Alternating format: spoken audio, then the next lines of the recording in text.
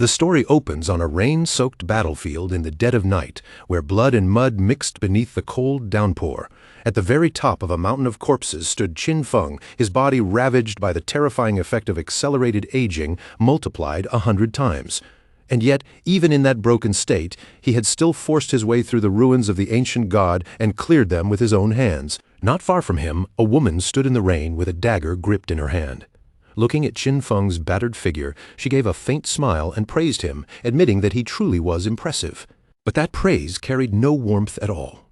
Her eyes soon shifted toward the divine artifact, the Eye of Judgment, and she calmly decided that this treasure would now belong to her. Qin Feng, covered in wounds and barely clinging to life, lifted his bloodied face with difficulty. His voice was weak, but the pain in it was unmistakable as he questioned his sister Qin Xiaoyu, asking why she would betray him like this. Qin Xiaoyu looked down at him with a cold expression, without the slightest trace of guilt in her eyes. Then she made it clear that, to her, Qin Feng had only ever been an adopted child taken in by her parents. In her heart, he had never truly been her brother. Since the same blood did not flow through their veins, she did not believe he had any right to call himself family. At that moment, a blond man named Song Fei appeared beside her. With a satisfied look on his face, he casually remarked that Qin Feng had actually turned out to be quite useful in the end. Song Fei rested one hand on Qin Xiaoyu's shoulder while holding the divine artifact in the other, his smile full of mockery. He thanked Qin Feng in a relaxed tone, saying that without him, neither he nor Qin Xiaoyu would ever have gotten their hands on the Eye of Judgment. And to drain Qin Feng's remaining lifespan all at once, Song Fei had gone through plenty of trouble to obtain the soul-stealing blade now buried inside Qin Feng's body. Looking at him like this was all some twisted joke, he asked Qin Feng whether he liked this farewell gift. After their parents died, Qin Feng had been the one who raised Qin Xiaoyu with his own hands. He supported her through school, protected her after the game descended upon the world, and risked his life for her more times than he could count. But now, staring at the sister who had turned against him without hesitation, Qin Feng finally understood that he had been completely wrong about her. Qin Xiaoyu showed no remorse at all. Instead, she coldly said that ever since their parents died, Qin Feng had constantly interfered in her life, ordering her around and trying to control everything she did. Back when she and Song Fei still needed his protection, he had at least been somewhat useful. But now that the divine artifact was already in their hands, his final bit of value had disappeared. Song Fei suddenly moved, rushing straight toward Qin Feng to finish him off. As he closed in, he even smiled and promised that from now on he would take very good care of Qin Xiaoyu. With death closing in right before his eyes, Qin Feng forced out his final hatred through gritted teeth. He swore that he would never let the two of them get away with this. But before Qin Feng could even finish his sentence, Song Fei struck him down without hesitation, ending his life right there in the rain. Back in 2025, the God-forsaken game descended upon the world. And from that moment on, the rules of reality were completely overturned. In that game, the only true currency was lifespan. If a person died, their remaining lifespan would be reduced, but if they killed monsters, they could gain more lifespan in return. And lifespan was not only used for survival. Players could also spend it to bring the abilities they gained inside the game back into the real world. Those who became powerful enough could crush tanks with their bare hands, slice aircraft apart with a single swing of a sword, and even withstand the force of nuclear explosions using nothing but their own bodies. From the day the game appeared, the entire world fell into a storm of chaos and transformation. Qin Feng fought desperately to survive with his sister, enduring one hardship after another. After countless battles, near-death escapes, and struggles that pushed him to the edge, he barely managed to climb into the top 100 powerhouses in the world. And after pushing through unimaginable danger, he finally conquered the ruins of the ancient god and obtained the divine artifact known as the Eye of Judgment. At that moment, Qin Feng had finally gained the qualifications to stand at the very top. But who could have imagined that the reward waiting for him at the end of all that suffering would be betrayal from the only family he had left? Everything he had poured into his life had become nothing but interference in someone else's eyes, and every struggle he endured had only cleared the path for another person's success. If he could live one more time, Qin Feng swore that he would no longer sacrifice himself for anyone. This time, he would fight only for himself. But then, something unbelievable happened. Qin Feng's eyes suddenly opened, and instead of the bloody battlefield, he found himself lying in his own room. He immediately sat up, his body tense and his mind racing. Looking around at the familiar surroundings, he quickly realized that he had returned to the real world. For a moment, Qin Feng was completely confused. He clearly remembered dying under Song Fei's attack. Yet, when he grabbed his phone and turned on the screen, the date displayed before him was the year 2025. He walked to the window and looked outside, where the city still stood beautifully beneath the light of the real world. Only then did Qin Feng realize the truth. He had been reborn 9 years into the past, back to the very day the God-forsaken game first descended upon Earth. The next day, Qin Xiaoyu kicked open the door and barged into the room. The moment she saw Qin Feng sitting at home and calmly drinking coffee, anger flashed across her face, and she immediately demanded to know why he had not answered her calls. She kicked the trash can in frustration, making it clatter across the floor. Watching her lose her temper, Qin Feng remembered clearly that on the day the Forsaken game descended, he and Qin Xiaoyu had a huge argument because of Song Fei. Posters of Song Fei were plastered all over the wall. Before the game arrived, Song Fei had been a somewhat famous underground idol, and Qin Xiaoyu was completely obsessed with him. On the surface, Song Fei looked glamorous and charming, but in reality, he was a rotten scoundrel who had tricked many female fans, taking their money and taking advantage of their bodies. To keep Qin Xiaoyu from falling into his trap, Qin Feng had always forbidden her from getting involved with that man. But in the end, all his protection was twisted into an accusation that he was controlling her life. Qin Xiaoyu pointed straight at Qin Feng, her finger almost stabbing through the air as she angrily asked if he was deaf. She blamed him for Song Fei losing first place that month, and even threatened him, saying that if Qin Feng did not give her money to help Song Fei climb back up in rank, she would really get angry. But in the next instant, Qin Feng's expression turned ice cold. Without saying another word, he raised his hand and slapped her hard across the face, sending her crashing down to the floor. Qin Xiaoyu's cheek swelled almost immediately, and blood began trickling from her nose.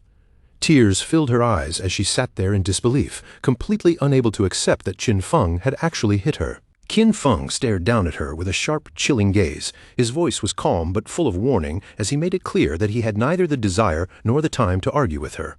If she kept barking at him, he would break her mouth next. Then Qin Feng threw a credit card over her head and told her that the money inside was what their parents had left behind. No matter how difficult things had been over the years, he had never touched even a single cent of it. For the sake of their parents, Qin Feng decided that he would not lower himself to her level this time. But there was one thing he wanted her to understand clearly. From this day forward, he no longer had a sister like her. Qin Xiaoyu immediately broke down crying. But the more she cried, the angrier she became, her face twisted with humiliation and resentment. In his previous life, Qin Feng had lost far too much while trying to protect Qin Xiaoyu. So many opportunities, hidden treasures, and dangerous dungeons that could have changed his fate were all abandoned because he had chosen her safety first. After cutting ties with her, Qin Feng took out several sleeping pills. With a glass of water in hand, he calmly swallowed them down. He was truly curious now. Without Qin Xiaoyu as a burden holding him back, just how far could he go? This time he would use everything he remembered from his past life and move ahead of everyone before they even understood what was coming. From this moment on, Qin Xiaoyu would have to fend for herself. And as for Song Fei, Qin Feng had already made up his mind. One day he would personally take that man's head. As the sleeping pills took effect, Qin Feng gradually lost consciousness. When he opened his eyes again, he found himself standing inside the familiar Choice Hall. He had missed this place, but he also remembered his first time here all too clearly. Back then, he had been so nervous that it took him several hours just to complete his career choice and finally leave. But this time, everything was different. He needed to move much faster. In his previous life, Qin Feng had chosen the warrior class for the sake of protecting Qin Xiaoyu. The warrior class was by no means weak, but it was no longer the right path for him now. Without Qin Xiaoyu dragging him down, he could clear solo content with far greater speed and freedom. For solo survival, mobility and reaction speed were the most important factors, so without even a second of hesitation, Qin Feng directly chose the assassin class. But right after he made his choice, something completely unexpected happened. A system notification suddenly appeared, announcing that the divine artifact, the Eye of Judgment, had been successfully bound to him. Immediately afterward, the Eye of Judgment activated. Its passive authority took effect the moment Qin Feng entered the Forsaken game. From now on, he would automatically obtain the highest-ranking profession and talent available to him. Qin Feng was stunned as he saw that the Eye of Judgment had followed him even after his rebirth. Only then did he begin to understand its true nature. As long as the artifact had recognized its master, even if someone else stole it, they would never be able to use it. Perhaps this divine artifact was the very reason he had been reborn in the first place. At that moment, Strange shadows began pouring into Qin Feng's body, wrapping around him like living darkness. Then his entire body started to change. His hair gradually turned white, his figure was swallowed by darkness, and Qin Feng himself began transforming into a shadow. Qin Feng's entire appearance had already changed. The profession he had received was Shadow, the highest-level hidden profession among assassins, and it was on a completely different path from the warrior class he had chosen in his previous life. Just by obtaining this profession alone, Qin Feng could already feel an enormous surge of power settling into his body. Qin Feng's eyes widened slightly as a memory from his past life flashed through his mind. Every profession had a tiny chance of awakening into a hidden, higher-tier profession, but that probability was so low it was almost impossible to count on. Yet the authority of judgment had directly turned that faint possibility into an absolute certainty. At that moment, the system activated again and informed him that the authority of judgment was the most authentic and ancient primordial authority in the entire universe. Its power stood above ordinary rules and even surpassed order itself. However, because Qin Feng did not yet possess divinity, he could not actively use this authority for the time being. Even so, its passive effect had already begun working. This information left Qin Feng deeply shaken. In his previous life, it was only in the 7th year after the God-forsaken game descended that one of humanity's top players finally managed to leave God's abandoned realm and enter the realm of order. Only after that did humans learn that the power of order existed at all. But even many years later, no human had ever truly obtained that power. Qin Feng had never imagined that he would reach something even beyond that so early. Right at the beginning of this new life, before anyone else had even understood the game properly, he had already obtained a primordial authority that surpassed both order and rules. As long as he could one day leave God's abandoned realm, reach the realm of order, and obtain divinity, he would be able to activate this authority for real. And just like that, Qin Feng had gained another goal for this lifetime. Once the profession selection was officially complete, the system prompted Qin Feng to enter his game alias. Qin Feng paused for a brief moment, his gaze lowering in thought. Then he chose the name Shadow, because this new profession had been born from darkness itself. The next instant, Qin Feng's body was wrapped in light, and he was teleported directly into God's abandoned realm. What appeared before him was a ruined and desolate land, a place crawling with countless monsters in every direction. Qin Feng knew he had to stay alert, because every monster outside was ready to tear players apart and steal their lifespan. Players could leave town, hunt monsters, and earn tradable lifespan. But if they died in the game, they would lose half of both their tradable and non-tradable lifespan. Right now, Qin Feng had arrived in Shelltown, one of the beginner's safe zones. Inside Shelltown, there were no monsters wandering around, and players were also forbidden from attacking one another. On top of that, the speed at which lifespan was consumed here remained at the normal 1x rate. Many people had been dragged into the game without any warning. Some had only taken a nap after eating, while others had simply fallen asleep after an exhausting day at work, only to open their eyes and find themselves trapped in this strange place. Soon, almost everyone nearby turned their attention toward Qin Feng. They had no idea what profession he had chosen, and they could not understand why his appearance looked so different from theirs. When some of them noticed the weapon at his side, they guessed that he was probably an assassin. Qin Feng, however, knew very well that powerful figures from many countries would soon begin appearing one after another, and the entire order of the world would be reshaped from this moment on. If Qin Feng wanted to step ahead of those future giants, then he could not afford to waste even a moment. In this game, progress waited for no one.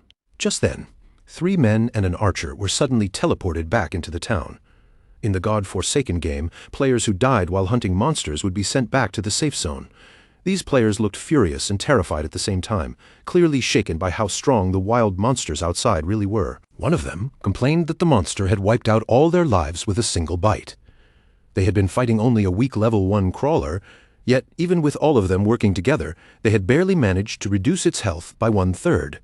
Now that they had died once, their lifespan had instantly been cut in half. The others quickly turned to the archer Jiang Lizzie and asked what they should do next.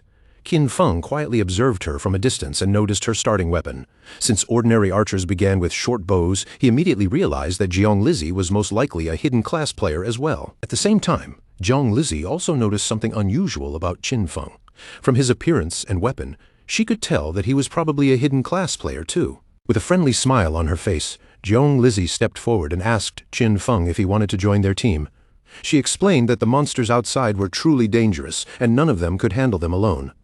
Her own team had already been wiped out once, so they at least had some experience now. But Qin Feng rejected her offer without hesitation and simply continued walking forward. When Jiang Lizi's companions saw him leave so casually, they immediately started mocking him. In their eyes, Qin Feng was just pretending to be some kind of expert. After all, even 5 of them together had failed to defeat that monster, so there was no way one person could do it alone. To them, Qin Feng was clearly walking straight toward death. Jiang Lizi quietly used the system to check him, and soon she saw that Qin Feng's alias was Shadow. As Qin Feng continued toward the town exit, Jiang Lizi made a quick decision. She chose to follow him from behind, hoping to see what kind of skills this mysterious player actually had. A faint smile appeared on her face. Even if Qin Feng ended up dying outside, they might still be able to gain useful information about the monsters and learn something from the way he fought. A land abandoned by the gods was not a place that gave people any sense of safety. The air itself felt oppressive, and danger seemed to be hiding in every ruined corner. Jiang Lizi and the others began following Qin Feng in secret. She still did not understand why she had been pulled into this strange world, but thanks to her years of experience in online games, she had quickly gathered a team around herself. Unfortunately, the very first monster they encountered after leaving town had completely annihilated them. Because of that, Jiang Lizi was certain that this creature was not something an ordinary level 1 player could defeat. Jiang Lizi's teammates were irritated, especially when they noticed that Qin Feng's starting weapon was different from the assassin in their own group. Their assassin carried only a dagger, but Qin Feng had a short blade. What made that assassin even more jealous was Qin Feng's speed. As an assassin himself, his agility should have been the highest, yet Qin Feng clearly moved faster. Even Qin Feng's clothing looked different from his. Because of all these details, Qin Feng seemed far from ordinary. Jiang Lizi became even more determined to follow him, believing that he might lead them to some crucial information. But then Qin Feng suddenly turned his gaze toward their hiding place. The moment Jiang Lizi sensed that stare, she quickly ducked back into cover, her heart tightening because she could not tell whether they had already been discovered. Qin Feng immediately activated Shadow Sneak, and in the blink of an eye, his body vanished from where he stood. Like a shadow melting into the darkness, he disappeared without leaving the slightest trace behind. Jiang Lizi and the others froze in confusion when they saw him vanish into thin air. The assassin in their group quickly reacted and realized that this had to be a stealth ability, one of the initial abilities that allowed an assassin to enter invisibility. Qin Feng had completely hidden himself from sight. Seeing this, Jiang Lizi decided it was better to return to town first and search for ways to strengthen themselves. Going outside was simply too dangerous right now. They had already died once, and their lifespan had been reduced by half, so they planned to look for NPCs and try their luck with hidden rewards, such as treasure chests. Shadow Sneak allowed Qin Feng to enter stealth for a limited amount of time. If he attacked, the stealth would be broken, but the first strike after emerging from stealth would deal increased damage. On top of that, Stealth Mastery doubled the duration of his stealth and raised his stealth level by 1. As expected, the Shadow class was far from ordinary. At this stage, a normal assassin's stealth could still be detected rather easily, but with the Shadow class's built-in mastery, neither players nor monsters in the early game could sense Qin Feng at all. Qin Feng could not help thinking that Jiang Lizi and her companions were still too naive. The beginner town might look safe, but there was nothing there that could truly improve a player's strength. In truth, the town was only a temporary shelter for new players. In the God-forsaken game, weak players were nothing more than prey waiting to be devoured by monsters. A few seconds later, Qin Feng's stealth finally ended. For now, the duration was still not very long, but luckily, the cooldown had started the moment he activated the skill. In just a few more seconds, he would be able to slip back into darkness again. Qin Feng opened his status window. His codename was Shadow, and his class was also Shadow.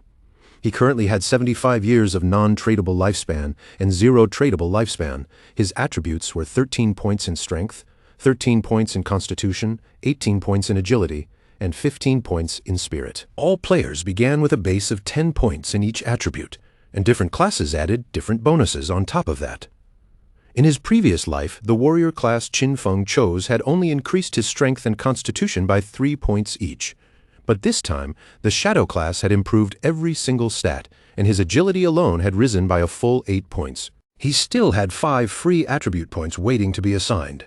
Most players in the early stage would pour those points into strength or spirit to boost physical or magical attack power. But Qin Feng knew from experience that this was a serious mistake. Without wasting even a second, Qin Feng placed all 5 free points into agility, raising that stat directly to 23. Agility was the true key to survival in the early game. No matter how players allocated their stats at the beginning, monsters could still deal overwhelming damage if they landed a hit. The only realistic way to kill monsters without getting injured was to increase speed, rely on movement, and avoid being struck at all. Just then, something in the distance caught Qin Feng's attention. Behind a nearby tree, a monster was hiding in the shadows. It was a normal grade level 1 crawler, but there was something unusual about it. The creature was in the middle of evolving. Qin Feng instantly became alert. When he noticed that the crawler was still absorbing lifespan, he quickly understood what had happened. This had to be the same monster that had wiped out Zhang Lizi's group of 4. The crawler soon sensed Qin Feng's presence as well. Its body was somewhat injured, and part of its HP had already been lost from the earlier fight. The monster suddenly lunged at him. But Qin Feng reacted instantly and dodged the attack with a sharp jump. He knew very well that when monsters killed players, they could seize their lifespan, and once they absorbed enough, they could begin to evolve. Qin Feng activated Shadow Sneak again, and drew his short blade from its sheath. Just before the crawler could close the distance, his figure vanished into the air right in front of it. As the crawler twisted around, trying to find where he had gone, Qin Feng suddenly appeared above it. Using Stealth Break Strike, he dropped down onto the monster's body and drove his short blade fiercely into the back of its head. A damage number of 174 appeared, and the crawler was killed on the spot, granting Qin Feng 10 experience points. Even Qin Feng had not expected to kill the crawler with a single strike. But then he remembered that attacking the nape of a crawler would trigger a critical hit. At the same time, a system window appeared, explaining that the backstab skill doubled damage when the attack came from outside the enemy's field of vision. That was why the crawler had died instantly. Backstab had stacked together with several other effects, forming a terrifying damage multiplier. Qin Feng stood there quietly, staring down at the crawler's corpse without saying a word. He remembered his previous life as a warrior. Back then, even when he landed a critical hit, he could barely deal 40 damage. Killing a single crawler had felt like a long, exhausting battle, and he had nearly died in the process every time. The moment the crawler collapsed and died, a faintly glowing orb rolled out from its body. That shining light was not ordinary loot, but the lifespan it had absorbed. Qin Feng stepped forward, clenched his hand around the glow, and directly absorbed the lifespan into himself. This gave him 3 days of tradable lifespan, along with 54 years and 155 days of non-tradable lifespan. 5 players had died to this monster, and each of them should have lost at least 20 to 30 years, adding up to more than 100 years in total. But because the crawler had already absorbed that lifespan first, Qin Feng only received 54 years from it. For the time being, however, non-tradable lifespan did not have much practical use for him. But right at that moment, the authority of the Eye of Judgment suddenly activated again, granting Qin Feng a talent called Infinite Evolution. With this talent, whenever Qin Feng killed monsters by himself, he had a chance to obtain evolution points, which could then be used to upgrade his skills. Every 24 hours he would automatically gain 5 evolution points. And if he defeated a boss-class monster alone, he was guaranteed to receive evolution points as a reward. Right now, Qin Feng already had 5 points available. Qin Feng now possessed infinite evolution, meaning his skills were no longer fixed in place. In his previous life, he had never heard of anything like this. No matter what equipment or skill book monsters dropped, their grades were always set from the beginning, and there was no way to raise them afterward. This was clearly a power that exceeded both rules and order. Qin Feng decided to test it immediately by upgrading Shadow Sneak and Backstab. He spent 4 evolution points, and both skills were successfully improved.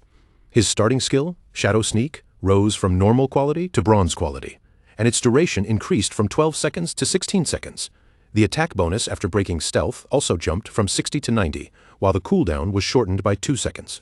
Backstab improved from inferior quality to normal quality, and its damage increased by 5%. Shadow Sneak now lasted 16 seconds on its own, and after being doubled by Stealth Mastery, the duration reached 32 seconds. With stealth lasting this long, Qin Feng could practically remain invisible without interruption. If these abilities had been upgraded earlier, even a crawler at full HP would have been killed by him in one strike. Just then, a young man walked over with a woman beside him and casually said that this game did not seem difficult at all. After all, even someone as thin-looking as Qin Feng had managed to kill a monster alone. The woman looked at the young man's physique and praised him, saying that with a body like his, he could probably take on 10 people by himself. Hearing that, the young man immediately grinned and promised that he would protect her. Qin Feng noticed something moving above them, hidden within the branches of a nearby tree. Meanwhile, the young man, still full of confidence, asked Qin Feng if he wanted to team up with them. Qin Feng instantly sensed the danger overhead, and without bothering to explain, he activated Shadow Sneak and vanished from sight. When the young man saw Qin Feng disappear so suddenly, he completely misunderstood the situation.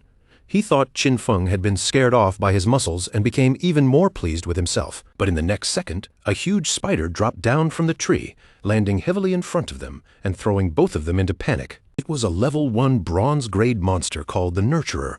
The moment it appeared, it launched its attack and ended their lives before they could even react. Qin Feng immediately remembered this monster. The Nurturer was a beginner boss with 1600 HP, and it was absolutely not something an ordinary rookie player could deal with. Even worse, it commanded many small spiders, making it far more dangerous than a normal monster. The Nurturer began feeding on the bodies it had just killed, and Qin Feng seized that brief opening. This was the perfect chance for him to test just how powerful his upgraded abilities had become. Using Stealth Break Strike, Qin Feng appeared from the shadows and drove his short blade straight into one of the spider's eyes. The Nurturer immediately counterattacked, but Qin Feng reacted just in time. He dodged the strike, pulled back quickly, and used Shadow Sneak again to disappear from the monster's sight. That single attack dealt 338 damage to the boss, but in the process, Qin Feng still took 9 points of damage. He had only managed to escape safely because of his high agility.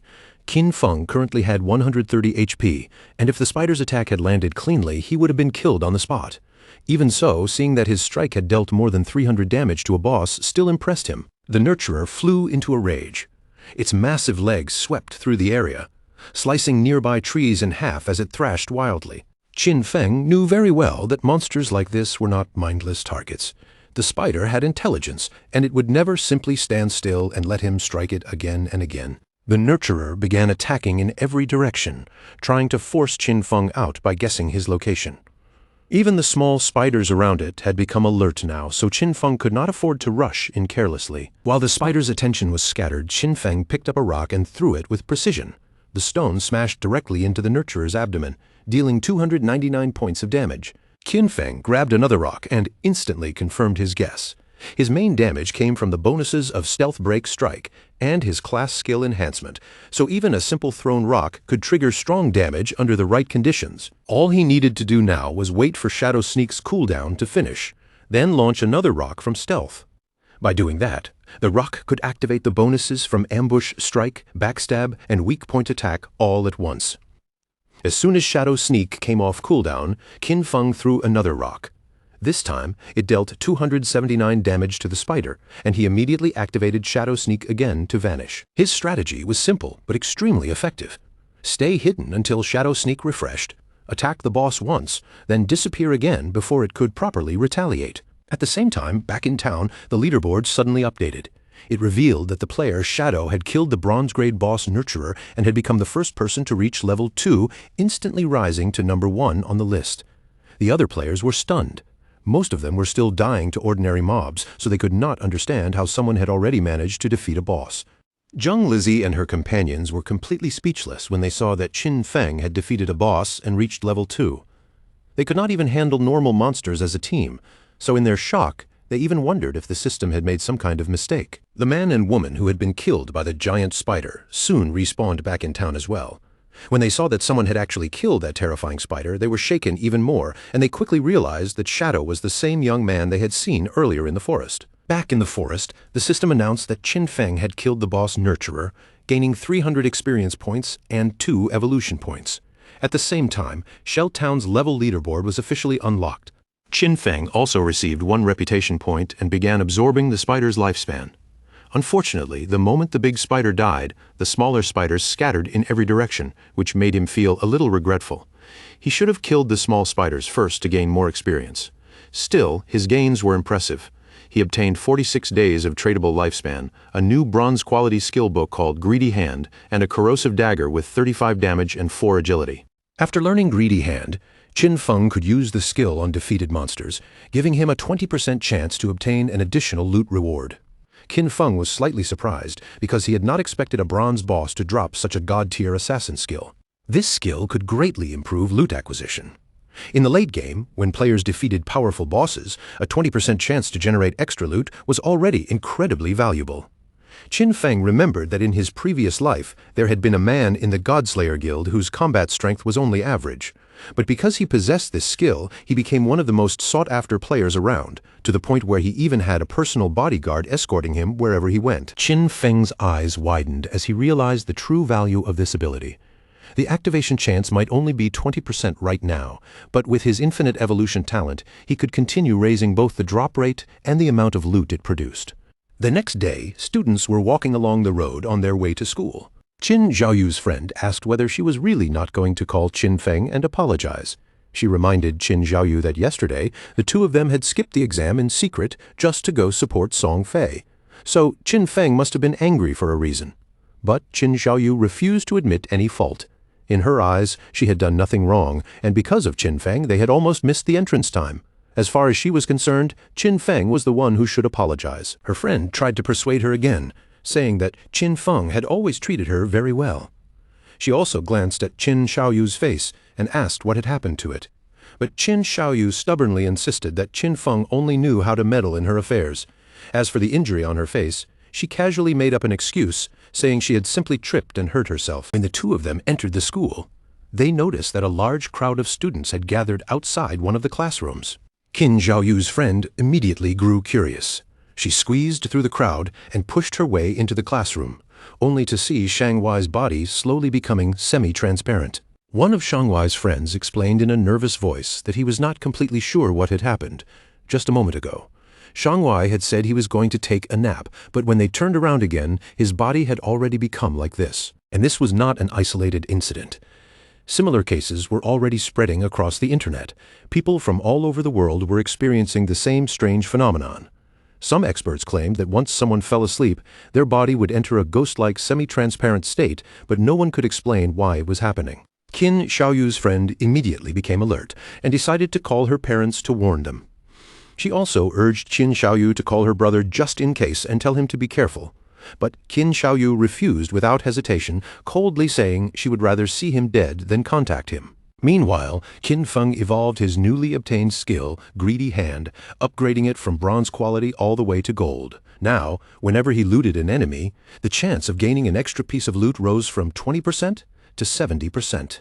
Because of this upgrade, Qin Feng successfully learned Greedy Hand and obtained 2 points. Qin Feng clenched his fist and activated the skill right away.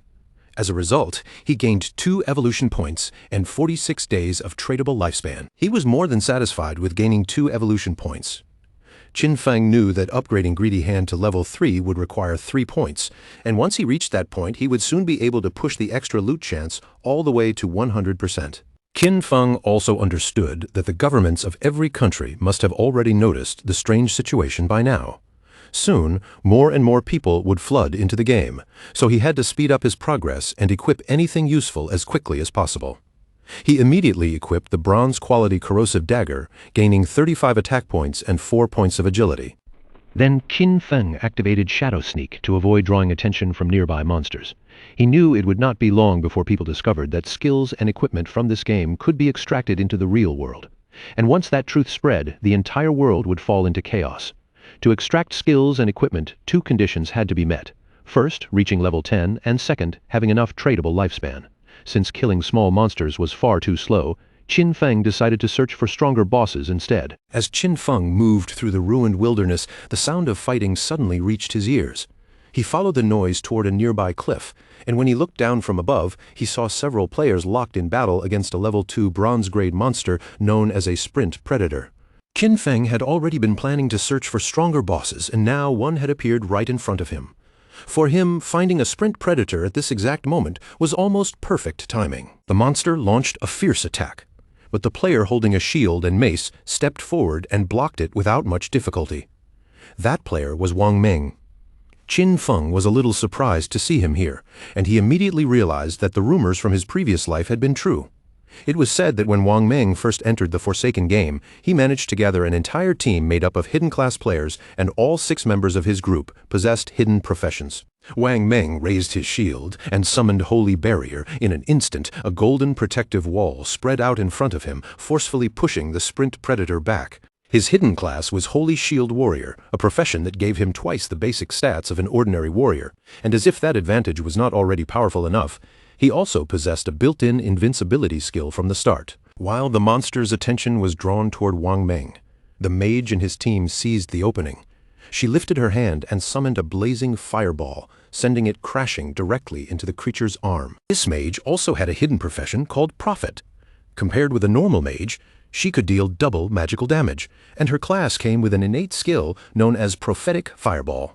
The archer in the team had a hidden archer profession called Sharp-Eyed Shooter, giving him double the stats of an ordinary archer along with a built-in rapid shot skill. As for the priest, he had the Oracle Priest class, which doubled normal healing power and also gave him access to group healing. The archer and mage attacked at the same time, sending their ranged attacks toward the sprint predator. But the monster moved with frightening speed, avoiding their attacks almost effortlessly before charging straight at Wang Meng and forcing him to step back. The archer immediately began to panic when he saw that their ranged attacks could not land. His face tightened with fear as he realized that this boss was simply too fast for them to keep up with. The priest quickly healed Wang Meng, helping him recover from the damage he had taken. Wang Meng then decided that their best chance was to keep attacking the boss little by little while the healers focused on keeping everyone alive. From his hidden position, Qin Feng watched Wang Meng's plan unfold and thought that he was being far too optimistic. Trying to slowly wear down the monster's health sounded reasonable, but Wang Meng had overlooked the most important danger. This was the wilderness, not a safe arena. If a fight dragged on for too long, nearby monsters would definitely be drawn in by the noise. And just as Qin Feng expected, two more monsters suddenly appeared behind Wang Meng's team. Qin Feng recognized them at a glance. They were Corruptors, regular level 2 monsters covered in dark brown mud, and they specialized in long-range attacks. The swordsman in Wang Meng's team reacted first. He rushed toward the newly appeared monsters and slashed fiercely at one of the Corruptors. Qin Feng narrowed his eyes slightly. The swordsman's class seemed to be a hidden profession as well, but it was one that even Qin Feng had not seen before. The sword strike landed and dealt 33 points of damage, but the swordsman quickly realized something was wrong. The defense of these monsters was much higher than he had expected. The Corruptor immediately opened its mouth and spat a thick stream of muddy liquid onto the swordsman. That attack triggered ground bind, causing the swordsman's movement speed to drop sharply as the mud clung to him and restricted his movements. At the same time, the other Corruptor turned and began chasing after the mage. The mage was so frightened that tears appeared in her eyes as she desperately tried to run away. But right then, Qin Feng moved. He leapt down in a flash, and before anyone could clearly see his figure, his blade had already swept across the monster's neck. The Corruptor was instantly decapitated, taking 441 points of damage, and the mage was saved on the spot, leaving everyone around her completely stunned. Qin Feng's strike had been so overwhelming that the Corruptor died in one blow. The mage froze in confusion, still not understanding who had saved her or whether someone unseen was helping their team. Using his sword for support, the swordsman struggled back to his feet. His eyes widened in disbelief when he saw that someone had actually killed a level 2 Corruptor in a single strike. Compared to that, their whole team had needed to work together for 10 full seconds just to kill a level 1 Corruptor. The remaining Corruptor tried to launch another attack. But once again, Qin Feng moved like a streak of lightning, appearing and cutting the monster's head off before it could react. The swordsman trembled with fear and quickly asked Lai Zai if she had seen who had done it. Lai Zai was just as shaken and said in panic that she had not seen anything clearly. Wang Meng forced himself back up and told everyone not to lose focus. Deep inside, however, he could only hope that this mysterious attacker was on their side. Now, only the sprint predator remained. Qin Feng was watching quietly from a tree branch above, while his rewards for killing the 2 level 2 Corruptors appeared. He gained 40 experience points, 1 evolution point, a common quality skill book called Venom Dart, and 8 days of tradable lifespan. Qin Feng did not hesitate for even a moment. Venom Dart was a perfect mid-range poison damage skill, so he immediately used his evolution ability to upgrade it. After the upgrade, Venom Dart rose to level 2 and improved from common quality to silver quality. The skill now allowed him to throw a deadly poisoned dart with a maximum range of 14 meters, dealing 120 points of attack damage on impact while applying the Venom status. Its cooldown was only 5 seconds. The Venom status would deal continuous damage equal to 50% per second, lasting for 5 seconds in total. However, this poison effect could not be stacked multiple times. Just then, the sprint predator attacked again. Wang Meng managed to raise his shield and block the frontal strike, but in the same moment, the creature's sharp limb pierced straight into his stomach. Pain shot through Wang Meng's body, and his shield and mace dropped heavily to the ground. The monster immediately seized the chance, driving its other sharp limb into him as well and causing him unbearable agony. The archer began trembling in fear at the sight. The priest also panicked because he knew the situation had turned terrible. His healing speed could no longer keep up with the damage Wang Meng was taking. In that desperate moment, Wang Meng gritted his teeth through the pain and shouted for the others to run. Before anyone could escape, Qin Feng made his move. A poisoned dart shot through the air and buried itself directly into the sprint predator's head, instantly dealing 845 points of damage. The mage and archer stared in shock. That single attack had erased nearly half of the boss's HP in one blow.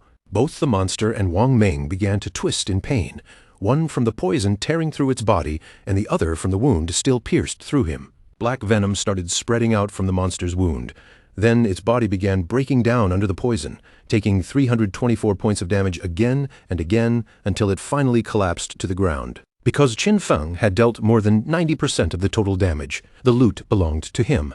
For killing the sprint predator, he gained 600 experience points, reached level 3, obtained 2 evolution points, and received 55 days of tradable lifespan.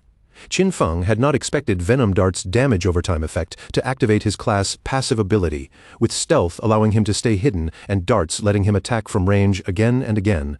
There was now almost nothing in the early or mid-game that could stop him. Loot began emerging from the sprint predator's corpse. Wang Meng stared in shock at the damage the boss had suffered, and after several seconds, the loot suddenly disappeared from view. Wang Meng slowly stood up, still recovering from the shock, and sincerely thanked Qin Feng for saving them. But Qin Feng only looked at them calmly and warned that in the Wildlands people should not trust others so easily. His words instantly left everyone stunned. Wang Meng accepted the warning and thanked Qin Feng for the advice. He and his teammates decided not to disturb him while he checked the loot. Before stepping back, Wang Meng added that if Qin Feng ever needed anything in the future, he could come find him. Qin Feng picked up the loot while silently evaluating Wang Meng. From what he had seen, Wang Meng seemed like someone trustworthy. More importantly, he had the support of Daxia's government, which meant he had access to many resources. Because of that, Qin Feng started considering him as a stable channel for selling loot he did not need. Qin Feng then activated Greedy Hand on the corpse and gained 3 evolution points, 55 days of tradable lifespan, and a bronze quality pair of Sprint Predator leather greaves. He immediately equipped the leather greaves, gaining 9 points of physical defense, 5 points in all elemental resistances, and a 15% increase to cooldown speed. This was excellent loot for Qin Feng. He still had many other class gear pieces and skill books piling up, and once his bag was completely full, he planned to return to town and exchange everything he did not need for lifespan. A confident light appeared in Qin Feng's eyes. Compared with his previous life, his growth speed this time was not just faster. It was already 100 times beyond what it had been before. Not far from where Qin Feng stood, another team of players was being attacked by even more monsters. Seeing the number of enemies continue to increase, the players quickly realized they could not keep fighting and decided to flee. But before they could successfully escape, an even larger monster suddenly appeared in their path. And just as the players tried to run, that monster struck first. Sharp vines shot out violently, piercing through them one after another and killing the entire team before they could get away. The players who had just died respawned back in town, their faces filled with frustration and exhaustion. No matter how they tried to fight, the monsters outside always appeared in groups, and once their health got low, they would immediately run away. Rumor had it that players needed to reach level 3 before they could leave the game, but at this rate, that requirement felt almost impossible. Some players argued that they simply needed a bigger group, because 3 people were clearly not enough. They believed they should gather 6 players, or maybe even 10, before going out again. But another player immediately disagreed, saying that larger groups were not the solution either. He had personally seen a team of 10 get surrounded and wiped out, and too many people would only attract even more dangerous bosses. Not long ago, a group of 40 players had somehow triggered a monster called Curse Master, and that thing had annihilated more than 30 of them with a single attack. Zhang Lizi's team also respawned back in Shelltown, looking far worse than before. If players could not reach level 3, they would remain trapped inside the game forever.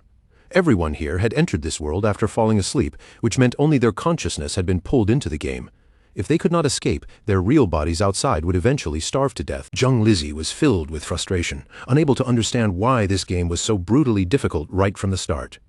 One of her companions panicked, saying they had already died 3 times, and their non-tradable lifespan had dropped to less than 10 years. If this continued, they would truly die in the real world. Even though Zheng Lizhi still could not confirm whether everything was real or not, she knew one thing clearly: they could not afford to die again. When Zheng Lizhi saw that Shadow had already reached level 3, confusion flashed across her face. She quickly realized that he must have found some kind of hidden method or trick. If they wanted to escape this game alive, they needed Shadow to carry them to level 3. Zheng Lizhi clenched her fist and immediately ordered her team to spread the news. They had to find a way to make Shadow help them level up. Once they returned to reality, she was willing to give him 10 million in cash. Her teammates were stunned by the number, but Zheng Lizhi was confident.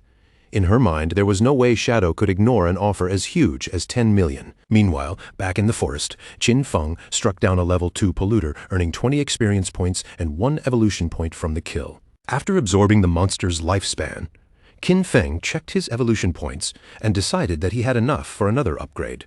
Without hesitation, he spent 5 points to evolve Greedy Hand again. The skill's quality rose once more, improving from Platinum to Emerald. Its chance of obtaining extra loot increased all the way to 160%, and now the additional loot had a 20% chance of being 1 tier higher than normal. Even Qin Feng was amazed by the effect. This upgrade was simply outrageous. If he continued evolving the skill, the chance of higher tier bonus loot might eventually reach 100%, or maybe even 200%. Rain began falling through the forest, pattering against the leaves and soaking the ruined ground beneath Qin Feng's feet. Just then, something in the distance caught his attention. Moving through the trees was the monster known as Curse Master, wandering through the forest like a dark omen. This creature was a bronze tier boss, and at that moment it was consuming vital force in order to advance into a silver tier boss. To Qin Feng, it was not strange at all that this boss had wiped out a 40-player team. With its strength, that result was completely normal. However, his inventory was already full right now, so even if he killed the monster, he would not be able to collect all the loot. For the moment, he decided to mark the location on his map first. The Curse Master's evolution would take some time, so Qin Feng planned to empty his inventory first and then return later to deal with it properly. Back in town, the news had already spread everywhere. Someone was offering 10 million for Shadow, the #1 player on the leaderboard, to help them level up quickly. Players were dying over and over, losing lifespan each time, and the wealthy had already begun searching for ways to escape. For ordinary people without money or connections, the situation was starting to look hopeless. While the crowd was busy talking, Qin Feng suddenly appeared in Shell Town, and his arrival immediately drew everyone's attention. Using the system, Qin Feng activated the market stall function. A system announcement quickly rang out, informing nearby players that he was selling equipment and skills, and that the stall would only remain open for 10 minutes. The crowd was shocked when they saw him wearing 2 pieces of bronze tier gear, and even more shocked when they realized he was selling 2 additional pieces as well. Many players still could not believe that he had actually killed a bronze tier boss. One of them stared at Qin Feng for a moment and asked why they could not see his face clearly. Another player quickly explained that Shadow had activated the face concealment function. Since the player's appearance in the game matched their real-world appearance, hiding his face meant he clearly wanted to keep his identity mysterious. A mage soon walked up to Qin Feng's stall and looked over the goods with interest. Her gaze settled on the icicle spell, and she asked how much it cost. Qin Feng answered plainly that the price was 100 days of tradable lifespan. This mage was Grey Rose, currently ranked 11th in Shell Town, and just like Qin Feng, she had also activated face concealment. To Grey Rose, 100 days of lifespan was definitely not a small amount, so she asked if Qin Feng could lower the price a little. But Qin Feng calmly explained that even though Icicle Spell was only a common tier skill, it could greatly increase a mage's farming speed in the early game. For that kind of advantage, 100 days was already a bargain. Grey Rose then asked whether she could pay with real-world money instead. Qin Feng immediately refused. He advised her that if she had cash, she could first buy tradable lifespan from other players and then trade with him. Unless someone else offered a higher price, he had no intention of selling the skill before she gathered the lifespan. Grey Rose fell silent and began thinking it over. Then she opened her team channel and asked her teammates whether this deal was worth taking. Thanks to her leadership, their team had already reached level 2 so quickly, so none of them objected. With this skill, they would be able to reach level 3 even faster, and right now escaping the game was more important than anything else. She asked them to transfer their tradable lifespan to her first and promised to pay them back with money once they returned to reality. After gathering enough lifespan, Grey Rose handed over 100 days of tradable lifespan to Qin Feng. Seeing that every member of her team was already level 2, Qin Feng understood that they must have killed at least 30 or 40 crawlers by now. That meant their total tradable lifespan should be far more than just 100 days. Qin Feng completed the sale and received 100 days of tradable lifespan. His total tradable lifespan rose from 268 days to 368 days. Just then, Jiang Lizzie appeared nearby, and the moment she spotted Shadow, a pleased expression crossed her face. With a confident smile, Jiang Lizzie approached him and said she was giving him an opportunity. As long as he helped her reach level 3, she promised to pay him 10 million once they returned to the real world. The other players around them were instantly shocked by the offer. This was Jiang Lizzie. In Qin Feng's previous life, she had eventually become the leader of a criminal syndicate. Later, her entire organization was wiped out by the country. Now, with a smug smile on her face, she introduced herself by saying her father was the president of Dazhang Industries. Seeing that Qin Feng did not seem convinced, she even told him to look her up himself. According to the reports, Qin Feng remembered Jiang Lizzie had used cash to lure people into selling their lifespan. Afterward, she kidnapped them and forced them into labor, and anyone who resisted was murdered in reality. Knowing exactly what kind of person she would become, Qin Feng rejected her offer coldly because to him she was nothing but scum. Jiang Lizzie admitted that Shadow was strong inside the game, but she pointed out that no one truly understood how this world worked yet. She advised him to team up with her, promising that she could give him a life of luxury filled with cars, houses, women, and anything else he wanted. Qin Feng's expression did not change at all. He simply told her to stop blocking his business. More than anyone else, he understood that cash would soon become worthless, because before long, the only currency recognized everywhere would be tradable lifespan. Jiang Lizzie's expression darkened, and her arrogance began to show. She said coldly that if this were the real world, she would have already taught him a harsh lesson. Qin Feng's eyes turned murderous as he looked at her. In a chilling voice, he warned that if she dared to say one more word, he would kill her again and again until her lifespan dropped all the way to 0. Jiang Lizzie and her companions immediately felt the terrifying pressure behind his words. Without wasting another second, they turned and ran from the area. A few minutes later, Qin Feng sold the final item from his stall, the bronze-tier Gleam robe. After all the sales were completed, Qin Feng's tradable lifespan had reached a total of 546 days. Now that his inventory had been cleared and everything had been sold, Qin Feng decided it was time to go back and deal with the Curse Master. His figure faded from sight as he activated stealth and disappeared. No one in town understood it yet, but tradable lifespan could be used to extract skills into reality. Soon, this forsaken game would drag the real world into complete chaos. The backgrounds, wealth, and status that people used to be proud of would quickly lose their meaning. In the days to come, only personal strength would truly matter. Jiang Lizzie and her team had moved far away from the market area. After running non-stop, they finally stopped, breathing heavily and trying to recover. Jiang Lizzie's face was twisted with anger as she told the others that Shadow had not only rejected her offer, but had even threatened her. The more she thought about it, the more furious she became, and she swore that once she returned to the real world, she would find him and kill him. While Jiang Lizzie was thinking about revenge, a man named Mao Li Jun, also known as Lao Mao, walked toward her. Lao Mao introduced himself by saying that he was already level 2, and he claimed that he knew a few useful tricks for leveling up in the game. Then he asked whether he could accept the 10 million offer that Shadow had turned down and help Jiang Lizzie's team reach level 3 instead. Jiang Lizzie immediately became cautious and asked what kind of tricks he was talking about. Lao Mao smiled and said that he normally kept these methods secret, but for her he was willing to make an exception. He explained that under the current conditions, the fastest way to level up was to quickly put all available attribute points into agility. With enough agility, players could run faster than monsters, allowing them to fight and survive without taking damage. Jiang Lizzie was stunned when she heard this, because she had already placed all of her points into strength. In the end, Jiang Lizzie agreed to Lao Mao's offer, but she said she would only pay him 5 million since he was clearly not as strong as Shadow. Lao Mao accepted the reduced price without arguing, though he still found it strange. Shadow was powerful, but turning down such a huge amount of money made no sense to him at all. Meanwhile, Qin Feng finally reached the spot he had marked on the map earlier. His figure remained hidden in stealth, blending quietly into the surroundings as his eyes locked onto the monster ahead. From the aura rolling off its body, he could tell it had already advanced into the silver rank, and the thick, gray fog still coiling around it proved one thing clearly: it was not finished evolving yet.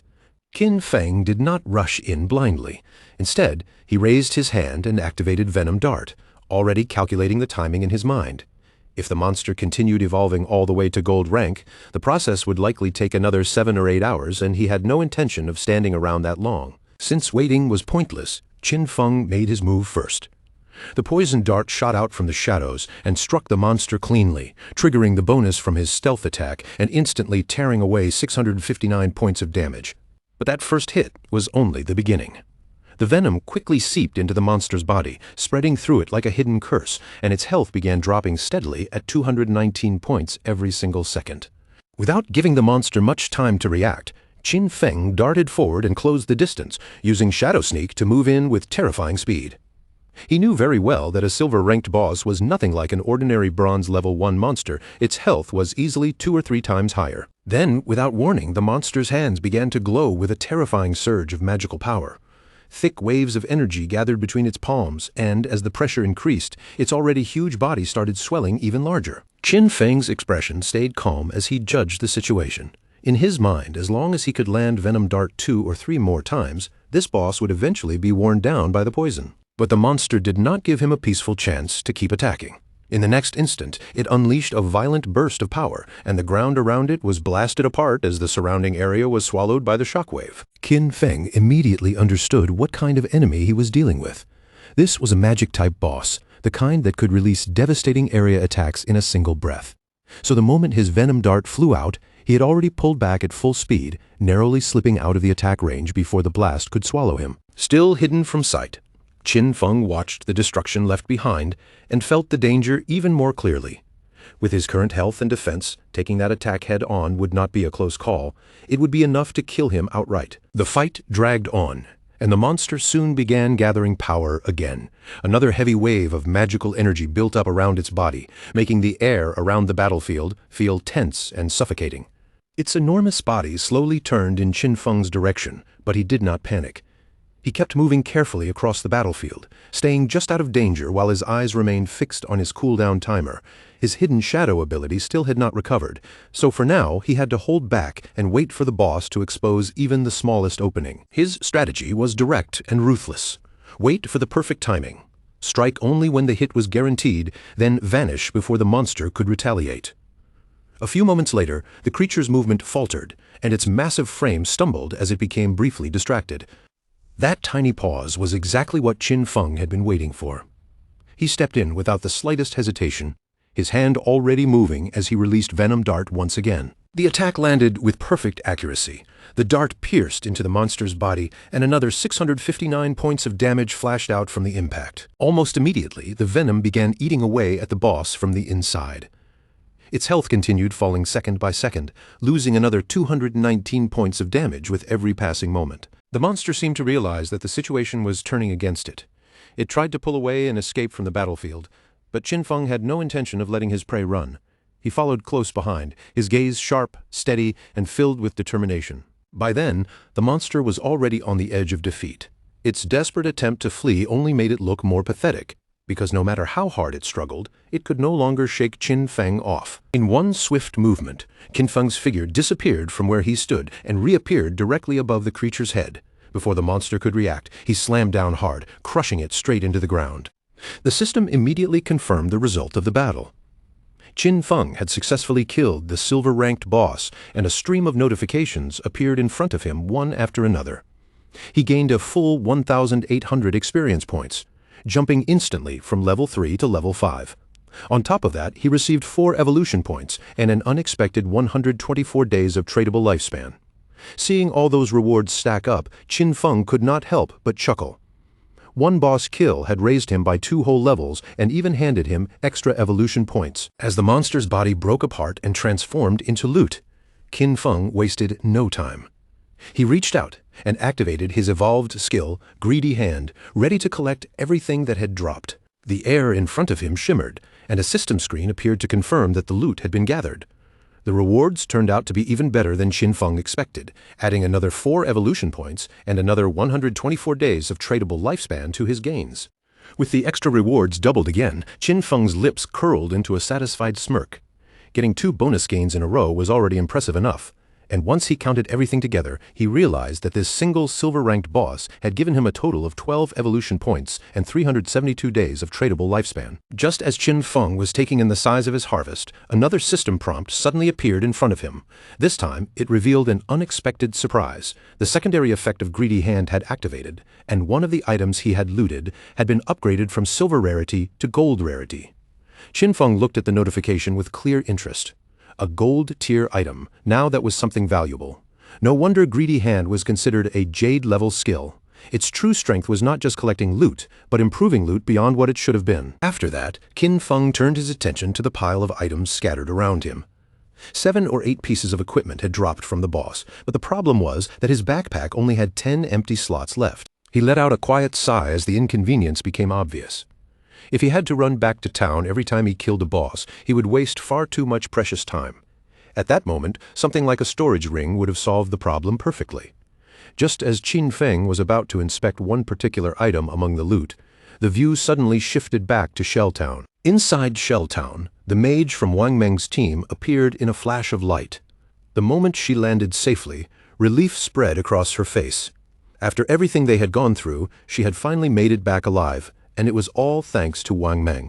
One after another, the rest of the team returned as well. They gathered around Wang Meng and thanked him sincerely, admitting that without his leadership, there was no way they would have reached level 3 and made it back safely. But Wang Meng did not take the credit for himself. He simply brushed off their praise, saying that their progress came from everyone's effort, not just his command. Even so, the mage still had one regret stuck in her mind.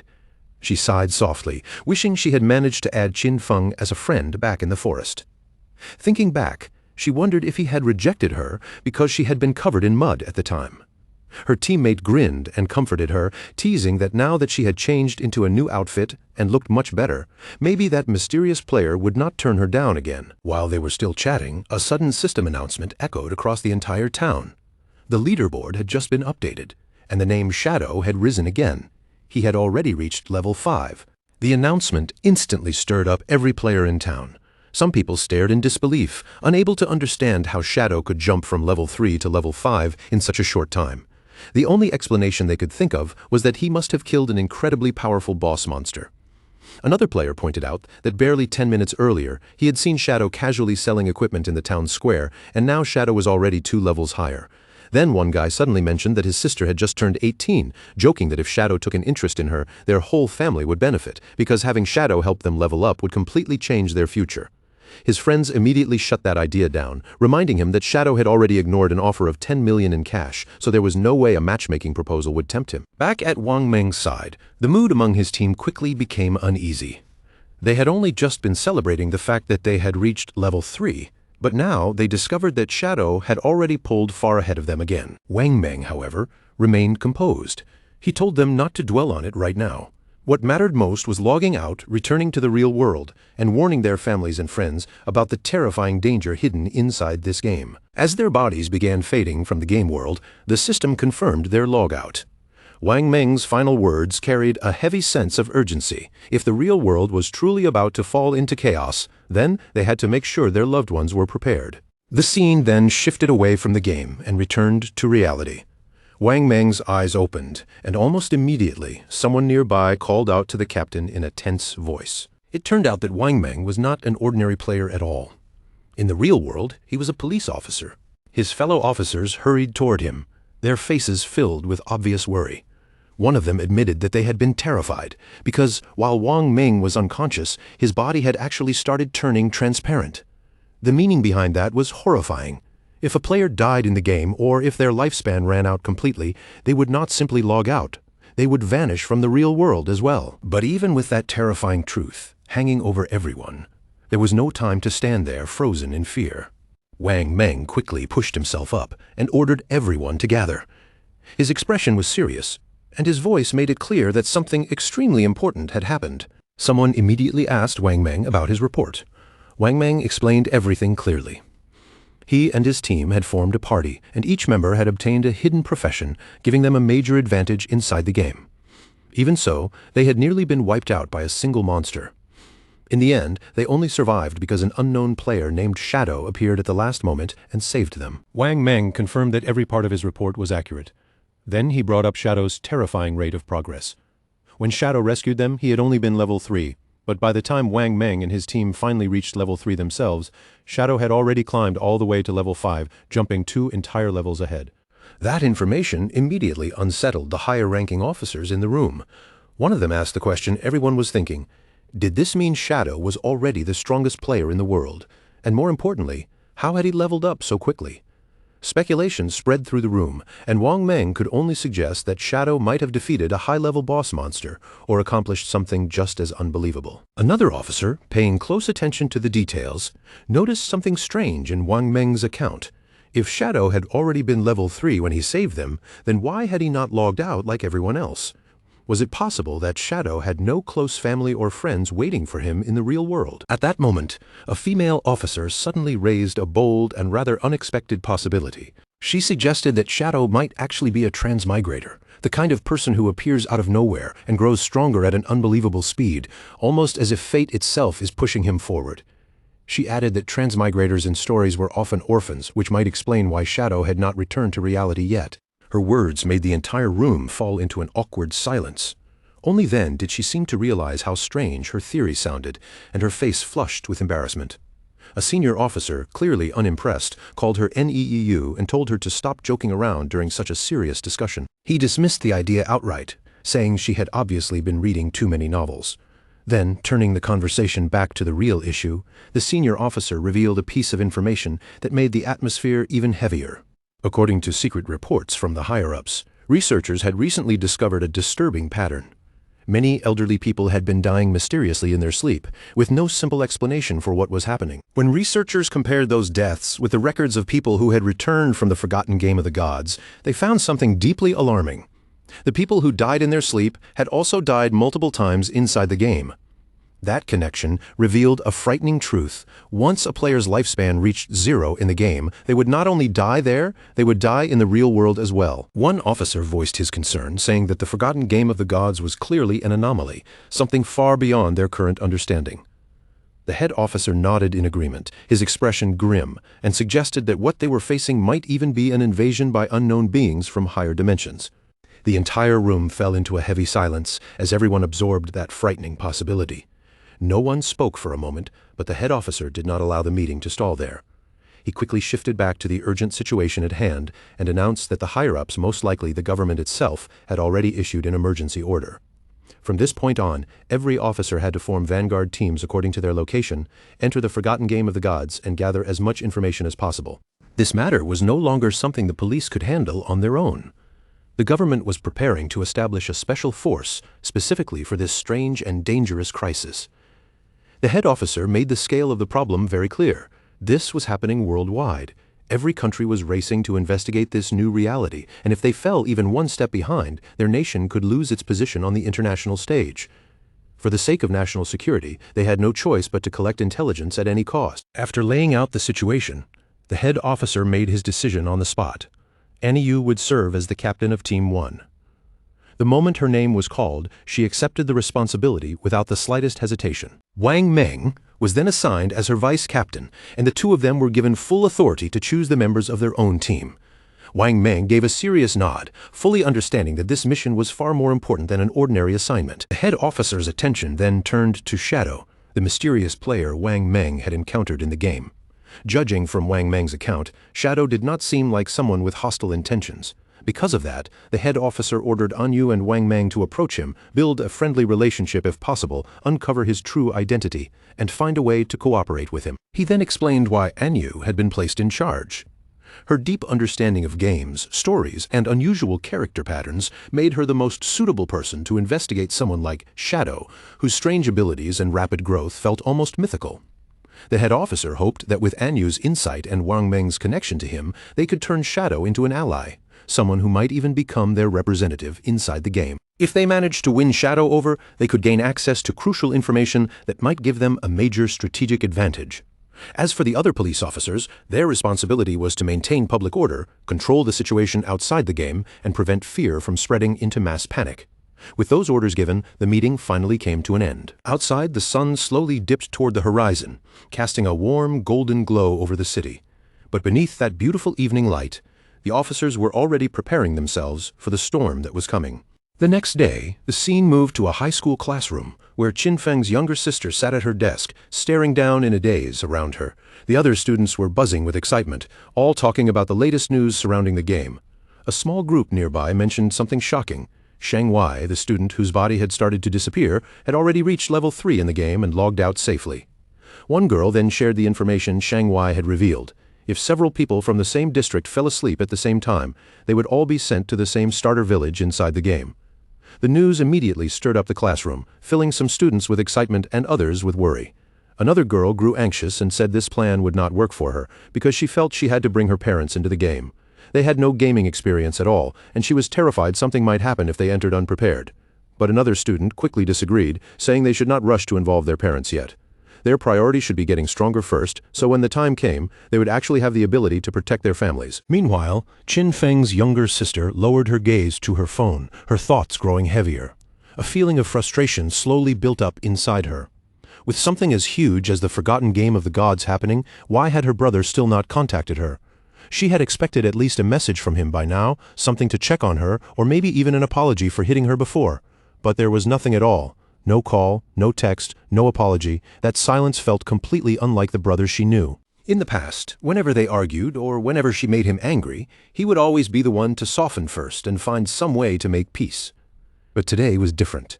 There was only silence, and that made her feel even more wronged.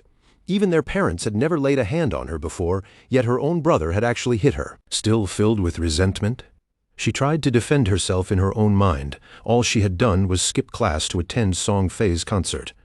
Was that really such an unforgivable mistake? She puffed out her cheeks in annoyance and secretly decided that unless her brother called her and apologized at least 1,000 times, she would absolutely never forgive him. But that irritation did not last long. The moment her thoughts drifted to Song Fei, her mood changed almost instantly, and excitement began to sparkle in her eyes. Looking back on it now, she felt lucky that she had gone to see him yesterday. Once the forgotten game of the gods truly took over everyone's lives, chances to attend Song Fei's concerts might become rare. A dreamy expression appeared on her face as she remembered the performance from the night before, especially the thrilling feeling of being so close to him in the crowd. In her mind, Song Fei appeared on stage again, standing beneath the lights while the crowd cheered around him. Just thinking about how dazzling and amazing he had looked made her unable to stop gushing over him. Then, a sudden realization struck her. If everyone entered the game world while sleeping, then Song Fei would eventually enter that world too. The thought alone made her face flush red. She immediately began imagining what it would be like to meet Song Fei inside the game. Could this be her chance? Could fate finally be creating an opportunity for the two of them to meet? The more she thought about it, the faster her heart beat, and her imagination started running wild. As she prepared to sleep, another thought suddenly came to her. Shang Wei had reached level 3 incredibly fast, which meant he was probably already considered an experienced player. If she wanted to perform well once she entered the game, she needed some useful advice before going in. So, without wasting any time, she picked up her phone and sent Shang Wei a message, asking if he had any helpful tips for her before she entered the game world. At that same moment, Shang Wei was still with his classmates when her message appeared on his phone. Shang Wei looked down at the screen, and a pleased smile quickly spread across his face. He could hardly believe the situation. Who would have thought that someone like Qin Feng's younger sister would actually come to him for advice? To him, this felt like a rare opportunity had landed right in his hands. Whatever he had been hoping for, this was his chance. Shang Wei quickly replied, telling her she had asked the right person. Then he shared what he claimed was a crucial early game secret. At the start, she had to put all of her attribute points into agility. Otherwise, she would not be fast enough to escape from monsters and would just keep dying over and over. She hesitated and asked if that still applied, even if she chose a mage class. Shang Wei immediately assured her that it did. Agility was useful for mages too, he explained, because it increased casting speed, and in the early stage of the game, that advantage was extremely important. Still feeling uncertain, she asked what she should do if she still could not defeat monsters even after increasing her agility. Shang Wei answered with confidence, telling her not to worry too much. As long as anyone in their village reached level 5, the village's teleportation formation would activate and connect all the starter villages together. Once that happened, she could simply join a random party and let others help her level up. He also promised that once the teleportation circle opened, he would come find her himself. Hearing that, she immediately felt much more relieved and happy. Lying on her bed, she smiled to herself, thinking that people like Shang Wei really were useful at times. Just like that, she had already found someone who could help her inside the game.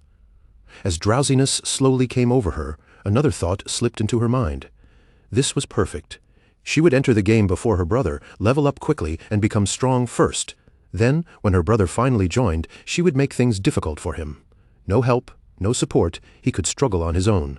Feeling satisfied with that little plan, she gradually drifted off to sleep, filled with anticipation for the adventure ahead. The scene then returned to the game world, where Qin Feng stood beside the loot left behind by the defeated boss monster.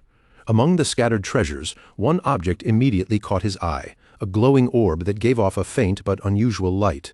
The moment Qin Feng picked it up, a system notification appeared in front of him, confirming that he had obtained a gold-tier item called the Curse Ring. The system quickly displayed its attributes. The ring had no class restriction and could be equipped by anyone. It increased all attributes by 8 points, added 26 points of dark elemental resistance, and made weak point attacks 1.5 times stronger. However, there was one condition: the wearer had to be at least level 4. Looking over the effects, Qin Feng immediately understood how valuable the ring was. An 8-point increase to every attribute meant a total boost of 32 points, which was almost the same as gaining 3 levels. On top of that, the dark elemental resistance would be useful against many types of enemies, and the weak point attack bonus was an excellent added advantage. With all of that in mind, Qin Feng quickly judged the curse ring to be an extremely useful piece of equipment, something that would definitely help him as he continued moving through the game. Before he could spend too much time admiring the ring, another system notification suddenly appeared. This time, it announced that he had learned a new skill: Instant Shadow Slash, a silver tier assassin type ability. The system then laid out the details of the skill. Once activated, Instant Shadow Slash would release multiple slashes in a single direction, reaching as far as 15 meters. It would also grant temporary invincibility for 5 seconds, while striking every enemy within a 2.1 meter wide path a total of 3 times. Each strike would deal 100 damage and count as a backstab, though it would not be able to trigger weak point attacks.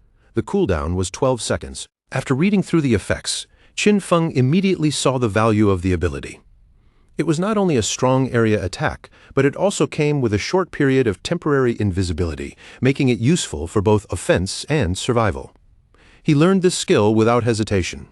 Then, looking at the evolution points he still had left, he decided to strengthen one of his most important abilities, Greedy Hand. The system immediately consumed 8 evolution points, and Greedy Hand was upgraded from Jade rank to Diamond rank in a flash. The upgraded Greedy Hand received a major improvement.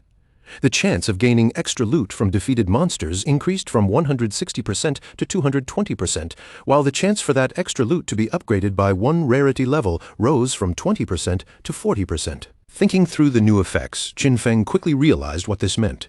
From now on, each enemy he killed would basically give him 2 additional pieces of loot, making every battle nearly 3 times more profitable.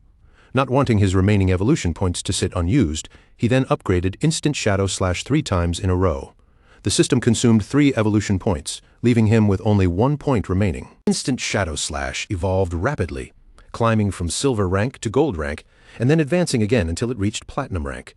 Its attack range expanded noticeably as well, increasing from 15 meters to 21 meters and giving Qin Feng a much wider reach in battle. The skill's invisibility duration also improved, now lasting 7 seconds instead of 5, giving Qin Feng more time to stay protected after activating it. The number of slashes increased from 3 to 5, and the attack path widened to 3.1 meters, allowing it to cut through more enemies at once. The cooldown dropped slightly from 12 seconds to 10.43 seconds, making it a little more efficient while still requiring careful timing. Most importantly, each strike now dealt 200 damage, doubling the skill's original power. Every slash still counted as a backstab, meaning it could trigger the backstab effect each time, even though weak point hits were not possible with this skill. Seeing the full upgrade results, Qin Feng understood that although the cooldown had not decreased by much, the longer invisibility window alone could become a huge advantage during dangerous fights. After that, Qin Feng looked through the remaining loot. Most of the items were not especially useful to him, but one thing stood out from the pile: a silver-tier warrior skill book called Battle Roar. Qin Feng knew at a glance that even if he could not use it himself, selling it would bring in more tradable lifespan. Just as he finished sorting through the loot, however, he suddenly noticed movement nearby. He turned around and saw 3 massive creatures crawling toward him, their ugly bodies moving heavily across the ground. Qin Feng recognized them immediately. They were level 4 limb crawlers, disgusting and dangerous monsters that could easily overwhelm weaker players. But instead of feeling nervous, Qin Feng's eyes sharpened with interest. To him, these monsters had arrived at exactly the right time to test his newly upgraded skill. Without a second of hesitation, Qin Feng activated Instant Shadow Slash. In the blink of an eye, his body turned into a blur. A chain of rapid slashes erupted forward, flashing through the air as Qin Feng sliced straight through the creatures with effortless speed. The 3 limb crawlers were torn apart before they even had a chance to react. As the dust and scattered remains settled around him, a system notification appeared, confirming that the monsters had been defeated. The system recorded his victory and awarded him 80 experience points. At the same time, he gained an additional 5 days of tradable lifespan as part of the reward. Standing calmly in the aftermath, Qin Feng was surrounded by a dark and intimidating aura. He quietly reflected on the power he had just displayed, realizing that his ability to kill enemies had improved by a large margin. A new battle strategy quickly formed in his mind. If he combined Poison Dart with Instant Shadow Slash, he could potentially end fights before they even truly began. Then he checked his tradable lifespan and saw that he currently had 618 days. But if he wanted to bring his game skills and equipment into the real world, he needed at least 900 days, which was roughly 2.5 years. With that goal clear in his mind, Qin Feng began planning his next move. First, he would sell off the valuable items in his inventory. If everything went smoothly, he might be able to reach the required lifespan sooner than expected, and once he reached level 10, he would finally be able to connect the virtual world with reality. The scene then shifted to Qin Feng making his way back toward the starter town. His body remained hidden, thanks to his latent image skill, allowing him to move silently without drawing attention. As he walked quietly through the area, he suddenly heard voices nearby. A man was congratulating a woman for reaching level 3, while also reminding her about a promise she had made earlier. Qin Feng glanced over and quickly recognized the 2 of them as Zhong Lizhi and Lao Mao. From their conversation, it became clear that they had made a deal before. Lao Mao had agreed to help Zhong Lizhi reach level 3 so she could safely log out of the game, and in return, she would pay him 5 million in cash. Now that she had reached her goal, Lao Mao was naturally waiting for his payment. Zhong Lizhi reassured him without concern, asking if he really thought her father's company, Du Young Industry, could not afford such a small amount. She told him she would log out first and complete the transfer in the real world. Before leaving, she gave Lao Mao her phone number and told him to contact her after he logged out. Then she made him another offer. She wanted to buy all of his tradable lifespan at a price of 10,000 in cash for each day. Lao Mao agreed immediately, his face lighting up with excitement as he thought about the money he was about to make. Lao Mao wore a smug expression as he thought about the deal, clearly feeling like he had made the smarter choice. He even mocked Qin Feng in his heart, thinking that Qin Feng had been a complete fool for turning down Zhong Lizhi's offer earlier. To Lao Mao, real money was far more practical, and he believed they could discuss the details properly once they met again in reality. What neither of them realized was that Qin Feng was already moving silently between them, hidden right in front of their eyes. Lao Mao had no idea that Qin Feng was nearby, and because of that, he spoke and acted with complete confidence. In his mind, lifespan in the game was not something precious at all. Since it could be earned from monsters, just like game currency, he saw no reason to treat it as anything worth worrying over. From Lao Mao's point of view, the smartest path was obvious. He could turn his in-game progress into real-world money, cash out early, and profit, while everyone else was still struggling to understand the game.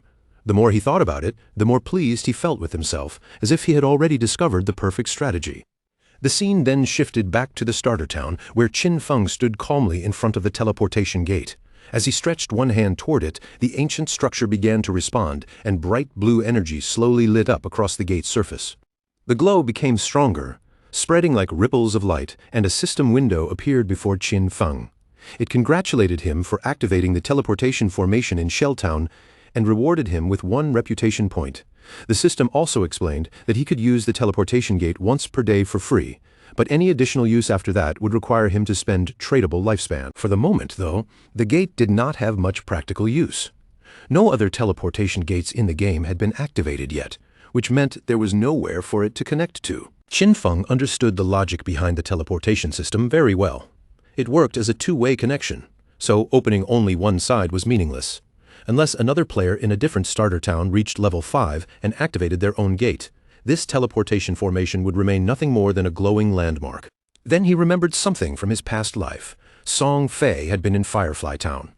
To make sure he stayed ahead, Qin Feng quietly set up an altar that would notify him the moment someone activated the teleportation gate there.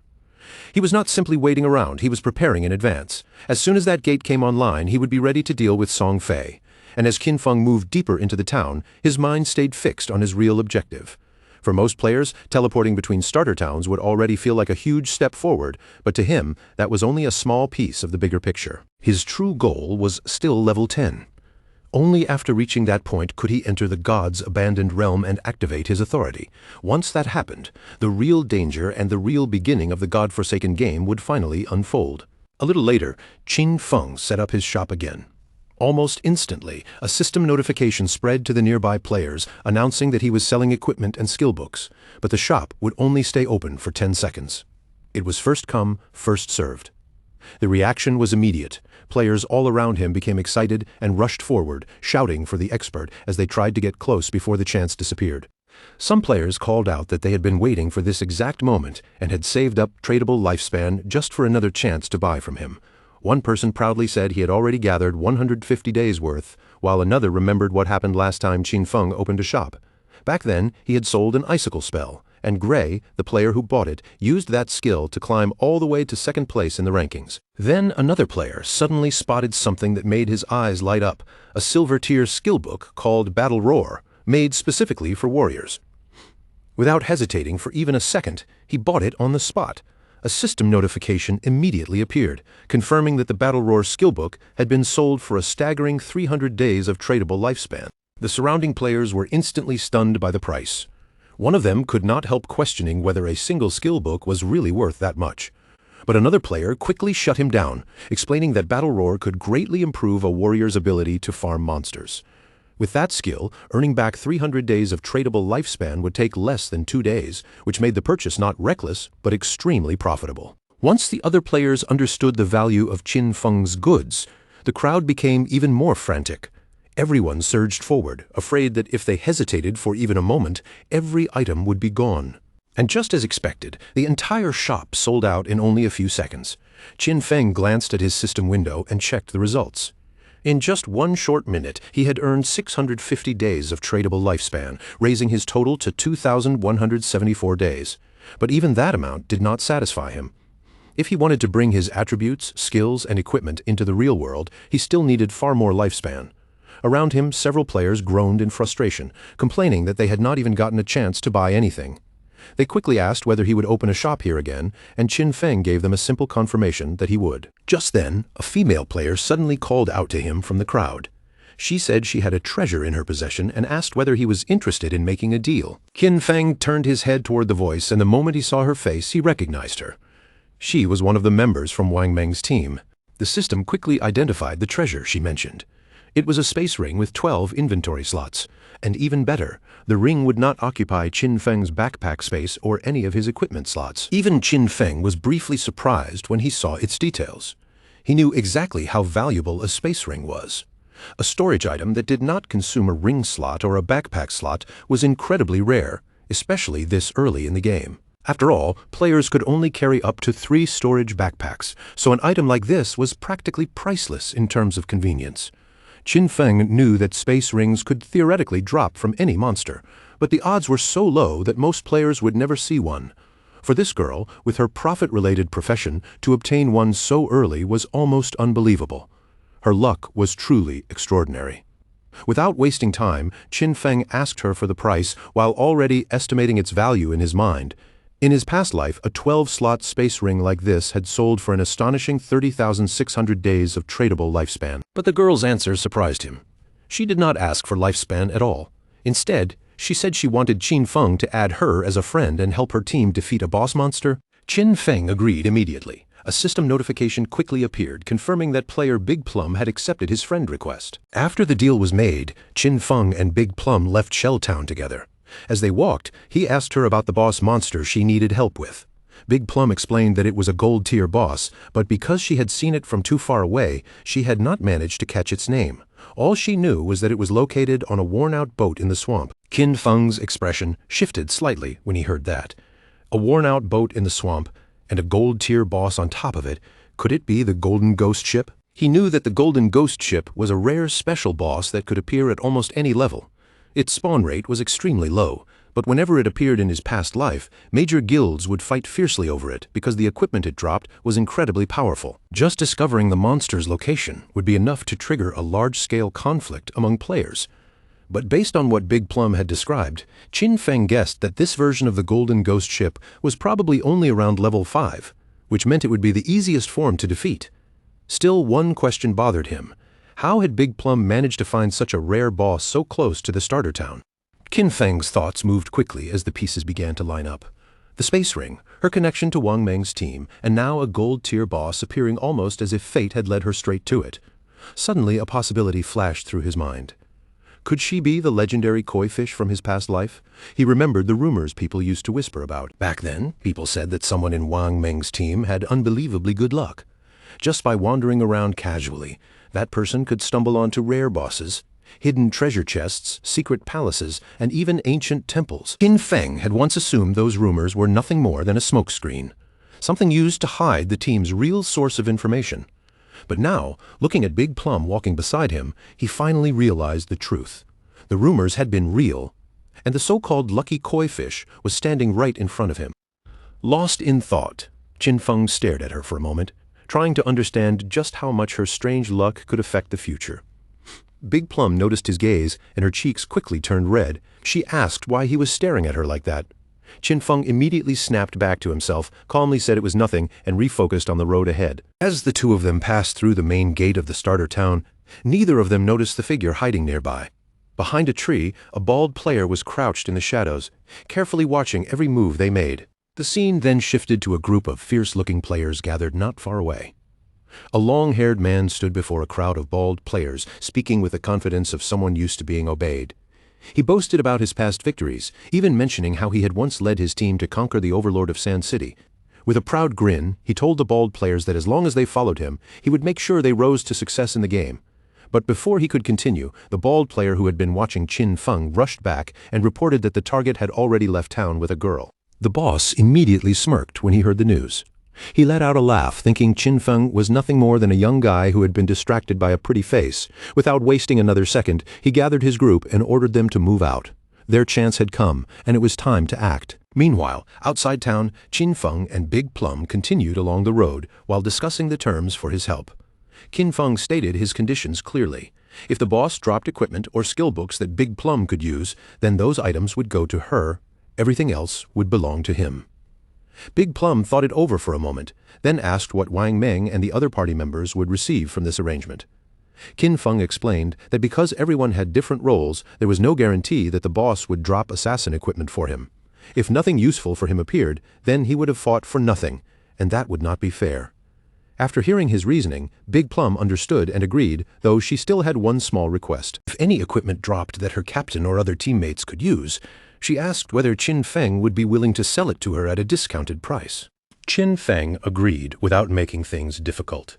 With the terms settled, Big Plum said they could head to the boss's location once Wang Meng and the rest of her party logged back into the game.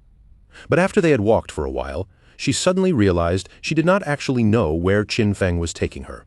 Only when he finally told her their destination did she understand what was happening. They were going to fight the gold-tier boss right now. Big Plum froze in shock. To her, that idea sounded completely reckless. After all, Qin Feng was an assassin, and she was a mage. He might be able to disappear and avoid danger, but she had no way to withstand a direct hit from such a powerful boss. Facing a gold-tier boss this early with only the two of them felt almost like walking straight into death. But Qin Feng remained calm and completely confident. He had never planned for her to fight in the first place. His intention was simple. He would handle the boss alone, and she would stay far away at a safe distance. Even hearing that Big Plum still found it almost impossible to believe. She knew Qin Feng was strong, but defeating a gold-tier boss alone at this stage was something she had never even heard of. Just as Big Plum was about to question him further, Qin Feng suddenly stopped walking, as if he had sensed something nearby. Without saying a word, he activated Latent Image, and his figure vanished into thin air. Big Plum was left standing there, completely stunned. She quickly looked around, trying to figure out what had just happened. One moment, Qin Feng had been right beside her, and the next, there was nothing but empty space. Confused, she called out to him, but no answer came back, only silence remained around her. At the same time, behind a nearby tree, the group of bald-headed players was still watching Qin Feng and Big Plum from a distance. Their leader wore a confident smirk, certain that they had control of the situation. But then one of his men noticed something strange. Qin Feng had disappeared. The group looked at their boss, unsure of what to do. The leader did not think much of it, and casually assumed Qin Feng had tricked Big Plum and abandoned her. With a vicious grin, he ordered his men to move in. Their plan was to capture Big Plum first and enjoy themselves before doing anything else. As they charged forward, the boss even reminded his men of what he had promised them, claiming that as long as they followed him, they would live well in this game. Now, he laughed, even women were practically being delivered right into their hands. But just as they were about to close in, a shadowy figure suddenly appeared directly in front of them. The leader's steps stopped at once, and the arrogant grin on his face faded as he stared into the dark aura swirling before him. Confusion flashed across his eyes. For a split second, he seemed to wonder what had just appeared in front of him. But before he could react, it was already too late. Qin Feng activated Instant Shadow Slash. In the blink of an eye, a cold flash of killing intent swept through the air, and the entire group was cut down before they could even understand what had happened. Their bodies collapsed one after another, torn apart so quickly that they never even had the chance to scream or fight back. After finishing them off, Qin Feng seemed to melt back into the darkness itself.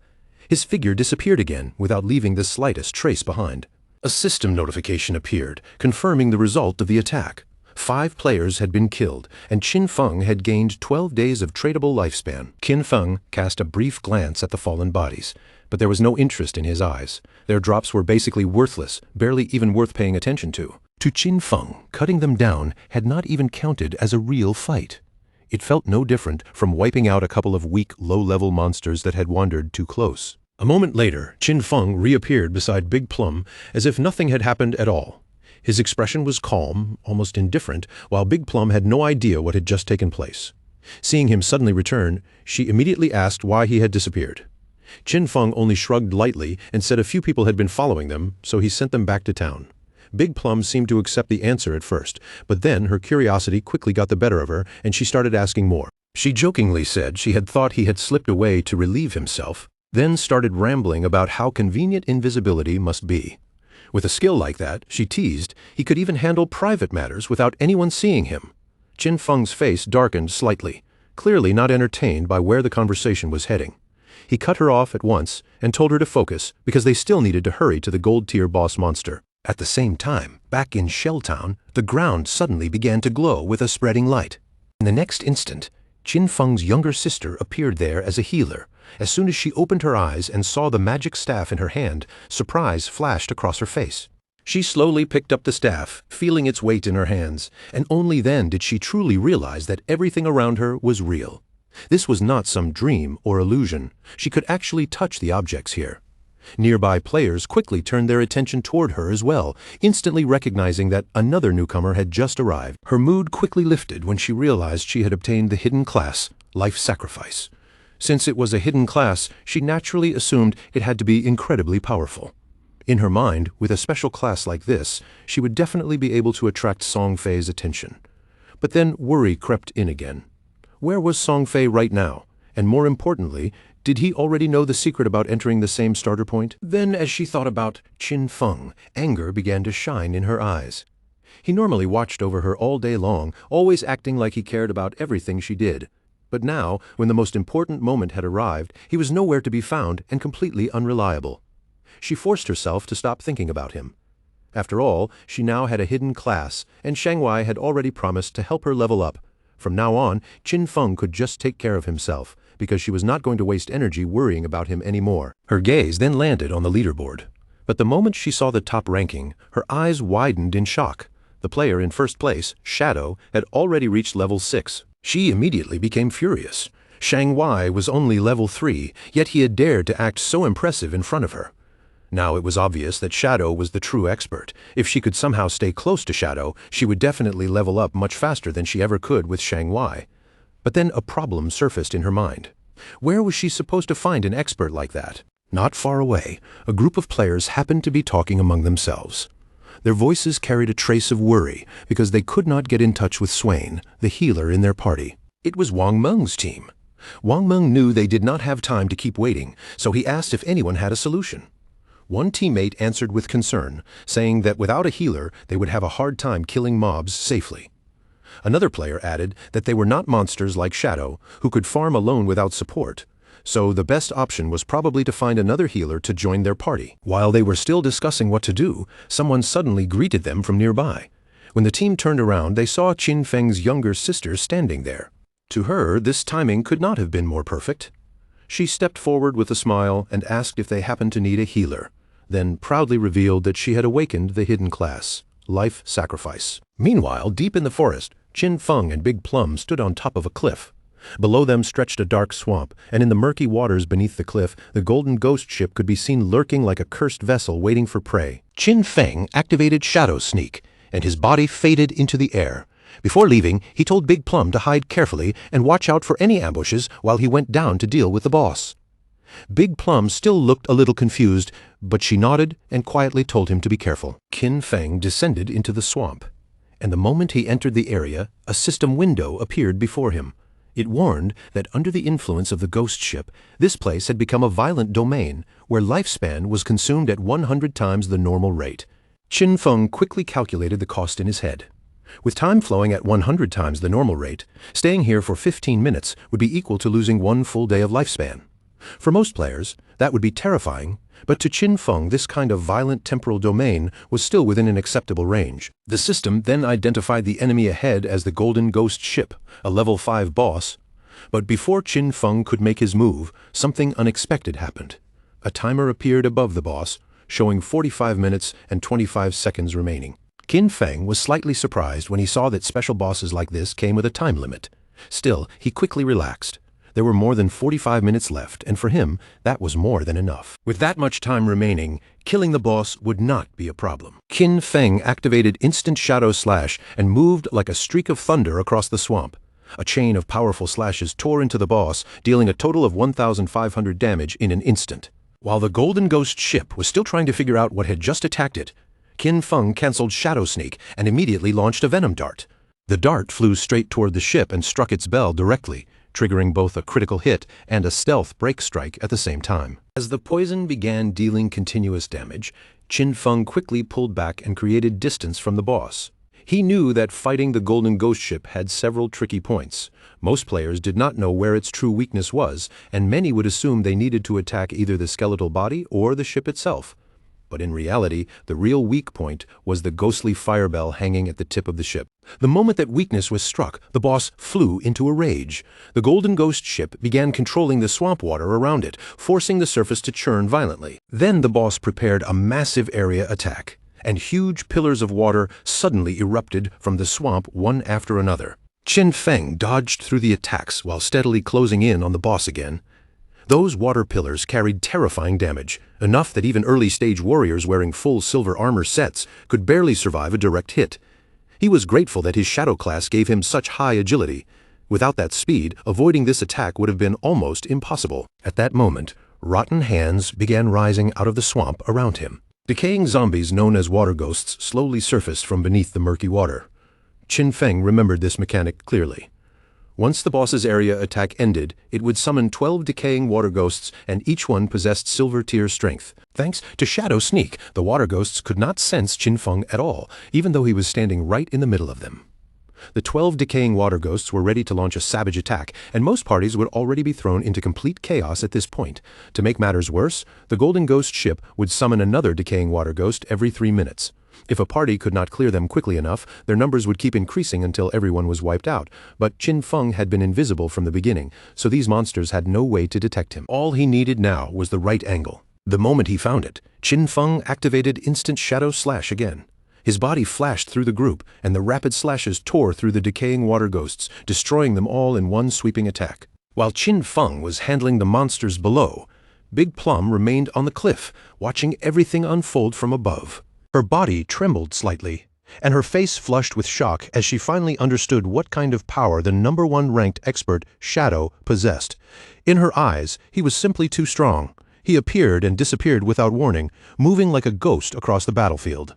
In the blink of an eye, he had already taken away more than half of the boss's health, and the Golden Ghost Ship had barely been given a chance to fight back. But just as Big Plum was still staring in awe, Qin Feng suddenly sent her a message through chat.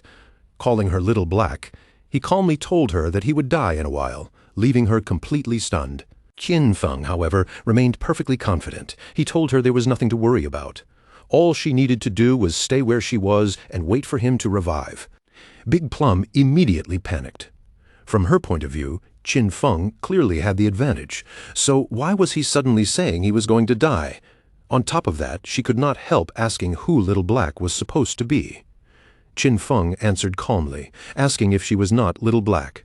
Big Plum quickly corrected him, saying her nickname was Big Plum, not Little Black, because Little Black sounded like the name of a dog. Elsewhere, someone stomped hard against the ground in anger.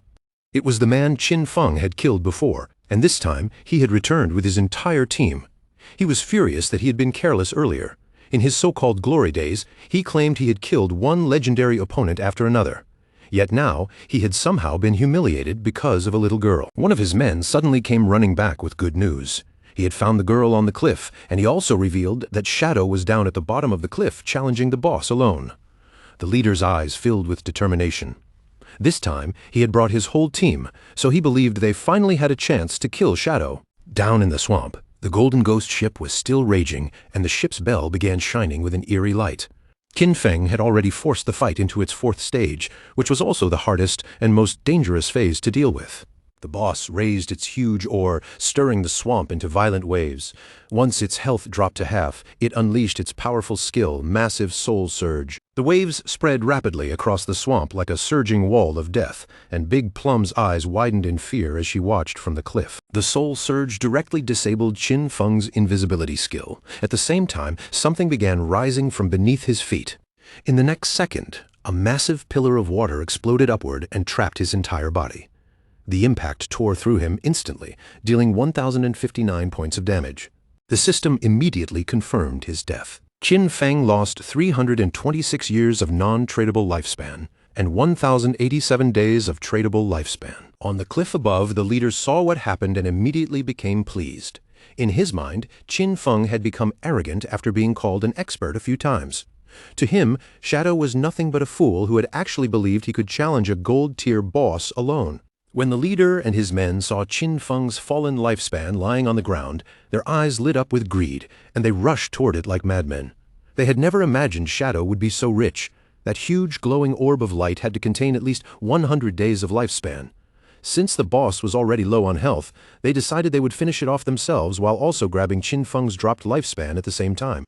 But the moment they took even one more step forward, their surroundings suddenly changed. Instead of the swamp beneath their feet, the leader and his men found themselves hanging in the air for a brief instant, leaving him completely confused and unable to understand what had just happened. Before they could react, the teleportation effect finished, and the entire group was sent straight back to Shelltown. The men were furious and frustrated, yet none of them could figure out why that boss was so terrifying. Shadow had clearly attacked it until its health was already down to half, so they had thought it was their chance. But the second they entered the swamp, the boss had instantly wiped them out with that water pillar. On top of that, the swamp was crawling with smaller monsters. To them, this fight was not something normal players could handle at all. The leader clenched his teeth, unwilling to accept such a humiliating result. They had already suffered heavy losses, but instead of backing down, he angrily ordered his men to follow him again. He refused to believe they could not find another chance. At the same time, a figure suddenly jumped back into the swamp. It was Qin Feng, who had already returned to the battlefield after reviving. But when he saw so many lifespan light orbs scattered across the ground, even he felt a little puzzled. Through the chat, Qin Feng informed Little Black that he had already returned, then asked why there were suddenly so many lifespan light orbs lying around. Little Black was surprised by how quickly he had come back, but she quickly explained that those orbs belonged to a group of people who had noisily charged toward the boss, only to be wiped out instantly by the water pillar. Qin Feng could not help smiling when he heard that. Those people had clearly overestimated their own strength. Still, the sight also reminded him of his past life, when he had suffered quite a bit because of the Golden Ghost Ship as well. The boss was still roaming through the swamp, and Qin Feng quietly observed its movements. He knew that the Golden Ghost ship would only use its immobilizing skill once, so after that, the rest of its health would be much easier to handle.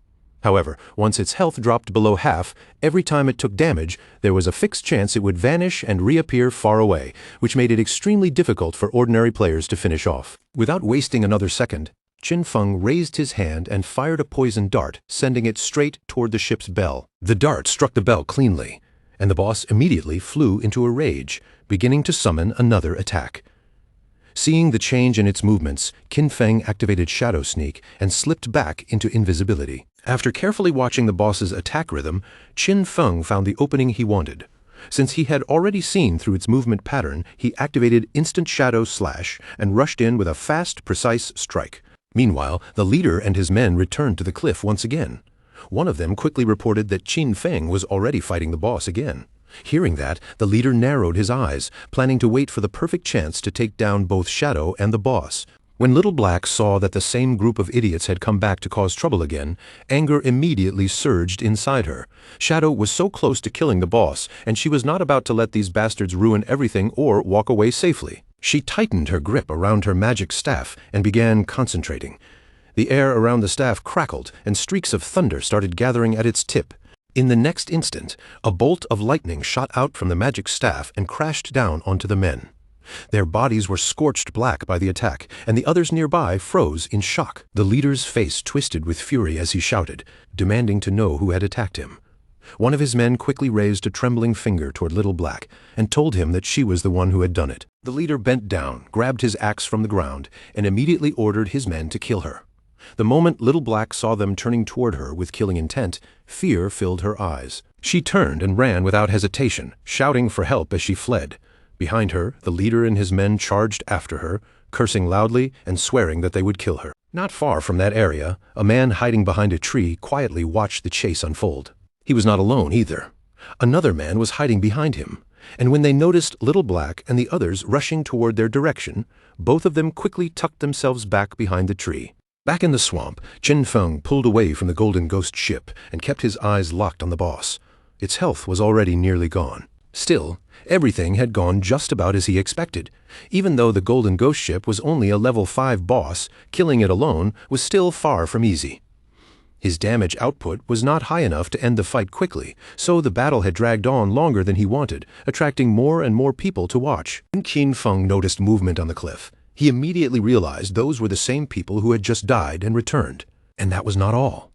He also noticed another group waiting near the swamp, clearly planning to let him finish the boss first before killing him and stealing the loot afterward. At that moment, the poison continued working through the boss's body. The ghost ship's eyes began to glow, and not long after, its enormous body started fading away. The system announced the death of the gold-grade boss, Golden Ghost Ship.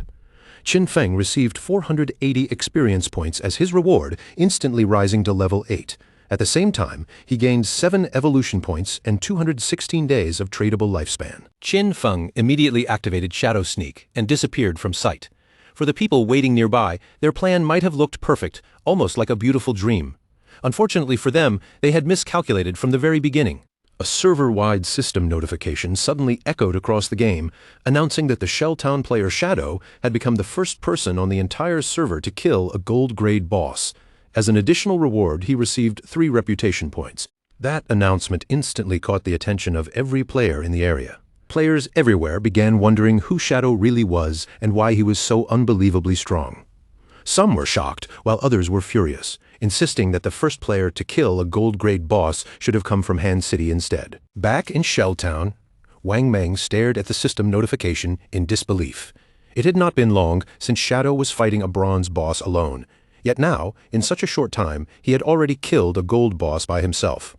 Wang Meng could not understand why the gap between Shadow and everyone else was so enormous. At the same time, Qin Feng's younger sister looked at the announcement with bright, determined eyes. Now she was certain that Shadow was the strongest player. If she could get Shadow to help her level up, then maybe she would be able to meet Brother Song Fei much sooner. After the boss's body disappeared completely, a pile of lifespan and loot was left scattered across the ground. The boss of the group, hiding behind the tree, could not help smiling when he saw how much loot had dropped. A wicked look spread across his face as he realized that Shadow had turned invisible without collecting anything, which meant Shadow was clearly being cautious because of them. He immediately ordered Guang to use his skill and locate Shadow. Their plan was simple: kill Qin Feng and take the gold boss's loot for themselves. Guang nodded, then raised his bow and activated a skill called Phantom Horned Eagle. He released an arrow toward the swamp, and as it flew through the air, it transformed into the ghostly form of an eagle. The phantom eagle soared above the swamp before suddenly bursting apart. Countless spectral feathers drifted down from the explosion, scattering across the entire area. Qin Feng quietly watched their movements from the shadows. He had not expected this hunter to learn an anti-invisibility skill so early in the game. No wonder they were so confident about killing him and stealing the loot. Unfortunately for them, Qin Feng's assassin class came with an additional invisibility level. Guang's skill was only level 1, so it had no way to break through his stealth. Guang, however, looked completely confident. He turned back to his boss and reported that Shadow must have fled after seeing how many of them there were. The boss and his men began moving toward the loot. Deciding that securing the drops came first, he warned his men not to get careless and told them to stay ready for battle at any moment.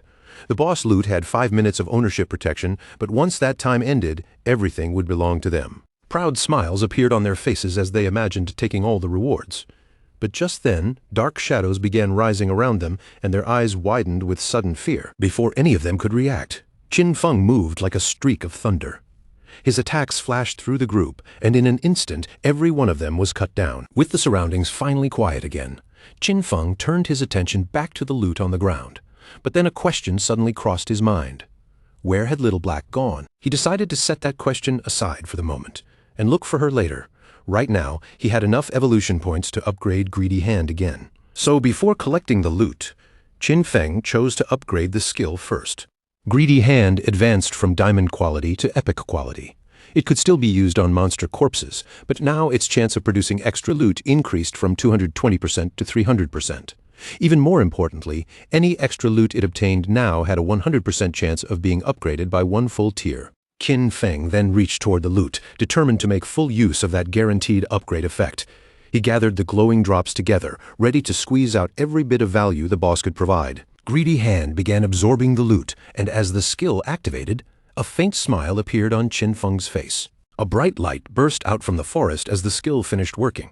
After using Greedy Hand, Qin Feng obtained 21 evolution points, 648 days of tradable lifespan, and 2 special items called Ghostfire Bells. When Qin Feng saw that he had actually obtained 2 Ghostfire Bells, his eyes widened in surprise. The Ghostfire Bell was a special item. Once equipped, it would prevent Qin Feng from losing lifespan when he died, with a cooldown of 1,560 seconds. It had 2 abilities, 1 passive and 1 active. The passive ability, Soul Absorption, increased the amount of lifespan dropped when killing monsters by 20%, and if 2 Ghostfire Bells were owned at the same time, the effect would be doubled. Its active ability, Soul Shock, allowed him to shake the bell and immobilize all enemies within a 100-meter radius for 3 seconds, with a cooldown of 512 seconds. The Ghostfire Bell was not treated as normal equipment. It was a special item, so it did not take up any equipment slots, and even 2 Ghostfire Bells together only occupied 1 inventory slot, making them extremely convenient to carry. But while Qin Feng was distracted by the item's effects, Little Black suddenly contacted him through chat, asking him to come save her. Qin Feng's expression immediately sharpened, and he quickly asked where she was. Qin Feng's brows tightened with worry.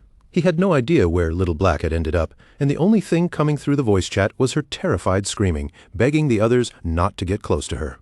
Little Black was already frightened to the point of trembling, because the leader and his men had completely forced her into a dead end. They laughed while praising her for lasting this long, saying her resistance was impressive, but there was nowhere left for her to run.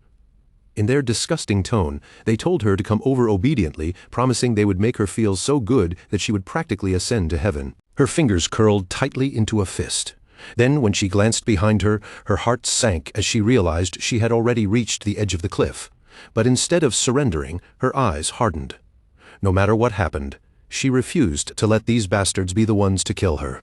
Without giving herself time to hesitate, Little Black leaned backward and threw herself straight off the cliff. The leader and the others froze in place, their expressions twisting with shock as they watched her disappear over the edge. Her body dropped rapidly through the air, falling faster and faster until she slammed violently into the ground below. A wave of unbearable pain swept through her, and blood quickly spread out beneath her, staining the earth around her body. Soon after, her body began fading away, slowly turning into lifespan. The leader leaned over the cliff and looked down, still stunned. Seeing that she had truly jumped, he felt a strange mix of confusion and surprise, thinking this woman had been far more decisive than he expected. Little Black quickly told Qin Feng that he no longer needed to come save her. She had already died and returned to the town, and at least now she could finally breathe a little easier. Fortunately, all the tradable lifespan from their party had been kept with Captain Wang Meng, so her death had not caused any serious loss. Qin Feng also relaxed when he heard this, then told Little Black to wait for him there, because he was going to hand some things over to her. Hearing that, she brightened up at once and happily praised him, saying he had really worked hard. After that, Qin Feng swept through the area and collected every bit of lifespan scattered around. This haul was truly huge. His tradable lifespan had now reached 3,115 days, and he had even gathered 21 evolution points. He immediately decided to spend those points to evolve Greedy Hand, but as soon as the system window appeared, it informed him that Greedy Hand had already reached the epic tier, and any further evolution would require 10 times the usual evolution points. The system then asked whether he wanted to spend 210 evolution points to continue evolving the skill. Qin Feng was not particularly shocked by this result. In his eyes, this kind of requirement was completely expected. A powerful skill could not keep evolving so easily forever, and the higher its tier became, the more evolution points it would naturally consume. After thinking it over, he simply put the idea aside for now. Instead, he decided to focus on upgrading his attack skills first. After all, the stronger his damage became, the stronger the bosses he could challenge would be, and that meant the loot he obtained would only get better. With that thought in mind, Qin Feng concentrated on his skill, and Instant Shadow Slash instantly advanced from Platinum tier to Diamond tier. Its attack range increased from 21 meters to 27 meters, and the duration of the invisibility effect was also extended from 7 seconds to 9 seconds. The improvement did not stop there. Now, when Qin Feng charged through a path of enemies, he could unleash 7 slashes instead of only 5. The total duration of the skill reached 10 seconds, and each slash became noticeably longer, increasing from 3.1 meters to 4 meters. On top of that, each slash now dealt 300 points of additional damage, instead of the previous 200. Qin Feng spent 10 evolution points in total, leaving only 3 points remaining. Then, his initial skill, Backstab Enhancement, also advanced, jumping directly from normal tier to gold tier, while skipping bronze and silver. From now on, whenever he used Backstab, the damage boost would increase to 30% instead of only 15%. Qin Feng was clearly satisfied, because after evolving Instant Shadow Slash twice, the skill's damage had practically doubled. Even without entering stealth mode, and without needing to break stealth at all, he could already deal 3,000 points of damage. If he did break stealth and trigger Backstab, the combined damage from all 7 slashes could reach somewhere between 6,000 and 7,000 points. Through the system window, Qin Feng began carefully checking over his skills and loot. He remembered that a gold-tier boss normally dropped only 2 to 4 pieces of silver equipment, with just a small chance of dropping gold equipment. But because of the effect of Greedy Hand, this time he had obtained 11 pieces of gold equipment and skill books, along with 2 pieces of platinum equipment and 1 platinum skill book. This harvest was already extremely good, especially since 3 of the items were suitable for assassin-type players. Among those items was a platinum-tier assassin weapon called the Ghost Ship Dual Blades. The weapon had 136 points of damage, added 22 points of agility, increased attack speed by 24%, and provided 17 points of armor penetration. The requirement to equip it was level 5, and its unique effect was especially eye-catching. Every normal attack would deal damage twice. Qin Feng equipped the pair of daggers right away. To him, the special effect itself was not that useful, because he usually relied on skills rather than normal attacks to deal damage. Even so, the weapon's base attack was high, and the extra 22 agility points were very valuable. The attack speed bonus could also increase his skill casting speed and shorten the recovery time after attacks. So, overall, it was far from useless. As for the armor penetration, that effect brought him a very obvious advantage as well. Next, Qin Feng equipped another item, the gold-tier Ghostfire leather armor. This armor provided 25 points of physical defense, 50 points of fire element resistance, 14 points of damage block, and directly granted 419 health points. Just like the previous weapon, its equipment requirement was also level 5. Qin Feng was genuinely amazed when he saw the health increase. Leveling up had not raised his constitution, so his current health was only 350 points. Yet this piece of armor alone added 419 health points directly. Once he put it on, most ordinary players at this stage would probably struggle just to break through his defense. Using the system settings, Qin Feng chose to hide the appearance of his defensive equipment and switched back to the default look of the assassin class.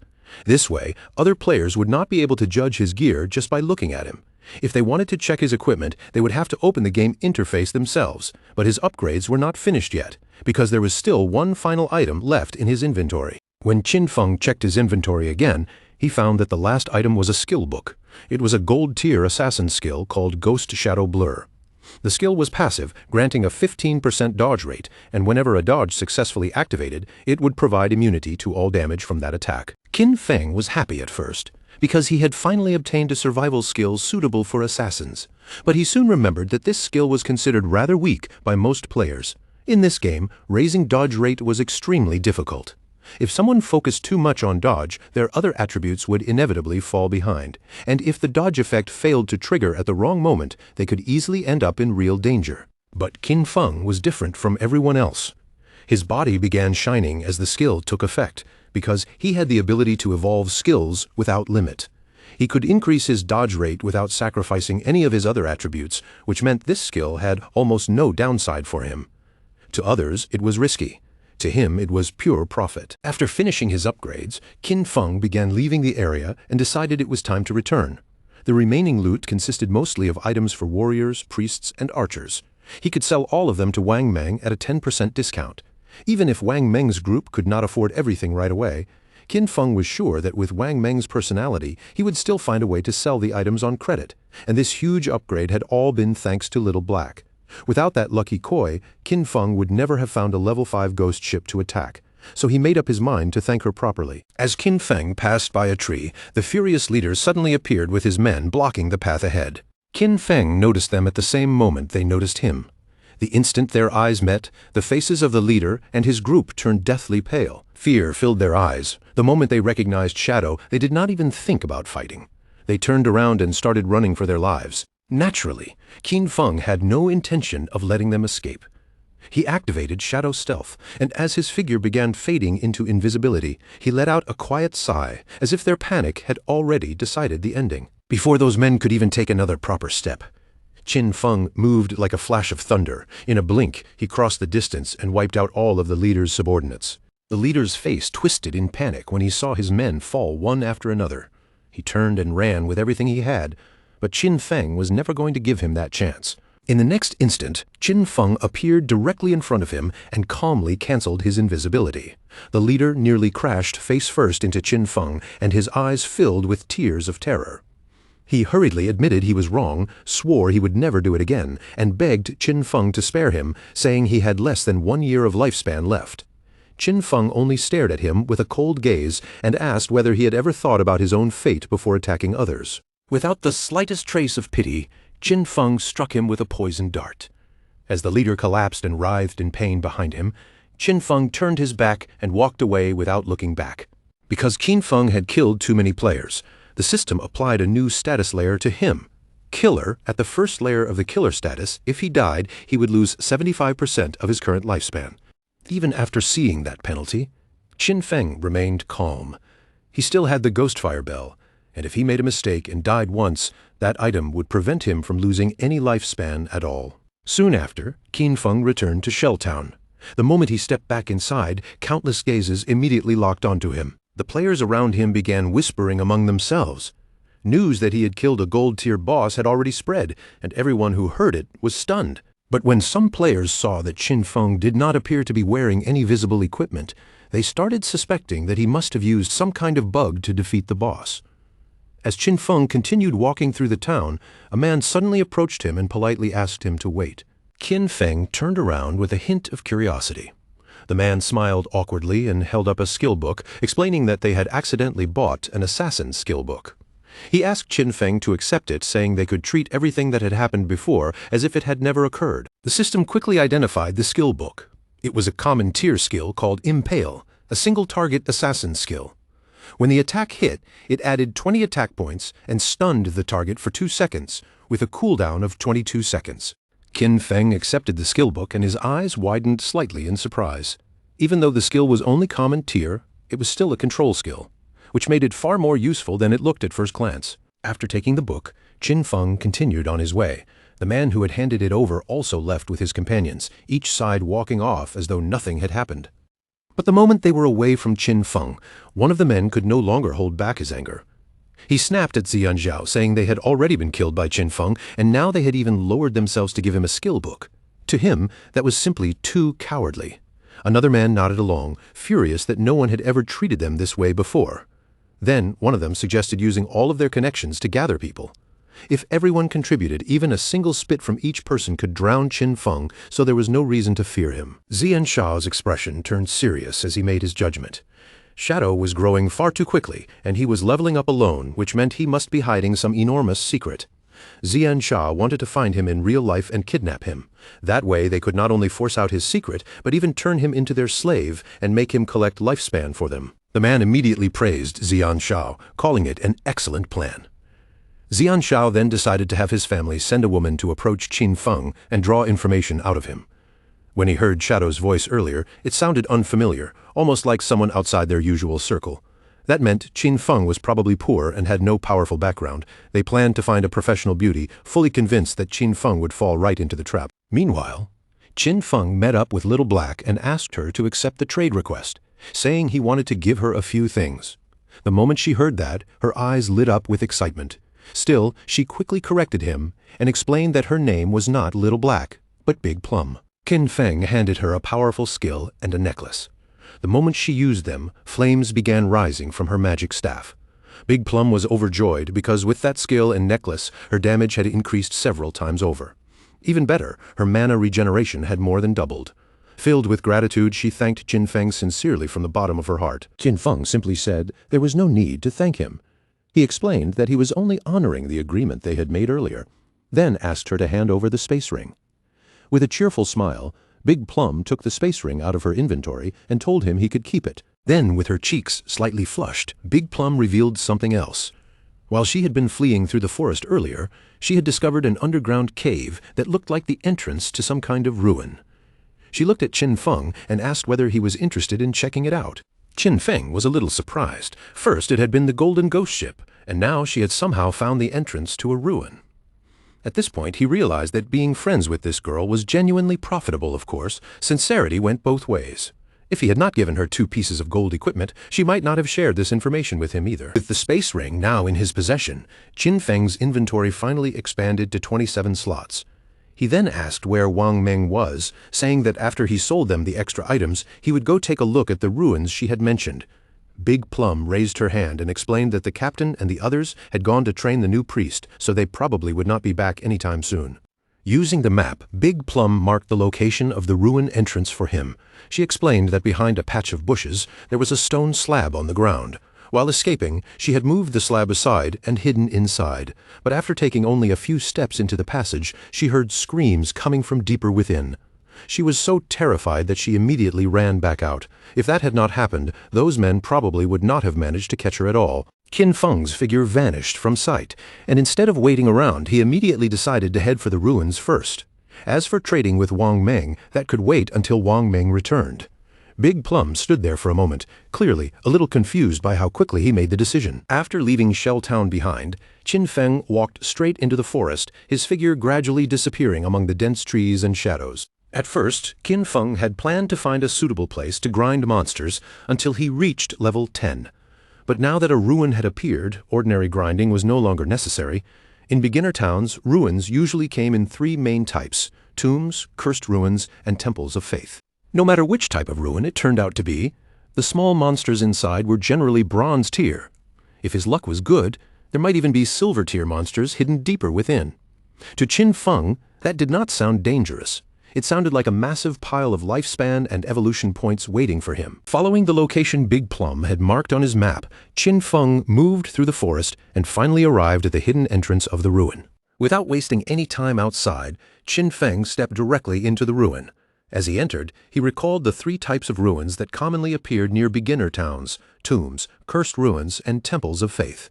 Tombs were simple but troublesome, packed with large numbers of monsters that were extremely difficult to clear out, and there was almost always a gold-tier boss waiting at the very end. Cursed ruins were different. The monsters inside were usually beings cursed by ancient gods or evil gods. Some of them might once have been human, but after corruption, some had gone mad while others had died and turned into ghosts. As for temples of faith, the monsters inside were usually believers of ancient gods and evil gods, and the layout of those places was often incredibly complicated. Walls around him were covered with ancient murals, their faded images stretching along the passage. If someone could make it past the final 2 challenges in a place like this, they would usually receive a special item or even a skill book. After carefully looking at the murals carved across the walls, Qin Feng quickly realized what kind of place this was. This ruin was not a tomb or a cursed ruin. It was a temple of faith. Qin Feng slowed his steps and studied the murals more closely, because the images gave him an oddly familiar feeling. At that moment, deep roars echoed through the passage. He continued walking down the corridor, and the more he saw, the clearer it became. This was a faith temple dedicated to the ancient god of judgment, and its origin was connected to the same power as his Eye of Judgment. At the same time, somewhere else in the forest, Wang Meng and his party were in the middle of fighting a monster. Wang Meng raised his shield in front of him, bracing his body as he blocked the monster's attacks head-on. But in the next instant, the monster suddenly lunged forward. Before Wang Meng could fully react, its fierce claw came crashing down and struck him hard, sending his body flying through the air while a terrifying amount of damage burst across him. When the archers saw their captain get injured, he immediately panicked and shouted for the healer to use healing. But Qin Feng's sister stood frozen in place, completely paralyzed by fear, her mind blank as she had no idea what to do. Tears quickly welled up in her eyes. She gripped her magic staff tightly with both hands and asked in a trembling voice how she was supposed to heal him. While the group was distracted by the chaos, the monster suddenly leapt again and prepared to launch another attack. Seeing the danger, the swordsman immediately drew his sword and shouted at Qin Feng's sister, ordering her to use her skill. But instead of following the order, Qin Feng's sister collapsed to her knees on the ground. Her magic staff slipped from her hands, and she broke down crying in fear, unable to move or cast anything. The monster seized the chance and attacked again. In the end, Wang Meng's entire party was wiped out, and all of them were teleported back to Shell Town. When Wang Meng and his men appeared back in town, their faces were dark with anger, and none of them looked calm. Big Plum happened to be nearby. Seeing them return, she greeted them with a smile and asked why they had come back so quickly. Then she added that the expert Shadow still had not returned yet, so they would not be able to buy equipment for the time being. The archer was already furious, and the moment he heard that, he pointed straight at Qin Xiaoyu and snapped that he had never seen anyone as stupid as her. In his eyes, she did not know how to dodge monster attacks, and she did not even know how to use her own skills. Qin Xiaoyu began crying again, completely lost and not knowing what she should do. Big Plum immediately stepped in front of Qin Xiaoyu, looking at the archer with confusion. She asked why he was being so fierce, explaining that Qin Xiaoyu was only a beginner, and this was her first time playing the game, so dying once was nothing strange. But the archer's eyes were burning with rage. He told Big Plum to move aside, saying he was going to scold Qin Xiaoyu until she remembered the lesson. The swordsman then explained the situation to Big Plum in a helpless tone. They had not died just once. In less than an hour, they had already died 3 times. When Big Plum heard that, her eyes widened in obvious surprise. Then, with a confident smile, Big Plum lifted the necklace Qin Feng had given her and showed it off. She decided she would go with them this time, explaining that she had just received 2 good things from the expert. Right now, she was much stronger than before, and she believed that as long as she joined the team, they would not die again. Wang Meng stepped forward and raised his voice, ordering everyone to stop arguing. In his opinion, Big Plum's suggestion was actually pretty good. With her joining their party this time, things should go much more smoothly. And maybe, once they returned, they would finally be able to meet Shadow as well. Although Qin Xiaoyu was furious deep down, she forced herself to look grateful on the surface. She lowered her head, apologized, and promised that she would work hard. But inside, she could hardly believe these people. They had failed to handle the situation themselves, yet still dared to throw all the blame onto her. If it were not for the connection they had with Shadow, she would not even bother dealing with them. The more she thought about it, the angrier she became. At that same time, Qin Feng had already stepped into a room inside the ruin, and something in front of him immediately caught his attention. 2 monsters were kneeling before him. The system quickly identified them as devout followers of the ancient god. They were called the Judged, and both of them were level 10 silver-tier monsters. Qin Feng's eyes narrowed, then began to shine with a trace of suspicion as he looked at the 2 kneeling monsters. Without delaying for even another second, Qin Feng's expression sharpened, and he launched his attack directly, using instant shadow slash against the two monsters. His body slipped into invisibility, and when he turned back to check the result, he realized that the attack had barely taken much health from them. Even after he broke stealth and followed up with backstab, the two monsters had only lost a small portion of their health bars. But Qin Feng was not surprised. These were level 10 silver bosses, and the combined health of the two devout followers was already even greater than that of the gold-tier Golden Ghost ship. Just then, something unexpected caught Qin Feng's attention, causing his expression to shift with curiosity. The two monsters knelt down before him again. Qin Feng felt confused as he watched them kneeling in his direction once more. The strangest part was that he was still in stealth. He was not sure whether they had sensed the Eye of Judgment on him, or whether that was the reason they had not attacked him. Qin Feng looked at them and asked whether they knew the way, telling them to guide him if they did. The two monsters slowly lifted their heads, but instead of answering, they let out rough, beast-like roars. At that moment, Qin Feng understood. These creatures had already been corrupted, decayed, and driven completely insane. Whatever faith they once had was gone. Now they were no different from wild beasts that only knew how to steal lifespan from humans. Right then, the monsters' eyes suddenly began to glow, an eerie light flickering within their pupils. Not long after, the two monsters turned their backs on Qin Feng and abruptly rushed away, charging out of the room. At the entrance of the room, a group of players had just appeared. The monsters sensed their presence immediately and charged straight toward them. The players' faces changed when they realized that the two approaching bosses were silver tier. They knew very well that they could not even handle one silver tier boss, let alone two at once. Without hesitation, they decided to turn around and flee from the ruin. But before they could escape, the monsters attacked. A cloud of toxic mist spread out, swallowing the players and beginning to melt their bodies. Their bodies vanished one after another, leaving lifespan orbs behind. Qin Feng recognized them as the team belonging to the girl who had bought Ice Spike from him, the group called Grey Rose. He had not expected them to find this ruin as well, but judging by the current equipment level of most players, Qin Feng quickly concluded that no one was truly prepared to explore deep into this place yet. Qin Feng canceled his stealth and calmly walked over to collect the lifespan orbs. As he moved, the two monsters knelt before him once again. Those players had lost more than 100 days of tradable lifespan, but Qin Feng had not expected them to be especially rich in the first place. After collecting everything, Qin Feng returned to the room and began searching carefully. Several minutes passed as he checked the surroundings, but he found nothing at all. There were no hidden traps, no treasure, and no special mechanism. In the end, he could only conclude that this room contained nothing except the two silver mini-bosses. A flash of irritation crossed Qin Feng's eyes. Since there was nothing useful to discover, he decided to stop wasting time and finish things directly. He raised his hand and attacked with poisoned darts. The darts shot forward and embedded themselves straight into the heads of the two monsters. After killing the two silver-tier bosses, Qin Feng received his reward, 4,000 experience points. His level rose to level 9, and he also gained 4 evolution points along with 188 days of tradable lifespan. Then Qin Feng activated Greedy Hand, and the bodies of the two monsters began fading away under the effect of the skill. A pleased look appeared on Qin Feng's face. Epic tier Greedy Hand was truly outrageous. From these two bosses alone, he gained 32 evolution points, 1,504 days of tradable lifespan, 4 gold tier items, and 10 silver tier items. Qin Feng reached out, and a pendant appeared in his hand. The moment he saw it, his mood improved even further, because this was a gold-tier item meant for assassins. The item was called the Pendant of the Faithful, an assassin-class accessory. It granted 15 agility points and 20% cooldown reduction. Its unique effect was also very special. It could summon a silver-tier devout follower to fight for the wearer, though the cooldown was as long as 6,000 seconds. Qin Feng clenched his fist with satisfaction. This necklace had excellent stats. The 20% cooldown reduction would lower his stealth skill cooldown from 22 seconds to 19 seconds.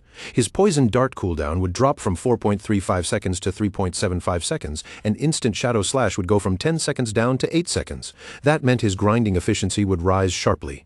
Since all his other gear required the user to be above level 8, almost no one else could equip this item yet. So Qin Feng decided to keep it for now and sell it later. Just as Qin Feng was about to leave the room, the ground beneath his feet suddenly began to tremble. Qin Feng's curiosity was immediately stirred. He turned back toward the movement, and right in front of him, a small stone pillar slowly rose up from the ground. The moment Qin Feng saw it, his eyes lit up with excitement. It seemed that after he had cleared out all the monsters in this area, the hidden mechanism had finally been triggered. Qin Feng stepped closer and carefully examined the pillar from top to bottom. After looking it over, he quickly realized that this was not an ordinary decoration, but a hidden mechanism built into the ruin. Before long, the mechanism inside the pillar fully activated. With a low, rumbling sound, a platform suddenly appeared beneath Qin Feng's feet. Then, a door embedded in the ground slowly opened up. The platform under Qin Feng began sinking little by little, and only then did he realize that this thing was actually a lift. After the platform had descended several meters into the darkness, the door above him began closing again, sealing off the entrance behind him. Several minutes passed before the platform finally came to a stop. Qin Feng estimated that he had gone down at least 300 or 400 meters beneath the temple. The underground space around him was almost completely dark, and the atmosphere felt cold and gloomy. Qin Feng's gaze sharpened as he took in the strange place before him. Based on what he knew, Qin Feng quickly understood where he was. This was the hidden maze buried beneath the temple. He knew that ruins sometimes had a chance of generating hidden mazes like this. In his previous life, he had explored many of them, so he understood just how many traps could be hidden inside. But as long as someone acted as cannon fodder and triggered the traps first, exploring the maze was not actually that dangerous. The real problem was that it would take a lot of time. With a confident look in his eyes, Qin Feng took out the pendant. With his current attributes, if he accidentally stepped on a trap himself, he would most likely die on the spot. Fortunately, he had this item now, and it could summon a silver-tier devout follower to fight for him. Qin Feng stretched out his hand and activated the power of the pendant. A moment later, a devout follower was summoned, and a zombie-like figure appeared on the ground in front of him. Pointing toward the dark hallway of the maze, Qin Feng ordered the devout follower to scout ahead. The summoned monster slowly stood up, then began walking into the passage as commanded. Qin Feng crossed his arms and could not help feeling pleased. Having a lackey walk in front made exploring a place like this much easier. But there was still a chance that something unexpected could happen, so just to be safe, he decided to evolve his dodge passive first. He spent 11 evolution points, and Ghost Shadow Blur advanced from Gold Tier to Epic Tier. Its passive dodge rate rose sharply from 15% to 75%, and whenever dodge activated, it would now grant immunity to all damage. A 75% dodge rate was already extremely high. After that upgrade, Qin Feng still had just enough evolution points left to evolve Instant Shadow Slash to Epic Tier as well. Using 13 evolution points, Qin Feng evolved Instant Shadow Slash from Diamond Tier to Epic Tier. Its range expanded to 30 meters, and its duration increased to 12 seconds. The skill could now release 9 slashes instead of 7, with a cooldown of 8.8 seconds. Even the width of each slash increased to 5 meters, while the extra damage rose from 300 points to 400. Qin Feng's eyes shone as he thought about the evolution rules. To evolve a skill from Epic Tier to Legendary Tier required 10 times the evolution points, which made him realize something important. The higher a skill's starting tier was, the more worthwhile it became to evolve. For example, if a skill was already Epic Tier from the beginning, then evolving it to Legendary Tier would count as its first evolution. That meant it only needed the base cost of 1 evolution point. And because the target tier was Legendary, the cost would be multiplied by 10. In other words, 1 times 10 would only be 10 points. This also meant that if Qin Feng obtained an epic skill, he could quickly push it up to Legendary Tier, then Mythical Tier, Ancient Tier, and even Immortal Tier. But if a skill started from Normal Tier, reaching Epic Tier would require 7 separate evolutions first. By the time it reached the stage where costs were multiplied by 10, it would already require hundreds of points. Still, the good part was that no matter what tier a skill started at, he could use a relatively small number of points to raise it to Epic Tier. In other words, from now on, every skill he used would at least be Epic Tier. Qin Feng still had 11 evolution points remaining, and the only skill he could evolve now was the starter skill, Shadow Sneak. He spent 8 points and raised it from Silver Tier to Platinum Tier. The skill duration increased from 16 seconds to 24 seconds, while the attack bonus from Breaking Stealth changed from 120 to 50. Its cooldown also dropped from 26 seconds to 22 seconds. Because Qin Feng already had an attribute that reduced cooldown speed by 35%, the final cooldown for Shadow Sneak became 16.3 seconds. Even so, the cooldown was still too long, and the damage from Breaking Stealth felt a little low.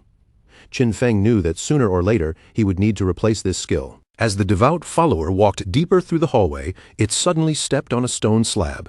In the next instant, a trap was activated, and a huge rock came crashing down from above. The massive stone crushed the devout follower's body, and it immediately transformed into light and vanished. Since the summon had died, Qin Feng could only wait for the cooldown to end before summoning another one. This maze was complex and dangerous, so slow exploration was his only safe option.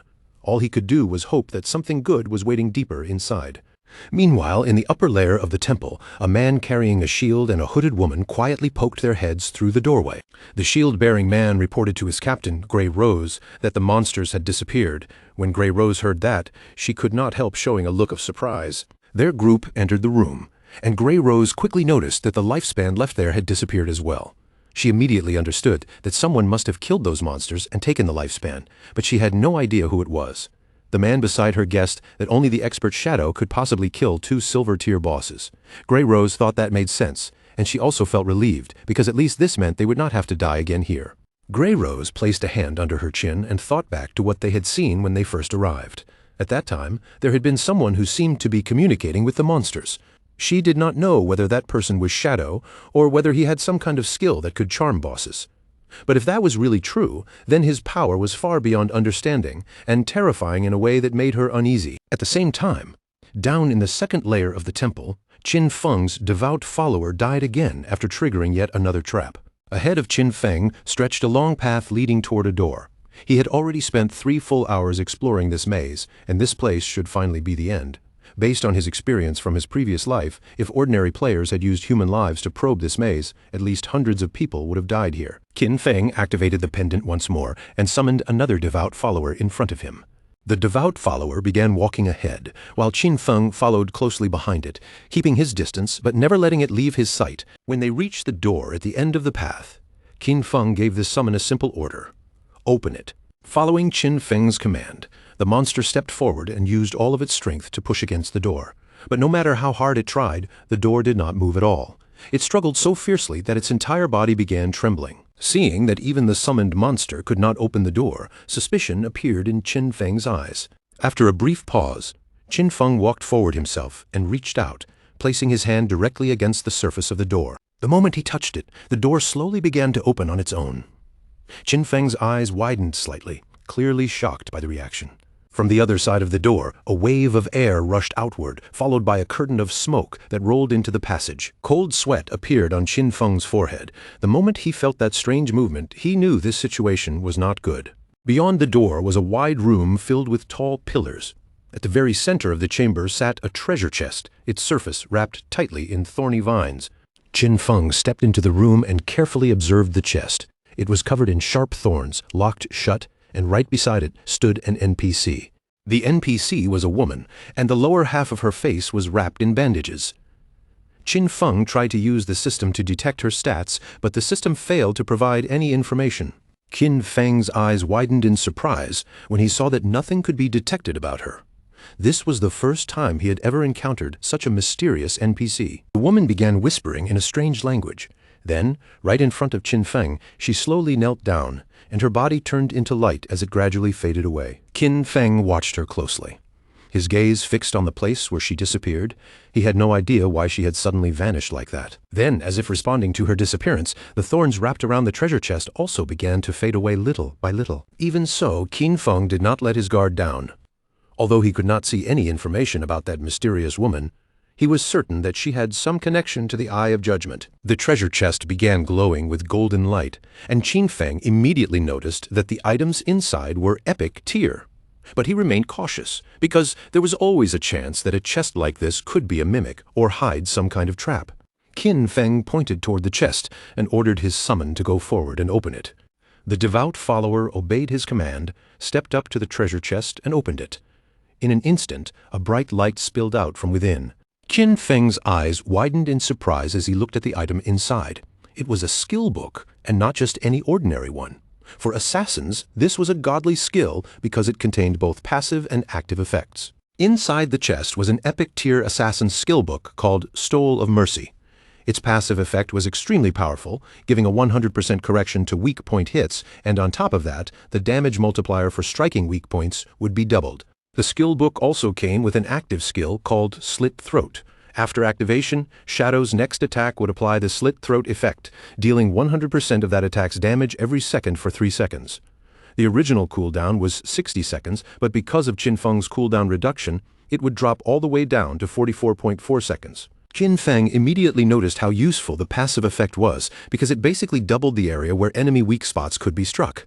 But compared to that, the truly ridiculous part of this skill book was still the active skill, Slit Throat. If his next attack dealt 300 points of damage, then the debuff from Slit Throat would continue dealing 300 damage every second for 3 seconds. Added together, the total damage would reach 1,200 points, which was 3 times higher than the original attack's damage. Qin Feng kept reading the details carefully. Skills like Instant Shadow Slash could land multiple hits in one use, but Slit Throat would only calculate the very first strike. Even so, this skill was only epic tier right now, meaning he only needed 10 evolution points to push it up to legendary tier. This harvest was truly huge because his burst damage had just increased by several times. After putting the skill book away, Qin Feng began heading toward the exit. He knew very well that this entire gain had come thanks to Big Plum, so it was time to go back and sell the remaining items to her party. Through the chat, he told Big Plum to inform Wang Meng to return to town, because he had equipment to sell him. When they heard that Shadow had already finished exploring the ruins, they immediately decided to head back as well. When Qin Feng finally arrived back at the starter town, his eyes widened slightly in surprise at the scene waiting for him. A large crowd of players had gathered there, all waiting for Shadow to appear. Some wanted to add him as a friend, while others even offered to become his followers, promising they would cheer him on from behind. The chairman of the Runding Group from Zhanghai City had personally come to invite Shadow to join their corporation. There were even fans from Firefly Town who had traveled over just to greet him. Players from several different towns had all come here, hoping they could form a team with Qin Feng. Seeing so many unfamiliar players, Qin Feng immediately realized that the teleportation gates connecting the towns had started activating. That meant he could finally go to Songfei's Firefly Town. Without wasting another second, Qin Feng activated his ability and vanished without a trace, blending into the shadows in an instant. Using his invisibility skill, Qin Feng slipped away from the crowded area. Behind him, the players immediately began arguing with each other, thinking Shadow had left because they had annoyed him too much. After moving away from the crowd, Qin Feng soon arrived near Big Plum and quietly caught her attention. Big Plum quickly raised her hand and called out to her captain, telling him that the expert Shadow had arrived. But the moment Qin Feng looked over the group, one person immediately caught his attention. That person was none other than his own sister, Qin Xiaoyu. Qin Xiaoyu showed a gentle smile the moment she saw him. Meanwhile, countless questions flashed through Qin Feng's mind. He had no idea how she had managed to get into Wang Meng's team, and he knew very well that with her current ability, Wang Meng's entire crew could be dragged down and destroyed because of her. Qin Feng instantly reminded himself to be careful. Now that everyone knew Shadow existed, he absolutely could not reveal his real identity. He still could not use his powers in real life, and with so many people watching him, even something as ordinary as a kitchen knife could kill him outside the game. Qin Xiaoyu could not help blushing as she looked at him. Just from his presence, she could tell how powerful Shadow was. Compared to him, Wang Meng's party looked almost worthless. If Shadow carried her, she believed she could reunite with Song Fei within only a few days. Qin Feng opened the system interface and explained to Wang Meng that the equipment he had brought was perfectly suited to their party's classes. The skill books could also greatly raise their combat power. He set the starting price at 220 days of lifespan. To Wang Meng, that price was extremely expensive, since the items were all silver and gold tier, and his team simply could not afford them for now. Qin Feng calmly said it was not a problem. They could pay him later. Wang Meng's expression turned sincere as he thanked Qin Feng from the bottom of his heart. For a moment, he did not even know how he could repay Shadow for helping them like this. He then promised that if Qin Feng ever needed them in the future, all he had to do was say the word, and their party would do everything they could to help him. One of the swordsmen in the party immediately put on a golden helmet, unable to hide his excitement. In his eyes, Shadow was simply incredible. He could hardly believe they were already getting gold-tier equipment this early.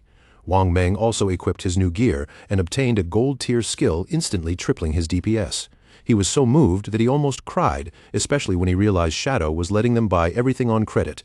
To him, that meant Shadow truly trusted them. Wang Meng began checking through the items in his inventory, but after looking for a while, he realized there was nothing suitable for priests.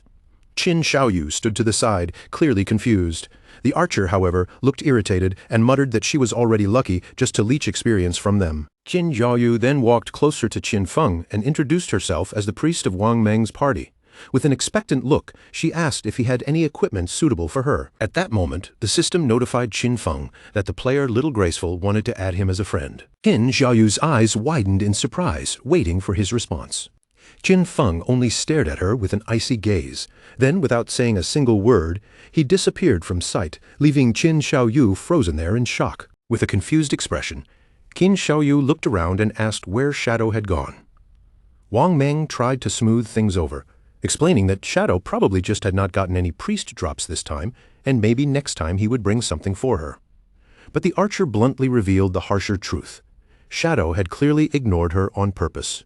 Big Plum, on the other hand, looked completely impressed, feeling that Shadow was incredibly cool because he appeared and vanished like a dragon. By then, Qin Feng had already walked away from the group. In truth, he had a gold-tier priest staff sitting in his bag, along with a gold-tier priest skill book. But there was absolutely no reason for him to hand such precious things over to Qin Xiaoyu.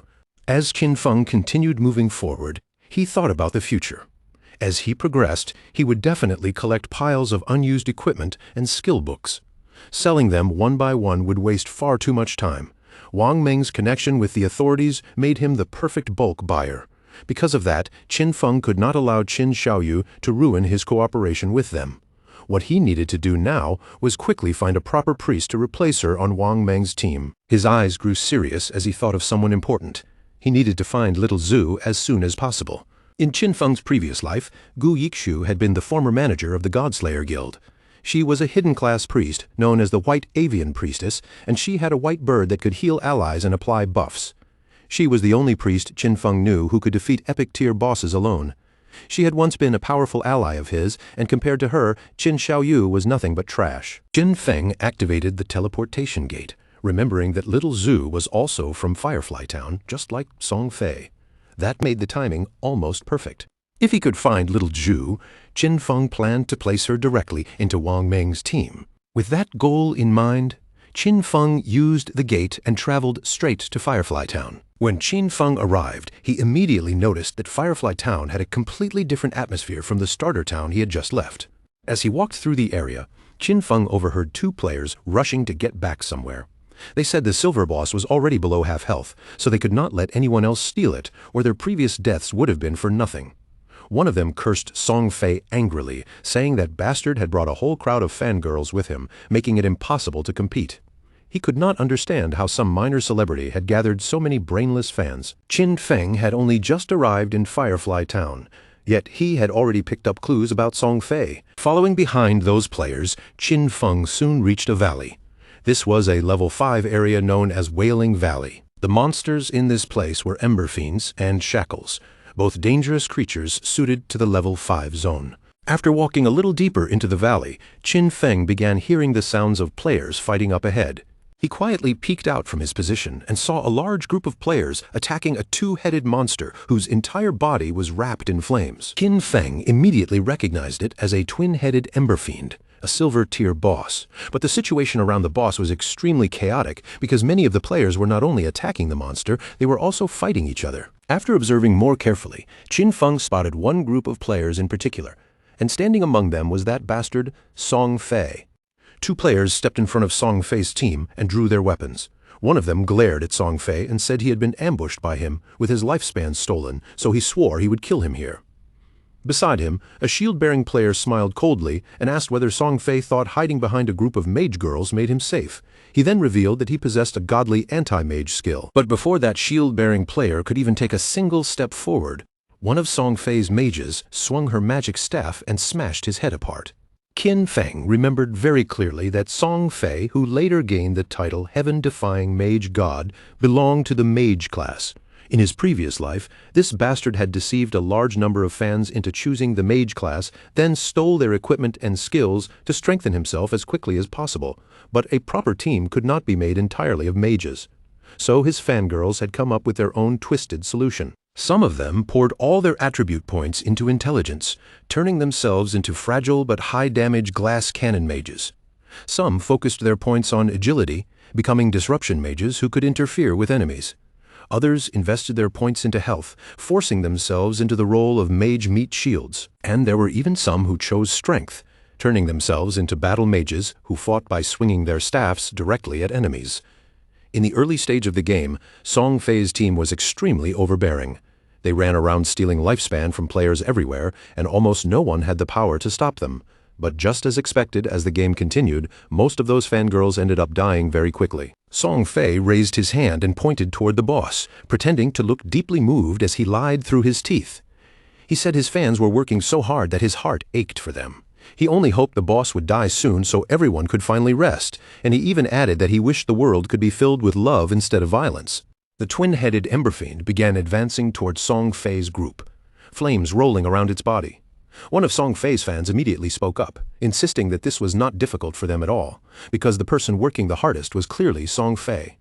In her eyes, he had already suffered enough and should not have to endure any more. She pointed angrily at the monster and declared that they had to kill it before it could hurt their beloved Song Fei. Song Fei's fans began launching spell after spell at the monster. Their voices rang out with fanatic excitement as they swore they would defeat it, help Song Fei become king, and follow him no matter where he went. The monster suddenly opened its mouth wide, and a burst of blazing fire shot straight towards Song Fei, instantly putting him on alert. But before the flames could reach him, one of his fans rushed forward without hesitation and used her own body to block the attack completely. Song Fei grabbed the girl's hand as her body began fading away, putting on a sorrowful expression as if his heart was breaking. With tears shining in her eyes, the girl looked at him and swore that she would do anything for him. The chubby girl gripped her magic staff tightly and shouted for the others to get angry. If they killed this ugly monster, then Brother Song Fei would be able to rise to first place in the rankings. No matter what, he had to surpass Shadow. Her words instantly stirred the others into excitement. They raised their weapons and cried out that they would conquer the world, dominate the heavens, and fight at Song Fei's side forever. A wave of powerful spells erupted from the group. Thunderbolts tore down from above and struck the monster's body one after another.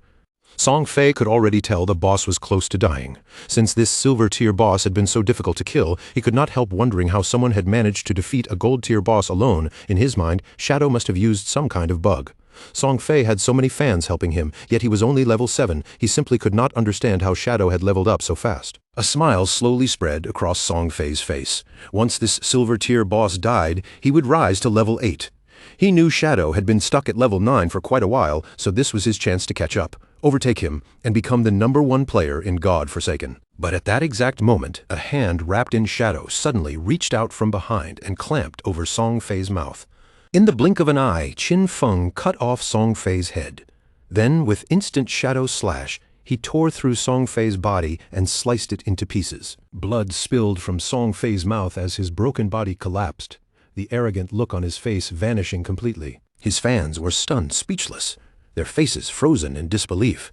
But before any of them could even take another breath, Qin Feng attacked again. Moving as fast as thunder, Qin Feng's slashes swept through the battlefield, cutting apart both Song Fei's fans and the boss in one terrifying burst. A system window appeared immediately after, announcing that the boss had been defeated and rewarding Qin Feng with 150 experience points. The boss crashed to the ground and its body began transforming into lifespan. The surrounding players stared in complete shock. They could not believe Shadow had killed the boss with a single strike. Their attacks only dealt around 100 damage, while one attack from Shadow dealt thousands. In their eyes, Shadow was at least 10 times stronger than them. As the boss's corpse turned into lifespan orbs, Qin Feng calmly deactivated his stealth.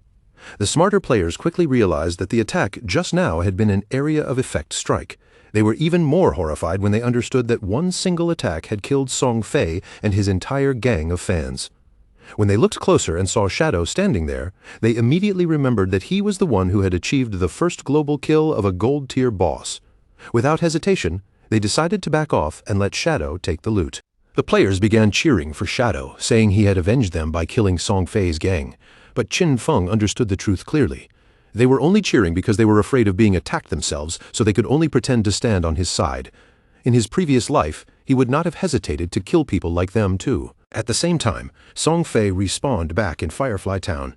The system informed him that he had been killed by Shadow, losing 1,106 days of tradable lifespan and 18 years and 113 days of non-tradable lifespan. Song Fei instantly panicked when he realized Shadow had come to Firefly Town. He could not believe that out of the hundreds of starter towns in Jianghai City, Shadow had chosen his town and even stolen his boss kill. His fans respawned as well.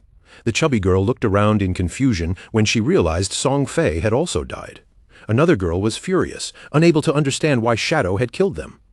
Someone else immediately guessed that Shadow had only done it to steal the Silver Tier boss. In their eyes, he was evil and shameless for launching a sneak attack, while Song Fei was distracted. Just then, an archer nervously approached Song Fei and asked if she could join his team. She quickly explained that she had a skill called Eagle Eye, which allowed her to detect invisible enemies. Song Fei's fans immediately told the girl to get lost, saying Song Fei had already made it clear that he only wanted mages in his party. The chubby girl also looked down on her, saying an archer's monster-killing efficiency was too low and would only slow down Song Fei's climb in the rankings. But Song Fei suddenly spread his arms in a gentle, saintly pose and explained that even though she was an archer, she could still become part of his family. After all, he believed that love could fill everything. He took the woman's hand and looked at her with a warm, kind expression, saying he could feel the strong emotions in her heart. It did not matter that she was an archer. He decided to allow her to join his team, promising that they would work hard together and level up side by side. Being so close to Song Fei made the girl's face turn red at once. Tears of joy welled up in her eyes and rolled down her cheeks. Then an assassin appeared as well, declaring that she could also turn invisible and swearing that she would make Shadow pay for killing Song Fei. A mage also stepped forward, revealing that she had learned a new area of effect skill and could freeze Shadow in place. Song Fei opened his arms even wider, saying that his family was filled with love. Any girl who wanted to join his team would be welcomed. The girls were so moved that they began crying with joy, swearing that they would stay by Song Fei's side forever. In their eyes, Shadow had no honor at all because he had ambushed their beloved Song Fei. They promised he would pay the price. The moment they found Shadow, they would let Song Fei kill him personally and teach him what happened to anyone who dared mess with Song Fei. Nearby, two players quietly focused their attention on the scene. They did not know what Song Fei planned to do next, but they were very aware that someone had killed him outside, and honestly, that felt extremely satisfying. They remembered that Song Fei usually had a crowd of girls protecting him, so they could not figure out how he had been killed so easily. But then they realized the answer had to be Shadow. In their eyes, Shadow was truly incredible. And when they saw those girls crying over Song Fei, they could not help thinking that these girls were seriously not right in the head. A confident smile appeared on Song Fei's face. With so many people here as witnesses, he believed that once he defeated Shadow, everyone would understand that being strong alone was useless, especially for an assassin. To him, Shadow was just a fragile assassin who had dared to challenge a great and noble mage like himself. Meanwhile, Qin Feng had already picked up the loot using Greedy Hand. From the boss and the fallen players, he obtained 16 evolution points, 217 days of tradable lifespan, 6 silver tier items and 1 gold tier item. Qin Feng decided to evolve Stole of Mercy, spending 10 of his 19 evolution points. The skill advanced from epic tier to legendary tier. Its passive weak point attack correction increased from 100% to 200%, and the weak point attack multiplier was doubled. The active effect also became stronger. His next attack would now trigger Slit Throat, dealing 150% of that attack's damage per second instead of 100%. The duration remained 3 seconds, while the cooldown dropped from 30 seconds to 18.5 seconds. The weak point correction had increased by another 100%, reaching 200%. That was equivalent to doubling the size of the target's weak points again. If this effect kept increasing, Qin Feng felt that someday half of an enemy's body might be treated as a weak point. At that stage, even his Shadow Slash might be able to deal weak point damage. A skill that started at epic tier could evolve to legendary with only 10 evolution points. However, evolving it from legendary to mythical required 100 times more points. In other words, Stole of Mercy would need 200 evolution points to advance from legendary to mythical. Following that pattern, Qin Feng understood that epic tier Greedy Hand would require 210 evolution points to evolve. And once it reached legendary tier, the next evolution would cost 340 points. Since he only had 9 evolution points left, he decided to evolve Backstab Enhancement instead. Qin Feng spent 8 points, raising Backstab Enhancement from Gold tier to Platinum tier, and the passive damage increase rose from 30% to 40%. A Silver tier boss, along with that group of players, had given Qin Feng more than 1,400 days of tradable lifespan in total. His goal here had already been achieved, so he decided it was time to return. But while Qin Feng was distracted, a girl suddenly tried to ambush him from behind, clearly aiming to kill him. Shadow silently watched her movements, then dodged the attack with barely any effort, as if he had seen it coming from the start. The girl refused to stop and attacked again. But Qin Feng evaded her second strike just as easily, not even looking pressured. The girl froze in shock. She could not believe that all of her attacks had been dodged so cleanly. Realizing she could not hit him directly, she stopped wasting time and immediately activated stealth, disappearing from sight. At that moment, Song Fei's fans appeared at the top of the cliff, surrounding the area from above. They had already cornered Qin Feng and shouted that they would avenge Song Fei. Song Fei's mages raised their magic staffs, while the archer who had just joined the team aimed her bow directly at Qin Feng. Their faces were filled with anger as they swore to make Shadow pay. Qin Feng activated stealth, and his figure instantly faded into the air, turning into a shadow once again. But the archer immediately used her eagle eye skill. With a confident look, she made it clear that Qin Feng's invisibility was useless in front of her. Her arrow shot forward and changed mid-air, taking the shape of a ghostly eagle as it swept across the sky. A few seconds later, the phantom bird burst apart above them, and its pale feathers scattered downward like a sudden rainstorm. Those glowing feathers drifted through the air and fell directly over the assassin from Song Fei's group. The moment they touched her, her stealth effect was forcibly broken, and her hidden figure was exposed in front of everyone. The chubby girl's eyes lit up with excitement as she clenched her fist tightly, convinced that they had finally dragged Qin Feng out of hiding. Without hesitating, she shouted for everyone to unleash their strongest skills and attack with absolutely everything they had. After hearing her command, Song Fei's crazed fans immediately raised their weapons and cast their most powerful attacks. In the next instant, a storm of terrifying spells came crashing down toward the assassin. Seeing all that magic lock onto her, the assassin's face changed with panic as she desperately tried to explain that she was not Qin Feng. But by then, there was no chance to stop it. The spells slammed straight into her body one after another, and a violent explosion erupted where she stood, swallowing her completely in the blast. Instead of feeling guilty or sad, the chubby girl only became even angrier. To her, this proved the assassin had never truly loved Song Fei, because she was not even a mage, and therefore did not deserve sympathy. In her twisted mind, this was heaven's punishment for being fake. Then she immediately turned to the archer and ordered her to release the eagle again and find Shadow. The archer quickly nodded, preparing to follow the order. But at that exact moment, Qin Feng quietly took out the ghost fire bell and began shaking it in his hand. As the bell rang, its active effect, Soul Attack, was triggered. This ability could freeze every enemy within a 100-meter radius for 3 full seconds, though it came with a long cooldown of 521 seconds. Just before the archer could activate her eagle eye skill again, a strange aura suddenly wrapped around her body and spread over her companions as well. In an instant, all of them were locked in place, unable to move, and confusion flashed across their faces. Before they could even understand what was happening, Qin Feng appeared like a streak of lightning. Using Instant Slash, he tore through them with terrifying speed, cutting their bodies apart before any of them had the slightest chance to react. Song Fei, who had been hiding behind a corner, cautiously stuck his head out and stared in complete confusion. He could not figure out why his fans had suddenly died. At first he suspected Shadow had done it, but he quickly rejected the idea, because if Shadow had attacked openly, his position should have been revealed. But Qin Feng was still invisible, and he silently moved closer to Song Fei. With a cold, arrogant gaze, he made it clear that Song Fei's end had already arrived.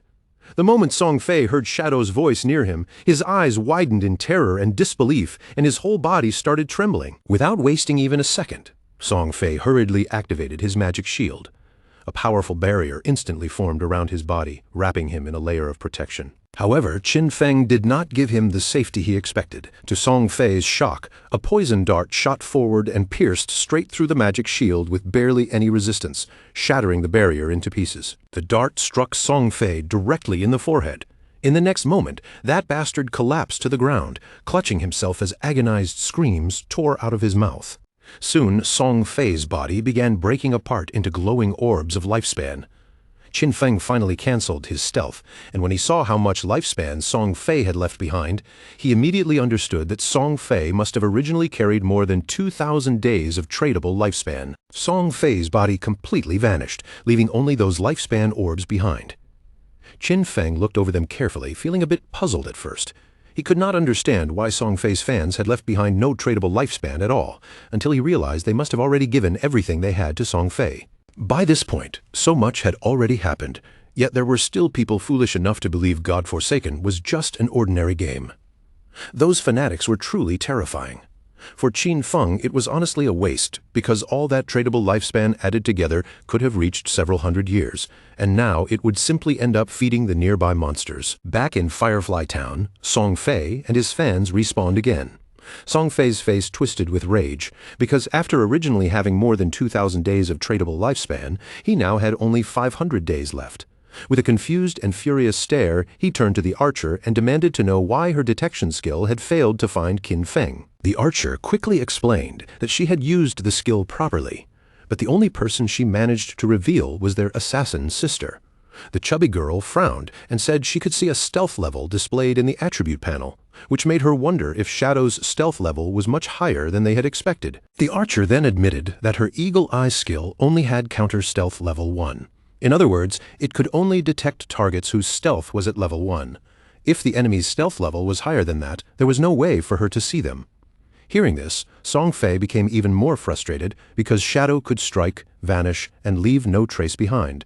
He had no idea how they were supposed to defend against someone like that. Song Fei touched his face and started thinking hard.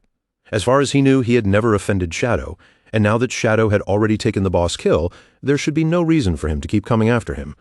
But then another thought flashed through his mind. Maybe Shadow was jealous of his unmatched beauty, and that was why he might return to kill him again. Song Fei's fans immediately raised their weapons and decided that for everyone's safety, they should go level up somewhere else. No matter where Song Fei chose to go, they swore they would follow him without hesitation. Not long after that, Qin Feng also made his way back to Firefly Town. After searching around for a while, Qin Feng found the situation strange.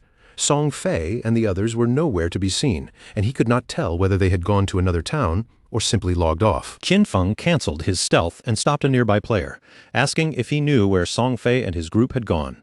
The moment that player saw Shadow standing in front of him, fear instantly spread across his face. The man quickly pointed in one direction and revealed that Song Fei and his fans had headed that way. Then he nervously begged Shadow to please kill Song Fei. But he also had one request. After killing Song Fei, he hoped Qin Feng could spare his girlfriend, a female hunter named One Flying Treasure Cat. Qin Feng immediately realized that the man's girlfriend was the hunter who could detect invisibility, so he calmly advised him to find a new girlfriend instead. Qin Feng activated stealth again and disappeared from sight. Behind him, the man kept begging, saying he had worked incredibly hard just to find that girlfriend. Although Qin Feng now knew the general direction Song Fei's group had taken, he still had no idea where they were actually going.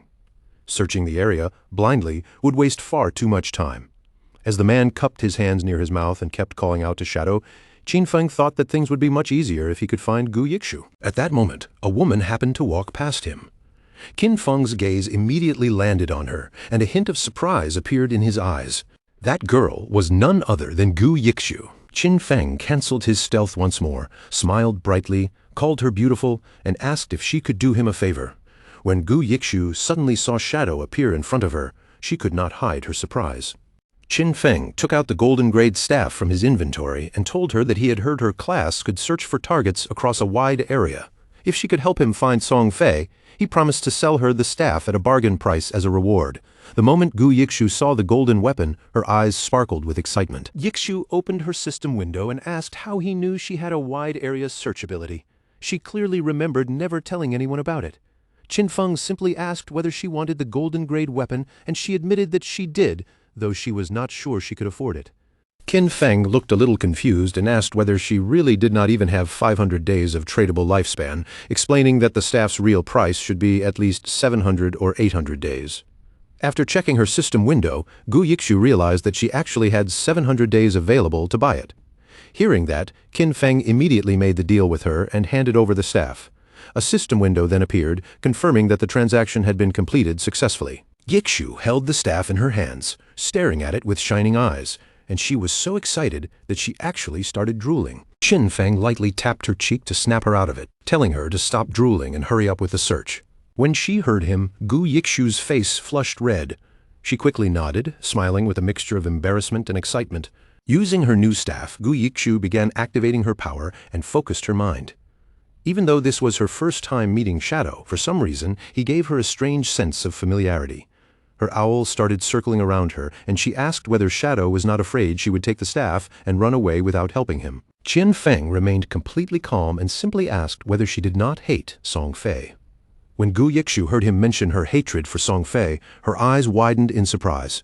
She wondered if Shadow might actually be one of her real-life friends, but his voice did not sound familiar. Qin Feng smiled slightly and left the answer for her to guess. Yikshu raised her hand, and the owl immediately flew upward. As for guessing who Shadow really was, she was far too lazy to bother with that right now. But just then, Gu Yikshu's eyes suddenly widened, as if her owl had discovered something unexpected. The owl flew over Firefly Town and looked far into the distance. Deep among the canyons, Gu Yikshu finally spotted Song Fei and his group of fans moving through the rocky terrain. Her owl had successfully found the place where Song Fei was hiding among the rocky canyons, and Gu Yikshu quickly told Qin Feng the exact location. She also urged him to move fast because Song Fei and his companions might leave before he arrived. The owl could fly very quickly, but tracking them for too long would drain its strength and tire it out.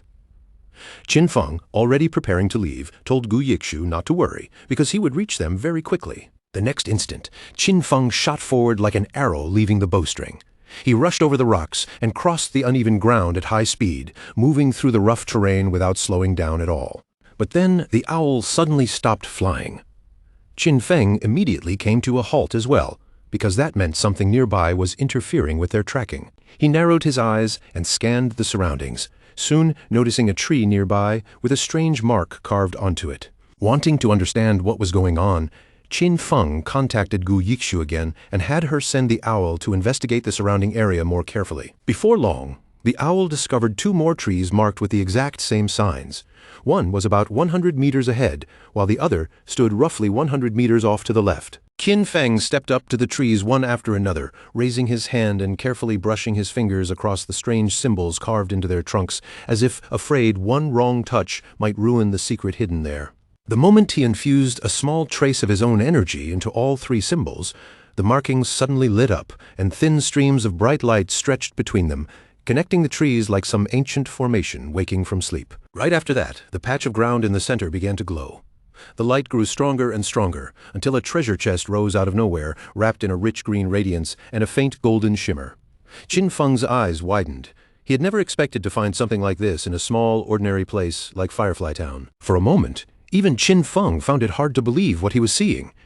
Treasures left behind by the ancient gods were unbelievably rare, and they could appear in almost any corner of the world. Some opened into monster disasters, some released waves of wild beasts, while others, like this one, hid rewards powerful enough to change a player's fate. Yui, watching everything through her owl's eyes, was just as stunned. A green treasure chest like this could easily be worth 1,000 days of lifespan, or more than 10 million in real money. Even Qin Feng had to admit that Yui's instincts and quick judgment were frighteningly sharp. In his previous life, during the earliest stage of the game, 1 year of lifespan had only been worth around 10,000. But that price had not stayed low for long. By the second day, it had already shot up to 50,000. Yui clearly had not lost interest either. Her gaze stayed fixed on those mysterious symbols, and she quietly began recording every detail, saving them for later use. There was a sharp, thoughtful light in her eyes. With her tracking talent, who knew how many hidden clues, secret paths, or forgotten treasures she might be able to uncover from markings like these? Qin Feng did not waste any more time. He reached forward and opened the chest. Inside lay a skill book wrapped in a dark, eerie aura named Curse of the Blossoms. It was a powerful emerald-level ability. Once used on a defeated enemy, cursed flowers would grow from the corpse and directly reduce that person's tradable lifespan to 0. Even more terrifying, the skill had no cooldown at all, though it had to be activated within 15 seconds after the target died. Qin Feng immediately remembered just how dangerous this spell had been in his previous life. With it in his hands, every enemy he killed could be turned into another benefit for himself. If he managed to bring down Song Fei again and guard the body for just a short while, then everything Song Fei had accumulated could be stripped away completely. A cold, sinister smile slowly appeared on Qin Feng's face. This time, Song Fei would not simply lose another fight. He would be drained until there was nothing left. With that thought in mind, Qin Feng moved quickly toward his next target, and the scene shifted elsewhere. Far away, deep inside a canyon, Song Fei's most loyal fangirls were throwing themselves into battle against a boss. They attacked with everything they had, while Song Fei stood safely behind them, watching closely and waiting for the perfect chance to step in for the final blow. Song Fei looked completely relaxed, almost smug, In his mind, Qin Feng would never chase them all the way out here, especially not to a place this far from town. After all, Qin Feng had already defeated a silver-level boss and humiliated him twice in front of others. Song Fei believed that should have been more than enough and that the matter was already over. But unfortunately for him, he had guessed wrong. Just as the boss's health was about to hit the bottom, the slightly heavier girl suddenly noticed another group nearby. That team was also locked in combat, struggling against a different boss of their own. Song Fei's expression changed smoothly, and with that same practiced charm, he began persuading his fans again. He claimed the other players were supporters of a rival idol, secretly trying to steal the spotlight and make him look bad. The moment his fans heard that, their faces twisted with anger. To them, no one was allowed to surpass their precious Song Fei, and no one was allowed to shame him in front of others.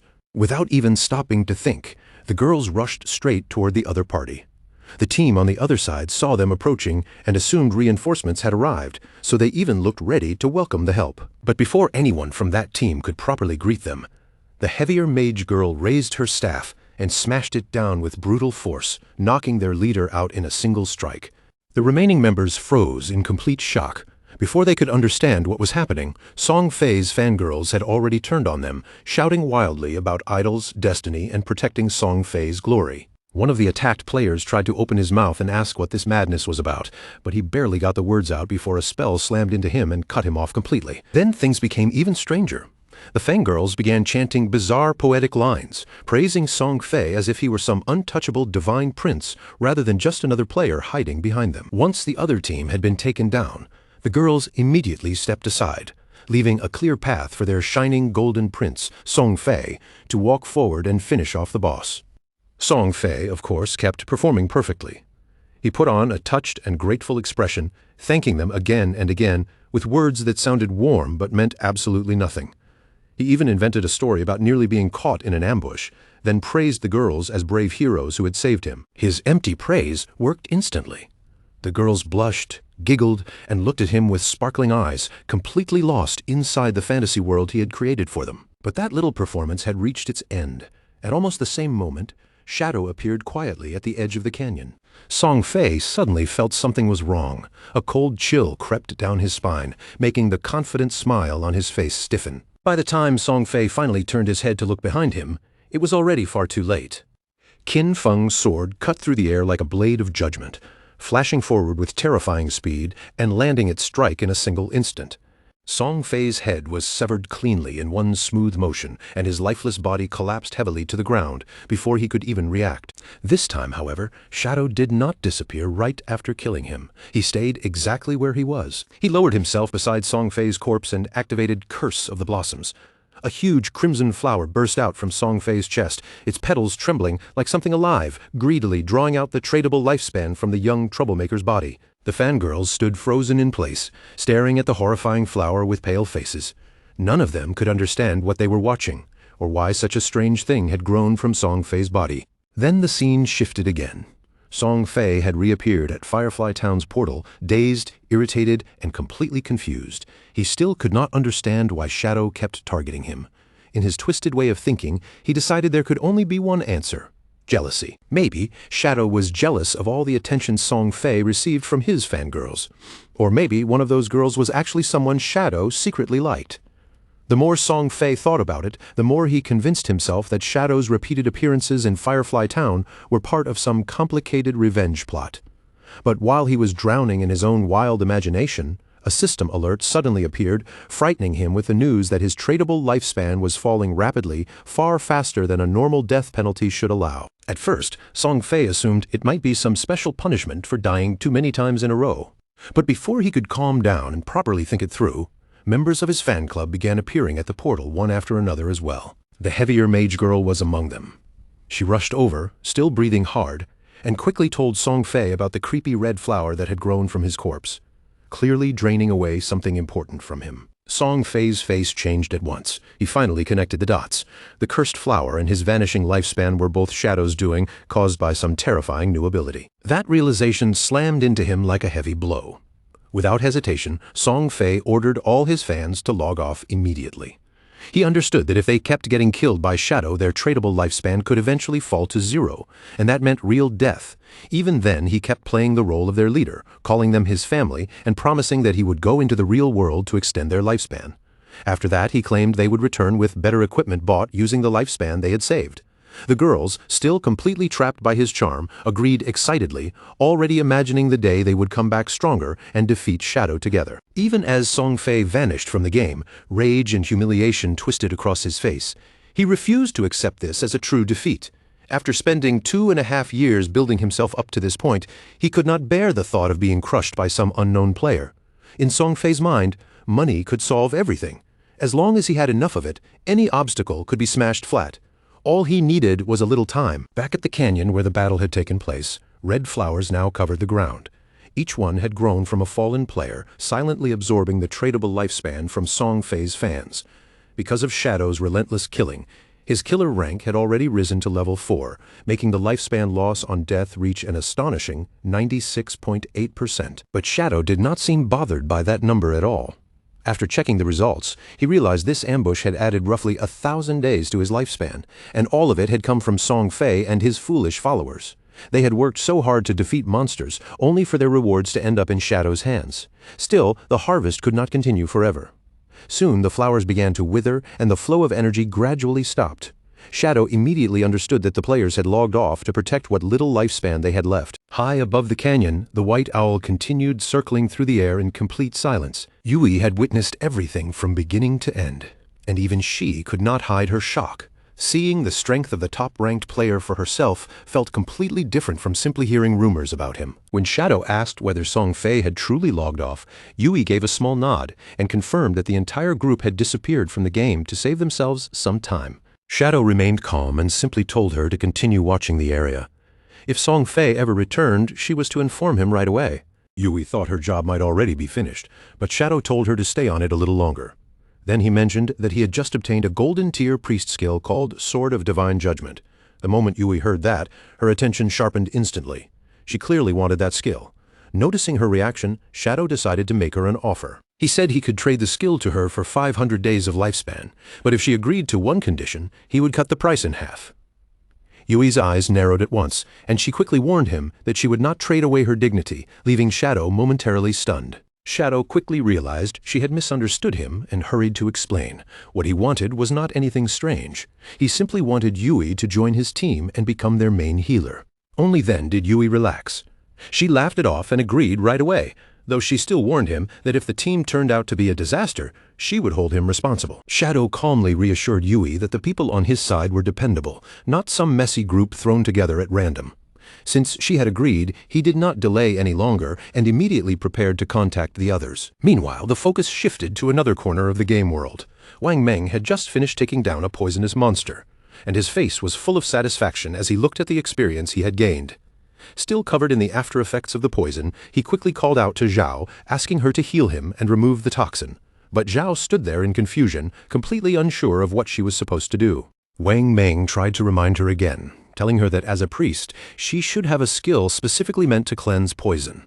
But before Zhao could properly understand what he meant, she panicked and cast the ability in the wrong direction, sending the purification onto a nearby tree instead of the teammate who was actually dying. With the poison still spreading through his body and the remaining time running out, Wang Meng finally collapsed to the ground.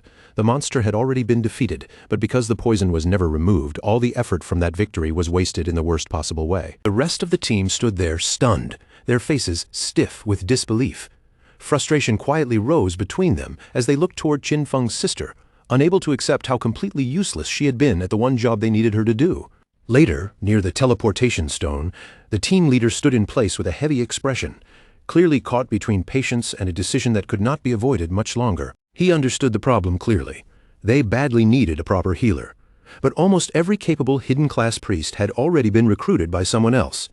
Even so, continuing with Zhao like this would only drag the entire team down. Zhao, however, had no idea how badly she had failed. She was still floating in her own fantasy, imagining herself as the chosen one, almost like a goddess blessed by this new world. To her, her fast leveling was proof that she was destined for greatness, and she was already picturing the day she would stand beside her brother Song Fei in glory. But just then, a message from Shadow reached Wang Meng, and the news instantly made his eyes light up with excitement. A hidden class healer had agreed to join their team, and she was a Whitebird priest with strength in other roles as well. This was exactly the opportunity they had been waiting for. The team leader immediately asked Shadow where she was. Shadow told them the new healer was currently in Firefly Town. It was not the best place for leveling, but meeting up first and forming the team properly was more important now. Wang Meng agreed right away and got ready to head over. But before leaving, he knew there was still one awkward problem he had to handle first: Zhao. He chose his words carefully and told her that the team would be moving to a higher level area because Shelltown had become far too crowded. He deliberately made it sound as if the only issue was her level being too low, softening the truth as much as possible so he would not hurt her feelings directly. But before Zhao could even give a proper response, the entire team had already set off. Their steps were quick, and their faces clearly showed relief at finally leaving behind a healer who could not actually heal. Zhao, however, did not seem upset at all. Instead, she took their departure as a good thing. In her mind, they simply were not strong enough to keep up with someone as special as her. So she decided she would find Shadow instead, and make him help her level up. Before long, Wang Meng arrived in Firefly Town, where he finally met up with Shadow and Yui. The moment they met, Wang Meng handed over the lifespan he had gained from their previous battle, settling the account cleanly before they moved on with the new team arrangement. As they prepared to continue, Wang Meng once again felt just how difficult it was to keep pace in this brutal game. While they were discussing their next plans, Wang Meng brought up another possible ally, a captain named Yan Yu. The instant Shadow heard that name, he stopped where he was, and his thoughts began turning rapidly. That name was definitely not ordinary. Then, as if summoned by the conversation itself, she suddenly appeared. With a bright and cheerful wave, Yan Yu greeted them from nearby, immediately drawing the attention of both men. Shadow stared at her in disbelief. The woman standing before them was none other than Yan Yu, also known as Justice Execution, the only player in the entire game who possessed the hidden class Dragon Swordsman. In Shadow's previous life, Yan Yu had ranked among the top 20 players in the world and had played a crucial role within the country's official forces. She was a national hero, someone both respected and feared. Yet now she had appeared much earlier than expected, standing there with a bright presence and looking at Shadow with obvious admiration. Yan Yu introduced herself with a warm smile and openly admitted that she had admired him for a long time. She even joked that with the speed of his growth, Shadow almost looked like a time traveler or some reincarnated hero who already knew the path ahead. Shadow remained quiet for a moment, his mind drifting back to his previous life where their paths had crossed much later and under far darker circumstances. Back then, she had never been part of Wang Meng's team, which made this early meeting feel even more unexpected. She likely already carried a large amount of tradable lifespan, probably gathered for government forces. And as a Dragon Swordsman, a class famous for its toughness, she was the perfect person to hold that kind of power. Shadow understood the government's reasoning and silently respected the choice. Yan Yu was very direct as well. She told Shadow that if he had any equipment he wanted to sell, she and the people behind her were willing to buy it. Her tone stayed sweet, but there was firmness underneath as she reminded him that she carried responsibility for her city. Shadow knew there was no benefit in standing against her, and both of them understood that clearly. He agreed, saying it would be foolish to miss out on a deal that helped both sides. Even though Yan Yu looked cheerful and harmless on the surface, Qin Feng knew very well that there was far more hidden beneath that smile. At the same time, Song Fei's fans had already logged out of the game. Once they returned to reality, they saw the official announcement and were immediately shaken to the core. The lifespan inside God-forsaken game was real, and if it ever fell to zero, the person would die in the real world. The Archer girl was furious when she realized this was no ordinary game at all. Worse still, she had already handed all of her tradable lifespan over to Song Fei. Some of the fans had only a few days of lifespan remaining. The assassin among them had killed several players and already carried the killer status. If she died one more time, the lifespan she lost would be doubled again. Everyone fell into panic. None of them could understand how dying only 3 times could cost such a terrifying amount of lifespan. The chubby girl began reading through the messages, and sweat quickly appeared across her face. She cursed inwardly as she realized that, in the game, she had always charged at the very front as a tank mage. She had killed many people and died many times too. Now, after everything was calculated, she had only 1 day of lifespan left. If that final day disappeared, she would truly die. Just then, one piece of news suddenly caught her attention. Brother Song Fei was buying lifespan. To her, that was wonderful news. She immediately decided to go find Brother Song Fei, fully believing that he would definitely help her through this crisis. She quickly changed her clothes, even thinking about wearing Brother Song Fei's support outfit from head to toe. The more she thought about it, the more excited she became, convinced that going to Brother Song Fei was the right choice and that he would surely save her. She even thought of his newest release, the Song Fei Ultra Thin Anti-Side Leak product. After dressing herself completely in Song Fei merchandise, she did not waste another second. She rushed out of her home and headed straight toward the concert. Not far from there, in a nearby apartment area, another person was also returning to reality. Qin Feng's sister had also logged out of the game. For a moment, she sat there in a daze, unable to tell whether she was truly back in the real world because the line between the game and reality had started to feel terrifyingly blurry. She picked up her phone and checked the latest information. When she saw the price, she could not help smiling. At the current rate, 1 day of lifespan could be sold for 15,000. With more than 200 days still in her hands, she could become a millionaire almost instantly.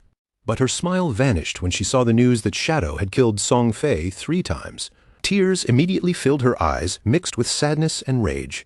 She remembered what the others had said clearly: if a person's lifespan in the game reached 0, they would truly die in real life. Even though she still had 100 years of non-tradable lifespan, dying 3 times had left her with barely 12 years remaining. Then she thought of Brother Song Fei and could not understand why Shadow would kill him like that. According to the group chats, Shadow had managed to kill Song Fei 3 times despite being surrounded by dozens of people.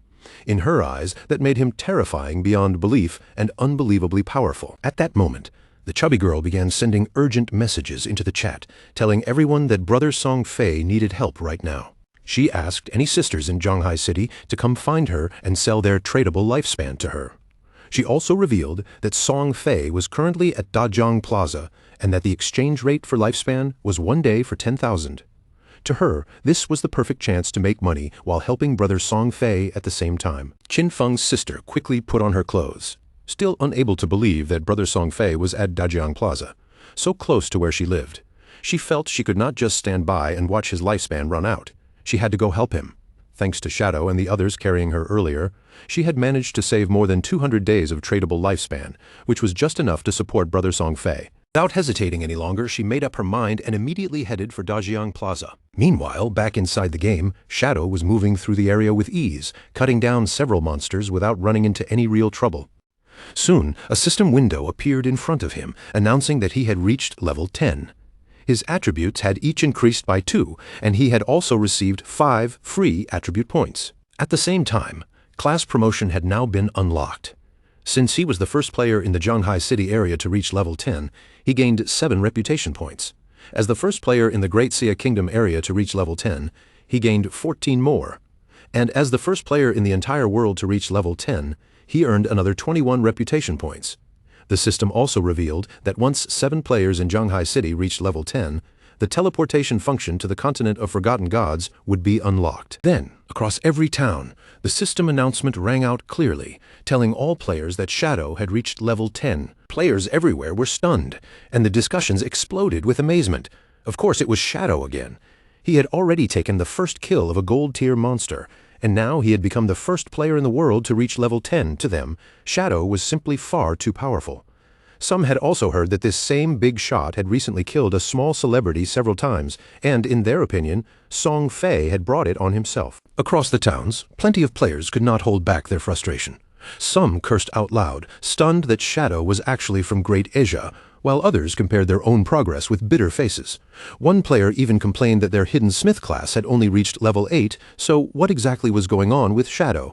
With 1.5 billion people in Tianzhu, was there really no one who could catch up to him? At that moment, Shadow was standing near the shore, the wind brushing past him as he decided to spend the evolution points he had earned. He used all 13 points in one go, leaving his balance at 0.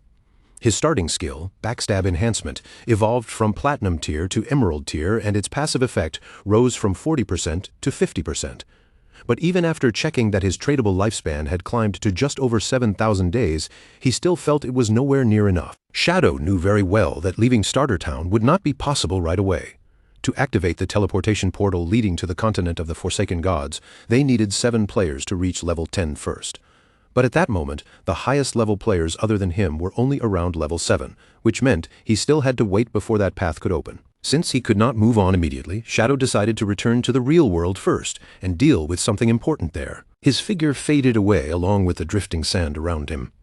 A few seconds later, Qin Feng opened his eyes back in reality, and the system prompt appeared before him, asking whether he wanted to consume tradable lifespan to transfer his abilities into the real world.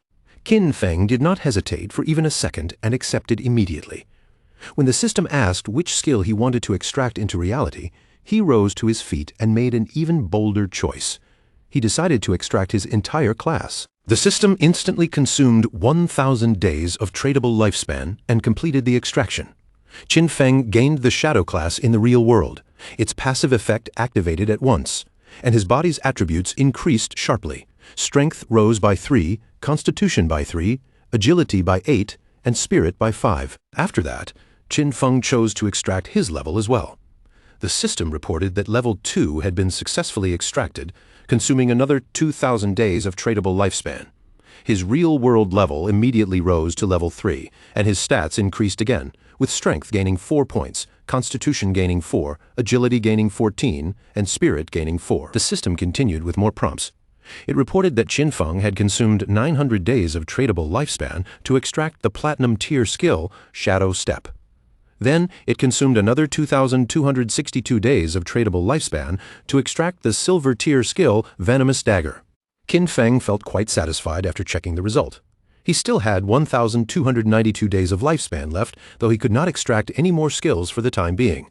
Even so, he had paid the cost of extracting a lower tier ability, yet successfully obtained the Platinum tier Shadow Step, making the trade more than worth it. But the moment he thought of Song Fei, his expression darkened. Qin Feng could not stop himself from clenching his fist, anger tightening through his fingers. Right now, his basic stats were already twice as high as an ordinary person's, and his agility had reached 32 points, completely surpassing the normal human limit. With unlimited invisibility and a poisonous dagger that could be thrown up to 14 meters, he was confident he could find a chance to end Song Fei. Qin Feng picked up his phone and began browsing the latest information. He was surprised to discover that Song Fei was aggressively buying up lifespan. Qin Feng wondered if that bastard planned to re-enter the game later and come after him. Then he saw that Song Fei was currently at Dejiang Plaza. After estimating the distance at around 7 or 8 kilometers, Qin Feng calculated that with his current speed, he could reach the place in just over 10 minutes. Just then, his hand suddenly trembled when a message appeared on his phone. It was from Hu Keben, that arrogant and forceful company supervisor. Hu Keben was clearly furious. In her eyes, Qin Feng had grown bold after gaining some ability, to the point that he was not even answering her calls anymore. She knew the young lady had taken an interest in him, and to her, that should have been Qin Feng's great opportunity. She could not understand why he refused to cooperate. Qin Feng did not bother replying. He simply blocked Hu Keben, and as he walked forward, he tossed the phone aside. His body gradually turned invisible, while a cold thought passed through his mind. Those people would soon understand what God-forsaken game truly was. A few hours later, Dajiang Square was packed with noise and flashing lights as Song Fei's concert began. The crowd was full of excited girls, and among them stood Qin Feng's sister as well. On the stage, Song Fei sat in a prominent position, and beside him was a blonde woman who carried herself with calm confidence. With a smile on her face, the blonde woman mentioned that she had heard Song Fei had been killed 3 times by Shadow inside the game. Then she told him not to worry, because she had already sent people to investigate Shadow's real identity. Song Fei looked at her with curiosity and asked how the investigation was progressing. She calmly revealed that she had already sent someone to Firefly Town to make contact with Shadow. Their plan was simple. They would offer Shadow a price he could not refuse. Once he came into the real world to collect the money, they would catch him, and when that happened, they would make sure Brother Song Fei got the chance to vent his anger properly. After hearing that, Song Fei could not help smiling. He told her to make sure she informed him when the time came. Then he asked whether it was true that her Dajiang Corporation had already used this same method to control several players and force them to work for free. Hu Keben laughed without the slightest shame. To her, those people were all idiots, weak players who could not even accumulate much lifespan. Compared with them, standing on Song Fei's side was far more valuable, because so many women willingly gave him their lifespan and were even ready to die for him. Song Fei leaned back and laughed with a malicious satisfaction, clearly enjoying every word she said. But then, from somewhere in the audience, a man suddenly shouted out, demanding that everyone stop recklessly selling their lifespan to other people. He turned his anger directly toward Song Fei, accusing him of knowing full well that lifespan was tied to life and death while still brainwashing his fans and buying their lifespan on a large scale. He said Song Fei was putting lives in danger and declared that they were going to report him. Song Fei only smiled when he heard this. In his mind, there was always some fool who liked to jump out and cause trouble at the worst possible time. Then Song Fei stood up and faced the crowd with a solemn public statement. He said he had noticed the recent discussions and admitted that his actions in acquiring lifespan had taken up certain public resources and caused inconvenience to people. For that, he claimed he felt deeply regretful and offered everyone his sincerest apology. His fans immediately shouted back that he did not need to apologize at all, because in their eyes, he had done absolutely nothing wrong. Song Fei kept a sincere smile on his face and said he was truly grateful for all the support, affection, and warmth his fans had given him. At the same time, he earnestly urged everyone to remember that love should be positive and uplifting. He hoped they could follow their idols rationally, and during this special moment involving the game, while protecting their own safety, they should also work together in a healthier way to contribute to society and spread positive energy. Tears filled his face as he continued explaining. He said that while the entire nation was being affected by the game, he had been actively cooperating with the authorities and working hard inside the game himself. That was why he had used his personal wealth to acquire lifespan. He claimed he only wanted to become a high-quality idol in the game, someone truly worthy of being liked. He said he did it to give back to his fans, hoping everyone could gain something outside the game, live peacefully and safely, and work together for a better tomorrow. Then he lowered his voice, saying he had never expected his actions to bring so much trouble to everyone. Those words instantly struck his fans' hearts, and many of them could no longer hold back their tears. Song Fei apologized again, saying he was sorry for causing everyone so much trouble. The sadness in his voice made the crowd even more emotional, and they began shouting that he had done nothing wrong. Their anger quickly turned toward the man who had spoken out. They cursed at him, calling him a savage, and told him to get out. In their minds, they were helping Brother Song Fei voluntarily, and he had no right to insult their sincere feelings. Then the chubby girl climbed onto the stage, her expression filled with emotion, and loudly told everyone not to believe those ridiculous rumors spreading outside. She said she could not understand how anyone dared question Brother Song Fei. In her eyes, only fools with pig brains would believe everything they heard, and she asked how lifespan inside a game could possibly affect the real world. She placed one hand over her chest and declared that she was someone willing to die for Brother Song Fei. She said that when she logged out, the system showed her she had less than 1 day of lifespan left, but she was still perfectly fine. And even if the rumors were true, if they did not have the courage to die for Brother Song Fei, then they did not deserve to say they loved him. Her words completely stirred up the other fans. Their eyes filled with passion, and one after another, they decided to give all the lifespan they had to Song Fei. Song Fei watched their enthusiasm rise higher and higher, and deep down, he was extremely pleased with what he was seeing. He stretched his hand toward the chubby girl and said that being loved by someone like her made him feel truly honored. The chubby girl burst into tears right away, overwhelmed by happiness and devotion, looking as if she really was ready to give up her life for him.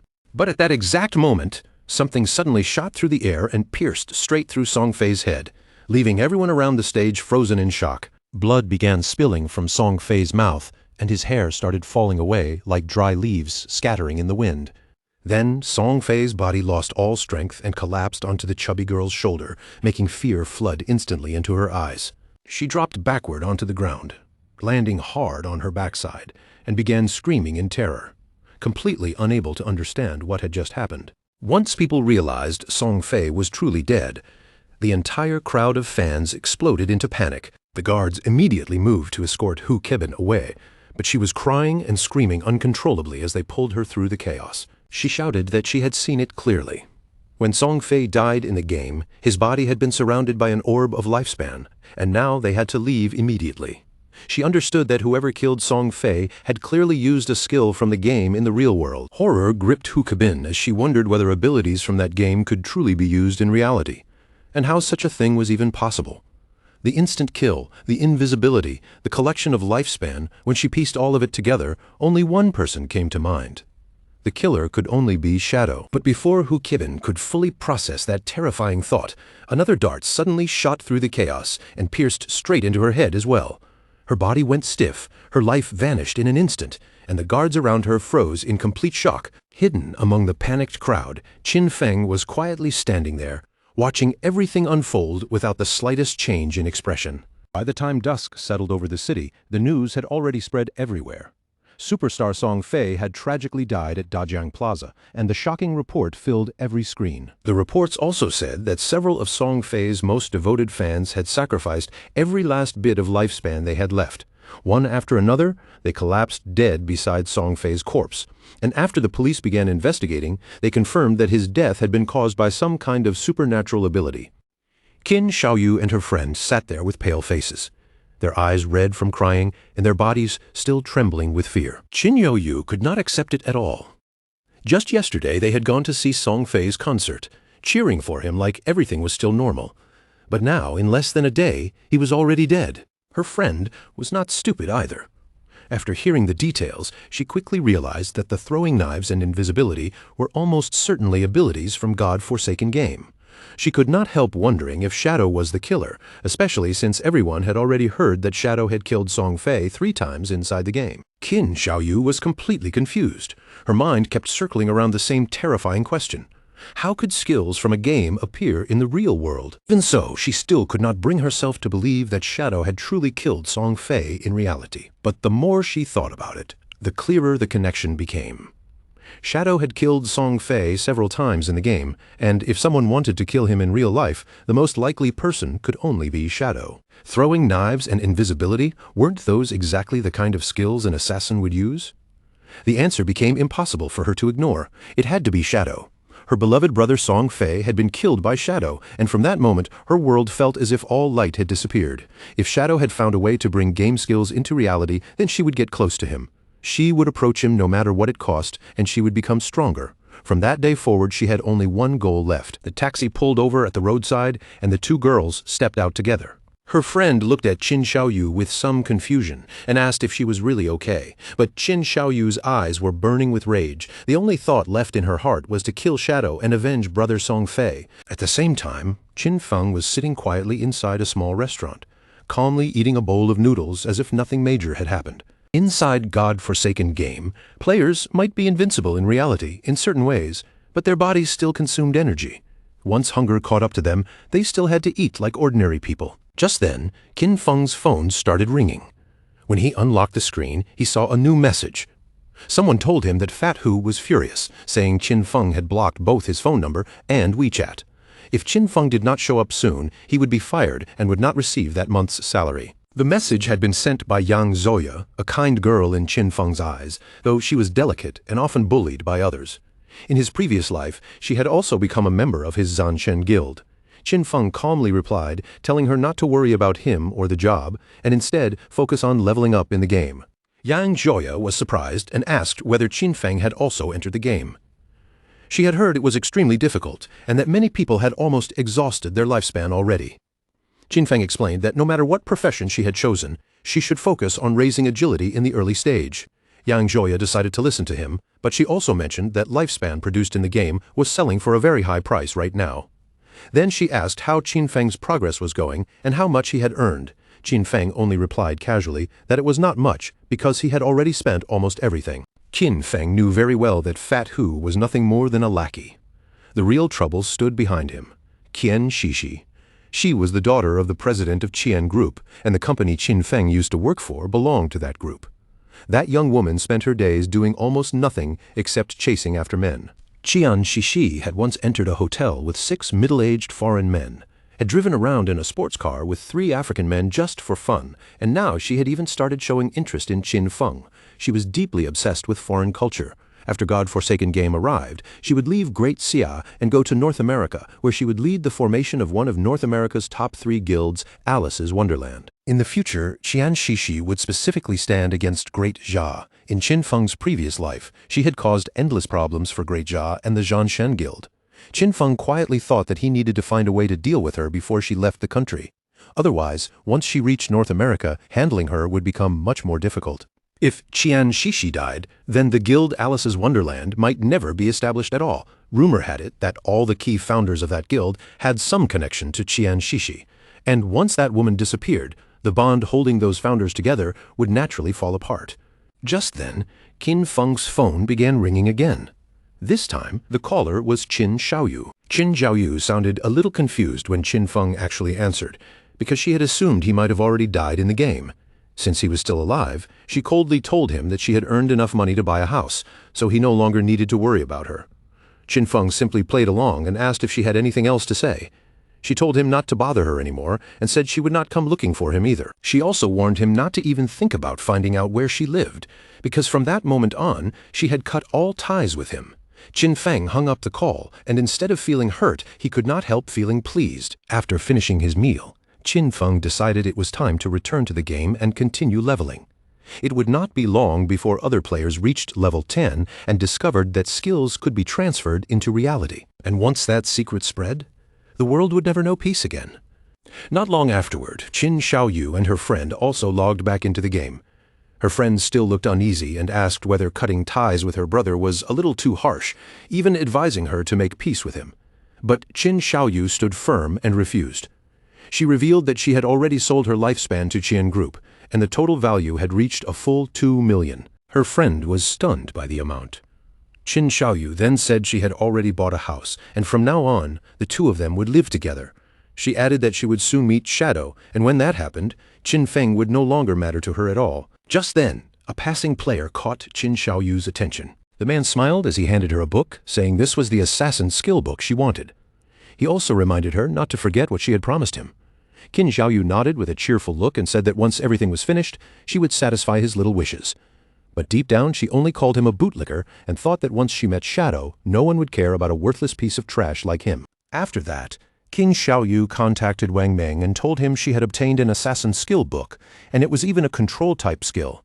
She asked him to check with Shadow and see if he needed it, saying she could give it to him. A smile slowly spread across Qin Xiaoyu's face.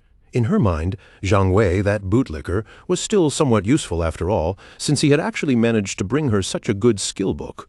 This book would become the red thread connecting her to Shadow. Soon, she would find a way to approach Shadow, stay quietly by his side, heal him when he needed it, help him kill enemies, and level up together with him. She would make sure Shadow felt every bit of her usefulness, little by little earning his trust until he came to see her as someone irreplaceable, almost like his other half. But once she became strong enough, and once Shadow no longer had any value to her, she would kill him with her own hands and tear out his eyes, all to avenge Brother Song Fei. But to Qin Xiaoyu's surprise, Wang Meng soon replied that Shadow had already seen the skill and called it trash. He had no need for it at all, so she could keep it and sell it for money herself. A while later, Shadow also logged back into the game. Almost immediately after returning, he heard the sounds of a fierce battle nearby, and from the intensity of it, the boss being fought was clearly not ordinary. Following the noise, Qin Feng moved closer and saw a man holding a shield, desperately fighting against a terrifying multi-armed boss. The man tried to turn and run, but it was already useless. In the next moment, the monster's limbs flashed forward and cut him into pieces. Qin Feng quickly recognized the creature. This was a golden arachnid, a level 8 gold tier boss. Even more troublesome, this boss possessed a level 2 anti-stealth ability. That meant Qin Feng's invisibility, one of his biggest advantages, would be completely useless in front of this monster. The golden arachnid let out a violent roar. Qin Feng gathered his momentum, stepped out from his hiding place, and launched his attack without hesitation. Shadow Slash tore through the air and struck the boss, instantly dealing several thousand points of damage. Qin Feng had a powerful buff that doubled his damage when attacking from outside the target's line of sight. But against an enemy that could see through invisibility, that effect would not activate at all, which meant his overall damage was greatly reduced. However, the legendary effect of Graceful Liberation strengthened the golden arachnid's head and heart weak points by 200%. Out of the 9 strikes from Shadow Slash, 3 were judged to have landed directly on weak points, dealing triple weak point damage and making up for the damage he had lost. It truly deserved to be called a legendary skill. Thinking of this, Qin Feng could not help feeling grateful to Sister Hai, because she had been the one who helped him find that faith temple in the first place. A mage nearby watched the battle with wide eyes. In her view, Shadow's damage was absolutely insane because one single skill had already wiped out 1/6 of the golden arachnid's health bar. Qin Feng followed up by throwing a venomous dagger. The blade shot forward and embedded itself in the monster's head, dealing 1,783 points of damage. But the venomous dagger was still only a silver tier skill. And at this stage, Qin Feng could already feel that its damage was beginning to fall behind. Because of that, Qin Feng knew he still needed to complete his class promotion as soon as possible. Only by advancing his profession could he unlock an even higher level of invisibility and restore one of his greatest advantages. To Qin Feng's surprise, the golden arachnid did not hesitate at all. Its huge body suddenly lunged forward, raising its many limbs as it prepared to tear him apart. The mage watching from nearby instantly panicked when she saw the boss charge, but Qin Feng's eyes lit up instead, filled not with fear, but with calm confidence. The monster's attacks came down one after another, fast and vicious, but Qin Feng shifted his body with ease, slipping through each strike as if the danger barely touched him. The mage and her companions stared in shock, barely able to believe what they were seeing. What kind of speed was this? And it was not just his movement. His reactions were terrifyingly quick, and he seemed to understand the boss's attack pattern almost too well. In pure speed, Qin Feng was nearly keeping pace with the boss itself. Every time the golden arachnid attacked, he dodged at the perfect angle, moving like someone who had already fought this monster countless times before. In his previous life, Qin Feng had been stuck beside Qin Xiaoyu, who could barely protect herself, let alone heal him properly. Because of that, he had been forced to sharpen his own survival skills over time. A warrior could not rely only on taking hits. Agile movement and precise evasion were just as essential. A fierce light burned in Qin Feng's eyes. That experience was also the reason he had once managed to reach the world's top 100 with nothing more than an ordinary warrior class. He moved in close and unleashed a chain of slashes against the golden arachnid. Blade light flashed across the boss's body again and again, and soon its health had been forced down to less than half. Qin Feng slipped back into invisibility, silently comparing this fight to the golden ghost ship. Unlike that special boss, which had unavoidable attacks, the golden arachnid was much easier to deal with as long as he could read its movements. The mage's eyes widened even further when she realized the boss was actually trying to flee. Of course, Qin Feng had no intention of letting that happen. He drew his dagger, rushed in, and sliced directly across the monster's throat. A system window appeared at once, announcing that he had killed the level 8 gold tier boss, gaining 640 experience points, 7 evolution points, and 497 days of tradable lifespan. Right after that, Qin Feng activated Greedy Hand and gained even more rewards, receiving 21 additional evolution points and another 497 days of tradable lifespan. Qin Feng felt satisfied as he looked over the results. A single gold tier boss had given him 28 evolution points in total and nearly 2,000 days of tradable lifespan, which was an impressive harvest. But then another system window appeared, catching him by surprise. He had obtained Blacklight Shield, an assassin skill. Its active effect could convert all dodge rate into a damage-reducing shield for 8 seconds with a cooldown of 60 seconds and a level 8 requirement. The conversion rule was clear. Every 20% of dodge rate would become 1 layer of damage reduction. Once the duration ended or the shield was broken, the shield would vanish and the dodge rate would return to normal.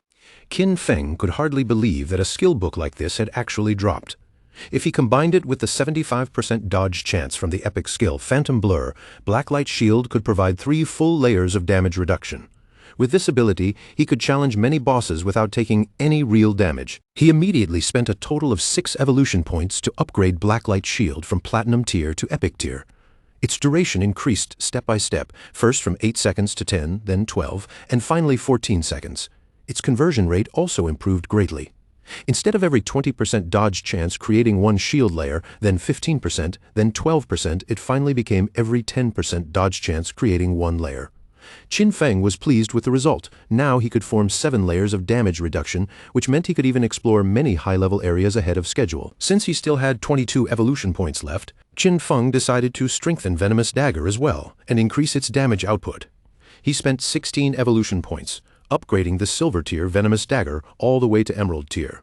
Its maximum range increased from 14 meters to 17 meters. Its continuous poison damage still had no weak point bonus, lasted 5 seconds, and could not stack, but the extra damage on hit rose from 120% attack to 240% attack. The venom damage also increased from 50% attack per second to 80% attack per second.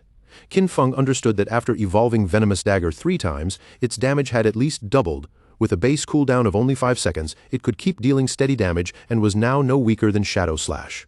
On top of that, he had obtained 2 pieces of Assassin-class equipment, so he decided to equip them immediately. One of the items was the Platinum-tier Agile Ring, an Assassin-class accessory that gave 20 agility, 20% movement speed, 20% attack speed, and 20% cooldown speed, with a level 8 equipment requirement.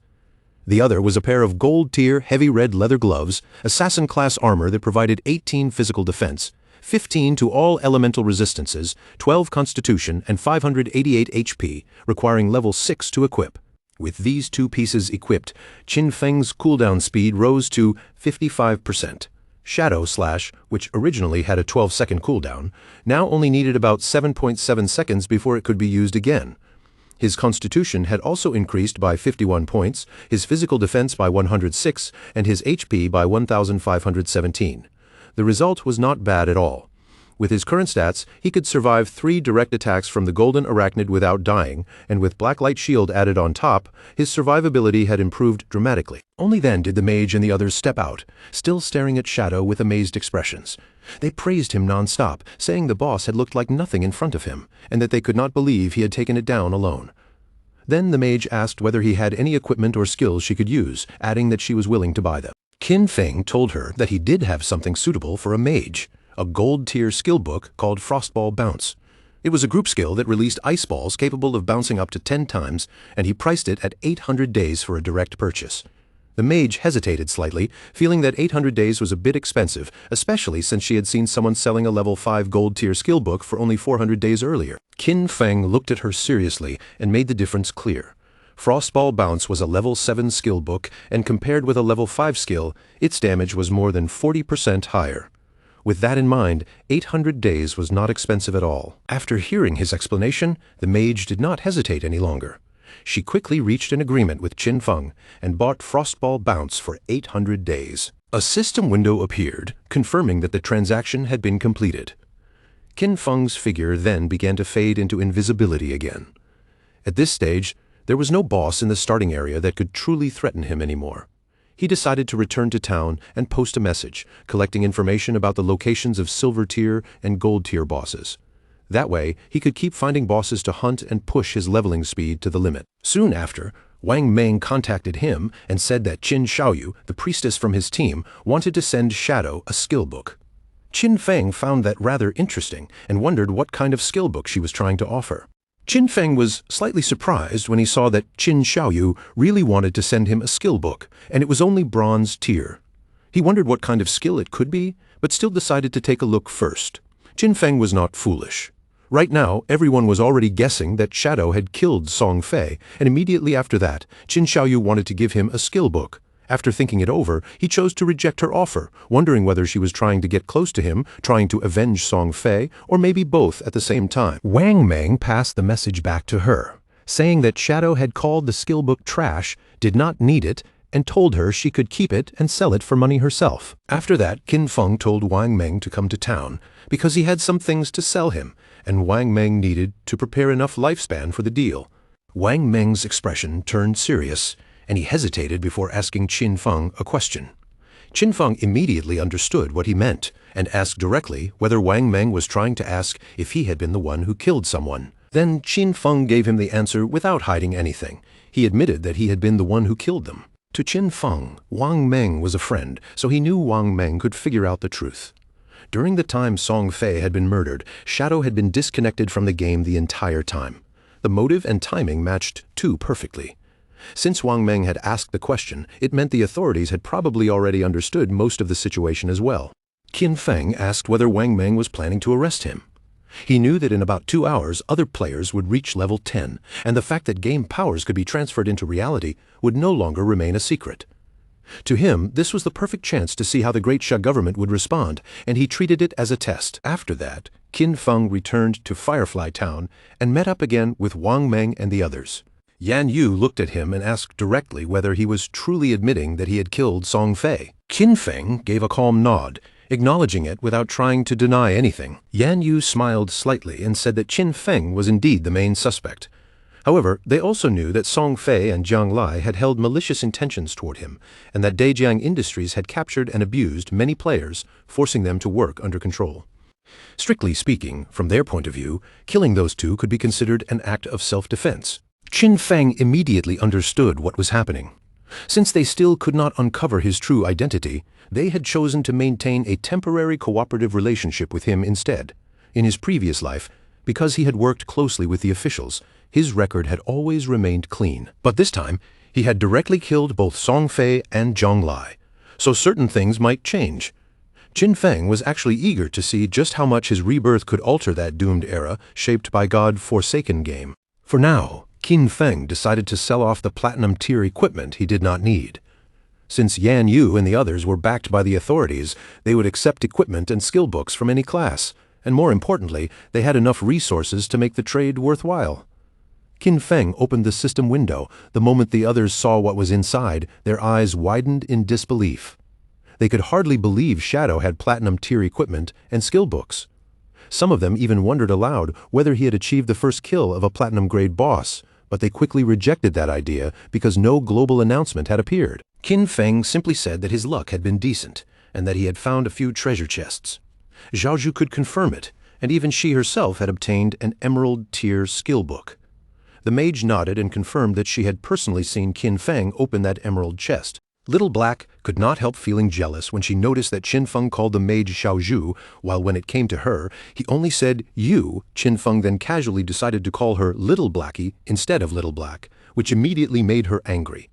She snapped back and told him he should just call her Little Black. Wang Meng let out a helpless sigh, saying that people really could not be compared with one another. Yan Yu also felt a little jealous because it was true that her side had barely managed to defeat a silver-grade boss, while Shadow had casually opened platinum-tier and emerald-tier chests. Qin Feng laid out the prices clearly. The platinum-grade archer skill book would be sold at a fixed price of 2,500 days. The platinum-grade berserker weapon would cost 1,500 days. The platinum-grade mage skill book would cost 3,000 days. The gold equipment and skill book package would cost 8,000 days, including the remaining platinum equipment and skill books. 25 items in total. He offered them a discount and set the final package price at 16,000 days. Wang Meng was completely shocked and immediately told Yan Yu to pay whatever Shadow asked. Then he could not help asking whether she was not going to bargain at all. Yan Yu smiled and said she actually felt the price was quite fair. She would also include what Zhao Zhu and Wang Meng owed from before in the deal. The transaction was completed smoothly, and Qin Feng praised Yan Yu without hesitation, calling her a true heroine who was direct, decisive, and refreshingly straightforward. Deep down, Qin Feng knew that once tradable lifespan exceeded 10,000 days, the system would start converting the unit into years.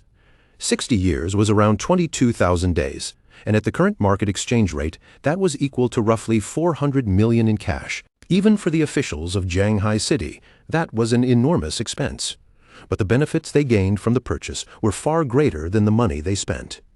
With this batch of equipment and skill books, many teams under Jianghai's official command could develop much earlier than expected. Qin Feng understood that the stronger the authorities became, the fewer unnecessary disasters might happen in the future, and Great Jaya might even gain an advantage in international conflicts. After the deal was settled, Yan Yu told Qin Feng that several players had been imprisoned inside Dajiang Industries. They were preparing a rescue operation, and she asked whether he wanted to join them. Qin Feng was left feeling a little puzzled, because he honestly could not tell what the officials were really after. Were they trying to pull him into their side, or were they simply trying to cover up the fact that he had killed Song Fei? In the end, he flatly said he would not be going with them. However, before leaving, he could at least give them one piece of information in advance. Their guess was right. He had indeed used skills from the game to kill those two people in the real world, and the moment those words came out, everyone around him froze in shock. Qin Feng then explained it even more directly. Once players reached level 10 inside the game, they could spend their lifespan to pull game skills out into reality, turning abilities from the virtual world into real power outside the game. Only then did NEU fully understand why Dajiang Industries had also been desperately buying lifespan during this period. Once their people reached level 10 and brought those skills into the real world, any rescue operation against them would become far more dangerous and difficult. Seeing that NEU had caught on, Qin Feng felt a little relieved. Since she understood the risk, there was no need for him to say more, and he decided it was time to leave. A short while later, Qin Feng's figure blurred at the edges, melting into a dark shadow. In the blink of an eye, his entire body vanished from the spot as if he had never been there at all. Anyu's expression turned serious as she looked toward Wang Meng and gave him a new order. From this point forward, they could no longer keep leveling together as one fixed team.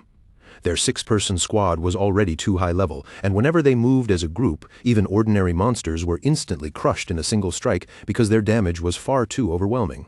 But if they split up, with each of them leading a separate team, their overall leveling speed would increase by a huge margin. Wang Meng nodded after hearing her plan, clearly understanding what she meant. Enyu then added that their top priority now was simple. Everyone needed to reach level 10 as quickly as possible. After making the arrangement, Enyu told him to log off for a while and report this newly gathered information immediately, because this was not something they could afford to delay. Meanwhile, 2 players lingering in town suddenly noticed that Shadow had opened another stall. But this time, he was not selling anything. Instead, the stall sign made it clear that he was buying. A system window quickly appeared in front of the nearby players. It announced that Shadow was purchasing Silver Boss coordinates for 30 days of lifespan, and Gold Boss coordinates for a full 100 days. The moment one of the men nearby saw the offer, the corners of his mouth lifted slightly. He looked as if he had just spotted a rare chance to make a move. He walked straight up to Qin Feng and told him that his young lady had already given instructions. As long as Shadow was willing to help her level up, she would offer him 300 million, along with shares in Dajiang Industries. The man even leaned into the offer, saying that a chance like this might not appear again in a lifetime, and that Shadow would be smart to grab it while it was still on the table. The other players nearby immediately noticed something strange. This man had clearly not logged off yet, which probably meant he still had no idea that Shadow had already killed Song Fei and the young woman from Dajiang Industries in real life. Some of them could hardly believe it when they heard the girl from Dajiang Industries had also been taken out. They had seen her before, and in their eyes it felt like a real waste. The man's face twisted with anger as the truth hit him. But when he thought back on what had happened, he could not deny that the girl had brought it on herself. From the very beginning, she had planned to capture Shadow in reality and force him into doing illegal work for her. Instead, she ended up being killed right there on the spot. A wave of shock ran through him as he finally realized Zhang Lai was dead. Memories rushed back at once. At first, Zhang Lai had offered 10 million just to have Shadow help her level up. Shadow rejected her without hesitation, but he had been blinded by the money and rushed forward to serve her instead. He thought he would easily pocket a huge 5 million reward, but when the time came to collect the money in reality, they knocked him unconscious. When he opened his eyes again, he was no longer free. He found himself locked inside some unfamiliar basement, surrounded by darkness and fear. Every day after that, they beat him, whipped him, and forced him to suffer, making him earn lifespan for them inside the game, while also luring more victims into their trap. He had never imagined that while he was still trapped in that nightmare, Zhang Lai had already died at Shadow's hands. A bitter laugh escaped him as he thought about that hateful woman's end. In his mind, she had gotten exactly what she deserved. Back then, he had mocked Shadow for being foolish enough to reject such easy money. But now, looking at everything that had happened, the real idiot had clearly been him all along. Seeing the change in the man's expression, Qin Feng could already guess the truth.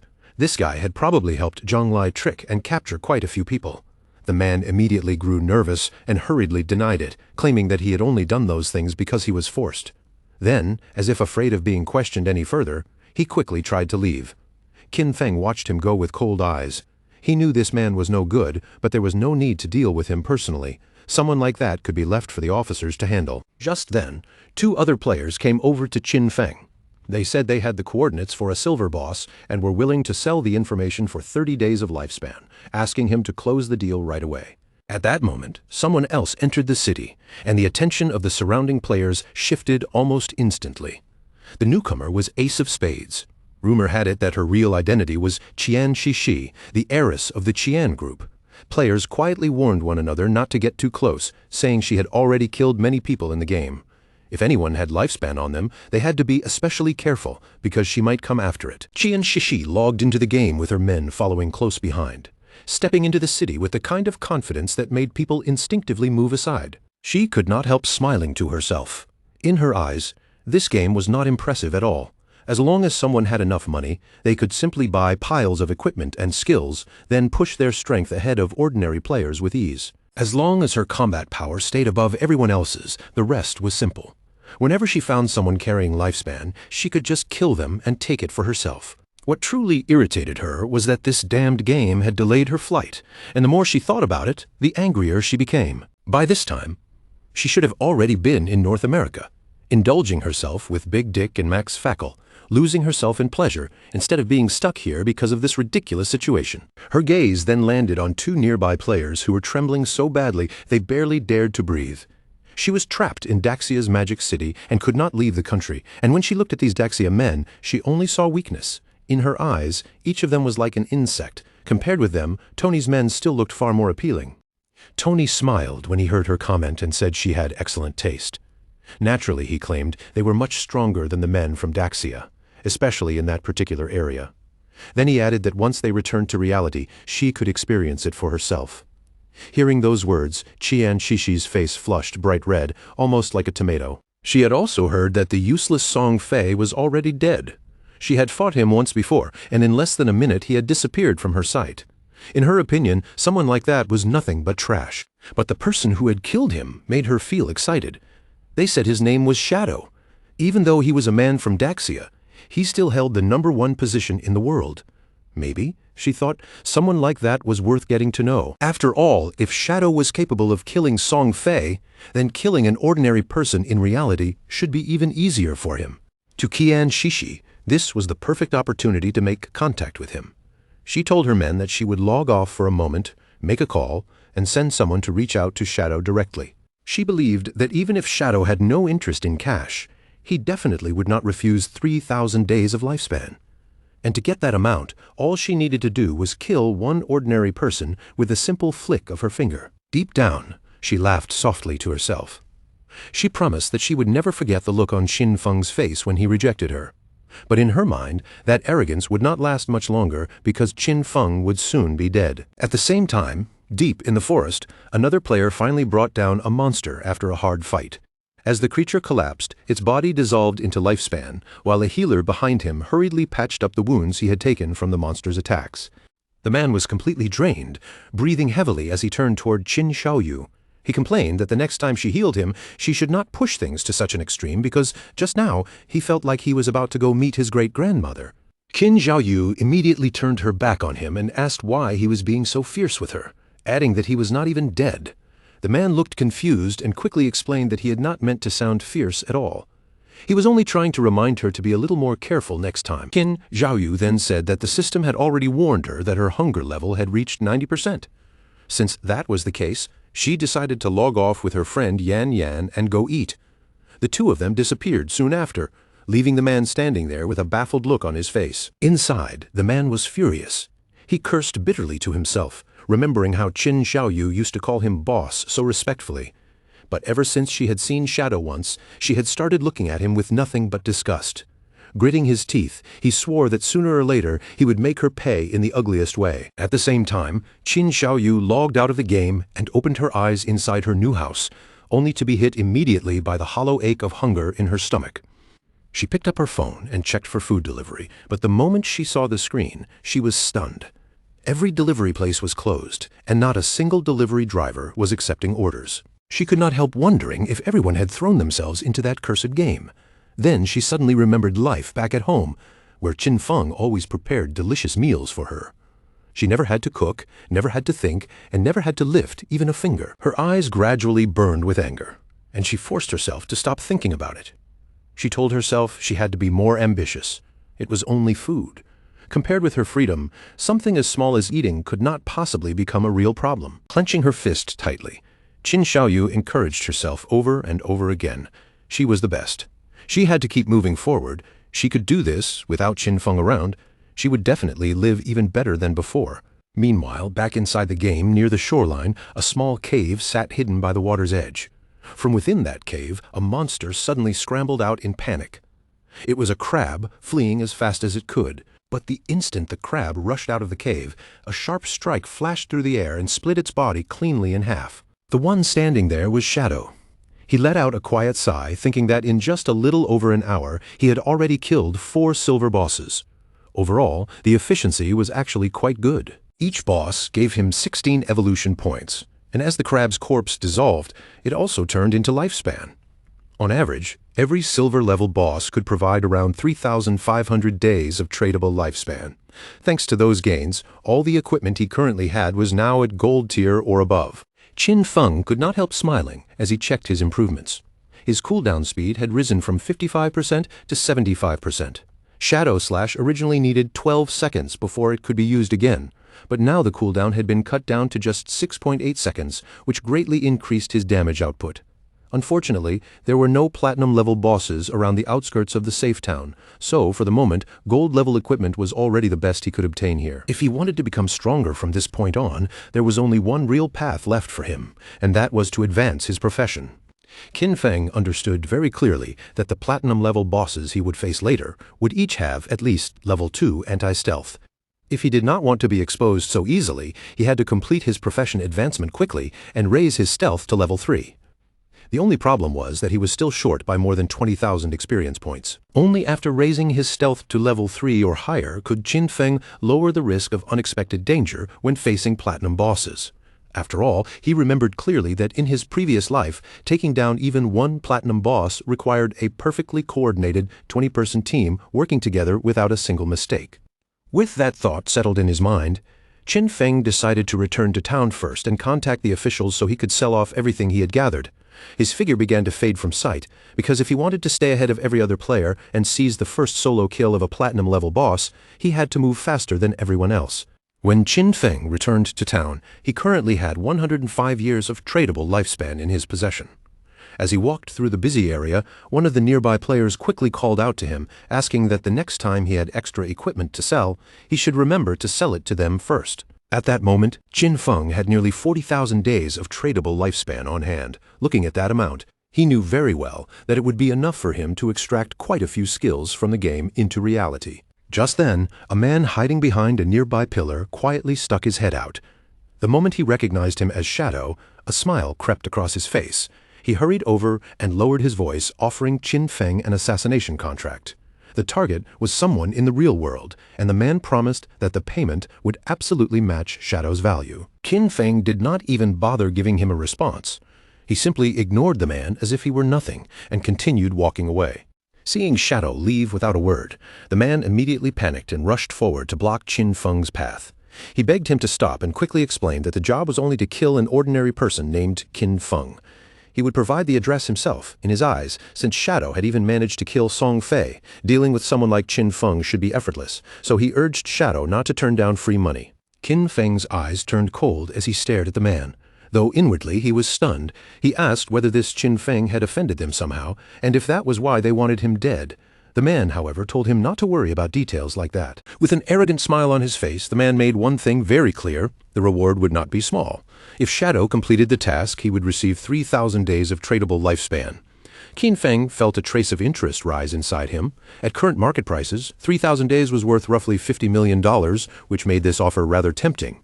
Qin Feng silently wondered who exactly wanted him killed. He had never met this man in reality, and he did not remember him as any player he had known in his previous life either. From the look of things, this person was probably just a messenger. The one who truly wanted Qin Feng dead had to be hiding somewhere behind him. He thought back to his previous life, when his grudges with others only began surfacing during the later stages of God Forsaken. The man in front of him was still smiling, clearly believing the offer was impossible to refuse. But Qin Feng understood that being targeted this early could only be connected to a grudge from before the game descended. Only someone who truly hated him would be willing to spend such a huge price. For a brief moment, one name surfaced in Qin Feng's mind. Could it be Qian Shishi? Qin Feng knew better than anyone that Qian Shishi had both the motive and the money to hire someone to eliminate him in reality. But after thinking about it more carefully, something did not add up. With the financial power of the Qian group, if they had truly wanted him dead, they could have acted long before the game ever arrived. That meant this contract likely had another purpose. Maybe her real goal was to make contact with Shadow, while killing Qin Feng was only a convenient extra. After all, Qin Feng had once rejected her invitation just for amusement. He laughed quietly in his heart. How interesting. He had not gone looking for her yet, but she had already taken the initiative to find him. A faint smile appeared on Qin Feng's face, as he said he would accept the job. However, he demanded half the payment as a deposit first, and he made it clear that he would decide the timing of the attack himself. The man immediately became nervous when he heard those terms. He quickly asked Shadow to wait for a moment, saying he needed to report this to the people above him first. After contacting his superiors, the man finally agreed to pay half the deposit in advance.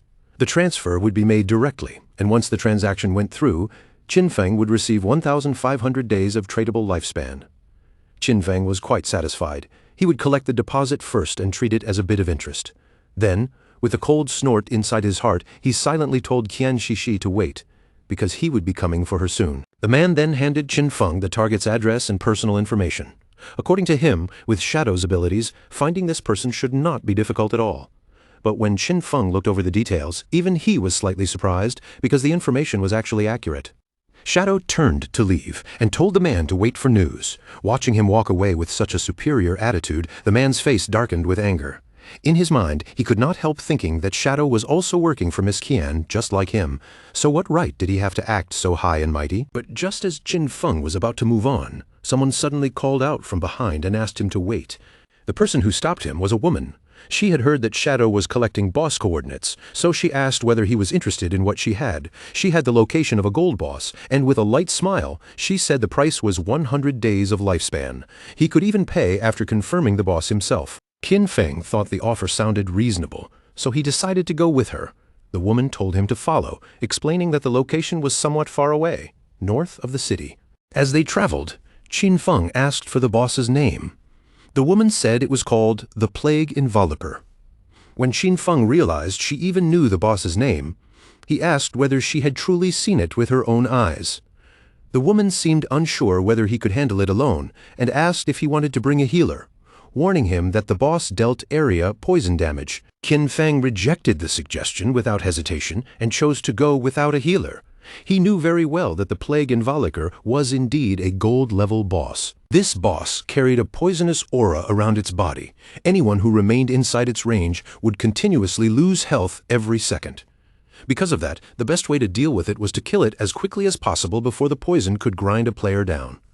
For Qin Feng at this stage, however, that simply meant using a few skills and ending the fight. Not long afterward, the woman led Qin Feng to the entrance of a cave. She pointed inside and said the boss was in there. Her team had already cleared out the surrounding monsters, but no matter what they tried, they had not been able to defeat the boss itself. After explaining this, she prepared to guide Shadow deeper into the cave. The two entered the cave, and soon the woman pointed toward a strange tree standing in the middle of a swamp filled with poisonous mist. She told him that the boss was right there. Seeing that she had not tricked him about the coordinates, Qin Feng decided to pay her the promised lifespan. A system window appeared almost immediately, confirming that the transaction had been completed successfully. Qin Feng had transferred 100 days of tradable lifespan to her. Qin Feng remembered that this type of poison damage could actually be avoided under the right conditions. In this situation, the 75% evasion effect from his ghost blur would be extremely useful.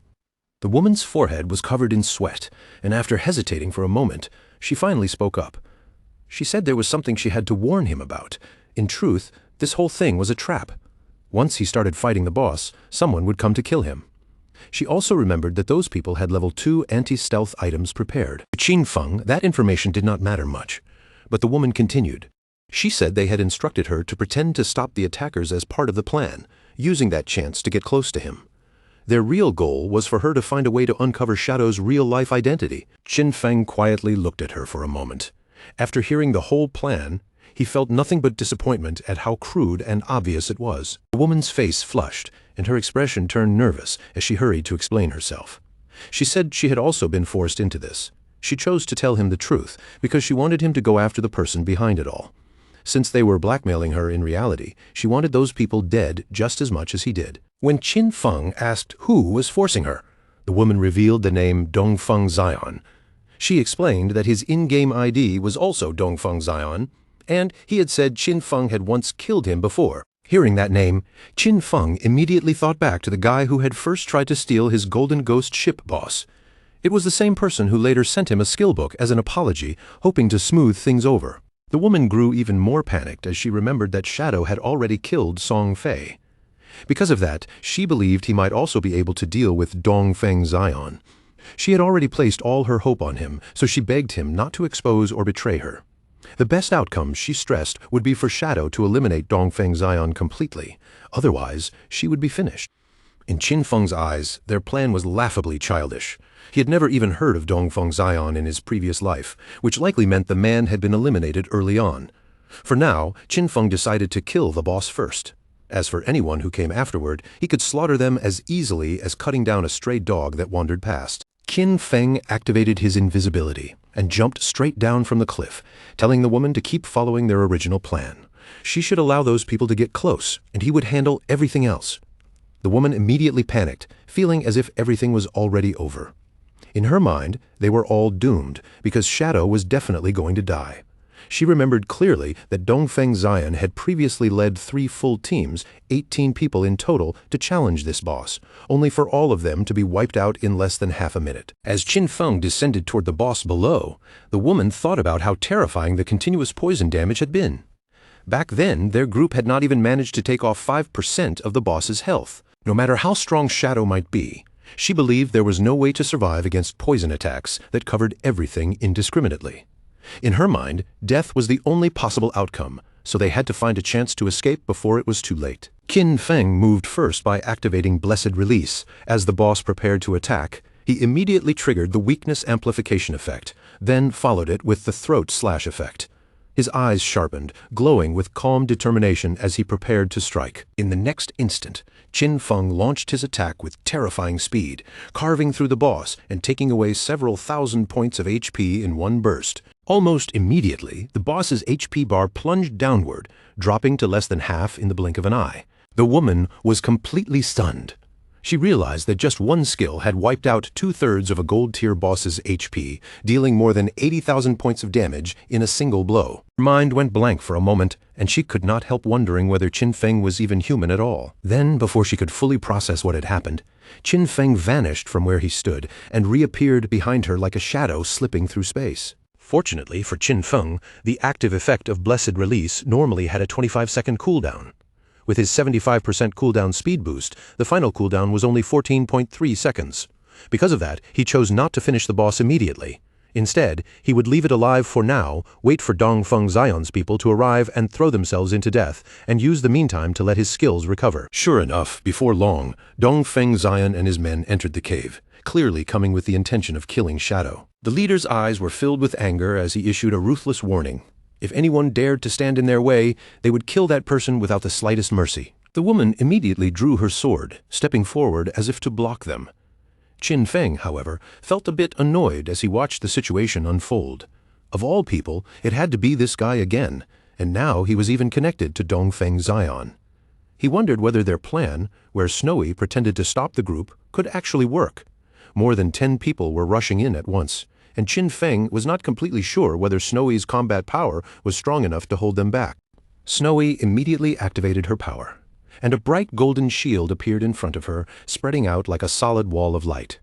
The moment Shadow saw that defense take shape, he finally understood why those people had chosen her to play this role. With a shield like that protecting her, there really were not many players in the early stages of the game who could break through her defense by force. The men rushed forward without hesitation and began launching attack after attack at the golden shield, their weapons and skills crashing against its surface in a burst of noise and light. Qin Feng quickly realized what had happened to Snowy before this. She must have stumbled across an ancient god's blessing out in the wild and obtained a gold-level treasure chest from it. His eyes sharpened with a serious glow. In the next instant, Qin Feng used Instant Shadow, his figure flashing forward too fast to follow, and his blade tore through the attackers one after another, cutting their bodies apart in an instant. With anger burning in his eyes, Qin Feng activated Blooming Curse.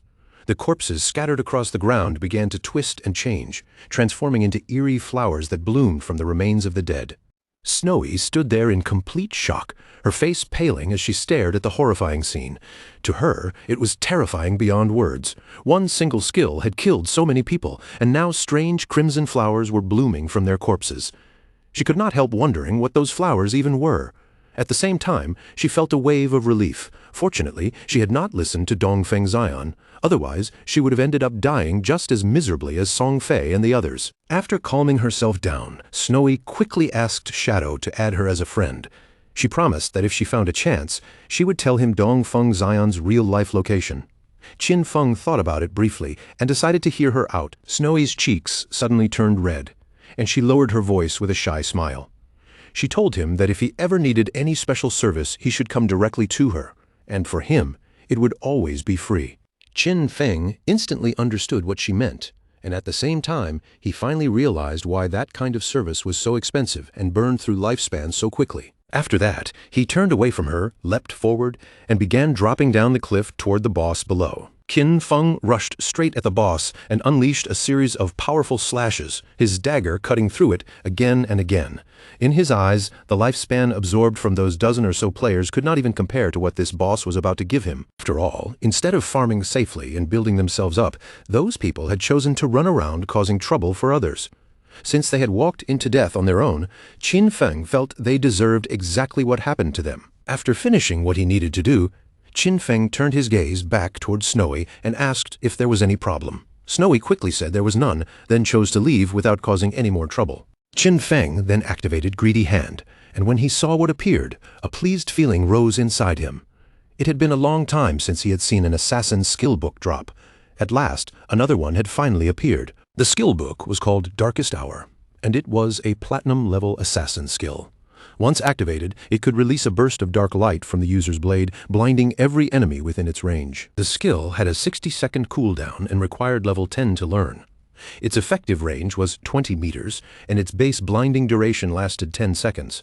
However, if the target had a higher spirit stat, the duration would be shortened accordingly. Qin Feng clenched his fist without hesitation and immediately decided to learn the skill. He drew his dagger and silently considered the value of this new ability. As long as he blinded his enemies, he could still trigger double damage even without being in stealth. With this skill in hand, no matter how high a boss's anti-stealth level became, it would no longer be able to completely suppress his damage output. The dagger in his hand was the Plague Blade. It was an assassin-type weapon that provided 216 attack points and 42 agility points. On top of that, it increased the weak point attack multiplier by 0.3. The equipment requirement was level 10, and every attack from the blade would apply poison that detonated after 3 seconds. When that poison detonated, it dealt 50% of the original attack's damage. Qin Feng was satisfied with the result and decided to leave the cave. In his opinion, this had been another extremely profitable day. He had already accumulated 98 evolution points, meaning it would not be long before he could evolve his epic grade Greedy Hand into legendary grade. After Qin Feng walked out of the cave, the small monsters outside were so frightened that they immediately recoiled from him. He checked his progress and realized he only needed a little more than 10,000 experience points to complete his class advancement, so he decided to start farming monsters directly. Qin Feng moved through the area and began slaughtering every monster he saw. The surviving monsters quickly sensed the danger and started fleeing in panic. But Qin Feng had no intention of letting them escape. In the blink of an eye, his figure swept through them, and every last one of those monsters was finished off. A faint smile appeared on Qin Feng's face, because the moment he had been waiting for had finally arrived. He could now advance his class. Golden energy suddenly rose around his body, wrapping him in a brilliant glow.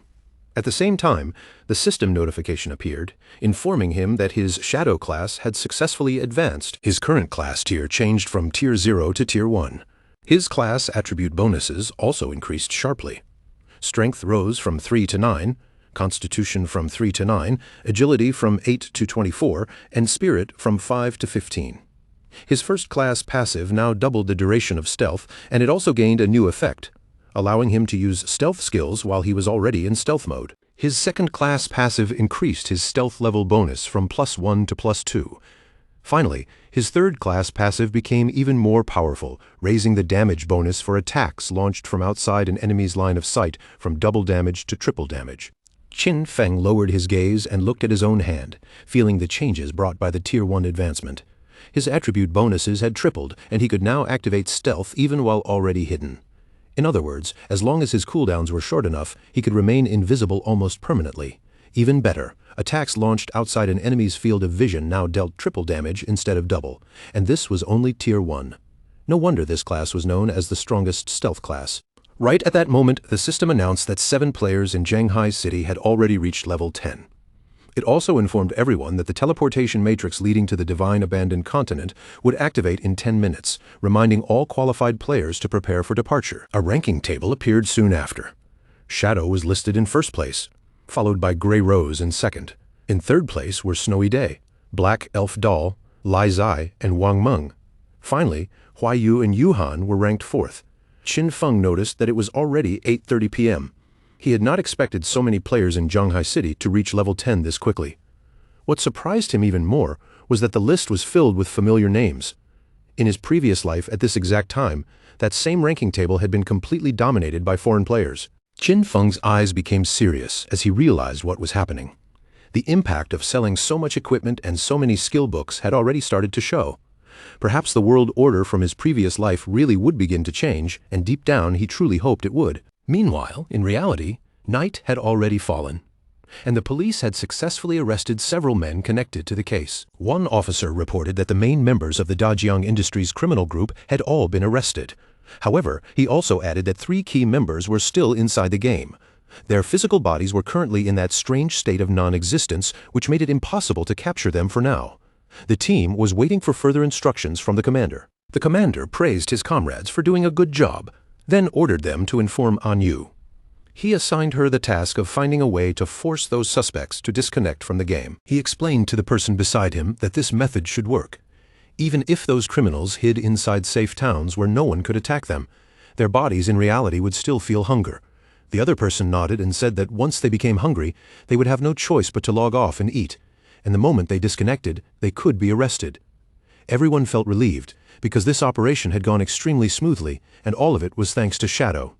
He had not only provided criminal intelligence about Dajiang Industries, but had also warned them ahead of time that skills from the game could be extracted into the real world. If Shadow had given them that warning just a little later, the leaders headed by Zhang Lai would likely have reached level 10 very soon. By that point, they would have already extracted their skills, and any attempt to capture them would have caused heavy casualties. Some countries had already experienced small-scale uprisings, with thousands of people killed. Meanwhile, the squads they had sent into the game had gradually reached level 10 as well, largely because of the equipment and skills Shadow had supplied. They all understood that Shadow was an irreplaceable talent for Daxia. No matter what, they had to find a way to fully tie him to their side. At the same time, Qin Feng returned to Firefly Town. Snowy came over and said she had not expected him to be such a great hero, someone who would free the town from evil, and she admired him for it. Qin Feng looked at her and asked what nonsense she was talking about, telling her to say what she really wanted to say if she had something on her mind. Snowy stuck out her tongue playfully, then smiled and told Qin Feng there was no need to be modest. The authorities had already made the news public. She explained that Dajiang Industries, together with Song Fei, had orchestrated the kidnapping, imprisonment, and murder of players. The reason Shadow killed Song Fei and Zhang Lai had been under official orders. Qin Feng fell silent for a moment. He had not expected the authorities to help clear his name so openly, but after thinking about it, he could already guess their purpose. Most likely, they were doing this to make future cooperation with him much easier. When Qin Feng asked whether she had already found Dongfeng Zion's real-world location, Snowy said he had not disconnected yet. She asked him to wait a little longer and promised that the moment she obtained the information, she would send it to him right away. Qin Feng began walking through the city while thinking things over. Everything else could wait for now. The most urgent matter was to head to the Divine Abandoned Continent first. He noticed that quite a few players were already using the town's teleportation arrays, but so far no one had been able to use the continent's teleportation array. Standing before the town's teleportation matrix, Qin Feng chose to travel to the Divine Abandoned Continent. In his eyes, the areas around the current town were only beginner zones. The real game would only begin after arriving on that abandoned continent. The nearby players were stunned when the teleportation activated. They looked around in confusion, unable to see anyone, and wondered who had just teleported away. One player immediately shouted that it had to be Shadow. Another person, still confused, said he clearly had level 2 anti-stealth, so how was it possible that he still could not see him? Someone beside him quickly snapped that he was an idiot because it only proved one thing: Shadow's stealth level was higher than level 2. Several seconds later, Qin Feng appeared on the Divine Abandoned Continent. Just as he had expected, the place looked exactly the same as it had in his previous life. The entire area was empty and silent. There was not a single player anywhere in sight. As Qin Feng explored the area, a monster hidden in the shadows opened its glowing eyes and fixed its gaze on him. Around him stretched the familiar ruins of Zhanghai City. When players from different cities first arrived on the Divine Abandoned Continent, they would appear inside the ruined remains of their own city. Strangely enough, the locations of these urban ruins matched their real-world geography perfectly, but no one had ever figured out the true reason behind it. The monster slowly crawled out from its hiding place, and the moment Qin Feng sensed movement behind him, he turned around to face it. A worm-like monster burst into view, its twisted body writhing as it let out a harsh roar that echoed through the broken ruins. The monster lunged forward with terrifying force, smashing into the ground and tearing the surface apart as it attacked. Qin Feng immediately activated. Shadow blur and his body slipped away like a fading afterimage, dodging the attack cleanly. Then, in the very next breath, he used instant shadow slash and flashed past the monster, slicing its body cleanly in half. A system window appeared in front of him, informing Qin Feng that he had successfully killed a level 11 Earthshaker. But right after that, more Earthshakers forced their way out from beneath the ground and rushed at Qin Feng from different directions. Qin Feng's eyes sharpened as he leapt lightly into the air, avoiding their attacks with calm precision. He activated Blessed Release, then immediately followed up with Instant Shadow Slash. His figure streaked through the monsters like a blade-shaped shadow, cutting them apart one after another. Their bodies quickly dissolved into lifespan, and Qin Feng understood that this place was completely different from the towns. There were no safe zones here to protect players from danger. Monsters lurked in every direction, hiding beneath the ground and among the ruined structures, ready to strike at any moment. However, Qin Feng also knew that if someone could find a refuge hidden within the ruins, they could establish a fortress there and gradually take control of the entire surrounding area. He clearly remembered that the best refuge in the ruins of Zhanghai City was located in the northwest. In his previous life, that exact refuge had become the base of the Godslayer Guild. At the same time, somewhere else on the Divine Abandoned Continent, another group of players had also arrived. It was Wang Meng's party. Little Black looked around in surprise, while Wang Meng frowned in confusion, unable to understand why this place looked so much like the ruins of a modern city. To all of them, the surroundings felt strangely familiar. Little Black pointed toward a distant tower and asked if these were not the ruins of Zhanghai City. Gu Yikshu looked in that direction and confirmed that she was right, saying the towers of Zhanghai City were still standing even in this ruined state. Little Black kept scanning the area because she had heard someone say they had seen Shadow teleport here. She desperately wanted to know where he had gone.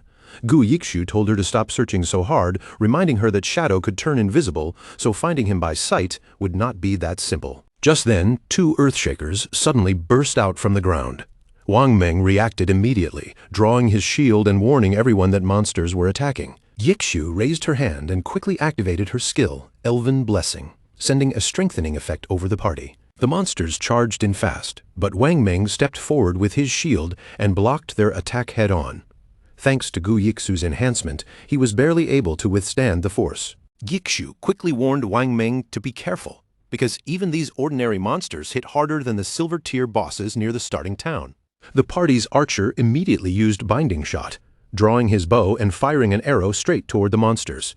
In the blink of an eye, the arrow transformed into ropes of energy that wrapped tightly around the Earthshakers, binding their bodies in place. The archer smiled when he saw the effect take hold, saying these monsters could be controlled after all. As long as he kept them immobilized, the rest of the party could unleash their damage and finish them off. Little Black raised her magic staff high into the air and summoned a blazing prophetic fireball above them. Two bursts of flame came crashing down and slammed directly into the trapped monsters. The Earthshakers were killed on the spot, and their bodies quickly began to dissolve into lifespan. Wang Meng turned to Gu Yikshu and told her to send her owl high into the sky to scout the surrounding terrain. Yikshu nodded, and her owl immediately flew up, circling over the area.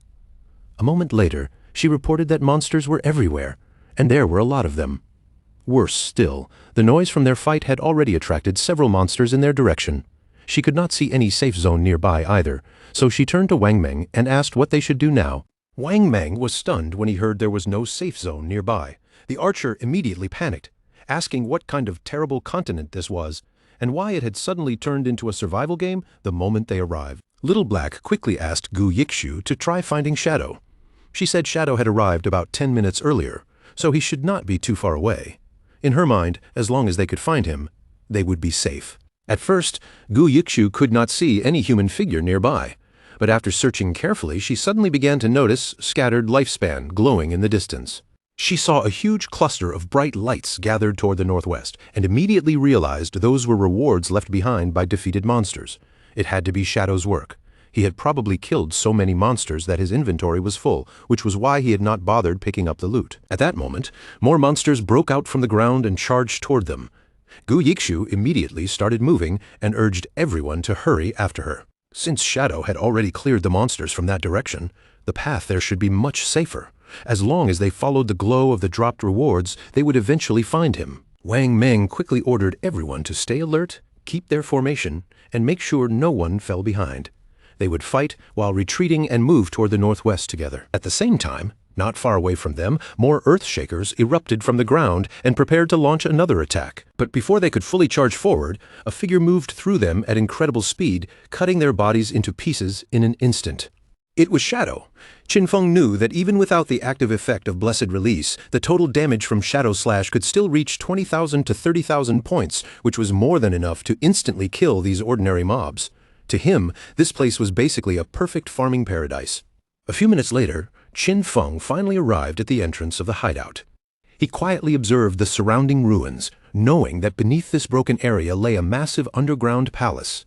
In his previous life, it had taken players a long time to discover this place. That underground palace alone contained more than 1,000 resting rooms and dozens of large halls. It was the largest hideout in Yanghai City, and in Qin Feng's previous life, it had become the base of his guild, Godslayer. Before anyone could claim it, the hideout was essentially a dungeon. It was filled with countless traps, dangerous monsters, and a guardian boss. The larger the hideout was, the stronger the guardian protecting it would be. Qin Feng stepped into the hideout and remembered what had happened in his previous life. After founding the Godslayer Guild, he had gathered 3 full squads, 18 elite members in total. Every one of them had reached level 15 and was fully equipped, yet even then, they had only barely managed to conquer this palace. He moved deeper into the ruins and began descending the stairs, heading toward the lower levels hidden beneath the broken city. A system window appeared and confirmed that he had entered the hideout. This place was filled with monsters and was known as the Land of Soul Purification. Qin Feng's eyes shone with confidence.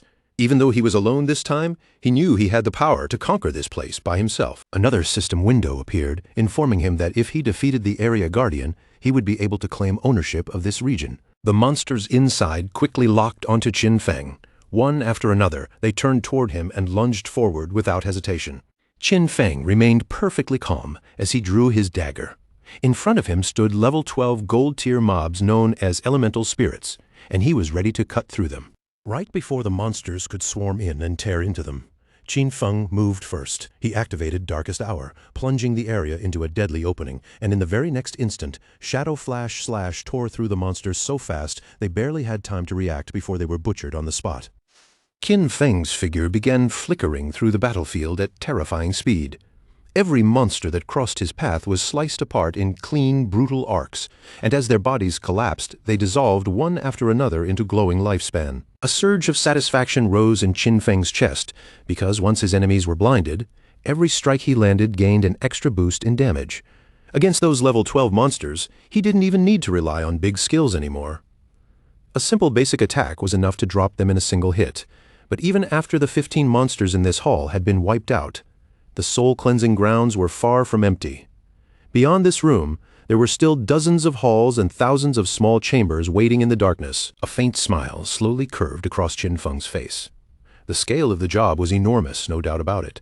But to him, that only meant there was even more to harvest. He lowered his gaze and began carefully checking the amount of lifespan he had collected, watching the numbers with calm, focused eyes. Judging from the sheer number of monsters still hiding throughout this place, Qin Feng quickly realized something. If he wiped out every monster in the hideout, the lifespan gained would be more than enough to evolve Greedy Hand one more time. Qin Feng's eyes shifted toward the ground beneath his feet, and the relaxed look on his face faded. A sharp seriousness began to shine in his gaze. He knew very well that once every monster in each section was completely cleared out, the true guardian of the area would finally reveal itself. Not long after that, inside a bookstore somewhere else, 2 players suddenly disappeared from where they stood and were teleported straight into the Divine Abandoned Continent. The man looked around in confusion, his eyes full of disbelief as he tried to understand whether this place was truly real. He couldn't help wondering if they had actually arrived on the Divine Abandoned Continent. The girl beside him felt strange as well, but for a different reason. The ruins around them gave her an oddly familiar feeling, as if she had seen this place before. After observing their surroundings more carefully, both of them finally realized what was wrong. These ruins were not some random ancient land at all. They were clearly the remains of Kaoyu. As they continued exploring, they eventually reached the ruins of Mountain City. Then, after several more hours of traveling through the broken landscape, they arrived at what appeared to be the ruins of London. The man was completely stunned by what they had discovered. He wondered if players from different regions had all been transported to ruined versions of their own original cities. The girl's expression turned thoughtful, and she also found it strange. Could it be that the positions of these ruined cities matched the real world's geography exactly? While the two of them were distracted by that unsettling thought, something began moving toward them from nearby. Their bodies instantly tensed, and when they turned around, they saw several earthshakers staring straight at them, their eyes glowing in the gloom. Panic surged through them at once, and without any hesitation, they chose to run. The monsters launched their attack almost immediately, forcing the two players to flee through the ruins as fast as they could, putting distance between themselves and the danger behind them. At the same time, over in the Zhonghai ruins, the ground was already scattered with glowing lifespan. Not far from that place, Wang Meng and his team were crouched low, hiding beneath a pile of broken rubble. Wang Meng carefully poked his head out from behind the debris. After confirming that there were no monsters wandering nearby, he quietly suggested that they use this chance to rest and recover for a while. Yu's face turned slightly red as she thought about Shadow, unable to hide how impressed she was. At first, she had believed their group was already strong enough to handle danger on their own. But in the end, all they could do was curl up in fear, trembling beneath the terrifying pressure of the boss's shadow. Wang Meng gave a light cough and reminded her to be careful with her words. Yu blinked in confusion, not understanding what was wrong, and asked if that wasn't an accurate way to describe it. Little Black also poked her head out from cover and said that it was fortunate Shadow had already cleared this area. Otherwise, with that many monsters roaming around, their whole group would probably have been wiped out. Then, with a hint of curiosity in her voice, she added that she really wanted to know where they would reappear if they died in this strange place. While Yixu controlled her owl to scout the surrounding area from above, Wang Meng reached out toward Yu and suggested that the six of them put exploration on hold for now. In his view, it would be safer to wait until every member of their team reached level 10 before moving forward together. After hearing him out, Yu nodded in agreement. Yixu's owl glided over the ruins, watching the battlefield from the sky. Through its vision, she saw monsters dropping one after another as if they were being cut down like flies. But then she noticed something strange. Shadow had stopped at one particular spot, almost as if he had suddenly vanished there. On top of that, there was a huge amount of loot scattered around, and some of it even gave off the glow of gold-tier equipment. Seeing all of that, she could barely hold back the urge to rush over and pick it up. Wang Meng's expression turned serious after hearing that. After a moment of thought, he decided it would be best to contact Shadow directly and ask whether he still wanted the items left behind. At the same time, Qin Feng swung his weapon and sliced another monster apart. Around him, the area was already filled with drifting lifespan orbs, glowing softly like scattered lights in the ruined space. He let out a quiet breath of relief. After all that fighting, he had finally cleared every last mob in the area. In total, he had swept through more than 40 halls and over 1,000 small rooms, cutting down more than 400 monsters along the way. During that process, he had also killed 4 bronze-tier bosses and 2 silver-tier bosses. Those battles alone had given him more than 80,000 experience points, and his evolution points had climbed all the way to an impressive 205. Qin Feng started walking forward again, already knowing that he was only 5 points away from evolving Greedy Hand. Just then, Wang Meng contacted Shadow and explained that their team had found some loot left behind by the monsters he killed. He asked whether they could collect it and compensate him with lifespan based on the item's value. After hearing Wang Meng's message, Qin Feng quickly realized that Wang Meng and his official squad must have arrived here as well. He had no reason to reject the offer, so he allowed them to collect the dropped items. He also told Wang Meng that he would contact them later, because he had a batch of equipment to sell. Wang Meng thanked him right away and said they would wait at coordinates 89,554, 66,666 inside the shelter within the ruins. At that moment, crackling electricity suddenly began to gather in the air. Qin Feng's attention immediately locked onto it, his eyes narrowing as the energy grew brighter. The electricity moved with frightening speed, streaking straight toward Qin Feng like a living current cutting through the space. Qin Feng instantly understood what was happening. The Guardian had finally appeared. A figure formed from electricity appeared in front of him. It was a nightmaid wreathed in lightning, bearing the name Soul Purifier and carrying the power of a Platinum-tier boss. The system window quickly displayed its information. According to the description, this being was the guardian of the Soul Purifier's domain, and whoever defeated it would become the master of that domain. Qin Feng's thoughts moved quickly. He knew that within the city ruins, the highest-level monsters normally reached only level 15. Soul Purifier Faisal was already the strongest monster in the entire city ruins, both in level and in boss grade. If Qin Feng's memory was correct, this boss had a massive 750,000 HP and would go through 3 separate phases during the battle. Without waiting for the boss to make the first move, Qin Feng activated Instant Shadow Slash and rushed in to attack. His strike landed, but the effect was far weaker than he had hoped. Qin Feng immediately followed up with Throat Slash. This time, the blow finally carved away a visible portion of the boss's HP, proving that it could be damaged. The Soul Purifier raised one hand into the air, and crackling lightning gathered in its palm before condensing into a spear of electricity. In the next moment, a rain of lightning spears began falling from above, each one tearing down toward Shadow with deadly force. Qin Feng moved instantly, weaving through the attacks at high speed and dodging each strike by a narrow margin. As he dodged through the storm of lightning, Qin Feng remained fully aware of the danger. With his current defense and lightning resistance, if even one of those lightning attacks landed cleanly, death would be almost guaranteed. He knew that any skill or attack released by a Platinum-tier boss or anything above that level carried hit correction. Against ordinary monsters, his 75% evasion rate meant they only had around a 25% chance of hitting him. But the Soul Purifier's attacks were different. Even with his evasion, their chance of landing was at least 50%. Fortunately, Qin Feng's agility had already reached 182 points, and when he pushed himself to full speed, he could run faster than 40 meters per second. As long as he watched carefully and reacted before the lightning fully struck, he could still avoid the attacks with ease. A furious light flashed in Qin Feng's eyes. In his previous life, he had only barely survived this fight with his guild, relying on the priest's shield and a great deal of luck. This time, however, Qin Feng had no intention of leaving things to chance. He attacked with everything he had, determined not to give the boss even the slightest opportunity. The Soul Purifier had already lost a full quarter of its HP. The throat-cutting damage from Graceful Release, combined with Shadow Slash and the explosive effect of Plague Blade, had ripped away 250,000 HP in one brutal burst. Qin Feng knew exactly what was coming next. The boss was about to enter its second phase. Sure enough, the Soul Purifier began summoning balls of electricity around itself. Qin Feng understood that during this phase, the boss would enter an invincible state while continuously creating lightning orbs and bolts. The most important thing now was to destroy the 3 lightning orbs first. If he failed to do that, the boss would fall into a frenzy. Memories from Qin Feng's previous life flashed through his mind.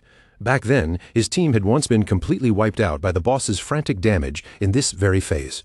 After that disaster, Qin Zhiyu had thrown a huge tantrum and refused to continue the fight no matter what. So, on the second attempt, Qin Feng had simply left her out of the team, and without her, they cleared it in one run. Qin Feng immediately took out venomous flying darts and hurled them toward the lightning orbs. He knew that every time one orb was destroyed, the boss would suffer corresponding damage, and once all 3 orbs were shattered, the fight would be pushed directly into its third phase. Qin Feng threw another dart with precise aim. It struck the 3rd lightning orb, and as the orb burst apart, the Soul Purifier's HP finally dropped below half. The boss's eyes flared with fury. It stretched out its hand, and violent electricity began spreading across the surrounding area, crawling outward like a storm about to swallow everything. Qin Feng remained completely calm. He already knew that in the 3rd phase, the Soul Purifier would continuously unleash wide-area lightning attacks, filling the battlefield with danger from every direction. He still remembered the last time this boss had appeared. Back then, the entire guild had been forced to prepare like they were marching into a disaster zone. Every participating member wore a full set of lightning resistance equipment, and even with 4 priests constantly healing them behind layers of protective shields, they had only barely managed to survive the storm. But this time, Qin Feng had no intention of going through all that trouble again. He kicked off the ground and leapt upward, and in the same instant, a glowing barrier wrapped tightly around his body like a shell of light. He activated Graceful Release and Black Light Shield almost back to back, with lightning still crawling and exploding across the ground beneath him. Qin Feng immediately judged that staying below was too risky, so he chose to launch his attack from the air. The moment he saw the ground being hammered by non-stop lightning strikes, Qin Feng adjusted his plan without hesitation. Rather than forcing his way through that dangerous field, he rose into the air and prepared to strike from above. Qin Feng quickly brought out graceful release, then layered black light shield over himself, covering his body in protection before making his next move. In the next second, his gaze sharpened, a fierce, steady light rose in his eyes, and his entire expression filled with determination. Then he unleashed Shadow Slash. His figure moved so fast, it was almost like a dark streak cutting through the air. And in one clean, decisive attack, our boy sliced straight through the boss's neck and severed its head. After the boss was brought down, Qin Feng descended from the air and landed steadily back on the ground, his body barely showing any sign of strain. A system window immediately flashed in front of him, announcing that he had successfully killed the Soul Clan Surficell, a monster of platinum tier. As the reward settled in, Qin Feng's level rose to 11. All 4 of his main attributes increased by 4 points, and he also received 10 free attribute points to distribute. On top of that, the kill granted him 20 evolution points and 1,520 days of tradable lifespan. Our boy could not help feeling pleased. After all, he had just taken the world's first kill of a platinum tier boss, earning 10 reputation points in one move. Even more importantly, he had now become the master of the sanctified grounds. All around him, the ground was scattered with lifespan rewards. But according to Qin Feng's knowledge, the hideout he had just obtained was far more valuable than ordinary loot. Its meaning went beyond the game itself. A hideout could provide shelter and storage, but its most important function was that it could eventually be extracted into the real world.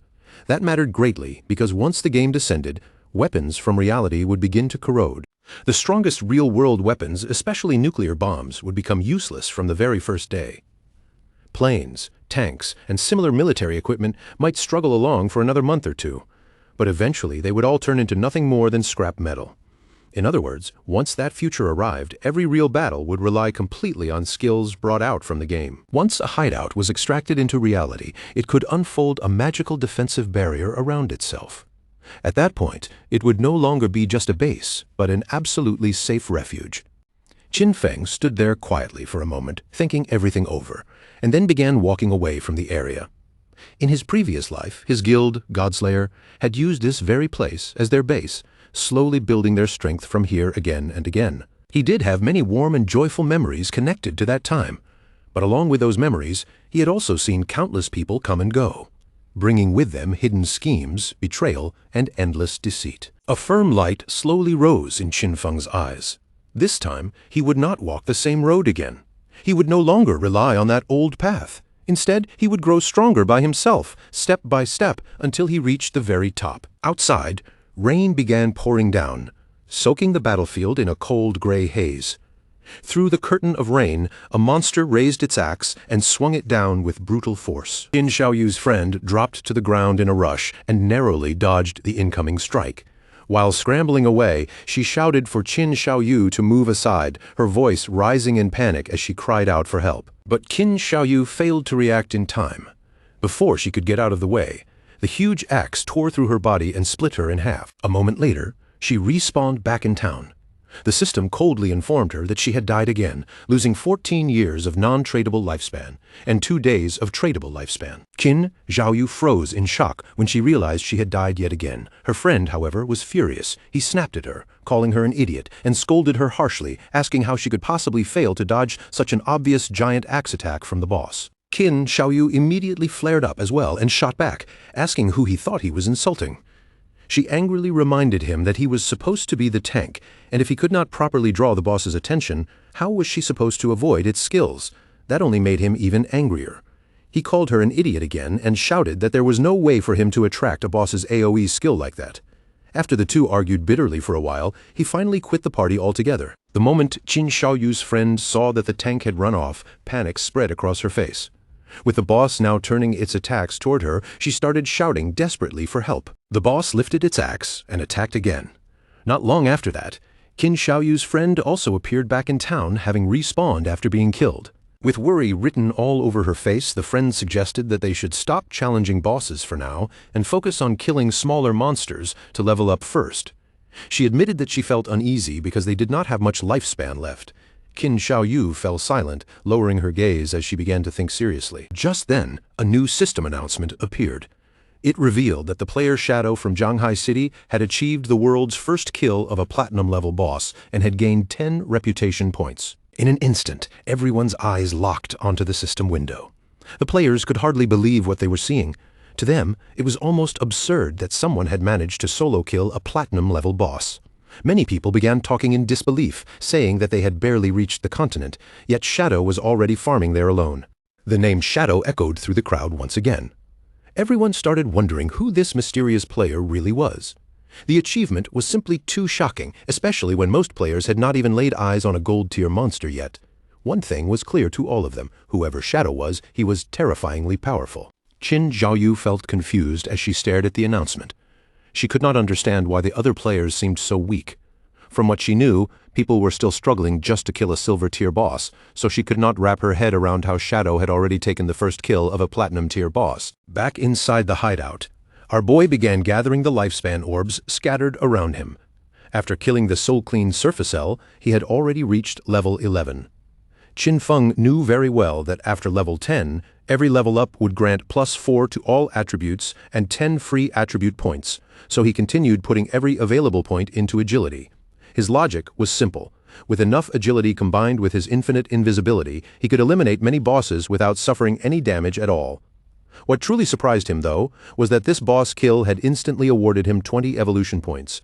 That meant he could evolve his Greedy Hand skill once again. He could not hide his happiness. The additional loot rewards had increased from 3 to 5, and he had also gained an extra storage space of 100 slots. After spending 210 evolution points, Qin Feng checked his remaining total and saw that he still had 15 points left. With that upgrade completed, his Greedy Hand skill successfully evolved from Epic Tier to Legendary Tier. The Assassin skill now gave him a 500% chance to obtain extra loot rewards, and every extra piece of loot had a guaranteed 100% chance to rise by 1 tier. On top of that, a new passive effect appeared, Greedy Space, granting him 100 storage slots specifically for holding items. Qin Feng immediately decided to use his newly upgraded Legendary Tier Greedy Hands to collect the loot. The result was exactly what he hoped for. He received 5 additional loot drops at once. On top of that, he gained another 100 evolution points, bringing his remaining total up to 115. As Qin Feng looked over the system window, he noticed that 2 pieces of assassin equipment and an assassin skill book had dropped. Unfortunately, his current level was still too low to use them, so he chose to store them temporarily inside the safehouse warehouse. Qin Feng then summoned a devout believer and gave it a simple order: collect every piece of loot scattered throughout the palace and pile everything together in one place. The devout believer immediately began working. Qin Feng watched with satisfaction, feeling pleased because the 115 evolution points he still had could now be used to strengthen the skills that had not yet reached epic level. He first consumed 42 evolution points and evolved Shadow Stealth 3 times in a row, raising it all the way to epic level. After the upgrade, Shadow Stealth's duration increased from 36 seconds to 60 seconds. The attack that broke stealth now dealt 300 to 500 damage, and the cooldown dropped from 22 seconds to 15 seconds. Next, Qin Feng spent 34 evolution points to evolve Backstab Enhancement twice, also pushing it to epic level and raising its backstab damage bonus from 50% to 75%. After that, he used 6 more evolution points to evolve Darkest Moment through Platinum, Emerald, and Diamond tiers until it also reached epic. The skill could now release a burst of dark light that blinded every enemy within a wider 50-meter range. Its base duration rose to 16 seconds, though enemies with higher spirit attributes would still reduce the effect. Finally, Qin Feng spent 33 evolution points in one go, evolving Bloom Curse 3 times, and raising it directly to legendary level. The upgraded Bloom Curse could now be used on player corpses within 60 seconds after death, and had gained brand new effects. It could absorb 50% of the target's remaining non-tradable lifespan, while also pulling in scattered non-tradable lifespan light spheres nearby. Any corpse drained by Bloom Curse would completely vanish afterward. Qin Feng's eyes widened slightly when he realized what that meant. This skill could actually absorb non-tradable lifespan orbs. He remembered that in many high-level areas, especially inside the rage zones of certain special bosses, lifespan would drain at a terrifying speed, hundreds or even thousands of times faster than normal.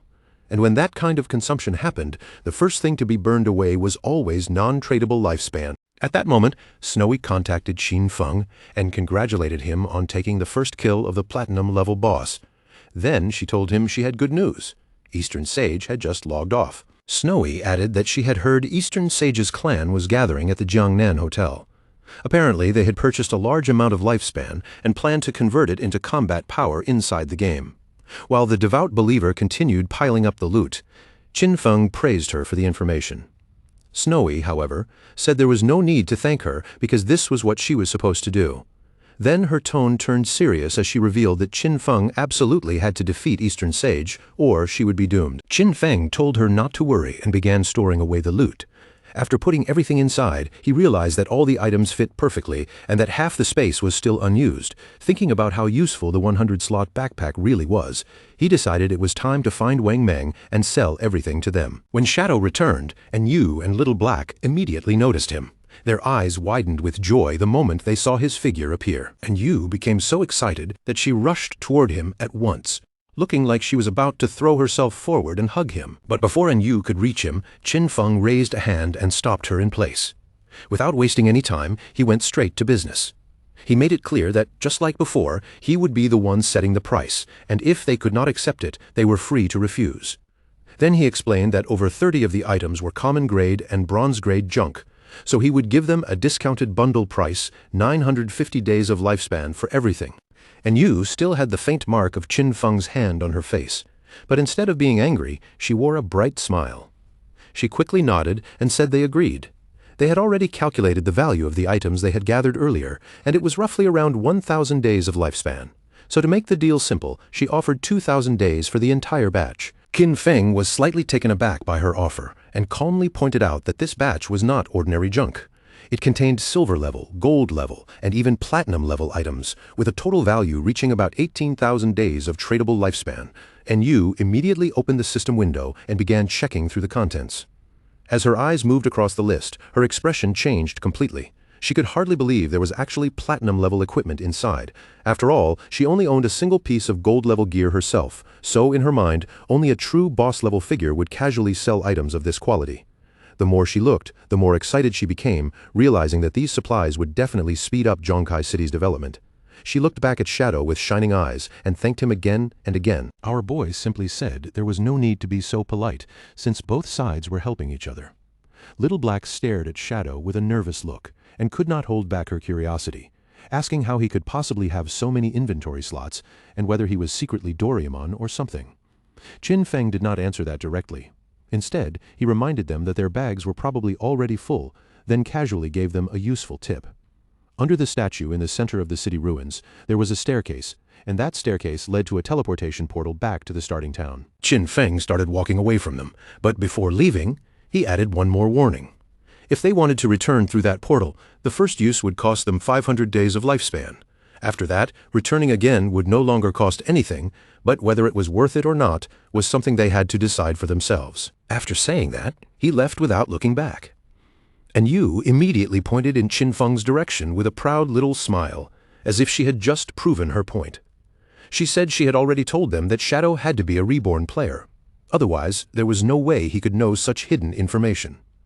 Seeing how excited and certain she looked, Wang Meng became a little uneasy and could not help asking Captain An to please stop acting like that because she was starting to scare him. And Yu's face suddenly turned red. She lowered her voice slightly, then asked them what they would think if she tried to flirt with Shadow. After Qin Feng had put some distance between himself and the others, a system prompt appeared in front of him asking whether he wanted to consume tradable lifespan to extract a skill into the real world. Qin Feng did not hesitate for long. He directly chose to activate level synchronization and class advancement synchronization. The system quickly confirmed his choice, informing him that 27,000 days of lifespan had been consumed. In the next moment, both level synchronization and class advancement synchronization were completed. Qin Feng's heart grew excited, because the next step was skill extraction. He remembered that he had already extracted Shadow Meld once before, but at that time, it was only level 1. This time, he wanted not only to raise Shadow Meld's level in reality, but also to bring out several more of his key skills. First, he spent 1,946 days to raise Shadow Meld to level 10. Then he began extracting skill after skill. Backstab Enhancement cost him 900 days. Greedy Hand cost 1,000 days. Shadow Flash Slash cost 3,200 days. Ghost Blur cost 5,366 days. Bloom Curse cost 16,099 days. And Blacklight Shield cost 11,313 days. When all the extraction synchronization was finally complete, he still had 7,480 days of tradable lifespan remaining. After that, he spent 3,600 more days to extract the gold-grade Boots of Concealment, then another 3,394 days to extract the gold-grade Pendant of the Devout. Now, it was finally time to bring his equipment into reality as well. Qin Feng kept browsing through the system window, carefully checking each option. He realized that the Pendant of the Devout was not valuable only because it reduced cooldown time. Its true worth came from the silver tier follower it could summon, because in the real world, that follower would be close to invincible against ordinary people. After spending almost everything in one breath, Qin Feng was left with only 486 days of tradable lifespan. Even so, his current strength in reality had already become almost equal to what he possessed inside the game. His figure slowly faded away without leaving even a trace behind. Qin Feng knew very well that he still needed to gather more lifespan. By the time he logged out next time, he had to make sure he could achieve full synchronization. Several minutes later, shadows rippled around his body, and Qin Feng opened his eyes in the real world. He sat there in silence and quickly began thinking through his situation. Since Kai and Shishi already knew his address, staying here was no longer safe. For the sake of caution, it would be better to leave this place for now. He also knew that extracting the Soul Purification Sanctuary required more than 1,300 years of lifespan. So before he could bring out that hideout, he needed to find a temporary place to stay. A serious light appeared in Qin Feng's eyes. He activated Greedy Hand and swept it across his room, absorbing everything inside in one clean motion. In an instant, all the belongings in the room vanished without a trace. Qin Feng felt satisfied as he looked at the empty space around him. Greedy Hand's storage space was truly useful, and everything he owned had fit inside perfectly. Then Qin Feng sprang upward and climbed onto the window with quick, silent movements. He pulled out his phone and checked the location. Dongfang Xian was at the Jiangnan Hotel, which was around 15 kilometers away from this neighborhood. Qin Feng lowered his gaze toward the ground below. Then, after turning himself invisible, he slipped down from his apartment and descended all the way to the ground. Based on his current speed, he calculated that he could reach the hotel in about 10 minutes. Under the cover of night, our boy moved quickly through the streets, heading straight toward the Jiangnan Hotel. Several minutes later, Qin Feng arrived at the hotel. Inside, several men were gathered around a table, eating dinner and discussing the situation with serious expressions. One of them said that, judging from what was happening now, the skills and lifespan from the game could already affect the real world.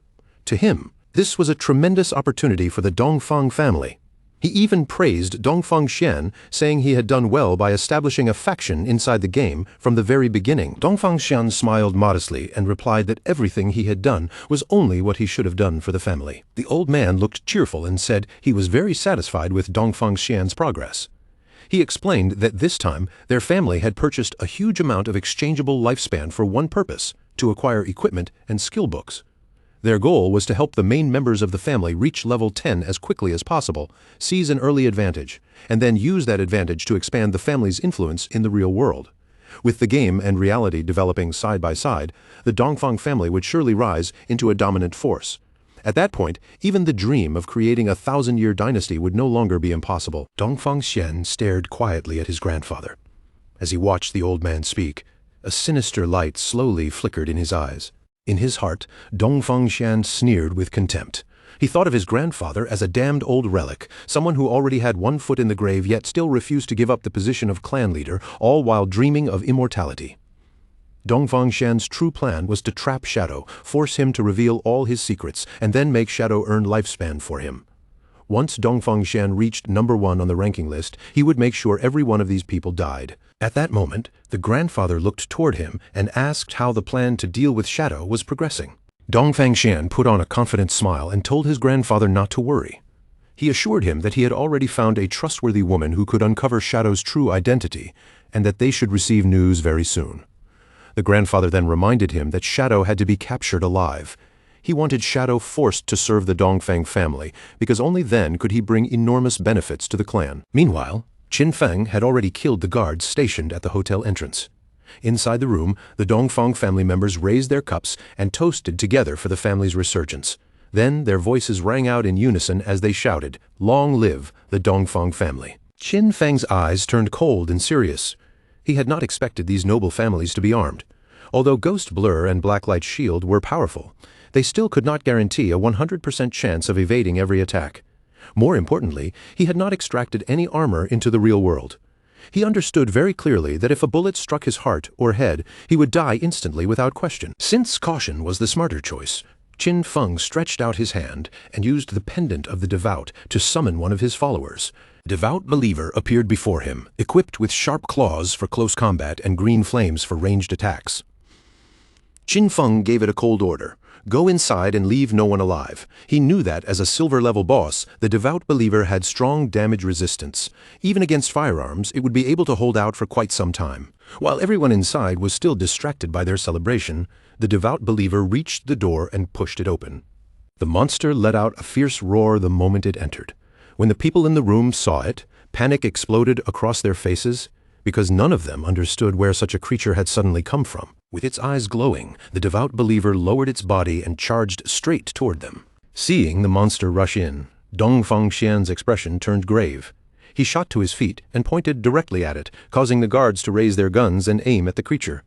He could hardly believe that a monster from the game had appeared in reality, but he still reacted quickly and ordered them to shoot. The bullets slammed into the devout believer's head one after another, but the impacts barely slowed it down and did not seem to do much damage at all. The devout believer swung its arm with terrifying force and killed one of the guards on the spot. Then it drove its sharp claw straight into the chest of another guard, piercing him brutally before he could react. As the monster continued attacking the guests, cold sweat broke out across Dongfang Xian's body.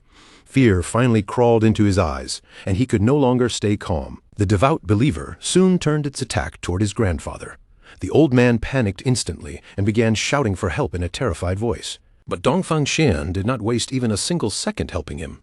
Instead, he turned around and ran. He did not look back. In his mind, only one thought remained. He had to escape from this place as quickly as possible. As long as he could get away and enter the game, he would be safe. His eyes were filled with fear as he rushed forward. He kept telling himself that once he reached level 10 in the game, extracted his skills into the real world, and returned with that power, nothing would be able to threaten him anymore. But at that exact moment, he saw Qin Feng standing at the hotel entrance. Before Dongfang Xian could even take another breath, our boy moved with terrifying speed. In a flash, the attack landed, and Dongfang Xian's head was sent flying through the air. Blood sprayed from Dongfang Xian's severed neck, but Qin Feng had already turned his back and begun walking away, as if the outcome had been decided long ago. Dongfang Xian's eyes were still wide open, filled with confusion. Even at the very end, he could not understand what had just happened to him. A short while later, strange flowers began to bloom from Dongfang Xian's body. Qin Feng stopped and carefully watched the flowers spread. Then the system revealed the result to him. He had absorbed 27,000 days of tradable lifespan and 482 years of non-tradable lifespan. Qin Feng's eyes lit up with clear satisfaction. This harvest was far better than he had expected, and the amount of lifespan he had gained could only be called an enormous piece of loot. Dongfang Xian's corpse slowly transformed into blooming flowers, and Qin Feng watched the scene with a pleased expression. This time, Bloom Curse had truly shown just how valuable it could be. The skill had not only wiped away every corpse and every trace of blood, but had also drained Dongfang Xian of every last bit of lifespan he possessed. Because of that, Qin Feng's non-tradable lifespan had now accumulated all the way up to 2,327 years. With such a massive amount of non-tradable lifespan stored up, Qin Feng knew he would no longer feel the same pressure when entering dangerous rage zones in the future. Not long after, alarmed voices rang out from nearby. Someone shouted for the police to be called immediately, saying that gunshots and screams had just come from the private room. Qin Feng's expression turned serious. At almost the same moment, several police officers rushed toward the room, clearly remembering that this was the private room where the Dongfang family had been holding their meeting. The officers were certain there had been a shooting, but the moment they arrived and looked inside, they froze in shock. There was not a single corpse in the room, and the idea that there were no victims after such a disturbance felt completely impossible. The whole situation was strange beyond reason. One of the police officers frowned in confusion as he looked over the ruined private room. Tables and chairs were overturned, and everything clearly showed that a violent fight had broken out here. What he could not understand was why there was not a single person left inside.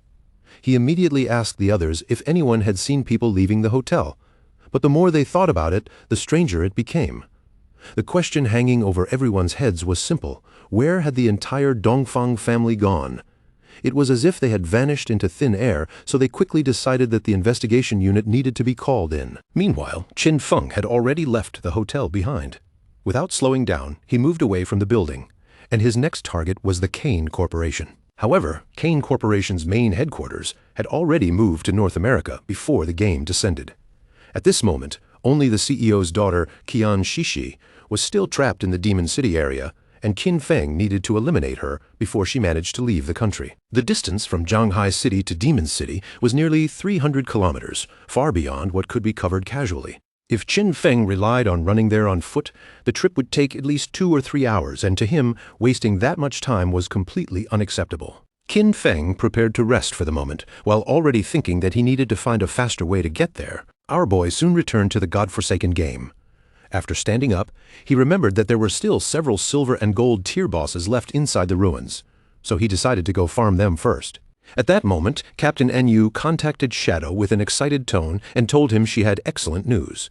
She explained that Sister Hai had just discovered the entrance to a tomb, but a gold-tier vengeful spirit was guarding the place, and their team had no way to defeat it. Qin Feng was a little surprised when he heard that. He immediately asked how they had managed to find the entrance to a tomb in the first place. Captain NU explained that while they were heading back toward the starting city, they had taken a small detour to avoid some minor monsters, but as they continued walking, they suddenly realized that one person was missing. After searching around for a while, they finally discovered that Sister Hai had fallen into a pit. The pit led into a special tomb area where even team chat could not be used. When they followed her down into the pit, they encountered a level 12 gold boss that immediately started chasing them. Fortunately, they ran fast enough and managed to escape, and Yu then told Qin Feng that they had already returned to Shelltown, and if he wanted to go to the tomb, she could send him the coordinates. Qin Feng could only admit that a true lucky charm really was a lucky charm. Someone had actually managed to discover a tomb just by taking one wrong step while walking through the city ruins. That kind of coincidence was almost unbelievable. He knew very well that tombs, just like faith temples and curse ruins, were rare, wild, random events. He asked Captain An Yu to send him the coordinates, and she quickly passed them over, revealing that the tomb was near the ruins of Shelltown. Qin Feng thanked her and added that if he obtained anything he could not use, he would sell it to them without hesitation. He could not help thinking that An Yu was truly clever. She knew exactly when to share information and how to turn it into a future benefit. Soon, Qin Feng's attention landed on a large well. He looked at it with a slightly puzzled expression, wondering if this was really the entrance. The well was so wide and obvious that it was hard to believe someone could simply fall into it by accident while walking. Without a doubt, that girl's Sister Hai was truly one of a kind. Without hesitating for even a moment, Qin Feng jumped straight into the well. A system window immediately appeared, welcoming him to the Tomb of Resentment and informing him that long-range communication would be blocked inside this area. Qin Feng landed at the bottom of the well, steadied himself, and then began walking forward along the dark corridor. At that moment, a massive monster appeared in front of him. It was the Wailing Spirit, a level 12 creature of gold rank. Qin Feng quietly studied the boss in front of him. In his previous life, he had never encountered this particular Wailing Spirit, but judging from its huge body and dangerous appearance, he could tell it had extremely high attack power and a wide attack range. It was clearly the type that dealt physical damage. That also explained why An Yu and the others had fled in panic. The equipment and skill books he had sold them did not increase their defense by much. Even Wang Meng, a holy shield warrior with around 5,000 HP at this stage, would probably lose at least half his health if he took a single hit from this boss. Qin Feng continued watching the boss in silence, fully aware that if that axe landed on him directly, death would be unavoidable. In the next instant, Qin Feng combined Blessed Release with Instant Shadow Slash. His body flashed forward, and with a swift, precise strike, he cut off the monster's arms. He knew this boss had extremely high defense, and Instant Shadow Slash could only deal 80% of its normal damage against it. But that was not a problem.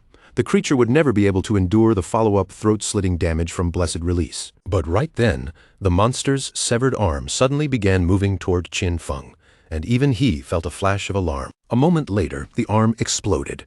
Qin Feng reacted quickly and leapt away from the area just in time.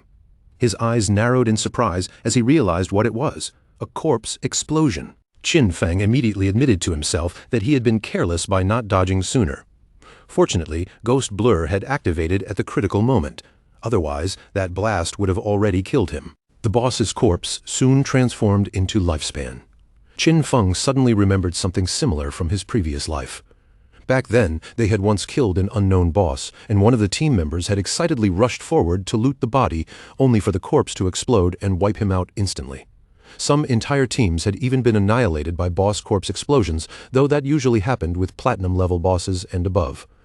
He had not expected a mere gold-level boss inside this tomb to self-destruct in the same terrifying way. Qin Feng then activated Greedy Hand and began collecting the loot scattered before him. A string of system notifications appeared. For killing the resentful ghost, a gold-level boss, he gained 1,010 days of tradable lifespan and 20 evolution points. He also obtained the platinum-level skill book, Dark Knight Ring Blade. Because he used Greedy Hand, he received an additional 630 days of tradable lifespan, along with the platinum-tier Resentment leather armor. Qin Feng was genuinely surprised. This time, he had actually obtained both a piece of equipment and a skill book that he could use himself. According to the system, Dark Knight Ring Blade was a platinum-tier assassin skill. It could infuse the blade with dark power, dealing dark elemental damage to all enemies within a 5-meter radius, while adding 500 points of dark elemental attack. The skill's cooldown was 10 seconds, but with his current effects, it would be reduced to 5.7 seconds. Its level requirement was 11, which meant Qin Feng could use it right now. He was pleased, because this was exactly the kind of elemental damage skill the assassin class needed. Since the Shadow class had higher spirit attributes than strength, its magic attack power was actually stronger than its physical attack power. That was precisely why elemental skills like Dark Knight Ring Blade suited him so well, and Qin Feng understood that he should focus more on improving his spirit stats to maximize this type of damage. At the moment, his attributes stood at 9 strength, 9 constitution, 24 agility, and 15 spirit. Qin Feng let out a breath, then decided to advance the skill to epic level and see how much it would improve. He immediately spent 6 evolution points, leaving himself with 36 points remaining. Dark Knight Ring Blade evolved from Platinum to Emerald, then to Diamond, and finally reached Epic.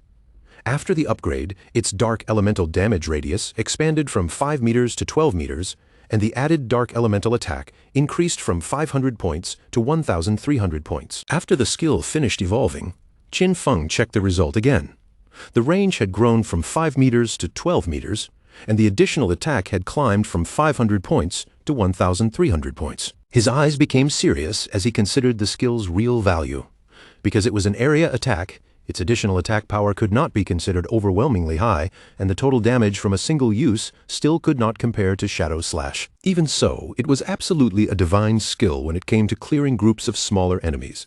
Shadow Slash could cut within a 5-meter range, but in the end, it was still a straight-line skill. Dark Knight Ring Blade, on the other hand, was a true area skill, which made it far more effective whenever Qin Feng was surrounded. The system then displayed the details of the platinum-level Resentment leather armor. It granted 55 points of physical defense, 45 points to all elemental resistances, 42 points of damage block, and 777 points of health. Its equipment requirement was level 11. In addition, it carried the Resentment effect, which granted him 30 points of base attack power after he was attacked. Qin Feng began walking toward a giant door while thinking over the armor's value. The Resentment effect itself was not especially important, but the leather armor's base defense, elemental resistances, and damage block were all extremely high. It was enough to replace the level 5 Golden Ghostfire leather armor he was currently wearing. As for the remaining loot, there were about 20 items in total, and selling them all would bring in more than 10,000 days of lifespan.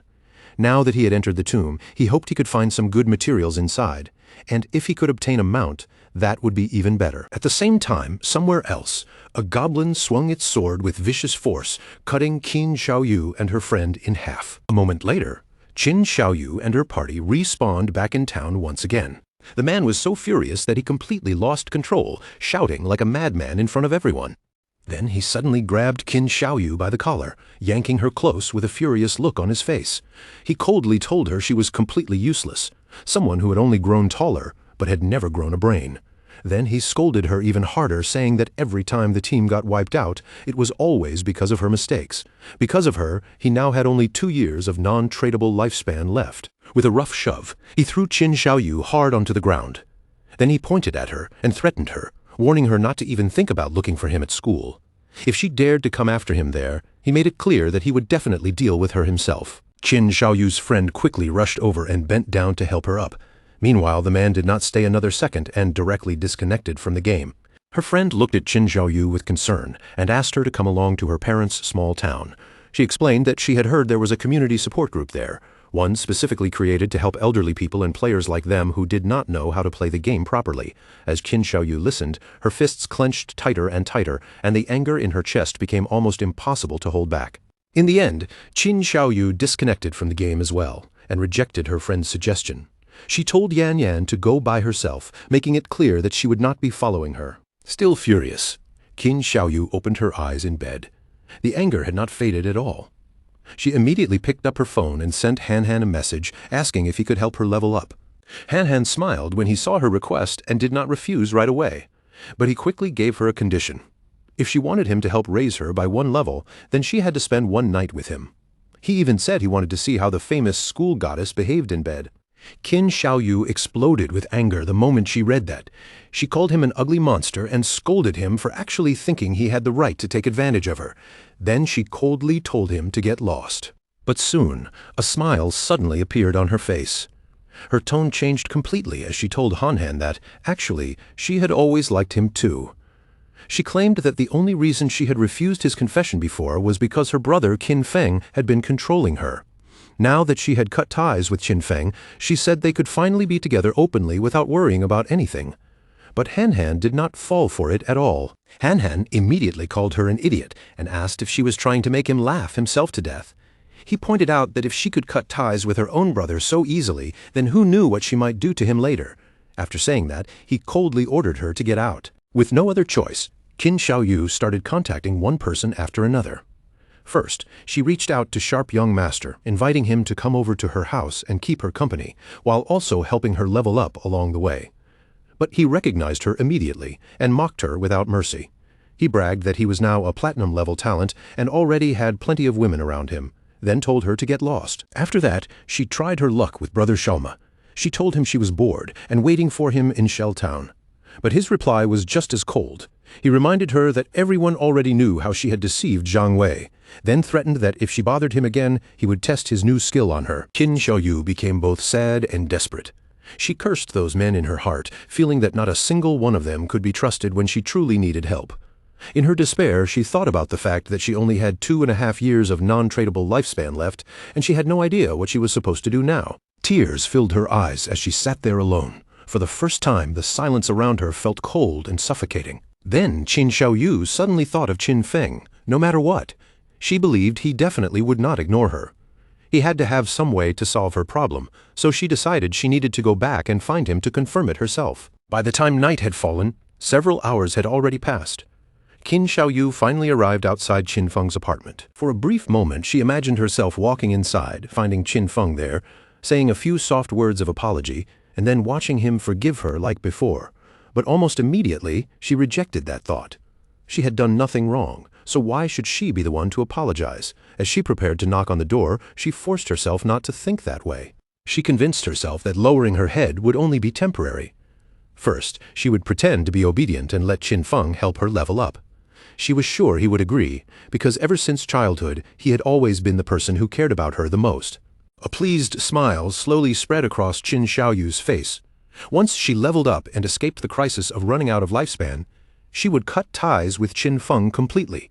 That was her plan, and in that moment, Qin Xiaoyu truly thought she was a genius.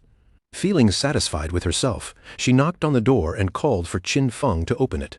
When there was no response, she knocked again, raising her voice as she wondered aloud whether he had already fallen asleep. Then she announced that she had come back. As the silence continued, her tone gradually became more anxious and pleading, and she begged him to please open the door. Finally, Qin Xiaoyu lost her patience. In a burst of anger, she kicked the door open, but the moment she looked inside, she froze in shock, because there was no one in the apartment. She stared around the room in disbelief, wondering where Qin Feng had gone. But what shocked her even more was that the bed, the table, the clothes, and everything else in the apartment had disappeared. Qin Xiaoyu quickly turned on her phone and tried calling Qin Feng, but no matter how long she waited, there was no answer. She had no idea where our boy had gone, and the empty apartment only made her panic grow heavier.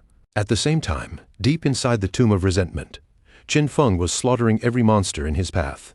Not long after, he finally realized that he had reached the deepest end of the tomb. Qin Feng summoned a devout follower and looked ahead. Along the way, he had already wiped out more than 200 minor monsters, along with several bronze and silver level bosses. Because of that, he was now very close to reaching level 12. In front of him stood the final coffin. He knew that once it was opened, the tomb's ultimate boss would appear, and he hoped the boss inside would be platinum level. The devout follower stepped forward and began pushing against the coffin lid. Qin Feng kept his eyes fixed on the coffin, watching every movement carefully. Then, not long after, something strange began to happen. A sinister wave of evil energy surged out and poured into the devout follower's body through its eyes and mouth. The system immediately informed our boy that his devout follower had been annihilated. Qin Feng instantly realized what he was facing. This was Death Miasma, a gold-level boss. He cursed his terrible luck for running into such a disgusting enemy, because he knew this boss had no physical form, which meant it was completely immune to physical attacks. He remembered that in his previous life, someone had once released this very boss, and the miasma eventually spread all the way to a nearby base. Because of that disaster, countless civilians who had no idea what was happening were either killed or badly injured. Being possessed by Death Miasma was practically a death sentence. Unless a teammate could dispel it in time, or unless the victim belonged to one of the rare classes with special invincibility-type skills, survival was almost impossible. A serious light flashed in Qin Feng's eyes. Without hesitation, he decided to use Dark Night Ring Blade, and shadows immediately began spinning around his body. Thanks to that skill, Qin Feng was finally able to see the boss's true body hidden deep inside the miasma. Qin Feng gripped his dagger and attacked the true body directly. In the next moment, a system window appeared, informing him that he had killed the gold-tier boss, Death Miasma. Qin Feng knew very well that even though Death Miasma was officially classified as gold-tier, its actual strength was clearly above many platinum-level bosses. Unfortunately, its drops would still only be gold-grade. Luckily, the Dark Night Ring Blade he had just learned dealt magic damage, which allowed him to handle this boss. As the corpse turned into lifespan orbs, Qin Feng activated Greedy Hand and collected the loot. He let out a quiet sigh. After going through so much effort to clear this tomb, he could only hope the boss would drop something truly worthwhile from the gold-tier loot. Then Qin Feng obtained a rare item called the Mount Bell, and his eyes widened slightly the moment he saw it. Our boy was immediately pleased, because the boss had really dropped a mount. This proved that Lin Lu's famous koi-like luck was not just some empty rumor, but something completely real. According to the system description, the Mount Bell, Ghost Nightwolf could summon a level 11 Ghost Nightwolf. The creature could assist in battle and could also be ridden as a mount, with the only requirement being that the user had to be at least level 11. Qin Feng remembered very clearly that the Ghost Nightwolf was one of the fastest mounts available in the early stages of the game. The Ghost Nightwolf was level 11 and belonged to Gold grade. Its attributes were impressive for this stage, with 148 strength, 155 constitution, 135 spirit, and a remarkable 191 agility. The mount would gain experience alongside its owner and grow stronger over time. However, if the bell was traded to someone else, the Ghost Nightwolf's level would reset back to its initial state. Its abilities were just as eye-catching. While mounted, it increased movement speed by 245%.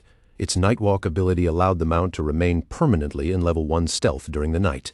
Attacking would break the stealth effect, but it would add 120 reveal damage, and the mount would need 60 seconds before entering stealth again.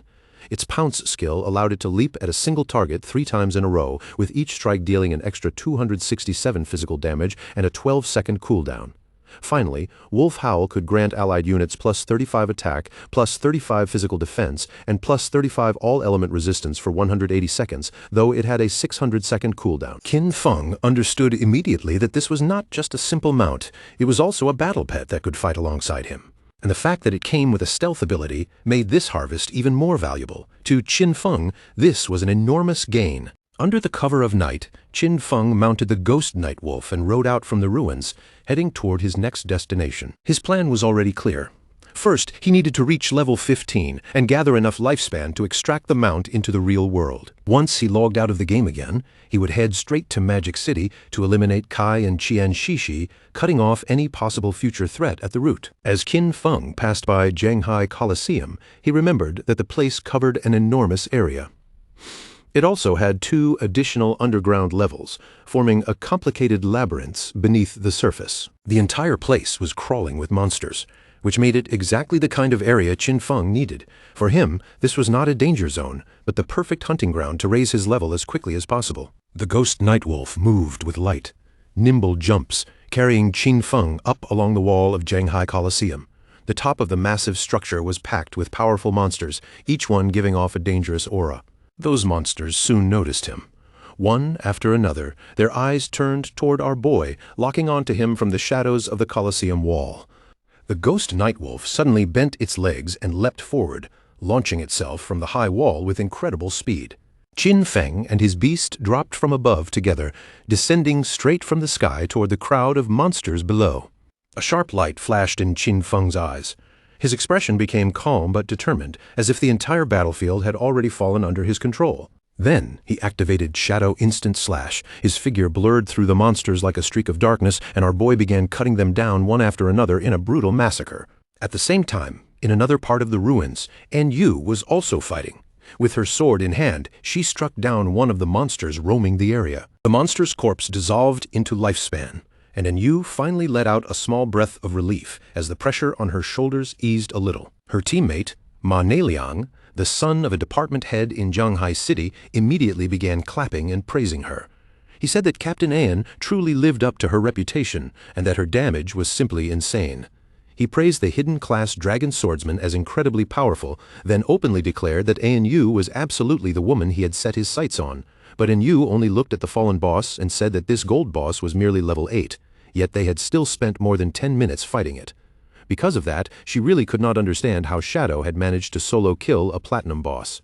Ma Neiliang kept praising her. But when it came to Shadow, his tone turned dismissive. He said Shadow was nothing more than a stealth-type assassin who relied on hiding and slowly grinding bosses down. In his eyes, that kind of fighting style could never lead someone to true greatness. Deep down, he felt pleased, because he knew Yu had no powerful background supporting her. With his status as the son of an official, subduing her would be easy. Yu, however, glanced at him and asked whether a mediocre archer like him would not be even better suited for slowly wearing down a boss. Ma Neiliang immediately lost his balance and fell backward onto the ground. Sitting there awkwardly, he quickly explained that he was an upright person and would never lower himself to doing something like that. Then his expression turned serious. He said he had heard that Shadow had an extremely terrible character and was a ruthless killer in the real world. He also claimed to know a hunter from the Metropolitan Police who already possessed level 3 anti-stealth skills. Because of that, he suggested setting up a trap, uncovering Shadow's real-world identity, and then taking control of him afterward. In Ma Neiliang's view, someone like Shadow could only be trusted if he was forced to work under their organization. Otherwise, incidents like Song Fei and Zhang Lai would continue happening again and again. He even said he was already tired of cleaning up Shadow's messes. Hearing this, Yu and Wang Meng exchanged a look, and then both of them started laughing at Ma Liang. They asked him if he truly still did not understand the situation. It was not that Shadow had begged them to clean up after him.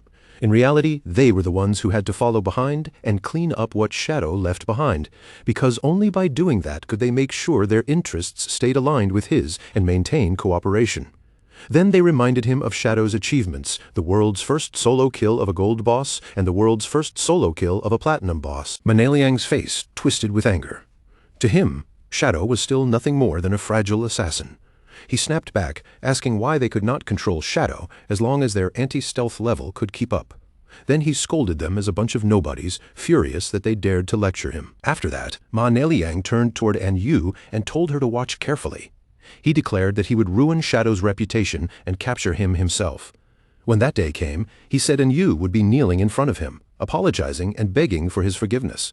Wang Meng ignored Ma Liang's boasting and turned to Yu, asking what loot the boss had dropped. Yu checked the reward and replied that it had dropped a piece of gold-tier equipment meant for a priest. There was also one piece of silver-tier equipment and a silver-tier skill book. And Yu touched her chin thoughtfully, remembering how Shadow usually sold them several pieces of gold equipment and sometimes even platinum gear. That made her wonder just how many bosses he had actually killed, or maybe his talent was related to treasure hunting and all those items came from opening chests. Wang Meng's expression gradually turned serious, and he admitted that he was a little worried. And Yu looked at him in confusion. Wang Meng then brought up the Zhongnan restaurant case, the incident where the entire Dongfeng family had been killed during a gathering. Then Wang Meng raised a disturbing possibility. If Shadow had really been the one behind that case, were they still supposed to continue cleaning up after him? He admitted that he still did not fully understand Shadow's personality, and what worried him most was the possibility that Shadow might actually be a ruthless serial killer in real life. And Yu naturally knew about that case as well. The higher-ups were taking the matter very seriously, and almost everyone was privately speculating whether the whole thing had something to do with Shadow. But An Yu only smiled with confidence. She said that even if Shadow really had been responsible for that case, she would still choose to cooperate with him. And even if the higher-ups refused to clean up what he left behind, she would personally stand on his side. Wang Meng looked even more confused and asked her why. And Yu simply replied that the real question was, who would not want to support Shadow? Just then, one of their subordinates appeared and reported that they had found a place up ahead that looked like an arena. However, every monster inside had already been killed. The subordinate's face was serious as he explained that bodies were scattered everywhere. He had no idea which party had been powerful enough to clear out all the monsters in that arena. The moment An Yu heard that, she became visibly happy and immediately decided to go check the arena herself. Seeing her reaction, Wang Meng became even more puzzled. Soon, they arrived at Zhanghai Coliseum. The moment they stepped into the area, they saw lifespans scattered across the ground in large amounts.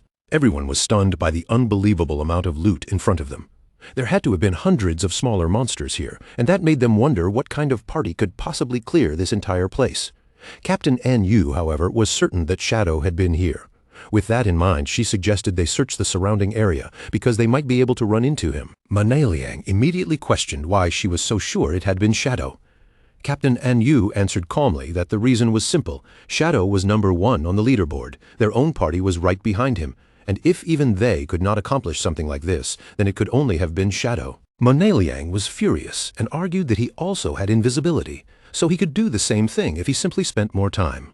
That was all there was to it. And Yu ignored his anger and smiled as she contacted Shadow. Since he had cleared so many monsters, she guessed he must have plenty of gear and skill books he did not need, so she directly proposed that he sell those items to them. At that exact moment, Ma Liang's eyes suddenly widened in surprise. Qin Feng appeared behind him, seated calmly on the back of the ghost Nightwolf.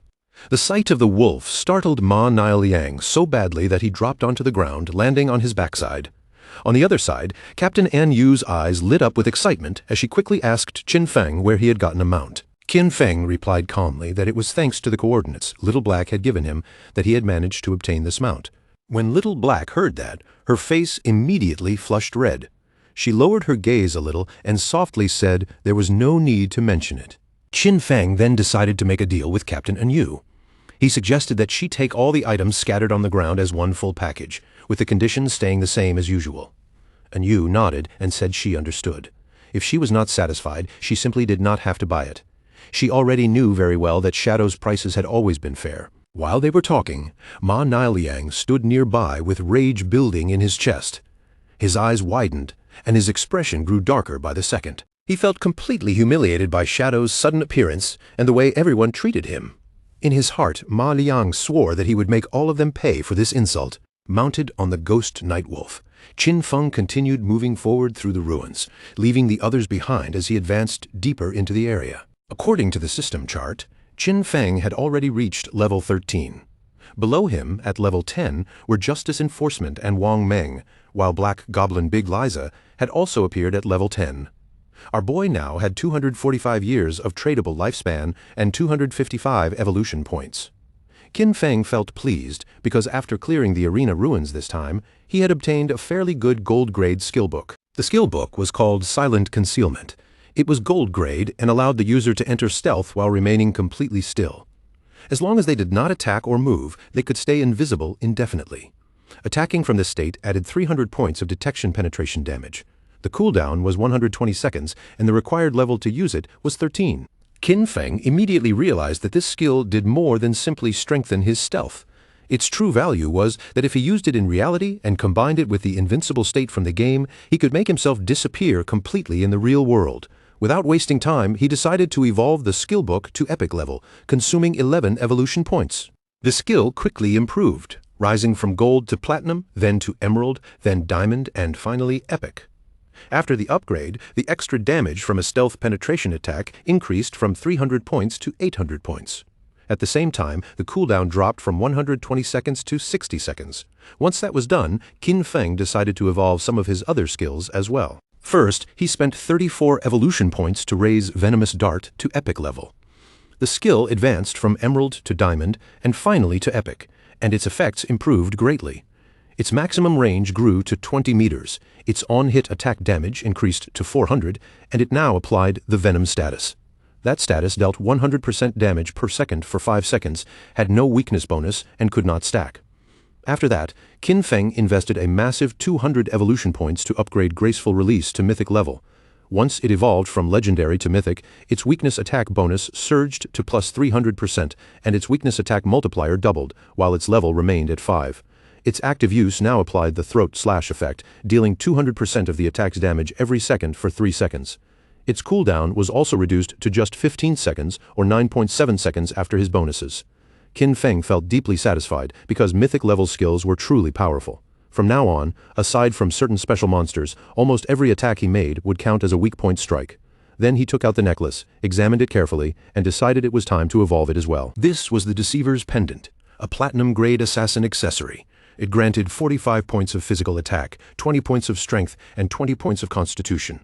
Its equipment requirement was level 13, and it also had a special effect that increased stealth level by 1. After combining the effects of his skills and equipment, Qin Feng realized that his stealth level had now reached level 4.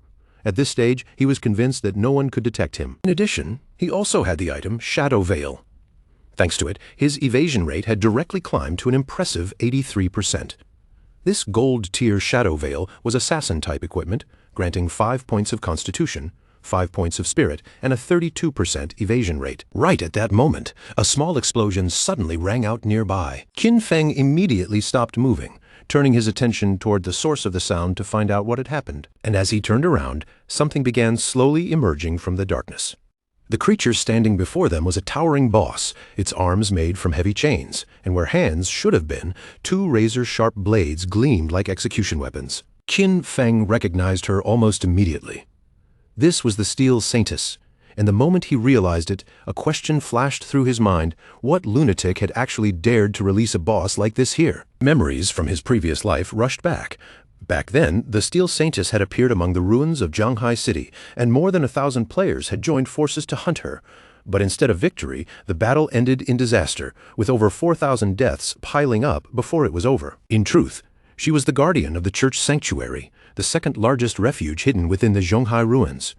Qin Feng had originally planned to take care of Kai and Shishi first, before coming back for this boss, but now that she had shown herself right in front of him, there was no point delaying it anymore. With a powerful leap, the wolf sprang upward, claws scraping against the wall as it climbed straight onto the top of a nearby building. The Steel Saintess suddenly began whirling her chain-like arms in wide, violent circles, and every sweep turned the area around her into a slaughter field for the nearby players. One player was cut down on the spot, and the instant the others saw him fall, their faces changed. Only then did they realize this boss was far stronger than they had imagined. Before the rest of them could even react properly, the Steel Saintess swung both blade arms with terrifying force, sending her weapons tearing through the surrounding players one after another. Watching those players still trying to challenge the Steel Saintess head-on, Qin Feng instantly understood that they had badly overestimated themselves. At that moment, a player riding a tiger charged forward to confront the boss. Qin Feng narrowed his eyes and recognized him at once: Chen Wuming, the man who possessed the hidden class known as Paladin. This was an old acquaintance from Qin Feng's previous life. The two of them had fought each other for 9 long years without ever deciding a clear winner. Chen Wuming was slippery, cunning, and full of dirty tricks. Whenever he was pushed into a corner, he always found some shameless way to escape. Qin Feng also remembered that, in his previous life, the Steel Saintess had ultimately been defeated by Chen Wuming's guild, the Night Sanctuary. That victory helped create the famous saying, West/God East Sanctuary, because the two powers ended up controlling the western and eastern sides of Jianghai City's ruins. When the Knights Sanctuary Guild first began recruiting members, they forced newcomers to sign an extremely cruel contract. It promised protection on the surface, but the price was brutal, a lifespan tax that could reach as high as 50%. Most ordinary members eventually became black slaves, trapped into working for the guild's higher-ranking players. A look of delighted surprise flashed across Qin Feng's eyes. To him, this timing was simply perfect. This time, he silently vowed Chen Wuming would not be getting away again. The Steel Saintess continued spinning her arms with crushing force, her attention locked on the chaos around her. Using that opening, Qin Feng slipped forward under invisibility and quietly landed near her. A dark, vicious light flickered in his eyes.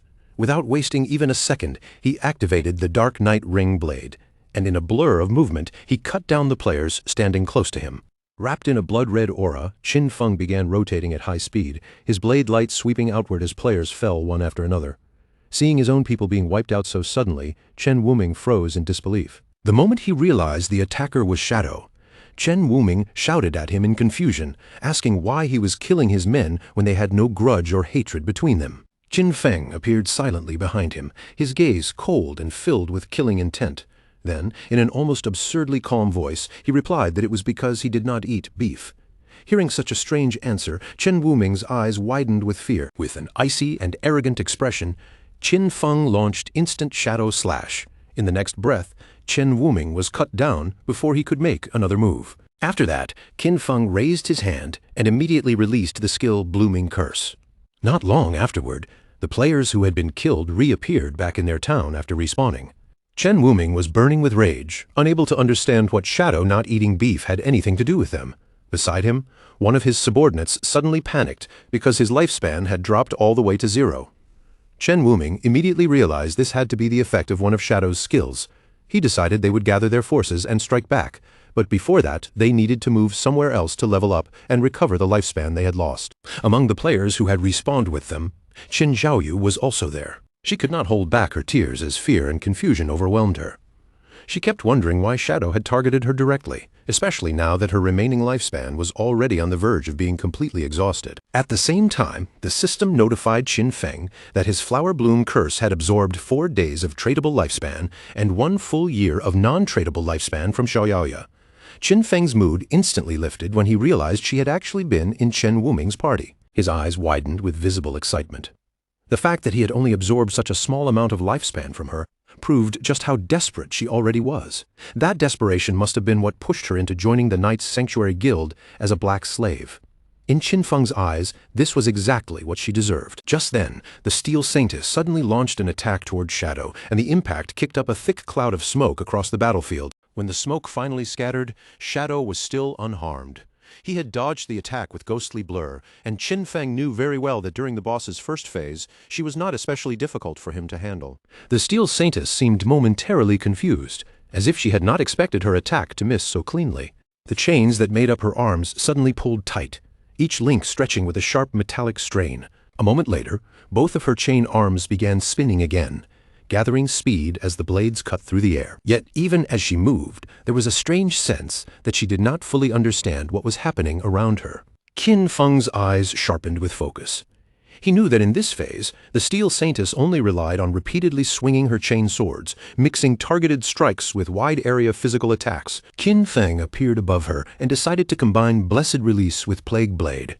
Once his attack landed, Blessed Release would apply the Throat Slash effect, triggering a burst of massive damage, while Plague Blade would detonate with toxin damage 3 seconds after impact. He struck with frightening speed, his attack landing cleanly and shaving several thousand points of damage from the Steel Saintess's health.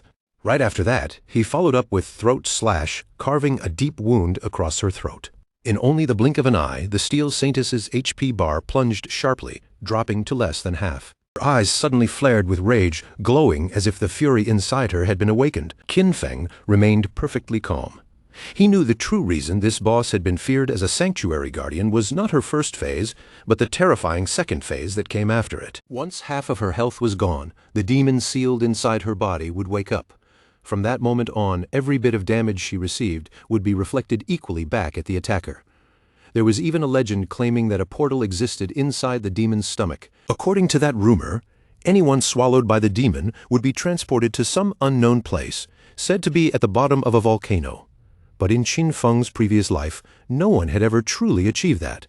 He suspected that a few idiots had simply mistaken it for a mechanic from some other game. A group of players stood at a distance, watching the battle unfold. In their eyes, Shadow was unbelievably ruthless. The Platinum Tier boss had clearly been summoned by the Knights Sanctum Guild, yet Shadow had suddenly appeared and wiped them out completely. And immediately after that, he had used just one skill to tear away half of the boss's health, forcing the Steel Saintess straight into her second phase. While those players were still whispering among themselves, Qin Feng, hidden under invisibility, quietly turned his attention toward them. His gaze became serious. Qin Feng knew that the Steel Saintess had one weakness in her second phase. Whenever she launched an attack, her damage reflection effect would briefly disappear. That meant if he struck at the exact moment she attacked, he could avoid being hit by the reflected damage. The problem was that many of his strongest skills, Shadow Slash, Throat Cut, Plague Blade, and Poison Dagger, caused damage over time. If he used any of them carelessly, the reflected damage would still bounce back, and with his current development, that would kill him instantly. As Qin Feng thought it over, his mind shifted to the players who had been secretly watching him from the cliff. A new idea formed at once. He would use them. One of the players pushed forward and told the others to move aside, saying he wanted to get a clearer look at what was happening below. This man was known as Anquan. The moment the others saw him arrive, their expressions brightened with relief. One of Anquan's subordinates quickly explained that they had already been watching for a long time and had memorized all of the boss's skills, since the Steel Saintess only had a limited number of moves. The girl smiled lightly as she stretched out both hands, showing what had happened after the boss's health fell below half. At that exact moment, the boss suddenly stopped moving, and subtle changes began appearing across her body, almost like new abilities were awakening. But right as the boss entered her second phase, Shadow vanished from sight as well. Anquan stared at the scene in disbelief, unable to accept that Shadow had been fighting such a boss completely on his own. A furious light immediately flashed through Anquan's eyes.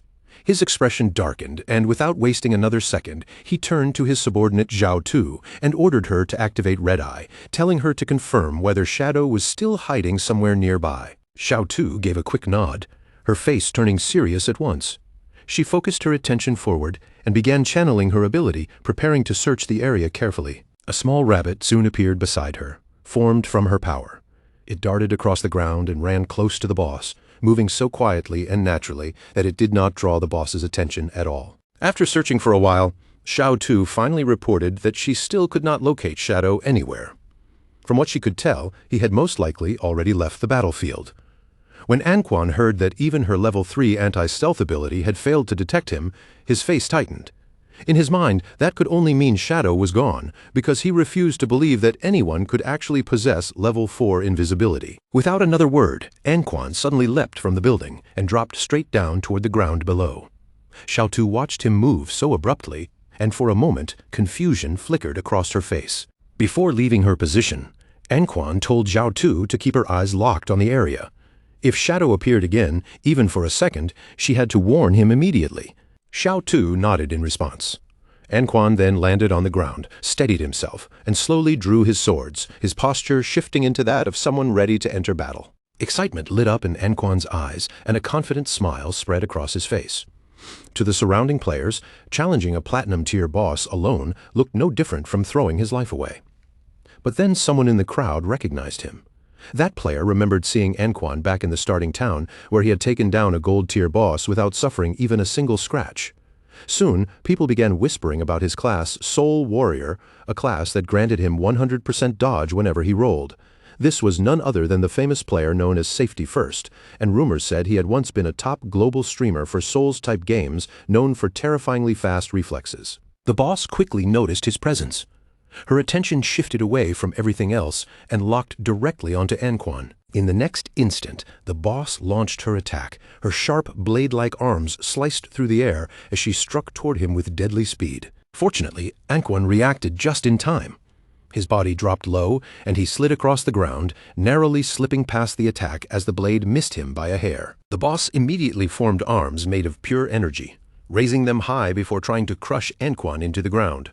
But Anquan rolled again at the perfect moment, slipping out from under the blow and avoiding the impact once more. When the boss reached out and tried to grab him directly, Anquan did not panic.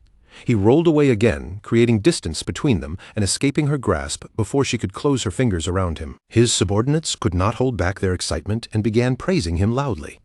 They were stunned by how cleanly he dodged every attack, and even more impressed by how calm he remained under pressure. What amazed them most was his discipline. He never got greedy for one extra hit, never overextended, and every move looked controlled and brilliant.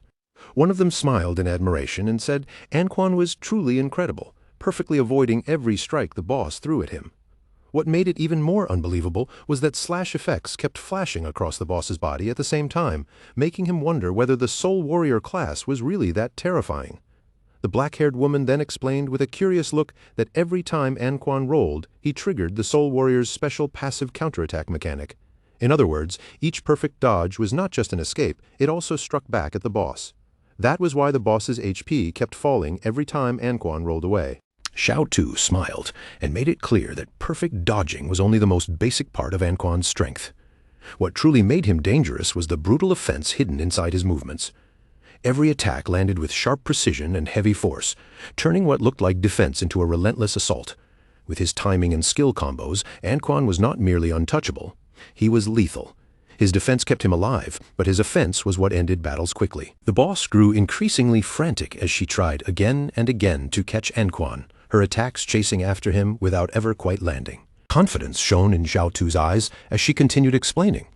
If Anquan successfully triggered a dodge during his roll, then his next attack would ignore 50% of the boss's defense, making every counter even more dangerous. At that moment, Anquan suddenly turned back to face the boss head-on. Blue energy began rising from his body, wrapping around him like a surging aura. The instant his subordinates saw that striking effect, they realized what it meant. This next blow was not going to be ordinary. It was definitely going to deal 4-digit damage. Anquan's eyes gleamed with excitement, and the smile on his face grew even sharper as he prepared to strike. Before the boss could properly react, Anquan unleashed the powerful attack he had been building up. His body moved with the grace of a dance, and in a flash, one strike split into 3 shadow-like arcs, rushing forward with the speed and brilliance of falling stars. With complete control, Anquan drove his swords through the openings in the boss's defenses, carving deep wounds with frightening accuracy. In just the blink of an eye, the boss's HP bar dropped all the way below half. His subordinates immediately burst into applause. Before they had even fully realized what had happened, the boss had already been pushed down to only 1/3 of her health. Anquan turned his back to the boss with absolute confidence, a proud smile spreading across his face, as if victory was already in his hands. But right at that moment, a sudden burst of powerful slashes tore through him from behind, dealing more than 34,000 points of damage in an instant and killing him on the spot. His subordinates immediately fell into panic. None of them could understand why Anquan had died, because they were certain he had dodged all of the boss's attacks. What confused them even more was that, although their skills had clearly hit the boss, her health did not fall from that final blow, even though they had all seen her HP drop sharply just moments earlier. Not far from the battlefield, Qin Feng stood quietly, watching everything unfold from the side. His gaze moved toward Anquan's lifespan orbs. Without making a sound, Qin Feng silently observed them and, in his heart, thanked Anquan. Because of Anquan's constant showboating, the boss had been forced to reveal many of her attacks and patterns. Joy flickered in Qin Feng's eyes. During all that chaos, he had actually been attacking non-stop from the shadows, steadily grinding the boss's health down until it finally reached 1/3. The Soul Warrior's flashy moves had indeed dealt some decent damage, but in the end, Anquan's own performance had pushed him straight into death. Because of the nature of his class, it was basically impossible for Anquan to defeat the Steel Maiden. When he rolled, he could not directly attack, and when he did attack, he was struck by reflected damage. For him, this boss was like a perfect curse. The boss began turning around, and Qin Feng's eyes immediately locked onto her movements. He instantly realized that the situation was turning bad. With her health already so low, the boss was clearly trying to retreat back into the church sanctuary. If she managed to return there, she would recover completely, and every bit of damage they had worked so hard to deal would become meaningless. Qin Feng silently glanced toward Anquan's remaining subordinates. Then his expression grew sharper, and a serious light appeared in his eyes. He understood that the Soul Warrior's sudden death had frightened them badly. There was almost no chance they would dare attack the boss again. But if the boss did not take action, her damage reflection effect would not disappear either. At this point, Qin Feng knew he had to get serious. Qin Feng landed directly in front of the Steel Maiden, blocking her path. No matter what, he could not allow her to return to the sanctuary. The other players were shocked the moment they saw him appear. To them, Anquan had only been a clown showing off, while Shadow was the true monster on this battlefield. Just thinking that all those cuts on the boss's body had actually come from Shadow moments earlier made them feel a chill. Xiao Tu was even more stunned. Her level 3 anti-invisibility had completely failed to detect him, which could only mean one thing. Shadow's invisibility was level 4 or even higher. One of the players suddenly fixed his eyes on Anquan's lifespan orbs. Greed flashed across his face, and his mouth nearly watered when he realized the Soul Warrior's loot was still lying there on the battlefield. In that instant, he began thinking of a way to snatch it back. Determination shone in Qin Feng's eyes as he activated Black Light Shield. A golden barrier appeared around his body, forming a 10-layer shield, with each layer capable of blocking 1 instance of damage. The Steel Maiden's attention shifted fully onto Qin Feng. Her arms twisted and transformed once again, hardening back into deadly blades. She struck without hesitation, and Qin Feng immediately understood that this was the exact opening he had been waiting for. Qin Feng activated Instant Shadow Slash, his figure flashing forward as a series of rapid cuts tore toward the boss. After the exchange, Qin Feng stared closely at the Steel Maiden. His Black Light Shield now had only 7 layers remaining. He clearly remembered that out of the 9 strikes from Instant Shadow Slash, the final 3 had landed right after the boss's attack ended, during her damage counterattack phase. If those 3 hits had not been blocked by Black Light Shield, he would already be dead. The Steel Maiden then began gathering energy in her abdomen. A moment later, she suddenly leapt up and released a wave of purple flames. Qin Feng quickly stepped back. By the time he pulled away, every remaining layer of his Black Light Shield had been completely destroyed. The boss stared at him with eyes glowing wickedly. Qin Feng instantly realized how dangerous that flamethrower attack was. The damage came in at an extremely high frequency, and even with his dodge rate above 80%, it had shredded all 7 shield layers in an instant. If his reaction had been even half a second slower, that attack would have killed him immediately. While Qin Feng was distracted by the boss, one of the players quietly tried to sneak over and take Anquan's loot. But Qin Feng noticed him right away. Without turning it into a big scene, he flicked out a poison dart, and it shot straight into the man's forehead. The player dropped instantly, his body collapsing before he could even react, eliminated on the spot by Qin Feng's poison dart. Qin Feng's meaning was extremely clear. As long as he was standing there, no one was going to sneak in and steal the loot that belonged to him. The system then notified Qin Feng that from safety first, he had obtained 612 days of tradable lifespan and 67 years of non-tradable lifespan. On top of that, Blossom Curse had absorbed 355 days of tradable lifespan and 20 years of non-tradable lifespan from clean hands and feet. Qin Feng was a little surprised when he saw the numbers. Safety first had carried an unusually large amount of lifespan, which most likely meant he had never died before.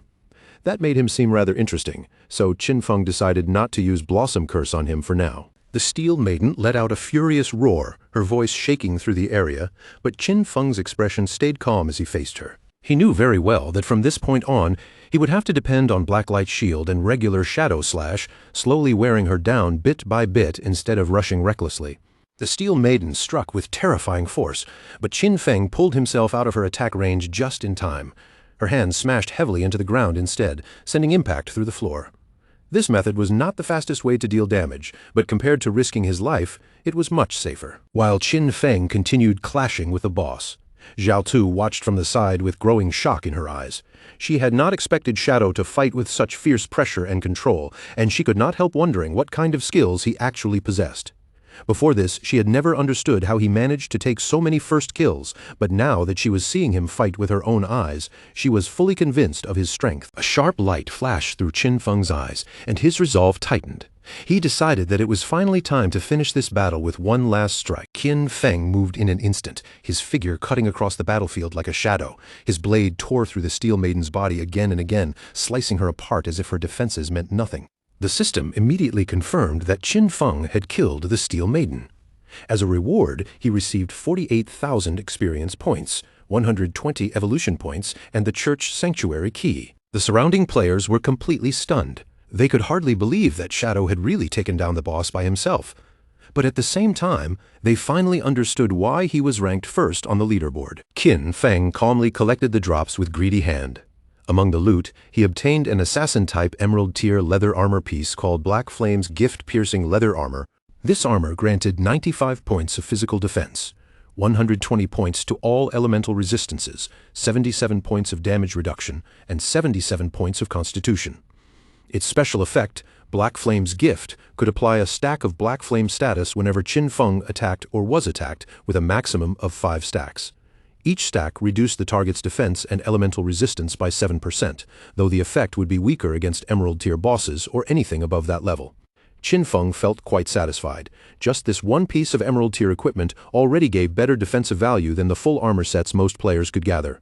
Even better, the Black Flame's gift effect could weaken both defense and elemental resistance, making it far more useful than the loot dropped earlier by the Soul Purifier. He also obtained an Emerald-tier skill called Assassin's Instinct. This skill allowed him to partially sense the outline of invisible units, while also granting 2 points to his anti-invisibility level. After looking it over, Qin Feng immediately decided to upgrade it. The upgrade process consumed a total of 33 evolution points, leaving Qin Feng with 97 points remaining. Assassin's Instinct rose step by step from Emerald to Diamond, then to Epic, and finally all the way to Legendary tier.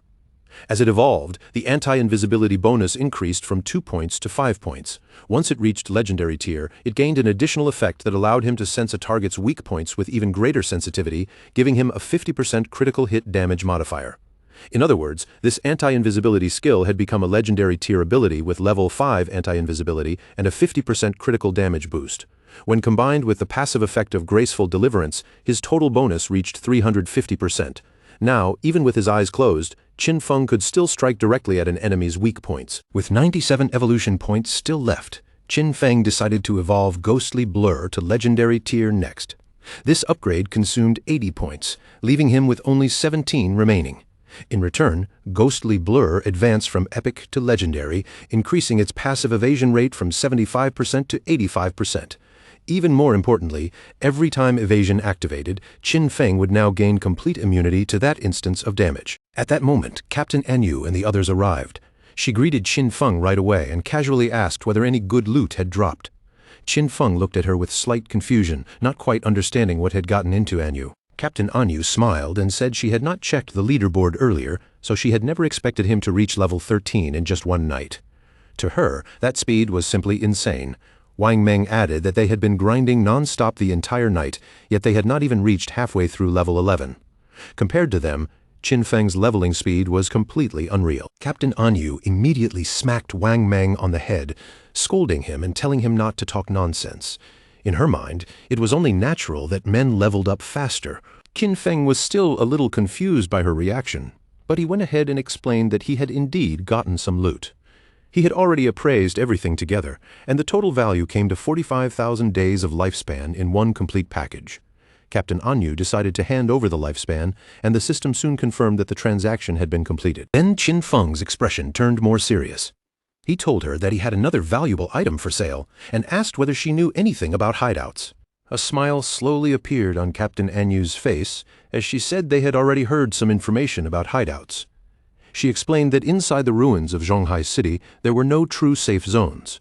Because of that, player groups could occupy hideouts and use them as bases, they could store supplies inside, and during critical moments, they could even activate magical defensive barriers to block outside water invasions. Qin Feng understood that the information she had heard was probably about the small hideout dropped by the Golden Boss.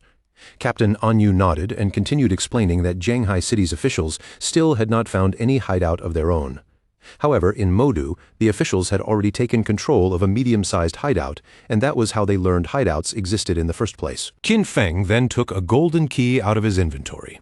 Since Captain Anyu now understood the value of a hideout, he directly revealed that this was the Sanctuary Hideout Key, dropped by the boss he had just killed. He told them that this hideout covered more than 800 meters of land. Then he suggested that they return first and discuss how much they were willing to offer. After hearing their price, he would decide whether or not to sell it. Captain Anyu and Wang Meng were both stunned. They understood very well that the larger a hideout was, the stronger its defensive capabilities would be, and the more complete its internal structure could become. A hideout covering over 800 meters was already large enough for every member of Zhanghai City's official forces to have their own private room inside. Captain Anyu reached her hand forward, curiosity clear in her eyes. She asked him directly how much he planned to sell such a huge hideout for. Qin Feng decided that they should go back and discuss it properly first, then see what kind of price the officials could offer. He knew that in his previous life, this hideout could be sold for 2,000 years of lifespan.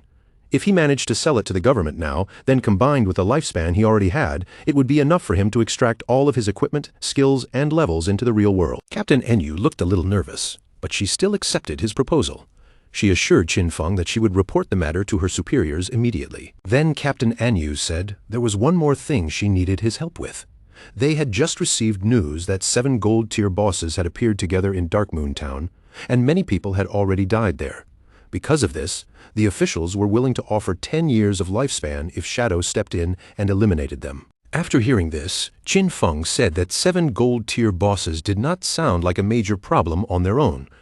Even if all 7 were gathered together, the official forces should still be able to wipe them out with enough time. Since they had come to ask for his help, he guessed that there had to be something especially troublesome about those bosses. Captain Anyu raised her thumb toward him, clearly impressed by how quickly he had seen through the problem. She confirmed that Qin Feng's guess was correct. The officials had managed to isolate one of the 7 bosses and kill it, but after it died, it came back to life. Even worse, the stats of all 7 bosses suddenly skyrocketed afterward, and in an instant her entire team was wiped out. Qin Feng's eyes widened slightly in surprise. He immediately remembered that there were certain group-type bosses with the ability to resurrect. That possibility made him suspect that these bosses might be puppets created by the Cursed Slate, one of the ancient god slates. And if an ancient god slate was truly involved, then Qin Feng absolutely could not ignore it. He decided to leave right away and told Captain Anyu to send him the coordinates. She wished him good luck. From Qin Feng's point of view, Anyu was actually quite sincere. The loot from 7 gold-tier bosses could probably be sold for 40 or 50 years of lifespan, yet she was still offering him an additional 10 years as a reward.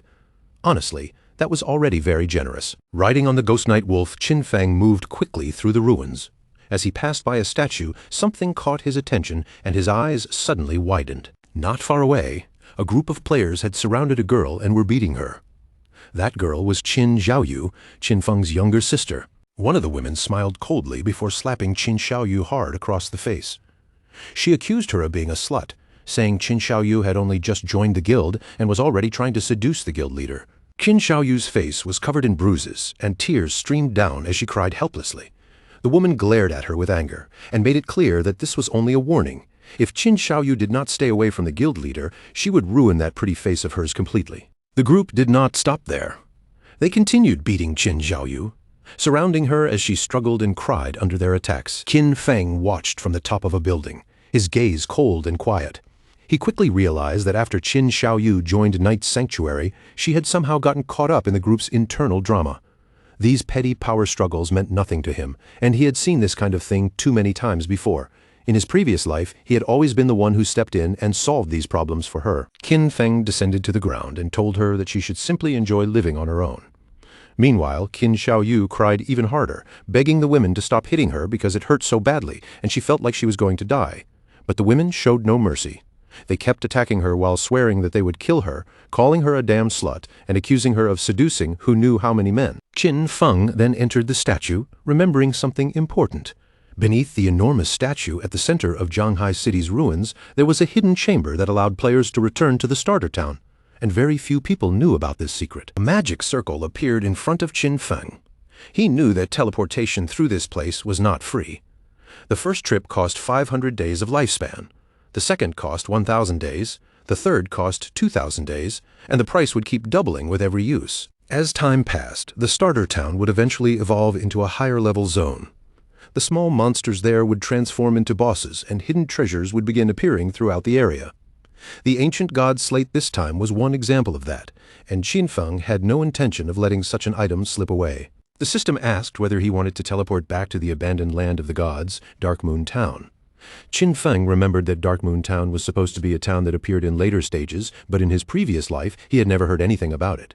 Even so, he did not hesitate and chose to teleport. The system consumed 500 days of lifespan, and in the next moment, Qin Feng was transported directly to Darkmoon Town. The town was filled with elderly people chatting with one another, making the whole place seem unexpectedly lively.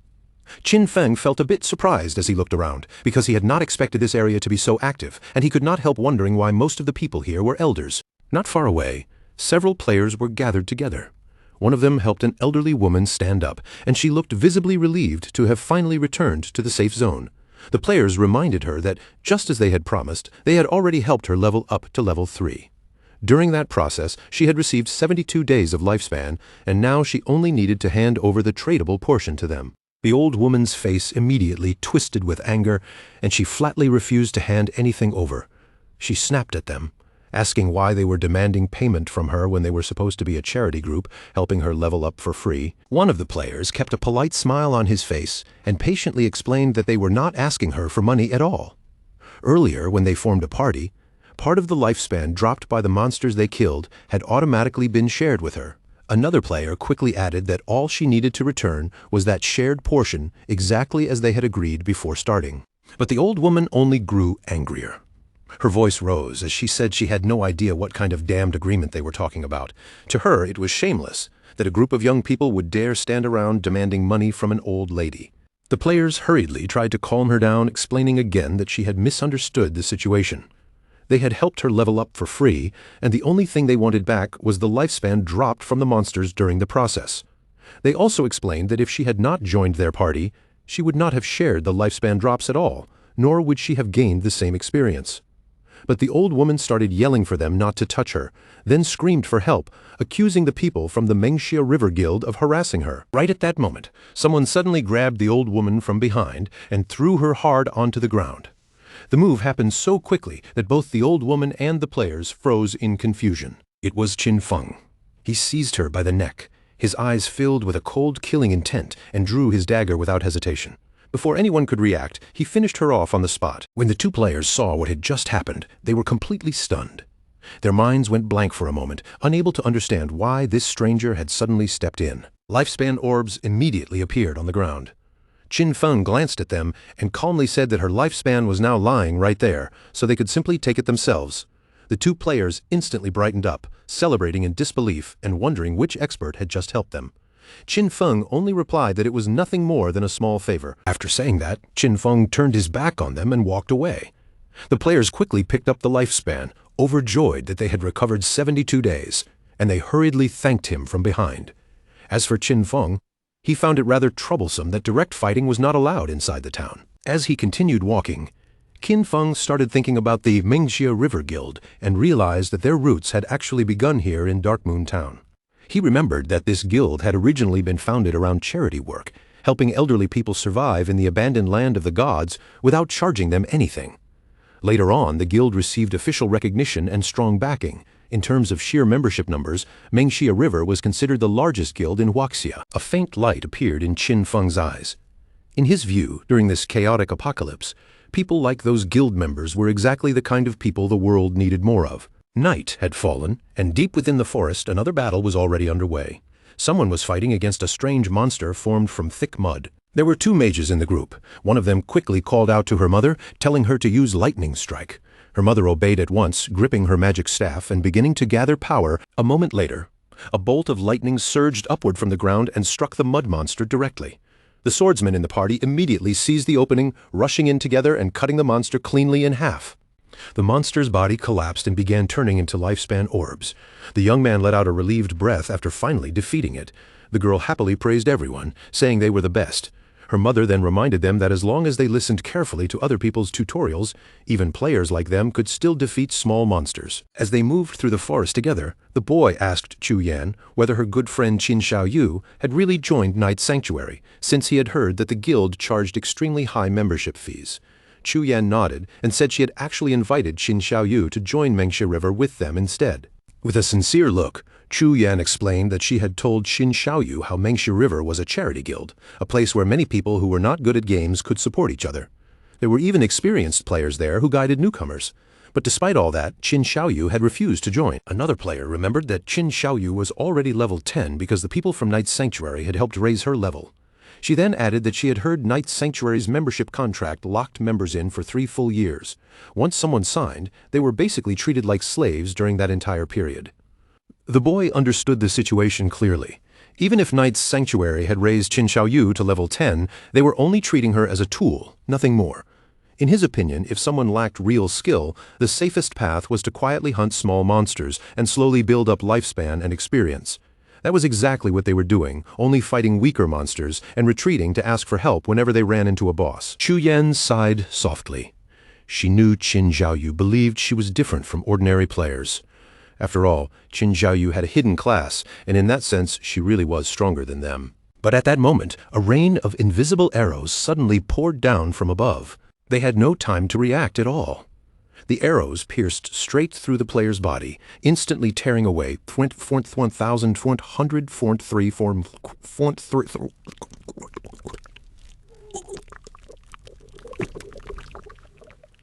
Warrant free.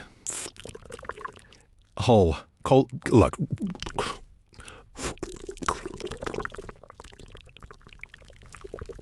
Call me. Call. .5.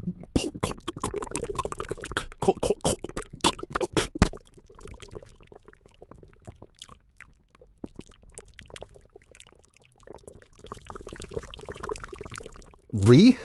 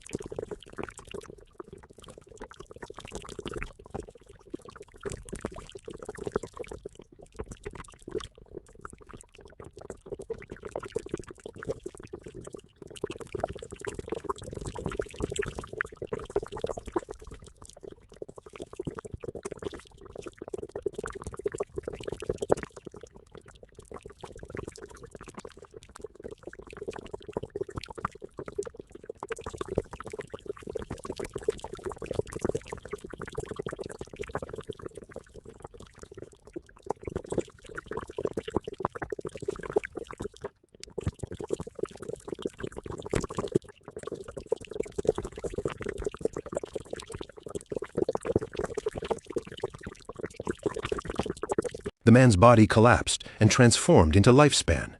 Chu Yan panicked completely because that man was her father, and beside her, her mother broke down crying at the sight. The archer who had fired the arrows smiled with satisfaction, clearly pleased that he had killed the man instantly with a single skill. The masked men beside him told him to stop wasting words, saying it was impossible for the Mengxia River Guild to have any real experts. To them, the guild was nothing but trash. They could not understand what skilled player would ever waste time carrying a group of elders, and they coldly called them all useless scum. The attackers then moved closer to Chu Yan and her mother. With a smug smile on his face, the archer told them to hand over every bit of lifespan they were carrying. Fear rose in Chu Yan's heart. She knew the authorities had officially forbidden killing other people inside the game, and she also understood that these attackers were risking becoming wanted criminals by doing this. The archer pointed at her with a mocking smile, making it clear that he did not care about the authorities at all. Then he lost patience and gave them 3 seconds to hand over the lifespan. Chu Yan's mother was frightened enough to obey, but Chu Yan stood her ground. She told her mother not to even think about handing it over and urged her to quickly ask for help in the guild channel while she tried to hold them off. Seeing this, the archer immediately ordered his men to attack. He told them to kill the older woman and leave the younger one alive for their own amusement. The masked men rushed forward at once, but just as they were about to reach them, a wolf suddenly appeared and sank its fangs into the attackers. Chu Yan froze in confusion, staring at the sudden scene in front of her. She had no idea what was happening or where this wolf had come from. The archer's eyes also filled with shock and confusion as he watched the situation change in an instant. Before he could even take another breath, a figure flashed past him with terrifying speed, and in the next moment his head was cut cleanly off. The one who appeared was none other than Qin Feng. While the wolf tore into the archer's subordinates, Qin Feng silently looked down at the severed head. It did not take him long to realize that this man had been a player hiding under the name Shadow. The archer and his subordinates soon respawned back in town. The archer was furious, and his men were just as enraged. They wondered if their killer status had caused this, but even with that penalty, there was no way their lifespan should have been drained so completely. They were shaken to the core, unable to understand how all of their lifespan had vanished, or why such a massive amount had dropped in a form that could be traded. In panic, they started running toward the forest. If this situation continued, they knew they would truly die, so they had to kill monsters quickly and recover some lifespan as fast as possible. But just then, a strange energy suddenly appeared around them. A moment later, a massive sword formed from energy descended from above. That energy locked their bodies in place, leaving them unable to move. As someone approached, they immediately realized they had finally been caught for wandering around and attacking other players. Two priests appeared before them. The man holding a skill book revealed that they were official bounty hunters, and according to the law, they were now placing them under arrest. He ordered them to provide their real-world information. The other priest stared at them with a cold, serious gaze and warned that if they resisted, their lifespan would be ended immediately. Back in the forest, strange flowers began blooming from the archer's corpse. Chu Yan was filled with relief and gratitude. She quickly thanked Qin Feng, knowing that if he had not appeared in time, both she and her mother would have been doomed. Qin Feng lowered his gaze toward the ground. He had not expected Chu Yan to be this impressive. She was kind-hearted and brave, completely different from Qin Xiaoyu. He did not know how the two of them had become best friends, but luckily they had already chosen different paths. Without saying anything more, Qin Feng disappeared without a trace. When Chu Yan and her mother noticed he was gone, both of them stood there in confusion. Chu Yan picked up the lifespan orb, but confusion filled her eyes because she did not know whether it belonged to her father. Her mother was also confused, looking around and wondering where the others had gone. She asked her daughter how Shadow had disappeared so suddenly, and Chu Yan could only say that she did not know. The only thing she knew was that he was the #1 shadow boss in the world. Somewhere else in the forest, another group of players was waiting. They remembered that Captain Anyu had said Shadow would arrive in a few minutes, but nearly half an hour had already passed. Now they were starting to wonder what he was doing. One of them asked curiously whether Shadow could really defeat the bosses inside. Another player said he doubted it, because those bosses could revive. In his eyes, it was already unbelievable that Shadow had dared to accept a mission involving bosses that could resurrect endlessly.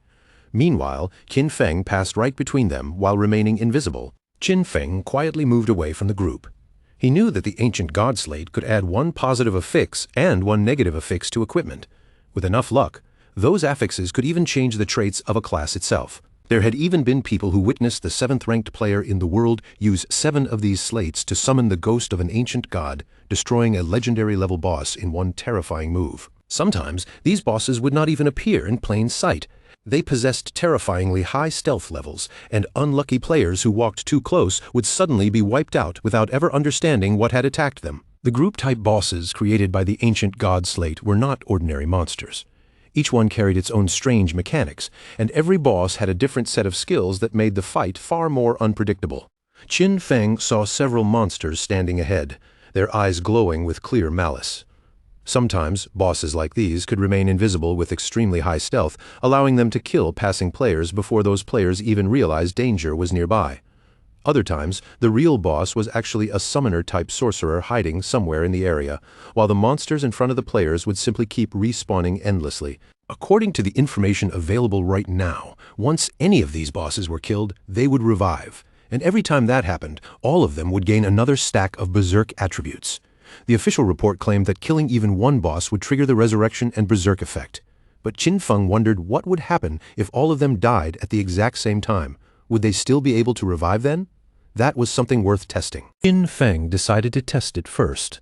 He equipped the follower's pendant and used it to summon a devout follower, sending the summoned unit forward to probe the boss's reactions. The devout follower immediately charged toward the bosses and launched an attack, striking them and taking away more than 1,400 points of HP. One of the bosses instantly reacted, its eyes flashing with rage as it locked onto the devout follower. The boss turned around, and only a moment later, the devout follower's body exploded violently on the spot. Even after destroying it, the bosses barely seemed to care. They paid almost no attention to the poor devout follower, as if it had never been a real threat. Qin Feng's eyes sharpened with seriousness. He quickly noticed that all of these bosses were level 10. They did not have damage reflection, and their stats were only about twice as high as ordinary gold-tier bosses. Qin Feng activated Shadow Ring Blade. A strange red energy immediately spread outward, covering the surrounding area like a dangerous field. Right after that, Qin Feng threw out his poisoned darts. The darts shot forward and buried themselves directly into the throats of the bosses. The bosses' bodies began disappearing one after another. Qin Feng watched the scene with slight confusion because no loot had dropped at all. At that moment, the disappearing bosses suddenly began merging together, their forms twisting into a single, much more powerful monster. The new boss was enormous. Its massive body moved forward, and it immediately charged straight toward Qin Feng. Qin Feng instantly went on guard. He understood that killing them all at the same time had been the correct choice, and this meant the battle had now entered its next phase. Then his eyes caught the strange symbols covering the giant boss's body. The boss swung into attack, but Qin Feng dodged away cleanly. At the same time, he recognized the symbols carved across its body as ancient god script. By deciphering the individual words and rearranging their order, he translated the hidden meaning and uncovered the boss's true name, Uthos, the Calamity Ancient God. As the boss continued pressing closer, little by little, Qin Feng frowned, unsure of the exact way to proceed. Then a thought crossed his mind. Maybe he needed to attack different parts of the boss according to the order of the characters. After all, he had once invested huge amounts of manpower and resources into studying ancient god script, specifically to overcome the ancient god ruins. Qin Feng slipped past the boss's movement and struck the symbol on its leg first. Then he moved again, attacking the symbol on its arm, and after that he aimed for the one carved into its chest. Poison began seeping out from the boss's body. It opened its massive mouth and roared in agony, the sound shaking through the area. Its body started breaking apart, pieces of it collapsing before it fell heavily into the water. Qin Feng immediately became alert because he still did not know what was happening next. Then coffins began rising from beneath the water's surface. At the same time, the boss's body floated upward and started changing shape again. Its body mutated rapidly, twisting in a grotesque way. Soon after, several monsters emerged from inside it and let out fierce roars. Qin Feng noticed that the embossed inscriptions on the coffins matched the monsters one by one. From the looks of it, this phase required him to kill each monster near its corresponding coffin. He could already see the ancient god's slate ahead. This looked like the final phase of the fight. At the same time, the monsters began charging toward him. Qin Feng stood firmly in place, his eyes shining with determination as he prepared to face them head-on. Crows began circling through the air above the area where Qin Feng was battling against the power of the ancient god slate. The nearby players all turned their attention toward that direction. Confusion and curiosity spread through the group, because they could not tell whether the trembling they felt was an earthquake, or whether the movement deep in the valley meant the boss was going berserk. Unable to hold back their curiosity, they decided to go and take a look. With a puzzled look, the mage in the team asked where the hell Shadow had gone. Her friend said there was no way he could defeat a boss like that, so he probably would not show up at all. But just then, the swordsman's eyes widened in surprise, and he quickly called for the others to come over and see. When they arrived, the area was completely empty. There was no sign of Qin Feng, and there was no trace of the boss either, leaving the players frozen in shock. They walked around the area, staring at the cracked ground in confusion. Some of them wondered whether the earthquake had killed the boss or whether something else had happened here. Then Captain Anyu contacted them and told them to retreat because Shadow had already taken care of the boss.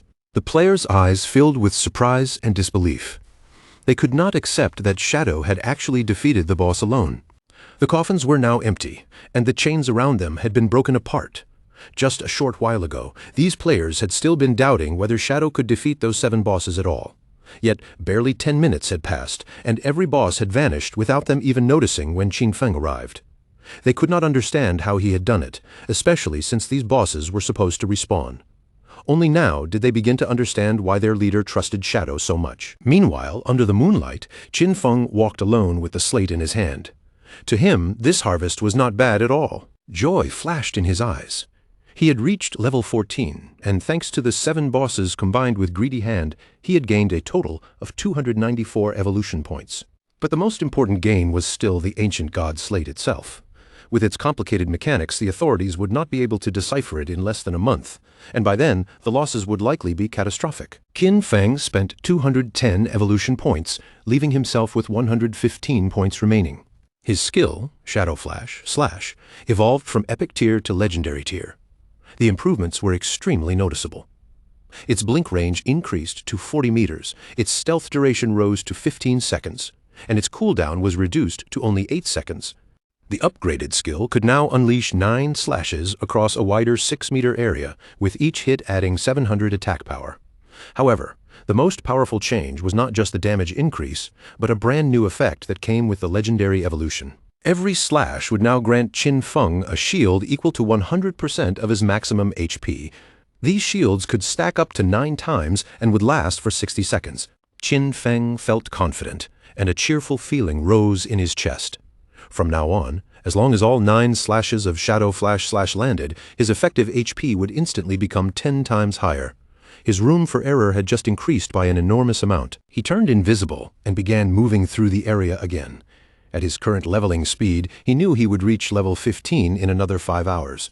After that, it would be time to head toward Magic City. Several hours later, Qin Feng arrived back at the ruins, only to find that the women were still beating Qin Xiaoyu. From the look of it, they were truly willing to beat her to death.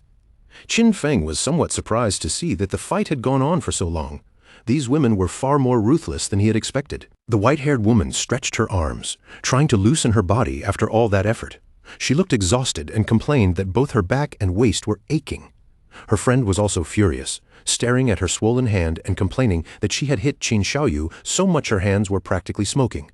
They spat on Qin Xiaoyu one last time, then decided that this was enough for today. In their eyes, this beating should be more than enough to teach her a lesson. Qin Xiaoyu's body was covered in bruises and wounds as she slowly struggled to sit up from the ground. She could not stop herself from crying. In her mind, all of this was Qin Feng's fault. She had told him to cut ties with her, and he had actually ignored her for real. She could not understand how he failed to know that when girls said something like that, they often meant the opposite. Using her magic staff for support, Qin Xiaoyu forced herself to stand. Fortunately, she had signed a contract with Knight's Sanctuary, so at least she would not have to worry about surviving for the next 3 years.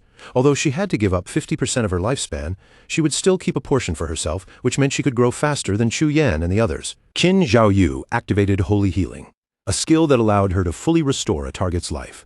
As the healing light covered her body, she became certain that once she grew stronger, everyone who had looked down on her would pay for it. Qin Feng would not escape, and neither would those crazy women. To everyone's surprise, the Holy Healing spell did not restore Qin Xiaoyu at all. Instead, the healing light drifted away and landed on Qin Feng, who was still hidden in invisibility nearby. Poor Qin Xiaoyu collapsed to her knees on the ground, completely stunned.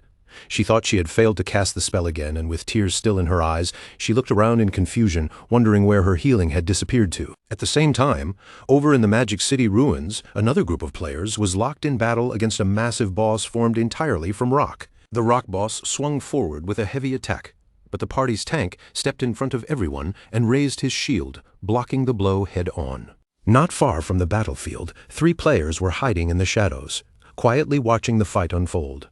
Among them was Qian Shishi. Qian Shishi looked at the fighting players with disdain and said that Daxia's men were truly weak in her eyes. Sending 18 people to deal with one boss and still fighting so timidly was simply pathetic. Her friend winked at her and told her not to say it like that, since those people were working so hard for their benefit and they should at least be grateful.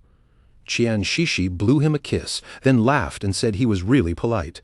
But even so, she mocked those Daxia pigs for having such low damage that they were taking forever to kill a miserable gold-tier boss. The players kept attacking with everything they had, and after a long struggle, the rock boss's HP bar had finally dropped below half. The team's mage smiled with excitement and shouted for everyone to push harder. The boss had only a little health left, so they just needed to hold on and fight for the final blow. But in that exact moment, a spear suddenly pierced straight through the mage's chest. He was killed instantly, and his body collapsed into lifespan before anyone could react. The one who had killed him was one of Qian Shishi's subordinates. With a cruel smile on his face, the subordinate thanked the mage for all his hard work, and for offering up the lifespan of weaklings so conveniently. The surviving players immediately panicked when they realized who they were facing.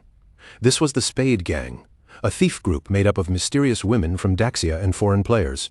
They could not understand how such disgusting people could exist, guiding outsiders to slaughter their own countrymen. Even so, the players gritted their teeth and rushed forward. Their leader shouted for everyone not to be afraid, telling them to attack together, because the enemy only had a few people. Seeing them try to resist, Qian Shishi's expression turned vicious. She promised to massacre every Daxia pig in front of her and coldly warned them to prepare to die. Her subordinate pulled out his twin hammers and activated the skill Thunderous Tremor. A small earthquake burst through the ground, and in an instant, the players' bodies were trapped in place by the shaking earth. Qianshishi drew her daggers and moved like a flash of lightning. Before the trapped players could even struggle free, she cut through them one after another, killing them in the blink of an eye. She could not help mocking them afterward. To her, the men of Daxia were nothing more than a bunch of useless fools. A malicious light shone in Qianshishi's eyes. She knew that Daxia's authorities had already reported their information, but in her mind that meant nothing. To her, all of Daxia was just a filthy garbage dump. Her friend casually added that these were only ordinary players, so of course they had no way to compete against people like them, who were backed by real capital. As the corpses on the ground turned into lifespan orbs, Qianshishi explained that although their real identities had not been exposed yet, they should still leave Daxia as soon as possible for safety and head to North America.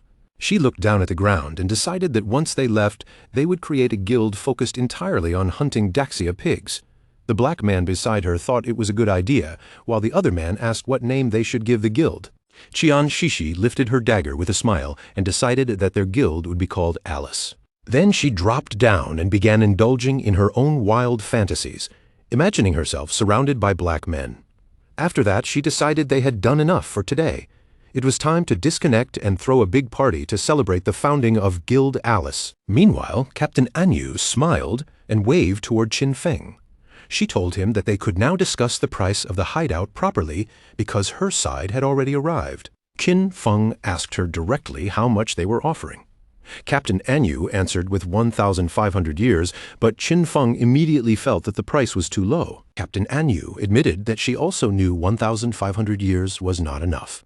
She explained that she had argued fiercely with her superiors and finally managed to make the big boss raise the offer to 2,000 years. Qin Feng agreed to make the deal at the statue in the center of the ruins.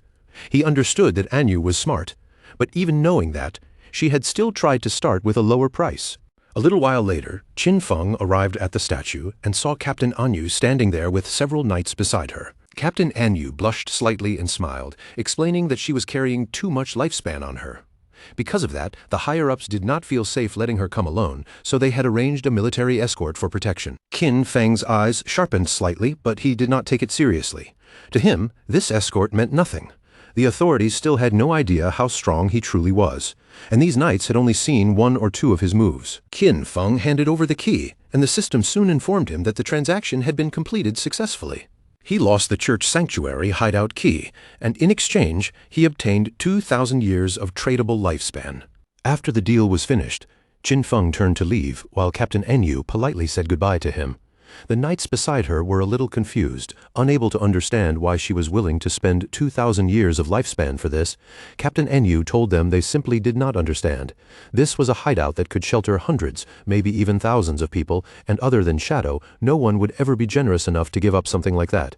For Qin Feng, this timely payment from Anyu came at the perfect moment. It meant he could fully prepare himself before heading to Magic City. Qin Feng immediately began investing the tradable lifespan he had just received. First, he consumed 71.2 years to raise himself to level 15. Then he purchased several new skills, including the mythic level 1 skill, Blessed Liberation, for 161.7 years, and the legendary skill Assassin's Instinct for 71.12 years. After that, he bought 3 epic skills, Shadow Ring Blade for 36.35 years, Silent Concealment for 23.71 years, and Darkest Hour for 34.65 years. Finally, he spent 113.89 years on the item Mount Bell. Aside from his equipment, everything else, his skills and level, had now been fully synchronized. His strength in the real world was almost identical to his power inside the game. At that moment, the system warned him that his hunger level had already reached 90%. Qin Feng realized he had not eaten for a long time, so he decided to disconnect first and deal with his hunger before continuing. Qin Feng logged out of the game and opened his eyes, only to find himself waking up inside a cage at the Heilun Hotel. The men nearby immediately noticed that he was awake and turned their attention toward him. They drew their weapons and ordered Qin Feng to hand over the lifespan he was carrying, warning that if he refused, he would end up like the others in this motel. One of them even laughed mockingly, saying the apocalypse was wonderful because now he could kill whoever he wanted. Qin Feng looked at them with a cold, piercing gaze. Seeing that look, One of the men grew furious and shouted for him to hurry up and hand over his lifespan. Another man eagerly begged his boss to let him tear Qin Feng apart. The man holding the bat thought Qin Feng had become frozen with fear. With a cruel expression, he decided there was no point wasting time and that it would be better to simply kill him. But before they could even take another breath, a strange energy began spreading through the air around them. Qin Feng activated Shadow Ring Blade. A moment later, the entire hotel began collapsing, breaking apart piece by piece under the force of his skill. After everything settled, Qin Feng picked up a pack of instant noodles. He realized that the more power he brought into the real world, the more energy his physical body required. At his current level of strength, ordinary food was already becoming far from enough. Qin Feng began eating the instant noodles while thinking ahead. Once he dealt with Qian Shishi and her newly formed guild Alice, he would need to find a way to obtain the Divine Gifted Book. Mounted on his wolf, Qin Feng set off again. He knew Qian Shishi was extremely cunning, far harder to track than someone like Song Fei. However, he still had one method available. He could use the Kill Qin Feng mission he had accepted earlier as bait to lure her out. Still feeling hungry, Qin Feng headed toward Magic City, planning to find something to eat along the way. At the same time, inside Magic City, Qian Shishi was throwing a lively party. In her eyes, her men had performed wonderfully. She threw her arms around the two dark-skinned men beside her, still riding the thrill of what had just happened. To her, the feeling of drifting off to sleep and entering the game right after such an intense, blood-pumping battle was almost impossible to describe. The two men laughed and showered her with praise, saying her skills were on a completely different level.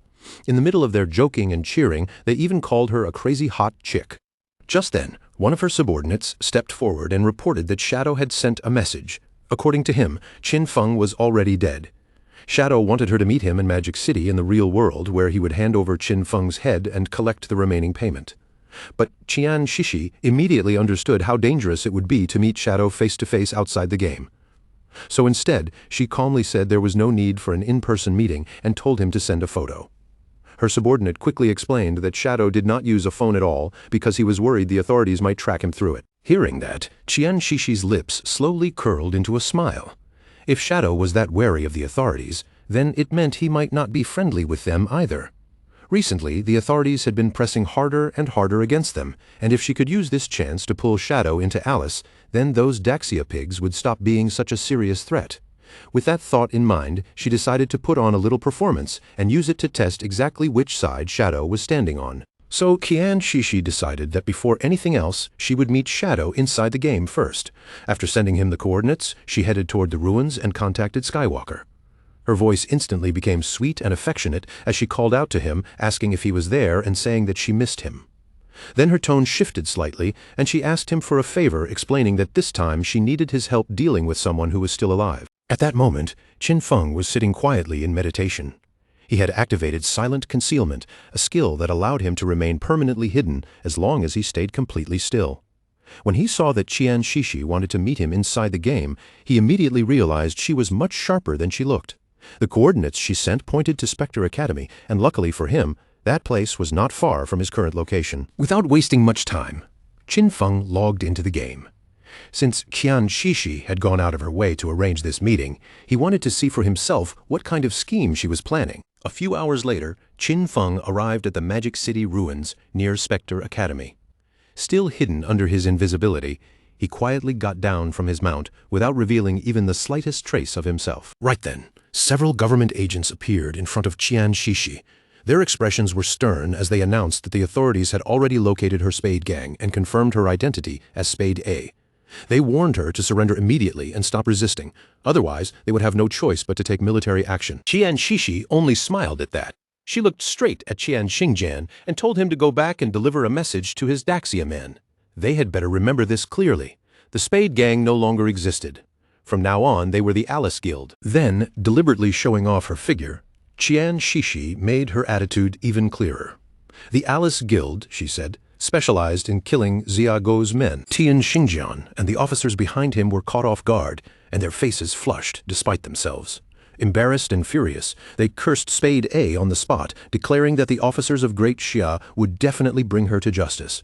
To them, her arrogance had already crossed the line into pure shamelessness. But Qian Shishi only looked even more excited.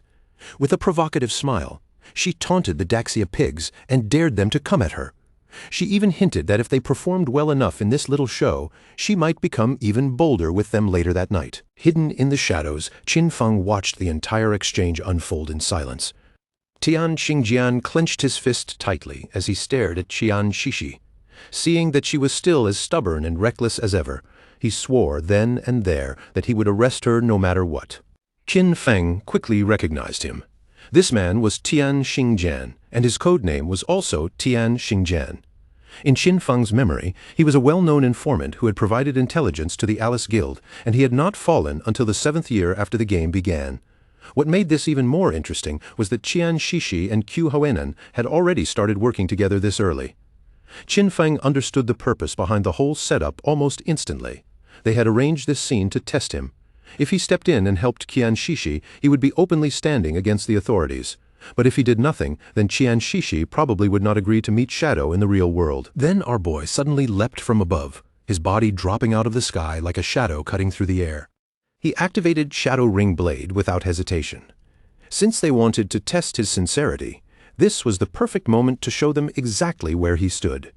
A strange crimson aura spread out and wrapped around Tian Xingjian and his men, slowly draining away their HP. A moment later, the system confirmed that Tian Xingjian and the officers with him had all been slain. Qian Shishi and the others froze for a second, clearly confused by the sudden turn of events. As the corpses on the ground transformed into lifespan, Qin Feng finally stepped out in front of them and calmly introduced himself as Shadow. Qin Feng walked closer to Qian Shishi, his presence cold and steady, and greeted her directly while once again giving his name as Shadow.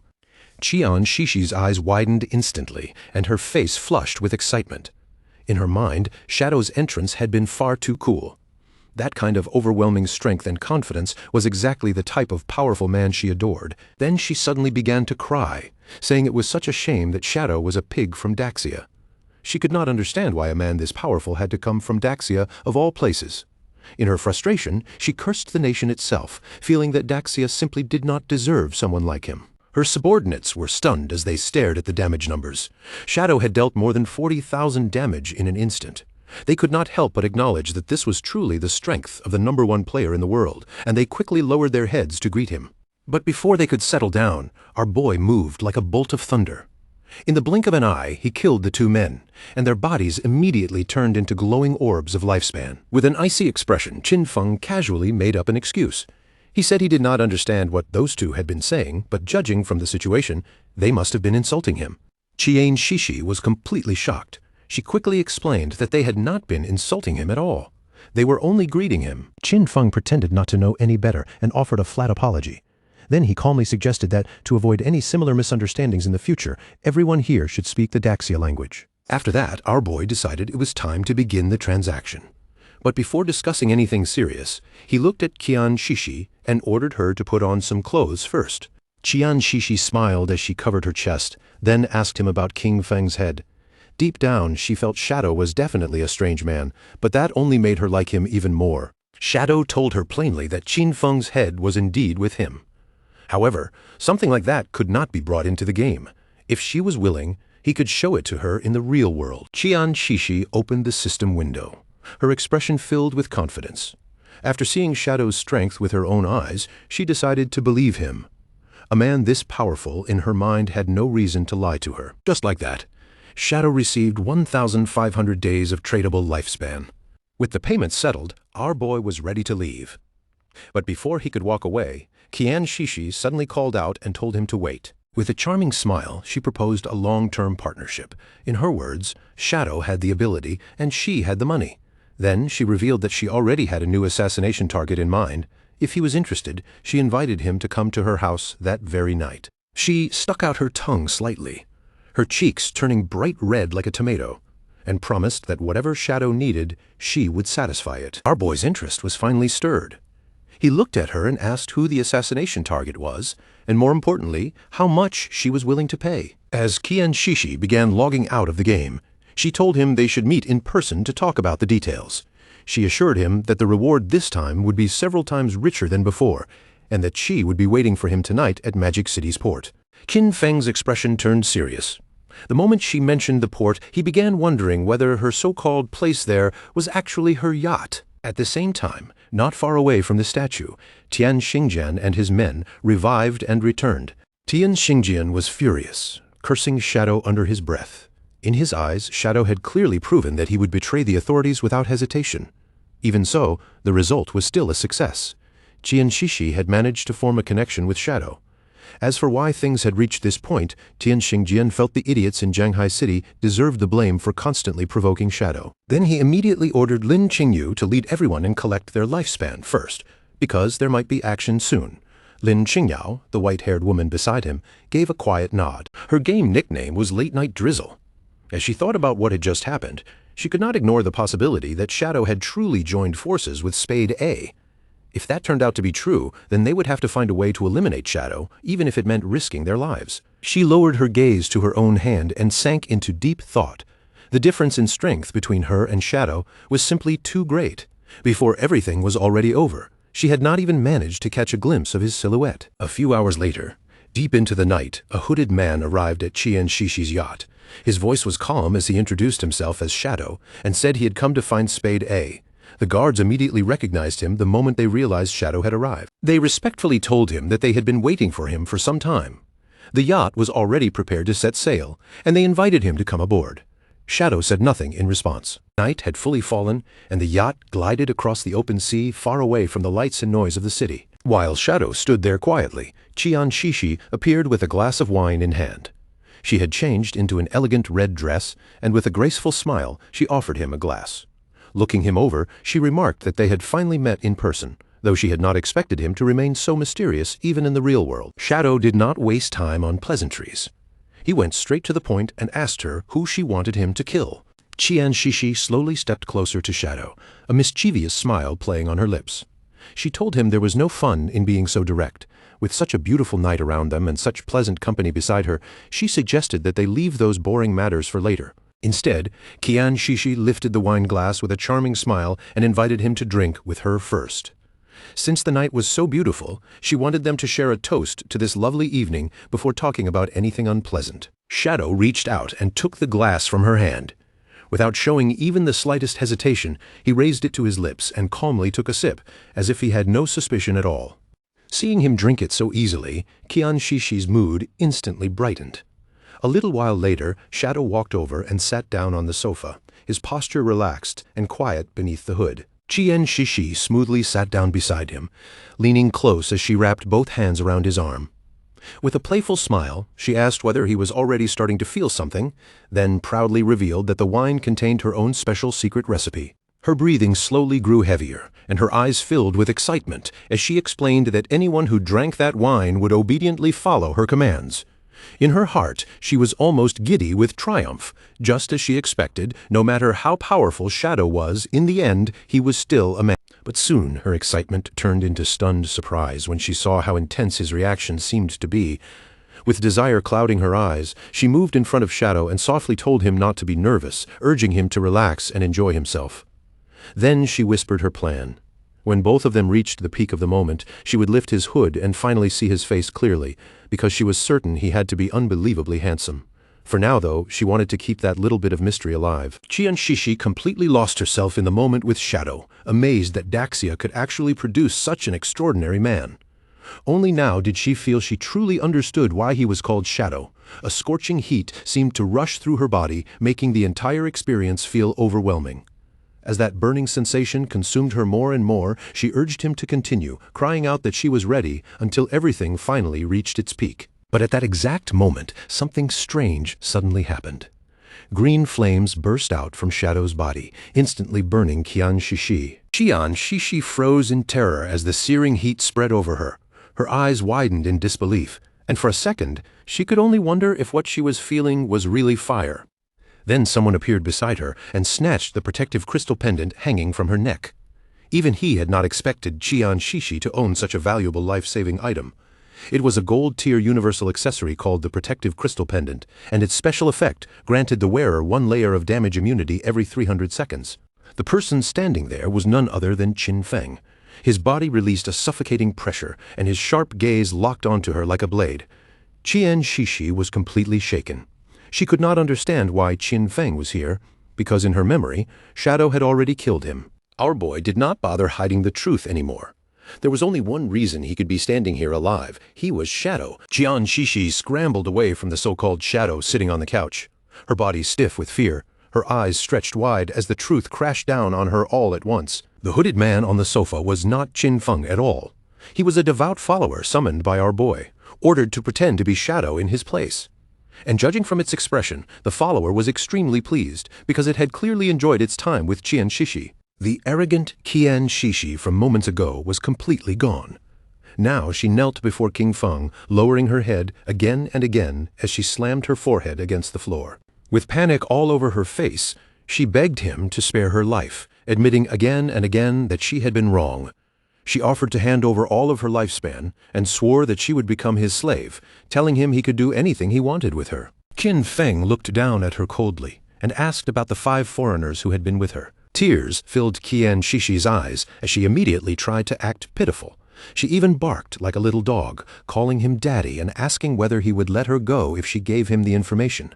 But before she could even finish speaking, Qin Feng reached out and snapped her neck. As she twisted in pain on the floor, he calmly picked up her phone and quickly realized that the 5 men were not on the yacht at all. After killing Qian Shishi, Qin Feng obtained 659 years of tradable lifespan. He had originally wanted to catch all of them in one sweep, so this result was a bit of a pity. Still, he quickly decided on his next move. The first thing to do was use Qian Shishi's phone to contact the authorities while still remaining not far from her luxurious yacht. Soon, police boats began racing across the sea toward the yacht. A large-scale murder case had been reported on board, and one of the victims was none other than the heiress of the Qian Group's president. According to the informant, the skills used by the killer were extremely similar to Shadow's abilities in the game, making the suspect's identity almost certain. Because of that, an investigation team was immediately dispatched to the scene. Tian Xingjian was also aboard one of the police boats. In his mind, Shadow had no respect for the law whatsoever. This kind of senseless killing was a direct provocation against the laws of their country. Once they boarded the yacht, he planned to use search skills on the corpses. The moment Shadow's location was confirmed, they would open fire with everything they had and make sure the target was eliminated. No matter what, he would avenge his Shishi. Within seconds, the police boats closed in from every direction and surrounded the yacht completely. The officers quickly began examining Qian Shishi's corpse. The preliminary autopsy showed that her cause of death was a fractured cervical spine. They also found unidentified DNA samples in her mouth, along with clear burn marks on her body. Tian Xingjian cursed Shadow furiously, saying that he had not only killed her, but even insulted the dead. Then he placed his hand on her corpse and activated a skill called Last Words of the Deceased. By touching the body, the skill allowed him to obtain the killer's location for 5 minutes. Tian Xingjian, whose real name was Qiu Haonan, swore in his heart that he would personally make sure the culprit was brought to justice. But in the next instant, his eyes suddenly widened in shock. He immediately went on alert, drew his pistol, and warned his men to be careful. Shadow was right there with them. His voice sharpened as he ordered everyone to launch an all-out attack toward the 6 o'clock direction. But before he could even fully turn around, a powerful venom dart shot through the air and pierced straight into his head, leaving the surrounding officers stunned. His body collapsed beside Qian Shishi's corpse. Lin Qingyu, however, managed to keep her composure despite the sudden death in front of her. With firm determination in her eyes, Lin Qingyu summoned a group shield and immediately opened fire. While shooting, she accused Shadow of killing an investigator and asked whether he was truly trying to become an enemy of the authorities. Qin Feng calmly told them not to panic. He explained that the reason he killed Qiuonan was because the man was a traitor who had leaked official information to Qian Shishi in exchange for benefits. As for proof, it should all be on Qiuonan's phone. They were free to investigate it as thoroughly as they wanted. One of the officers turned on Qiu Heon's phone and quickly reported to Captain Lin that they had indeed found communication records between Captain Qiu and Qian Shishi. At the same time, it became clear that Qian Shishi was the player known in the game as Black Ace. Captain Lin Qingyu still found it hard to believe, so she decided to check the phone herself. She reached out and grabbed the phone, but the officer beside her suddenly panicked and told her to wait. Lin Qingyu was confused by his reaction, wondering what exactly was on the screen that he did not want her to see. The moment she looked down, her eyes widened in surprise. On the phone was a photo of Qiu Heonan and Qian Shishi kissing each other. Her face instantly turned red like a tomato when she opened the photo gallery and saw one private picture after another of Qiu Heon and Qian Shishi. The officer beside her grew even more nervous and awkwardly said that he had already tried to warn her. Only then did Lin Qingyu realize that everything Shadow had said was true. At last, the whole situation began to make sense. The last time Shadow killed them in the game, it had only been an act meant for Qian Shishi to witness. Shadow had used that performance to gain her trust, then found her in the real world and dealt with her there. Afterward, he called the authorities himself, using the case to lure out Qiu Heonan and kill the traitor as well. With one move, he had helped the officers remove two major threats. One of the officers could not help asking why she was still staring so intently at the photos. Lin Qingyu, however, was thinking about something much colder. Shadow was terrifying. If a person like him ever became truly hostile toward the authorities, the consequences would be unimaginable. Then she remembered that just a few moments earlier, she had actually fired at him. Even if Shadow might not care or hold a grudge, Lin Qingyu still worried that this mistake could create trouble between him and the authorities. So, with a sincere and grateful expression, Lin Qingyu thanked him for his help.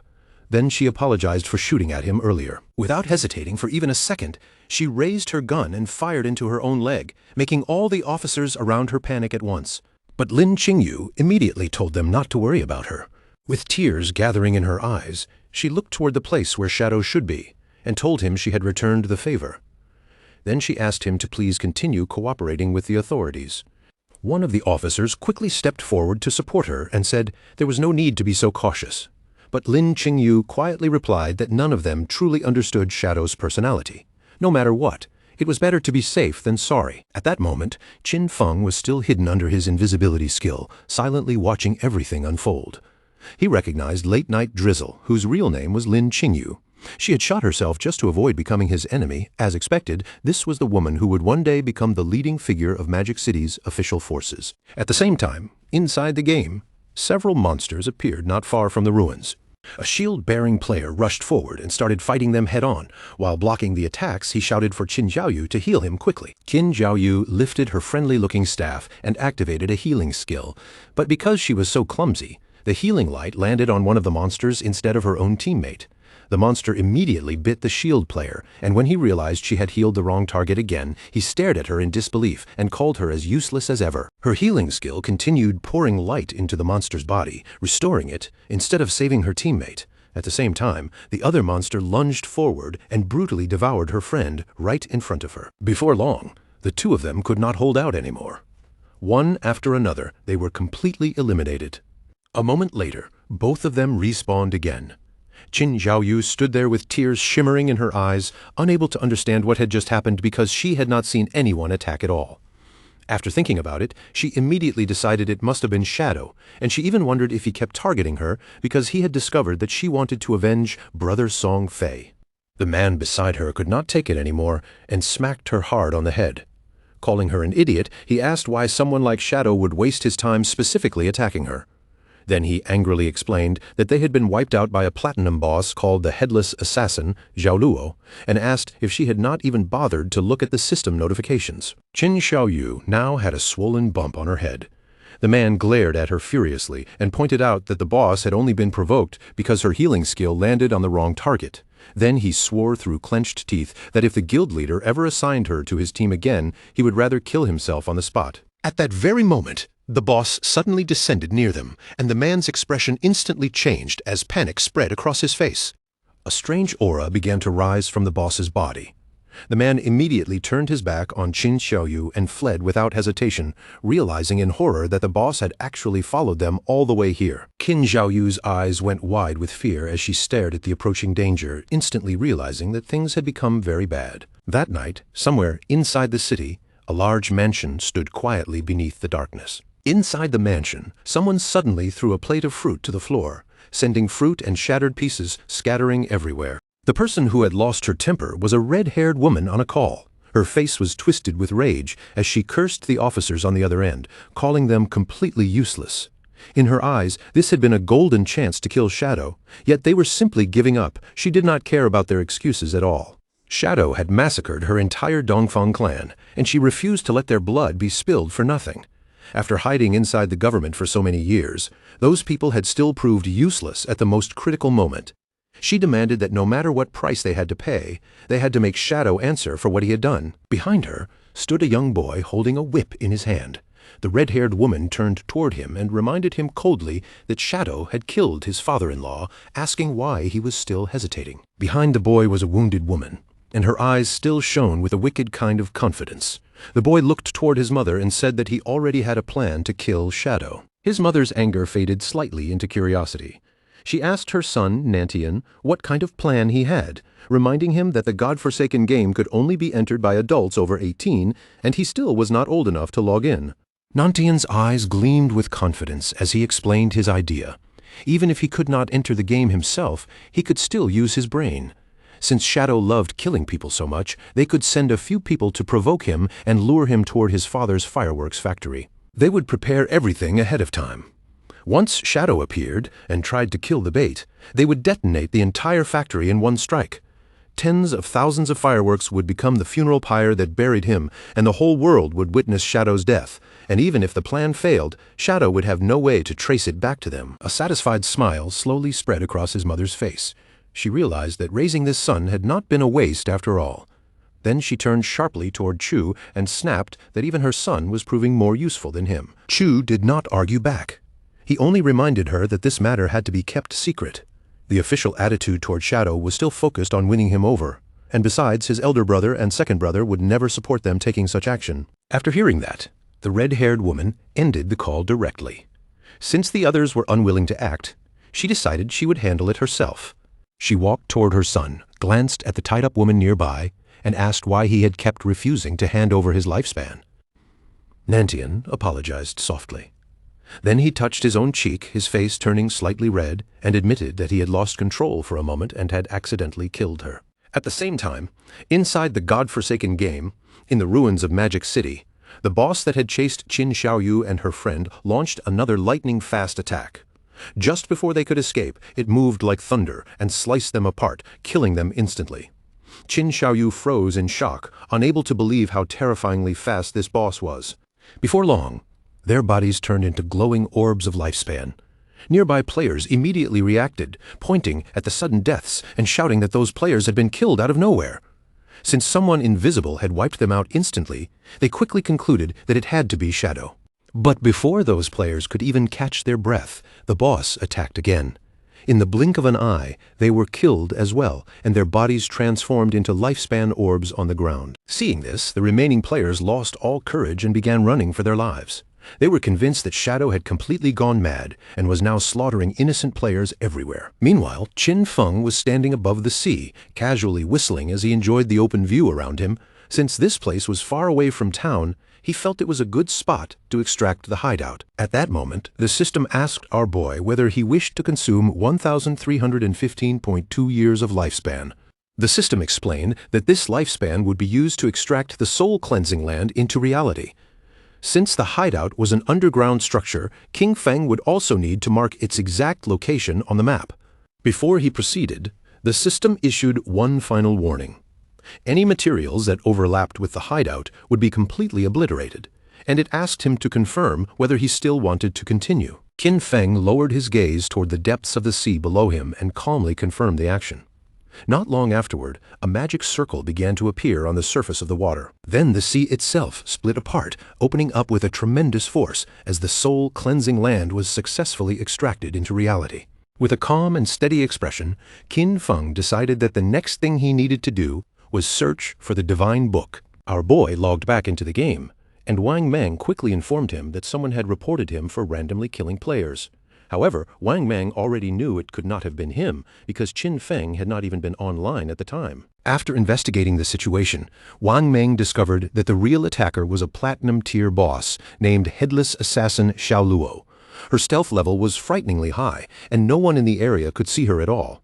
Because of that, Wang Mang asked Qin Feng if he could handle the problem. In the ruins of Magic City, that boss continued massacring every player in the area, leaving behind nothing but glowing orbs of lifespan. Anquan, who was hiding behind a pile of rubble, could not help trembling with fear. He wondered what kind of divine-level boss this was, since even his level 3 anti-stealth ability could not detect her. Last time, the Iron Saintess had been completely overshadowed by Shadow, and that still made him extremely upset. With a forced, confident smile, Anquan claimed that the only real problem was that he could not see the boss. Otherwise, he said, he could have restrained her all by himself. He even declared that even if Shadow appeared, he would be helpless against this headless assassin, Xiao Luo. Yan Yan immediately panicked and told Anquan to lower his voice before he attracted the boss. Then Yan Yan suggested that they move toward higher ground first, since the view from above would be much better. Anquan began sneaking forward carefully, trying to move without making a sound, but in the middle of his stealthy steps, he accidentally stepped on a banana peel lying on the ground. Poor Anquan slipped and crashed to the ground, muttering in confusion about who had thrown a banana peel there, but before he could finish speaking, the boss flashed forward like thunder and cut Yan Yan and the subordinate in half. Their bodies instantly transformed into orbs of lifespan, while Anquan was the only one who survived simply because he had slipped on that banana peel at the perfect moment. Anquan stared in total shock when he realized that the boss had just killed every one of his subordinates. Without wasting even a second, he reached out and grabbed one of the lifespan orbs, but the moment he turned around, he suddenly saw the boss standing there. The boss raised her arm, clearly preparing to eliminate Anquan next. But instead of showing fear, Anquan shouted back at her, boldly claiming that he was not afraid of her. As the boss prepared to strike, Anquan suddenly rolled away. But almost immediately, panic flashed across his face as he realized he had rolled too early. With no time to think, Anquan kept rolling across the ground again and again, refusing to stop for even a moment. His eyes widened in confusion as he kept spinning around.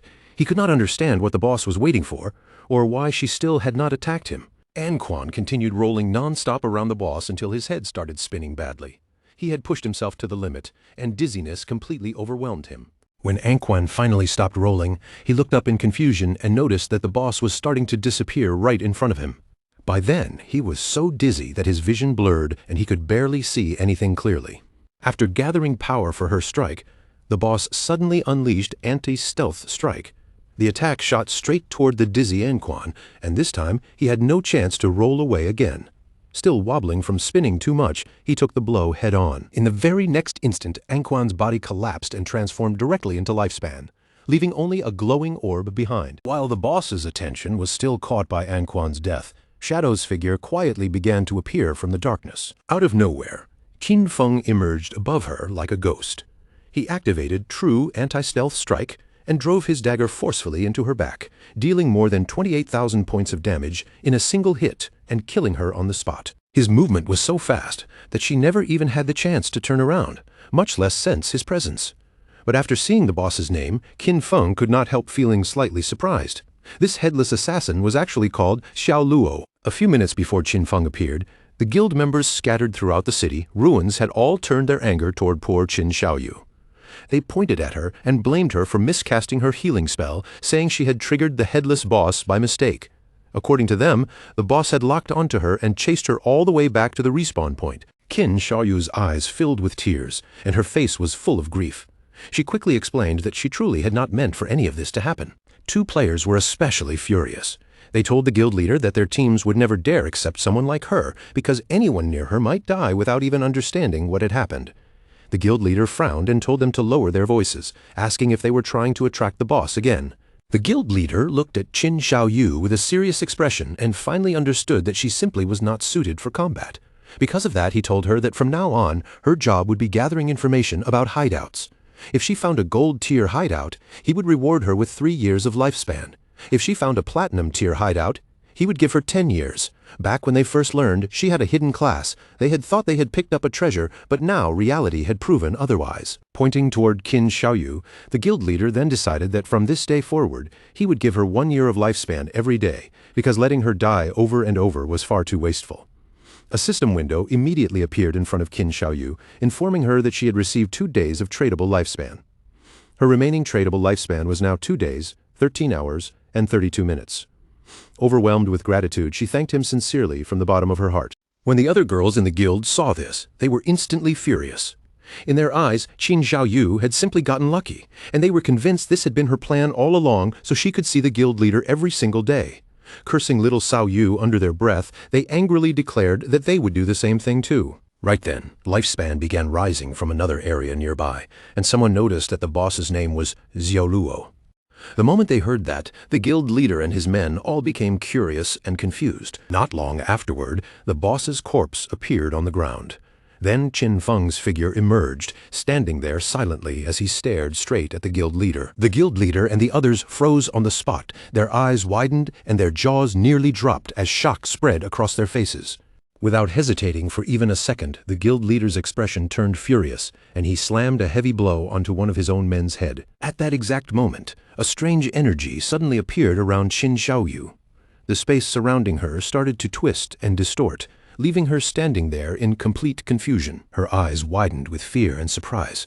Neither Qin Xiaoyu nor the players around her had any idea what was happening. The guild leader reacted instantly.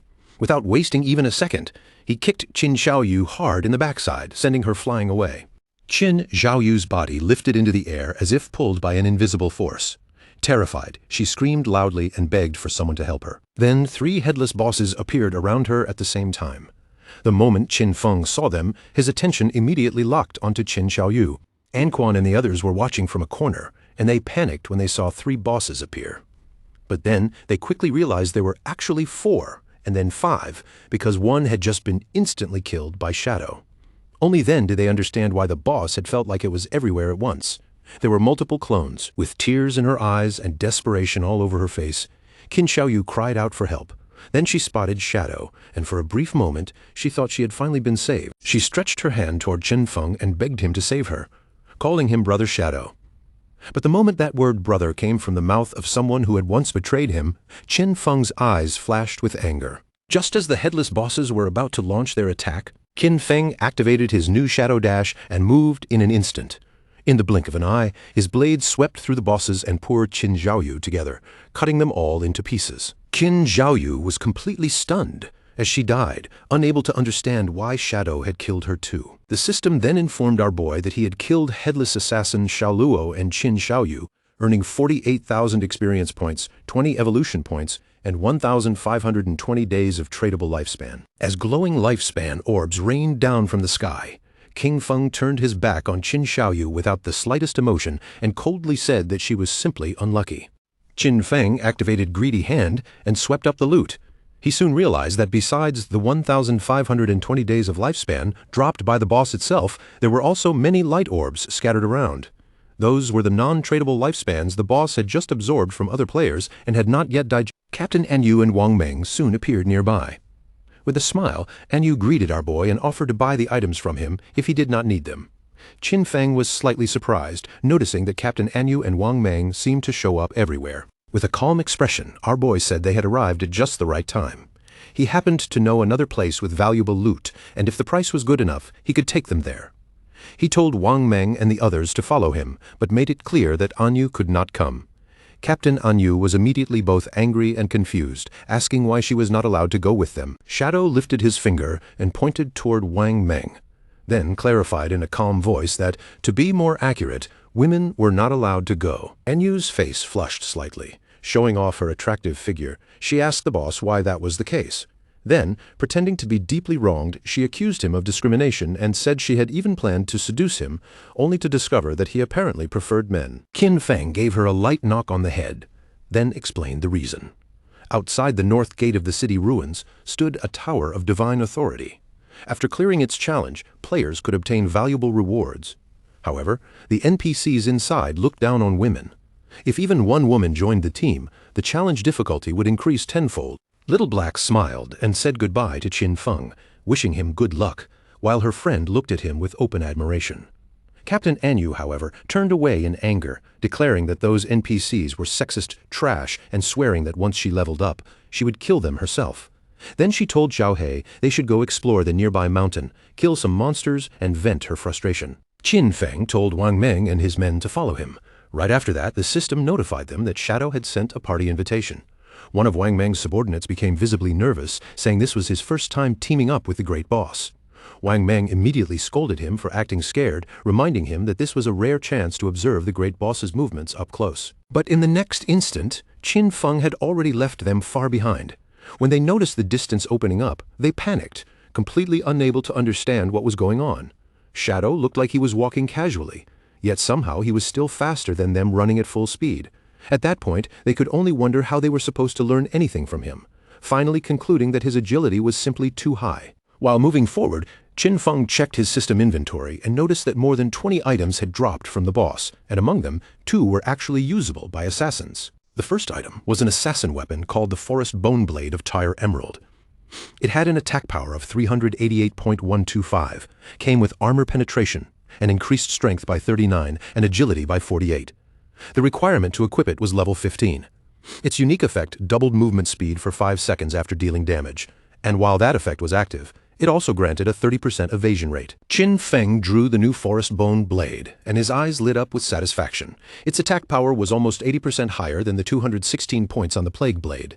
On top of that, it added armor penetration, strength, and agility. This weapon was definitely not bad, and it was absolutely worth equipping. The second item was a platinum tier skill called Shadow Blade. It released a blade condensed from dark elements, dealing dark element damage to a single target within 20 meters and adding 600 points of dark elemental attack. When it hit, it could also dispel one random buff up to platinum tier. Its cooldown was 12 seconds, which became 6.49 seconds after reduction, and it required level 14 to use. Our boy immediately decided to evolve this skill and push it all the way to legendary tier. Even though its single target dark element damage was not especially high, he felt that the ability to dispel buffs was extremely useful. The evolution consumed 56 evolution points, leaving him with 219 points remaining. Shadow Blade rose step by step through Platinum, Emerald, Diamond, and Epic, until it finally became legendary. Its added dark elemental attack increased to 1,500 points, and it could now dispel a random buff up to legendary level. Its cooldown became 7 seconds, or 3.78 seconds after reduction.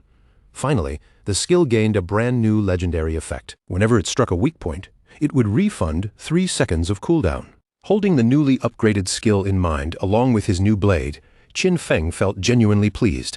As long as he hit a weak point, Shadow Blade would immediately return 3 seconds of cooldown. For him, that meant the real cooldown would be almost nothing. In practical terms, the effective cooldown would only be 0.78 seconds. Our boy finally snapped out of his thoughts and turned around, only to realize that Wang Meng and his subordinate had vanished from sight without leaving a trace. At the same time, nearly 2 kilometers behind Qin Feng, Wang Meng's subordinates were gasping for breath, completely exhausted. They complained helplessly that Shadow moved far too fast and that none of them could keep up with him. Eventually, one of them told their captain that he really could not continue anymore. Wang Meng grabbed that subordinate by the feet and began dragging him forward, telling him to stop talking nonsense and keep moving. Eventually, Qin Feng and the others arrived at the Tower of Divine Authority, which stood deep in the middle of a forest. The tower stretched so high into the sky that from the ground they could not even see its top. Our boy looked toward Wang Meng and his men and told them that this was the place they had come for. Once they stepped inside the tower, an NPC would appear and give them a challenge to complete. Then he gave them a warning in advance. This NPC was extremely shameless, because the better they performed during the trial, the more expensive his items would become afterward.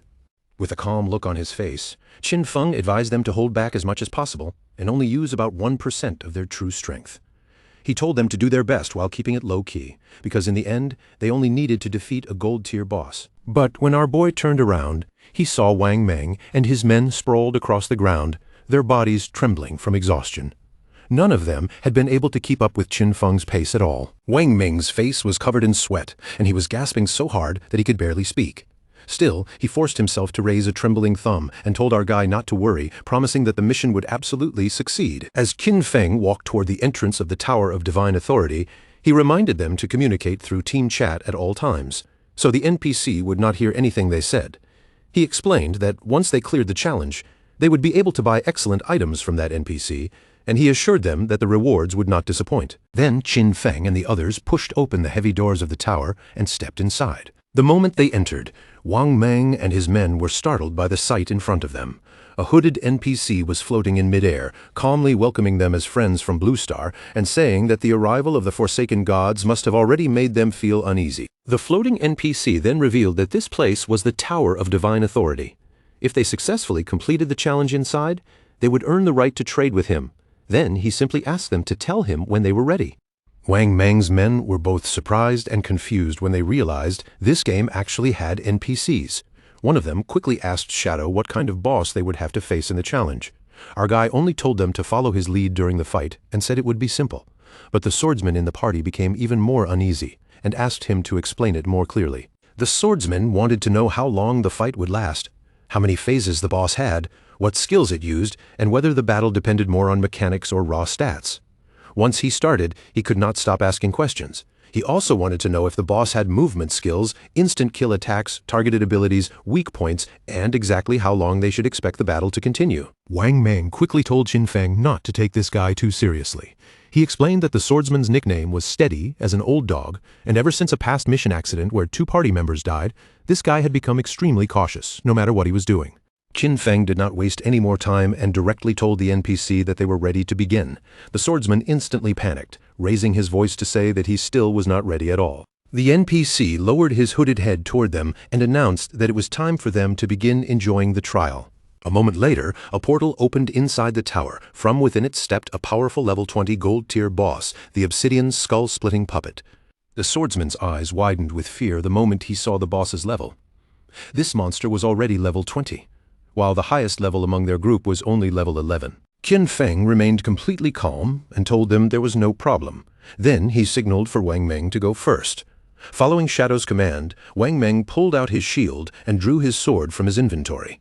Activating Shield Charge, he threw himself straight at the boss and smashed his shield hard into its teeth. The boss was instantly enraged and swung a heavy blow at Wang Meng. Fortunately, Wang Meng reacted quickly and managed to block part of the attack with his shield, but the impact still sent his entire body flying backward. Qin Feng moved like a flash of thunder and caught Wang Meng before he could slam into the wall. Seeing this, both the swordsman and the archer were stunned for a moment, and they could not help feeling a little worried for our boy. Qin Feng turned his attention back to the boss, and calmly told the archer not to worry about Wang Meng. Then he ordered the archer to use Starshine Shot, and told the swordsman to follow up with Triple Ground Slash. Both of them quickly nodded in response. The archer immediately raised his bow and fired a rain of arrows toward the boss, each shot landing in rapid succession and causing the monster intense pain. Taking advantage of the boss's lowered guard, the swordsman moved in like a gust of wind and struck with a series of precise yet heavy slashes. The boss opened its mouth as blood spilled out, and its rage exploded even further. In the next moment, it slammed the ground with terrifying force. A powerful aura surged around its body, and strange black energy began forming around the swordsman. The moment Qin Feng saw it, he realized that the boss had entered berserk mode. He immediately warned everyone that he would handle the situation. At the same time, he told them to stay away from the black oil spreading across the ground. The swordsman hurriedly crawled away from the strange energy, while on the other side, the archer barely managed to dodge one of the boss's attacks. Qin Feng suddenly leapt into the air and threw his shadow blade straight toward the monster. The attack moved so quickly that the boss had no time to react. The blade struck it directly in the face, dealing more than 4,500 points of damage. Instead of calming down, the boss let out an even louder roar. But Qin Feng immediately used his skill to dispel its berserk state. Wang Meng could not help smiling when he saw it. He commented that the damage the boss was dealing did not match its status at all, almost as if the boss had taken off its equipment. The swordsman's face lit up with joy as he said Shadow was truly good at acting, since he had stayed off to the side the whole time. Because of that, the NPC must have assumed Shadow was a complete beginner. The archer grew curious and asked our boy how he had known that the NPC's items would become more expensive if the players looked stronger. He was even more curious about how Qin Feng had discovered such a hidden rule in the first place. Qin Feng thought for a moment, then said that this game contained many secrets. A great deal of information was buried deep inside the ruins, and he told them they should often ask themselves whether they had truly worked hard to explore, and whether their knowledge had actually grown. The archer and the swordsman both fell silent after hearing that, completely unsure how they were supposed to respond. While they were distracted by Qin Feng's words, the boss suddenly opened its mouth and began charging a fireball. The fireball grew larger and more powerful, little by little. Qin Feng immediately warned them that the boss was about to spin clockwise and spray flames. He ordered them to dodge properly, explaining that if the flames touched the black oil on the ground, they could be burned to death in just 3 seconds. Wang Meng and the others quickly scattered in different directions. But almost immediately, Wang Meng shouted a warning to Old Dog, telling him that he was running the wrong way. Qin Feng quickly realized there was no longer enough time for Old Dog to dodge. He immediately ordered Wang Meng to activate invincibility and block the incoming attack for him. Wang Meng obeyed without hesitation. He raised his shield, activated his defensive ability, and stood in front of the attack to block it head-on. Qin Feng praised him for reacting well. then immediately gave the next command. Once the flames disappeared, everyone had to use their strongest damage skills and attack the boss with everything they had. The archer unleashed another storm of arrows, while the swordsman jumped into the air and prepared to strike. Wang Meng stayed close behind them, ready to block any counterattack from the boss. Their combined assault landed perfectly, before the boss could even draw another breath. Wang Meng and the others dealt more than 25,000 points of damage together and killed it instantly. The system congratulated them for defeating the level 20 obsidian skull-splitting puppet. Wang Meng and the others finally let out a breath of relief, their faces showing both exhaustion and happiness. Qin Feng, however, did not relax completely. He remembered clearly that the tricky part about this boss was the moment its HP dropped below 70% when it would enter berserk mode. Once that effect was dispelled, its strength would only be about the same as a silver-tier boss. Soon, the NPC appeared again in the air above them and congratulated the group, telling them they were the first players from Blue Star to clear his trial. As the items began to materialize, the NPC laughed and revealed that from now on, as long as they were willing to offer their lifespan, they could trade with him for the divine gifted tome. The NPC released his power, and his name appeared above his head. He was called Vickley. When the swordsman noticed him up close, he could not help feeling surprised. This NPC actually had 6 fingers. In the next instant, the NPC's eyes began to glow, and his gaze locked directly onto the swordsman. Without wasting even a second, Vickley summoned a thunderbolt from above. The lightning crashed down onto the swordsman, dealing more than 99,000 points of damage and killing him instantly. The swordsman's body immediately transformed into glowing orbs of lifespan. Wang Meng panicked on the spot, completely unable to understand why the NPC had suddenly attacked him. Qin Feng remained perfectly composed, as if the danger in front of them was nothing worth panicking over. In that calm tone of his, he pointed out that the taboo this NPC had set was clearly connected to his fingers. He then explained the rule more clearly. NPCs and players were not allowed to attack each other directly, unless the player was the one who broke the taboo first. So as long as they were careful and stopped bringing up that NPC's fingers, they would not trigger the condition, and for the moment they would be safe. A doubt suddenly flashed through Wang Meng's mind, and he could not help wondering whether Qin Feng was strong enough to defeat this NPC if things really turned ugly. Qin Feng gave the answer without exaggeration. Right now, he still could not do it. The system had already exposed the truth behind these NPCs. They were not ordinary game characters at all, but powerful beings from other timelines who had obtained divinity. Restricted by ancient eternal laws, they had descended onto Blue Star in the disguise of NPCs, using that identity to harvest the lifespan of players. Vickley lifted his chin with an arrogant look, his expression full of impatience. He coldly told them to hurry up, choose the divine skill books they wanted, trade their lifespan for them, and then disappear from his sight. The moment Wang Meng saw the skill books laid out before them, his eyes widened in complete disbelief. He discovered that these books could actually use lifespan to create daily supplies in the real world, including all kinds of food, clean water, and drinks. The more he thought about it, the more shocked he became. With these divine books in their hands, even if a disaster suddenly struck, they would never have to worry about lacking basic resources. As expected of Qin Feng, the man had truly brought them to obtain something incredible. Both Wang Meng and the archer were stunned where they stood. At this point, they were even more convinced that Qin Feng never led them anywhere without a reason. Their surprise only deepened when the archer noticed one particular divine book called Mechanical Maid. The instant he saw it, his eyes lit up, and he immediately wanted to buy it. Qin Feng directly spent 9,000 days of tradable lifespan and exchanged it for the complete set of 9 divine books from Zhanghai City. These divine books were enough to cover his daily needs in reality, but that was not the only reason he wanted them. The Tower of Divine Authority also had a special achievement that rewarded reputation points, and Qin Feng had no intention of letting that reward slip away. Qin Feng looked toward the NPC and calmly stated that he wanted to challenge the highest difficulty by himself. Vickley was clearly taken aback for a moment. Then, with a doubtful expression, he bluntly said that based on Qin Feng's earlier performance, he probably could not even clear the first level. Yet he still dared to think about challenging the maximum difficulty. Qin Feng, instead of backing down, became a little curious and asked what the highest difficulty actually involved. Vickley explained that the challenge was divided into 5 difficulty levels, and the 5th level was the peak. The boss would still be the golden grade obsidian skullbreaker golem, but all of its key attributes would be drastically enhanced. Its attack power, health, defense, and skill cooldown speed would all be increased by a full 500%.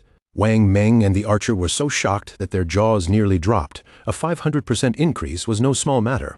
Even in its previous state, they had already struggled just to dodge the boss's skills, so neither of them could imagine how Shadow was supposed to handle it alone. And with its health and defense multiplied fivefold, how long would it even take to kill the monster? In that kind of battle, one tiny mistake could mean instant death. Vic Li fixed his gaze on Qin Feng, his eyes narrowing with a dangerous glint. He warned him that if he died inside the challenge, then every bit of lifespan he dropped would become Vic Li's property. After saying that, he asked one final time whether Qin Feng was truly certain he wanted to accept. Qin Feng did not waste time arguing with him. He simply ignored the warning, gave a steady nod, and made it clear with that one motion that he was accepting the challenge. Vic Li raised his hand and began gathering a ball of magic, looking almost pleased, as though Qin Feng had just handed him a gift. In his eyes, the players from Blue Star had become far too arrogant, despite the game having only just begun. To him, people like this were practically rushing toward their own deaths. The boss that had already been defeated was brought back once again. But this time, it was no longer the same monster from before. The golden obsidian skullbreaker golem stood there with its power amplified by 500%, its body radiating a far more oppressive pressure than before. Qin Feng calmly pulled out his dagger, his eyes steady on the resurrected monster. He knew very well that Vic Li had the ability to strengthen his summoned creatures, and a 500% boost was far from the limit. In his previous life, when Qin Feng had defeated Vic Li, that NPC had once pushed his summons all the way to a 2000% enhancement. Because of that, this fight was the perfect chance to test the true strength of his new weapon. Qin Feng made the first move by shooting a poisonous dart straight toward the boss. The moment it struck, the effect of Black Flame's gift was triggered, cutting the target's defense and all elemental resistances by 7%. Right after that, the special effect of the Emerald Bone Blade activated as well, and Qin Feng's speed instantly doubled for the next 5 seconds. The boss immediately unleashed a wave of flames, sending burning heat surging forward. But just before the fire could close in on Qin Feng, his figure vanished from the spot without leaving even a shadow behind. While the monster was still distracted, trying to understand where its target had gone, Qin Feng suddenly appeared behind it. In the blink of an eye, he landed directly on its head and drove his dagger hard into its skull, triggering the special effect of Emerald Bone Feather. The huge monster let out a painful roar that shook the air around it. But before it could react, Qin Feng disappeared again, his speed once more surging by 100% for 5 seconds. Watching that terrifying movement with their own eyes, Wang Meng and the archer were left completely stunned. At first, both of them thought Qin Feng had activated invisibility again, and they were even shocked by how short the cooldown of that skill seemed to be. But after watching more carefully, they finally realized the truth. This was not invisibility at all. Shadow was simply moving so fast that his body gave the illusion of vanishing from sight. Qin Feng then chose to activate Blessed Liberation. With that skill in effect, his next attack would carry the Throat Slash effect, turning his coming strike into something far deadlier. Using Shadow Dash, Qin Feng shot forward like a streak of thunder. His attack tore into the boss and dealt more than 100,000 points of damage in one burst. At the same time, Black Flame's gift was triggered again, pushing the reduction of the boss's defense and elemental resistances all the way down by 64%. Even after unleashing such powerful skills, the monster's HP had not fallen as much as an ordinary player might have expected. But Qin Feng was actually pleased by this result. He knew the damage had reached this level because of the buff granted by the Ancient God's Stone Tablet. Without that item raising the stacking limit of Black Flame's gift, every hit from Shadow Dash would have dealt only around 18,000 damage at most. Wang Meng stared at the boss's health bar in disbelief. One single strike had shaved away nearly a third of its HP, and he could not even understand what skill Qin Feng had used. The archer, meanwhile, had finally managed to clearly see Qin Feng's attack for the first time. To him, it looked almost like an instant Shadow Slash, but the Shadow Slash he knew should only have 3 strikes. At the same time, Vic Li stood silently watching the battle unfold. His expression gradually darkened as a question formed in his mind. Blue Star's game had only just begun, so how could someone already be this strong? What kind of terrifying talent did this player possess? Qin Feng's eyes shone with visible excitement. The setup was complete, and now it was time to activate Throat Slash, a skill that would deal 200% of the previous attack's damage every single second. A moment later, blood began bursting from the boss's body, spilling out from the wounds as the effect took hold. The monster roared in unbearable pain, its massive body trembling while its HP bar began to plunge downward at a frightening speed. Within just a few seconds, the monster's life was completely drained away, and its huge body collapsed into countless glowing orbs of lifespan. The system immediately congratulated Qin Feng for completing the achievement challenge of the 5th difficulty level of the Divine Authority Tower, granting him a total of 15 reputation points for clearing every level. On top of that, because he was the first player in the world to clear the tower solo, he received an additional 75 reputation points. Then, a global announcement rang out for everyone to hear. Player Qin Feng had cleared the maximum difficulty challenge of the Divine Authority Tower for the first time in history. Instead of being amazed right away, most players were simply confused. They had no idea what the Divine Authority Tower even was. In the ruined cities where they were located, none of them had ever seen a building that looked like a tower. But that confusion soon turned into a familiar realization. Once again, Shadow had discovered something far ahead of everyone else. Vickley's face twisted with frustration to him. This whole thing felt like he had been scammed. He angrily cursed the slyness of Blue Star's people and bitterly regretted not charging 10,000 days, or even 100,000 days of lifespan, for each Divine Authority book. In a fit of anger, Vickley raised his hand and summoned a dazzling, powerful ball of magic. The light grew brighter and brighter as he shouted for them to get out, making it very clear that he never wanted to see them again. Wang Meng and the archer instinctively covered their eyes, afraid that the blinding light would burn their sight away. In that instant, both of them thought they were finished, believing the furious NPC was about to unleash a terrifying attack on them. Vickley's magic came crashing down toward them. Wang Meng and the archer lowered their heads and shielded themselves in panic. But Qin Feng remained standing in place, completely still, as calm and unshaken as ever. The next moment, Qin Feng and the others appeared outside the tower. Wang Meng and the archer were both stunned for a moment, unable to understand what had just happened. Panic hit them almost immediately, but after checking themselves, they quickly realized they were still alive. They had not been killed at all. Vickley's so-called attack had simply teleported them out of the Tower of Divine Authority. Qin Feng looked at them and reminded them that there had never been any need to worry. Just as he had said from the beginning, as long as they did not break the taboo, the NPCs could not directly attack them. Now that Qin Feng had obtained what he came for, he decided there was no reason to stay any longer. He casually mentioned that he was going to log off and eat. Wang Meng quickly thanked him for guiding them through this opportunity and asked Qin Feng to bring them along again if something like this came up in the future. Qin Feng gave a simple nod, while the archer also said goodbye. Qin Feng soon woke up back in reality, inside his hideout. Then the system began extracting the 9 divine gift books, and the entire process consumed 90 days of his tradable lifespan. After that, Qin Feng decided to spend 106 years of lifespan in one go. He used it to purchase luxury furniture, daily necessities, cooking ingredients, and a multi-purpose mechanical maid, fully preparing his hideout for a more comfortable life. A maid with dog ears soon appeared in front of him.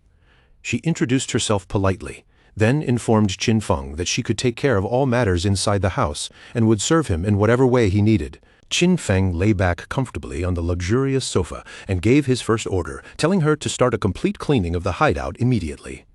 The maid quickly got to work, beginning with the floor, while already planning to prepare a rich feast for him afterward. At the same time, in the real world, inside Jianghai City, the authorities were dealing with a far darker matter. Several murder cases were under investigation, and the atmosphere around the case had become increasingly tense. The officer in charge of the investigation reported to his superior that this was already the 3rd female corpse discovered within the same week. Just like the previous 2 victims, all 4 of her limbs had been severed and her eyes had been removed.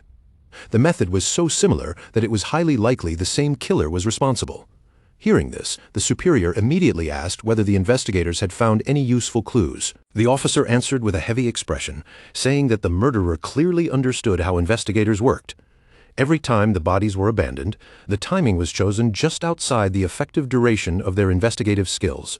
After hearing that, the superior gave an urgent order for them to check how much time remained before the researchers' professional advancement. They could not afford to drag this out any longer. This killer had to be caught. The police officer standing beside him nodded seriously. Just then, another officer suddenly asked them to wait, causing the superior to turn and ask whether he had discovered something. The officer's eyes sharpened as he looked over the information.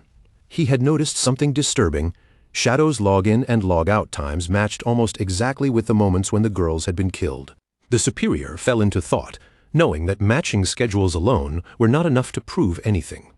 The officer admitted that point, but still believed this angle was worth investigating. He added that rumors had already begun spreading, claiming Shadow was the murderer, and that the authorities were deliberately covering it up because they feared his power. The superior waved his hand and reminded Xiama to stay rational. Even though Shadow had humiliated him in front of Anyu, he could not let personal resentment interfere with official work. He assured Xiama that the technology department would provide full support around the clock so they could solve the case as quickly as possible and bring justice to the victims. After saying that, the superior turned and continued speaking with another officer. Meanwhile, Xiama lowered his gaze toward the floor, his eyes gradually filling with anger. At that same time, Qin Feng logged back into the game and silently stared at a castle standing within the ruins of Demon City. He remembered this place clearly. It was the Academy of Evil Spirits, a platinum-tier hideout. Although the place could not exactly be called well hidden, there was one thing everyone knew about it. The protective barrier surrounding this hideout was said to be the strongest barrier in all of Huaxia. The system notification soon appeared, informing Qin Feng that he had consumed 2.74 years of tradable lifespan to establish the guild named Shadow.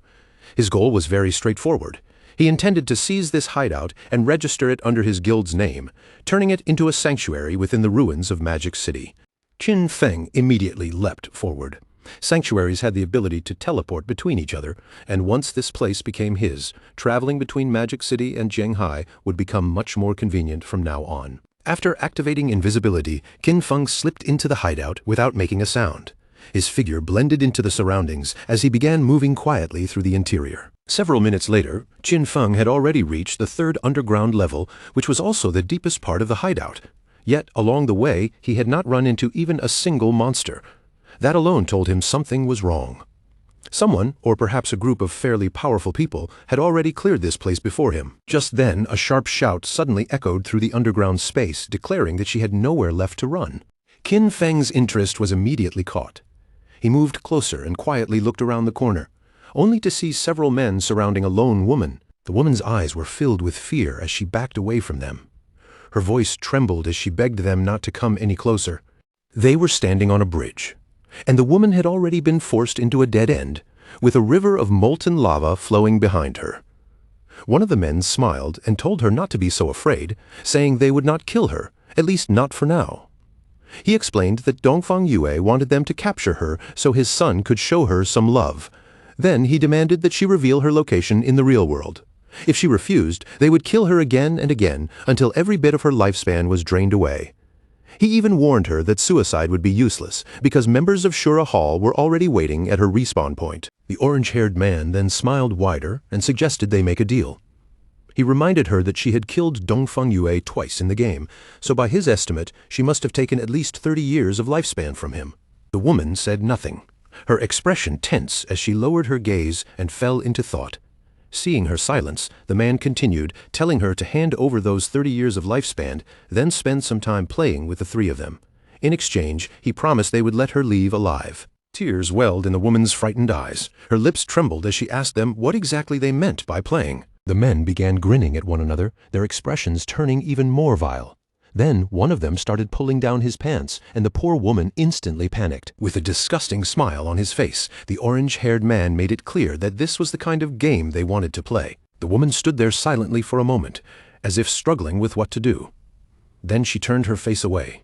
Her cheeks flushed, and softly asked them to promise that they would let her go after they were done. The orange-haired man immediately smiled in satisfaction and promised her, even inviting her to start with him first. The bald man beside him laughed and said he would be next. Her body trembled as she slowly stepped toward them, looking as though fear had completely taken over. But in the next instant, a sharp light of determination flashed in her eyes. Without warning, she drew out her poisonous dart. She suddenly lunged at the man, aiming to strike first. But at that exact moment, the man with the blindfolded eyes activated Golden Cauldron Earthquake and came crashing down on her, smashing her body hard against the ground. He looked down at her with a cold expression, as if scolding a disobedient child, and remarked that this little one was not behaving properly. Pinned down and unable to move, the only thing she could do was shut her eyes tightly while the orange-haired man approached her, his tongue sliding out in a sickening display. He leaned closer and warned her that this was her last chance. Then, with a threatening tone, he ordered her to open her mouth. But right at that moment, the fear on the woman's face vanished. A confident smile slowly spread across her lips as she activated a powerful skill. In an instant, the bald man and the orange-haired man were both sliced cleanly in half. The sudden reversal left the blindfolded man frozen in confusion. His eyes widened beneath the blindfold, his whole body stiffening as he failed to understand what had just happened. For a brief moment, his mind went completely blank. He could not make sense of the situation at all. Before he could even take another breath, the paper strip summoned by the woman whipped around his neck. Her power was so terrifying that, with one brutal pull, the man's head burst apart like a crushed watermelon. Qin Feng, still watching from around the corner, instantly recognized the girl's profession the moment he saw that attack. She was a chain blade user. After slaughtering those bastards, the woman walked over to the orange-haired man's remains and crushed his groin with vicious force. Their bodies soon broke apart and turned into glowing orbs of lifespan. Looking down at what was left of them, the woman's face twisted with hatred as she mocked them coldly. Only then did Qin Feng realize something even more important. This woman possessed the blade of the underworld. Her gaze hardened with fierce determination. Through clenched teeth, she swore that she would definitely kill Dongfang Ming. This girl's class was Blade of the Underworld, and her nickname was Ghost Spirit. Qin Feng stepped out from his hiding place and slowly walked toward her. Her class, just like Shadow, was one of the only hidden classes in the assassin branch. Qin Feng remembered clearly that in his previous life, Ghost Spirit had once ranked among the top 10 strongest powers in the entire world, but after she became enemies with the Chu family of Demon City, her true identity was exposed and countless forces joined hands to besiege her. Even under that kind of pressure, Ghost Spirit had still massacred thousands of enemies before finally dying from exhaustion. Qin Feng also remembered how deeply her guild members had grieved when news of her death spread. He never expected to meet her here, of all places. Still, one thing puzzled him. Who exactly was this Dongfang Ming she had mentioned? As far as Qin Feng knew, he himself had already wiped out the entire Dongfang family. Qin Feng then deactivated his invisibility, revealing himself and instantly drawing Ghost Spirit's attention. Her reaction was anything but friendly. She immediately prepared to attack, clearly assuming that Qin Feng was connected to the scum she had just killed. Qin Feng calmly denied it, saying he did not know those people. Ghost Spirit had no patience to listen. She rushed straight toward him and told him to prepare to die. Qin Feng, however, stayed as calm as ever, not showing the slightest panic. With anger burning across her face, Ghost Spirit unleashed her skill, Underworld Chainblade. In the blink of an eye, the strip of paper shot forward and began wrapping tightly around Qin Feng's body. But right before it could truly bind him, Qin Feng's body turned into shadow and vanished from the spot without a trace, leaving Ghost Spirit momentarily stunned. Qin Feng appeared behind her in the next instant and decided to play along with the situation. The moment Ghost Spirit heard him so close behind her, her eyes widened with both surprise and fear. Realizing she was in real danger, Ghost Spirit reacted immediately and leapt away from him, creating distance as fast as she could. She then activated Shadow Stealth. Her body melted into the surrounding darkness, turning into shadow before disappearing completely from sight. Qin Feng was slightly surprised when he noticed that she had actually gone invisible. Since she had chosen to hide, Qin Feng also activated Shadow Stealth, and his figure disappeared from the place just as silently. Several minutes passed in complete silence, and nothing happened at all. Ghost Spirit gradually became confused. She could not see Qin Feng anywhere. Even though her Blade of the Underworld class came with a built-in level 4 anti-stealth ability, she still could not detect his position at all. This made a startling thought rise in her mind. Could this guy actually be Shadow? Not long after, Qin Feng cancelled his Shadow Stealth and silently appeared behind her, his presence immediately catching her attention. The moment Ghost Spirit heard Shadow's voice behind her, panic surged through her body. She instantly realized that even with her level 4 stealth active, he could still see her clearly. Ghost Spirit realized that holding back any longer would only put her at a disadvantage. Her expression sharpened, and she finally decided to use her strongest skill, Evil Ghost Soul Chase. The paper strip in her hand suddenly began glowing with an eerie light. At the same time, a small pink flame appeared above Qin Feng's head while he activated Shadow Stealth once again. Qin Feng did not let his guard drop for even a second. He immediately pulled back, creating distance from the incoming attack.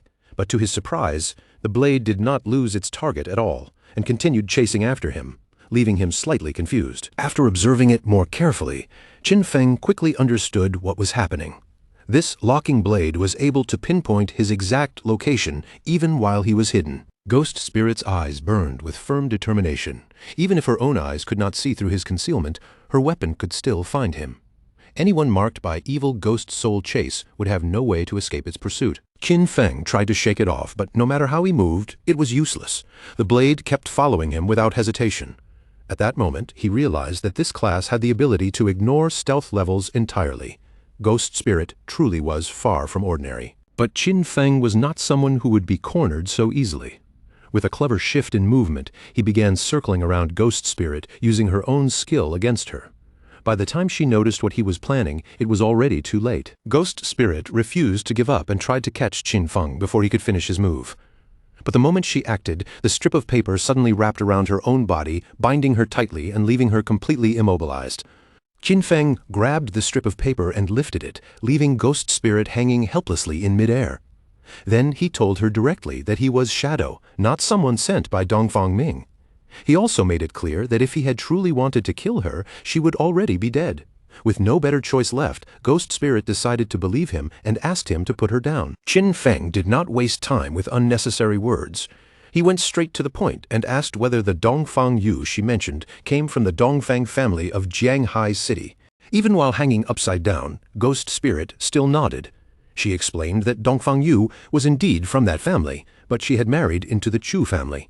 So her ties with the Dongfang family were no longer as close as before. Qin Feng immediately understood the situation. One fish had slipped through the net. It seemed Dongfang Yu had not been present when he wiped out the Dongfang family. Ghost Spirit's eyes widened in shock the moment she realized what his words meant. The one who had annihilated the Dongfang family was actually him. Her shock quickly turned into excitement and joy. If Shadow had destroyed the Dongfang family, then that meant he and Dongfang Yu were enemies as well. She immediately told him to put her down, saying that the enemy of her enemy was her friend, and that the two of them could work together. Qin Feng released his grip on the strip of paper, and Ghost Spirit dropped straight to the ground. However, Qin Feng did not immediately agree to cooperate. Instead, he looked at her and first asked why she wanted to kill Dongfang Yue. Ghost Spirit clenched her teeth so hard that her hatred was almost visible on her face. She said she wanted revenge for the murder of her family, then began telling him the dark and painful story behind it. Before the arrival of the godforsaken game, Dongfang Yu had killed Ghost Spirit's mother in a drunk driving accident. But because the Chu family stepped in and found someone else to take the blame, Dongfang Yu escaped punishment completely. Her father could not accept that injustice. He managed to find evidence that could convict Dongfang Ming, but the very next day, his body was recovered from the river. The official explanation given to the public was suicide. When Ghost Spirit went to Dongfang Yue's home demanding an explanation, the Chu family's guards beat her until she was nearly dead.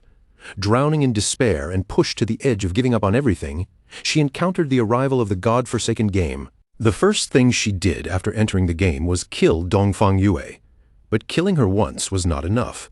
If Ghost Spirit wanted to erase her permanently, she had to completely drain away Dongfang Yue's lifespan. After Dongfang Yue revived again, she immediately hired countless people to hunt Ghost Spirit down. That chain of pursuit was what led to the scene Qin Feng had just witnessed. Qin Feng stood there quietly and listened to her entire story. From beginning to end, he did not interrupt her even once. Tears streamed down Ghost Spirit's face as her voice trembled with desperation. She looked at Shadow and begged him to help her kill Dongfang Yu. Qin Feng's answer was cold and direct. Without softening his tone or avoiding the subject, he refused her request.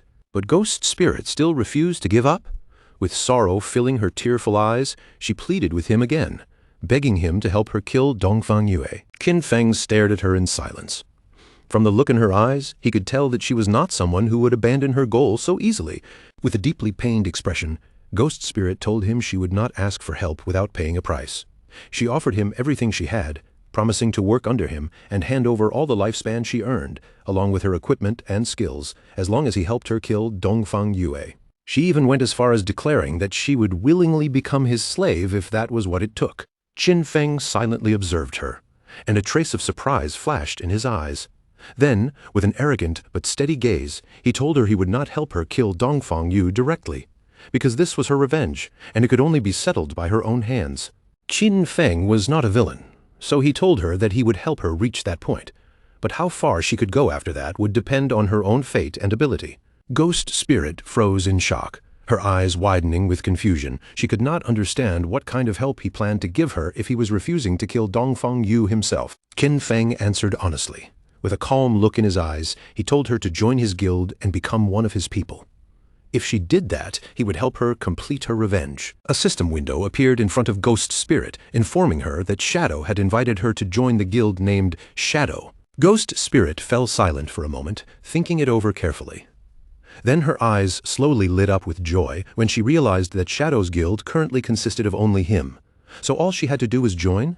Without hesitating any longer, she accepted the invitation, and a system window immediately confirmed her decision. Qin Feng accepted Ghost Spirit's friend request as well. Seeing that she had truly joined him, he felt a hint of satisfaction and told her that from now on there was only one thing she needed to focus on first: class advancement.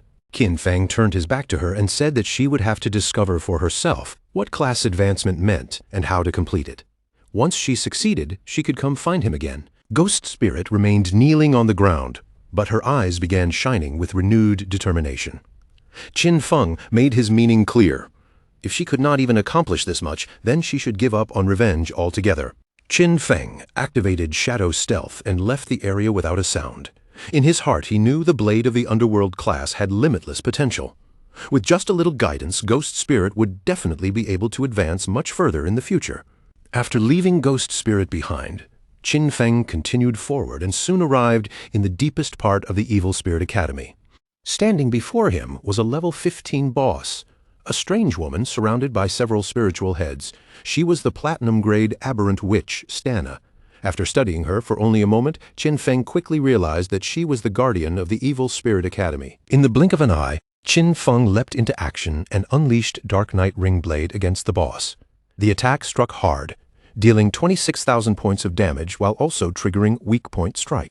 Qin Feng landed back on the ground, already recalling the details of this boss fight. During the first phase, only one of her 4 heads would activate, and in that state, she was immune to physical damage. Because of that, he could only rely on elemental skills, even if they dealt slightly less damage. He summoned his Shadow Blade, confidence glowing in his eyes. With the pale white bone blade increasing his movement speed and Shadow Blade resetting its cooldown whenever it struck a target, this fight was perfectly suited to him. Qin Feng began summoning Shadow Blades one after another until hundreds of them filled the air around him. Then he launched them straight at the boss, piercing one of her spiritual heads and dealing more than 200,000 points of damage. At that moment, he was like a mobile Gatling gun, firing endless elemental attacks without pause. Before long, her golden head burst apart into fragments. Shadow remained completely composed, because he remembered that once the second phase began, 3 heads would activate at the same time. The boss's eyes blazed with rage, and her furious gaze locked directly onto Qin Feng. Soon after, the heads began firing bursts of energy from their eyes. At the same time, Stana moved in a strange, dancing motion, unleashing chaotic attacks in every direction around her. But for Qin Feng, this kind of attack pattern was not difficult to handle at all. With almost no effort, he slipped through the incoming attacks and dodged them one after another. Then he drove his Shadow Blades into the boss's head again, dealing more than 200,000 points of damage. As she twisted on the ground in agony, Qin Feng calmly dropped back down from above. He didn't even spare her another look. With his back turned toward her, he walked away as if the entire fight had already reached its final curtain. Then he released his final Shadow Blade. The dark edge shot forward and struck the boss cleanly, making her entire body erupt in a violent blast. In the middle of that roaring explosion, the system notification appeared, confirming that Qin Feng had slain aberrant witch Dostana. He gained 50,000 EXP and at the same time obtained the Evil Spirit Academy's hideout key, a platinum tier item. The moment the next system prompt appeared, Qin Feng's eyes widened slightly in surprise. It was telling him that he now met the requirements to advance his class. Without wasting a second, Qin Feng chose to proceed. Dark shadows immediately curled around his body like living smoke, wrapping him from head to toe. His shadow class advanced from Tier 1 to Tier 2, and the attribute bonuses surged along with it. His strength bonus rose from 9 to 27, Constitution from 9 to 27, Agility from 24 to 72, and Spirit from 15 to 45. This advancement had directly tripled all the attribute bonuses from his class, giving Qin Feng a huge leap in overall power. His strength, Constitution, agility, and spirit all rose sharply, and because of that, his attack power, defense, resistance, and overall combat ability improved in a very obvious way. His non-tradable lifespan had already passed 4,510 years, while his tradable lifespan had climbed beyond 566 years. On top of everything else, he also unlocked his fourth-class passive. From now on, he could launch attacks without breaking stealth, and those attacks would still enjoy the bonus from striking out of stealth. Qin Feng's gaze soon fell back onto the golden key, and his eyes lit up with real excitement. The class attribute bonus had tripled, and now even attacking would no longer force him out of stealth. This Tier 2 shadow advancement wasn't just a normal improvement. For an assassin like him, it was practically a rule-breaking transformation. A few minutes later, outside the Evil Spirit Academy, a group of people returned to the area. The moment Ghost Spirit saw them coming back, her expression changed and panic flashed across her face. She clearly hadn't expected those people to actually dare to show up again. They were the same men she had dealt with earlier, but this time, things were completely different. Before, there had only been 3 of them. Now, they had dragged over every member of their guild. The bald man grinned as he stared at her and admitted that last time he had simply been careless because he didn't know she had a chain blade. Beside him, the orange-haired man looked even more confident. With a smug expression, he said that this time he had brought everyone from Shura Palace, and he wanted to see where she could possibly run now. The bald man suddenly charged forward, raising his weapon as he rushed straight at Ghost Spirit. His posture made it clear that he had no intention of holding back this time. Seeing him close in so aggressively, Ghost Spirit's heart tightened, and she immediately realized the situation had turned bad. The bald man activated Earth Slash and came crashing down toward the ground with his axe, aiming to smash her in one brutal strike. Fortunately, Ghost Spirit reacted fast enough. At the last possible moment, she twisted her body away and barely managed to dodge the attack. With a sharp, confident look in her eyes, Ghost Spirit quickly tried to activate Shadow Stealth. But just as her body was about to fade, someone suddenly tossed a flash grenade in front of her. The grenade exploded with a blinding burst of white light, forcing her to stop the skill halfway and raise her hands to cover her eyes. The bald man immediately seized that opening. Before Ghost Spirit could recover from the flash, he stepped in and slammed a heavy kick into her, knocking her completely off balance. He planted his foot down on her head, pressing her against the ground while an arrogant smile spread across his face. Looking down at her from above, he made it clear that he was going to teach her a real lesson this time. But even under his boot, Ghost Spirit had no intention of surrendering. Gritting through the pain, Ghost Spirit reached out and pulled out a small green vial, but before she could use it, the orange-haired man noticed the movement. He stepped down hard on her hand, trapping it against the ground, and snatched the vial away from her. After taking a closer look at the vial, the orange-haired man quickly recognized what it was. It was suicide poison.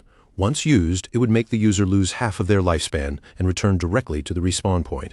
Instead of getting angry, the man seemed entertained. He looked at Ghost Spirit with interest, amused that she had such a fierce and stubborn personality. His expression slowly turned twisted. He stuck out his tongue, unable to hide the excitement in his eyes. The more defiant Ghost Spirit acted, the more fascinated he seemed to become, as if her strong temper had completely caught his attention. Ghost Spirit's eyes instantly widened with fear. The confidence she had tried to hold on to trembled for a moment as she realized just how disgusting and dangerous the man in front of her really was. Then the orange-haired man leaned down and began licking her cheek. But in the very next moment, his expression froze. A system window suddenly appeared in front of him, informing him that the Great Platinum Sanctuary, the Evil Spirit Academy, now belonged to the guild named Shadow.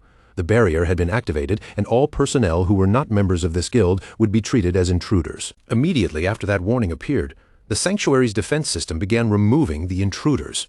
A terrifying bolt of thunder crashed down from above, striking the men with overwhelming force before they could even react. In just the blink of an eye, their bodies were completely destroyed. Where those men had been standing moments ago, only glowing orbs of lifespan remained, floating silently in the aftermath. Ghost Spirit stared at the scene in shock, her eyes wide as she finally understood what had happened.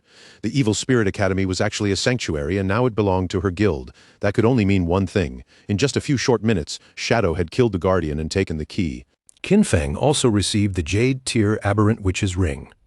It was a ring that could be used by every class starting from level 14, and its effects were extremely useful.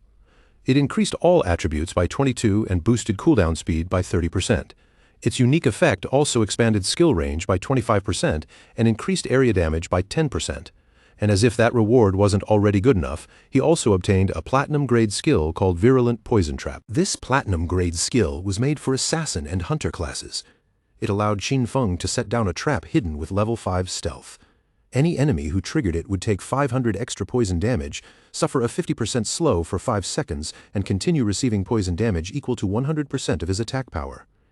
He could place up to 3 traps at the same time, and each one had a cooldown of 4. So, 65 seconds, while the trap itself could last for a full 3,600 seconds. Qin Feng was quite satisfied with the rewards, since 2 of the items that dropped were things an assassin like him could actually use. In particular, the ring was extremely suitable for him. His instant shadow, slash, and dark knight ring blade were both area of effect skills, so the ring's bonus would give him a major boost in real combat. At that moment, Qin Feng's eyes shone with even more joy. He still had 363 evolution points, which was exactly enough to evolve his backstab enhancement skill to legendary grade. Without hesitation, he spent 340 evolution points, leaving only 23 behind. Right after that, backstab enhancement successfully evolved from epic to legendary. Its passive effect improved as well, raising the damage bonus for attacks from behind from 75% to a full 100%. Even better, the new legendary effect made every attack he launched while in stealth count as a backstab. Qin Feng was very pleased with the result. With constant backstab damage and the permanent stealth advantage from his advanced class, his damage output and survivability had both been pushed to an entirely new level. Just then, Little Black contacted Qin Feng and told him she had discovered another set of ruins, asking if he wanted to come over and take a look. When Qin Feng asked where she was, she replied that she was currently in the Zhanghai City ruins. She explained that the stones around the temple entrance were carved with murals that looked very similar to the ones in the beginner's village ruins. Qin Feng felt a little puzzled and asked why they hadn't explored it themselves. With their current progress, they should already be capable of dealing with a platinum-grade boss. Little Black answered honestly, saying that they had planned to do exactly that, but after they cleared every enemy all the way to the end, a teleportation orb appeared. However, when they touched the orb, nothing happened at all. The system only told them that a fated person was required to enter, so Little Black wondered whether Qin Feng might be that person. After hearing this, Qin Feng decided to go check it out personally. He told her to wait there for him and prepare enough lifespan because he would bring over the new equipment he had just obtained.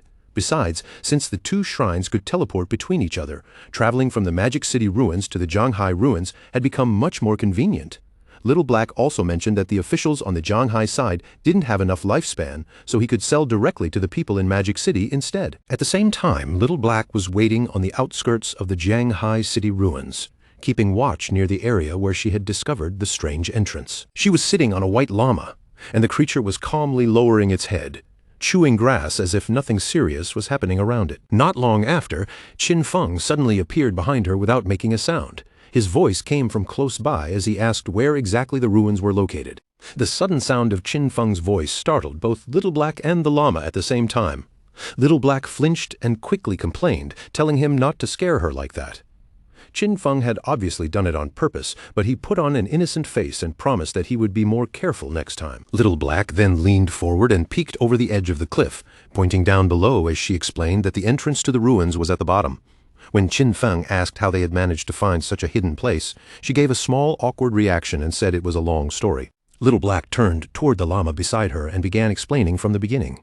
She said that she had gotten a mount in this area, a little sheep-like creature that she had been spending time with.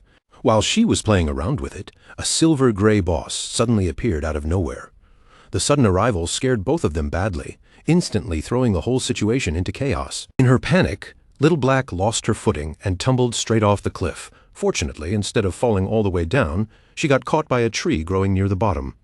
And from that dangerous position, she happened to notice the hidden cave entrance. Little Black carefully began making her way down toward the bottom of the cliff, reminding Qin Feng to watch his step and not slip.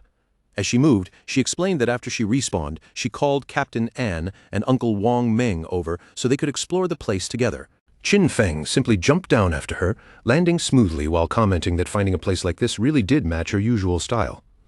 Little Black immediately praised Shadow's movements, saying he was impressive. She then added that Wang Meng had tried to jump down the same way before, only to slip and die from the fall. The two of them entered the cave. As they walked deeper inside, Little Black told him that there was a labyrinth up ahead, but they had already cleared out the monsters and explored the whole path. Qin Feng listened, then reminded her that from now on she should avoid dying whenever possible. He warned her seriously not to let her non-tradable lifespan drop to zero, because once that happened, the consequences would be extremely dangerous. Little Black smiled confidently and said she understood. She explained that she knew about skills capable of draining other people's lifespan, but they had already made preparations for that. Since they had a way to replenish their non-tradable lifespan, they weren't completely helpless. Qin Feng was slightly surprised when he heard this and asked whether they really had a stable method to recover it. Little Black lifted one finger and explained their method. Inside the city ruins, they would deliberately lure monsters that had absorbed non-tradable lifespan into a secluded area. After killing those monsters, they would leave all the dropped non-tradable lifespan stored in that location. That way, whenever someone needed to replenish their own supply, they could simply return to that place and absorb what had been saved. Qin Feng's interest was immediately piqued.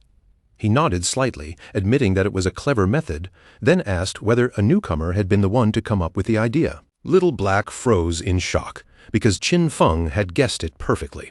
At the same time, Qin Feng silently remembered that in his previous life, this exact method had indeed been invented by a newcomer. Later on, it became so useful that almost everyone eventually adopted it. Before long, they reached the teleportation orb. Little Black walked up and placed her hand against it, but the system immediately informed her that she was not the fated person, so the mechanism would not activate. She stepped aside and asked Shadow to try instead. According to what everyone had guessed, this temple was very likely connected to the one back in the beginner's town. Qin Feng grew even more curious. He stood in front of the orb and quietly observed it, studying its surface without saying a word. After a brief pause, he finally reached out toward it. The instant his hand made contact, the orb began to shine, and a powerful wave of energy surged out from within. The sudden burst of light was so intense that Little Black quickly raised her hands to cover her eyes. Confused and unable to see clearly, she had no idea what was happening in front of her. When the light faded, Little Black was stunned to find that Qin Feng had vanished without leaving even a trace. Then she realized the orb had disappeared as well. Seeing that both her boss and the teleportation orb were gone, she finally confirmed her guess. Shadow really was the fated person. Meanwhile, Qin Feng opened his eyes in a completely different place. He had arrived inside the cave of the Ice Tide, and as soon as he checked his status, he discovered that all remote communication had been blocked. Qin Feng didn't relax for even a second.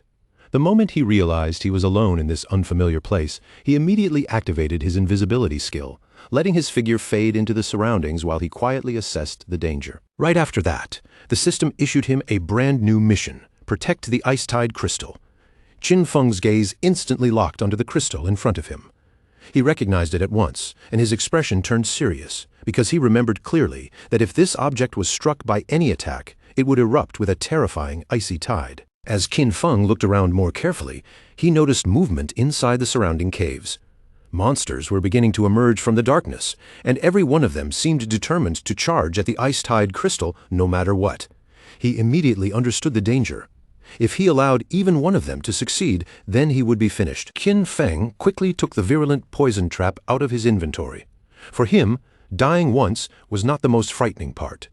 The real problem was that if the mission failed, he would lose the chance to return to this place and claim the reward.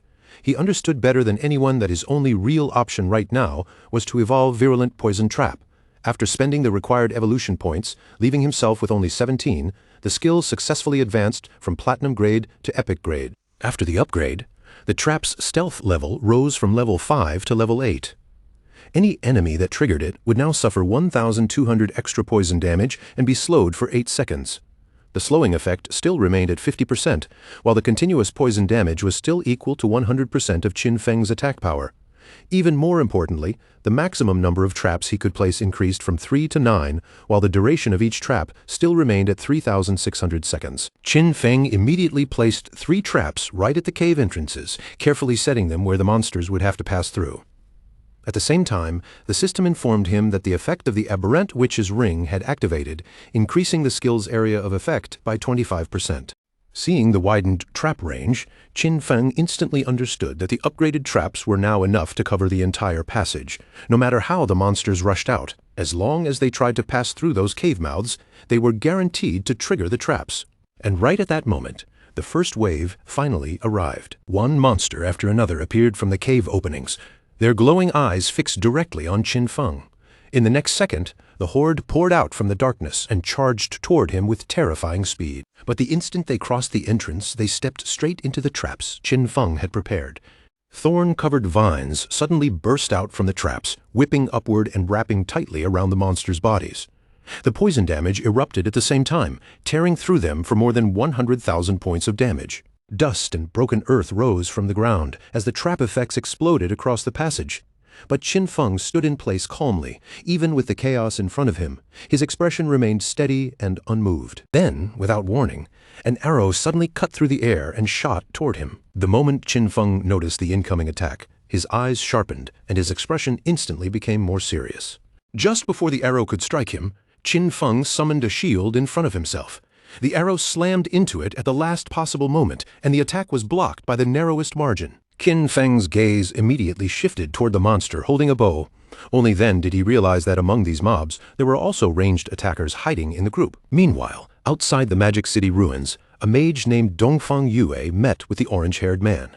Her expression was cold as she asked whether his guild had really given up on hunting Ghost Spirit, also known as Giling, just because she had become a member of the Shadow Guild. The orange-haired man nodded without hesitation and confirmed that they couldn't continue. If Dongfang Yue still wanted Ghost Spirit captured, then she would have to find someone else to do it. Dongfang Yue tightened her grip around her magic staff, clearly furious that he dared to reject her. She questioned why he treated Shadow as a greater threat than her, then reminded him with a sneer that he was nothing but a peasant. She warned him not to forget that she already had all of his real-world personal information, and killing him outside the game would be extremely easy for her. The orange-haired man's eyes widened, and rage immediately flared across his face. Before Dongfang Yue could say another word, the man finally snapped. He swung his fist hard into her cheek, and the heavy blow sent her entire body flying backward. After Dongfang Yue crashed to the ground, the man drew his dagger and began beating her without holding back. He shouted that he had already had enough of her, and even if he couldn't defeat Shadow, he could still kill her. Each strike came down with furious force as he cursed her for calling him a peasant over and over again, screaming for her to die with every blow. In the blink of an eye, Dongfang Yue was killed. Her body quickly broke apart and began transforming into glowing orbs of lifespan. When she opened her eyes again, she had already returned to the real world inside the Chu family residence. Her golden-cased phone was still in her hand, but her face was twisted with rage. She clenched her fist tightly, unable to accept that those peasants from Shura Palace had actually dared to kill her. Without wasting a moment, Dongfang Yue immediately demanded that her husband send people to capture every last one of them. Her husband looked slightly confused and asked whether she was talking about Shura Palace, the very group she had hired earlier to catch Ghost Spirit. With anger still burning on her face, Dongfang Yue explained that Ghost Spirit had now joined Shadow, and because of that, those people no longer dared to continue the job for fear of Shadow's revenge.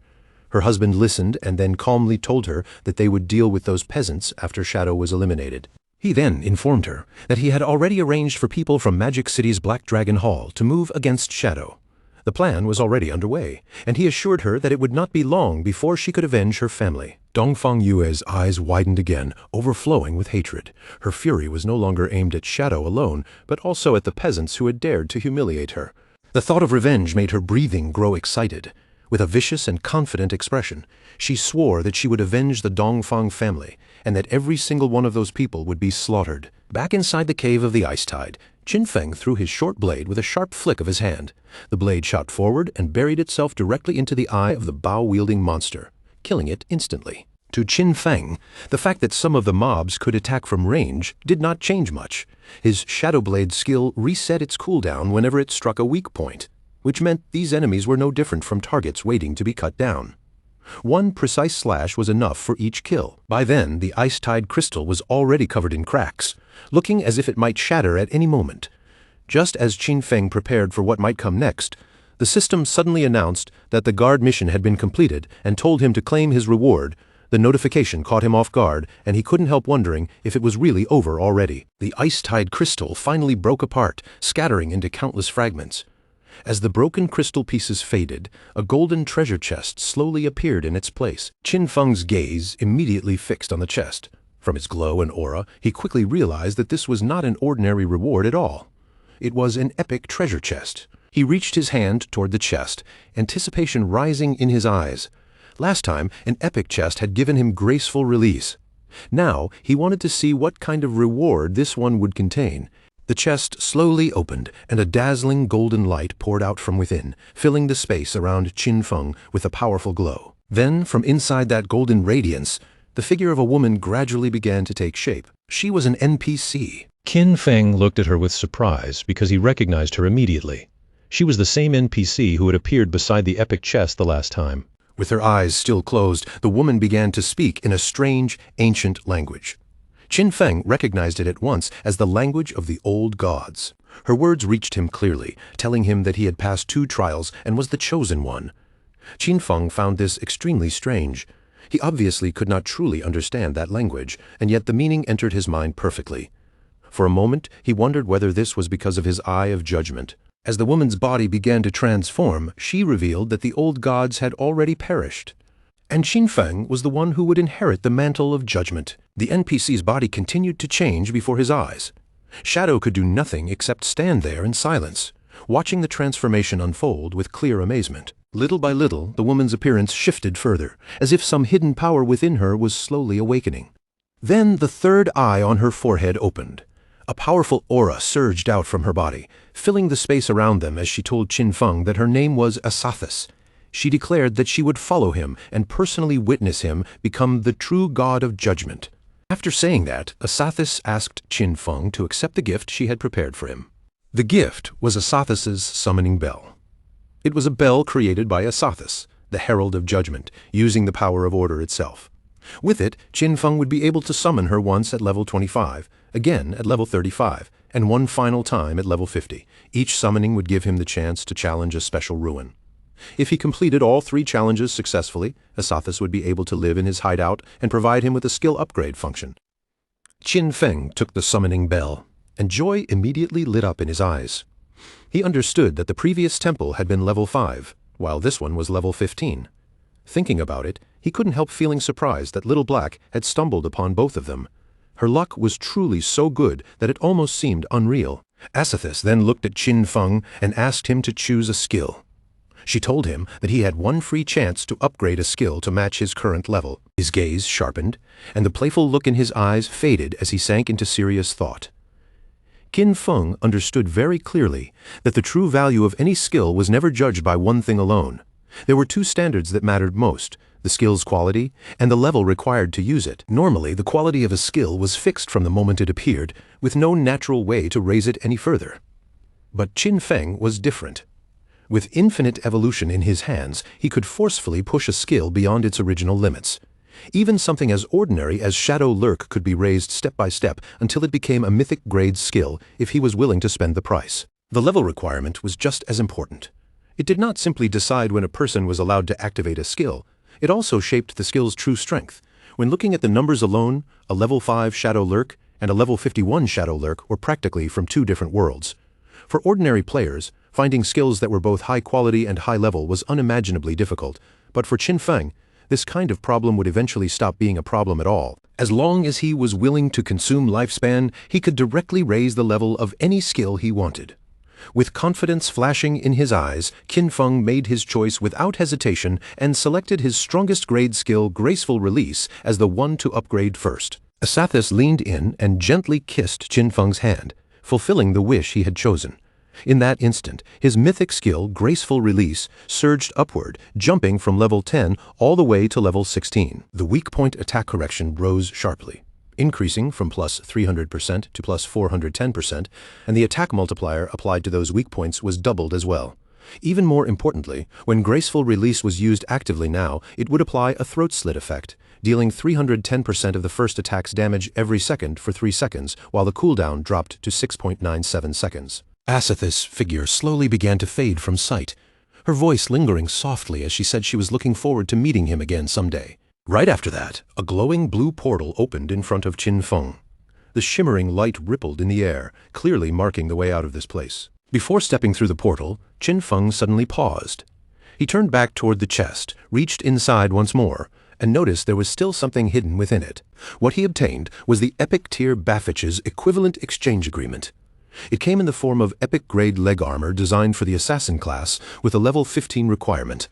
The armor granted 198 physical defense, all elemental resistance and damage block, along with 19.8% damage reduction and plus 19.8 whispering resistance. Its unique ability, Art of Equivalent Exchange, was even more valuable. By sacrificing an equipment piece or skill book no higher than epic grade, he could randomly receive another item of the same level and grade suited for his own class, with only a 1-hour cooldown. Qin Feng held the skill book in his hands, and the more he looked at it, the brighter his eyes became. He immediately realized how useful this equivalent exchange effect could be. His inventory still contained plenty of Jade-grade equipment and skill books, and now all of those things could potentially be converted into assassin-class items that were actually useful to him. After sorting through the rewards, Qin Feng decided it was finally time to return. The loot from this trip had been far better than expected, and deep down, he knew he truly owed Little Black a proper thanks for leading him here. Outside the cave entrance, Little Black was still waiting quietly beside her small llama. When Qin Feng walked out, he was slightly surprised. She had not used the past hour to go level up at all, and instead had stayed right there, watching the entrance for him the entire time. The moment Little Black saw Qin Feng come back safely, her expression relaxed with visible relief. She had been guarding the exit in case someone tried to ambush him while he was inside. Seeing how loyal she had been, Qin Feng took out a skill book he had found in the ruins and handed it to her as a reward. Little Black froze when she saw what it was. The skill book contained the level 13 Platinum Magic Shield skill, something that could greatly strengthen her ability to survive dangerous situations. Her eyes widened in disbelief, and she quickly thanked her boss, clearly understanding how valuable this gift was. After receiving the skill book, Little Black climbed onto her small llama again. Sitting on its back, she waved goodbye to Qin Feng, then slowly rode away from the cave entrance. Qin Feng's own body then began to turn faint and transparent. Since everything here was finished, he decided to log off as well and finally go fill his hungry stomach. At the same time, inside the ruins of Jianghai City, the Silver-Grade Guild sanctuary belonging to the Knights Templar stood quietly among the broken buildings. A wide smile spread across the guild leader's face as he looked over everyone gathered before him. With obvious excitement in his voice, he announced that today was a great day, because the Knights Templar Guild finally had a real home of its own. The crowd immediately became excited. The leader admitted that this new home was not especially large, but to them it was still a wonderful beginning, and a sign that the guild had finally taken its first stable step forward. From now on, they would no longer have to constantly fear being wiped out by a boss that appeared out of nowhere. When they were exhausted from leveling, they would have a safe place to return to, rest, and recover. And for this precious sanctuary, there was one person they needed to thank above all others, Qin Xiaoyu. She had been the first to discover this place, and the guild leader raised his voice, asking everyone to welcome Qin Xiaoyu to the stage with the warmest applause they could give. Applause and praise quickly filled the area. Everyone began calling out Qin Xiaoyu's name and complimenting her, making her face glow with happiness as she stood before them. Standing on the platform, Qin Xiaoyu first thanked her master, who had patiently taught her without ever giving up. Then she thanked her friends, who had reached out to help her during her hardest moments. After that, she even thanked those who had once hated and looked down on her, because their mockery and contempt had pushed her to become stronger. When the women below heard those words, they could not help feeling proud of Qin Xiaoyu. Watching her stand there with such confidence, they felt as if her growth was something they had all witnessed together. With tears shimmering in her eyes, Qin Xiaoyu finally thanked her father and mother. Her voice trembled slightly as she wished they were still alive, because then they would have been able to see how excellent she had become. She believed that if they could see her now, they would definitely feel proud of her. Before Qin Xiaoyu could continue too far, the guild leader quickly cut her speech short. He asked her to tell everyone the important part, what kind of difficulties and obstacles she had overcome in order to find this hideout. Qin Xiaoyu did not try to exaggerate anything. She answered honestly, saying that some time ago, she had actually had a dream. In that dream, a very powerful warrior had guided her, and together they had captured this hideout. Although everything in the dream had been blurry, the feeling was so real that she came here with a just try it and see attitude. She never expected that she would actually find the place. The moment the others heard that explanation, they burst into laughter and began mocking her. To them, the idea of finding a guild hideout because of a dream sounded ridiculous, and they could hardly believe she was being serious. The guild leader also had to hold back his laughter. Still, he politely thanked Qin Xiaoyu for her wonderful speech, then teasingly asked whether she had happened to have any more dreams the previous night. Qin Xiaoyu gently touched her cheek and thought for a moment before saying that she really did have another dream. In that dream, she saw a huge and magnificent hideout packed with people, and she felt that it might even be a platinum-grade hideout. The guild members immediately laughed even harder. They joked that Qin Xiaoyu truly was living inside her dreams, and some even teased that, at this rate, the guild would be moving into a much bigger house very soon. But the guild leader's expression gradually became serious. Instead of dismissing her, he called it an excellent dream and personally handed Qin Xiaoyu the reward she had earned, 1 full year of tradable lifespan. With a smile, the leader placed an arm around Qin Xiaoyu's shoulder and said he hoped everyone would learn from her dedication to the guild's collective good. As long as everyone worked together with one heart, he believed the Knights Templar Guild would be able to stand firm in these chaotic times and grow better and better. Then he dismissed the crowd, telling those who needed to level up to go level up, and those who needed to explore to get moving. As for Qin Xiaoyu, he entrusted her with continuing the search for more hideouts, encouraging her to keep working hard because he was counting on her. Qin Xiaoyu's eyes lit up with pure joy. A bright smile spread across her face, and she nodded eagerly, clearly taking his words to heart. Several hours later, Qin Xiaoyu appeared once again inside the ruins of Zhanghai City. She held her magic staff tightly in her hand as she carefully moved through the broken streets. Her eyes shone with worry as she followed the faint feeling left behind by her dream.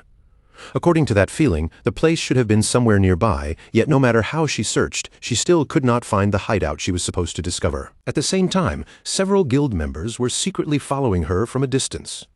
When they saw Qin Xiaoyu head straight to this area after the meeting, they began whispering among themselves, wondering if she was truly searching for the platinum-grade hideout from her dream. When they saw Qin Xiaoyu step into one of the buildings, the women exchanged glances and immediately decided to follow her inside. Qin Xiaoyu entered the building and carefully made her way through a dark tunnel. The deeper she went, the more frightened she became. This place looked similar to what she had seen in her dream, yet at the same time, something about it felt completely different. Worse still, she had the uneasy feeling that someone was following behind her. She closed her eyes, exhaled slowly, and forced herself to steady her shaking heart. Qin Xiaoyu reminded herself that she was a life priest, a hidden class, and that with her abilities, nothing here should be able to harm her. But the moment Qin Xiaoyu opened her eyes again, a horrifying monster was standing right in front of her. Its mouth split open grotesquely, and from inside that mouth, several eyes stared straight at her. The terrifying sight struck Qin Xiaoyu like lightning. Her face went pale, and all the courage she had gathered vanished in an instant, leaving her with nothing but a sharp scream of fear. However, the monster did not immediately attack Qin Xiaoyu. Instead, it knocked her to the ground, then rushed past her and charged toward the spot where the guild women who had been following her were hiding. The women instantly panicked when they saw the creature rushing toward them. They shouted in disgust, asking what kind of monster it was, then yelled that they had to catch it and kill it right away. Before they could come up with any proper plan, the monster struck first.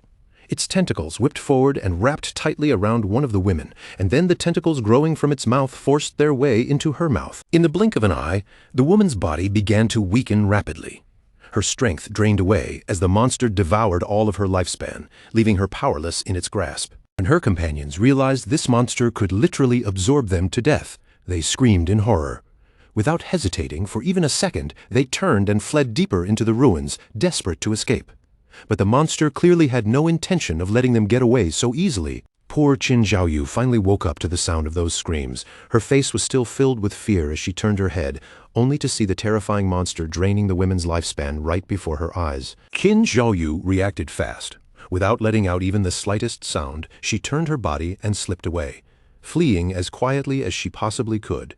Before long, she found a spiral staircase twisting downward in front of her. Qin Xiaoyu did not dare hesitate for even a second and immediately rushed down the steps without once looking back. But in her panic, her foot suddenly missed the step. Her whole body lurched forward and she fell headfirst, crashing hard onto the cold ground below. The sharp pain made tears instantly well up in her eyes. Gritting her teeth, Qin Xiaoyu slowly lifted her head and began looking around the unfamiliar place, trying to figure out where she had ended up. Right there in front of her, standing silently in the dim space, was a door. The moment Qin Xiaoyu saw it, her eyes suddenly widened. Shock froze across her face, because this was the exact entrance she had seen in her dream. After all that searching, she had finally found it. This had to be the platinum-grade hideout, and she needed to inform the guildmaster right away. Qin Xiaoyu quickly contacted the guildmaster and told him she had discovered the platinum-grade hideout. The guild leader was clearly taken aback, but he reacted fast and ordered her to stay exactly where she was. He said he was already bringing people over, then told her to join his party so they could lock onto her position. Qin Xiaoyu immediately accepted the party invitation and replied that she would wait for them there. But just then, her eyes widened again. This time from fear. Strange sounds began echoing behind her, and when Qin Xiaoyu slowly turned around, she saw that sinister monster staring straight at her with a creepy smile on its face. Even though fear was crawling up her spine, Qin Xiaoyu clenched her teeth and forced herself to stay brave. She kept telling herself not to be afraid. She could handle this. She could definitely defeat that thing. As the sinister monster continued watching her, Qin Xiaoyu pushed herself up from the ground and tightened her grip around her magic staff. She steadied her breathing, convincing herself that she was no longer the weak person she used to be. A powerful aura suddenly rose from Qin Xiaoyu's body. With confidence slowly returning to her face, she smiled and reminded herself that she was not ordinary anymore. She was a noble hidden class, the Life Priest. Qin Xiaoyu raised her magic staff and immediately unleashed her strongest skill, Venomous Vines. Thick vines burst out from the staff, whipping forward and wrapping tightly around the monster's body, draining more than 500 hit points from it. Seeing the attack land successfully, Qin Xiaoyu became so excited that she almost jumped in place. The skill had worked. Now the poison would keep eating away at the monster's life while she prepared her next move. She pointed her magic staff straight at the monster again and activated Corrupting Poison Mist. A cloud of toxic haze immediately spread toward the boss, beginning to damage it little by little as its life continued to drain. This was not some simple poison effect. It was a corrupting toxin, far more vicious and dangerous than ordinary poison. The poisonous mist did not stop around the monster. It kept expanding outward, slowly spreading through the entire area. The moment Qin Xiaoyu noticed what was happening, panic flashed across her face. Her eyes filled with fear as she realized this was a sealed space, and now the poisonous mist had filled the whole room. This was extremely bad. She hurriedly waved her hands in front of her face, desperately trying to fan the smoke away, but her breath was running out and she could not hold it much longer. Qin Xiaoyu was almost at her limit, unable to keep holding her breath. Then, at that desperate moment, she suddenly remembered that as a Life Priest, she actually had an antidote spell. She raised her magic staff at once and cast the antidote skill. Under the spell's effect, the poisonous mist slowly began to fade away, but at the same time it also stopped affecting the monster. The monster's attention immediately locked onto her. Its gaze fixed on Qin Xiaoyu, and an unsettling smile slowly spread across its face. Tears filled Qin Xiaoyu's eyes, and before she could stop herself, she accidentally breathed in a small amount of the remaining mist. The effect took hold instantly. Qin Xiaoyu died on the spot, and her body transformed into Lifespan. A system notification appeared, announcing that the player Qin Xiaoyu had committed suicide. In the next moment, she respawned back inside her guild's hideout. Just then, the guild leader contacted her through chat and asked why she had suddenly returned. Qin Xiaoyu quickly explained that a monster inside that place had killed her. By then, the leader and his men had already killed the monster. He asked if she was talking about the soul-sucking hag, the silver-grade monster they had just taken down. But the more he thought about it, the less it made sense. The soul-sucking hag was slow and had weak attack power, but once it caught someone, it would completely drain their lifespan. That was why he could not understand how Qin Xiaoyu had managed to survive at all. When Qin Xiaoyu heard that, a smile slowly appeared on her face.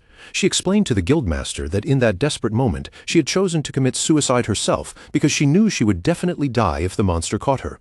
The guild leader was stunned, then exclaimed that she was incredible and had actually found the only possible way to survive. After the leader praised her and called her a true genius, Qin Xiaoyu thanked him sweetly and told the guildmaster that she was heading over right away. At the same time, excitement surged inside her because it seemed those three bitches who had been following her were now completely dead. This was exactly what happened when people dared to mess with her. Sometime later, Qin Xiaoyu arrived back at the hideout's door.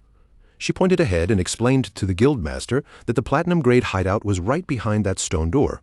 The leader patted her on the back, praised her for doing a good job, and promised that once they secured the hideout, he would definitely reward her. Then the guildmaster turned toward his men and ordered Daytu to take a group outside to clear the surrounding area, making sure no other players came over to cause trouble.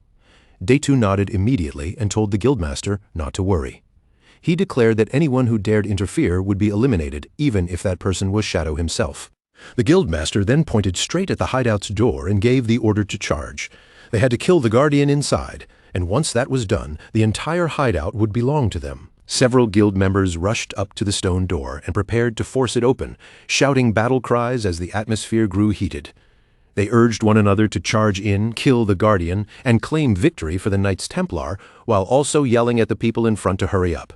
But soon, one of the men turned back and reported to the leader that the stone door would not open. The guildmaster narrowed his eyes with curiosity and began thinking it over. He remembered that in this game, every hideout was protected by a Guardian. Then, in a sudden flash of understanding, everything clicked into place. With a confident look on his face, the guildmaster raised his hand and pointed directly toward the hideout entrance, revealing that this stone door itself was the Guardian. One of the men immediately stepped forward, lifted his axe, and swung it heavily into the stone door. The blow landed with a solid crash, and damage numbers appeared above the door, showing that the attack had dealt 320 hit points. That confirmed the guildmaster's guess. The stone door really was the Guardian. Everyone immediately began praising the guildmaster for his brilliance. Smiling with satisfaction, the guild leader said this platinum hideout was practically being handed to them as a gift, then ordered his men to bring the door down. His men answered in unison, accepting the command without hesitation. The guild members began attacking the door together, rushing forward with weapons raised. In the blink of an eye, their strikes kicked up a thick curtain of dust around the entrance. At the same time, several system windows suddenly appeared in front of Qin Feng, warning him that his hideout, the Land of Purified Souls, was under attack. The durability of the entrance's stone door had fallen to 99.3% and was still taking continuous damage while the magic defense barrier remained at 100%. The system also informed him that normal teleportation to the hideout had been blocked, but he could choose to use war teleportation, though it would be the only time he could use it that day. Qin Feng's expression instantly turned serious with a trace of confusion in his eyes. Someone had actually discovered the entrance to the Land of Purified Souls and was now attacking his hideout. Riding on his wolf, Qin Feng set off toward his hideout. Based on the invaders' attack power, he estimated that even if they kept striking the door non-stop, it would probably take them a full year to break it down. So, instead of wasting his war teleport, he decided to ride over and see what was going on. After some time passed, Qin Feng finally reached the outskirts of the Land of Purified Souls. Just then, his eyes suddenly sharpened as something nearby caught his attention. Not far away, two men were chasing after a woman. As they ran, they shouted at her to stop, threatening to slaughter her if she kept trying to escape. Before the woman could get away, a man carrying a spiked mace stepped out in front of her, blocking her path as he coldly asked where she thought she was going. The woman barely had time to take another breath before the man swung his weapon and struck her hard, sending her entire body flying backward. The purple-haired man smiled as he watched her fall. Then he stretched out his hand and activated his skill, Sacred Chains. 4 energy swords suddenly descended from the sky, stabbing down with brutal precision. They pierced through the woman's hands and knees, pinning her in place and making her scream out in pain. One of the men looked down at her and reminded her that he had already warned her this area had been claimed by their guild, the Knights Templar. Then he asked if she really thought she could just force her way in. With a serious look in her eyes, the woman explained that she was only passing through. That could not possibly count as forcing her way in. It was obvious these people were simply looking for an excuse to rob her. Qin Feng recognized the woman at a glance. It was Yang Xiaoya, his old colleague from the company, and he still remembered that she was a pretty decent girl who had even warned him in advance before. After hearing that this guild had reserved the area, Qin Feng immediately figured out what was going on. The people attacking the Land of Purified Souls had to be from the Knights Templar Guild. Meanwhile, the purple-haired man sneered and said that if they claimed she was forcing her way in, then that was exactly what she was doing. With a wicked smile on his face, the purple-haired man reminded the others that according to their usual rules, he would be the first one to enjoy himself. The man beside him laughed and replied that if that was the case, then he would get his turn right after him. But at that exact moment, a figure moved so fast it was like a streak of thunder cutting through the air. Before the 3 men could even react, their heads were cleanly severed from their bodies. The one who had made that terrifying move was none other than Qin Feng. Qin Feng quietly stared at Yang Xiaoya, his gaze fixed on her as a strange glow began to shine in his eyes. Yang Xiaoya froze in shock, wondering if the person before her was Shadow, but almost immediately she felt something was not right. Those eyes looked far too familiar. They looked like Qin Feng's eyes. Then Qin Feng casually raised his hand and snapped his fingers, activating one of his skills without the slightest hesitation. The skill was called Blooming Curse. In the next instant, bright red spider lilies burst out from the corpses of the 3 men he had just killed, blooming beautifully and eerily as they drained away the last of their remaining lifespan. Qin Feng stood there surrounded by the glowing red energy, his posture steady and unmoving, while his expression remained cold, calm, and serious. Not far away, Yang Xiaoya watched everything happen with her eyes wide open. When she saw the glow in his eyes, that familiar feeling became even stronger, and she could not help wondering aloud whether he might actually be Qin Feng. The lifespan orbs left behind by the dead men were quickly pulled into a swirling vortex of blue energy, and within moments, every last trace of them disappeared. Yang Xiaoya stared at the empty space in a daze and realized that everything was gone. She stood there silently, trying to make sense of the unbelievable scene she had just witnessed.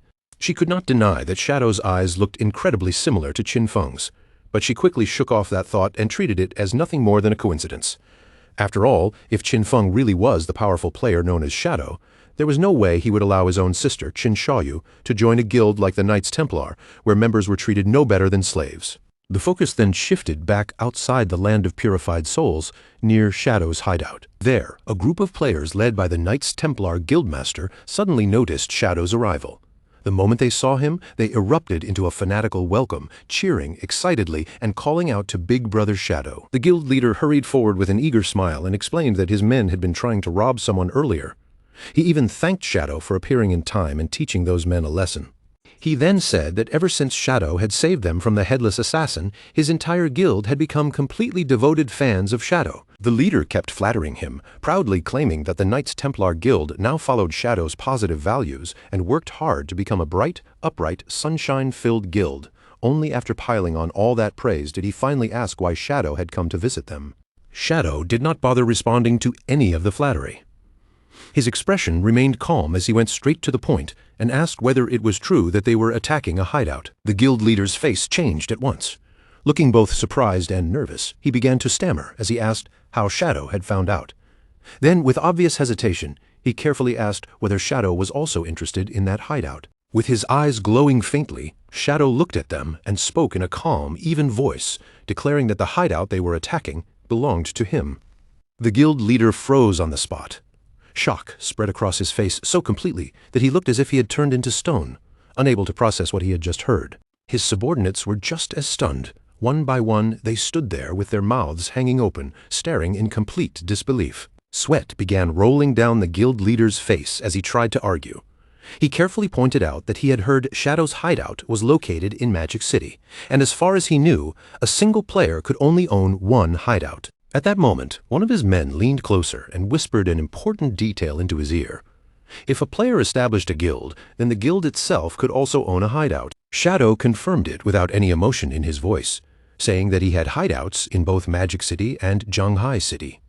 The instant those words landed, a horrifying realization finally dawned on everyone present. They had actually been trying to invade the personal territory of Shadow, the strongest player in the entire world.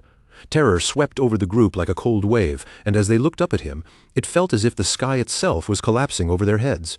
Meanwhile, Qin Shaoyu stood there in complete disbelief, tears already gathering in her eyes.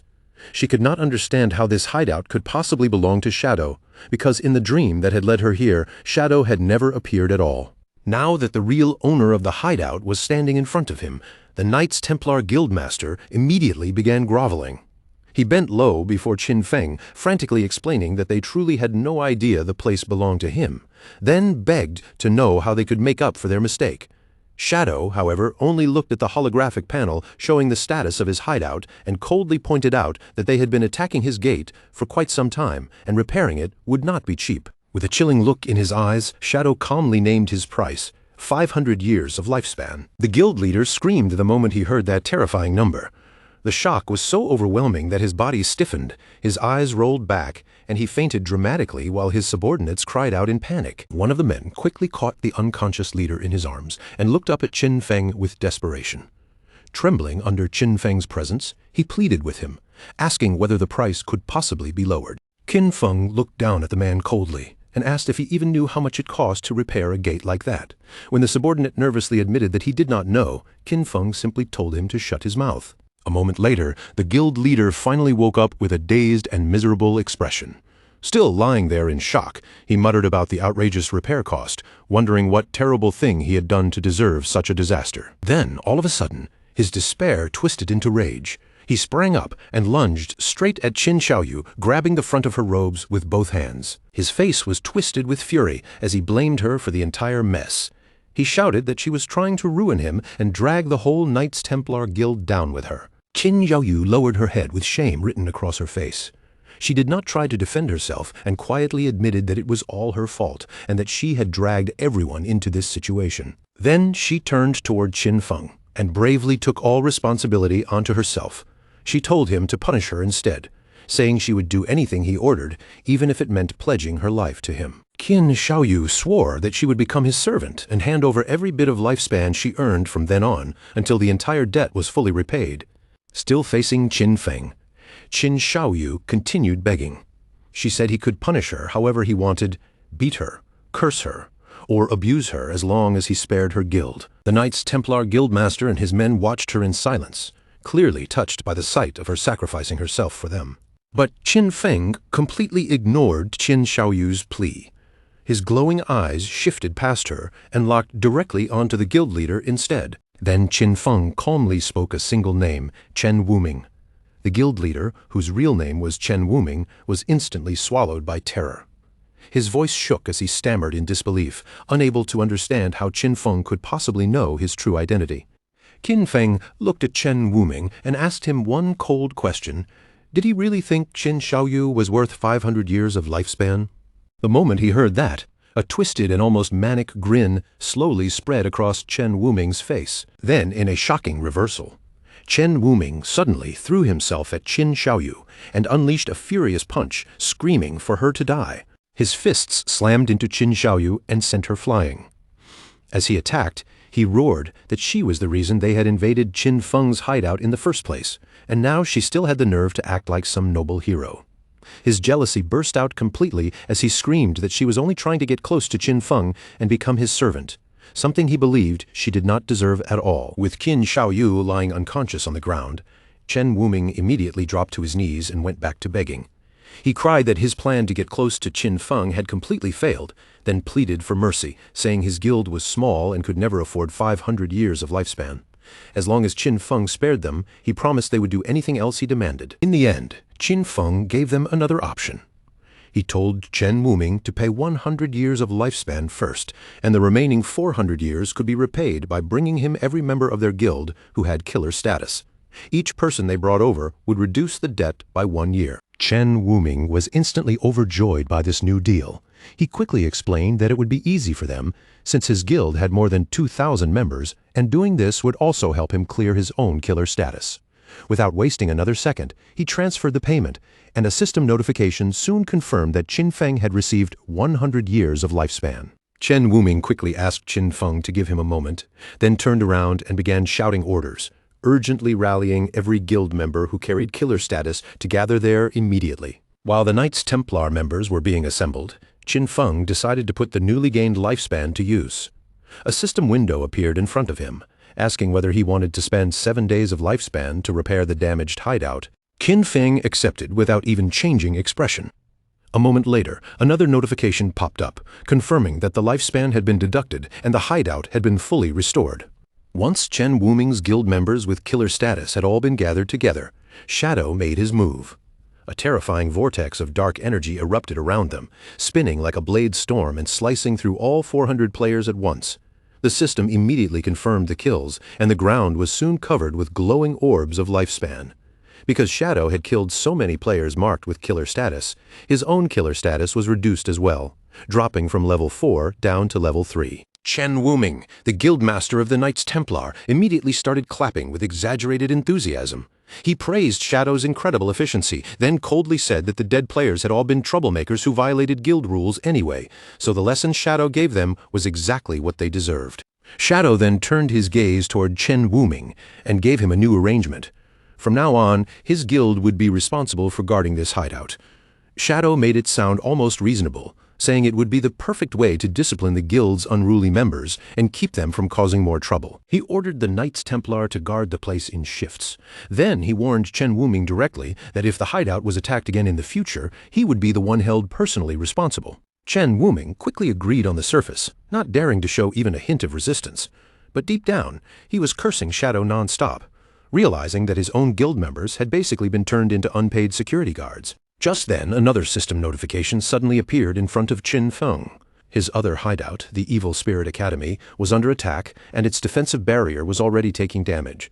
The system asked whether he wanted to use his single daily war teleport. Qin Feng's mood immediately soured. Annoyed by the sudden interruption, he decided to use the war teleport and deal with this new group of troublemakers himself. Blue light began wrapping around Qin Feng's body as the teleportation activated. As he vanished, he wondered aloud who could be stupid enough to provoke him like this, especially when everyone should already know that the Evil Spirit Academy belonged to him. After seeing Shadow disappear in a flash of blue light, Chen Wuming immediately turned to his guild members and ordered them to pack up and leave. One of his subordinates quickly reminded him about Qin Feng's order to guard the hideout. Chen Wuming simply pointed toward Qin Xiaoyu, who was just beginning to wake up, and cruelly declared that she would be the one staying behind to watch the place. He mocked Qin Xiaoyu coldly, saying this was exactly what she had wanted, wasn't it?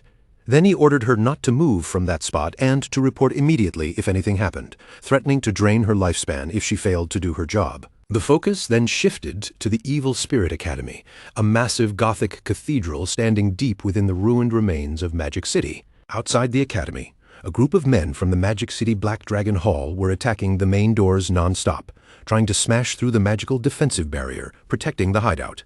Qin Feng arrived through the war teleport and appeared directly in the middle of the situation, landing inside the Evil Spirit Academy. Standing high atop the walls, Qin Feng looked down at the attackers below with a puzzled expression. He had no memory of ever dealing with the Magic City Black Dragon Hall, so he could not understand why they had suddenly decided to make an enemy of him. Down below, the leader of the Magic City Black Dragon Hall raised his voice and began rallying his men, preparing them for one final decisive strike. He commanded everyone to pour their power into him. The surrounding players immediately responded, channeling their energy together until a massive ball of dark power began forming in the air. Then the leader roared out the name of the attack, Black Flame, Magic Dragon Break, and sent the enormous blast crashing straight into the hideout's defensive barrier. The barrier shook violently and cracked across its surface, with its durability plunging all the way down to just 13%. The attackers instantly burst into cheers, believing the gate was about to collapse, and they excitedly shouted about the hundreds of years of lifespan they were about to claim. Watching everything from above, Qin Feng quickly realized that these men were nothing more than hired pawns. He began thinking about who still had a grudge against him and was alive enough to act on it, and very soon he concluded that it had to be Dong Fengyue. But at that moment, a strange sound suddenly echoed through the area, causing the attackers below to freeze in surprise. When they looked up, their eyes widened. A massive, ethereal dragon was descending from the sky, its huge form pressing down on them like an omen of death. A wave of powerful energy swept over the group. In an instant, the men were paralyzed by fear, their eyes turning dazed and hypnotic as they lost the ability to move. Trapped in place, they could do nothing but stare helplessly as one of their own guild members raised a trembling hand and pointed frantically toward the sky. Above them, a gigantic fiery meteor was tearing through the air, falling straight toward their position. The blazing celestial body slammed into the ground with terrifying force, swallowing the helpless men in a massive explosion of fire and impact. One of the men braced himself for death, but after the flames faded, he was shocked to realize he was still alive. Relief washed over him, and he laughed loudly, bragging that the meteor had only dealt 3,000 damage and that his high health build had saved him. His celebration did not last for even a moment. His head was suddenly severed from his body, and dark tendrils wrapped around him, consuming what remained before his body completely disintegrated. After the chaos settled, another group of players arrived at the scene. They were stunned to find the members of the Magic City Black Dragon Hall lying dead, and immediately began wondering who could have wiped them out. Among them, a young woman with pink hair and a witch's hat quickly formed a guess. She suspected that the one responsible might be the legendary player, Qin Feng. Her companions were doubtful, since they could not see anyone nearby. But the pink-haired woman insisted that Shadow's power could not be measured by ordinary standards, and for all they knew, he might even be permanently invisible. From his hidden position, Qin Feng silently observed the group and quickly recognized them as members of the Sky Dome Guild. He also identified the pink-haired young woman at once. Her name was Zhang Yaoying, a player who possessed the unique hidden class known as Soul Painter. Only then did Qin Feng understand where the dragon and meteor attacks had come from. Those terrifying attacks had not appeared naturally. They had been painted into existence by Zhang Yaoying's magical brush. Qin Feng remembered that the Soul Painter class was extremely powerful in large-scale battles, especially when given enough time to prepare. But at the same time, it had a clear weakness. It was highly vulnerable to sudden surprise attacks. As if sensing that he was somewhere nearby, Zhang Yaoying raised her voice and called out respectfully, asking if she could speak with Senior Shadow. To the shock of Zhang Yaoying and her companions, Qin Feng's voice suddenly answered from empty air, calmly asking what she wanted. Zhang Yaoying's face flushed slightly, but she still gathered her courage and explained that she needed to enter his hideout to find something required for her class advancement. She also promised that she would pay him properly for the opportunity. Shadow quickly pieced the situation together. In his previous life, the Sky Dome Guild had been the one controlling this hideout, and now he finally understood why. Zhang Yaoying must have discovered it during this advancement quest. Once again, Qin Feng realized that his actions had changed the course of history. At the same time, old memories surfaced in his mind. He fondly remembered watching the popular gaming streams hosted by Zhang Yaoying and her grandfather. Her grandfather, Old Man Jiang, was the founder of the Sky Dome Guild, a guild that would eventually rise into one of the strongest organizations in the entire nation. Hidden behind his mask, Qin Feng felt himself blush a little as he admitted to himself that the reason he knew so much about them was simple. He used to be their fan. Putting those memories aside, Qin Feng made his decision. He told them to come inside so they could talk. And as his voice fell, the enormous sealed doors of the Evil Spirit Academy slowly swung open, revealing the dark, cavernous entrance beyond. Inside the Gothic halls of the Evil Spirit Academy, Qin Feng sat upon a massive throne, with dark energy swirling around him like a shadowy tide. He looked down at the members of the Sky Dome Guild and calmly told them to state their business. Zhang Yaoying stepped forward and explained that her Soul Painter class required special materials for her advancement, and those materials could only be found inside the Evil Spirit Academy. She then said that they had heard Qin Feng once sold a previous hideout for a high price, so she wanted to buy this hideout from him as well. Since her class needed a large amount of the material, owning the entire hideout would be the most practical solution. Qin Feng was genuinely impressed when he heard this. He could not help wondering how the Sky Dome Guild had managed to gather such an enormous amount of lifespan. Qin Feng silently gave most of the credit to her grandfather, Old Man Jiang. However, he still made it clear that the Evil Spirit Academy was not something he planned to sell. As a compromise, he offered Zhang Yaoying guest access instead, allowing her to freely enter and use the first floor. But Zhang Yaoying was clearly not satisfied with only guest permission. She quickly raised another offer, asking if she could rent the space instead. Then she proposed an astonishing price of 500 years of lifespan in exchange for a 3-year lease on the Academy's first floor. Qin Feng did not answer right away. He sat there calmly, his gaze resting on her as he quietly weighed the offer in his mind. He soon understood the meaning behind her persistence. Since he had already offered to let her enter for free to complete her quest, the fact that she still insisted on paying such a huge price meant the Sky Dome Guild was not simply trying to collect materials.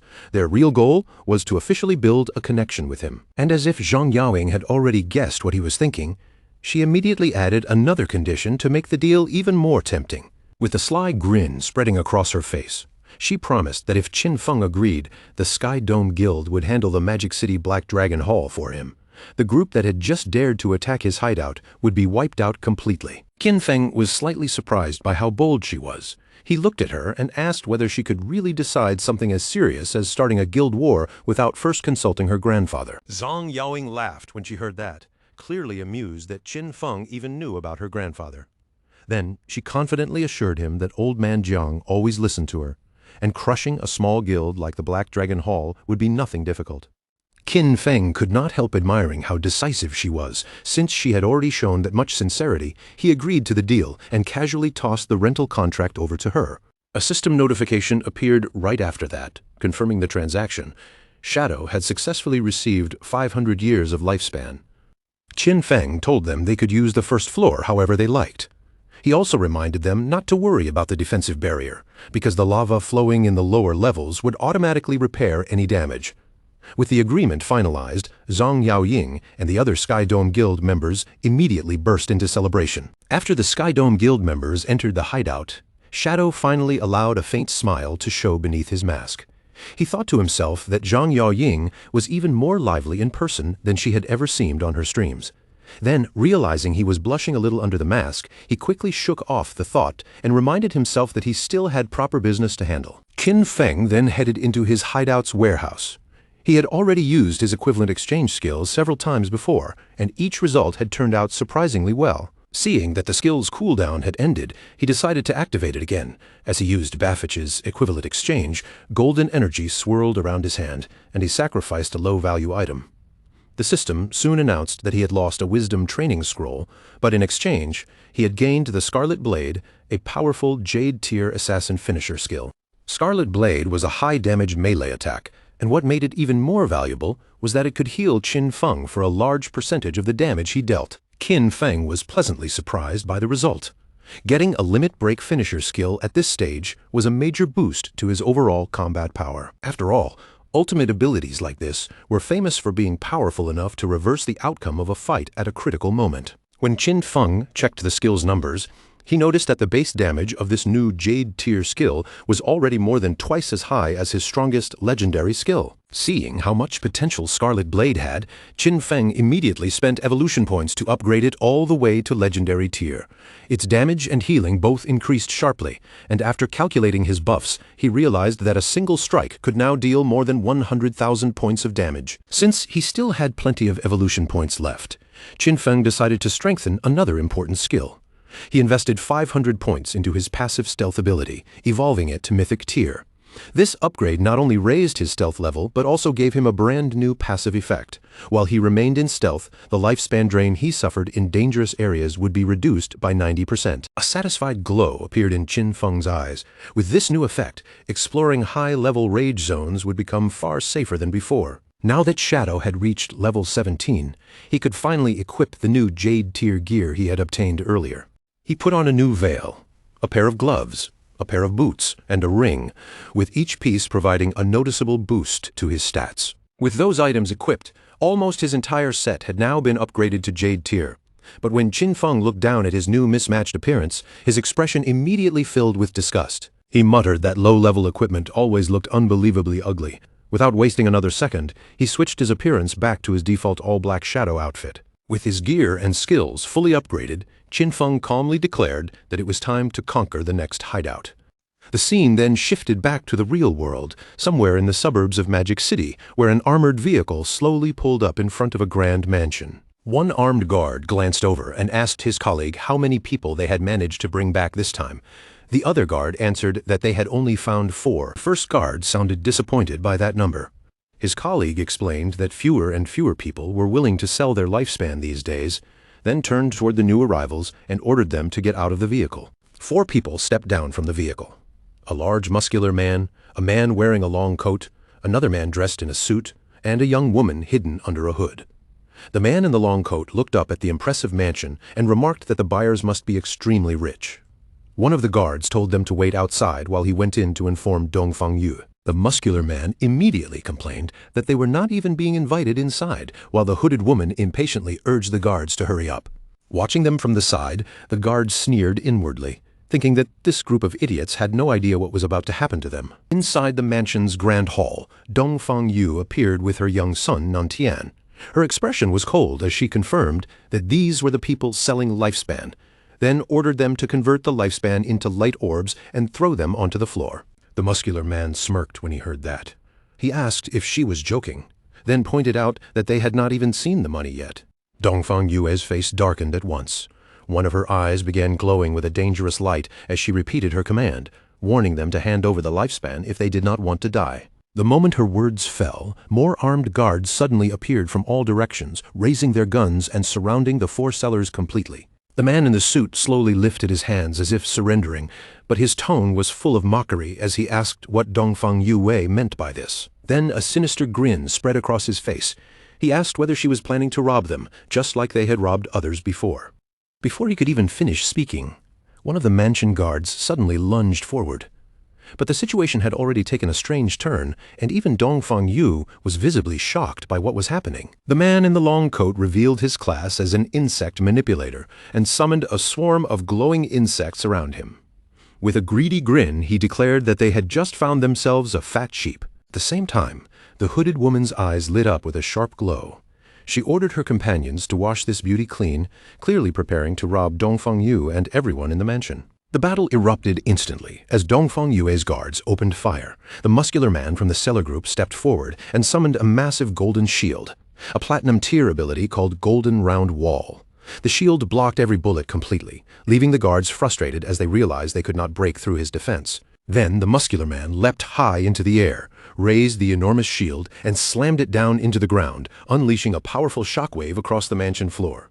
At the same time, the man in the suit showed off terrifying agility, moving through the storm of bullets with ease as if the attacks could not touch him. He slid smoothly across the ground, lifted one finger like the barrel of a gun, and fired a powerful energy beam that struck a guard and killed him in a fiery explosion. This man possessed a hidden class known as the One-Handed Gunman, which allowed him to fire different types of ammunition directly from his fingers. The fierce fight quickly pushed its way deeper inside the mansion. The hooded woman moved with incredible speed, leaping through the air as she unleashed a swirling blue energy attack. The attack sliced down several guards at once, and one of the remaining guards shouted desperately for backup. With a wild, manic grin across her face, the hooded woman flew straight toward Dongfang Yue, screaming for her to die. But just as her attack was about to land, a sudden kick struck her out of the air, sending her flying away before she could reach Dongfang Yu. A new figure suddenly stepped in before the attack could reach Dongfang Yue. It was a large, muscular bodyguard with his face wrapped in bandages, and the moment he appeared, an energy vortex formed around him to shield his mistress. In a low voice, he warned Dongfang Yue to be careful, because the enemy was also a player with a hidden class. Dongfang Yue's anger exploded at once, and she ordered him to capture them alive. She planned to enslave them afterward and force them to earn lifespan for her son. The bodyguard's expression remained grim as he replied that these opponents were extremely strong, and even for him, the chance of success was only 50%. Across from him, the muscular man holding the golden shield narrowed his eyes and quickly realized something as well. Their enemies were not ordinary guards either. There were players with special classes on Dongfang Yue's side too. As the insect manipulator's mechanical bug buzzed sharply through the air, Dongfang Yue's powerful bodyguard stood in the center of a swirling purple miasma. The bodies of fallen guards lay scattered around his feet, but he remained calm as he sized up the four sellers. In his eyes, they were clearly a team that specialized in hunting the wealthy, armed with one-hit kill skills and equipment strong enough to resist bullets. The bodyguard actually seemed a little pleased by what he saw, remarking that they had probably succeeded with this trick many times before. The man in the long coat, the insect manipulator, smiled back with the same confidence and faced him head-on, saying he hoped they had extracted enough levels and gear from the game to make this fight interesting. Wrapped in that ominous purple aura, the bodyguard planted himself firmly in place, showing no fear at all. He simply scoffed at them, calling them arrogant little brats who had no idea what they were dealing with. The insect manipulator declared that the battle had already begun, then immediately commanded his insect to attack, shouting for the bodyguard to die. The mechanical bug shot forward and fired a brilliant yellow energy beam, but the bodyguard moved with unbelievable speed and slipped right past it.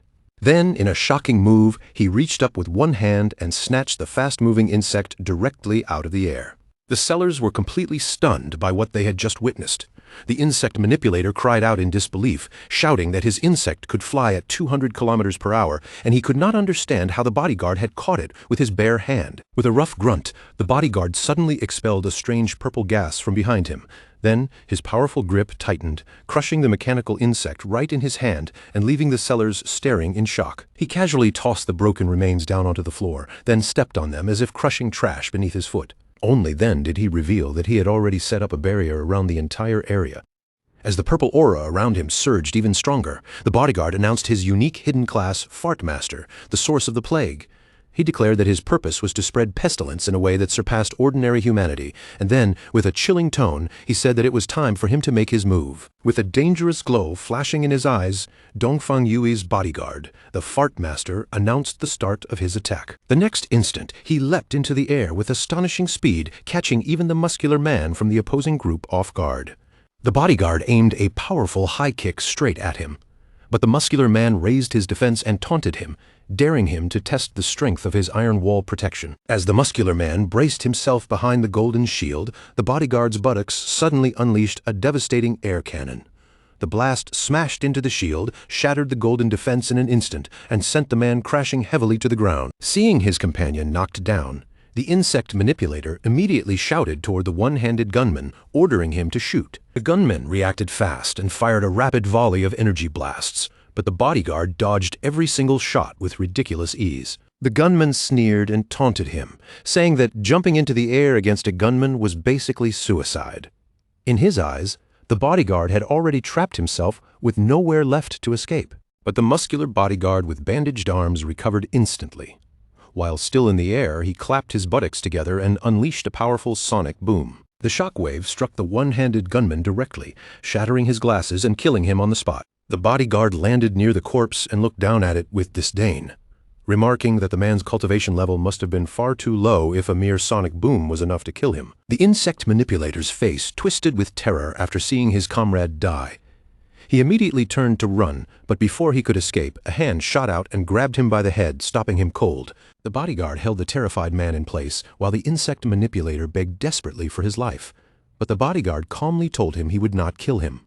After all, with 2 of them dead and 2 of them still alive, he had already fulfilled the 50% success rate he had promised earlier. Then he casually asked what had happened to their stealthy companion, pointing out that his earlier farts should have stunned everyone in the area. Confused and terrified, the insect manipulator quickly explained that the hooded woman was not actually one of them.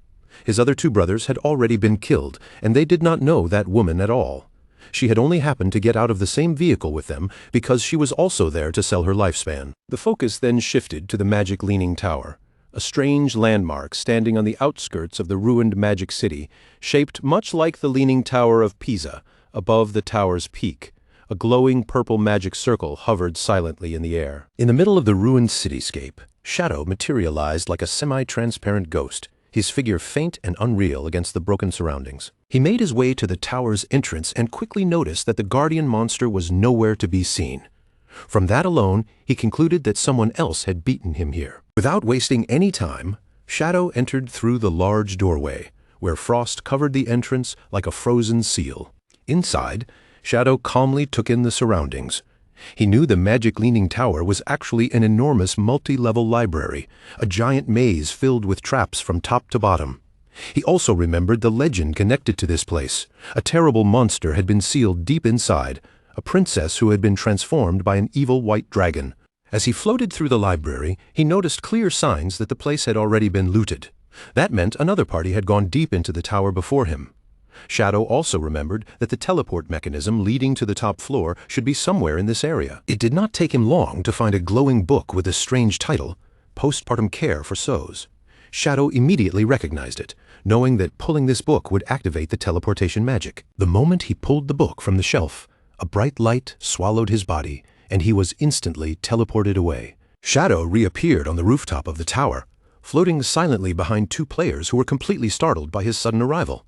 Looking across the rooftop arena, he saw a large group of players locked in battle against the tower's guardian, a massive tentacled monster known as the Desperate Princess. Shadow quickly assessed the situation. The players' equipment was clearly not very good, and their casualty rate was already alarmingly high. Even so, he was somewhat impressed that they had managed to make it this far despite being at such a disadvantage. Then his attention shifted to the group's leader, a woman with long gray hair who was loudly rallying her troops. She shouted for them not to be afraid, telling them that if they died, they just needed to run back again. Shadow recognized them almost immediately. This was the Faker Heavy Industry Guild, and their leader was Huang Huifeng. In his previous life, Faker Heavy Industry had been a major corporation. After the game descended into reality, Huang Huifeng had reacted faster than most people. She converted company funds into lifespan and used her own employees to form a guild. Shadow also remembered that her class was Illusionist, a powerful support class whose signature skill, Teleportation Gate, allowed her to move troops around the battlefield with incredible efficiency. Watching from a distance, Shadow quietly studied the strategy they were relying on. He knew that Teleportation Gate was an extremely powerful skill. It allowed the user to set an entrance and an exit, creating a stable portal that anyone could pass through. By placing the entrance near their respawn point and the exit close to the boss, any player who died could immediately return to the battlefield and pick up the lifespan they had dropped. Shadow remembered very clearly that this tactic was one of the reasons the guild had risen into the nation's top 20 guilds in his previous life. However, he also knew that this strategy was completely useless against the guardian they were fighting now, the level 18 platinum tier boss Desperate Princess. The reason was simple. This boss possessed an extremely terrifying ability. Whenever the Desperate Princess killed a player, she absorbed that player's lifespan 100 times faster than an ordinary monster. In other words, every fallen player was not just a casualty, they became fuel that made her stronger. Shadow could already see that if this battle continued as a war of attrition, the princess would soon evolve into a Jade-tier boss and fully regenerate her health. At that point, the entire party would be wiped out, and the cost in lifespan would be enough to crush the guild completely. Realizing this, Shadow decided it was time to step in. Shadow dropped from above and landed directly in front of the guild leader, Huang Huifan, cutting off her line of sight in an instant. Huang Huifan froze where she stood, clearly startled by his sudden appearance, while Shadow calmly put forward his terms. If she paid him 1,000 years of lifespan, he would take care of the boss for their guild, and anything dropped that belonged to an assassin class would go to him. Huang Huifan's eyes widened as the shock slowly settled over her face.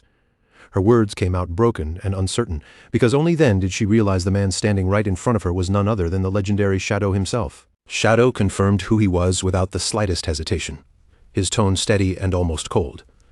Then he gave Huang Huifan a blunt warning, making it clear that she and her guild had no chance of winning this battle. Before she could even gather herself enough to answer, he told them their choices were simple: accept his offer, or retreat while they still could. But before Huang Huifan could respond, an arrogant young man stepped forward with anger written all over his face. He glared at Shadow and challenged him directly, demanding to know who Shadow thought he was to declare that their guild could not win. The young man sneered even harder when he heard the price, treating the demand for 1,000 years of lifespan like some outrageous joke. He called Shadow crazy and snapped at him to get lost. Huang Huifan immediately sensed the danger and tried to stop him, shouting, "Huang Ziking, don't be rude." But by the time her warning left her mouth, it was already far too late. Before Huang Huifan could even finish speaking, Shadow had already moved. His hand shot out with terrifying speed, and in the next instant he had Huang Ziking's entire face clamped in his grip. With one smooth and effortless motion, Shadow lifted Huang Ziking like he weighed nothing at all. Then he hurled him straight toward the guild's teleportation gate, sending the young man flying through it before anyone nearby could react. The moment Huang Ziking appeared on the other side of the gate, Shadow's attack followed him. Dark power surged around Shadow as he activated his Dark Knight Ring Blade skill without even changing the calm look on his face. A dark red arc of energy ripped forward like a blade, slicing through Huang Ziking's body and cutting him clean in half. At the same time, the teleportation portal shattered under the force of the strike. As the broken remains of her subordinate collapsed, Huang Huifan's face twisted in horror, and she screamed out, "Son!" Huang Huifan spun back toward Shadow, grief and fury pouring out of her as she demanded to know why he had destroyed their portal. She admitted that her son had offended him, but in her eyes, a harsh lesson should have been more than enough. There was no need to go this far. Shadow looked down at her, his golden eyes glowing with a chilling light. He did not raise his voice, nor did he bother explaining himself right away. He only said that she would understand soon enough, then calmly repeated his offer once more: 1,000 years of lifespan, and he would solve the boss problem for her. After leaving those words behind, Shadow's figure began to fade and scatter, vanishing from their sight. Huang Huifan and the rest of the guild could only stand there in stunned silence. What they did not know was that Shadow had already seen the real danger. The boss was on the verge of evolving. That was the real reason he had destroyed their teleportation portal. Their plan relied on endlessly returning through the gate after dying, but if they kept feeding themselves to the boss like that, they would only help it grow stronger until the entire guild was wiped out. Of course, Shadow's reason for interfering was not purely out of kindness. Beneath that calm expression, his thinking was far more practical. He summoned his spectral wolf beside him, its ghostly body taking shape in the air. As he prepared to leave, Shadow thought to himself that whether this guild lived or died was only a small matter. But missing out on 1,000 years of lifespan was something he could not simply ignore. Soon after, Shadow landed among the ruined streets of the city, his posture relaxed and confident. He already understood the situation perfectly.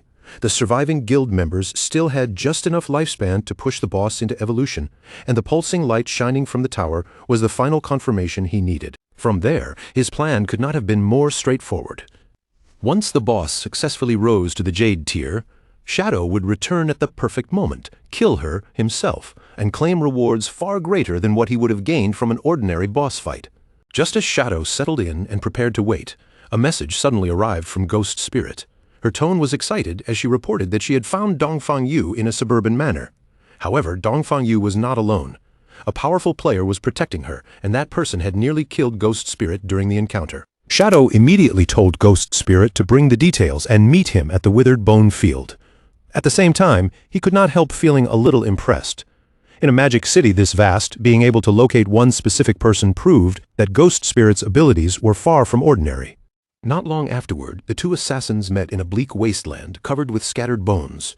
The air around them felt cold and lifeless, and Shadow wasted no time. He looked at Ghost Spirit and asked her to explain exactly what kind of guard was protecting Dongfang Yue. Ghost Spirit described the man with a serious expression. He was fast, strong, and clearly a close-range fighter, but his main method of attacking was strangely disgusting. He fought by farting. Even worse, he could see through her stealth, and a smoky aura spread around him in a 10-meter radius. Shadow understood the situation almost immediately. He told her that she had run into someone with the source of the Plague hidden class. That smoky aura was likely a first-tier ability known as the Plague Field, which could sense any physical body inside its range and naturally counter stealth. He went on to explain that the class could strengthen the user's body and even restore injuries through plague-based abilities.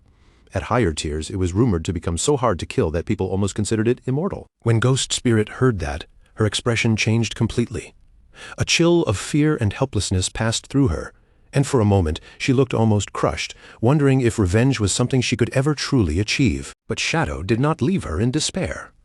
He calmly revealed the fatal flaw of that hidden class. While the plague could reinforce the user's body, it also corroded the mind little by little. If the user's mentality was weak, that weakness would become the class's greatest vulnerability. Then, Shadow shifted the topic back to Ghost Spirit herself. He told her that the Blade of the Underworld class also had an evolution route of its own.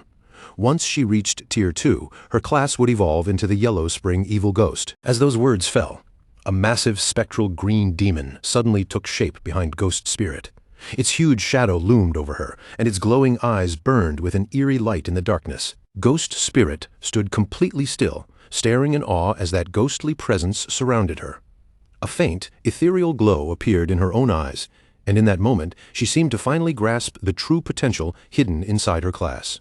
In that desolate field of bones, Shadow told Ghost Spirit that advancing to Tier 2 was the only way for her to break through her current limits.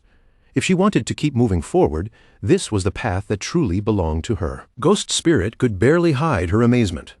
She looked at Shadow with confusion and admiration mixed together, then asked how he knew so much about the details of her class. Shadow did not answer her directly. Instead, he bent his knees and leaped upward, landing lightly on top of a large tombstone as if he had done it 1,000 times before. Standing above the graveyard, Shadow looked down and told her that this game was far deeper than most people understood. He encouraged her to stay persistent, reminding her that only by building a solid foundation could someone truly reach the heights of greatness. Ghost Spirit listened closely, and those words seemed to light a fire inside her. Her hesitation faded little by little, replaced by firm determination, as she came to believe that Shadow's overwhelming strength must have come from relentless effort and constant hard work. Shadow then pointed out that this graveyard was actually the ideal place for her to level up. The monsters here respawned quickly, and fighting them would also help her improve her class weapon, the Underworld Chainblade. But he warned her not to underestimate the area, because every monster here was an elite, with health, defense, and attack power 3 times higher than ordinary enemies. To prove his point, Shadow said that once the right technique was understood, dealing with these elite monsters was not as impossible as it looked. Then he jumped straight into a cluster of monsters without hesitation. His movements were sharp and precise, and each strike landed directly on a weak point, wiping the creatures out with an ease that made the danger of the graveyard look almost meaningless. Ghost Spirit watched from the side, her cheeks faintly flushed as she stared at him in stunned admiration. The difference in strength was so obvious that she could hardly look away. In the blink of an eye, Shadow appeared beside her again. His voice turned serious as he urged her to give everything she had. If she truly wanted to finish her road of revenge, then she had to be willing to bet everything on moving forward. After saying that, Shadow vanished in a flash of blue energy, leaving only faint traces of light behind. Ghost Spirit was left standing alone in the silent graveyard. She remained there in thought, replaying his words in her mind. When Shadow had mentioned revenge, there had been a single instant where she felt something terrifying from him, an intense, unmistakable killing intent that could not be mistaken for anything else. Meanwhile, far away in the ruins of Zhanghai City, the sun was slowly sinking toward the horizon, painting the broken streets in the dim light of evening. Little Black was resting on the ground, her body slumped tiredly against her white llama. After exploring for so long, she looked completely drained, as if every step through the ruins had taken another bit of her strength. Her stomach was already growling, and hunger kept tugging at her attention. But after checking the map, she realized she was not far from finishing her exploration of the area, so she decided to endure it a little longer and keep pushing herself forward. While she was taking a short rest, something strange caught her eye on the ground nearby. It was a dark fruit glowing faintly with an unusual light, standing out clearly against the ruined surroundings. Curiosity immediately got the better of her. Little Black picked up the fruit and turned it over in her hand, thinking that it looked a lot like a plum. Without worrying too much about it, she took a large bite. The moment the flavor spread through her mouth, her expression brightened, because the strange fruit was unexpectedly delicious. Then, to her surprise, a system notification suddenly appeared in front of her, informing her that she had gained 50 experience points. Little Black stared in amazement, hardly believing that eating a single fruit could actually give her experience. When she lifted her head and looked farther ahead, she realized this was not the only one. A long trail of the same glowing fruits stretched into the distance, almost like someone had left a path for her to follow. Excitement instantly replaced her exhaustion. Little Black followed the trail with a happy expression, eating the fruits one after another as she moved forward. Each fruit gave her another 50 experience points, making the ruined city suddenly feel like a hidden treasure route. But her little feast was suddenly interrupted by an urgent message from Captain Anyu.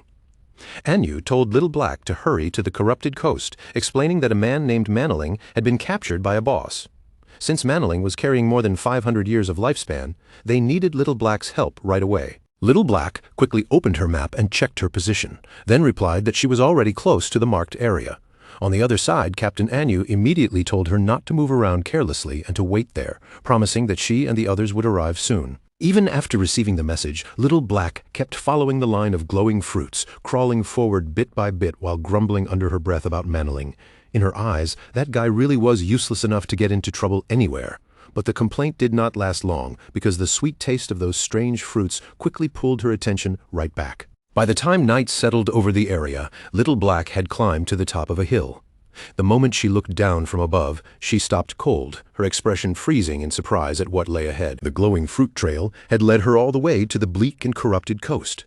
At the very end of the path sat a tiny, slug-like creature, and from the look of it, this strange little thing seemed to be the source of all the fruits she had been eating. But not far from that creature, an even more horrifying sight appeared. A gigantic, bloated monster sat there like a mound of living flesh, with several sharp-toothed mouths opening across its back. In one of its hands, it was gripping a small humanoid creature that screamed helplessly as it struggled. Little Black stood there with fruit juice still smeared around her mouth, completely stunned by the sight. She stared at the enormous creature in disbelief, wondering what kind of terrifying boss could possibly look like this. Her gaze suddenly dropped toward the ground nearby, and her heart tightened. 2 players were lying there motionless, and among them she immediately recognized one of them as Manaling. Only then did Little Black understand that this grotesque monster had to be the boss Captain Anyu had warned her about. The creature sat in front of a huge bowl, then lowered its head and bit into the smaller creature clutched in its hand. A system window appeared in front of her, revealing the monster's identity. This horrifying boss was called the Spirit Devourer, a level 20 Jade grade monster. Right after that, the Spirit Devourer tightened its fist around the small creature. With one brutal squeeze, it crushed the poor thing completely. Little Black watched with horror spreading across her face. Only then did she realize the boss was not eating a player at all. It was eating another monster. The Spirit Devourer casually tossed the bloody remains into the giant bowl before it. Then it began mixing everything together, turning the crushed flesh into a horrifying meal that made the entire scene even more disgusting. A short while later, Captain Anyu and her party finally arrived at the hilltop. They found Little Black still hiding there and watching the scene below.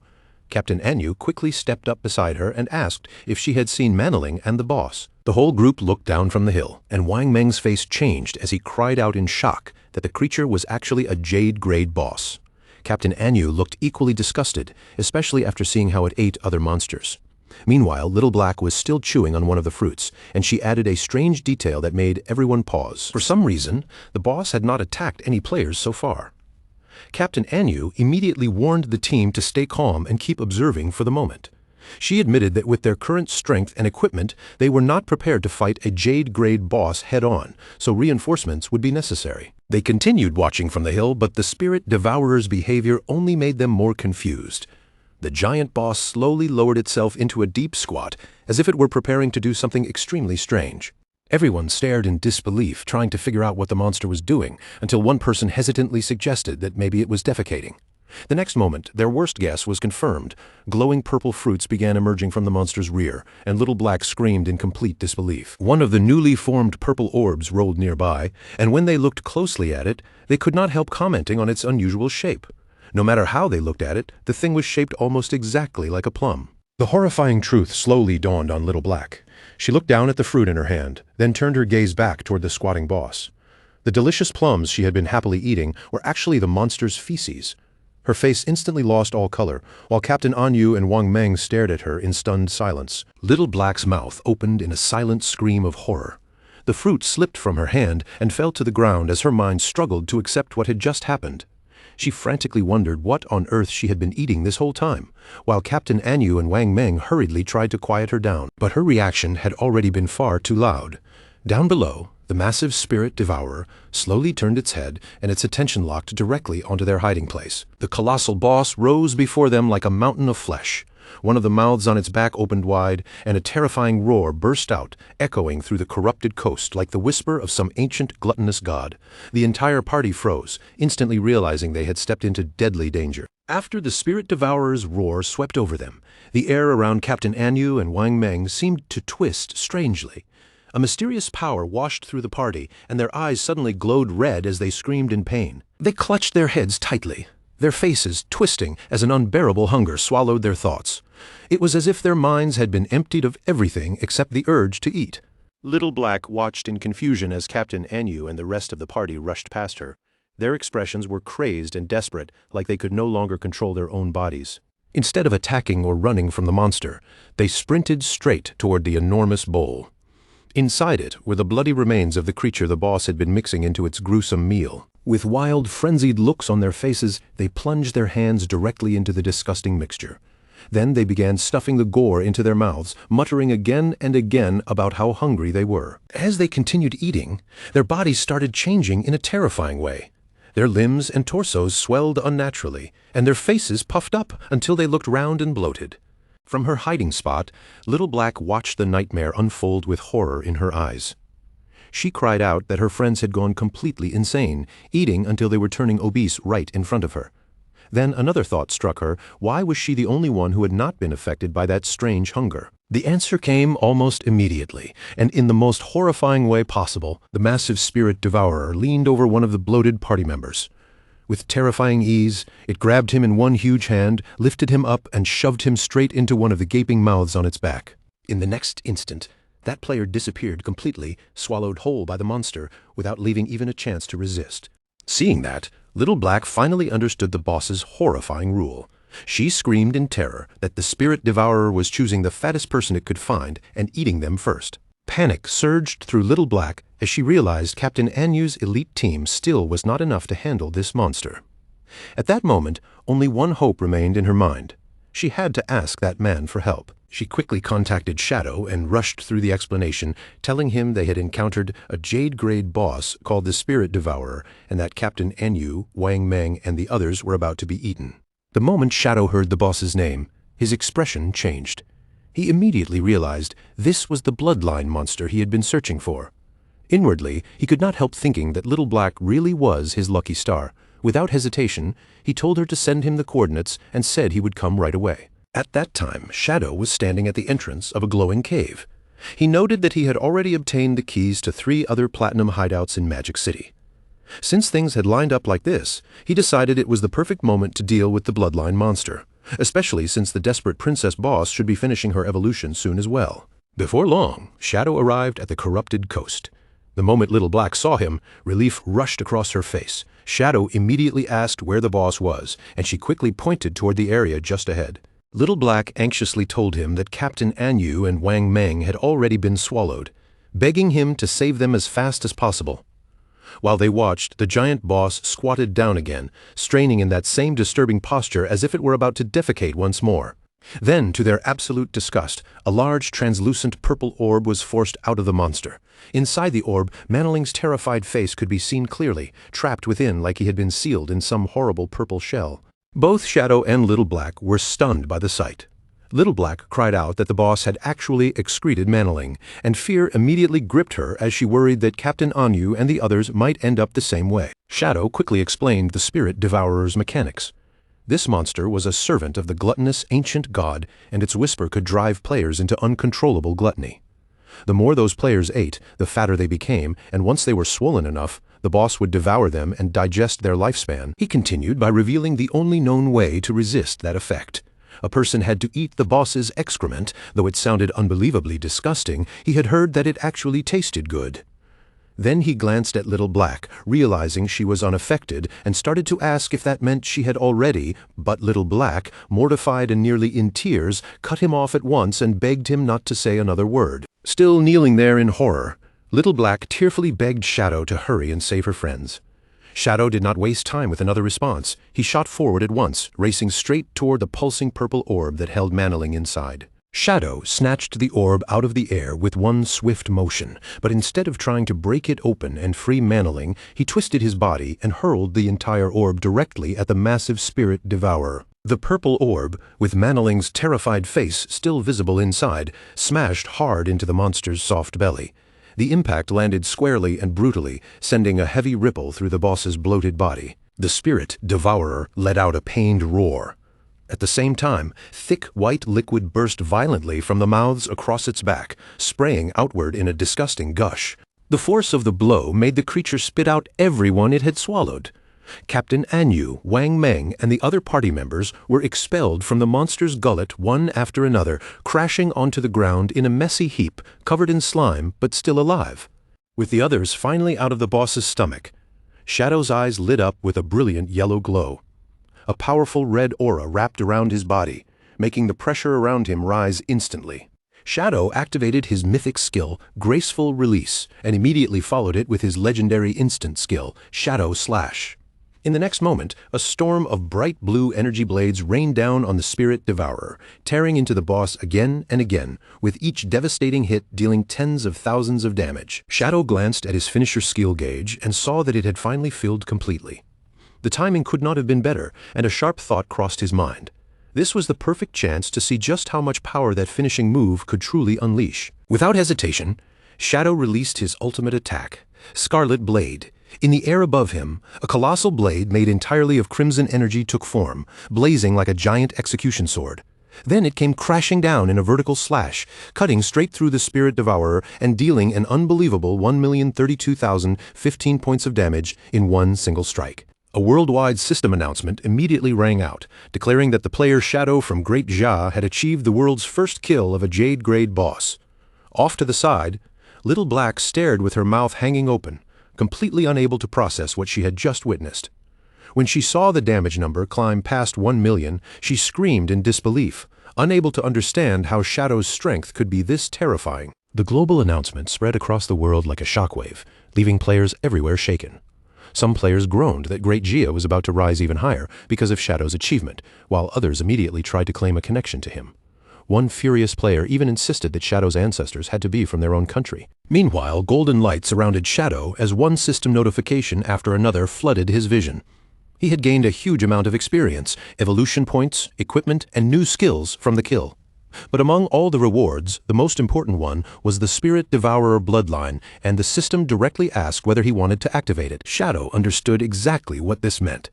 Bloodlines were a special system, and only certain powerful monsters could grant their bloodline to a player after being defeated. If the bloodline matched the player well, it could raise their combat strength by an enormous amount. changing the value of their attributes in a way ordinary players could hardly imagine. Shadow's eyes began to glow as he made his choice without hesitation. He activated the Spirit Devourer bloodline on the spot. A surging purple aura burst out around his body, wrapping him in a strange and powerful pressure. The bloodline immediately changed the way his attributes worked. Each point of strength now converted into 3 points of physical attack. Each point of constitution gave him 50 hit points and 5 physical defense. His agility effectiveness increased by 32%, and every point of spirit provided 3 elemental attack and 5 elemental resistance. Along with those changes, Shadow also gained 2 new bloodline skills.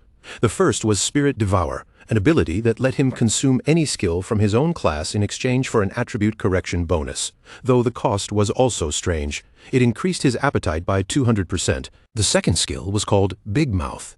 With it, Shadow could create a massive mouth made of energy to swallow incoming enemy projectiles, and afterward he would heal himself based on the amount of damage those absorbed attacks would have dealt. Shadow quietly considered the value of this new power. What caught his attention the most was Spirit Devour, because if he could sacrifice skills in exchange for stronger attribute corrections, then the growth potential behind this bloodline was enormous.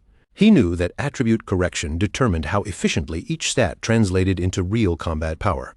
For example, under normal conditions, 1 point of strength would only give 3 points of physical attack. Conveniently, the boss had dropped a bronze tier Poison Blade skill. On its own, Shadow considered the skill basically useless, but for testing Spirit Devour, it was exactly the kind of throwaway skill he needed. Shadow activated Spirit Devour, and the Poison Blade skill icon shattered in front of him like glass. The system immediately confirmed the devouring process, then notified him that his strength conversion had increased from 3 points of physical attack per strength point to 3.3. At first, Shadow felt a bit disappointed. A bronze tier skill had only increased the correction by 0.3, which did not seem impressive. But almost immediately he realized something crucial.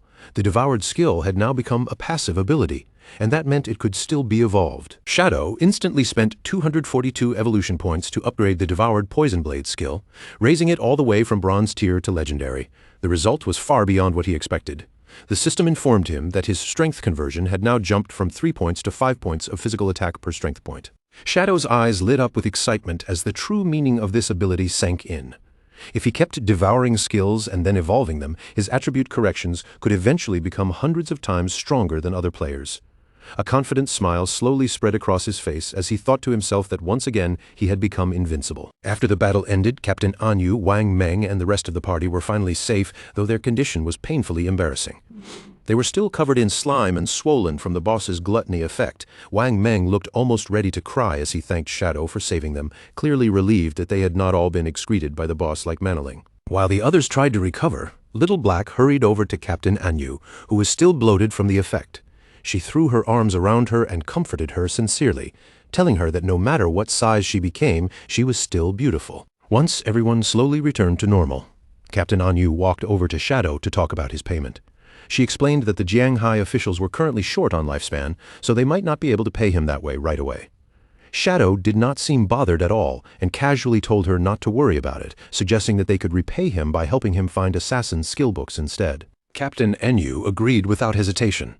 With the deal settled, Shadow's figure vanished into a swirl of dark energy. Since the mission was finally over, Captain Anyu turned back to her team and told everyone it was time for them to return as well. As the group prepared to leave, Manling was still trapped inside his rolling purple prison. With tears in his eyes, he begged everyone to swear they would never speak about what had happened here. The exhausted team could only agree, even though none of them looked like they wanted to remember it either. The focus then returned to the Magic Leaning Tower, going back to the moment shortly after Shadow had jumped down from its peak. At the top of the tower, the battle against the desperate princess was still raging fiercely. The boss, a terrifying tentacled creature, had already been pushed down to the final third of her health bar. Guild leader Huang Huifan refused to let the momentum slip away. She shouted for her team to keep pressing forward and ordered the healer Xiao Kui to activate her Tree of Life skill. Xiao Kui immediately obeyed. A massive tree formed from glowing green energy rose up on the battlefield, its radiant branches spreading outward as streams of healing power continuously flowed into the guild members. Huang Huifan raised her voice and rallied everyone, reminding them that Shadow had already destroyed their portal. Since they could no longer rely on dying and coming back, They had no choice but to survive this fight and give everything they had. Believing that victory was finally within reach, the guild members pushed forward with renewed strength. The tanks charged at the front, while the rest of the team poured out one final wave of attacks toward the weakened boss. For a brief moment, Huang Huifeng truly believed they had won. She turned to Xiao Kui in celebration, praising her life priest class and crediting that healing power for keeping the entire team alive through the fight. But that moment of joy was shattered almost instantly. The desperate princess suddenly counterattacked with a powerful swing of her tentacle, smashing into one of the tanks.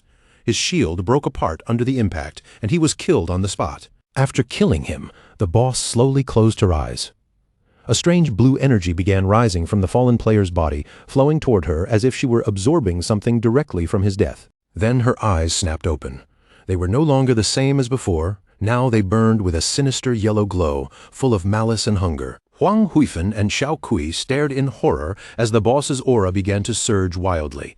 The pressure around the desperate princess rose so quickly that the entire battlefield seemed to tremble. In the next instant, the desperate princess unleashed a massive explosion of fiery energy. The blast swept across the entire top of the tower, swallowing everything in its path. The remaining guild members had no time to escape, one after another. They were caught in the flames and burned to ashes in an instant. When the smoke and dust finally cleared, the battlefield had completely changed. Only a large glowing blue egg remained on a pedestal, surrounded by lifespan orbs left behind by the fallen players. Even worse, the boss's health bar had fully recovered. The desperate princess had completed her evolution. Inside the large blue egg, a woman with long, pale blue hair could be seen curled up quietly. A system window appeared and identified this new form as the Desperate Egg, a level 30 Jade-grade boss with a staggering 10 million health points. Meanwhile, back at the Faker Heavy Industry Guild hideout, the defeated guild members began to respawn one after another. Huang Ziqing rushed toward his mother, Huang Huifeng, in a panic the moment he appeared. He urgently asked what had happened after they died and whether the guild had managed to defeat the boss. Huang Huifeng's face was still pale as she explained what had happened. They had nearly pushed the boss to its final sliver of health, but then it suddenly recovered all of its health, transformed into an egg, and released a devastating attack that wiped out everyone. Still shaken by the memory, Huang Huifeng quickly understood what that full recovery meant. A boss would only regain all of its health like that under one condition: it had evolved. Her mind flashed back to her earlier encounter with Shadow, especially his offer and his warning that her strategy would not work. At that moment, the truth finally became clear to her.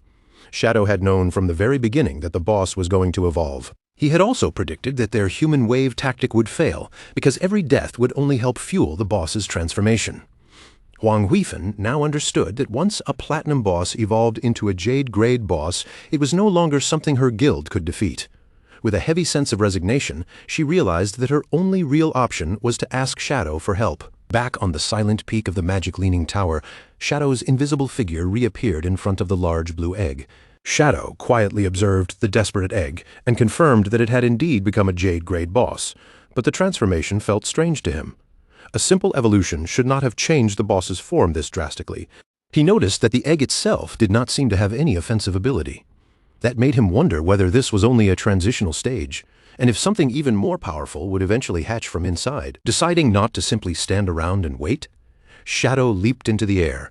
Dark energy gathered around his dagger, and with a sharp motion, he threw the weapon directly toward the glowing egg. The dagger struck the egg and released a burst of dark force, dealing more than 28,000 points of damage in a single hit. But compared to the boss's enormous 10 million point health bar, that damage was barely noticeable. The attack left only a tiny dent, making it clear just how absurdly durable the Desperate Egg had become. Still hidden in his spectral form, Shadow studied the Desperate Egg's massive health bar and saw that its 10 million health points were already comparable to an epic-grade boss. The more he looked at it, the more unnatural the egg felt, and he knew he could not let it keep incubating. Even so, its weakness was obvious. No matter how much health it had, it possessed no way to detect invisibility, which meant it was completely blind to his presence. So Shadow's approach became very simple. He would keep striking the egg over and over with his skills, using each attack to build up energy for his ultimate finisher. Once the finisher gauge filled again, Shadow did not hesitate. He immediately released Scarlet Blade for the second time. A huge surge of crimson energy descended like a giant red wave, smashing directly into the egg's surface. The attack dealt more than 100,000 damage in a single blow, and thick cracks instantly spread across the glowing shell. Shadow stood calmly among the broken fragments of the egg, his confidence unchanged. Against an opponent that could not move, could not see him, and could not fight back, its defeat was only a matter of time. But just as Shadow was preparing to continue, something unexpected suddenly caught his attention. After the desperate egg finally shattered apart, Shadow looked at what was left inside and could not help feeling surprised. There was no second monster waiting within the broken shell. Instead, a young woman with long, pale blue hair lay unconscious on the floor. A system window appeared above her, identifying her as the desperate princess. But her level had fallen all the way to level 1, and she had only 10 health points left. Shadow materialized beside the girl and looked down at her with a puzzled expression. He realized this must be the princess's true form, and it seemed to confirm an old legend he had once heard about a princess cursed by a white dragon. But seeing her helpless body and those 10 pitiful health points, he could not help wondering whether he was supposed to kill this defenseless girl to officially finish the boss fight. He called his dagger back into his hand, ready to end everything, but his movements slowed. For a brief moment, Shadow paused, silently weighing the strange situation in front of him. That single moment of hesitation changed everything. Above him, the sky suddenly twisted open as a dark vortex began to spin, and violent blue lightning crackled through the swirling darkness.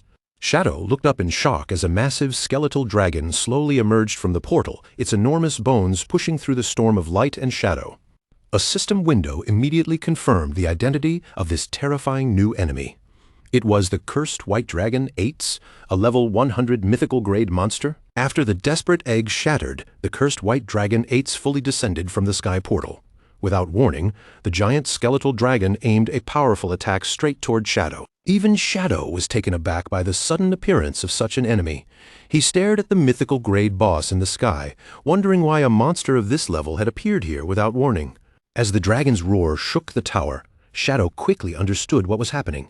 This was a hidden boss, and the legend about the princess being cursed by a white dragon was not just some old rumor, it was real. On the ground below, the desperate princess, now restored to her human form, slowly began to wake. Shadow watched as the princess rose into the air, her body drifting upward toward the massive skeletal dragon's head. She flew straight to the cursed dragon, but instead of attacking it, she reached out and gently wrapped her arms around its snout. As she embraced the dragon with tears in her eyes, her body began to burn away from the edges.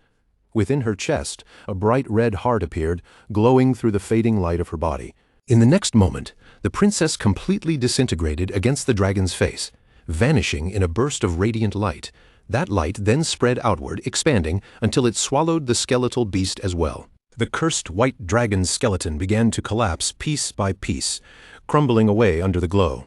Shadow stood there, deeply confused, as everything disappeared except a single red heart floating silently in the air. As the glowing heart drifted toward him, the system informed Shadow that he had stopped the resurrection of an ancient god named Cthulhu and obtained the Heart of the Curse. The item offered him 2 choices. He could use it and become a servant of Cthulhu by devouring lifespan, or he could destroy it and receive a mythical great item instead. Faced with that decision, Shadow calmly weighed the risks. Using the heart might give him extremely powerful new skills, but the item's description made it sound less like a blessing and more like a parasitic curse. If he accepted it, there was a real chance he would eventually be devoured by Cthulhu himself. After considering it, Shadow decided the danger was not worth the reward. He chose to destroy the heart of the curse immediately. The moment he crushed the pulsing organ in his hand, the heart burst apart, releasing a brilliant flash of light that exploded outward in all directions. Shadow was caught off guard by how intense the blast was. The dazzling light swallowed his entire body, blocking out everything around him. When the brightness finally faded, Shadow realized he had been transported somewhere. He was still standing on top of the magic leaning tower, but the feeling of the world around him had completely changed. Then he noticed something even stranger. He was no longer in his own body.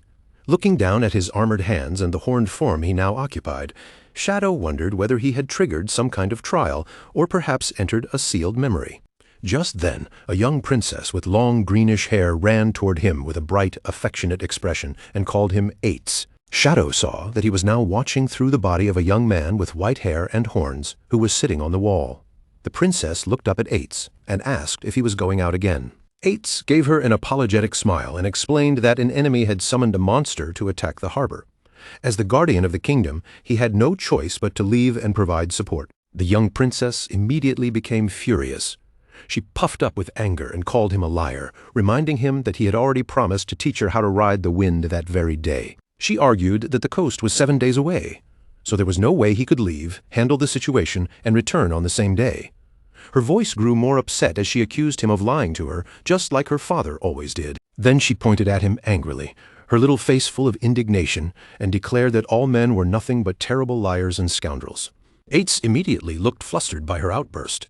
He tried to calm her down, awkwardly asking where she had even learned such harsh words. Then he took out a silver, scale-like object and presented it to her, telling her it was called the Scale of Promise. Ates explained that under the witness of this scale, anyone who broke a promise would lose their wings and never be able to fly again. The princess's face turned red, and she immediately became flustered. She rejected the gift without hesitation, crying out that she did not want Ates to lose his wings. Ates gently reassured her, promising that he would not break his word. Then he told her not to underestimate his skill in riding the wind. As he spoke, Ates spread open a pair of magnificent white wings, large and radiant as they unfurled behind him. The princess stared up at him with sparkling eyes, completely swept away by the sight. She excitedly exclaimed that his transformation was always so handsome and cool. Before leaving, Ates promised that he would return in time for dinner. He also told her that his 3 shadow guards would stay behind to keep her company while he was gone. With that, Ates launched himself into the sky, his white wings carrying him upward as he flew into the distance. Below him, the princess waved with both hope and worry, wishing him a safe journey. After watching him leave, the princess clenched her little fists with determination. Since Ates was working so hard for the kingdom, she decided that she could not afford to fall behind either. She turned toward the shadow guards and ordered them to follow her. With great enthusiasm, she announced that she was going to prepare ingredients so Ates could enjoy a grand dinner when he came back. At this point, Shadow understood what he was seeing. He had entered a memory sealed inside the heart of the curse, and this memory was showing the past shared between the desperate princess and Ates, the white dragon. The memory continued with a series of warm moments from the princess's day. With the magic leaning tower standing in the distance, she explored the kingdom alongside the shadow guards, happily picking mushrooms in the forest, stumbling upon a strange rabbit, and later sitting by a lake to fish. Later that day, the princess returned looking tired but full of happiness. With obvious pride, she presented the large feast she had worked so hard to prepare. She eagerly introduced each peculiar dish on the table, including things like steamed rock and volcanic ash pizza. With a proud smile, she declared that every one of them was among Ates's favorite foods. The princess stood beside the table with bright expectation in her eyes, believing that Ates would come back any moment now. She had prepared everything with so much care, waiting for the door to open and for him to return just as he had promised. But time continued to pass, and the sky outside gradually darkened. As night fully settled over the kingdom, the princess could no longer fight her exhaustion and eventually fell asleep at the table, still waiting for Ates beside the feast she had made for him. An elderly attendant approached her gently and woke her with a soft voice, telling her that it was already very late and that she should go rest. He glanced toward the dishes spread across the table and quietly reminded her that all the food had long since gone cold. The princess jolted awake. Startled by how much time had passed, her eyes widened in disbelief, and she immediately asked the attendant where Ates was, her voice turning anxious as she wondered why he still had not returned. The attendant's expression grew heavy. With a grave look, he told the princess that reports from the front line had arrived, and the battle situation was extremely dangerous. Because of that, General Ates would most likely be delayed. The princess refused to accept that possibility at all. She insisted that Ates was the kingdom's powerful guardian, and no matter what enemy stood before him, they would be no different from a lamb waiting to be slaughtered. But the attendant continued, explaining just how serious the crisis had become. The enemy nation had sacrificed tens of thousands of lives to summon a terrifying monster from the sea, a colossal creature as large as a city, covered in countless tentacles and eyes. It was so horrifying that even looking at it could drive an ordinary person insane. Hearing that, the princess's earlier confidence finally began to shake. Worry crept across her face as she realized that even someone as powerful as Ates might be trapped in a desperate battle. Suddenly, her eyes widened in fear. The scale of promise in her hand cracked apart and shattered right before her. In that instant, the princess understood what it meant. Ates had broken his promise to return. Panic rushed through her, because if he did not come back before midnight, he would lose his wings. She grabbed the attendant, Scholar Liu Wen, in desperation and begged him to take her to her father immediately. Her father was a dragon knight, and if anyone knew how to remove the curse of the scale, it had to be him. Without caring about the old man's complaints, the princess pulled Scholar Liu Wen along with her. Her voice trembled as she explained that if Eights lost his wings in the middle of battle, then he would be doomed. But the moment she burst through the door, she froze in place. Standing right there before her was Ates himself, completely unharmed. Eights looked at her calmly, as if nothing serious had happened, and asked why she was panicking so much. The princess's fear collapsed into overwhelming relief. She rushed forward without thinking, and threw herself into his arms, crying as she told him how glad she was that he had come back safely. Eights held her gently and reassured her that he had returned because of the promise between them. Still clinging to him, the princess admitted that she had been terribly worried after hearing how dangerous the front line had become. Scholar Liu Wen, standing nearby, carefully stepped forward and asked General Eights about the battle, his voice cautious but clearly filled with concern. Eights answered with a confident smile. He admitted that the situation had been troublesome and had taken some effort to handle, but the main threat had already been dealt with, and the army could take care of the remaining cleanup. Scholar Liu Wen immediately praised him, saying he truly deserved to be called the guardian of the kingdom. Eights, however, had already started walking toward the feast on the table. He exclaimed that he was starving, then turned to the princess and asked if she had made all of this herself. She proudly confirmed that she had, though her expression dimmed a little as she said the food was probably already cold. Eights began eating with great enthusiasm, not caring at all that the dishes had cooled. He declared that it did not matter, because everything was still delicious. Watching him eat so quickly, the princess smiled warmly and told him to slow down before he choked, while Scholar Liu Wen looked on with a gentle, fond expression. Later, on top of the magic leaning tower, Eights finally announced that it was time to fulfill his promise and teach the princess how to ride the wind. But before the lesson could even begin, the princess opened her mouth and let out a huge yawn. Eights looked at her and asked if she was sleepy. The princess rubbed at her tired eyes and explained that she had spent the whole day preparing his feast, so she was exhausted. She suggested that they could learn tomorrow instead. Even so, she still clearly wanted to fly. She sat down on the ground, hugged Eights' leg, and begged him to change into his true form and take her for a ride.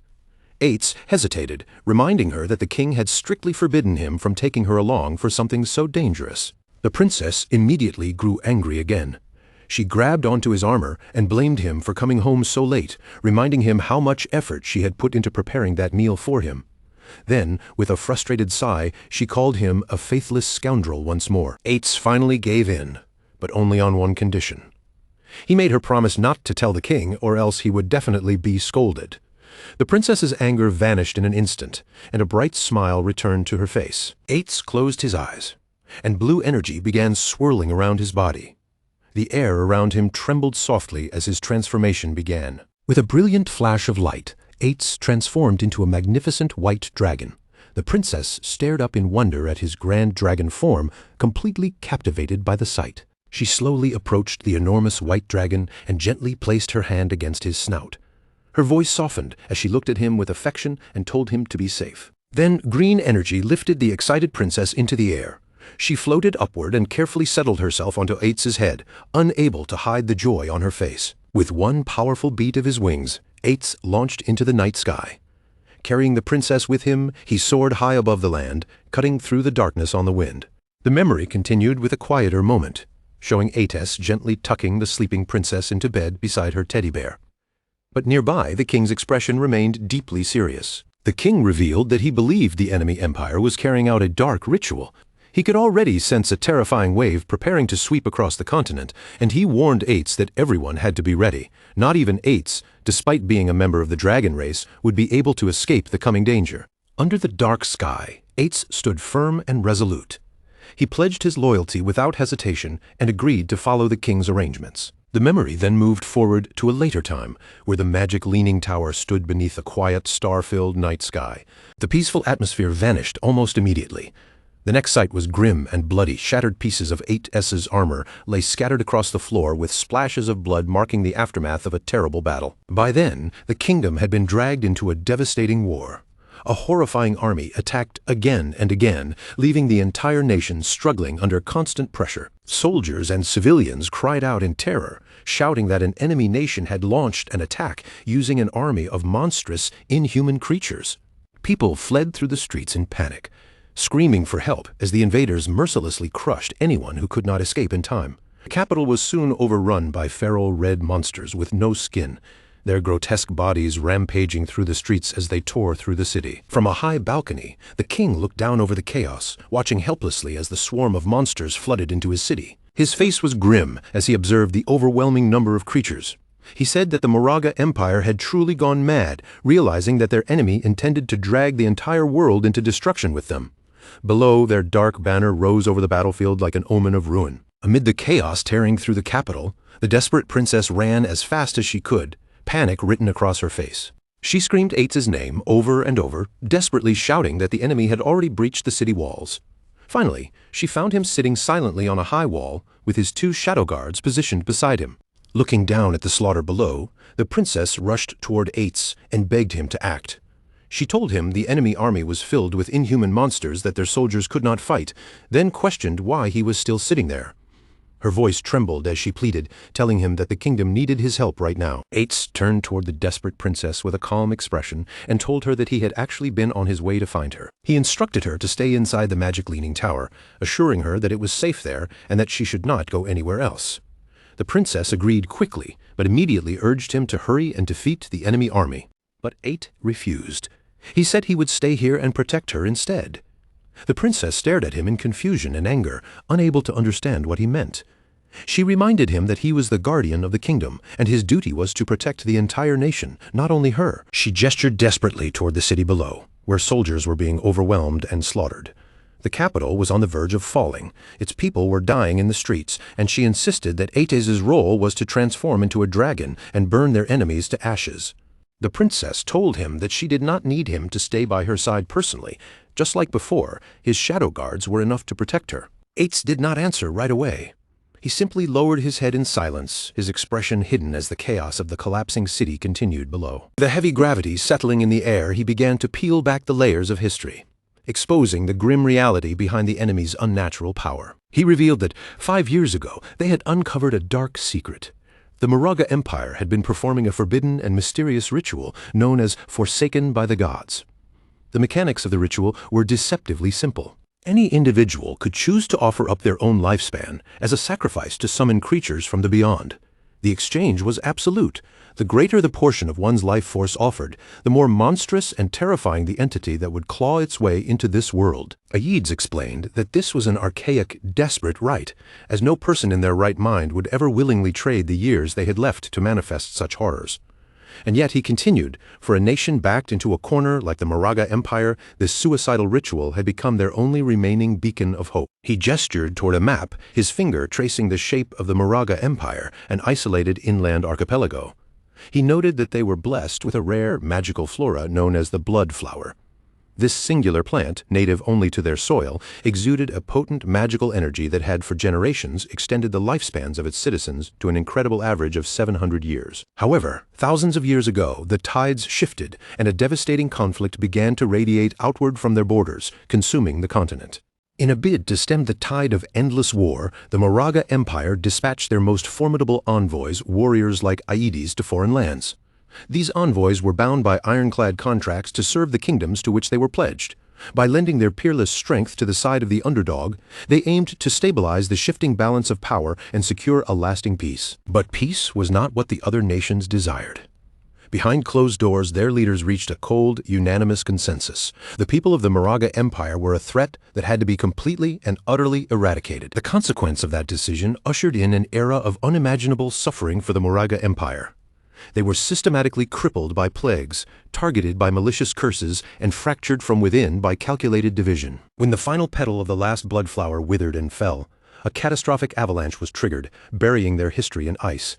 In that suffocating darkness, the dying citizens of Moraga reached out for one final desperate lifeline. That lifeline was the ritual forsaken by the gods. His expression etched with profound sorrow, Eitz's admitted that he was no longer capable of shifting into his true dragon form. Amidst the swirling smoke and the crumbling debris of the castle, Eitz's bared a deep, painful secret. He leaned heavily upon his sword, his gaze drifting as he reflected on the relentless passage of time. The weight of his years pressed upon him, a stark reminder of how drastically the world had changed since he first arrived. This realization created an unbridgeable rift between them, as Aedes simply could not fathom the brutal, cold-blooded choices the king had been forced to make the moment he ascended the throne. The king sighed, his voice heavy with resignation, as he concluded that Aedes would never truly grasp the complexities of human nature, just as humanity could never hope to understand the heart of a dragon. Yet, through the chaos and the encroaching end, the king had found a flicker of new hope, anchored by their shared tender affection for the child. The king stared straight ahead, his features settling into a mask of stoic calm as he finally accepted the finality of his fate. Without warning, the creature lunged, unleashing a torrent of raw, destructive energy directly at him. As the brilliant, blinding light engulfed his entire being, the king's body flickered and vanished into nothingness.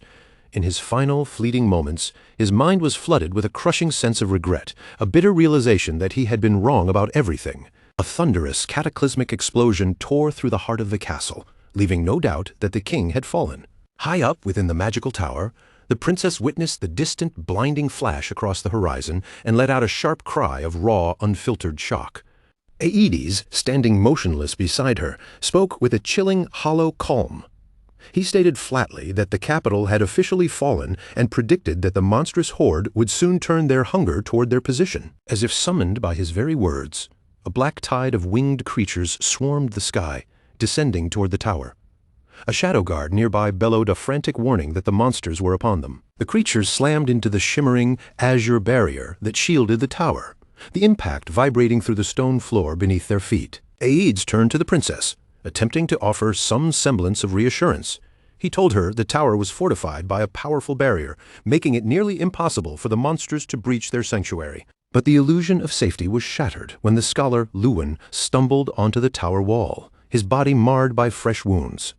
The princess gasped, her voice trembling as she cried out his name in sheer disbelief. Supporting his weight heavily on his staff, the scholar addressed Aedes, explaining that he had been dispatched under the direct orders of the king to evacuate the princess to safety. The princess stared at him, her alarm growing as she took in the severity of his injuries. Aedes nodded, agreeing to the plan, and mentioned that he would channel his wind magic to whisk them away to a secure location. He asked if their contacts were in place. Scholar Lewin confirmed that everything was prepared, but the princess cut him off, her brow furrowed with confusion. With a heavy, trembling heart, Scholar Lewin delivered the devastating truth. Her father, the king, had perished.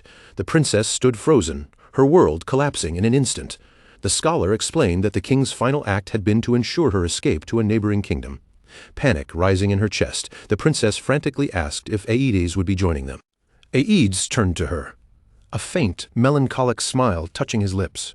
He asked where he could possibly go that would be safe. He revealed the horrific truth: the monsters ravaging the land were his own kin, the people of Moraga. He was a pariah to both sides, and no matter where he fled, humanity would always hunt him down to claim his life. He knelt at the very edge of the stone wall, looking down at the writhing horde below, and made peace with his destiny. He declared that where a knight falls, a dragon finds his tomb, and this was exactly where he belonged. He vowed to stand his ground and defend this post until the very last of his life force faded away. Hearing the unwavering solemnity in his voice, the princess's expression transformed. The grief that had clouded her features was replaced by a sharp, steel-eyed resolve. Without a second thought, she channeled her own wind magic, propelling herself away from Scholar Lewin and landing firmly back at Aedes' side. She stood tall before him, declaring that if he intended to stay, she would become his dragon knight.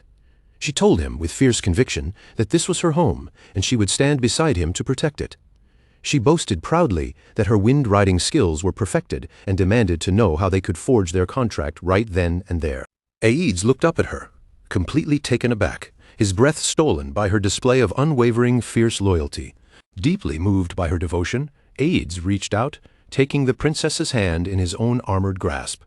A gentle, sorrow-filled smile traced his lips as he finally gave his consent to her request. He produced a silver scale, the scale of promise, and explained that it would serve as their binding contract, just as it had in the days of old. The princess's face lit up with a radiant smile, delighted that the pact was so simple to initiate.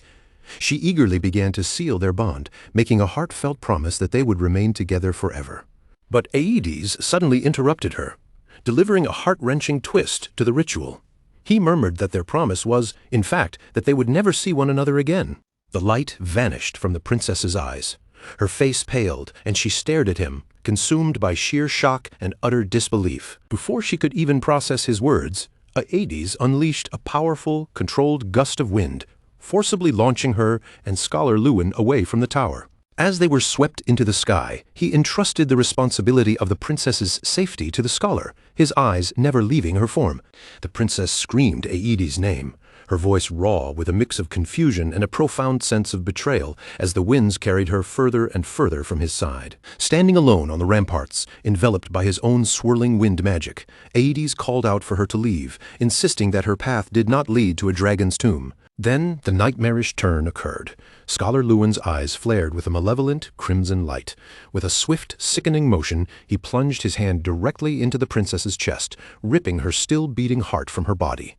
He whispered, his voice chillingly detached, that she had finally found her true place, a place for humans. Aedes watched from the tower, frozen in absolute paralyzed shock at the betrayal, while the princess's eyes widened as she stared at her own life slipping away.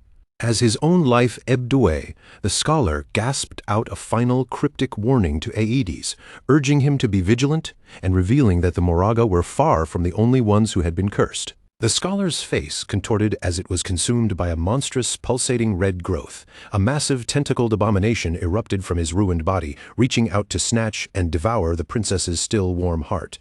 The creature cackled, mocking Aedes for the succulent taste of the flesh and the stolen lifespan it was now consuming.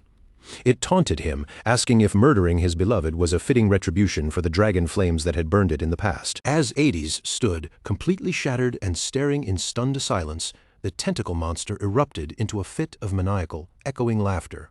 It held the princess's limp, lifeless body aloft, displaying her bloodied heart for all to see, continuing its cruel taunts against the white dragon, asking if the death of his beloved was finally enough to repay the agony of his ancient dragon fire. In a final, gruesome display of malice, the monster tightened its grip, crushing the princess's heart into a mangled ruin of flesh and blood. Consumed by raw fury, Aedes and his two devoted shadow guards stood their ground against the grotesque monstrosity, their eyes burning with a vengeful, pulsing energy that illuminated the dark battlefield. In a blur of motion, the shadow of sorrow morphed into a roiling vortex of dark, suffocating power, lunging forward to catch the princess before she could hit the ground. Simultaneously, the second guard threw himself at the monster, his blade flashing as he hacked away at the creature's writhing, fleshy tentacles with lethal precision. The creature barely flinched, dismissing the assault as nothing more than a nuisance. Nearby, the shadow of sorrow sank to its knees, carefully cradling the lifeless princess within a protective, shimmering blue aura that acted as a final, desperate barrier against the encroaching malice. A single, solitary tear escaped from behind the guard's darkened helmet, glistening as it traced a path down the cold armor. With her remaining strength, the princess offered one last faint whisper of Aedes' name, her voice drifting away into the silence as she finally breathed her last in the guard's arms. Even as its physical form lay in tatters, the monstrous entity continued to lash out at Aedes with cruel, psychological barbs. It sneered, explaining that the meager life force sacrificed by the white dragon's kin was a pathetic offering, barely enough to tear open a tiny window for its true self to emerge. The creature boasted that its parasitic seeds were already scattered across the land, lying in wait within unsuspecting hosts until the moment was right to erupt and claim their bodies, just as it had brutally done to the old scholar. Cthulhu pressed its advantage, deepening the psychological torture by reminding Aedes that the very monsters now swarming the world were twisted abominations born from his own people. It went on to cruelly point out that Aedes himself was riddled with the same corruption, a curse that could overtake him at any second, and it laughed as it claimed he had always known the tragic, inevitable fate that awaited his beloved princess. Cthulhu mocked Aedes' utter powerlessness, suggesting that his helplessness might have even made him the instrument of the princess's death. The entity reveled in the chaos of his inner world, savoring the intoxicating mix of hatred, sorrow, anger, and absolute despair that flooded his heart, calling them the most exquisite emotions. Then the creature dangled a lethal temptation. Cthulhu, identifying itself as an ancient omnipotent god, claimed it could feel the violent, irregular rhythm of Aedes' heart. It made an impossible vow. Not only would it eradicate the monster plague and secure the kingdom, but it would also resurrect the princess, reuniting them for eternity. It laid out the terms of this dark pact with chilling simplicity. The exchange was singular and final. For all these miracles to occur, Aedes had only to offer up his own beating heart. Left alone, kneeling on the jagged ruins of the high wall, Aedes was surrounded by the screeching of winged monsters, forced to stare into the abyss of an impossible decision. He was caught between two nightmares. Either watch the princess die in the tower, left to be devoured by these horrors, or succumb to the bargain, turning her into his dragon knight and binding their fates to protect the kingdom forever. From the wreckage of its dying host, Cthulhu pressured him for an immediate answer, warning him that its current vessel was dissolving and that he was rapidly running out of time to choose. Driven by a desperate, shattering resolve, Aedes made his final irreversible choice. A wet, sickening splash of crimson hit the stone, and the shadow guard watching nearby recoiled in visible horror. In a gut-wrenching act of devotion, Aedes tore his own pulsing heart directly from his chest. Cthulhu let out a satisfied, sinister cackle, confirming that he had made the only correct choice. Cthulhu claimed it would weave a blessing into Aedes's heart, and the organ drifted upward into the sky, suspended by a brilliant, blinding explosion of energy, destined to beat forever beyond the limits of flesh and blood. The entity outlined the pact. The princess would be revived, granted the immense power of that heart, while Aedes, though hollowed and heartless, would be spared from death or the mindless rot of a monster. As the glowing heart descended to merge with the princess's cold body, Cthulhu declared that Aedes would be reborn as a guardian dragon, fated to watch over her for all of time.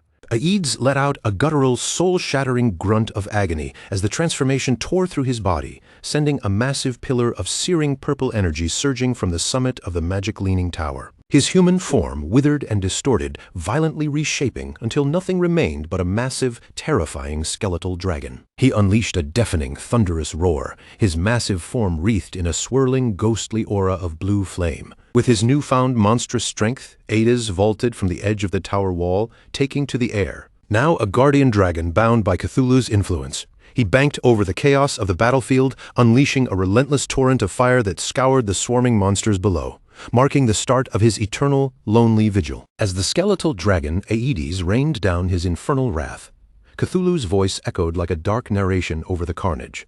The dragon's flames acted indiscriminately, incinerating everything in their path, ruthlessly purging the land of both the invading monsters and the kingdom's last remaining citizens. Cthulhu taunted him, noting that his power was now sufficient to wipe the entire kingdom off the map, and Aedes, driven by his curse, continued his onslaught until the capital was nothing but a sea of flame. It was then that Cthulhu unveiled the true horrific nature of their bargain.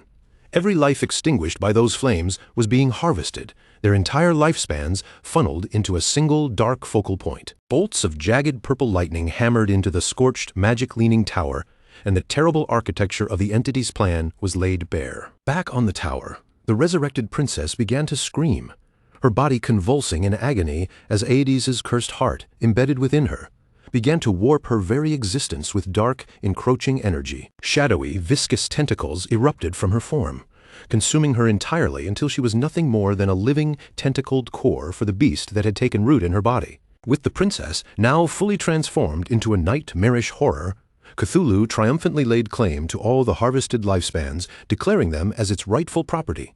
Cthulhu lamented its own diminished state, frustrated that it was too weak to possess the powerful dragon race directly, and had been forced to use a human as a stopgap.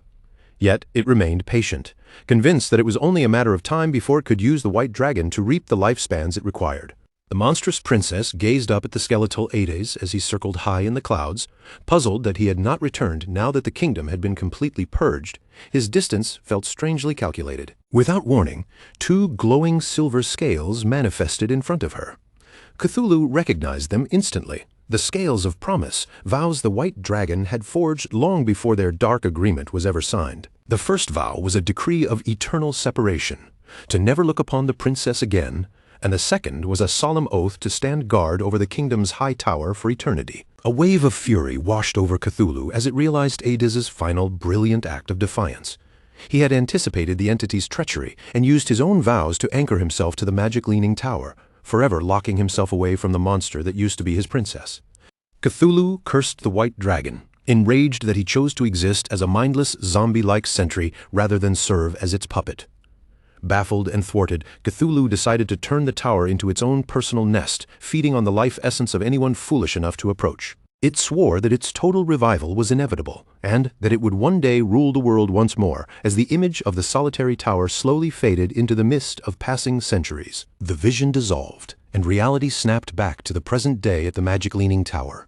Shadow stood on the desolate, windswept rooftop, residual purple energy still crackling across his palm. He tried to process the harrowing story he had just witnessed, wondering if it was just some elaborate ancient game lore. But his gut told him otherwise. The vision had been too visceral, and the entity's explanation of its origins felt less like fiction and more like a forgotten, suppressed history. Without warning, swirls of dark, dense purple energy materialized and began to coalesce around him. A system window materialized in the air, congratulating him on acquiring a new mythical grade skill, Shadow of Sorrow. This formidable ability could conjure 3 shadow clones for 7 seconds, each perfectly mimicking his own techniques and dealing full damage. The skill description carried a heavy, lingering note of tragedy. These were the very shadows forged by the White Dragon, Aedes, who had burned through his own immense mental energy for 15 years just to keep them from fading. Shadow stared at his hand, which was still wreathed in that ethereal violet light, instantly recognizing the power from the vision. A jolt of awe went through him. He realized this single ability could effectively quadruple his damage output for a brief, windowed burst. He couldn't help but marvel at the terrifying, overwhelming potential of a mythical grade skill. A flurry of system notifications followed, heaping rewards upon him for completing the trial. He had successfully secured the key to the Magic Leaning Tower's hidden sector, jumped to level 19, and was flooded with a cache of evolution points, rare equipment, and skill books. Among the spoils was a mysterious gate key and a detailed map for a level 20 zone designated as the Withered Bone Ruins.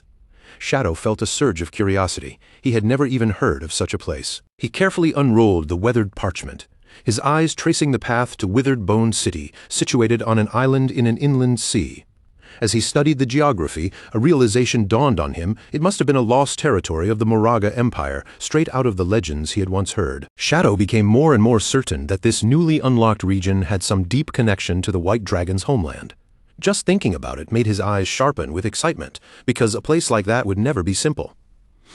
If it truly hid the White Dragon's secrets, then the treasures inside would definitely be far rarer than anything ordinary players could imagine. Since the area was meant for level 20 players and he had already reached level 19, Shadow quietly made up his mind that he would head there very soon. Before that, though, Shadow still had something else to handle. He lifted the ornate golden key in his hand, the key that opened the Magic Leaning Tower's hideout, and after looking it over for a moment, he decided there was no need to keep it for himself. This kind of thing was far more useful as a bargaining chip, so he prepared to sell it. At the same time, the view moved away from Shadow and shifted toward the hideout of the Faka Heavy Industry Guild. Inside the guild's base, Huang Huifan and the surviving members of her guild had gathered again after their crushing defeat. The atmosphere was heavy, and everyone's faces looked dark with frustration. One guild member finally broke the silence and asked what they were supposed to do next. That new Jade-grade boss was clearly beyond their current strength, and no matter how unwilling they were to admit it, they simply could not take it down. After a pause, he suggested the only realistic choice left was to contact Shadow and ask for his help. Huang Huifan let out a tired sigh, her expression showing both helplessness and reluctance. In the end, she nodded and accepted the suggestion. Since she had some contacts in Jianghai City who maintained a decent relationship with Shadow, she planned to ask those people to step in as middlemen. If they could smooth things over, perhaps the guild still had a chance to negotiate with him. But right at that moment, before Huang Huifan could make any arrangements, a figure appeared silently behind her. Shadow had materialized there without a sound, standing so close that everyone's nerves instantly tightened. Huang Huifan froze in shock, and Shadow spoke calmly, telling her there was no need to go through all that trouble. If they wanted to make a deal, they could simply trade with him directly. The guild members around her were instantly thrown into chaos. Huang Ziqing and the others stared at Shadow as if they had seen a ghost, completely unable to understand how he had entered without warning. Several of them shouted his name in alarm. Huang Ziqing's face twisted with anger, and he snapped at Shadow, accusing him of sneaking around like a thief before demanding to know exactly what he had come here for. Shadow did not look the least bit bothered by their panic. He turned and began walking away with an easy, unhurried pace, as if he had entered his own courtyard instead of someone else's guild hideout. Without even raising his voice, he told them that if he had truly come with bad intentions, none of them would still be standing there alive. Then he gave them a casual warning, saying their hideout's barrier was not as secure as they thought. It could be opened, and that was exactly how he had walked right in. Huang Hufen was still trying to calm herself down, but she quickly asked what he meant by a trade. Shadow stopped and turned back toward her. Then, under everyone's stunned gaze, he raised the ornate golden key between his fingers.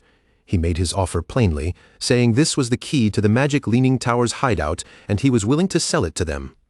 Then he looked at Huang Huifen and asked if she had any interest in buying it. The moment the guild members saw the key clearly, their expressions changed completely. They recognized it almost at once, and disbelief swept through the room. If Shadow had this key, then there was only one possible explanation. He had already defeated the Jade Grade boss that had destroyed their confidence. For a moment, nobody could accept that such a thing had actually happened. Huang Hufen's eyes immediately lit up. Compared with the shock of the others, she reacted much faster and quickly agreed to the deal. Without wasting time, she asked Shadow to name his price. Shadow's answer was calm and direct. His price had not changed from before. He wanted 1,000 years of lifespan. Huang Huifen was already prepared to accept that price, but Huang Ziking could not hold himself back. His anger erupted on the spot. He shouted at Shadow with a flushed face, calling him shameless and accusing him of having planned everything from the very beginning. Huang Ziking raised his finger and pointed straight at Shadow, laying out his accusation with growing fury. In his mind, Shadow had first attacked him on purpose, then used that chance to destroy their portal and cut off their reinforcements. Because of that, their whole team had been wiped out, and now, after causing all that damage, Shadow was pretending to be their savior and coming back to sell them the key at a ridiculous price. Huang Ziking gritted his teeth and declared that he had never seen anyone more despicable in his entire life. Huang Hufen's face turned stern, and she immediately ordered her son to shut his mouth, but Huang Ziking was too worked up to listen. He kept trying to convince his mother that they were being played. In his view, the key should have belonged to their guild in the first place, and after suffering such heavy losses, there was no way they should allow Shadow to profit from their misfortune. Shadow listened to the whole outburst without showing any anger. His expression barely changed. After Huang Ziking finished speaking, Shadow simply looked at him and asked, in an almost casual tone, what exactly he wanted instead. Huang Ziking's anger instantly shifted into greed. A smug, ugly grin spread across his face as he made an outrageous demand. Not only did he want Shadow to hand over the key, he also wanted Shadow to compensate the guild with 1,000 or even 800 years of lifespan, as if Shadow owed them everything. Shadow turned his gaze toward Huang Huifen and gave a faint, sarcastic remark, saying she truly had a remarkable son. Then, before Huang Ziking could react, Shadow suddenly nodded and said he would do exactly as Huang Ziking suggested. That answer caught Huang Ziking completely off guard, but in the next breath, Shadow's eyes turned cold.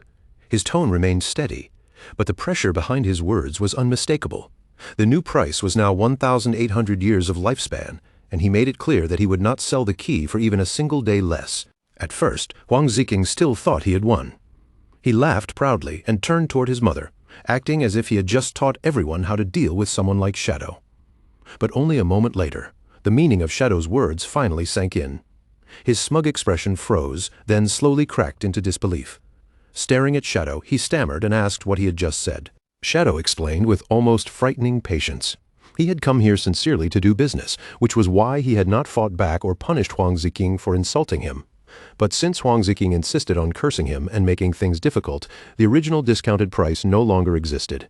From now on, the price was 1,800 years, and there would be no bargaining. Huang Hufen had finally reached the end of her patience. Without another word, she stepped forward and slapped Huang Ziking hard across the face. The crisp sound cut through the tense room, and everyone went silent. Her anger had not faded in the slightest. Huang Huifen immediately ordered one of the guild members to take Huang Ziking away and make him level up outside. She warned that without her permission, he was not allowed to come back. As Huang Ziking was dragged away, he still struggled and shouted in protest, confused and furious, asking why she had hit him when he had not even finished speaking. After dealing with her son, Huang Huifen turned back towards Shadow. Her expression was much more controlled now, but there was clear embarrassment in her eyes. She apologized to him and asked if there was any chance he might reconsider the price. Shadow's answer was cold and final, 1,800 years. He would not repeat it a second time. Huang Huifen looked exhausted, but she understood the situation clearly. In the end, she accepted the price. She even admitted that it was still reasonable, since she had heard Shadow had sold other hideouts for as much as 2,000 years of lifespan. However, after the guild's recent losses, they could not gather the entire amount immediately. So she asked whether they could pay the price in installments. Shadow agreed without making things more difficult. He stated the conditions clearly. Huang Hifen had to pay 1,000 years of lifespan up front, and after 10 days, he would return to collect the remaining 800 years. Huang Hufen finally let out a breath of relief. She thanked Shadow sincerely and completed the deal on the spot. A system window soon appeared, confirming that the Magic Leaning Tower's hideout key had been transferred into her possession, while Shadow had successfully gained 1,000 years of lifespan. As the transaction ended, Shadow's figure slowly began to fade from the hideout. Before disappearing completely, he gave a simple farewell. In his mind, the Fakey Heavy Industry Guild still had value. If they could use a strong hideout to develop properly, then sooner or later, they might become an important force for the great Xia server. With the new base finally in their hands, Huang Huifen gathered the guild members and addressed them with a firm expression. She announced that the platinum-grade hideout now belonged to them. But because they owed Shadow a large remaining payment, every member of the guild would now have to pay a 50% lifespan tax. She knew the amount was extremely high, yet she framed it as a necessary investment for their future. As long as they endured this burden and worked hard, the guild would rise again. Hearing her words, the members' despair gradually turned into determination, and one by one they responded with renewed fighting spirit. Later, in a forest painted by the glow of sunset, Huang Ziking moved with a small party of guild members. The others tried to calm him down and reason with him. One girl gently told him not to blame his aunt, because this time he really had been in the wrong. But Huang Ziking immediately brushed her off with irritation, refusing to accept a single word. His face darkened as he muttered to himself, secretly swearing that sooner or later he would make Shadow pay. Their conversation was suddenly interrupted when one of the party members spotted something ahead. A silver-grade boss had appeared in the forest, the human-faced Spider Emperor. The group immediately shifted into battle formation. Weapons were raised, spells began to gather, and the other members rushed forward to confront the boss. Huang Ziking, however, stayed farther back instead of joining them directly. His teammates quickly warned him that the boss could use poison, reminding him to stay ready with a detox spell. Huang Ziking answered casually, sounding as if he had everything under control. But when the battle truly began, Huang Ziking did not cast any support spell at all. Instead, while everyone else was focused on the human-faced Spider Emperor, he suddenly turned around and ran straight into the woods, abandoning his own teammates without hesitation. As he fled through the trees, Huang Ziking cursed them in his heart, calling them fools for thinking they could rely on him while fighting that boss. He was especially disgusted by the girl who had tried to lecture him earlier. The more he thought about it, the more annoyed he became, wondering what his mother had been thinking by trying to pair him with someone like her. After running for a while, Huang Ziking found a secluded place away from the others and crouched down, his face twisted with resentment. In his mind, the entire guild was filled with cowardly, spineless rats who only knew how to grow slowly and safely. They never understood what real power required. To him, the true path was to grab every chance, no matter how risky or ruthless it was. And the more he thought about Shadow, the more he convinced himself that Shadow must have become so powerful by acting the exact same way. A sinister smile slowly appeared on Huang Ziking's face. He was not nearly as foolish as those guild members thought. Did they really believe he would confront Shadow head-on without any preparation? With that thought, he summoned a dark, ornate vase into his hands. The surface of the vase looked eerie and unnatural, and a single glowing red eye stared from it like something alive. Huang Ziking proudly declared that this was a treasure he had obtained from a jade-grade chest. A system window appeared and identified the object as the Abyssal Vase. Its power was strange and dangerous. By reaching into it, the user could randomly draw out a powerful skill, though the ability came with a long 48-hour cooldown. Huang Ziking stared at the vase with anticipation, then pushed his hand inside. A moment later, he pulled out a small, grotesque piece of flesh-like matter that looked disturbingly alive. The system soon informed him that he had acquired an epic-grade skill, the Abyssal Puppet Curse. This magic allowed him to turn any corpse into a puppet under his complete control, while still preserving all of the dead person's original abilities. Huang Ziking's eyes widened, and then he burst into wild, manic laughter. With this power, a terrifying idea immediately formed in his mind. If he could kill Shadow, then he could use the curse to enslave Shadow's corpse, and once that happened, he would become truly invincible. While Huang Ziking celebrated, the Abyssal Vase began to glow with a dark purple aura. The light pulsed like something breathing in the shadows. Then a final ominous warning appeared before him. The abyss contained extraordinary power, but when someone gazed into the abyss would gaze back at them. That chilling message silently hinted that Huang Ziking's future was already being pulled towards something far darker. Meanwhile, in the withered bone field within the Magic City ruins, night had already fallen over a desolate graveyard. Broken bones and ruined graves stretched across the land, and the air itself seemed cold and lifeless. In the middle of battle, Ghost Spirit moved with sharp precision. Her paper ribbon, infused with energy, shot forward like a living weapon. It wrapped around a skeletal monster and pierced straight into the creature's eye, pinning it in place before it could break free. Ghost Spirit followed up instantly. With one clean and accurate strike, she cut off the monster's head, dealing more than 5,600 damage in a single blow.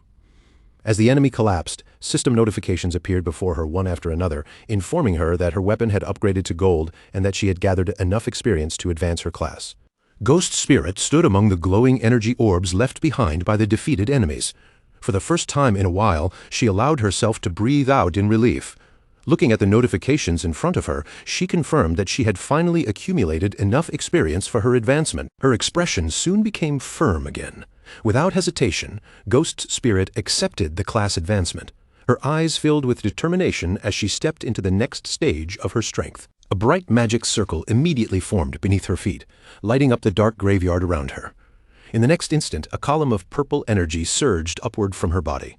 The power wrapped around her completely, swallowing her figure in a dazzling transformation. When the transformation was complete, new system information appeared before Ghost Spirit, laying out the abilities she had gained after her advancement. Her weapon had evolved into the Yellow Spring Chainblade, a weapon capable of changing its form in battle. At the same time, her class had advanced into Yellow Spring Evil Ghost. This new class gave her a passive bonus to stealth and unlocked two new skills, Eye of the Yellow Spring and Touch of the Yellow Spring. The system continued explaining the effects of those skills. Eye of the Yellow Spring was a mental attack that could trap enemies inside an illusion, disrupting their minds. Touch of the Yellow Spring, on the other hand, allowed her to track opponents through their aura, making it far harder for her targets to escape once she had locked onto them. Now transformed, Ghost Spirit stood surrounded by a blue aura, her presence colder and more dangerous than before. The Yellow Spring Chainblade shifted in her hands and took the form of a fearsome scythe. Another system notification appeared, telling her that when facing lower-level opponents, she would deal double damage, with a 50% chance of applying a burn effect. Golden light glowed in Ghost Spirit's eyes as she felt the surge of power flowing through her body. Her damage had increased, her speed had risen, and she now possessed a mental attack that could directly target an enemy's mind. With this strength, she believed she finally had a chance to avenge her parents, defeat Dongfang Yue, and confront the source of the Plague Wielder. After completing her advancement, Ghost Spirit sent a message to Shadow, the teacher who had guided her along the way. She told him that she had advanced to Tier 2, and that she would repay everything he had done for her. Somewhere on a rooftop, Shadow saw that she had already logged off. From that alone, he understood what had happened. Her hunger for revenge had pushed her to immediately go after Dongfang Yue. Shadow remembered clearly what had happened in his previous life. Back then, Ghost Spirit had finally taken her revenge, but because she had spared one stray dog, a Beastmaster was able to follow that tiny clue and trace her movements. That one mistake exposed Ghost Spirit's true identity, and soon after, several powerful families joined hands to hunt her down. The battle that followed was brutal, with the official forces suffering terrible losses, and by the time Ghost Spirit finally collapsed from sheer exhaustion and died, the entire Magic City region had already been thrown into chaos. Thinking about it, Shadow could not deny that Ghost Spirit had terrifying potential. But at the same time, she was still too young. Her emotions were far from steady, and that kind of unstable mindset could easily push her into reckless decisions. To stop her from walking down the same fatal path again, Shadow made up his mind. He would log off at once and go check on her situation in the real world before it was too late. At the same time, the view shifted to the Dongfang Manor on the outskirts of Magic City, where the entire estate sat under a thick layer of poisonous mist, making the grand residence look eerie and dangerous in the dark. Outside the manor, two guards were making their patrol rounds, their footsteps dragging lazily as they grumbled about being stuck on duty at such an unpleasant hour. Their complaints soon drifted into dirty talk about women, and one guard suddenly mentioned that Mrs. Dongfang was still incredibly attractive. His companion gave a knowing grin and immediately agreed with him. The two of them grew bolder as they spoke, even fantasizing about taking down her bodyguard and getting close to Dongfang Yue themselves. But just as their thoughts became more twisted, one of the guards suddenly froze, his eyes narrowing as he noticed something moving inside the mist. From within the hazy fog, the figure of Dongfang Yue slowly took shape before their eyes, like a dream stepping out of the darkness. She appeared in a revealing black dress, kneeling in front of them with an almost teasing posture. The two guards were instantly stunned, their mouths hanging open as they stammered in disbelief, asking why she had come here and why she was dressed like that. The illusion leaned closer, her voice soft and tempting as she whispered that she could no longer stand her useless husband. She said she needed other men to satisfy what he could not, then asked the two guards whether they had the courage to do it. The guards were completely bewitched, their eyes glazed over and their faces flushed with greedy excitement. Drooling like fools, they could barely believe such luck had fallen on them and eagerly asked if she was truly serious. In their excitement, the two guards even began arguing over who should go first. The kneeling illusion of Dongfang Yue only smiled slyly and suggested that they did not need to fight over it because the two of them could enjoy her company at the same time. But before either guard could take another step, a sharp streak of purple energy flashed through the mist, slicing across both of their necks in an instant. Their headless bodies dropped heavily to the ground, and at the same moment, the illusion of Dongfang Yue faded away like smoke. Dark energy burst from the severed wounds as a magical ribbon spun around the fallen guards. Ghost Spirit stepped out from the shadows without a sound and calmly caught the weapon as it returned to her hand. Without wasting even a second, she sprang upward, her body cutting through the air as she moved to escape from the manor grounds. Meanwhile, Dongfang Yue's terrifying bodyguard, the Fart Master, was lounging in a hammock as if nothing in the manor could possibly threaten him. But then his senses suddenly sharpened. Without even opening himself fully to alarm, he muttered to himself that a little mouse had somehow slipped into the estate. Ghost Spirit landed lightly on the roof of the manor, her feet touching the tiles so quietly that not even the night seemed disturbed. She stopped there for a brief moment, her gaze sweeping over the surroundings as she silently judged the situation and prepared her next move. But in the very next instant, her expression changed. From above, the Fart Master descended with terrifying speed, crashing toward her before she could fully react. He seized Ghost Spirit by the throat in midair, his grip locking around her neck, and the two of them dropped together like a stone toward the ground below. As they fell, he unleashed his infamous signature attack, releasing a violent blast of gas from behind him that slammed toward the ground with explosive force. The impact blasted open a crater in the courtyard, and the Fart Master pinned Ghost Spirit down at the center of it. Looking down at her with mockery in his eyes, he explained that his ammonia barrier covered the entire manor, so the moment she entered, he had already sensed her presence. He recognized her as the same little lady who had escaped from him before. Tightening his hand around her neck, he sneered that this time she would not be getting away. Ghost Spirit struggled beneath him, her face twisted with pain and fear as her body fought uselessly against his strength. The Fart Master lifted Ghost Spirit into the air by her throat, a dangerous purple aura swirling around him like a warning.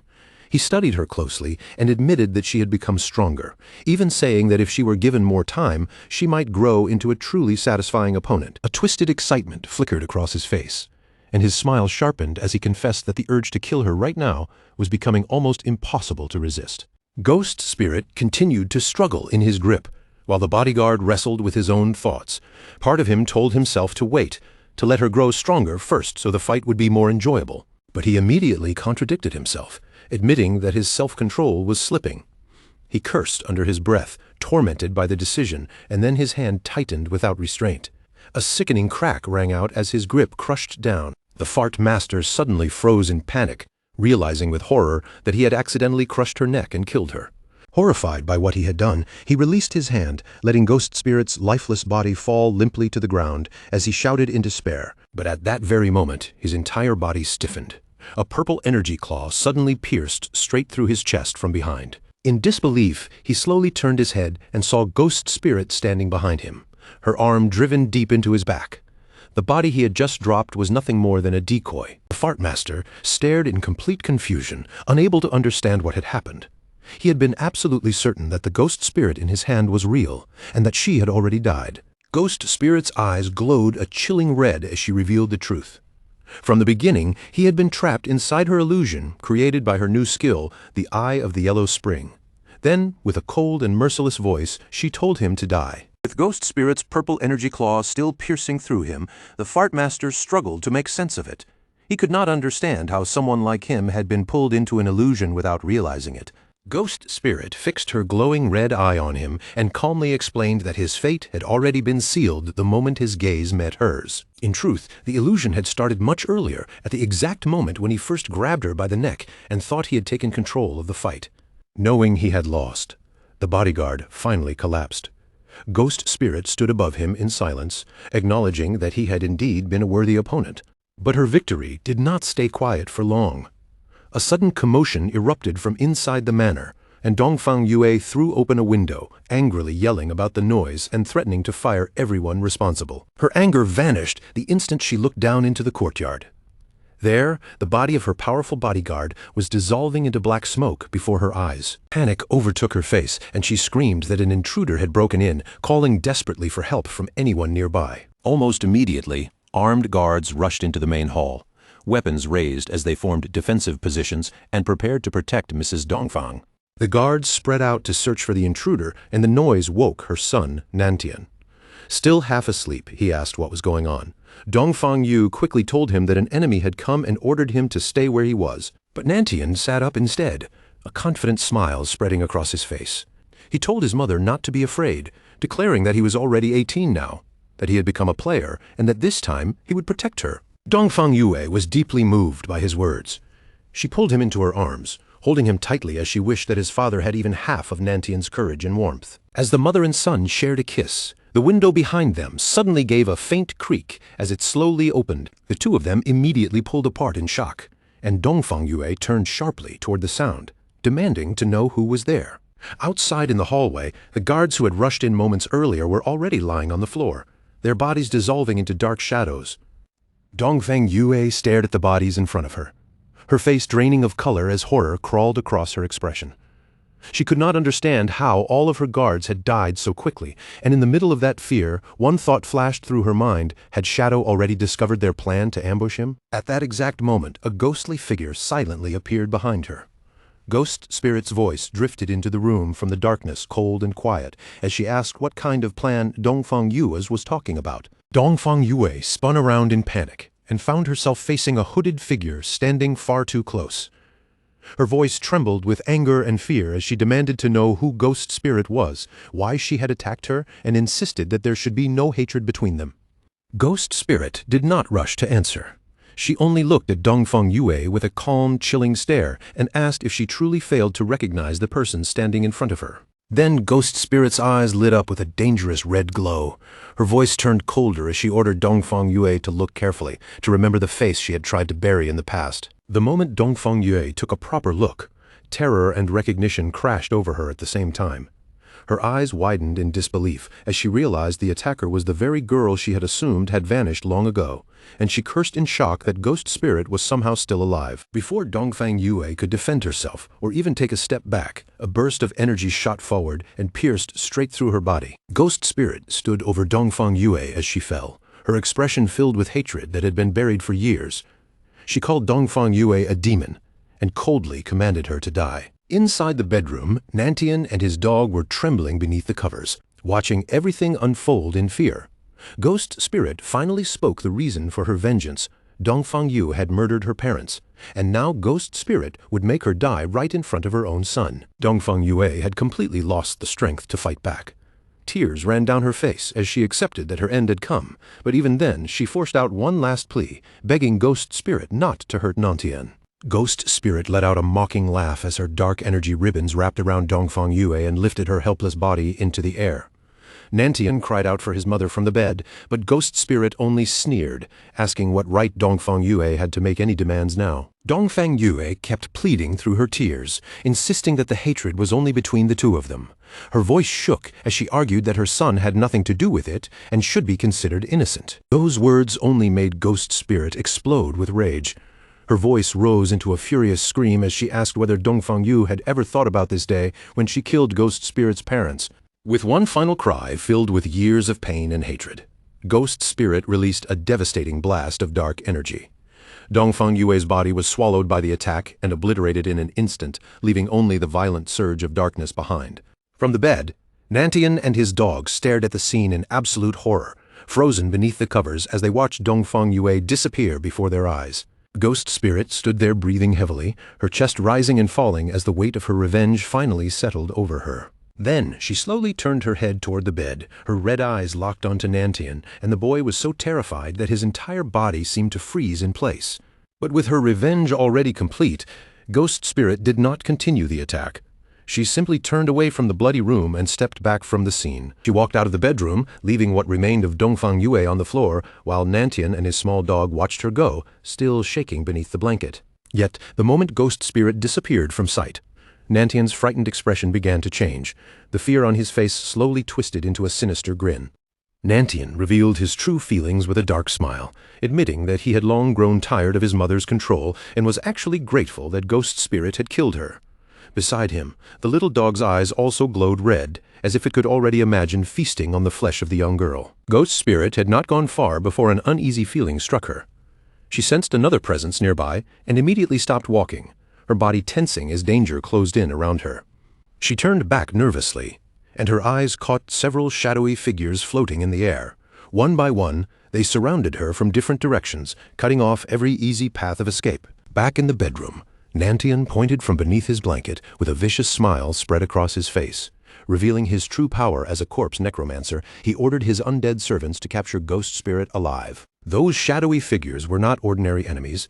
They were reanimated corpses strengthened by Nantian's power, and even after death, they still retained their original abilities as they moved closer to the trapped Ghost Spirit. Then, without warning, a massive explosion tore through the side of the manor, shattering the walls and sending debris blasting outward. Ghost Spirit was caught in the force of the blast and thrown violently out of the building, screaming in pain as her body was sent flying into the open air. Outside the manor, the reanimated corpses descended on her while she lay helpless on the ground.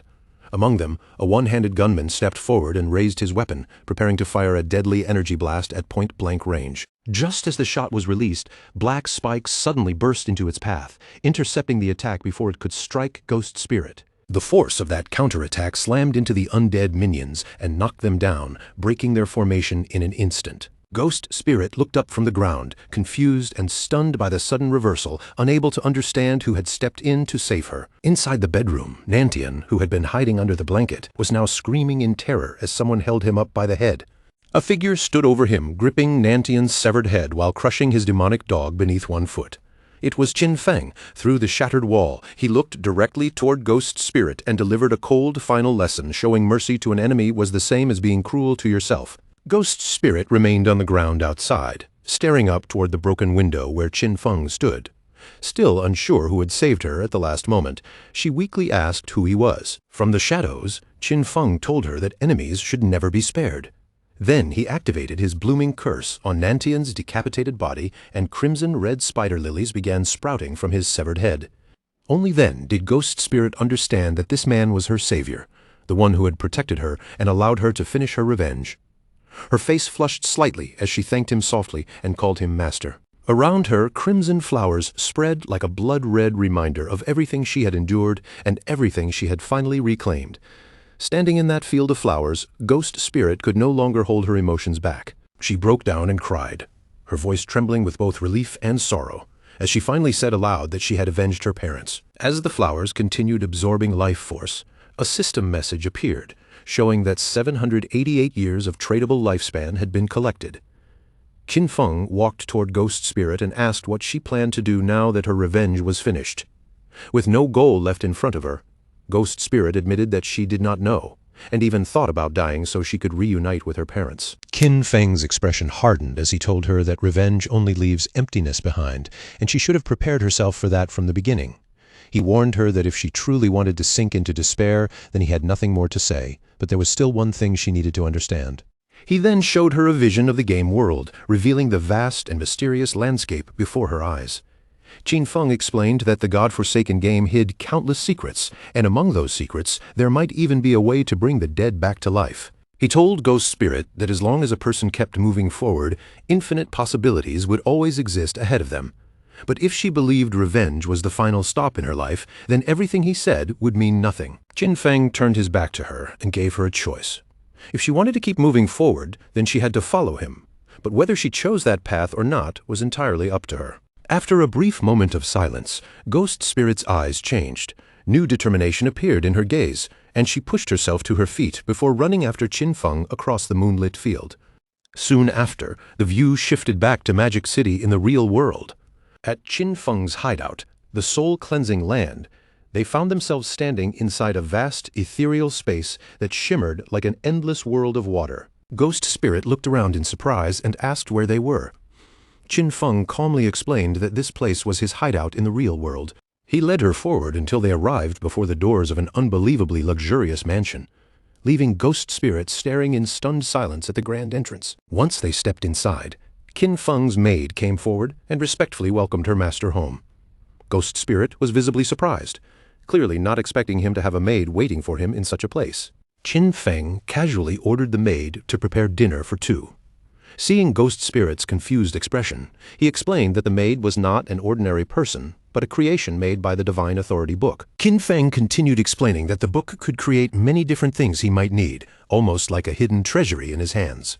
He then promised Ghost Spirit that he would take her to challenge the Tower of Divine Authority in Magic City, so she could obtain a Divine Authority book of her own.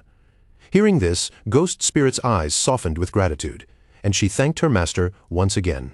Sometime after Qin Feng and Ghost Spirit had already left, the view shifted back to Magic City, landing on the Chu family manor where a heavy, uneasy atmosphere had begun to settle. A man rushed into the manor in a panic, his voice echoing through the halls as he shouted for his subordinates to move faster. He ordered them to begin the rescue immediately and roared that absolutely nothing was allowed to happen to his wife. This man was Chu Kunshan, Dongfang Yue's husband and a military staff officer.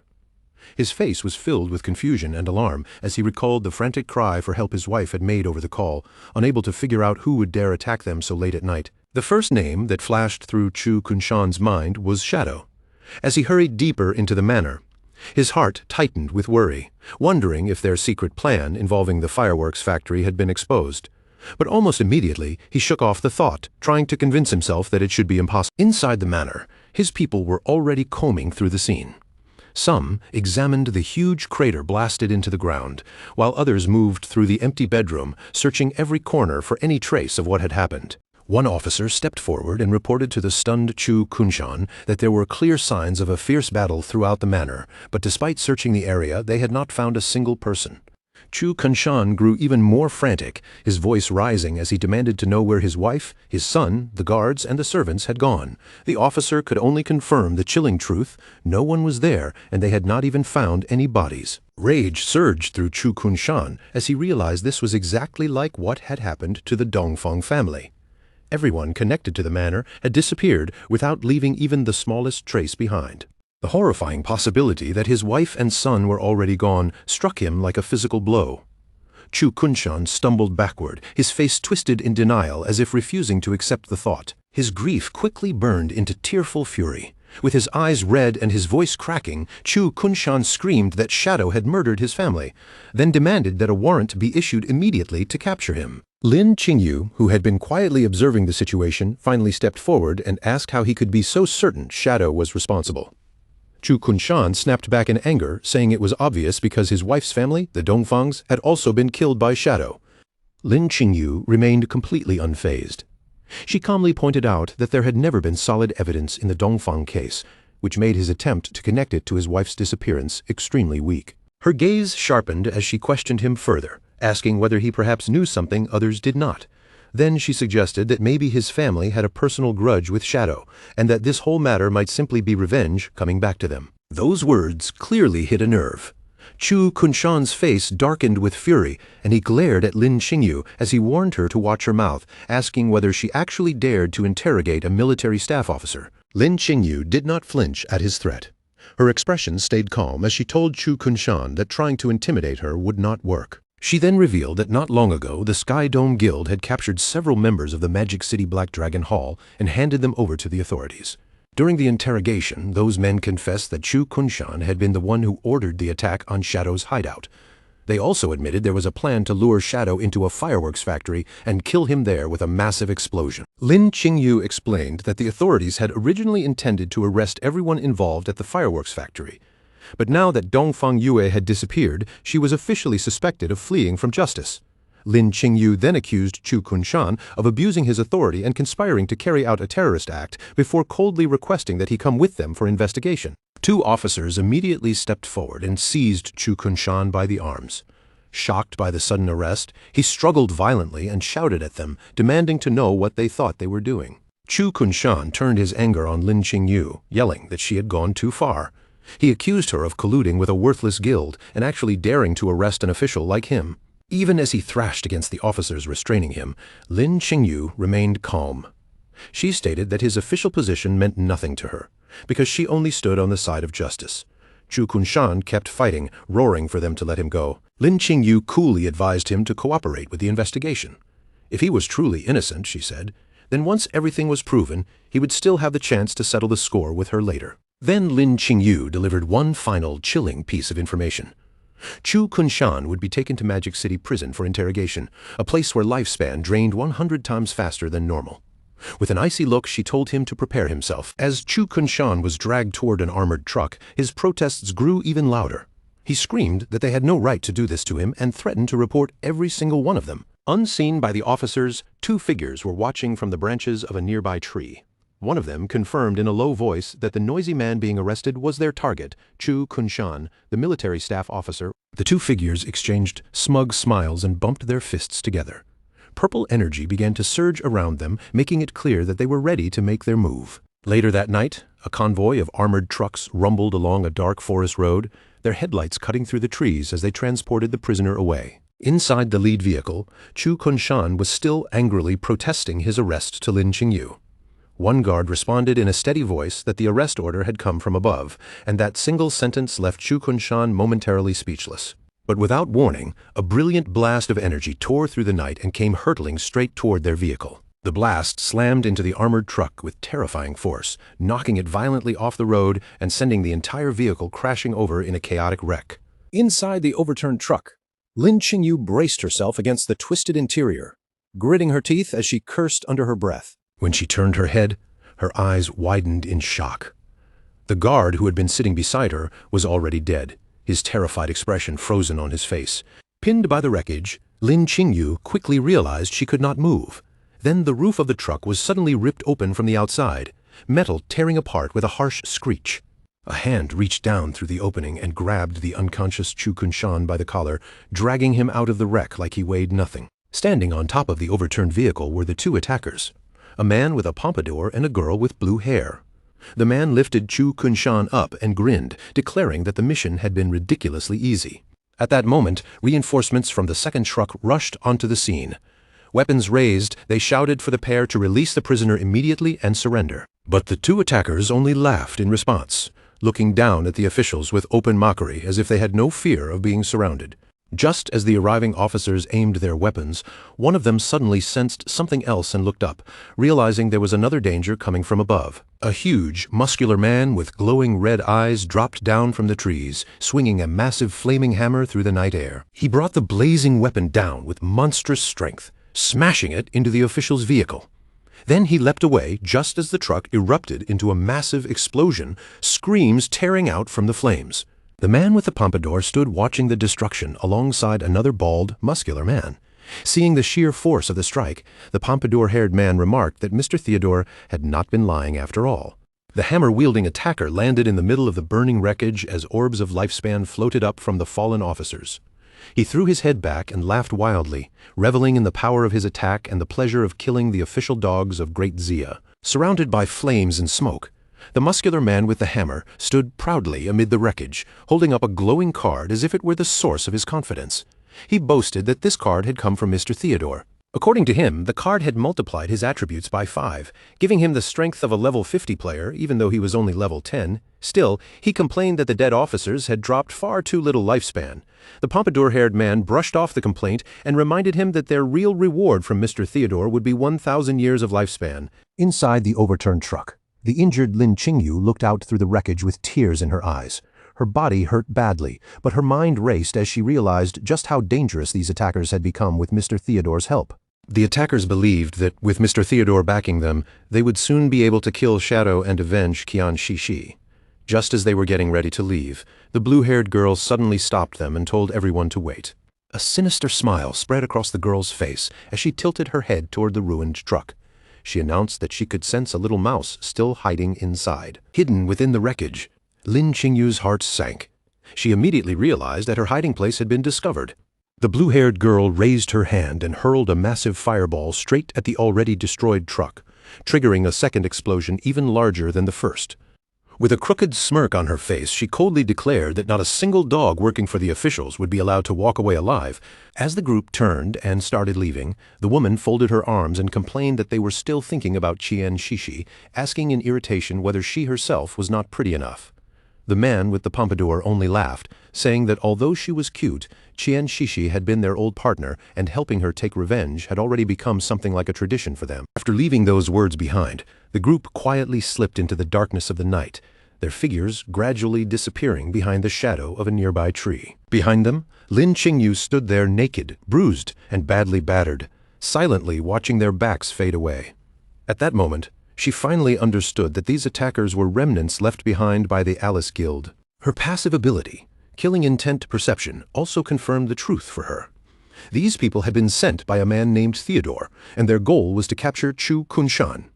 Realizing that her entire squad had already been wiped out, Lin Qingyu knew there was no time to hesitate. This had to be reported immediately. After leaving the real world behind, Shadow brought Ghost Spirit with him to the ruins of Magic City, where the Tower of Divine Authority stood silently among the broken remains. Seeing Ghost Spirit's surprised expression, Shadow calmly explained that the NPC guarding this tower was known by players as Old Mom. But her real identity was far more important. She was Queen Vir of the Waning Moon. Shadow then told Ghost Spirit about Queen Vir's miserable past. Long ago, Vir had personally witnessed her own son and daughter being brutally murdered before her eyes. That unbearable shock shattered her mind, and ever since then, she had lived inside the illusion that her children were still alive, often handing players quests that were nearly impossible to complete. But Shadow also revealed that there was a special way to take advantage of her delusion. If a young man and a young woman entered the tower together, Queen Vir would mistake them for her long-lost children. Once that happened, the challenge would become much easier, and the rewards they could receive would also become far better. Then Shadow turned to the horrified Ghost Spirit and gave her a very serious instruction. The moment they stepped inside, she had to call the NPC Mom without hesitation. This was exactly why players had given Queen Vir that strange nickname in the first place. As for everything else, Shadow told her to leave it to him. Ghost Spirit still looked uneasy. But after a brief pause, she finally nodded and agreed. The two of them then walked side by side toward the huge glowing doors of the tower. Once they entered, a shining path stretched out before them, guiding them forward through a vast, star-filled space.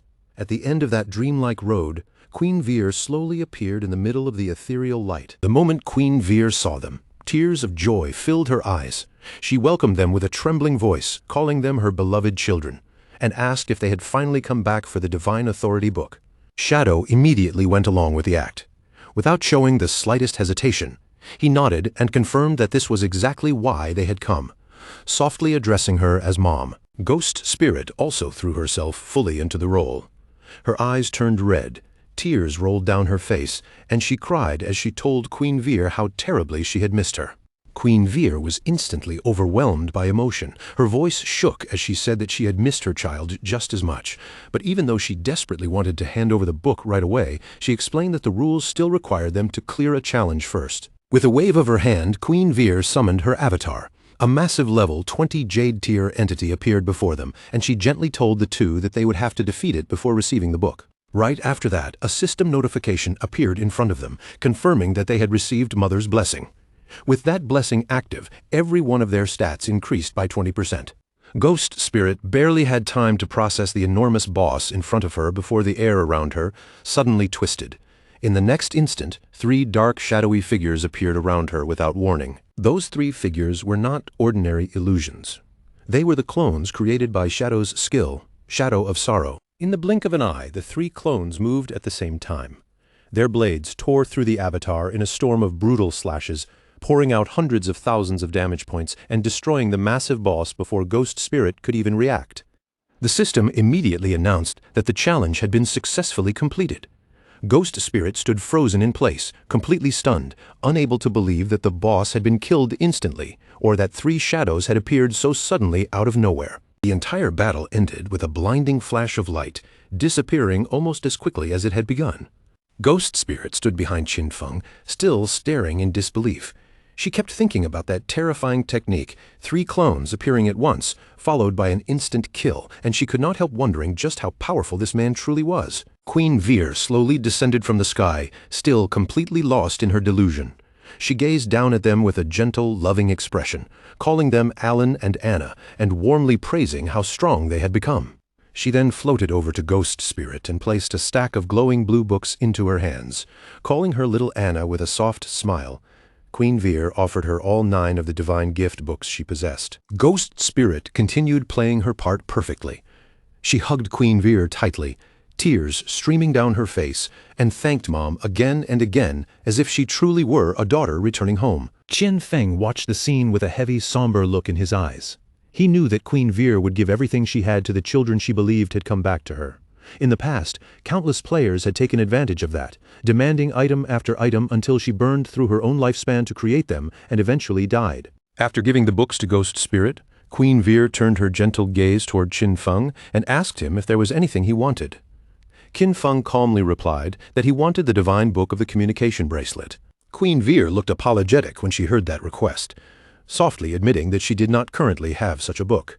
But without even thinking about herself, she immediately offered to use her own lifespan to create one for him. As the glowing book slowly materialized, a system window appeared in front of Qian Feng. It confirmed that he had obtained the divine book of the communication bracelet, but the cost had been 150 days of his lifespan. Queen Vir looked at him with a warm, touched smile. She understood that her son had chosen to give up his own lifespan instead of letting her sacrifice hers, and that small act filled her with deep emotion. Qian Feng simply told her to keep her lifespan, then turned and prepared to leave. Queen Vir gently wished them a safe journey, then reminded Anna that if she ever encountered danger, she should stay close to her brother so he could protect her. When Ghost Spirit heard those words, she glanced at Qian Feng and suddenly blushed. Looking at him from behind, she quietly thought that his age really did seem suitable for him to be her older brother. She quickly ran after him, catching up with light steps, then asked in a teasing tone whether she should call him Master from now on, or simply call him Brother instead. Qian Feng abruptly stopped walking. When he turned around, his expression had changed completely, and his glowing eyes carried a terrifying pressure.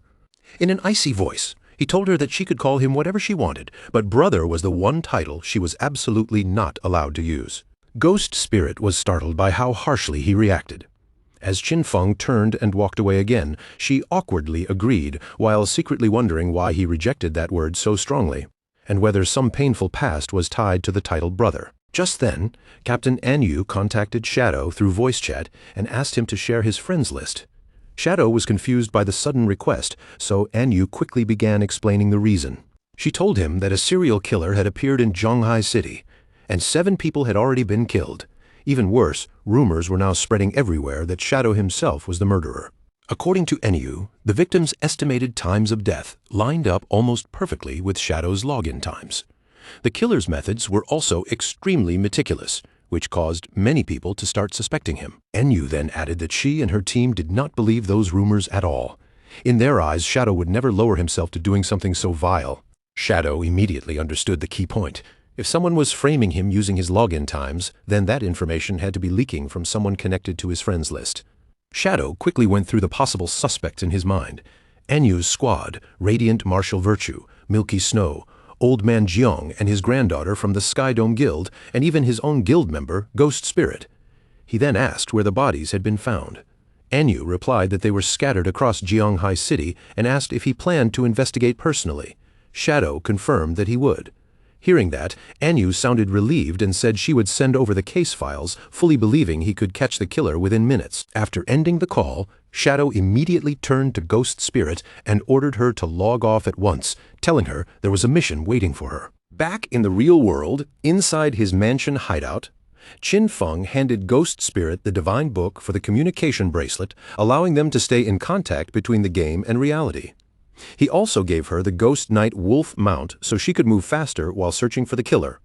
Ghost Spirit was shocked to receive such valuable items all at once, but she honestly admitted that she had no idea how to investigate a murder case. Qian Feng calmly explained his reasoning to her. He had already checked his friends list, and he did not believe any of those people were the culprit.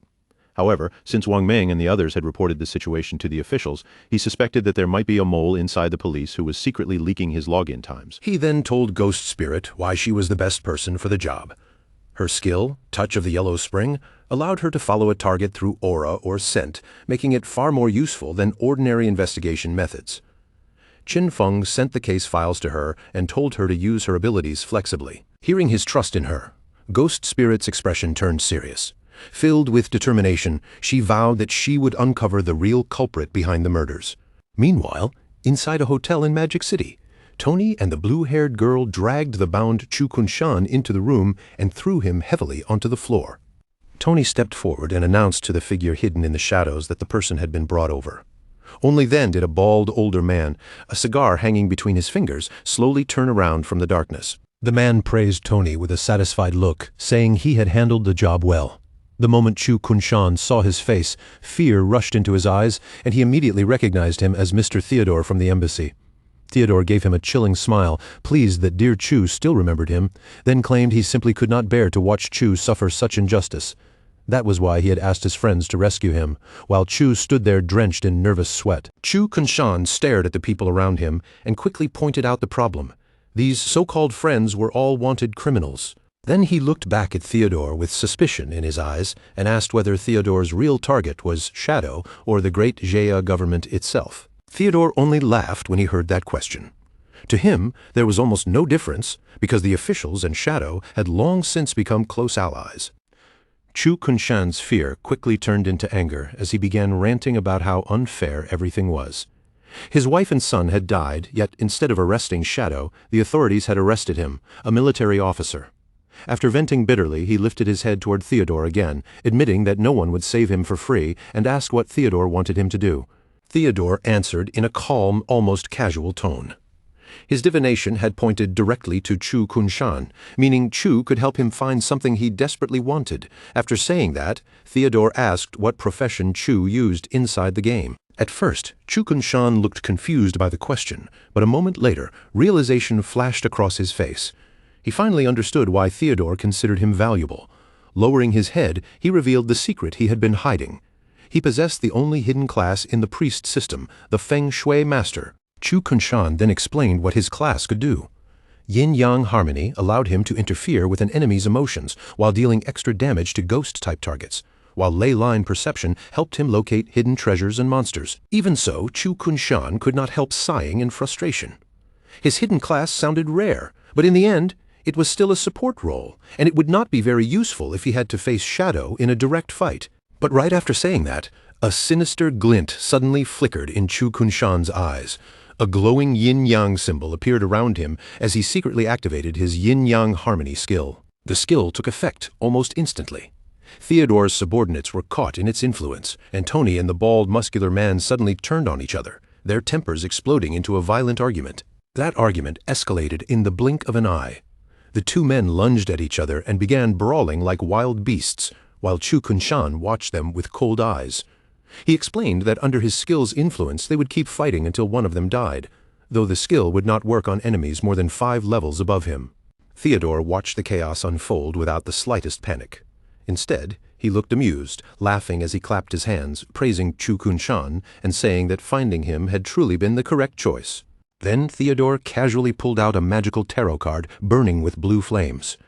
With a calm command, he told his men to stop fighting, adding with a faint smile that infighting was never a good thing. Theodore threw the card forward, activating the spell sealed inside it, Moon God's Purification. In the next instant, a huge pillar of blue light descended from a spectral moon above them, bathing the two brawling men in its cold, radiant glow. As the blue light washed over their bodies, the negative emotions caused by Chu Kunshan's skill were purified in an instant, stripped away as if they had never existed. Tony and the bald man immediately lost strength and collapsed unconscious onto the floor. Nearby, the blue-haired girl, Mei Jing, laughed lightly and commented that Mr. Chu's skill was surprisingly powerful. Theodore, however, simply ordered her to heal them. Chu Kunshan stood there, soaked in cold sweat, his face turning pale with terror. He could not understand what had just happened, because an ordinary purification skill should never have been able to remove the effects of his powerful hidden class ability. He stared at Theodore with growing fear, silently wondering what kind of class this man possessed. Theodore spread his arms wide with a confident smile and formally welcomed Chu Kunshan into their group. As Theodore sat there, surrounded by swirling magical energy, his identity was finally made clear. He also possessed a unique hidden class within the priest system, the Diviner. Through different cards he could perform divination, enhancement, purification, and teleportation, and he could even hand those cards to others so they could use them one time. Meanwhile, on the streets of Zhanghai City, Ghost Spirit crouched low to the ground and activated her skill, Touch of the Yellow Spring. A red aura slowly spread from her fingertips as she carefully sensed the lingering traces in the air. After a moment, her eyes sharpened and she declared that she had found the killer's aura. The crimson trail stretched away into the distance, and Ghost Spirit immediately pointed in that direction, signaling her ghost night wolf to follow it. She climbed onto the wolf's back and gave the order to move out. The beast sprang forward at once, racing through the empty city streets as they chased the blood-red trail ahead. The focus then shifted to a high-rise apartment, Qin Feng's former residence, where a sudden knock sounded from outside the door. Inside the apartment, Qin Xiaoyu opened the door with a bright, expectant smile on her face, cheerfully greeting the visitor as Mom. Standing at the doorway were a middle-aged woman in a suit and a tall, white-haired man dressed just as formally. Qin Xiaoyu immediately looked excited and asked whether the man had come to buy the house, happily praising the woman for finding a buyer so quickly. But the woman's expression turned apologetic as she quickly corrected her. This man was not a buyer. He was a diviner she had hired to help locate Qin Xiaoyu's brother. The white-haired man adjusted his tie with a composed smile and introduced himself as Diviner Rentu. Qin Xiaoyu's smile faded almost immediately. She asked why they needed divination to find her brother at all. The woman answered sadly, explaining that she would be moving away in a few days, and she simply could not feel at ease leaving Qin Xiaoyu alone. Qin Xiaoyu was shocked and quickly asked why she was suddenly moving. The woman explained that Zhanghai City officials had extracted a platinum-grade hideout known as the Church Sanctuary, and they had invited the Mengsha River Guild to move there for safety. The woman then gestured toward Rentu and urged Qin Xiaoyu to accept his help, saying his divination was extremely accurate. Rentu stepped forward and agreed, trying to persuade her by saying that Qin Feng was reliable and if she properly begged him, he would surely help her. Qin Xiaoyu crossed her arms at once and angrily refused. She thanked the woman for meaning well, but firmly said she did not need this kind of help. With bitterness in her voice, she said that after 19 years, if Qin Feng had decided he did not want her, then that was simply how it was. She coldly questioned what the point of finding him would even be. But deep down, Qin Xiaoyu was thinking about something else entirely. She was currently guarding Shadow's hideout and saw him often, and she was convinced that sooner or later Shadow would notice her abilities and allow her to join his guild. The woman let out a helpless sigh, clearly unable to do anything about Qin Xiaoyu's stubbornness. She still advised her to at least try the divination, then excused herself to go pack her things, leaving Rentu behind in the apartment. Rentu turned to Qin Xiaoyu and asked whether she had any items her brother had used, since they would make the divination easier. Qin Xiaoyu immediately snapped back at him, repeating that she did not need him to divine anything. Rentu ignored her refusal completely and walked straight into the apartment, scanning the room as he moved. He said he had heard that the siblings had once lived together, so the house itself would be enough as a medium. Qin Xiaoyu hurried after him, angrily demanding to know who had allowed him to come inside. Rentu gave her a charming smile and said he felt they were connected by destiny, so he would perform the divination for free.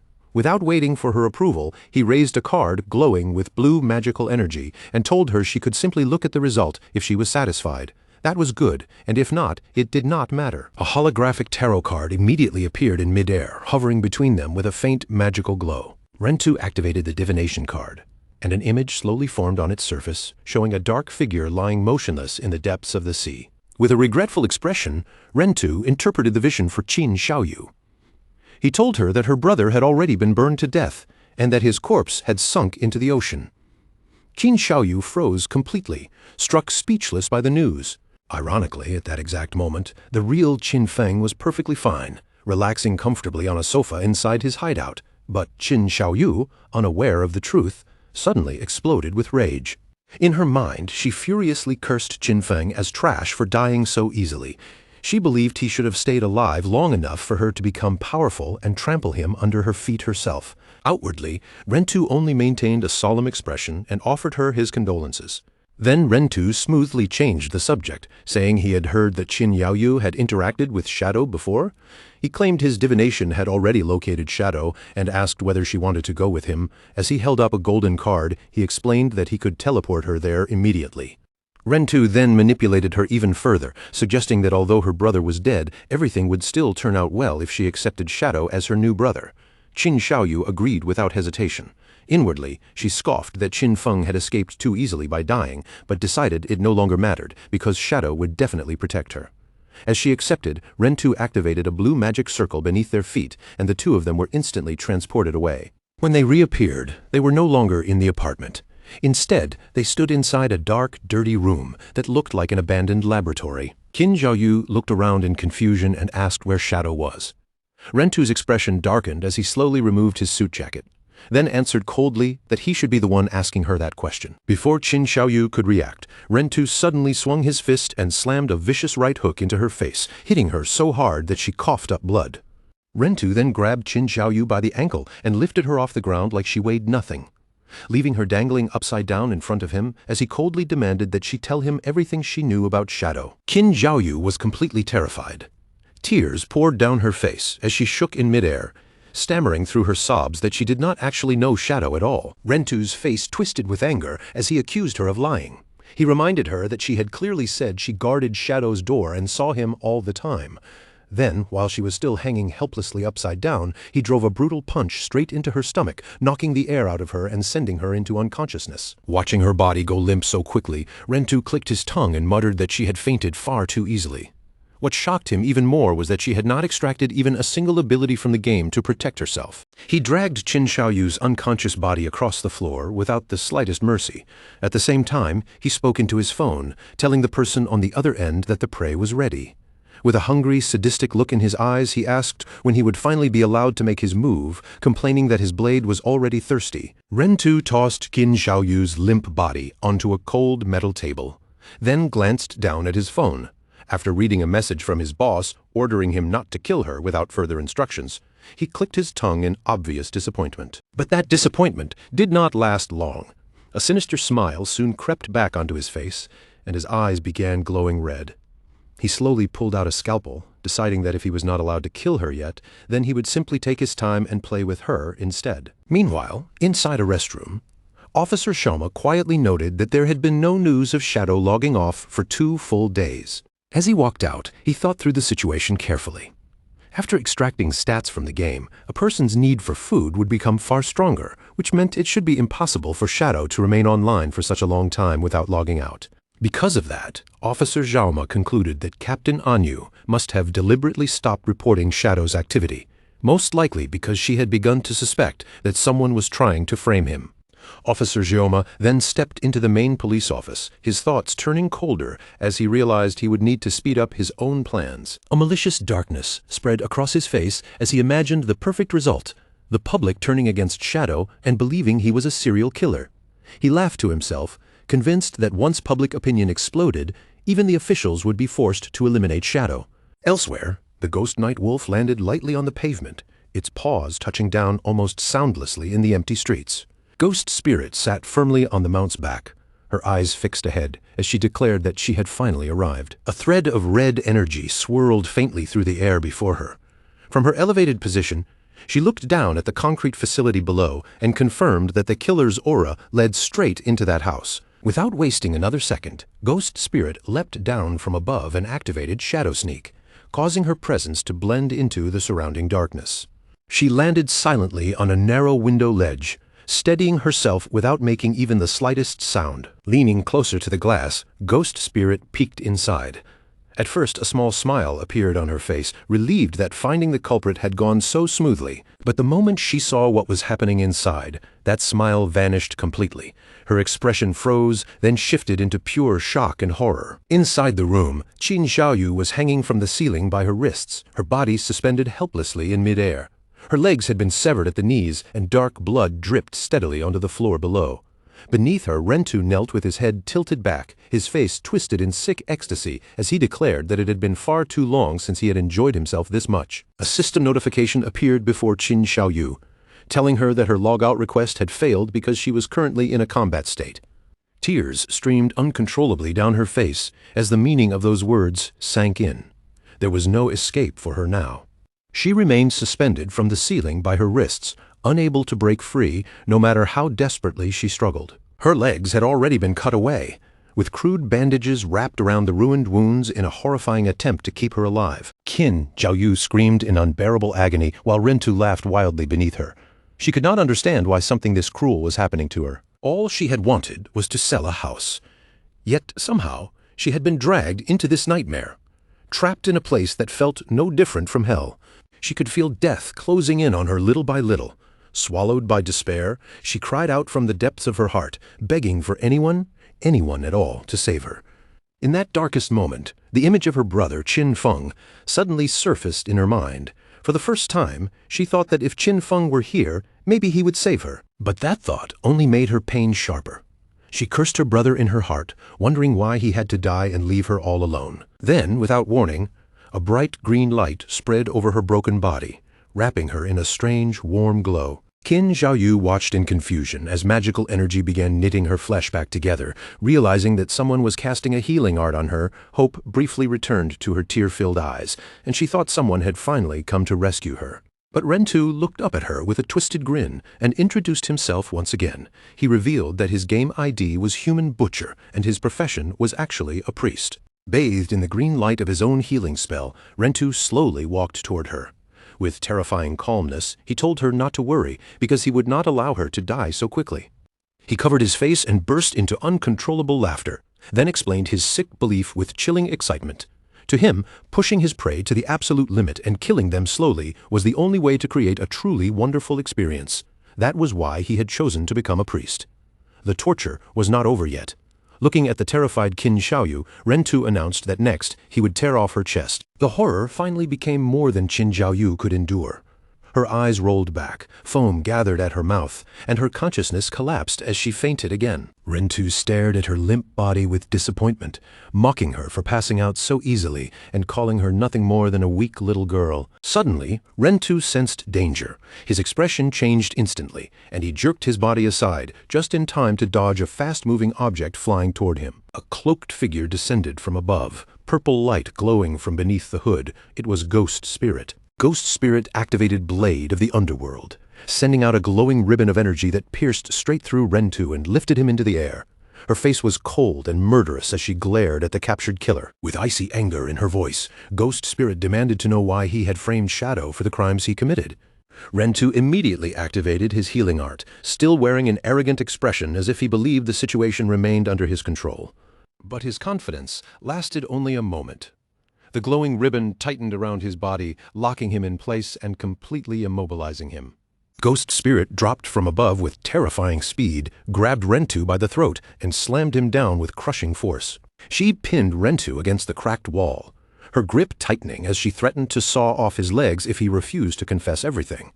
Faced with her rage and completely defeated, Rentu trembled and stammered that he would tell her everything. At the same time, the focus moved to the desolate ruins of Jianghai City, where the broken streets lay silent beneath a heavy atmosphere.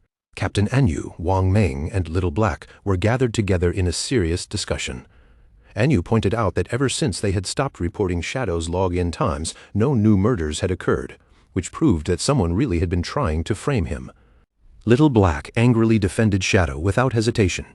She argued that a powerful expert like him would never be some twisted serial killer. If Shadow truly wanted to kill someone, he would simply reduce them to ashes instead of leaving bodies behind to be discovered. Captain Anyu understood that perfectly, but her expression remained grave. She explained that even though they knew Shadow was innocent, the public did not know the truth. She worried that once the rumors spread further, they would cause massive chaos, and that might be the killer's real goal. If public panic kept growing, the officials might be forced to kill Shadow just to calm everyone down, even if they knew he had been framed. Little Black then asked in a low voice whether the officials could actually defeat Shadow. Enyu gave a grim smile and admitted the answer outright: they could not. Enyu explained that if the government truly clashed with Shadow, the price would be devastating. Great Xia would suffer heavy losses from within, and once the country weakened, other nations would never miss the chance to take advantage of the chaos. Wang Meng's expression turned serious, as he said they had to clear Shadow's name as quickly as possible. After thinking through the clues, he concluded that the person trying to frame Shadow was most likely hiding among the Jianghai City officials. Captain Anyu fell into deep thought. If they were looking for someone inside the Jianghai officials who also held a personal grudge against Shadow, then after narrowing it down, only one person came to her mind. At that same time, Officer Xiaoma stood alone inside his office, his face covered in nervous sweat as he stared down at the phone in his hand. He was growing more and more frustrated. 2 full days had passed, and there was still no sign of Shadow logging off. Even worse, he began worrying that Rentu might have lost control and accidentally killed the prey before the plan was complete. In the darkness of the empty office, Jaume's thoughts were completely swallowed by his obsession with Captain Anyu. Her face kept appearing in his mind, and he convinced himself that as long as Shadow continued to exist, he would never have a chance to possess her. Driven by desperation, Jaume tightened his grip around a glowing card. In his twisted mind, he told himself that for Anyu's sake, even if he had to become the enemy of all Great Jia, he would do it without hesitation. Just then, his phone suddenly vibrated in his hand. Jaume quickly checked the message, which appeared to be from Rentu. It said the prey had escaped, and if they wanted to track her down again, they would need 3 years of lifespan to extract a tracking skill. The message also included an address where Jaume was told to deliver the payment. Jaume's anger flared instantly. He clenched his phone tightly, furious that his subordinate had failed at such a simple task. But he also knew that if this entire plot was exposed, he would be finished, so he had no choice but to personally go clean up the mess. Under a gloomy sky, Jaume drove all the way to an abandoned industrial facility, the place looking deserted and lifeless from the outside. After stepping into the dark warehouse, Jaume angrily called out for Human Butcher, demanding to know why he had allowed the prey to escape. But before he could say anything else, his voice suddenly stopped and his expression froze in pure shock. He slowly looked upward and saw a terrifying sight hanging above him. Qin Xiaoyu was suspended from the ceiling. But she was not the only one there. Right beside her, his own hitman, Rentu, was also tied up and unconscious, hanging helplessly in the air. Before Jaume could react to what he was seeing, a beam of purple energy suddenly shot out from the darkness. The glowing energy ribbon wrapped tightly around his body in an instant, locking his arms and legs before he had any chance to break free. Jaume was lifted off the ground and hoisted upside down, left hanging beside the other 2 captives. Panic rushed over him immediately, and he shouted at the figure approaching from the shadows, ordering them to let him go while demanding whether they knew who he was. Ghost Spirit stepped out from the darkness, her eyes glowing with a menacing red light. In a calm voice, she said she knew exactly who he was, Ma Niliang, the son of Jianghai City's mayor. She then revealed that Rentu had already confessed everything, including how Ma Niliang had ordered him to kill people and dump their bodies during Shadow's offline hours in order to frame him. Ghost Spirit then glanced toward Rentu and thanked him for keeping his promise by helping lure out the real mastermind. She cut him loose, looked down at him coldly, and said that as a reward for his cooperation, she would give him a chance to enjoy himself. Rentu slowly stood up, his body surrounded by a surge of purple energy, his expression looking completely deranged. Ghost Spirit ordered him to kill Ma Niliang in any way he liked. Rentu giggled maniacally and thanked the young miss for giving him such a wonderful opportunity. Under Ghost Spirit's control, Rentu turned toward Ma Niliang with a twisted smile, ready to use his favorite method on him. Laughing like a madman, he told Ma Niliang to stop struggling because there was no point anymore. Ma Niliang screamed in terror, but Rentu had already lunged forward with a scalpel in hand. The Human Butcher mockingly apologized to Boss Ma, saying he had no other choice but to do it. Ma Niliang stared up in horror as the sharp blade flashed toward his throat. But Ma Niliang had clearly prepared a backup plan. Just before the scalpel could reach him, he activated a golden card and a violent shockwave erupted outward, blasting Rentu away while giving Ma Niliang the chance to roll to safety. A massive burst of fire and energy swallowed Rentu in an instant.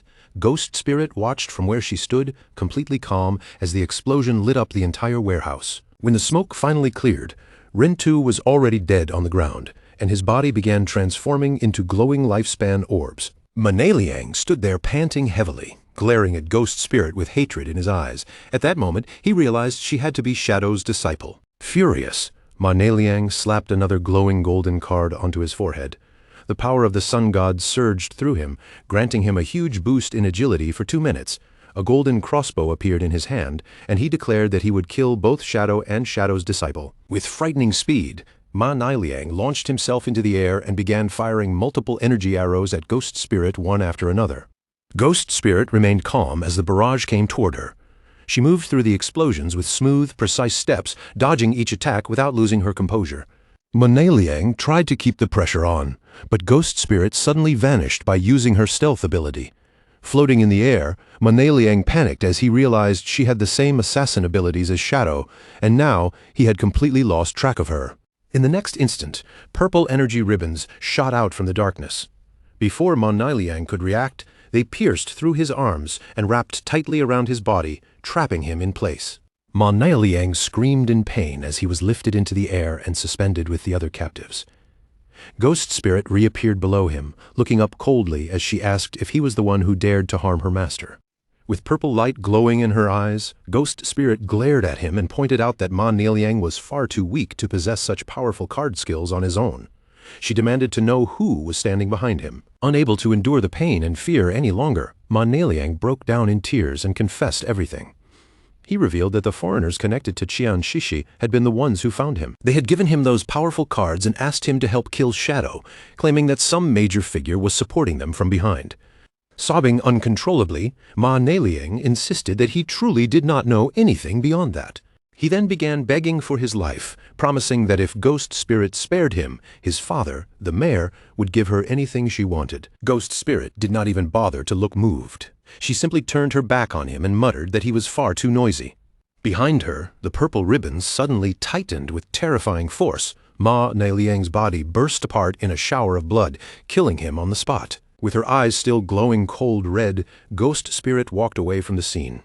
In her mind, she remembered her master's words clearly, never let a single enemy escape. Before leaving, she turned back and looked at Qin Xiaoyu, who was still hanging from the ceiling, unconscious and missing both legs. Ghost Spirit felt a flicker of pity for the girl.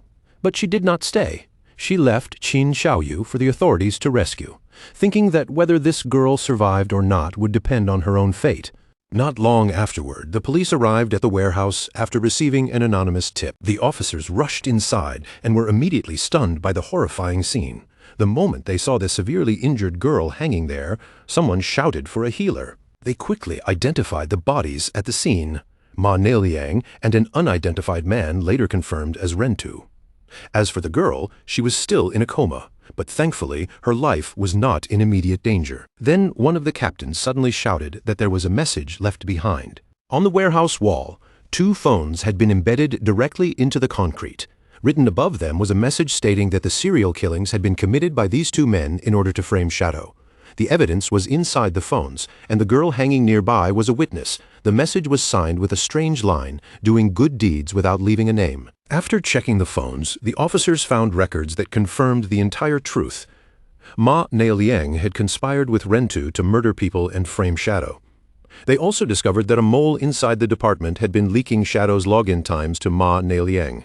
Furious, the captain immediately ordered the traitor's arrest. Meanwhile, back in the real world, Qin Feng was sitting down and enjoying a huge meal when his phone suddenly rang beside him. He glanced at the screen and saw that the call was from Captain Anyu. As soon as the call connected, Captain Anyu's voice came through with obvious excitement. She immediately told him the good news. The serial killer case had finally made a major breakthrough. Qin Feng calmly pretended he knew nothing and asked if they had already found the killer. Anyu confirmed it at once, saying that Ma Liangin and Rentu had both been identified as the culprits, and both of them were already dead. She then explained that the police had discovered solid evidence, along with a living witness. However, because the girl had lost both legs and was still unconscious, they would have to wait for her testimony before the case could be fully closed. Qin Feng quietly thought to himself that Ghost Spirit had handled the mission perfectly. On the other end, Anyu apologized for all the trouble the investigation had caused him, then offered him a piece of intelligence as compensation. Anyu told him about a strange phenomenon happening in a novice town in Jianghai City.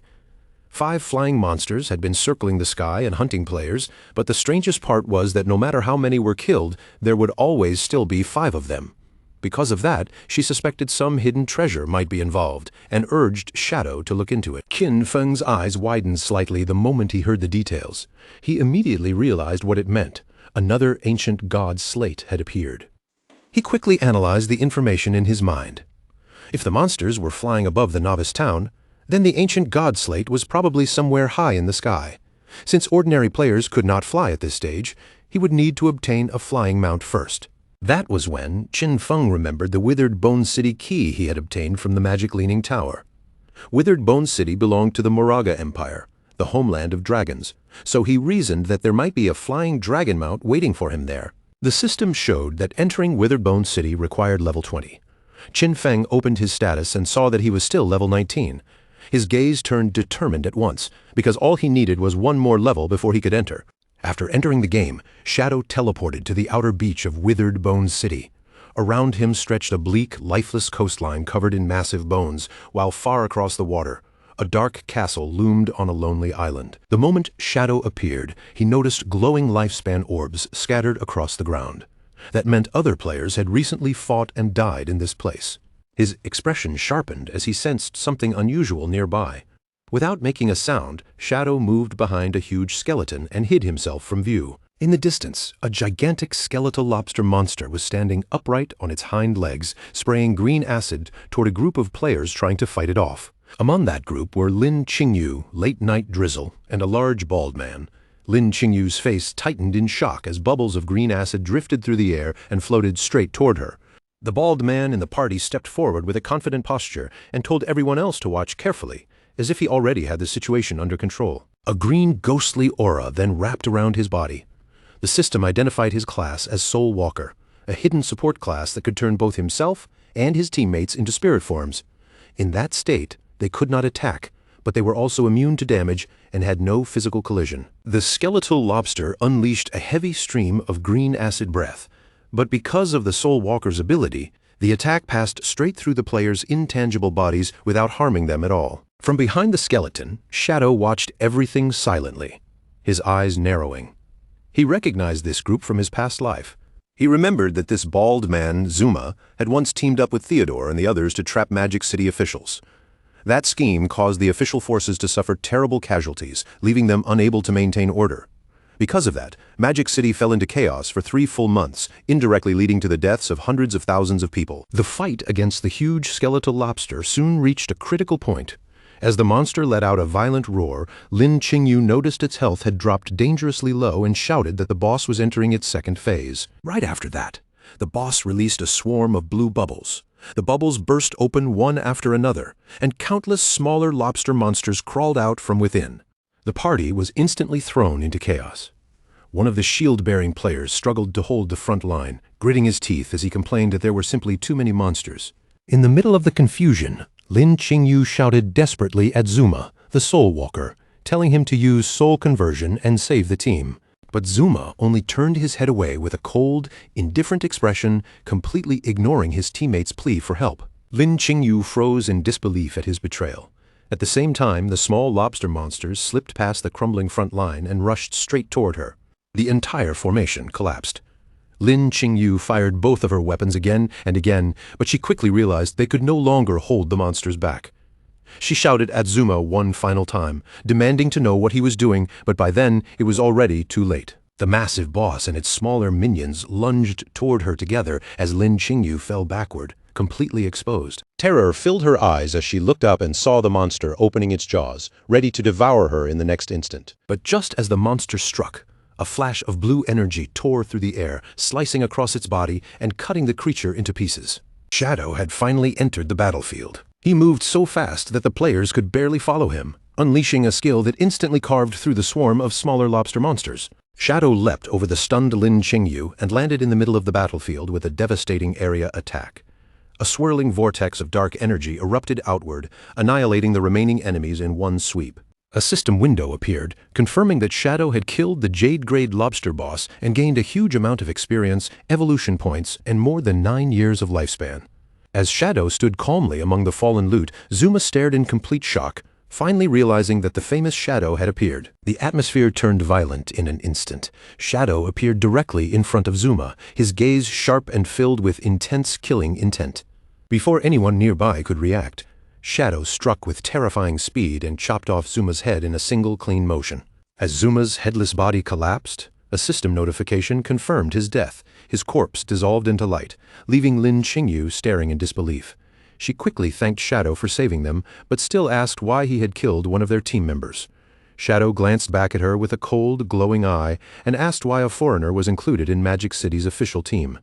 Lin Qingyu explained that Zuma had been hired as outside support because his class was essential for defeating the boss, though she admitted she had never expected him to lose focus at such a critical moment. Shadow scoffed at her explanation, saying that Zuma had not simply lost focus.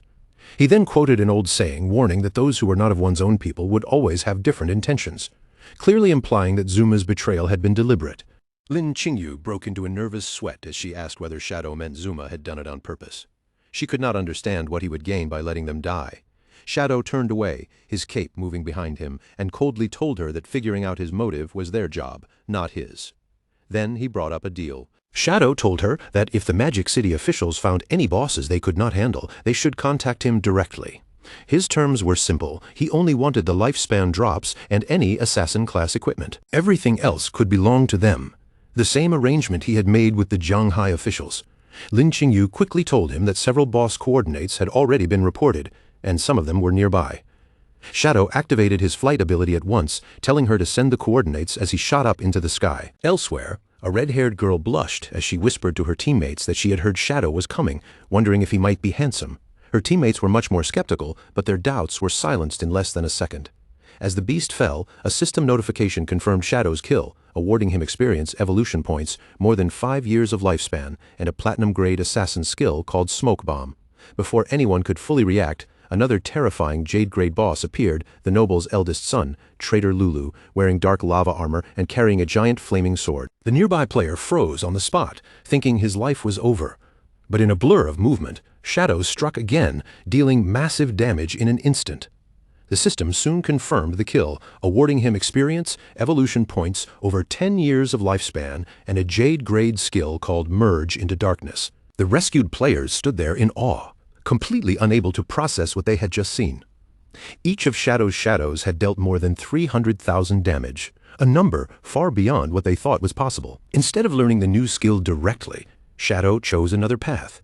He activated his Spirit Devourer bloodline and decided to devour the card, turning its power into a direct increase in his own stats. A system notification appeared and confirmed the result. By devouring the legendary skill, Shadow's elemental attack and elemental resistance had both increased by a significant amount. Afterward, Shadow noticed that the path ahead dropped sharply downward. Surprise flickered across his face as he realized he was heading deep underground, and while moving through the dark, rocky corridor, he began piecing together the purpose of the tunnel. The passage stretched beneath the ocean floor, connecting the mainland coast directly to the isolated island in the distance. Shadow continued through the long underground route until at last he saw the exit waiting ahead.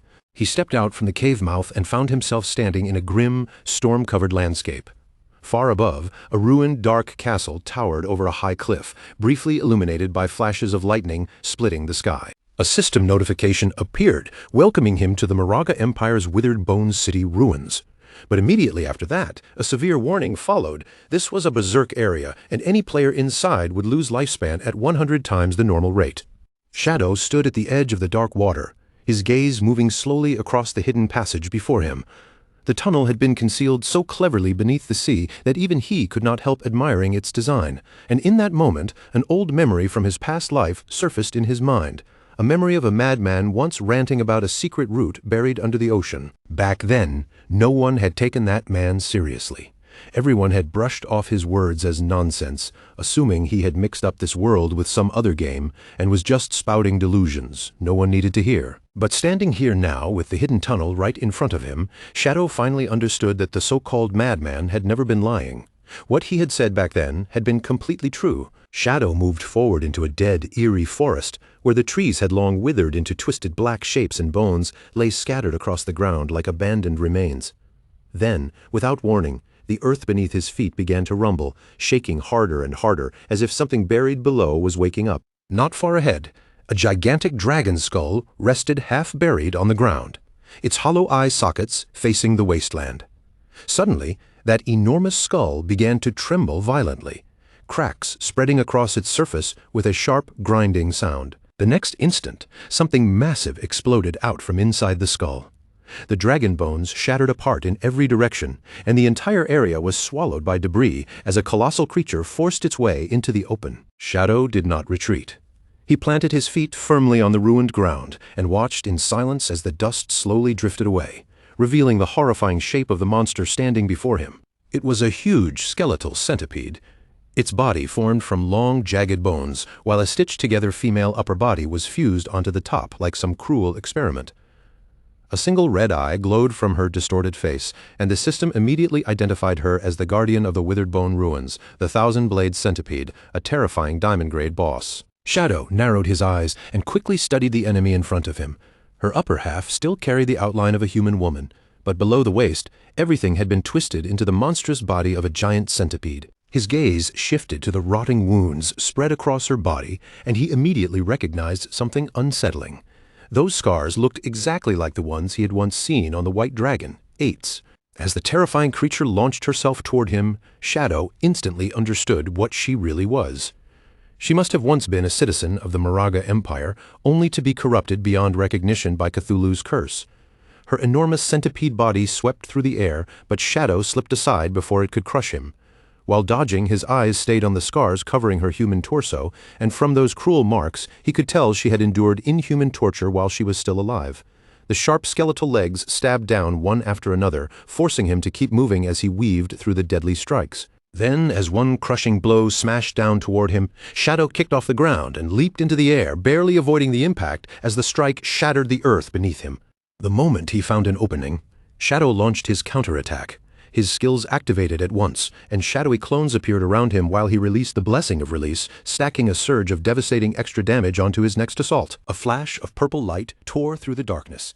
Shadow and his clones moved in perfect sync, unleashing Shadow Flash slash together and striking the boss 4 times in the same instant. One of the blades cut cleanly across the monster's neck, the slash flashing past her twisted body before the wound even fully opened. Shadow's eyes lit up sharply as the system showed that his skill cooldowns had reset immediately. Seeing the chance appear right in front of him, he prepared to attack again without giving the boss any room to recover. He activated Blessing of Release for a second time, and a chaotic red aura erupted around Mowire, wrapping her monstrous body in unstable, surging energy. At that moment, all 4 shadows moved into position, their figures spreading out around the boss as they formed one final ruthless attack pattern. Purple beams of light sliced in from every direction, cutting through Mowire's monstrous body from all sides at once. Her huge skeletal form was torn apart piece by piece before exploding in a burst of magical flame, while Shadow descended smoothly and landed safely back on the ground. A system notification appeared before him, confirming that he had successfully killed the diamond-grade guardian, Mowire. Along with the victory came an enormous amount of experience, evolution points, more than 10 years of tradable lifespan, and several dropped items floating in the air. Shadow lowered his gaze with a solemn expression and quietly told her to rest in peace. As the monster's body faded, the terrifying shape disappeared for a brief moment, revealing the spirit of the beautiful woman she had once been.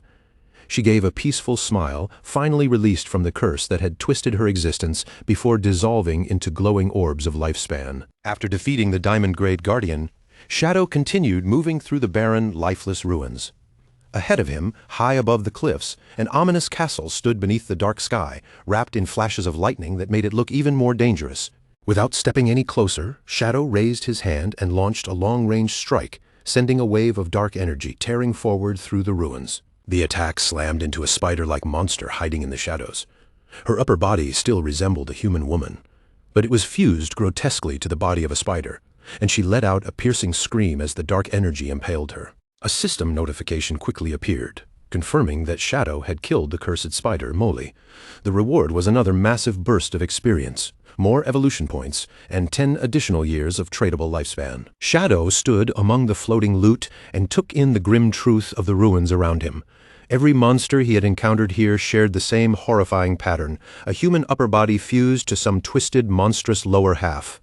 Even worse, they had all kept their original human names. His eyes then fell on a huge dragon skull lying across the ground nearby.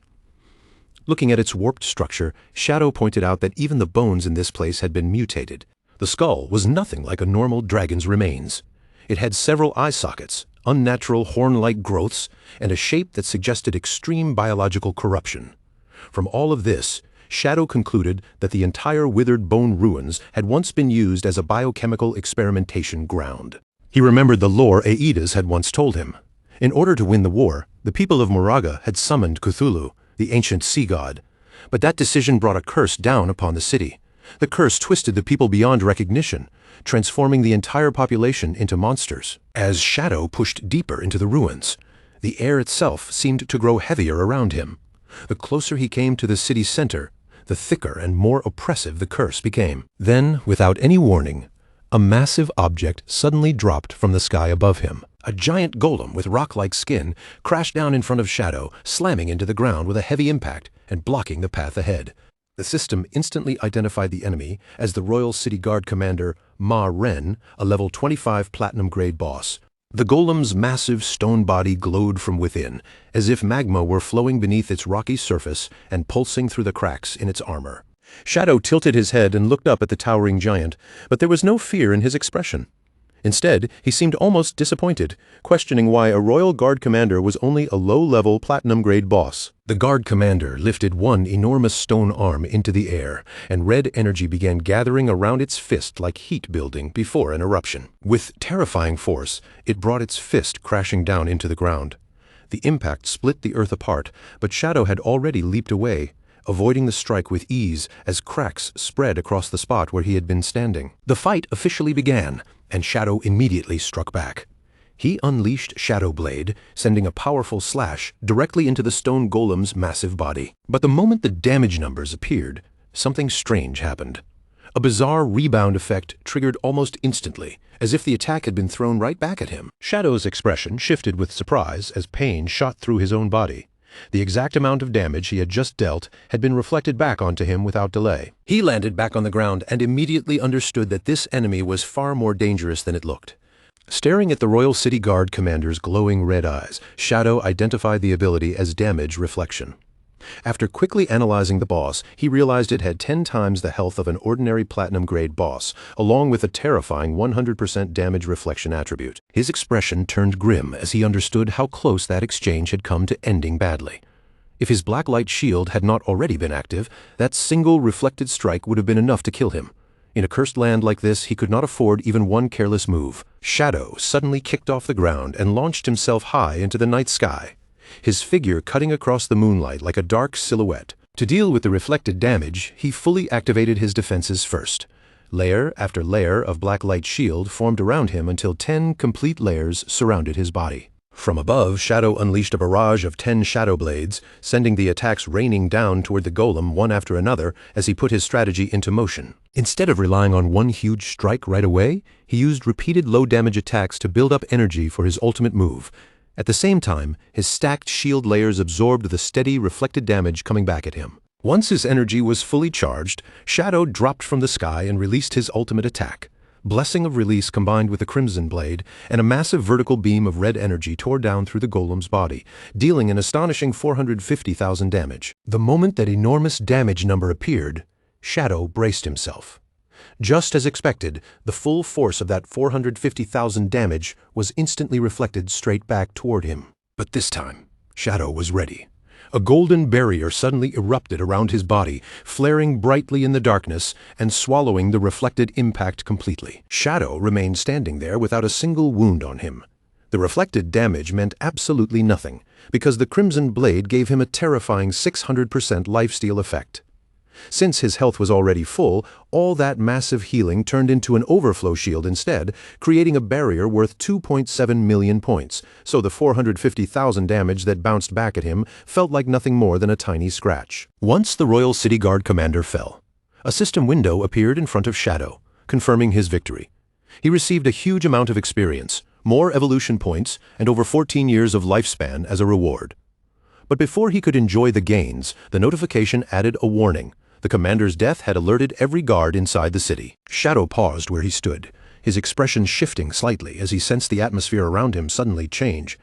Something in the ruins had been stirred awake. High above, on the edge of a cliff, a monstrous sentry raised a massive horn and blew into it with all its strength. Green sound waves rolled outward through the dark air, spreading the alarm across the ruins. In the next moment, the dead city seemed to come alive. Monstrous figures began pouring down from the cliffs in large groups, moving like a tide of twisted bodies descending toward him. Shadow looked around and saw the ridges filling with enemies. Winged monsters hovered above. Spider-like hybrids crawled along the cliffs, and all kinds of deformed creatures gathered in the darkness, staring down at him with hungry eyes. Then a huge fur-covered foot slammed heavily into the ground beside him, making the earth tremble under the weight of the creature that had arrived. In only a few moments, Shadow was completely surrounded by a packed army of monsters. Among them stood a giant white bear, along with terrifying centipede-like creatures and countless other cursed beasts. A system notification suddenly triggered, announcing that he had activated the Monster Horde event. The condition to move forward was brutally simple: kill every single monster. Shadow lifted his gaze toward the wall of enemies towering over him, their red eyes glowing one after another in the darkness. But instead of fear, a sharp excitement appeared in his eyes. He let out a quiet laugh to himself, clearly enjoying the situation. To him, this was not a disaster at all. It was refreshing, exciting, and exactly the kind of battle he had been waiting for. The monsters froze for a moment when they saw their prey laughing. Some of them glanced at one another in confusion, unable to understand why this lone human was not shaking in terror. Shadow moved first, his speed exploding like a storm across the battlefield. He unleashed the Dark Knight Ring Blade, and the black slash tore through the first wave of enemies. With just one strike, the system notified him that he had already killed 32 monsters. He did not give the Horde even a second to recover. Shadow immediately activated Shadow of Slaughter, and dark clones rose from the ground around him, taking shape as they prepared to fight at his side. Together with his clones, Shadow launched a synchronized Shadow Flash /4. Purple energy erupted across the battlefield, tearing through the monster ranks and instantly pushing his kill count all the way up to 165. Chaotic beams of energy swept through everything in their path, slicing apart lion men, shark hybrids, and countless other twisted creatures. Shadow kept pressing forward without pause, descending again with another Dark Knight Ring Blade ×4 attack. His dark magic swept across the battlefield like a black tide, and every swing sent the kill count climbing higher until it reached 518. The battle quickly turned into a one-sided massacre, with system notifications flooding his vision as the death toll rose explosively, jumping from 600 to more than 2,000 in just a few seconds. As the slaughter continued, the kill count surged past 8,000. The entire battlefield was lit up by thousands of glowing lifespan orbs, each one floating above the fallen bodies of the monster army. At last, the battlefield fell silent again. Shadow stood there with purple light glowing in his eyes, having killed a total of 10,086 monsters. A system window appeared and confirmed that every monster had been eliminated, and the road leading to the Withered Bone City Ruins core had finally been unlocked. After wiping out an army of more than 10,000 monsters, Shadow remained in the middle of a vast sea of glowing particles. The notification confirmed that the path to the Withered Bone Ruins core had opened, while countless orbs of lifespan drifted around him like lights from the dead. However, when Shadow looked at the rewards floating around him, disappointment crossed his face. He wondered why there was so little, then quickly realized the reason. The curse had been draining the citizens' life force non-stop, even after they were twisted into monsters. Just then, the floating lifespan orbs began to move. They swirled around Shadow in a brilliant spiral of light, gathering together as if some hidden power was shaping them into something new. The light suddenly stretched across the enormous chasm ahead, shooting forward until it formed a radiant bridge leading straight toward the ominous castle in the distance. Shadow stepped onto the bridge made from the light of the dead, but the moment his foot touched it, a golden aura suddenly wrapped around his body, catching him by surprise. A system window appeared and informed him that he had received the blessing of the Withered Bone citizens. The cursed souls, grateful that he had released them, granted him a special buff that gave him a chance to obtain dragon power while fighting inside the city. Shadow looked down at his glowing hand and remarked that this power was rather interesting. From this, Shadow understood that the source of the curse had to be somewhere inside the city. The souls of the victims were guiding him forward, hoping he would destroy the curse completely and free what remained of them for good. He continued across the glowing bridge until he arrived before a massive dark pit. The opening looked disturbingly alive, like a huge maw made of flesh and darkness waiting to swallow him whole. Without the slightest hesitation, Shadow jumped straight into the abyss. As he dropped through the fleshy tunnel, a system notification appeared and warned him that he had entered the Withered Bone Curse Great Hollow. Inside this place, lifespan would be drained at 1,000 times the normal rate. Shadow landed with a heavy splash in a pool of red liquid. He slowly rose to his feet, surrounded by pulsating organic walls, and prepared himself to face the true source of the corruption. Deep inside the hollow, embedded among the fleshy walls, a man with long red hair and a thick beard hung suspended in the air. His body was pierced through by heavy spikes, pinning him in place like a living sacrifice. Suddenly, a notification flashed, and the man's eyes snapped open as he sensed an intruder entering the hollow. Shadow stood ready in the darkness, and a purple flame ignited on his chest as an overwhelming wave of killing intent pressed toward him. The trapped man began muttering in a low, broken voice, his mouth forming strange syllables that echoed through the fleshy chamber. Shadow narrowed his eyes as he recognized the language. It was the language of the ancient gods. After translating the sounds in his mind, he realized the man was repeating one name again and again, Mowire. Driven by madness and grief, the man suddenly roared Mowire's name. Then, with brutal force, he tore himself free from the wall, ripping away from the spikes that had held him in place. His body immediately began to twist and rupture. Flesh split, bones shifted, and his entire form started transforming in a horrifying metamorphosis. In moments, he became a gigantic, armored skeletal beast. The system identified him as the last guardian of Withered Bone City, Arkitos, a level 20 Emerald Grade boss. Shadow reacted instantly by activating Merge into Darkness. His body dissolved into the shadows, disappearing from sight as he slipped into invisibility. But to Shadow's shock, Arkitos did not lose track of him at all. The massive beast swung one enormous claw directly toward his position, cutting through his stealth as if it meant nothing. Shadow barely avoided the crushing strike as it smashed into the ground where he had just been standing, tearing the floor apart with terrifying force. He leaped backward to create distance, and after landing safely, confusion flashed through his mind. With level 21 stealth active, how could this enemy still see him? Arkitos charged again, still roaring the name of the woman he loved, and that single detail finally made Shadow realize what was happening. Because Shadow had killed Mowire and absorbed her lifespan, traces of her soul were now lingering within him. Arkitos was not seeing through stealth normally. He was tracking the remnants of Mowire's presence inside Shadow. Shadow's gaze moved across Arkitos' armor, and he noticed the spikes covering it looked exactly like the ones on the Royal City Guard commander. He tightened his grip around his shadow dagger, already suspecting that this boss might share the same dangerous passive ability. To test his theory, Shadow struck Arkitos with the dagger. The same amount of damage was immediately reflected back at him, but his golden shield flared up and absorbed the impact before it could harm him. That single exchange confirmed it. This guardian also possessed the dangerous damage reflection ability. Arkitos then let out a deafening roar, and purple energy surged across his massive skeletal body as he began summoning reinforcements. The fleshy ground around Shadow suddenly erupted. One after another, large blue eggs burst up from beneath the surface, quickly surrounding him from every direction. Shadow stared at the eggs with a serious expression, quickly realizing that they also carried a damage reflection effect. If those eggs hatched, they would likely release dangerous elite-level monsters into the battlefield. To test their durability, Shadow threw a shadow dagger at one of the eggs, striking it directly and dealing more than 3,000 damage. The egg shattered, but Shadow immediately calculated the cost behind that single kill. Destroying one egg would require 3 daggers, which meant he would have to sacrifice 3 layers of his black light shield to the reflected damage.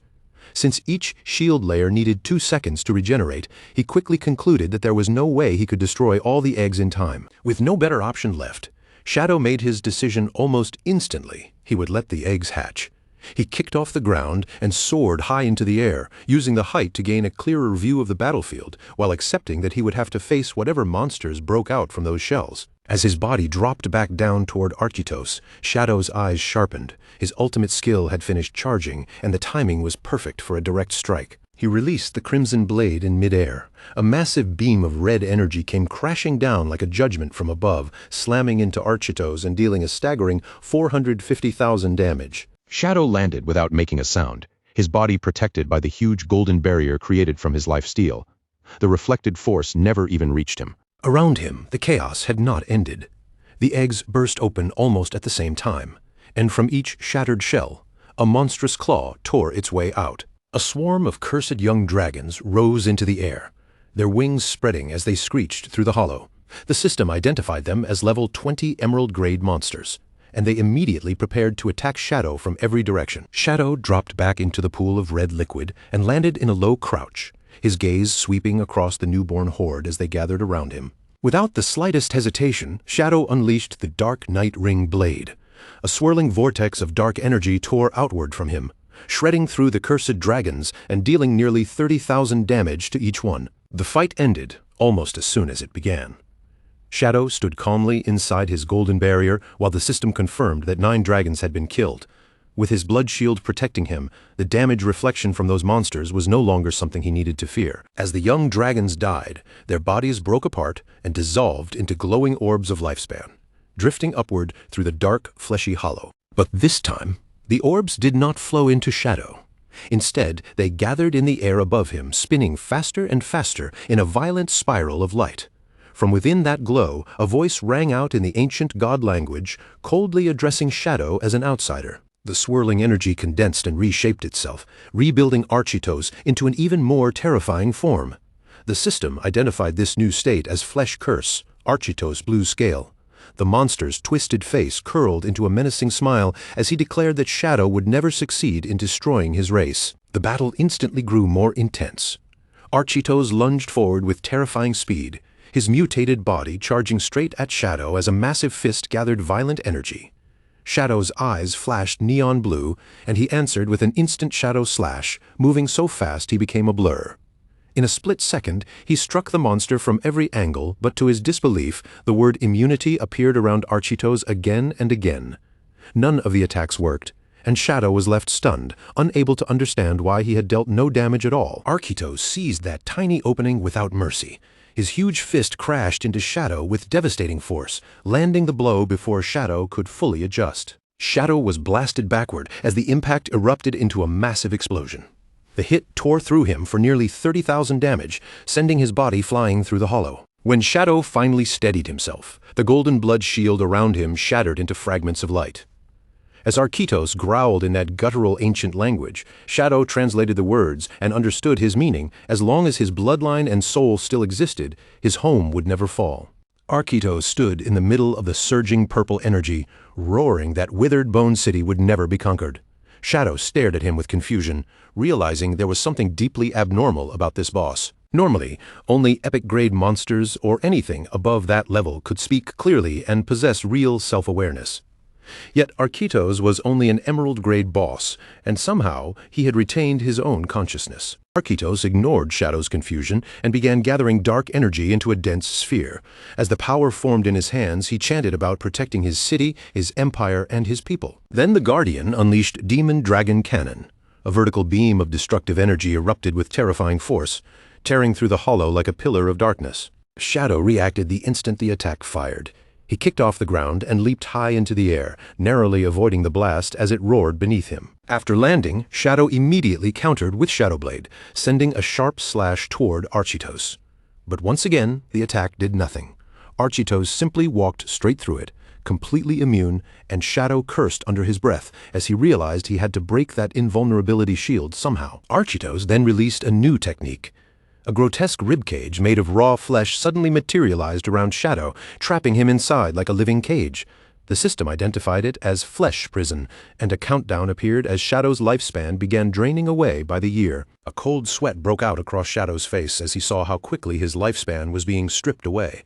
He immediately realized that Architos was siphoning his life force directly, and the power behind it belonged to the evil god Cthulhu. The situation turned dire in an instant. Flesh Prison was an unavoidable attack that ignored all defenses, and through a fleshy tendril, Architos continued feeding on Shadow's lifespan. At this rate, Shadow understood that every year of life he had would soon be drained completely. Just when the situation seemed hopeless, red energy suddenly erupted from Shadow's body. A notification appeared announcing that dragon power had been triggered.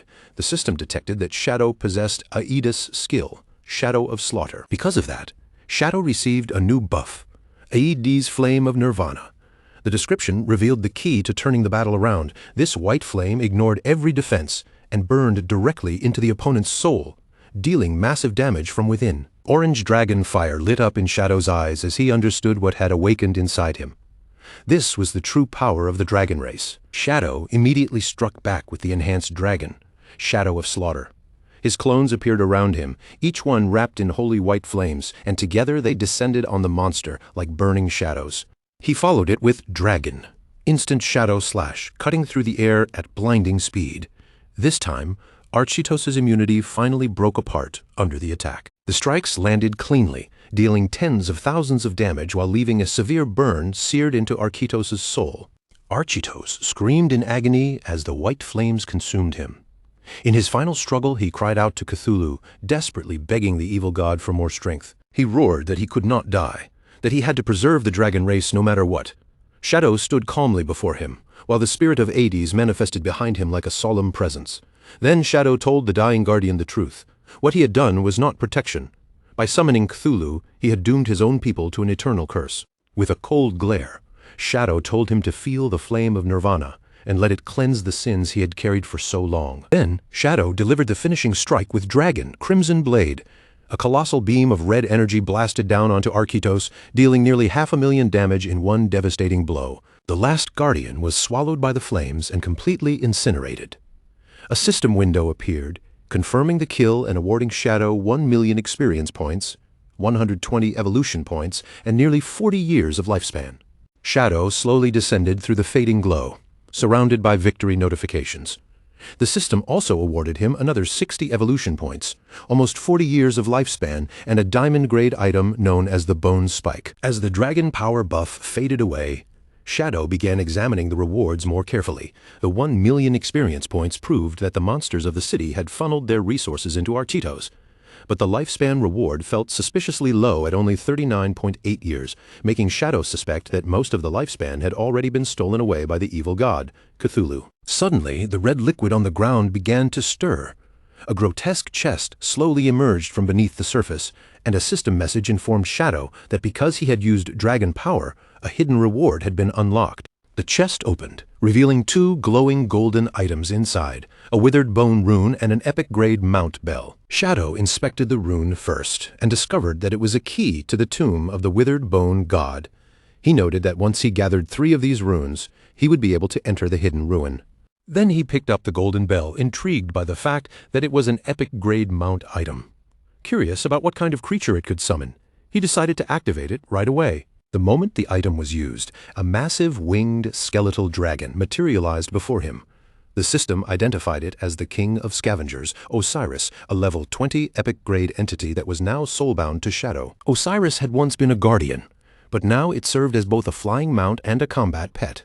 It even possessed the ability to summon smaller bone dragons to fight alongside it. To Shadow's surprise, the dragon was capable of intelligent speech. Osiris lowered its gaze toward him and asked in shock whether Shadow was truly the one who had purged the city and killed Arkytos. Shadow calmly confirmed it without hesitation. Then he looked at the skeletal dragon and asked whether it knew the real truth behind this cursed place. Osiris began recounting the tragic history of the city. It explained that it had once been an old guardian who died long ago, only to be brought back through necromancy so it could fight in the war between the Moraga Empire and the continent when the empire was facing defeat. According to Osiris, when the situation became desperate and the empire needed a way to turn the tide, the city lord Arkytos made the fatal decision to summon the evil god, Cthulhu. The dragon revealed the cruel condition for summoning Cthulhu. Arkytos had to sacrifice the person he loved most, and that person was his daughter, Mowire. But at the final moment, Arkytos hesitated. He could not bring himself to sacrifice Mowire, so instead he chose to offer up the entire population of Withered Bone City, including himself, to the evil god. The result of that choice was nothing short of horrifying. The citizens did receive overwhelming power through the curse, and with that strength they managed to drive back the invaders threatening their city. But the price was unbearable. They were twisted into monsters, stripped of their humanity, and left trapped in bodies they could no longer recognize. Osiris then revealed that Mowire, the only person who had remained human, suffered the cruelest fate of all. The monstrous citizens despised her for surviving untouched, and in their hatred they tortured her again and again until even she was finally swallowed by the curse and transformed into a monster. After finishing the tragic story, Osiris lowered its voice with deep sorrow and gratitude. It thanked Shadow sincerely for releasing those miserable souls from their endless suffering and bringing an end to the tragedy that had haunted the city for so long. Then, as Osiris sensed the powerful aura surrounding Shadow, the skeletal dragon slowly bowed its massive head. With clear reverence, it pledged to follow him forever and respectfully asked for the name of its new master. The protagonist looked up at the enormous dragon, his eyes glowing faintly in the darkness, and answered in a calm, simple voice that his name was Shadow. Hearing that name, the massive skeletal dragon Osiris lowered both its wings and head in complete submission. From that moment on, it swore loyalty to Shadow and declared him its master. However, while inspecting his newly obtained prize, Shadow quickly noticed something strange about the mount's attributes. For an epic-grade mount, its stats felt oddly weak. A level 20 epic boss should normally have at least 10 million health points, yet the interface showed that Osiris had only a little over 100,000. Shadow thought it over and soon came to a reasonable conclusion. This weakness was probably caused by the way Osiris had been resurrected. Since the dragon had died long ago and most of its power had slowly scattered over time, this forcibly awakened skeletal body could only retain a small portion of its original strength. When Shadow reviewed the dragon's offensive skills, including its ability to summon bone shields and fire spikes, he found them fairly ordinary.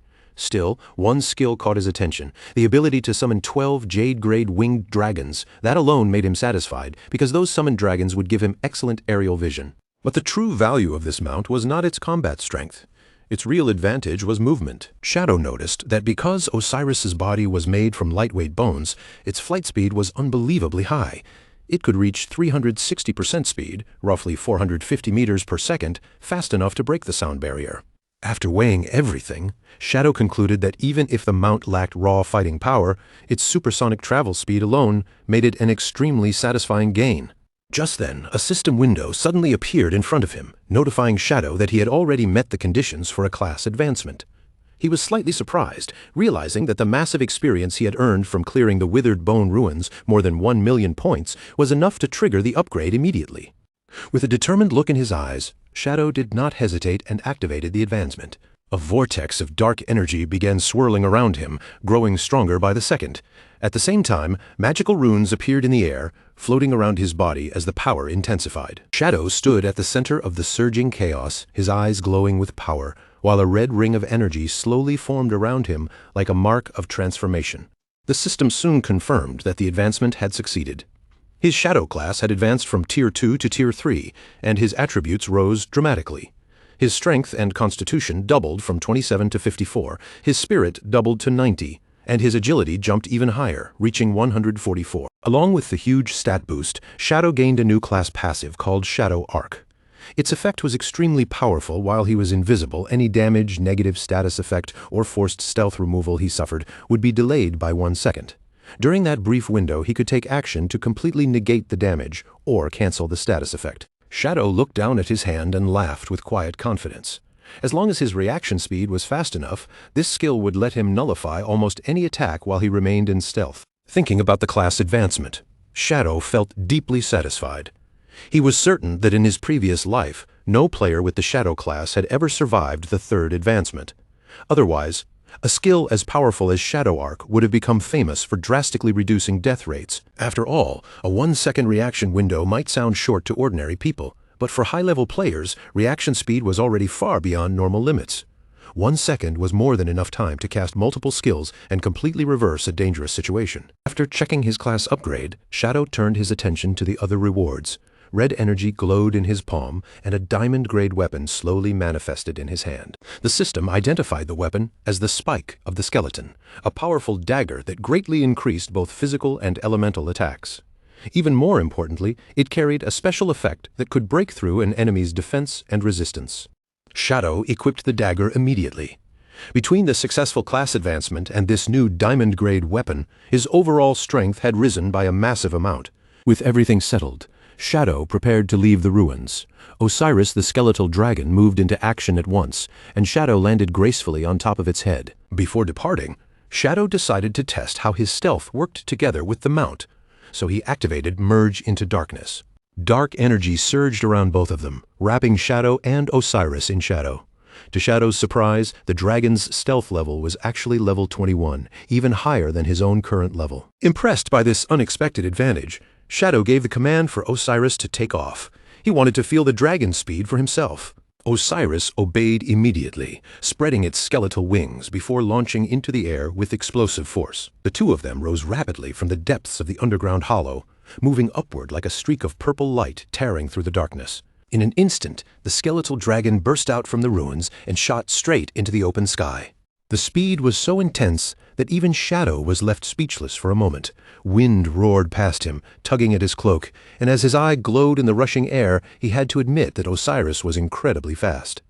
After testing the astonishing speed of his new mount, Shadow broke out of the underground tunnel completely and shot into the sky above the ocean. As he soared through the air, Shadow quickly formed his next plan. He decided to head toward the location Captain Onyu had mentioned, where a flying monster and another ancient god slate had reportedly been spotted. His plan was to fly to the Magic City ruins first, then use a teleporter to reach Lucky Town.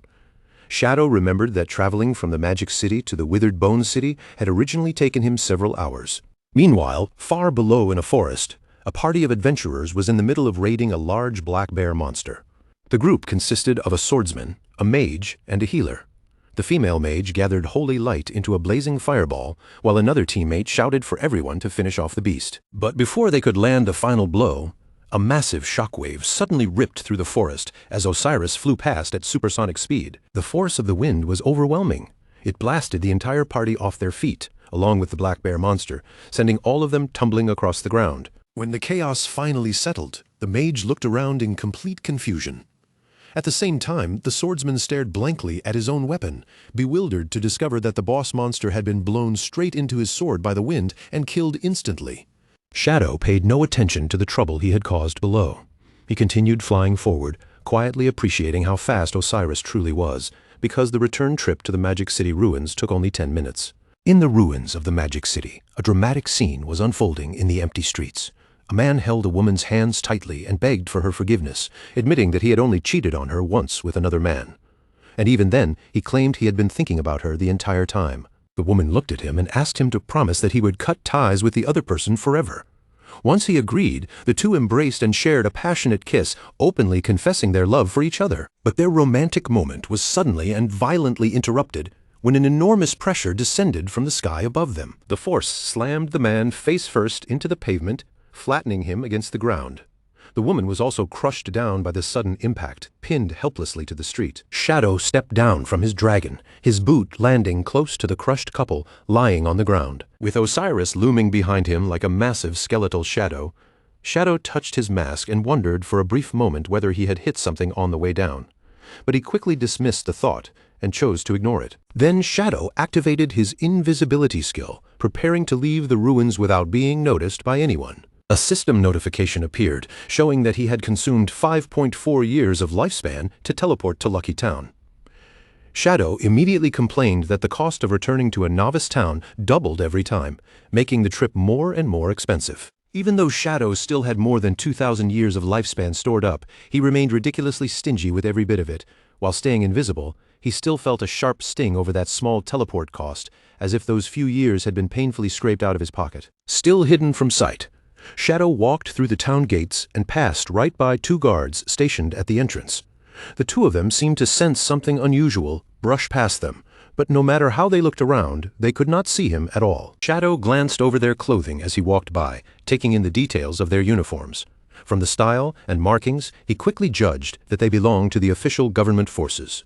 As he looked around at the town's arrangement, Shadow realized the officials had already stationed guards here to protect new players and prevent attacks from breaking out near the entrance. What surprised him was the timing. This kind of protection had appeared months earlier than it had in his past life.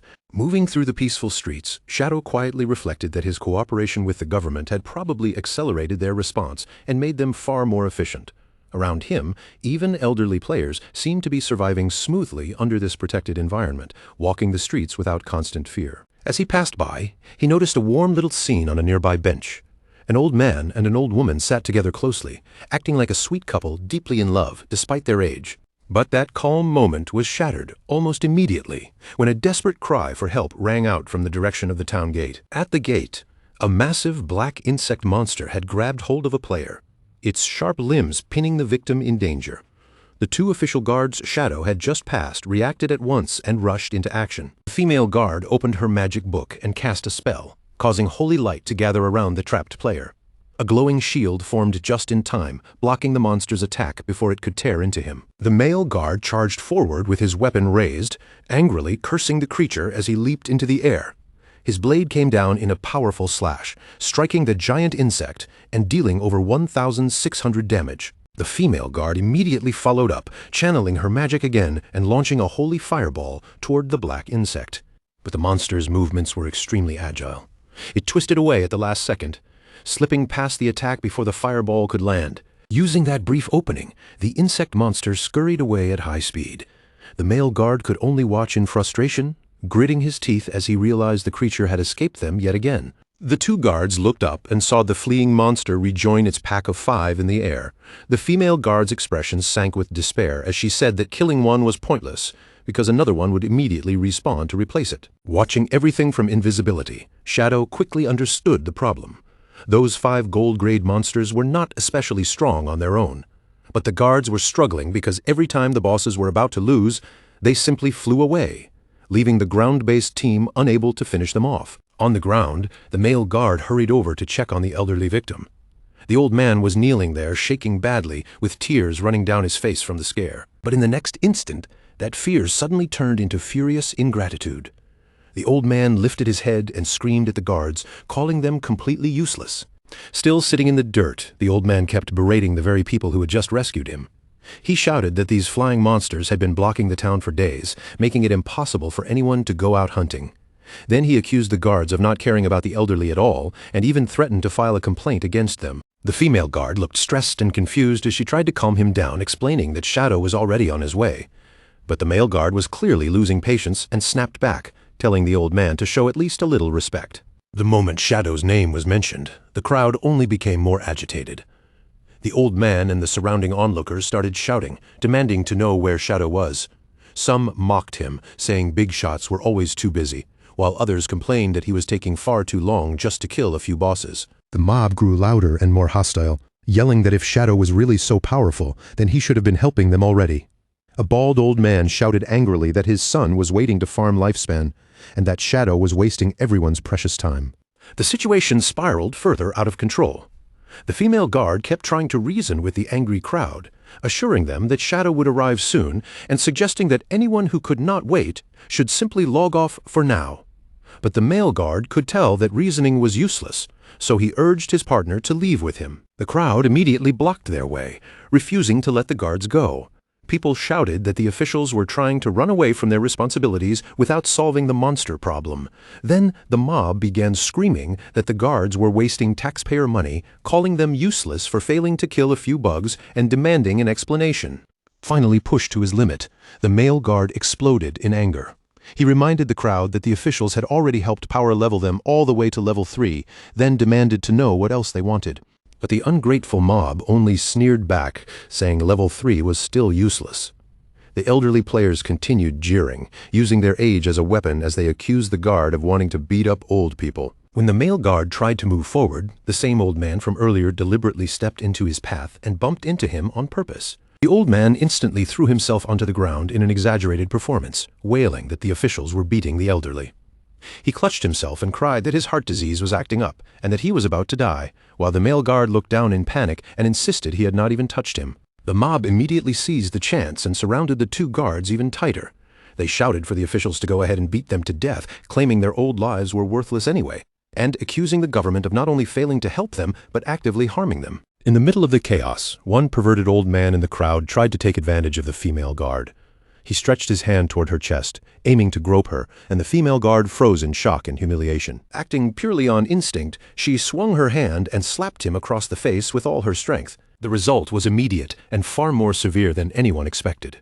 Because the difference in their stats was enormous, that single slap launched the old man through the air like a broken ragdoll. The crowd watched in horror as his body began disintegrating into golden lifespan orbs before he could even hit the ground.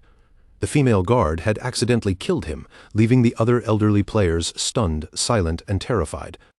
That accidental death instantly triggered mass hysteria. The crowd began screaming that the government was murdering the elderly, while the female guard, flushed with embarrassment and panic, tried to explain that the man had groped her first, but her voice was completely drowned out by the roaring mob demanding that everyone fight back.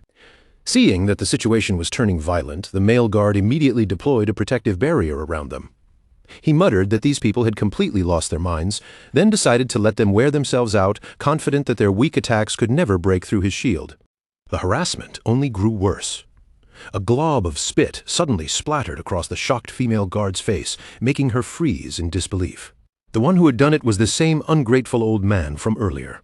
He laughed wildly, clearly enjoying the humiliation and disrespect he had just thrown at her. Encouraged by his behavior, the mob began hurling anything they could find at the barrier. Shoes, rocks, women's underwear, and even feces slammed against the golden shield while the 2 guards were forced to huddle inside. Then, without warning, a terrifying presence descended over the area. Behind the rioting crowd, Shadow materialized on the head of his skeletal dragon Osiris.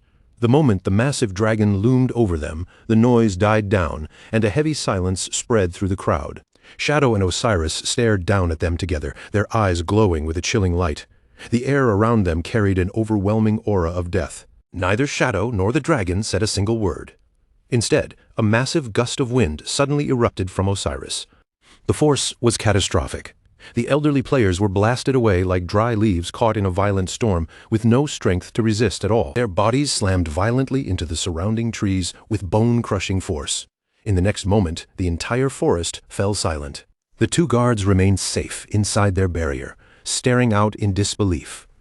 Where the angry mob had been standing just moments ago, only dozens of golden lifespan orbs floated in the air, making it clear that Shadow had wiped out the entire group instantly. High above the town, Shadow and his skeletal dragon Osiris soared upward into a swirling orange vortex. Shadow soon spotted his targets ahead. 5 winged insect monsters flying in formation, connected by streams of magical energy to a floating stone tablet. The moment he recognized the object, he immediately commanded Osiris to chase them down. From the ground, the 2 official guards looked up in awe, watching the massive skeletal dragon pursue the monsters across the sky beneath a red, eclipse-like sun. Standing firmly on the dragon's head, Shadow remained steady despite the speed. Dark purple energy surged around him as he prepared to launch an aerial strike. The 5 insects desperately tried to flee with the slate, beating their wings as fast as they could, but compared to Osiris's speed, their escape was hopeless. Shadow's eyes lit up with intense purple light as he locked onto his prey, focusing on the fleeing monsters ahead. In the next instant, Osiris moved so fast it almost looked like a shadow flickering across the sky. His body twisted mid-air, and with one clean, merciless swing, he released a terrifying slash that cut through the battlefield. The strike was frighteningly accurate, slicing straight through all 5 gold-grade insect bosses at the same time, splitting their massive bodies in half before they even had a chance to struggle. Down below, the 2 guards stared upward in complete disbelief. Their mouths hung open, their eyes wide and frozen, as if their minds had not yet caught up with what they had just witnessed. 5 powerful insect bosses had been wiped out in a single move, and the victory had happened so quickly it barely felt real. Meanwhile, back on the ground, the mess with the elderly mob had somehow become even more absurd. The old players who had just been blown away by Shadow's wind had already respawned and stormed back to the scene in a noisy crowd. Their faces were twisted with anger, and they immediately began yelling at the guards again, accusing them of attacking helpless old people, while shamelessly pretending to be the victims once more. The entire mob quickly closed in around the exhausted male guard, crowding him from every side and shouting over one another. They demanded compensation for the lifespan they claimed to have lost, waving their arms and pressing closer like they would never let him go. The guard looked completely drained, his face dark with frustration, silently feeling as if this harassment would never come to an end. But right at that moment, a huge shadow suddenly spread across the ground and swallowed the noisy group. The male guard instinctively lifted his head, and his expression changed at once. High above them, the enormous corpses of the 5 insect bosses were falling from the sky, dropping straight toward the crowd like a mountain of dead monsters crashing down. The elderly mob did not even have time to understand what was happening. Before anyone could scream or run, the giant carcasses slammed into the ground with a horrifying, bone-crushing impact. In an instant, the old players were flattened beneath the monster bodies, killed for the second time, and once again burst apart into glowing lifespan orbs scattered across the dirt. The stone slate dropped from above and stabbed upright into the ground with a heavy thud. Around it, little glowing orbs shimmered everywhere, marking the remains of the twice-dead old man and the companions who had been crushed along with him. Osiris descended smoothly and landed beside the pile of loot with a calm, graceful motion. Shadow glanced around at the shining items scattered across the ground, genuinely puzzled for a moment. In his mind, he had only taken down 5 bosses, so he could not understand why there was suddenly so much loot everywhere. Completely unaware that he had accidentally farmed the annoying mob as well. The ungrateful old man, who had just been smashed by a falling monster corpse, somehow crawled across the ground again with a furious look on his face. Instead of showing even the slightest bit of gratitude, he raised a trembling finger and pointed straight at Shadow. Then he started screaming about how dangerous falling objects were, angrily demanding to know whether there was still any law or justice left in this world. Shadow did not bother responding to his shouting. He simply ignored the old man's complaints and bent down to pick up the slate. But the old man immediately pushed himself up and blocked him, yelling even louder that he was talking to him.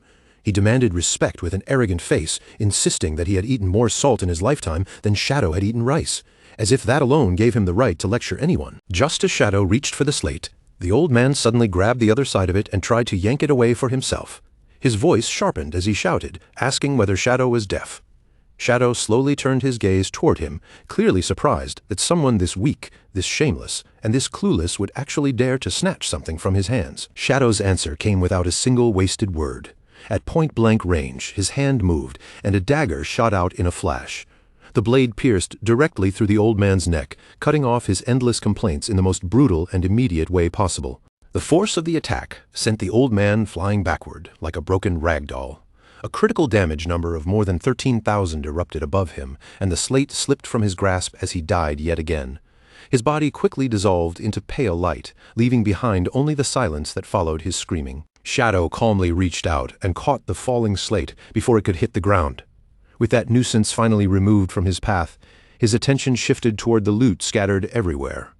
Without any change in expression, he ordered Osiris to summon the small bone dragons and have them begin collecting everything. The massive skeletal dragon accepted the command at once. Osiris lowered his head slightly, obeying Shadow without the slightest hesitation, as if this kind of task was nothing more than a simple gesture. Soon, a swarm of small black skeletal dragons came pouring down from the sky. Their bony wings sliced through the air as they swooped toward the ground, each one moving quickly and precisely. Their job was simple: collect the countless lifespan orbs that had dropped from the elderly mob after they had been killed twice in a row. The female guard and her partner both looked up in confusion as the little bone dragons filled the air above them. They could not tell what Shadow was planning, and the sight of so many summoned creatures circling overhead only made them even more bewildered. At the same time, back near the town gate, the ungrateful old man had already respawned for the third time. He stood in front of the crowd and the guards with his finger raised high, his face full of fake righteousness. He loudly declared that he had finally figured everything out, claiming the officials were secretly working with Shadow to murder people and steal their property. The female guard stared at him in pure disbelief, unable to believe he could still twist things this shamelessly. The old man immediately began putting on an exaggerated performance. He clutched his head, shook his body, and screamed as if he had suffered the greatest injustice in the world. Then he lied without blinking, claiming that he had been carrying 1,000 years of lifespan, and that Shadow had stolen every last bit of it. The female guard was so angry that sparks of electricity seemed to crackle from her eyes. She shouted back at him, demanding to know who he thought he was fooling with such an obvious lie. But the old man refused to back down. He stubbornly claimed that his son had given him all that lifespan, then turned around and accused the guard of protecting Shadow because she wanted a share of the stolen loot herself. Then the old man turned toward the surrounding crowd and began stirring them up on purpose. He shouted that if everyone helped him force Shadow to return his 1,000 years of lifespan, he would reward each person with 1 year. Once again, he hid behind his age and cried that they could not allow officials and Shadow to bully the elderly like this. The crowd, blinded by greed, immediately fell for it. One after another, the elderly players began shouting in agreement, their eyes shining at the thought of getting a piece of the reward. Soon, the entire mob was yelling for Shadow to return the lifespan, demanding that everything they had lost be handed back to them. The male guard clenched his teeth so hard his jaw tightened. He desperately wanted to arrest every last one of them, but the troublemakers were not stupid. They had gathered inside the town's safe zone, using the rules as a shield, and as long as they stayed there, the guards could not attack them directly. Led by the ungrateful old man, the elderly players grew even louder and more arrogant. They raised their fists into the air, shouting greedily and pushing the situation further, as if the louder they screamed, the more reasonable their demands would become. But before their shouting could continue, the small bone dragons suddenly dove straight into the crowd. Their dark claws flashed downward and grabbed the elderly players one after another, lifting them off the ground before they could even understand what was happening. The entire mob was hoisted into the air, their feet kicking helplessly beneath them. The old man dangled above the street with terror spreading across his face, staring at the skeletal monsters in panic while wondering where these creatures had suddenly come from. The bone dragons carried the screaming players higher and higher, flying above the rooftops over the town walls, and straight out beyond the protection of the safe zone. The old man thrashed wildly in the air, shouting for help and frantically demanding that the monsters let him go. The dragons obeyed his words in the most literal way possible. Their claws opened all at once, and the elderly players were released into open air, dropping from the sky like stones. As the old man plummeted downward, his face twisted with pure panic. He screamed at the top of his lungs that he had not meant for them to let go right there, but by then his body was already falling fast toward the ground. Shadow walked out of the town gate with a cool, unbothered expression while bodies crashed heavily onto the ground behind him. The female guard's face flushed slightly as she watched him. Shadow calmly explained that although the safe zone stopped players from harming each other directly, it did not cancel the laws of physics. In other words, gravity could still kill them just fine. With a cold look in his eyes, Shadow told the guards that his bone dragons would remain stationed there from now on. Any unruly people causing trouble would be thrown out of town the same way. Whether the guards chose to catch those people and imprison them or simply let them fall was completely up to them. After confirming that the bosses in the sky had already been cleared, Shadow prepared to leave. The male guard quickly called out to him, pointing toward the ground and reminding Shadow that he had not collected all the scattered loot. But Shadow's body had already begun dissolving as he prepared to teleport away. Without turning back, he simply told them to keep it as a gift, leaving both guards stunned where they stood. The male guard stared at the glowing ground in complete awe. Lifespan orbs were scattered everywhere, shimmering like treasure across the dirt. He could hardly believe that an expert like Shadow had casually left behind so much wealth without even seeming to care. He then turned toward his partner and called her Electric Fox, his voice full of excitement. Seeing so many orbs waiting to be collected, he invited her to help him gather the loot before anyone else could get near it. But the female guard was not paying attention at all. She stood frozen in place, her eyes soft and dreamy, as if her thoughts had drifted far away with Shadow. The male guard looked at her with a strange mix of confusion and disgust, asking what on earth she was doing.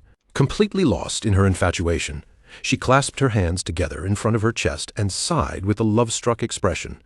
Then she declared that her heart had left with Shadow the moment he disappeared. To drag her back to reality, the male guard picked up a lifespan orb and tossed it straight at her.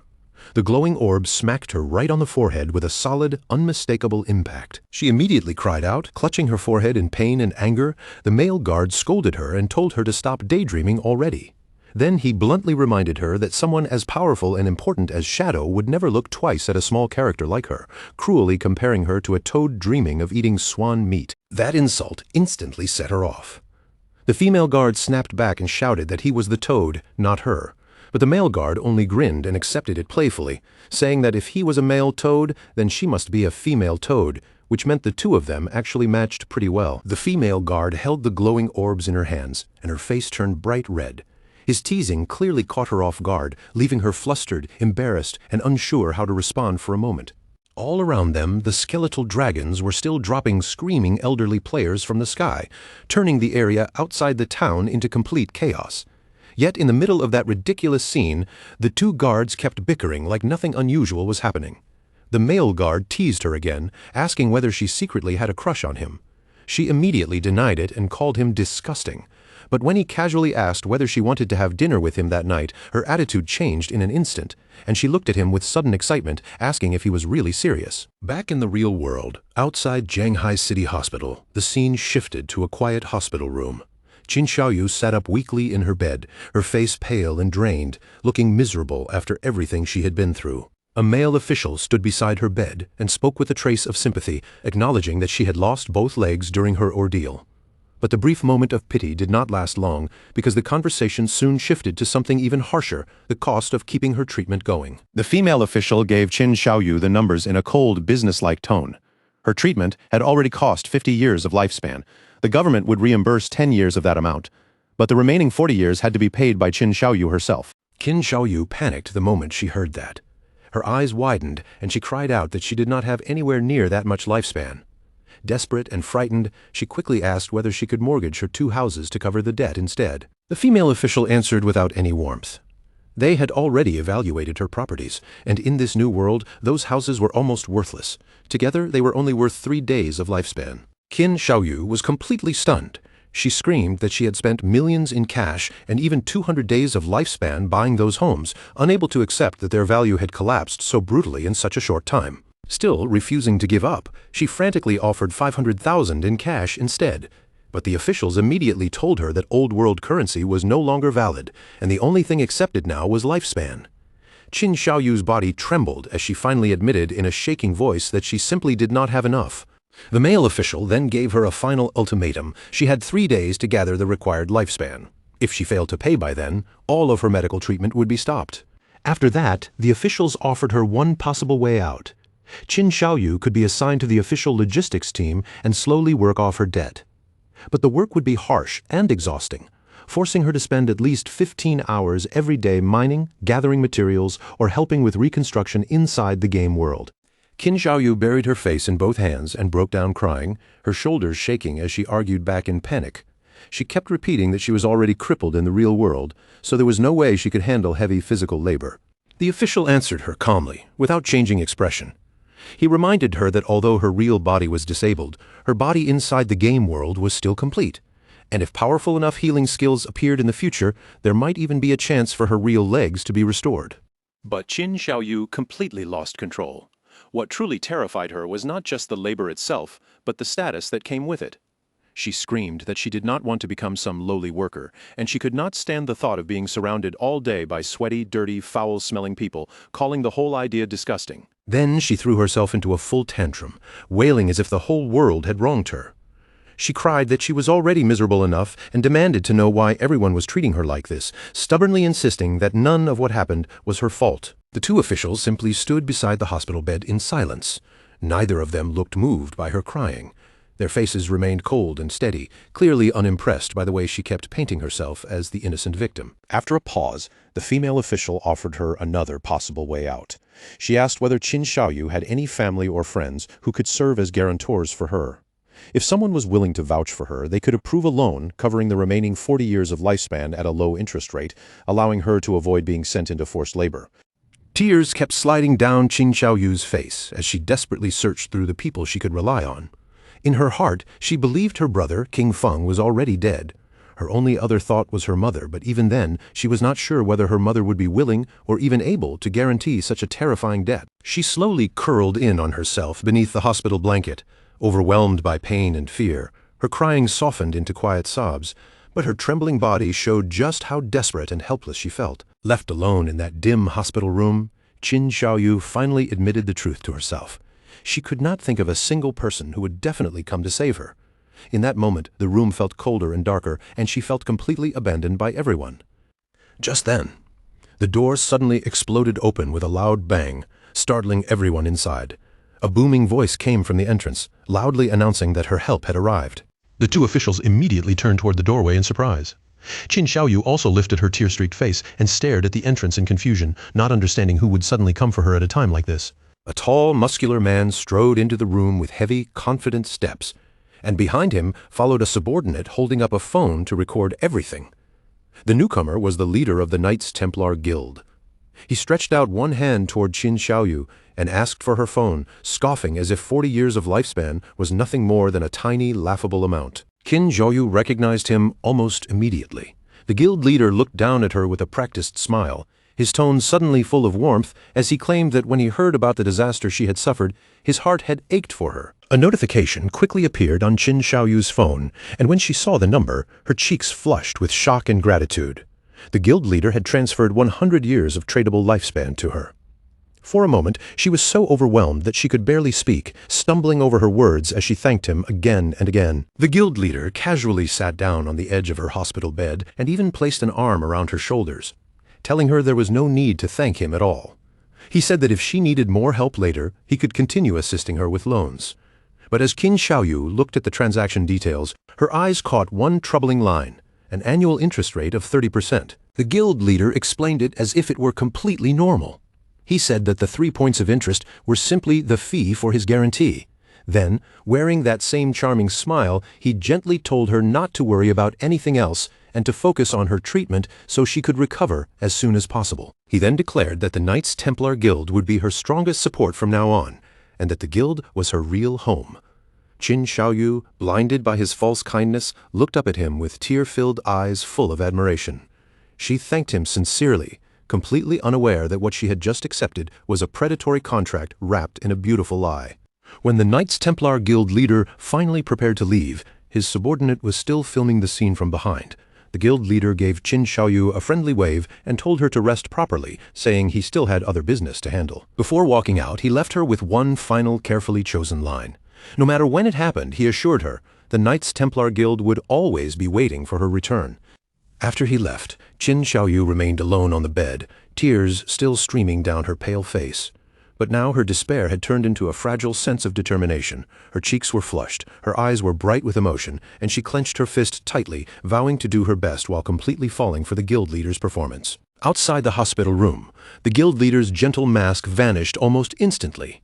His subordinates showed him the recording they had captured, and after glancing through it, he nodded with satisfaction.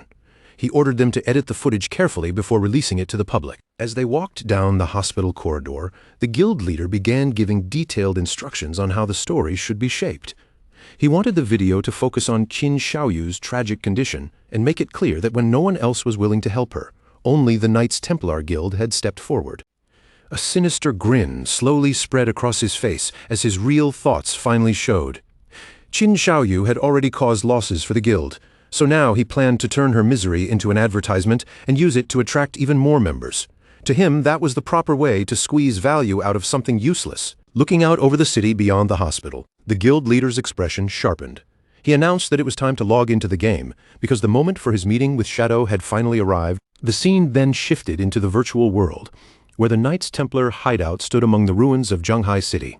A blue energy barrier covered the area like a protective dome, separating the guild's territory from the broken world outside. Inside the shabby, dimly lit hideout, the guild leader sat in the most ridiculous place possible, on a toilet, while checking information through a glowing holographic interface in front of him. As he browsed through the posts online, he noticed that countless people were cursing Shadow, and a smug laugh escaped him. He remarked that Shadow really had offended a lot of people. But beneath that laugh, jealousy quickly leaked out as he muttered that if Shadow were not 10 times stronger than him, he would have already tried to kill Shadow himself. At that moment, black mist suddenly gathered in the room and Shadow materialized from within it. The guild leader's arrogance vanished in an instant. He dropped to his knees without hesitation, lowering himself completely. Shadow asked whether the slaughterers were ready, and the guild leader eagerly replied that they had been ready for a long time and that he had been waiting for Big Brother Shadow to arrive. Trying hard to curry favor, the guild leader even gestured toward the toilet and invited Shadow to sit down. Shadow's gaze remained icy, and he rejected the offer without the slightest hesitation. He simply ordered him to bring out the targets. The guild leader quickly pointed toward a large group of bound players gathered nearby. With a flattering expression, he presented 200 slaughterers, all red name players, and told Shadow that every single one of them had been prepared for him to deal with. Shadow accepted the offering without much reaction. With only a casual sound of acknowledgement, he walked past the guild leader and moved toward the bound red name players. Then Shadow released his dark power. In the blink of an eye, invisible blades of energy swept through the crowd, instantly cutting the gathered slaughterers into pieces. The guild leader watched with awe in his eyes as their bodies were torn apart before they could even resist. As the prisoners died, their bodies dissolved into a dense sea of glowing lifespan orbs that floated through the hideout. A system notification appeared, confirming that Shadow's slaughter value had dropped by 2 layers. Standing among the drifting lights, Shadow calmly told the guild leader that their debt was settled, then turned around to leave. Seeing Shadow about to go, the guild leader immediately became anxious. Desperate to hold on to Shadow's favor for even a little longer, he hurriedly called out and shouted that he had an urgent matter to report. He quickly asked whether Shadow had offended anyone recently, then projected a holographic screen in front of him. On it was a viral news post featuring the face of the ungrateful old man from Lucky Town. The headline was deliberately exaggerated, accusing Shadow of killing an elderly man, scamming innocent people, and colluding with corrupt officials. Shadow glanced at the picture and immediately recognized the troublemaker he had already dealt with. But while looking at the screen, Shadow's eyes suddenly narrowed. His attention had been caught by another notification sitting nearby. It was the propaganda advertisement the guild leader had just arranged. The headline claimed that a poor girl had been brutally mutilated and lost both legs, while the Knights Templar Guild had generously stepped forward to help her. Beside the headline was a photo of Qin Xiaoyu crying, and when Shadow saw it, he was visibly stunned. He quietly exclaimed Qin Xiaoyu's name, finally realizing that the victim ghost spirit had rescued from the serial killer Rentu was actually his own sister. A faint chuckle escaped him as he thought about how small the world truly was, and how unbelievably coincidental this situation had become. Shadow kept that discovery hidden and revealed nothing to the guild leader. He only gave a calm response, saying he understood, and then vanished from the hideout. The guild leader, completely unaware of what Shadow had just realized, stayed beside the toilet and bowed enthusiastically, loudly telling his big brother to take care and come back often. High above the city, Shadow rode through the sky on his skeletal dragon Osiris and contacted his disciple. He ordered Ghost Spirit to investigate the person spreading slanderous rumors online and eliminate them, deciding that such a small matter was not worth handling personally. Ghost Spirit appeared in the communication window, her face filled with rage that someone dared to smear her master's name, and she immediately vowed to take care of it. On a high rooftop in Zhonghai City, Ghost Spirit stood against the wind, staring at a holographic screen in front of her. Anger and disbelief filled her eyes as she wondered how anyone could be bold enough to spread such vicious rumors about her master. The screen showed the news article with the ungrateful old man from Lucky Town plastered across it, claiming that Shadow had plotted against an elderly person. Ghost Spirit looked at both the accusation and the old man's face with open disgust, clearly finding the whole thing repulsive. Her expression turned cold. With a sharp, determined movement, she pulled her hood up over her head and declared that she had already memorized the culprit's face. Without wasting another second, Ghost Spirit leapt straight from the edge of the building. Purple energy trailed behind her like a streak of light as she vowed to bring him to justice, diving through the air and gliding between the skyscrapers toward her target.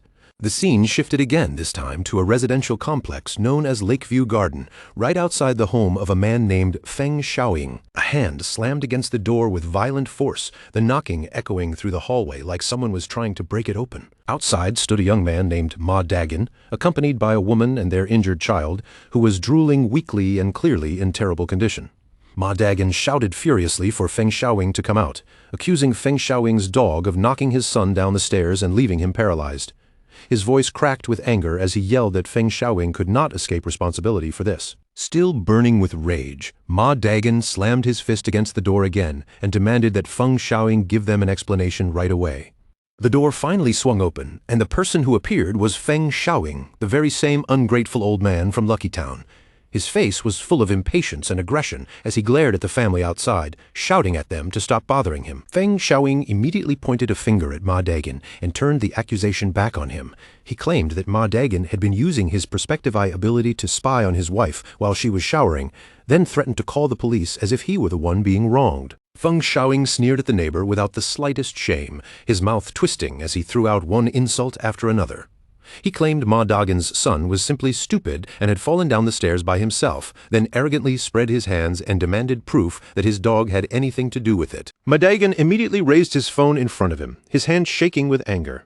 On the screen was clear footage of a monstrous dog suddenly kicking his son down the stairs. He pointed at the video and shouted that this was ironclad evidence, and Feng Xiaoying had no way to deny it. But Feng Xiaoying's face darkened in an instant. Before Ma Dagon could say anything more, the old man exploded with violence and kicked out hard, sending the phone flying straight out of Ma Dagon's hand. The phone smashed away, and the evidence was gone just like that. Feng Xiaoying immediately put on a shameless expression, staring at Ma Dagon as if nothing had happened, then coldly demanded to see this so-called proof he kept talking about. Ma Dagon's anger finally reached the breaking point. His eyes sharpened, and he activated his eagle eye skill, locking his gaze firmly onto Feng Xiaoying like he was marking him as prey. With fury burning in his voice, Ma Dagon warned Feng Xiaoying that he could release poisonous fog at any moment. If the old man continued acting unreasonable, then he would not let this matter end here and would hunt him down no matter where he ran. Feng Xiaoying did not look scared at all. Instead, he stood there with a mocking look on his wrinkled face, clearly treating Ma Dagon's threat like nothing more than a joke. Provoked by that attitude, Ma Dagon prepared to strike. His eyes glowed with a cold blue light as he gathered his power, ready to unleash his skill right there in the hallway. The system locked onto Feng Xiaoying and highlighted him as Ma Dagon's target. But while the old man kept shouting accusations and stirring up the situation, a sudden notification appeared in front of Ma Dagon. No matter how hard Ma Dagon tried, his skill would not activate. The power that should have burst out from him was completely sealed, leaving him unable to release anything at all. He froze in place, stunned and confused, his glowing eyes flickering as he struggled to understand why his ability had suddenly failed. Feng Xiaoying suddenly let out a sinister little laugh. His earlier arrogance shifted into something far more malicious, as if he had been waiting for this exact moment all along. An orange glow lit up in Feng Xiaoying's eyes as he burst into crazed laughter. He taunted the terrified Ma Dagon for failing to use his skills, then sneered at him, asking whether he really thought being stupid made him fearless. Madagan's confidence collapsed immediately. He turned toward his wife in panic and shouted that something was wrong, because he could not use any of his skills at all. Feng Xiaoying grinned with open mockery, and behind him a massive silhouette slowly appeared in the doorway. Only then did the old man reveal the truth. His son had the hidden class Magic Forbidden Warlock, and he had already set up a Magic Forbidden Barrier that prevented anyone inside from using skills. The figure stepped forward into the light, revealing a tall, muscular man with a poodle peeking out from inside his shirt. Feng Xiaoying immediately changed his expression and began playing the victim, crying that Madagan had been sexually harassing him and terrifying him. The son listened with a cold face, then suddenly moved so fast that his body almost blurred. Before Madagan had any chance to defend himself, the son reached out and grabbed him tightly by the throat. In the same brutal motion, he drove a heavy kick straight into Madagan's stomach. The impact sent Madagan flying backward across the hallway. His body slammed hard into the wall opposite them, and blood burst from his mouth as he collapsed in agony. His wife screamed in horror and rushed to his side, desperately trying to heal him.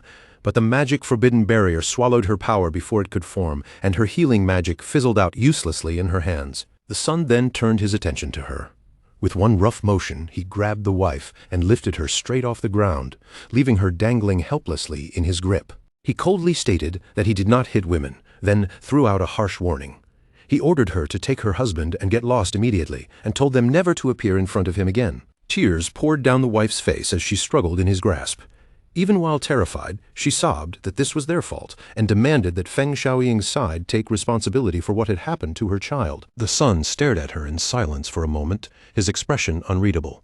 Then his fingers loosened, and he finally released his grip. But the contempt in his eyes only grew stronger. He looked down at her like she was nothing, pulled his fist back, and coldly declared that this was an era where the strong preyed on the weak.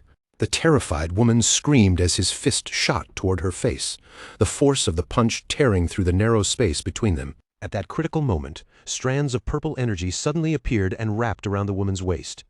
In the blink of an eye, they yanked her away to safety, and the son's punch smashed into the wall right beside where her head had been. The wall cracked from the force of the blow, and the son slowly lifted his head, his expression turning confused as he realized someone had interfered.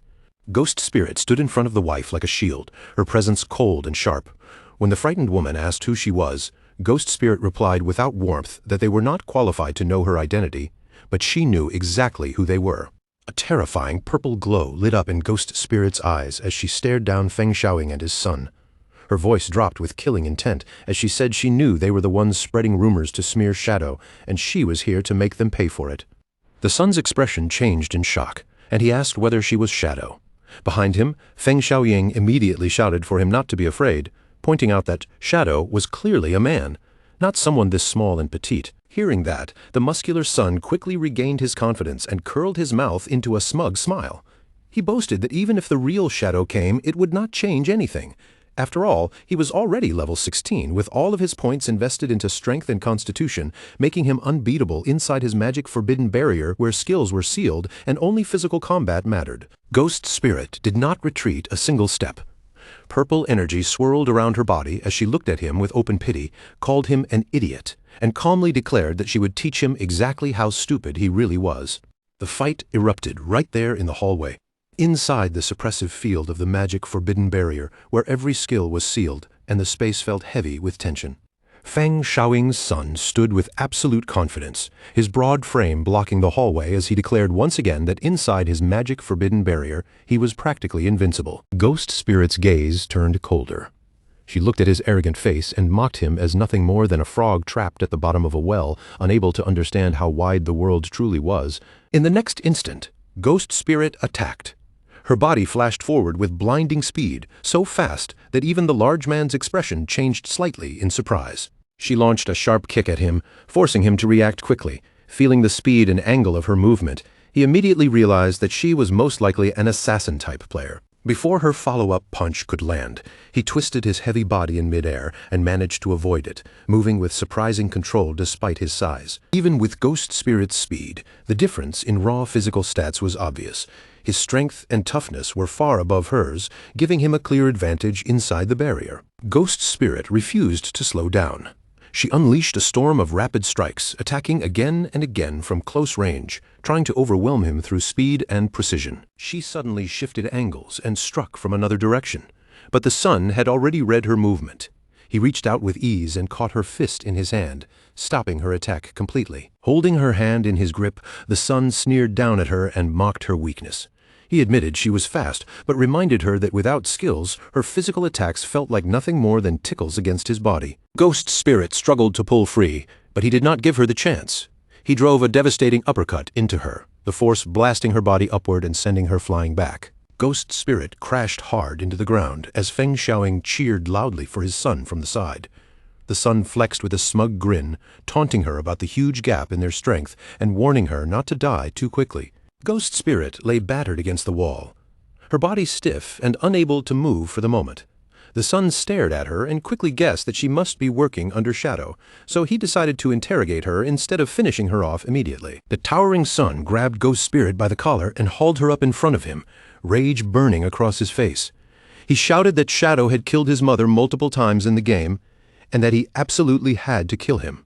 Then he gave Ghost Spirit 10 seconds to reveal everything she knew about Shadow, yanking her closer with violent force. With one arm, he lifted her higher into the air, his grip tightening as he threatened to tear off one of her hands if she refused to talk. But Ghost Spirit showed no fear at all. Instead, she raised her eyes toward him with a mocking smile and calmly called him an idiot. The son froze for a second, confused by her reaction. Then Ghost Spirit's smile deepened as she told him to stop looking at her and take a good look at his own body. In the very next moment, his body suddenly burst into eerie green ghost flames. The unnatural fire crawled across him from every direction, burning with a chilling glow that instantly shattered his confidence. The son's expression twisted in shock as his knees suddenly gave out beneath him. He collapsed to the floor, coughing violently, and only then did he realize the terrifying truth: he had already been poisoned before he even noticed anything was wrong. Ghost Spirit stood there calmly, one hand glowing with a faint green light. She looked down at him and said he was a complete fool for believing that his magic forbidden barrier made him invincible. Long before the fight began, she had already placed a venom enchantment on herself. Even though the barrier blocked newly activated skills, that precast enchantment was still active, which meant every punch she landed had quietly stacked more poison onto his body.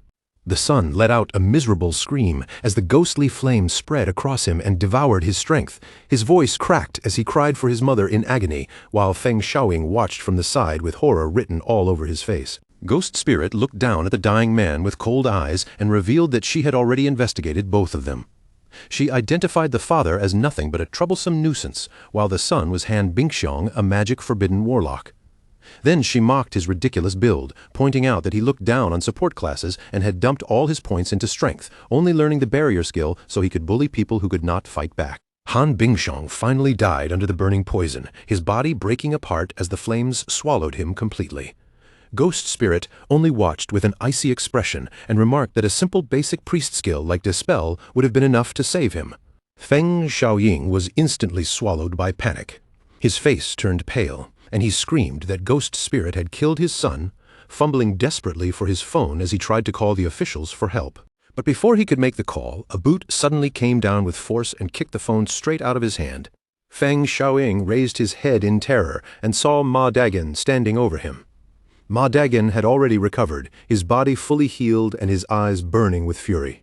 He coldly declared that the barrier was gone now, and it was finally the old man's turn to pay. Feng Xiaoying panicked and screamed for help, his voice sharp and desperate. But no one cared about his cries anymore. Ma Dagen stepped forward and slammed a vicious kick into the old man's face, cutting off his begging with brutal force. Ma Dagen grinned down at him and promised that he would eventually hand him over to the officials. But before that, he was going to beat him until every bit of anger in his chest was satisfied. His wife stood beside him and encouraged him, saying she would keep healing him so he could continue as long as he needed.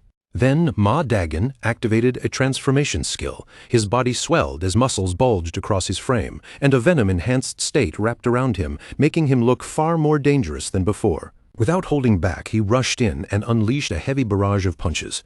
Each blow smashed into Feng Xiaoying one after another, pummeling the old man until he could barely make a sound. His wife cheered him on from the side while casting healing magic to support him, making sure Ma Dagen had the stamina and recovery to keep beating Feng Xiaoying without stopping. The beating finally ended with one last brutal motion. Ma Dagon lifted his foot and brought it down hard, crushing Feng Xiaoying's face beneath a final stomp. Feng Xiaoying died on the spot, his body dissolving into light. Ma Dagon stood there panting heavily, finally feeling some relief after venting the rage that had been building inside him. He turned to his wife and asked whether the girl who saved them was still nearby. His wife confirmed that she was mentioning an angel's heart skill as she looked around. Ma Dagon quickly turned in that direction, his face filled with deep gratitude. He said that if not for her help, their family would have been completely doomed.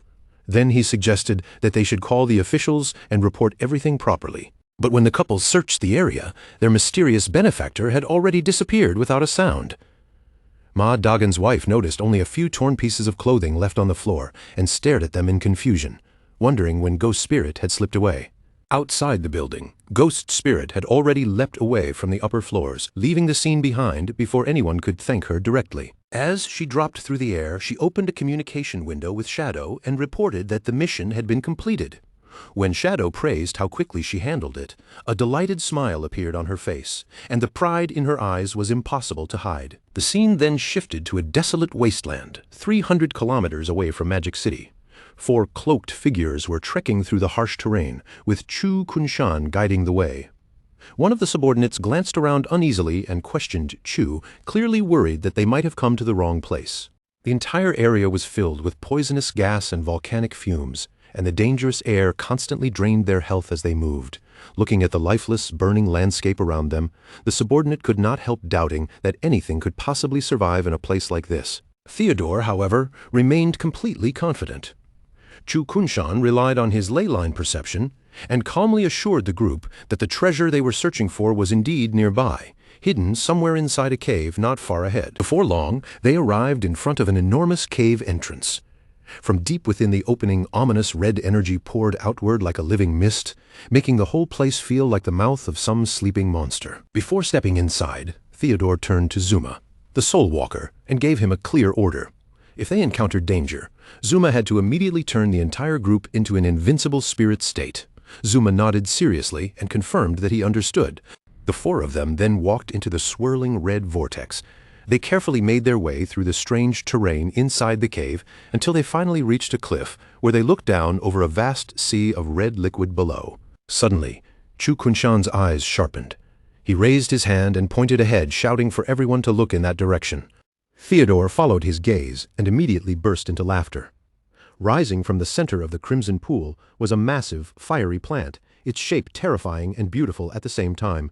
He knew at once that they had found what they came for. Chu Kunshan identified it as the Hellflower of Nightmares, his voice filled with certainty.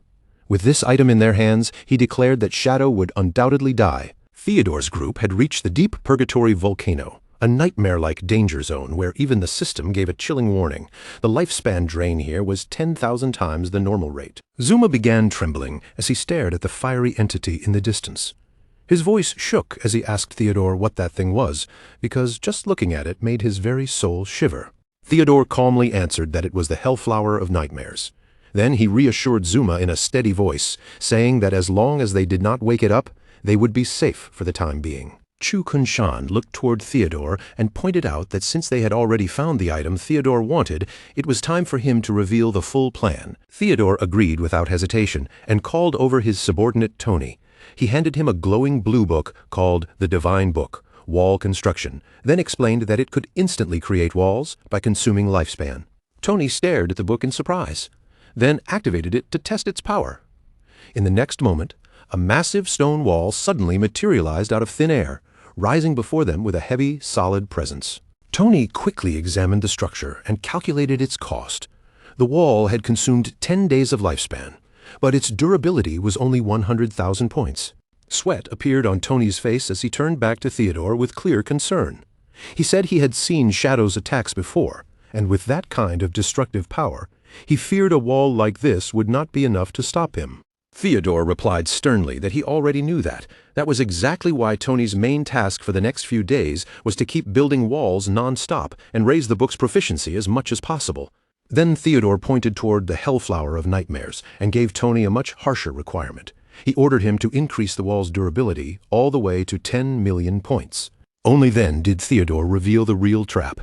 He planned to lure the Chinese officials and Shadow into this cave, and once they were inside, Tony would build the wall and seal off the only exit behind them. To make the targets lower their guard, Theodore explained that he and Zuma would personally enter the cave alongside them. That way, Shadow and the officials would believe there was no hidden danger waiting for them. Theodore then laid out the escape plan in detail. When he gave the signal to wake the boss, Zuma had to immediately activate his Soul Walker ability, allowing their group to phase through the wall and escape safely while leaving Shadow and the officials trapped inside. Zuma's confidence returned as he listened to the plan. He nodded and placed the success of their scheme on the terrifying boss sleeping in the cave. Chu Kunshan, however, was not fully convinced. He pointed out that even if the boss killed their targets, players would usually just respawn afterward.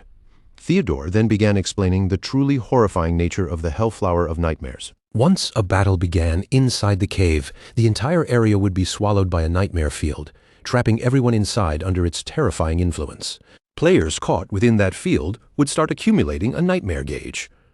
Once that gauge filled completely, they would fall into a state where the Hellflower drained all of their tradable lifespan.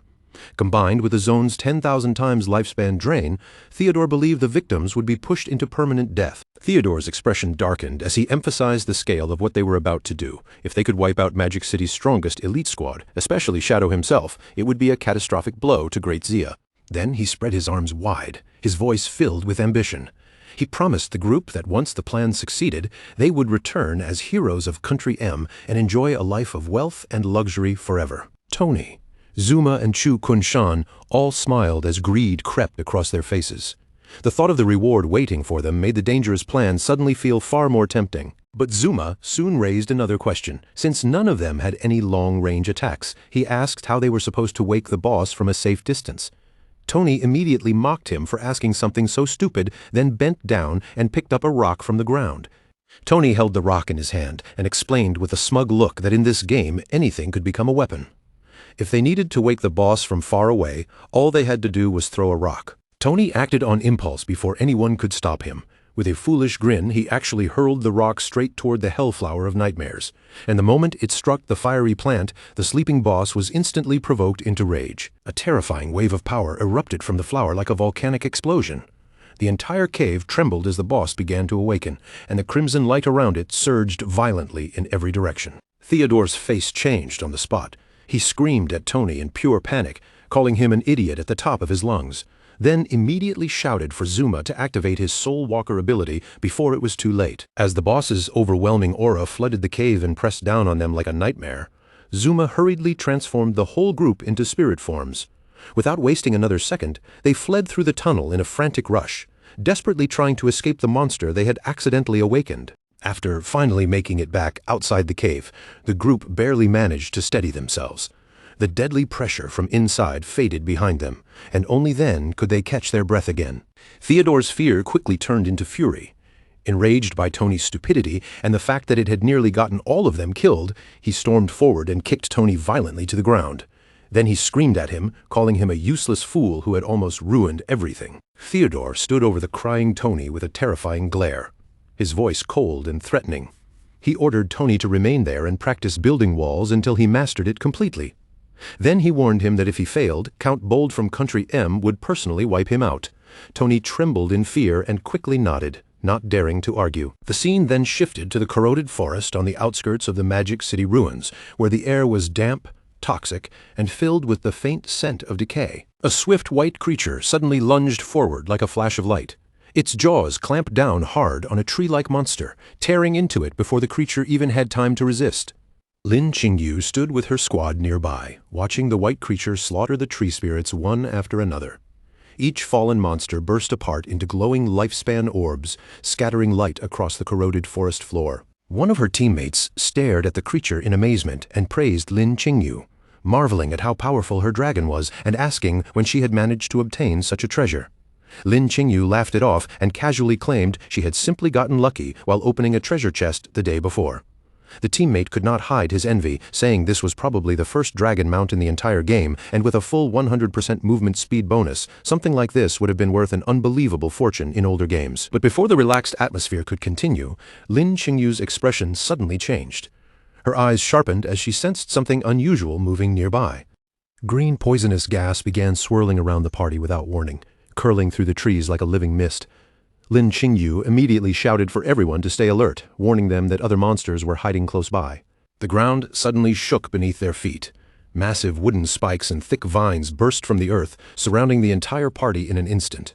Enormous green vines lashed through the air, striking the players and the white creature at the same time, knocking them backward in a chaotic blast. Then, from beneath the forest floor, a gigantic tree monster slowly rose up. Its twisted body towered over them, terrifying and ancient, as if the corrupted forest itself had come alive. The system identified the monster as the corroded ancestor, Asura, a level 25 emerald grade boss with a presence far beyond ordinary enemies. Lin Qingyu's squad was immediately pinned down by the boss's pressure. One male teammate lay on the ground in despair, quickly calculating the hopeless numbers in front of him. The boss had 1 million health, while his own damage was only around 1,000 per second, and he shouted in panic, asking what they were supposed to do now. Lin Qingyu quickly opened her interface, her face tense as she shouted the only solution she could think of. They had to invite Big Brother Shadow over and ask him to save them. Without hesitation, she sent Shadow a message, urgently reporting that a huge emerald-grade boss had appeared. She immediately invited him to join the party so he could track their location. Meanwhile, standing among the city ruins, Shadow accepted the invitation with a calm confirmation. Shadow checked the coordinates and quickly replied to the team. He told them that he was more than 10 kilometers away, but he would arrive immediately. Back in the corroded forest, Lin Qingyu looked at the map and felt her heart sink. She shouted to her teammates that although Shadow was already on the way based on the distance, it would likely take him almost half an hour to reach them.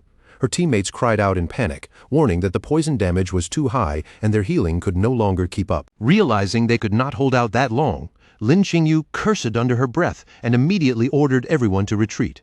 But the moment the order left her mouth, Osiris descended from the sky above the giant tree monster. Shadow stood calmly on the dragon and announced that he had arrived, leaving Lin Qingyu completely frozen in confusion. A tremendous gust of wind swept through the forest with Shadow's arrival, blasting away the poisonous gas surrounding the squad. A system notification appeared informing them that the wind had cleared the poison and removed their negative status effects. Lin Qingyu and her teammates stood there wide-eyed in almost comedic shock.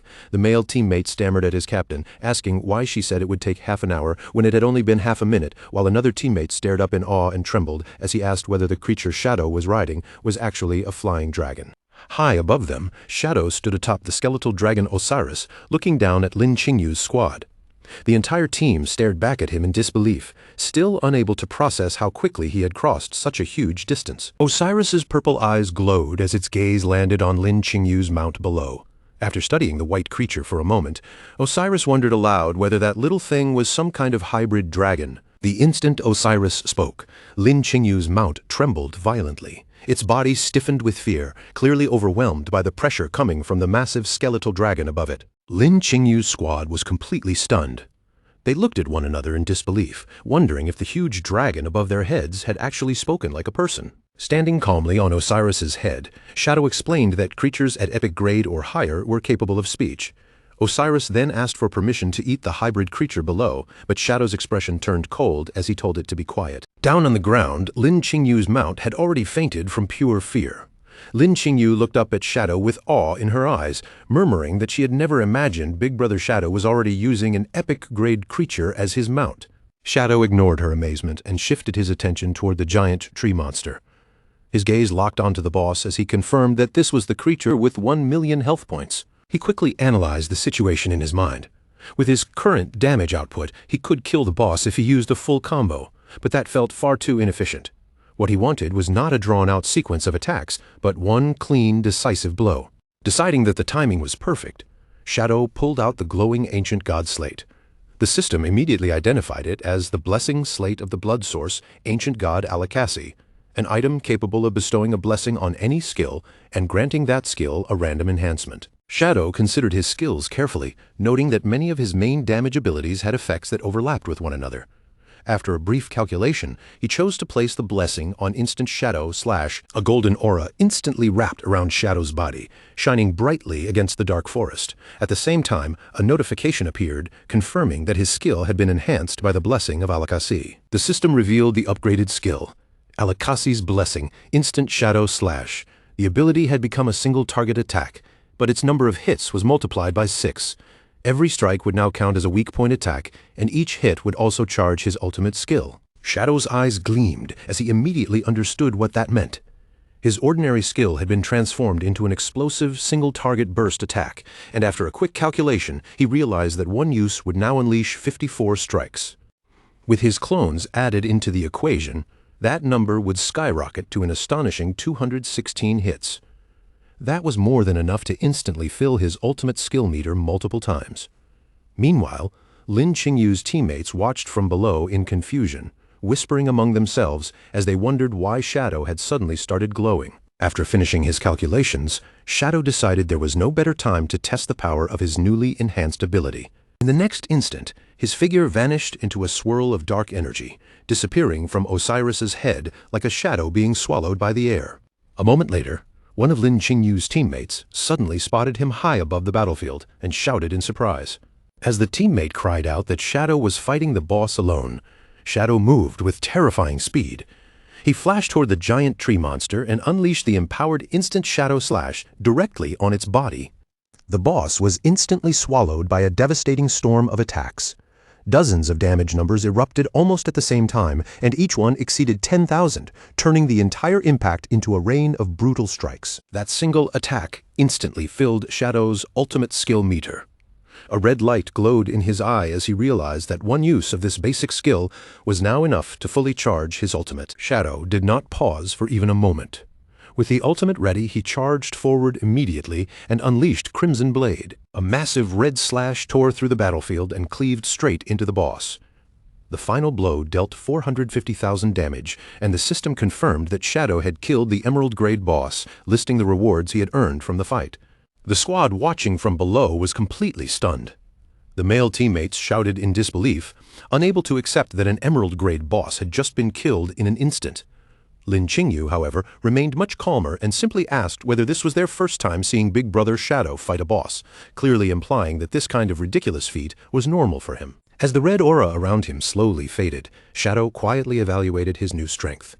He noted that a single use of instant Shadow Slash could now deal around 600,000 damage. Compared to that, the 450,000 base damage of his Crimson Blade ultimate suddenly felt almost lacking. Shadow landed among the glowing lifespan orbs scattered across the forest floor, silently reflecting on the fight. The more he thought about it, the more he felt that his old combat methods were clumsy and inefficient in high-level battles.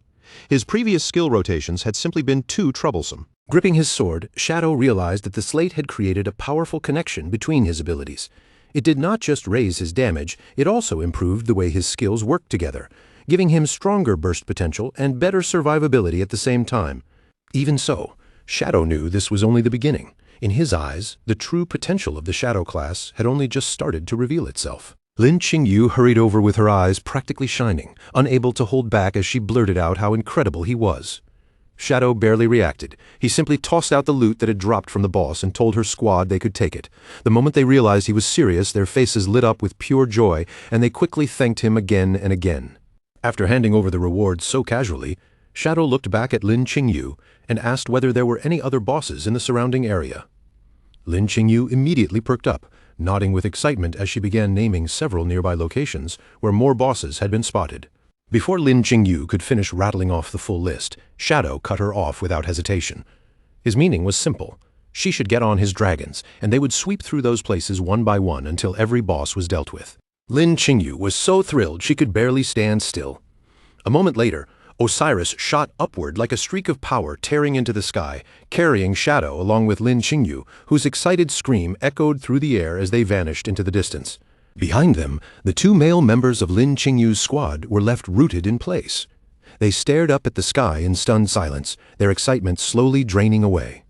One of them finally lowered his head with a defeated look and muttered, "What about them?" The view then shifted back to the real world, inside a serious conference room in Magic City. The atmosphere was tense, and on the large screen at the front of the room, Theodore's image was displayed for every official present to see. One official reported that Theodore, a man from the M-Country embassy, had offered them intelligence about the first diamond-grade boss.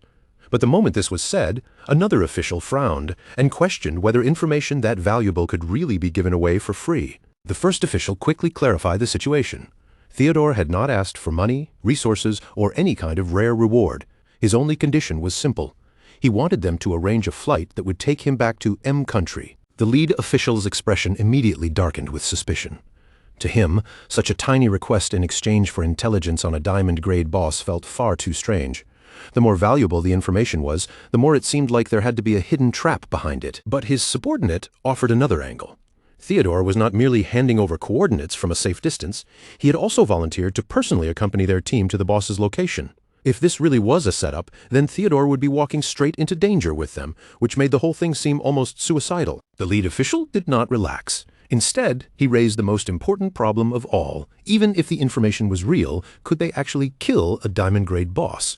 So far, no one had successfully taken one down, and that fact weighed heavily over the room. That single question carried an uncomfortable meaning. Even someone as famous and terrifying as the legendary Shadow might not be guaranteed to succeed against a monster of that level. After a long pause, the lead official proposed a different direction. Rather than rushing in blindly, they could try cooperating with Shadow and use his strength as the core of their plan. A man seated at the table immediately supported the suggestion with obvious enthusiasm. According to the reports they had received, Shadow could already solo emerald-grade bosses with ease. If their elite forces joined hands with someone of that level, then claiming the first kill of a diamond-grade boss might no longer be impossible. Even then, the lead official remained cautious. His eyes narrowed as he demanded to know whether those reports had been verified, or if they were nothing more than exaggerated rumors spreading among the public. In response, his subordinate lifted a phone and showed him clear battle footage of Shadow in action. He explained that the recording had been captured with a phone created through a Divine Authority book. The evidence was so direct and undeniable that the lead official fell silent on the spot. With solid proof placed right in front of him, the lead official finally made his decision. He agreed to cooperate with Shadow, and the other officials around the table quickly voiced the same opinion. Without wasting another moment, the leader announced that he would immediately send someone to contact Shadow. Somewhere else, a huge mechanical monster covered in heavy armor staggered forward. Its massive body shook the ground with each step, looking like a walking fortress that had been badly damaged but still refused to fall. Shadow stood before it without the slightest hint of panic. Then, in one clean motion, he unleashed his signature move, the Instant Shadow Slash. A gigantic beam of blue energy tore across the battlefield in a flash and cut straight through the mechanical monster's body. The enemy was split apart in a single strike, while Shadow remained perfectly calm where he stood, his cape fluttering behind him in the aftermath. Once the enemy collapsed, Shadow turned his gaze toward Lin Qingyu, who had been hiding behind a nearby tree and peeking out cautiously. He told her to stop hiding, come collect the lifespan orbs, and get ready to move, because they still had to head to the next location. Lin Qingyu stepped out from behind the tree, her face flushed with excitement. As she approached him, she quickly reported that the officials had discovered a diamond-grade boss, and then looked at Shadow expectantly, asking whether he had any interest in it. At that, Shadow's eyes narrowed slightly. A trace of interest appeared in his gaze, and his voice became more focused as he told Lin Qingyu to explain the situation in more detail. Lin Qingyu told him the boss was hidden inside a volcano. Then she revealed its name, the Hellflower of Nightmares. The instant those words left her mouth, Shadow's attention was fully seized. In Shadow's mind, an image from the past rose sharply. He remembered a blazing plant towering above the ruins of a city, surrounded by fire and destruction. This monster was infamous because it had once brought the Great Xia officials their first true large-scale crisis. In his memories from that former timeline, a foreign force had used the Hellflower of Nightmares to slaughter more than 100 official professionals in Magic City. That disaster plunged the entire region into chaos for half a year, and in the end, thousands of people lost their lives because of it. And Shadow still remembered the person who had stood behind that catastrophe. The mastermind who triggered everything was a man named Theodore. Shadow immediately suspected that Lin Qingyu's team had not been the ones to discover the boss, so he questioned her directly. Lin Qingyu admitted that it had been found by a foreigner and that the higher-ups had already decided to form a huge 100-person group to launch a crusade against it. Shadow rejected that decision without even pausing to think. In his eyes, those people had no understanding of how dangerous the Hellflower of Nightmares truly was. He ordered Lin Qingyu to gather 25 elite players, and every single one of them had to be at least level 18 and already finished with their first-class advancement. Lin Qingyu froze when she heard those requirements. Level 18 elites who had completed their first-class advancement were not easy to gather at all. She looked at Shadow in disbelief and asked whether he really needed that many people to assist him. Shadow confirmed her guess without hesitation. He explained that although the Hellflower of Nightmares was officially a diamond-grade boss, its actual stats were already close to an epic-grade monster. There were only two ways to defeat something like that. The first was to crush it with overwhelming power, but he admitted plainly that he did not have that level of strength right now. Because of that, they had no choice but to use the second method. They needed to treat it like a proper strategic raid, and that kind of standard raid required a team of at least 25 people to function correctly. Lin Qingyu still could not fully understand his reasoning. Since the officials were already planning to send 100 people, she wondered why they could not simply follow that plan. In her mind, having more people should have made the fight easier, not harder. Shadow did not bother giving her every detail. He simply stared at her with a cold, piercing gaze and told her the choice was hers. She could trust his instructions and follow them, or she could ignore him and do whatever she wanted. Under that icy stare, Lin Qingyu's confidence wavered. A nervous sweat broke out across her face, and for a moment she could barely speak. Still, she forced herself to think it through. Shadow was mysterious, difficult to predict, and often impossible to read, but his actions so far had always helped the officials rather than harmed them. That made her wonder whether he might actually be right, and whether the higher-ups truly had no idea what kind of danger they were about to face. After struggling with it for a moment, Lin Qingyu finally made her decision.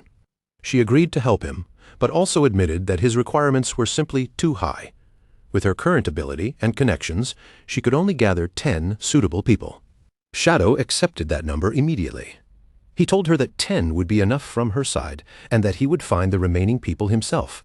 Then his body began dissolving into blue energy, and before vanishing completely, he told her to meet him at the Magic City ruins in 3 days. Lin Qingyu remained where she was, staring at the empty space where Shadow had disappeared. The excitement from earlier faded into uncertainty, and she quietly asked herself whether she could really place her trust in him. Inside a vivid dream from the past, a warrior in blue armor stood firm like an unshakable wall. King Feng raised a golden shield and blocked an incoming attack, warning his sister to be careful as danger closed in around them. Then he moved with astonishing speed. His figure flashed through the battlefield, his blade cutting down the monsters one after another as he fought to keep his sister safe. When the danger finally passed, Qin Feng turned back toward his sister and reached out his hand. His smile was gentle and warm, and he reassured her that everything was all right now. But then the dream suddenly changed. Qin Feng's warm, smiling face began to darken, and the familiar expression slowly twisted into the cold, masked face of Shadow. Within that dream, the masked figure faced her and called out a name in a low voice, Qin Xiaoyu. In the next instant, Qin Xiaoyu's eyes snapped open in shock, as if that voice had pulled her violently out of the dream. She woke up lying in her hospital bed, her body drenched in sweat and tears streaming down her face before she could even stop them. Sitting up in the dark hospital room, Qin Xiaoyu slowly realized that she had dreamed the same dream again. Ever since she lost her legs, the figure appearing in those dreams had become clearer and clearer, as if the truth was getting closer each time. She remembered how that man had taken her to level up, protected her from danger, and given her everything he could. Then, through the tears blurring her vision, a shocking realization struck her heart. This time, she had finally seen his face clearly. That man was her brother, Qin Feng. Her eyes began to glow with emotion as the truth settled over her. Qin Feng was not dead. He had been alive all this time. The realization roared through Qin Xiaoyu's mind like a thunderclap. Her brother, Qin Feng, was the legendary player known as Shadow. Qin Xiaoyu knelt on top of her bed, her whole body shaking as if the fear in her chest had finally become impossible to hold back.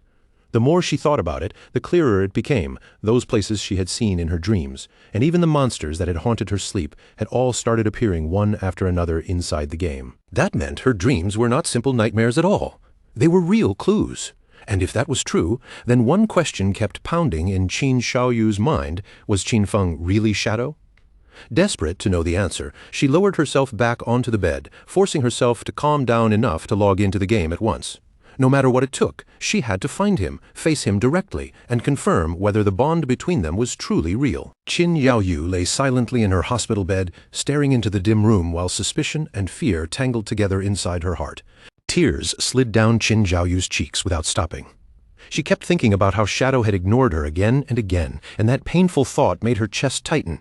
Even if he really was her brother, maybe he simply did not want to recognize her anymore. Worse still, if she spoke the truth out loud, no one might believe her at all, and if things went badly, this secret might even cost her life. The memory of how she lost her legs suddenly flashed through her mind like a nightmare returning in the dark.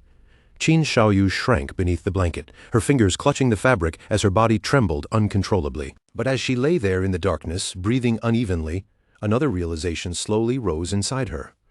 This chance might be the last hope she had left. With that thought burning through her fear, Qin Xiaoyu forced herself to gather every bit of strength she still had. Even if this was only a tiny chance, she had to grab it with both hands and use it to reach him again. Inside the game, within the Knights Templar hideout, the guild leader carefully supported Qin Xiaoyu as she appeared. He looked at her with concern and asked why she had suddenly logged in at a time like this.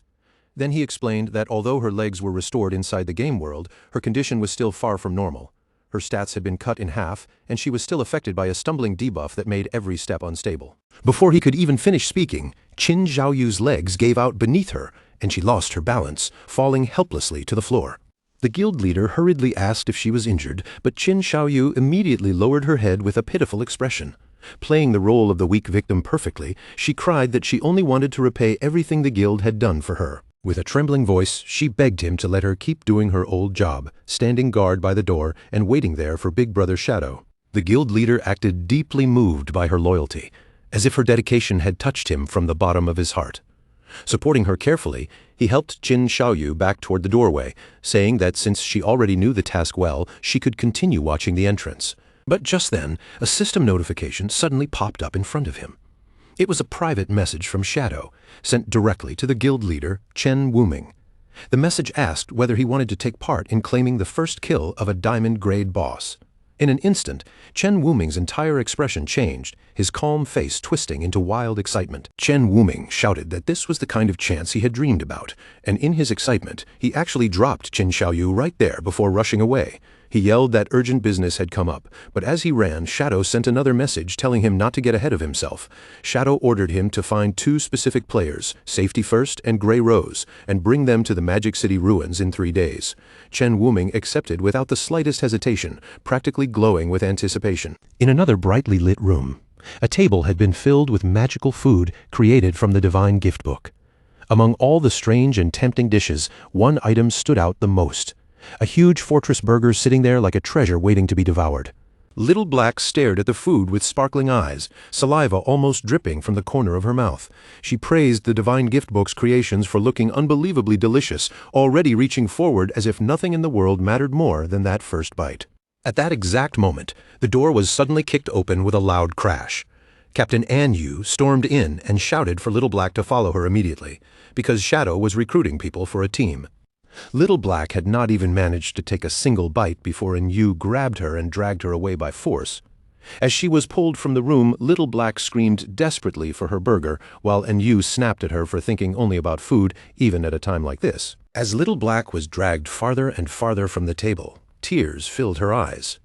Only then did she fully realize how unusual this was.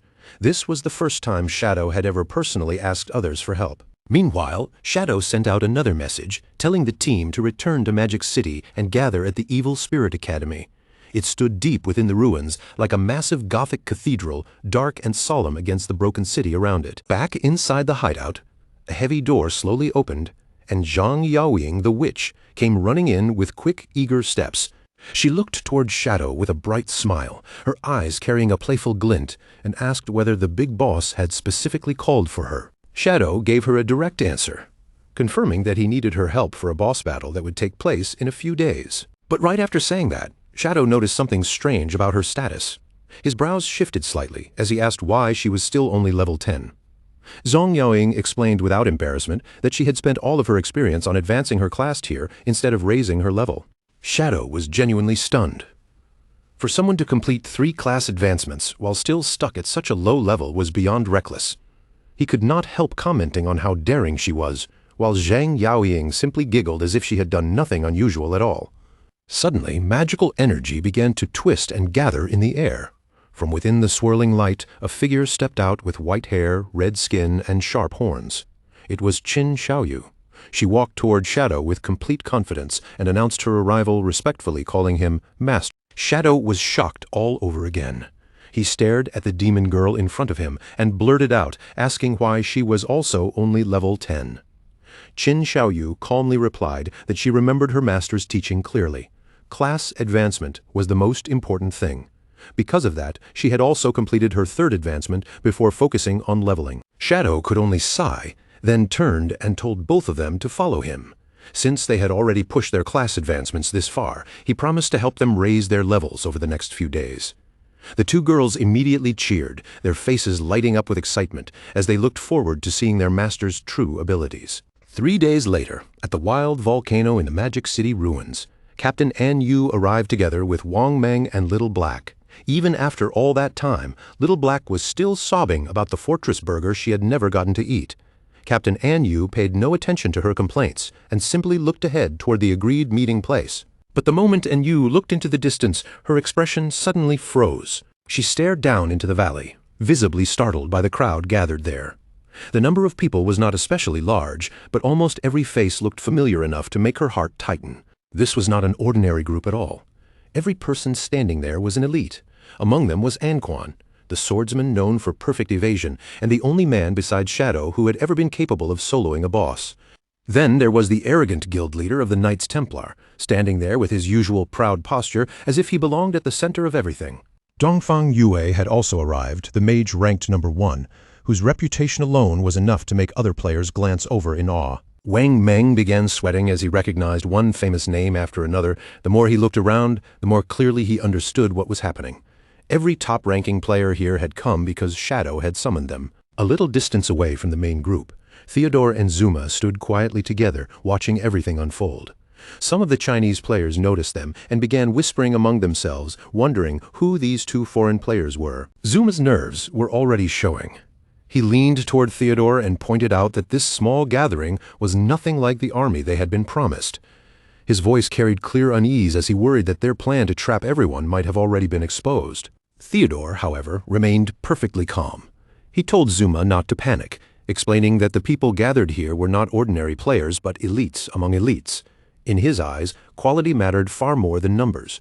To him, the fact that such a small but powerful group had been assembled only proved that the officials were treating this boss fight with extreme seriousness. Then Theodore revealed the reason behind his confidence. He had already used his Omen of the Star God skill to divine the result of this operation, and the outcome he saw convinced him that victory was certain. Theodore stared into the surrounding darkness as the prophecy replayed in his mind. It had shown him that the flower would bloom, pulling its victims into a nightmare they could not escape, while he alone, the one blessed with luck, would be guided safely back home. Because of that prophecy, Theodore was certain everyone else here would die, and that he would be the only one to escape back to Country M. As his gaze swept across Zuma and the others beside him, he silently apologized in his heart, already knowing they would not share the same fortune. But without warning, a massive shockwave exploded through the gathering. The force tore across the ground and blasted players aside before anyone could react. One player, who had been thrown to the ground, slowly lifted his head, his eyes widening in pure terror as an enormous creature descended from the sky above them. Through the rolling dust and shaking air, a colossal skeletal dragon emerged. Its massive bones towered over the crowd, and the name that appeared with it was Osiris. The players could only stare upward in disbelief. Their faces drained of color. Screams quickly broke out across the crowd as people shouted in horror, wondering if this terrifying dragon was actually the diamond-grade boss they had come to fight. Then someone suddenly pointed toward the top of the dragon's head. Standing there above the enormous beast was Shadow, his yellow eyes glowing with overwhelming power. The crowd instantly erupted. Only then did everyone realize that this terrifying bone dragon was not the boss at all. It was Shadow's mount. Theodore and Zuma stood completely frozen in place, cold sweat breaking across their faces as they stared at the scene before them. Theodore could barely get his words out. His voice shook as he stared at Shadow, terrified by how quickly he had grown stronger and even more shaken by the fact that Shadow now possessed an epic-grade mount. Shadow stepped off the skeletal dragon and leaped down from above, landing firmly in the very center of the gathered players. Then Shadow slowly raised his head. His glowing eyes locked straight onto Theodore, and the killing intent in his gaze was so sharp it seemed to cut through the air itself. In his mind, only one thought remained clear: today Theodore would die. Shadow moved straight toward Theodore, his steps calm but heavy with pressure. The surrounding players instinctively backed away, opening a path for him as if no one dared stand between them. Theodore stood frozen in place, unable to move even a finger. Shadow kept walking toward him without sparing a glance for anyone else, making it painfully clear who his real target was. Only after stopping near the gathered elites did Shadow slowly sweep his gaze across the crowd. His voice remained steady and unreadable, as he calmly said that everyone who needed to be here had already arrived. Then, without giving Theodore any room to refuse, Shadow turned his gaze back onto him and ordered him to lead the way. Theodore's body went rigid as Shadow stepped in behind him, the pressure from his presence almost crushing. Sweat rolled down Theodore's face in thick beads. What terrified him most was not just Shadow's strength, but the fact that Shadow had called out his name despite the two of them supposedly never meeting before. Forcing himself to breathe, Theodore tried to calm his racing heart. He told himself that a top player like Shadow probably had some kind of skill for identifying people. Then he turned toward the crowd, forcing a false smile onto his face as he invited everyone to follow him and take down the Diamond Boss. Deep inside, he clung tightly to one thought. His divination had a 100% success rate, and this plan absolutely could not fail. Before long, the group reached the entrance of a cave, where a sinister red glow pulsed from within, like the mouth of some sleeping monster. Deep inside the cave, Chu Kunshan glanced back with an irritated look and warned the others that the targets had already entered. Behind him, Tony and Mei Jing were standing far too close together, and Mei Jing immediately complained that the interruption had ruined their mood. Mei Jing grumbled that the intruders had destroyed the atmosphere completely. Tony only smiled and comforted her, saying that once this job was finished, they would escape to Country M, and after that, they could enjoy themselves however they wanted. Shadow, Theodore, and Zuma stepped into the long tunnel together. Theodore raised a hand and gestured for Shadow to keep following him deeper into the cave, while the ambushers hidden farther inside lowered their voices, whispering that the targets were getting closer. In the darkness, Tony, Mei Jing, and Chu Kunshan silently prepared to attack, their eyes faintly glowing with murderous intent. Tony declared that it was finally time to avenge Shishi, while Chu Kunshan's face twisted with hatred. In his mind, he was screaming for Shadow to die, desperate to take revenge for his wife and son. The team continued forward until they entered the depths of the Purgatory volcano. At that moment, a system warning appeared, declaring that this was a nightmare zone where lifespan drained 10,000 times faster than normal. The moment the warning spread, the group began looking around uneasily, tension rising in every direction. Farther inside, Theodore stopped before a colossal fiery plant bud. The massive bud stood there like a burning heart buried in the cave, and Theodore introduced it as the Diamond Boss, the Hellflower of Nightmares. After showing them the boss, Theodore hesitated on purpose and suggested that their current numbers might not be enough. He said they should probably call in more people before starting the fight. Lin Qingyu rejected him immediately. Her expression was firm as she said this team was already made up of elites. Then she bluntly told Theodore to stop wasting everyone's time and explain the proper way to fight the boss. Theodore's face darkened slightly. His tone turned ominous as he asked whether she was truly certain, warning them that once the battle began, there would be no chance to turn back. Lin Qingyu narrowed her eyes and looked at him with open suspicion, immediately asking what he meant by that. Theodore avoided answering directly. Instead, he claimed the boss involved complicated mechanics, and he did not want to explain the same thing twice. Then he asked one final time whether they had truly decided to fight with only the people present. Behind Shadow, the gathered elites responded with full confidence. They shouted that with Big Boss Shadow here, this Diamond Boss would be nothing difficult at all, and victory was practically guaranteed. Theodore's face twitched from barely suppressed anger as he listened to their arrogance. Still, he forced the emotion down and muttered a sarcastic word of encouragement under his breath. In his heart, Theodore cursed these Chinese players as stubborn fools. Then he turned his back to them, hiding the cold look in his eyes. He bent down and picked up a rock from the ground, holding it in his hand as he told everyone to listen carefully, because he would only explain the boss mechanic once. The others focused on him at once, waiting for the explanation. Theodore stood before them and said the boss fight was actually very simple, because there was only one thing they needed to understand. Suddenly, Theodore's eyes flashed red. He raised the rock and prepared to throw it at the Hellflower, repeating the exact action that had awakened the monster before. Then he screamed that the only mechanic they needed to know was this: all of them were going to die. The elites stared at him in stunned disbelief. In that instant, they finally understood that they had walked straight into a trap. But the realization came far too late. Theodore screamed and hurled the rock forward. It struck the base of the Hellflower of Nightmares with a sharp impact, dealing only a single point of damage, but that tiny amount was more than enough to trigger the monster. The next second, the enormous plant erupted violently, blazing with waves of fiery energy that burst outward from its body. A terrifying atmosphere swallowed the cave almost instantly. As the nightmare debuff took effect, shadowy figures began emerging all around them, twisting out of the darkness like living fear. Wang Meng shouted in confusion, unable to understand what was happening.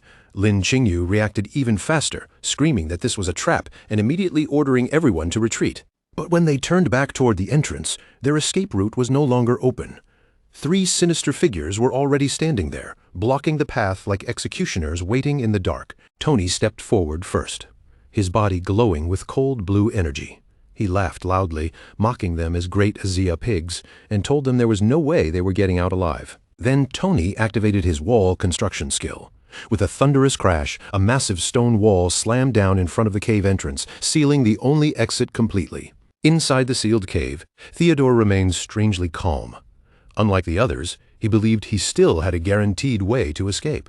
A sinister grin spread across his face as he turned to his subordinate Zuma and ordered him to activate Soulwalker. With that ability, they would be able to phase straight through the stone walls and leave everyone else behind. But before Zuma could even use the skill, a blazing energy arrow tore through the air and pierced straight through his head, killing him on the spot.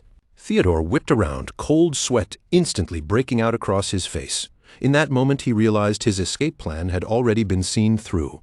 Lin Qingyu held a glowing crossbow aimed directly at Theodore and coldly admitted that Shadow had been right all along. Then she declared that those who were not of their race would always carry treacherous hearts, and with that judgment she sentenced Theodore to death. Without hesitation, Lin Qingyu unleashed her demon-breaking arrow, sending the glowing shot straight toward Theodore to execute the traitor. But Theodore only sneered and called their efforts naive. A glowing blue card appeared in his hand, and he immediately activated a skill that allowed him to swap positions. In the blink of an eye, Chu Kunshan suddenly appeared in front of the incoming arrow, forcibly dragged into Theodore's place and thrown directly into its path. The arrow slammed into Chu Kunshan's chest with a sickening impact, piercing straight through him before he could even understand what had happened. As Chu Kunshan collapsed, he stared in disbelief, questioning why he had been sacrificed. At the same time, Theodore's body dissolved into light, successfully escaping by using the position swap to replace himself with Chu Kunshan. Outside the sealed cave, a pair of feet suddenly landed on the ground beyond the wall.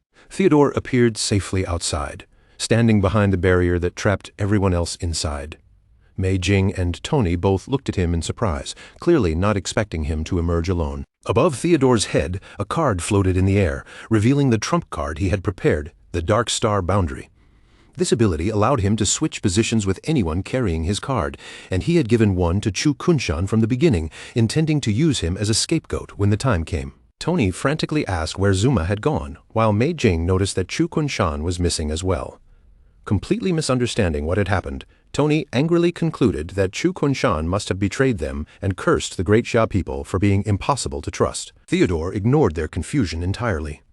He coldly ordered Mei Jing and Tony to log out of the game at once, telling them that the time had come to flee the country immediately. As Theodore's avatar began fading away, Lin Qingyu's words echoed again in his mind, "If they are not of my race, their hearts must be different." Rather than denying it, Theodore quietly admitted she had been right, using that very thought to justify the betrayal he had just committed. Meanwhile, in the real world, inside a dark apartment late at night, a horrifying scene began to unfold. On their beds, the physical bodies of Zuma and Chu Kunshan started shaking violently. Their real-world bodies were now suffering the consequences of the deaths they had just experienced inside the game. Theodore looked down at his fallen comrades with a grim expression, his eyes cold as their bodies lay motionless before him. In a low voice, he stated that because they had died within the boss's territory, their souls had been pulled directly into the nightmare. He declared that there was no way to save them now. For a brief moment, Theodore showed a thin, icy trace of pity, not for their lives, but for the loss of a useful asset like Zuma. But that faint regret vanished almost immediately, replaced by clear relief. Theodore told himself that the sacrifice had been worth it, because Shadow and every elite trapped inside the cave were undoubtedly dead by now. As Theodore walked through the room with Tony and Mei Jing, the prophecy echoed in his mind once again. He recited it like a victory chant. The flower had bloomed, the victims had been dragged into a nightmare, and he alone, the one blessed by fortune, had been guided back toward the home he had waited so long to return to. While preparing to leave, Theodore was already thinking several steps ahead. He believed this disaster would heavily damage Great Xia's strength, and once they made it back to Country M, their side could send elite forces to attack while Great Xia was still weakened. With one final look filled with vicious hatred, one of his eyes glowing ominously, Theodore silently vowed that Great Xia would be destroyed completely. Meanwhile, inside the cave, the situation had become extremely dangerous. The massive hellflower of nightmares had fully bloomed, and a strange, deadly light spread through the entire cavern. The players were instantly thrown into chaos. A red bar appeared above each of their heads, marking them with the nightmare status, and panic quickly swept through the group as the elites realized something was seriously wrong. Wang Ming's face turned pale as he nervously explained the terrifying truth to Little Black. Once players entered the nightmare state, they could no longer revive, and they could not log out either. If they died here, that death would be permanent. Those words crushed the group's morale in an instant. They were trapped with a diamond-grade boss, sealed inside a zone where their lifespan was draining 10,000 times faster than normal. Just as despair began to swallow everyone, a party invitation from Shadow suddenly appeared in front of them, shocking the entire group. Shadow stood ahead of them with his back turned, his cape swaying behind him in the heated air. His voice was calm and steady as he assured the terrified players that since he had gathered them here, he would not let them die. Then Shadow turned his head slightly, one glowing eye cutting through the darkness. He ordered them to follow his instructions exactly, and promised that as long as they did what he said, they would defeat this boss. Knowing this was their only remaining chance, the Knights Templar Guild leader and the others quickly nodded in agreement, placing their hopes on Shadow without hesitation. One after another, the system list began filling up as all the elites accepted the party invitation. Dongfang Yue, Anquan, Qin Zhaoyu, Zhang Yaoying, and the others all joined under Shadow's command. With their trust now gathered around him, the crowd's fear turned into desperate excitement, and they shouted together for Big Brother Shadow. Shadow wasted no time and immediately began giving tactical orders. He turned toward the witch, Zhang Yaoying, and commanded her to activate Soul Link. Zhang Yaoying gave him a playful salute, then lifted her giant brush with a bright smile. With broad, sweeping strokes, she painted a massive magical rune directly into the air. The spell activated at once. Dark purple chains of energy shot outward from the rune, stretching across the battlefield and connecting the souls of every party member. As the chains locked onto them, Shadow calmly explained the key mechanic. Soul Link allowed everyone in the party to share resistance, and his plan was to use that shared resistance to slow the growth of the nightmare gauge. This was the real reason he had specifically required players who had completed their first-class advancement, only they possessed the hidden resistance needed to endure the nightmare. At that moment, the group finally understood how far ahead Shadow had planned. The battle officially began as the Hellflower launched its thorn-covered vines. They shot forward with terrifying speed, instantly wrapping around several players and trapping them in place. Shadow immediately warned the team that if anyone died or fell fully into the nightmare state, the boss would devour them and use their bodies to heal itself. He ordered everyone to focus on survival above all else and to revive any fallen teammate the moment they went down. Taking full command of the battlefield, Shadow explained that the boss had 36 million hit points divided across 3 phases.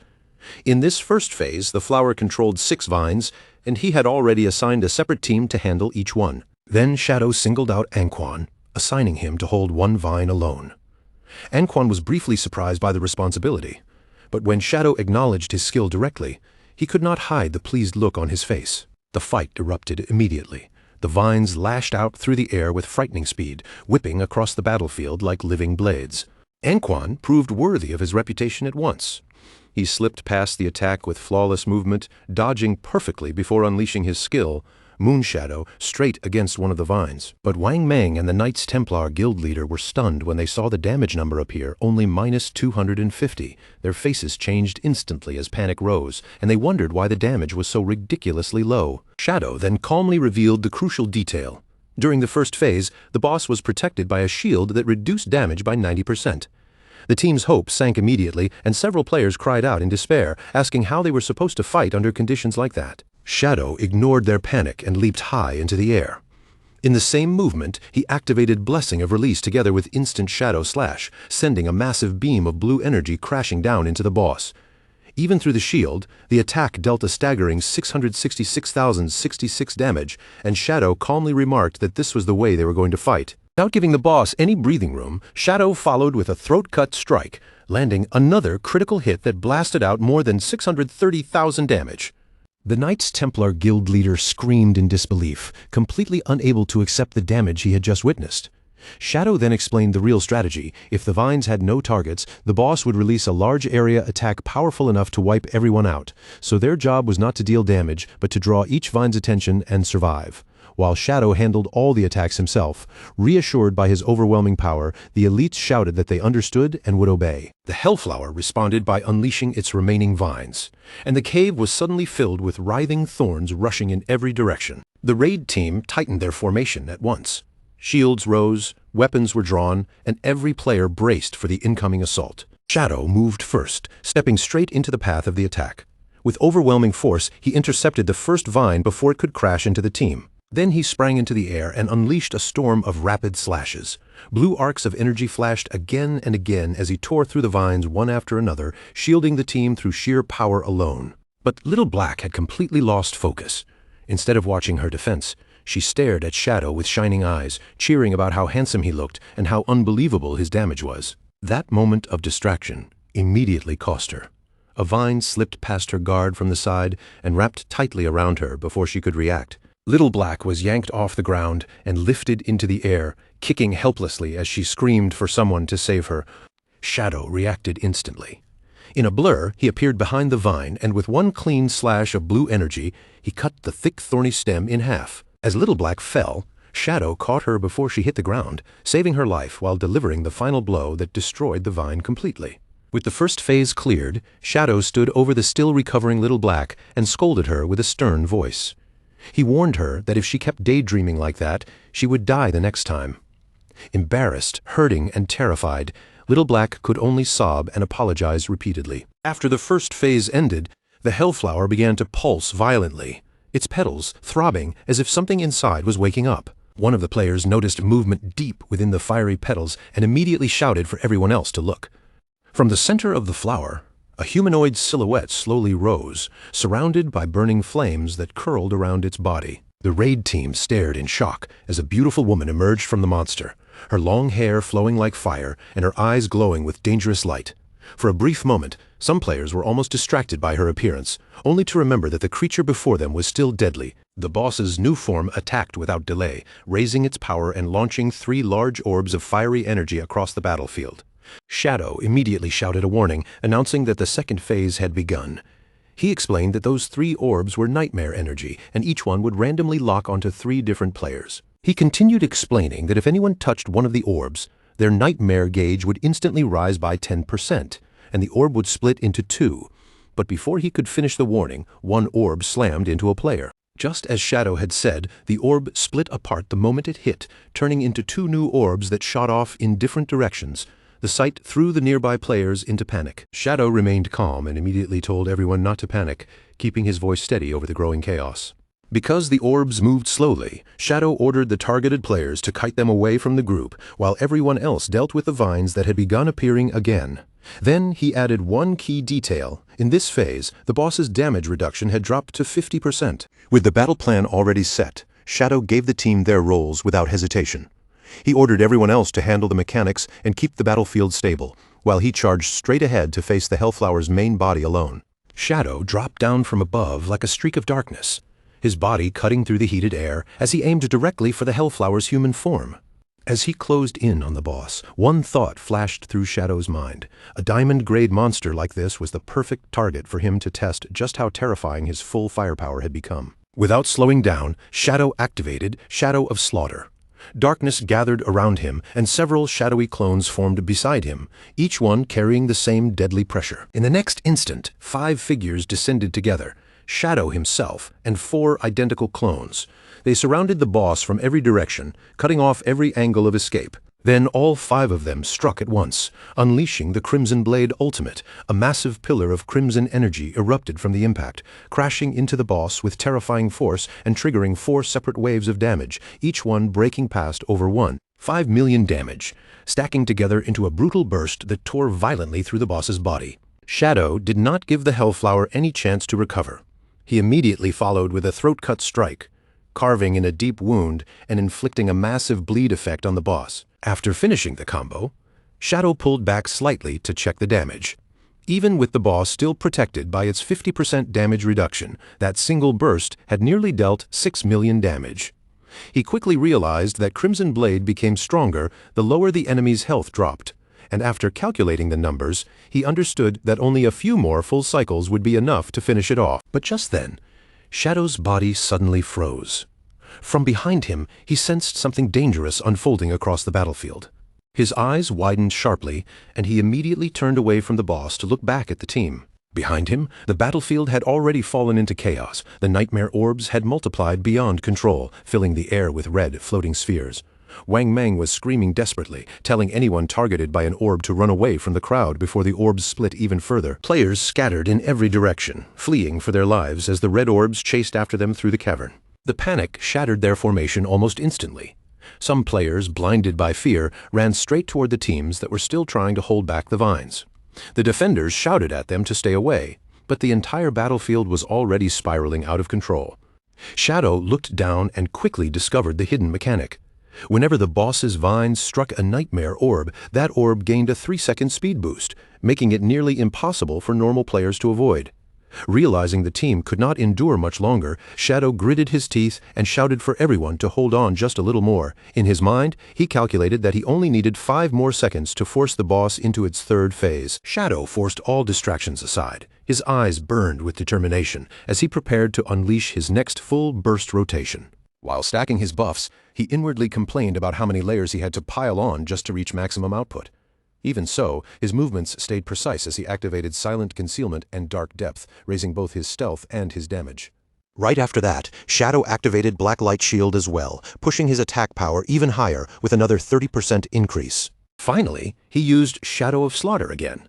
Dark clones formed around him, and this time, each clone inherited all of the buffs he had already stacked onto himself. With every preparation complete, Shadow kicked off the ground and shot forward with blinding speed, tearing straight toward the boss like a black flash. He unleashed his modified skill, Instant Shadow Slash, and the air around him seemed to split apart. Shadow and his clones blurred at the same time, striking in perfect synchronization. Blue energy slashes filled the area in a furious storm, and within a single split second, the system registered a staggering 216 hits. But Shadow was not finished. He shouted through the chaos, and together with his clones, he immediately followed up by unleashing the Crimson Blade Ultimate once more. 4 massive pillars of red energy crashed down into the boss, tearing through her defenses and shaking the entire cavern with the force of the impact. The Hellflower's human form staggered violently, her body bending forward as she vomited green blood, clearly suffering a devastating wound. Shadow closed in without pause and landed another throat-cut strike, delivering a critical blow that dealt more than 18 million damage to the monster. Nearby, the other players watched with a mixture of horror and awe. While they were struggling to deal even a few hundred damage, Shadow had just unleashed nearly 20 million damage in a single wave, leaving many of them wondering if he was even human. The boss reeled backward, her body convulsing violently as pain tore through her monstrous form. The enormous flower stalk began twisting strangely, and its color shifted into a deep, ominous purple. Seeing the change, Shadow immediately warned the team that the boss had entered Phase 3. The Hellflower screamed, her voice mixing agony with furious rage. Her entire form became wild and unstable, as if the monster was preparing to unleash everything it had left. The cavern around them darkened into a heavy purple glow, and the atmosphere of the battle changed completely, becoming far more oppressive than before. Wang Mang looked upward in terror as the vines began weaving together above them. In moments, they twisted into massive wooden pillars, bursting from the ground like giant warped trees. Shadow identified the danger almost immediately, and his voice cut through the battlefield as he shouted new orders to the team. He explained that those wooden pillars acted like magnets for the nightmare orbs. For every orb a pillar absorbed, the boss would recover 10% of its health. Shadow commanded the team to destroy the pillars as quickly as possible to stop the monster from healing. At the same time, he laid out the new rules of Phase 3. The red orbs would no longer multiply, but each one had become far more dangerous. He warned everyone that touching an orb now would instantly push a player into the nightmare state. And if a player was already trapped in that state, the orb would transform into nightmare bugs that devoured lifespan until the victim died.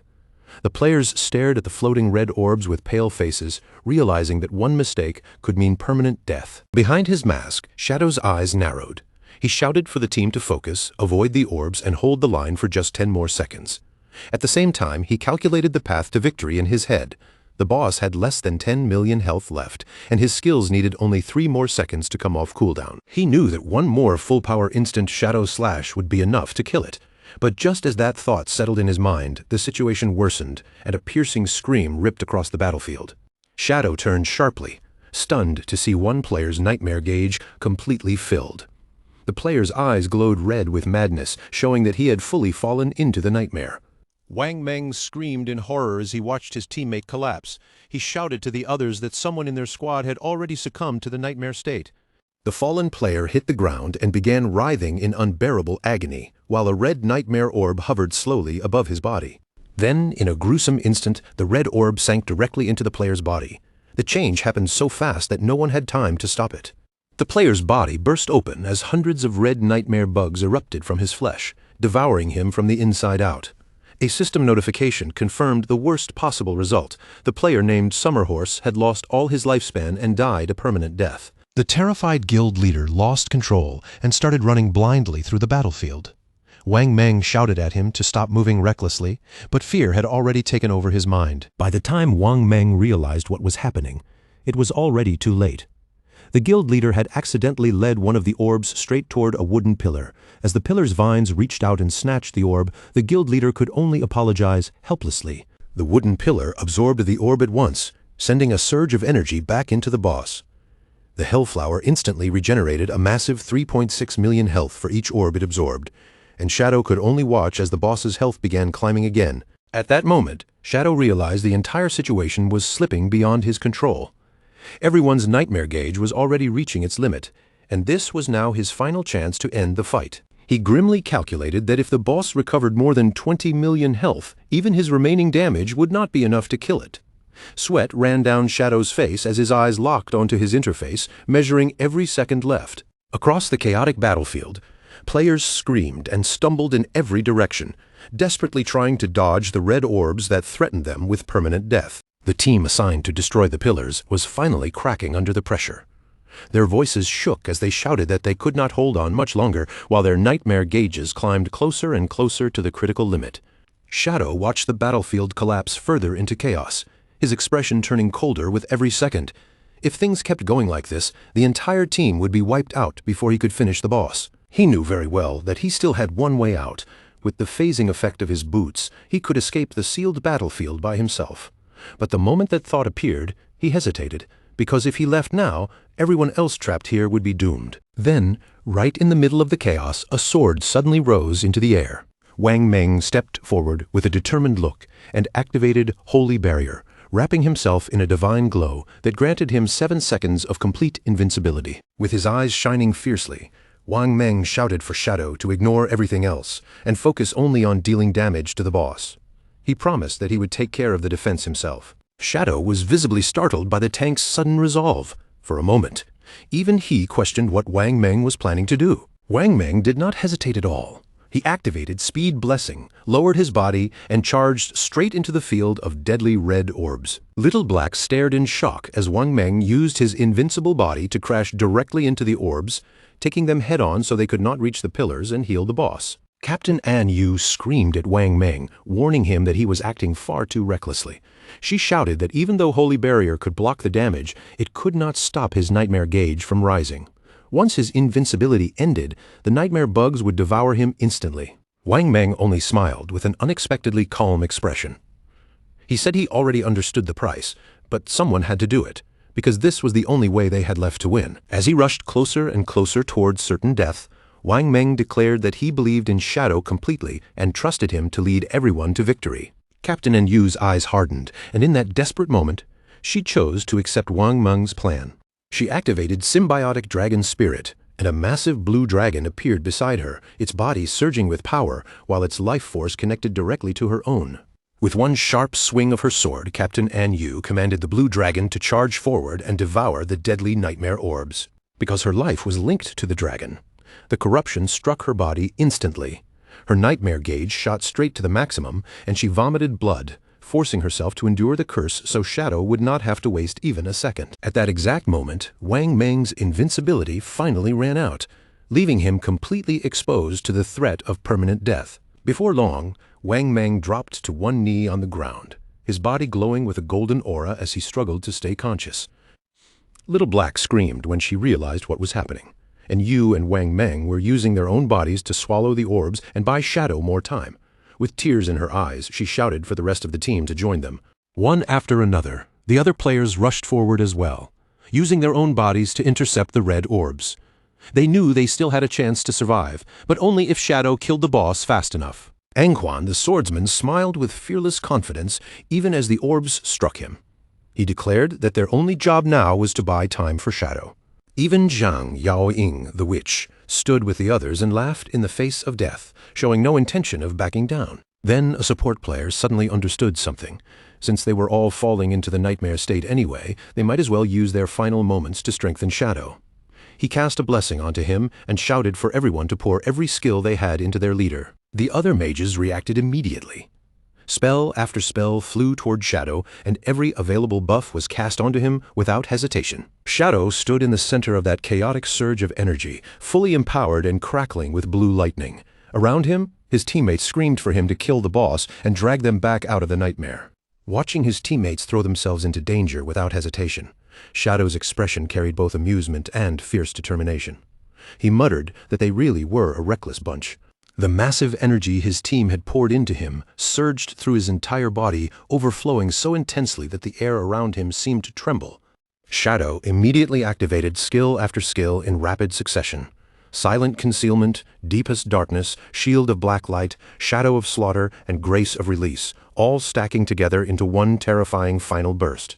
With his power pushed to its absolute peak, Shadow lifted one finger and pointed straight at the boss, issuing the final command. His dark clones materialized around him one after another, spreading out and surrounding the Hellflower of Nightmares from every direction. Together they unleashed a synchronized barrage of attacks. Purple slashes spun into a violent vortex around the boss, shredding through its petals as the system instantly registered 216 hits. Shadow stood amid the storm of energy, his cape whipping behind him. Then he launched himself high into the air, positioning his body directly above the weakened monster. He descended like a falling meteor, rushing toward the flower's center while his glowing eyes burned with deadly intensity. A massive vertical slash tore downward, cutting straight through the boss. The strike split the flower apart and seemed to slice through the very space around it. The monster exploded into a swirling vortex of energy. Around the battlefield, the twisted red pillars of the nightmare realm began crumbling apart as the boss's power finally faded. A system window appeared, announcing that the party had achieved the global first kill of a diamond-grade boss. Below, Captain An Yu and Wang Meng lay exhausted on the ground, but still alive, surrounded by green healing flames as the nightmare finally came to an end. Anquan and Zhang Yaoying immediately cheered, their voices filled with relief and excitement as they celebrated the impossible victory. Captain An Yu complained weakly that the curse had drained 10 years of her lifespan. Wang Meng comforted her with a tired smile, saying that losing 10 years was still a small price to pay for surviving, and that this proved trusting Shadow had been the right choice. As the boss's body dissipated completely, golden loot orbs began raining down from above. One greedy player immediately jumped toward the treasure, but the others shouted for him to stop, insisting that Shadow should be the one to distribute the rewards. But Little Black looked around and suddenly realized something was wrong. Their leader was nowhere to be seen. The team quickly began calling out, asking where Shadow had gone. Shadow contacted them through voice chat and told them to wait for him because his business was not finished yet. The team was confused, pointing out that the boss had already been killed. In the distance, Shadow appeared wrapped in purple energy, his voice cold as he confirmed that while the monster was dead, the people who truly deserved to die were still alive. He mounted his skeletal dragon, Osiris, and the massive bone dragon carried him straight up into the sky. Shadow was hunting Theodore, the traitor who had already boarded a plane and was trying to flee back to Country M. Even with the distance between them, Shadow chased the plane high into the atmosphere, refusing to let Theodore escape the price of his betrayal. Theodore's earlier prophecy seemed to echo mockingly through the night. The flower would bloom as expected. He would be the only fortunate one, and the invisible path in the sky would guide him back to the homeland he had longed for. But high above the night sky, Shadow was already pursuing the airplane on the back of his skeletal dragon, Osiris. To make this chase possible, he had consumed more than 3,500 years of tradable lifespan to synchronize his game abilities with reality, bringing his stats, equipment, and even his epic-grade mount into the real world. With Osiris's terrifying speed, Shadow finally closed the distance and caught up to the fleeing aircraft. Then Shadow leaped from the dragon's back, diving through the fierce high-altitude winds before landing firmly on top of the speeding jet. He slowly stood up on the aircraft, his yellow eyes glowing in the darkness as black energy surged around his body, ready to carry out his revenge. Inside the airplane cabin, the mood felt relaxed and almost festive. 2 crystal champagne glasses lifted into the light, touched together with a crisp clink, and the red wine inside trembled gently from the toast. Theodore and Mei Jing looked at each other with pleased smiles on their faces. Mei Jing raised her glass slightly and warmly congratulated him, saying he was finally returning to his hometown in Country M. Theodore leaned back with a satisfied expression, clearly enjoying the moment. With an air of confidence, he welcomed both Mei Jing and Tony, treating them as official new members of Country M from this moment onward. Mei Jing kept her tone polite as she asked Theodore to look after them in the future. Meanwhile, Tony sat nearby with his attention fixed on his phone, a nasty laugh curling from his lips as he eagerly opened the news, wanting to see whether those so-called great ZA players had all died yet. The moment Tony looked at the screen, the mockery on his face vanished. His eyes widened, his smile froze in place, and his expression twisted into complete shock. With both hands trembling, Tony quickly turned the phone toward the others and showed them the unbelievable headline. Shadow's team had not only survived the disaster, but had also taken the first kill on the Diamond Grade boss, and they had done it with almost no casualties. Mei Jing and Tony stared at the news as if their minds had gone blank. Their jaws dropped, and all the arrogance they had carried just moments ago was crushed by the terrifying reality of Shadow's strength. Theodore was shaken so badly that his fingers went weak. The wine glass slipped from his hand, hit the cabin floor, and shattered into pieces, spilling dark red wine across the ground like fresh blood. His lips trembled as he tried to speak, but the words came out broken and uncertain. He simply could not understand how anyone had managed to survive that kind of nightmare. Sitting in the dim cabin light, Theodore hurriedly replayed the prophecy in his mind again and again. The more he thought about it, the more horror spread through him, because he finally realized he had understood it completely wrong. The real meaning behind the omen of the star god suddenly clicked into place. The pitiful people mentioned in the prophecy were never Shadow's team at all. They were his own subordinates. His gaze slowly moved toward Tony and Mei Jing, and an icy chill crawled up his back as the final line became clear. You are the only lucky one. If Theodore was truly the only one meant to survive, then the 2 people in front of him had already been marked for death, as if his fear had called the nightmare into existence. Theodore's eyes drifted past them toward the airplane window. There, beyond the glass, Shadow's masked face appeared in the darkness, his glowing yellow eyes staring straight at Theodore from outside the plane. Theodore instantly screamed. His face turned pale as he lifted a trembling finger toward the window and shouted that Shadow was outside the aircraft. Tony, completely confused by his boss's sudden breakdown, leaned forward and pressed his face close to the glass to check. After looking outside, he turned back with a puzzled expression and said there was nothing there but the empty sky, not realizing that death was already hovering only inches away. Theodore lowered his gaze to his phone with pure terror in his eyes. His voice shook as he confirmed to his panicking subordinates that Shadow had really tracked them all the way here. Tony finally pieced the situation together, and his face changed drastically. He screamed that Shadow must have extracted the skeletal dragon into the real world. Theodore understood exactly what that meant. Bringing an epic-grade mount out of the game would require more than 1,000 years of lifespan, an almost unimaginable price. Hearing this, Mei Jing completely broke down, tears spilling from her eyes as she became convinced that they were finished. But Theodore forced himself to calm down and think clearly. He quickly pointed out that this was still a civilian flight, and the cabin was filled with ordinary passengers. He reasoned that if Shadow tried to force his way inside, the entire plane would be destroyed, and every innocent passenger on board would die with them. Clinging to that thought, Theodore regained a trace of confidence and declared that Shadow would never dare kill so many civilians, which meant they were safe at least until the plane landed. Then Theodore revealed the card he still had hidden up his sleeve. He had already contacted reinforcements in advance. At the airport in Country M, a group of elite-powered individuals had already begun gathering. On the ground below, a cybernetic soldier received the message that Shadow was on his way. The elites immediately entered combat readiness. Among them were a white-haired woman and a hooded figure, both preparing themselves for the battle that was about to come. 2 other agents quickly confirmed that the mission had changed. Their focus was no longer routine protection, but direct interception. Above the airport, a massive magic circle lit up the night sky, spreading an ominous glow over the runway. Their objective was clear.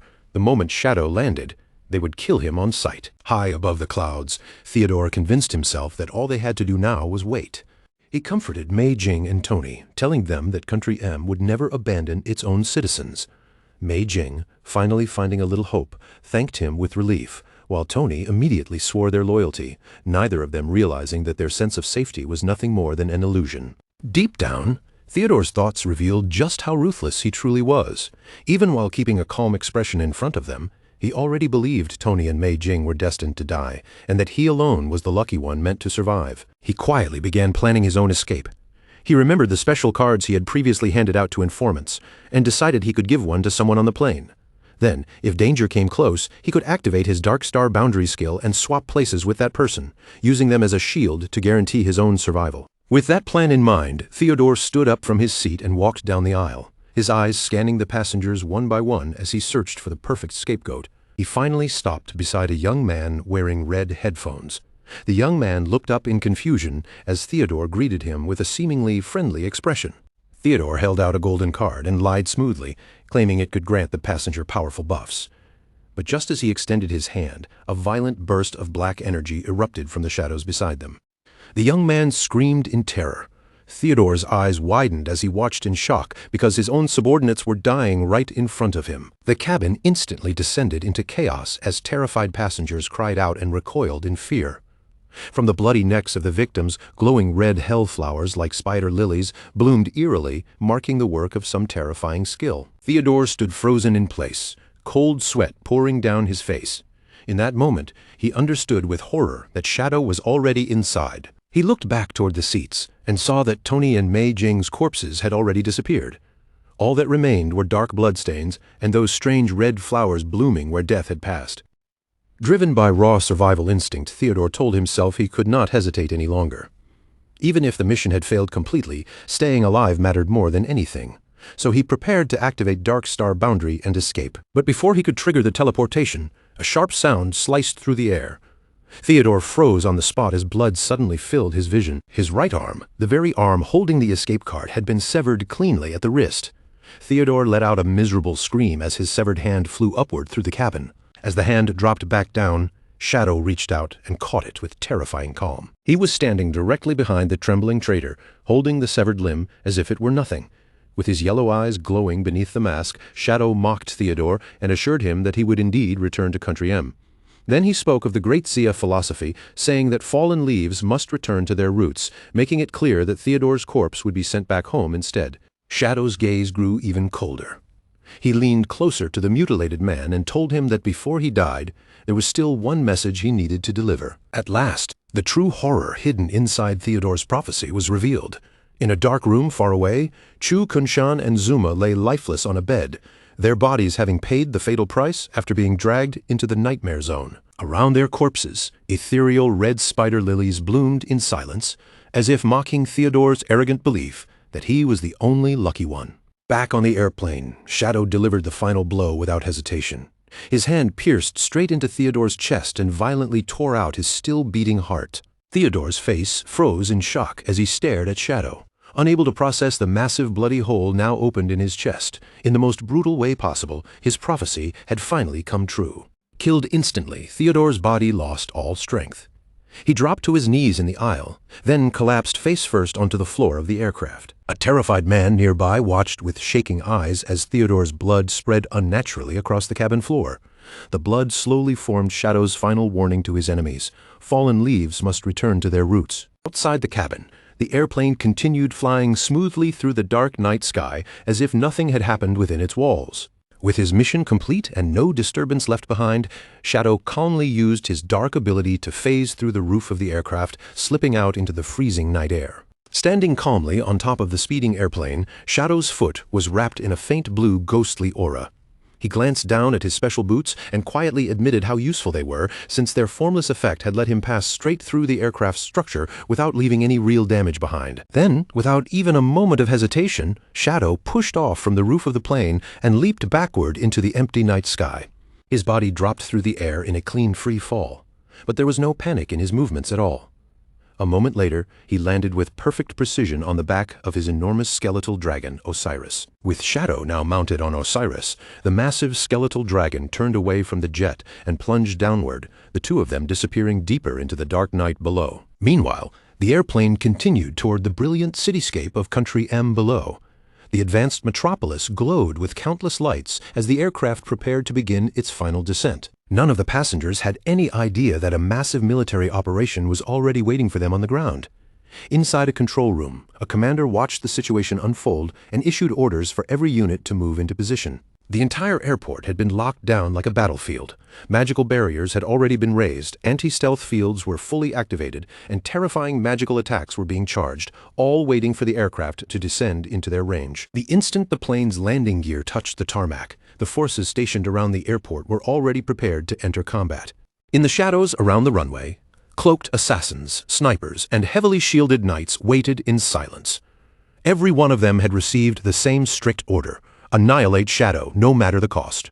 Inside the cabin, the ordinary passengers remained completely unaware of the deadly trap outside. The young man wearing headphones looked out the window and naively wondered if Country M always welcomed arrivals with such an intense display. Once the plane finished docking, the cabin doors opened, and an agent immediately stepped inside to inspect the aircraft. But as he and his partner looked down the aisle, the determination on their faces vanished, their eyes widened, and shock took over their expressions. Theodore's corpse was lying on the cabin floor.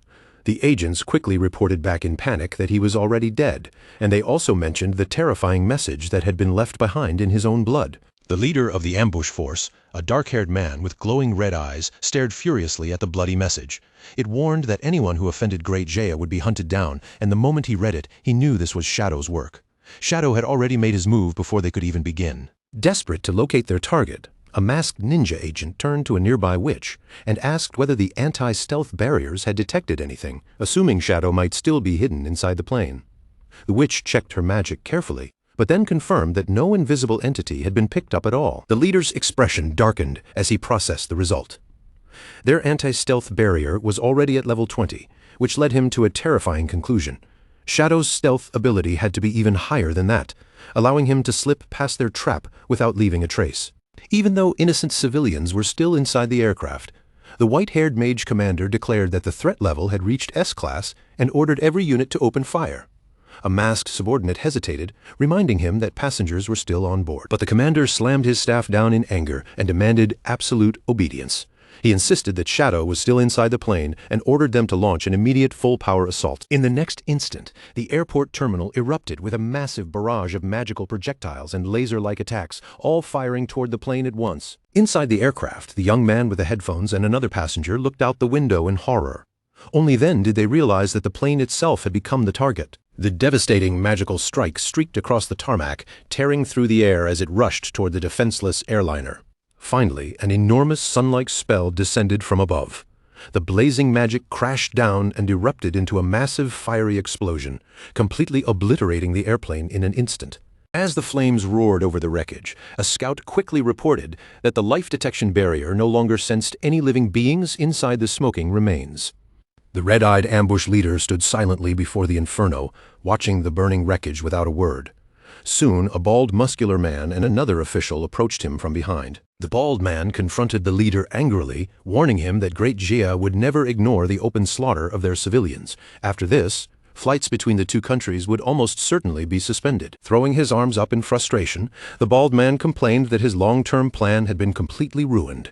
He had intended to use civilian flights to secretly smuggle spies into Great Jaya, but now that route was destroyed, making it even harder to stop their enemy. The leader slowly turned and fixed the bald man with a cold glare.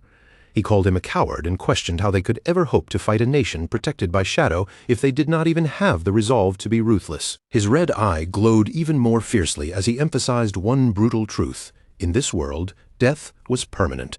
Standing before the towering wall of flames, the red-eyed leader justified everything he had done.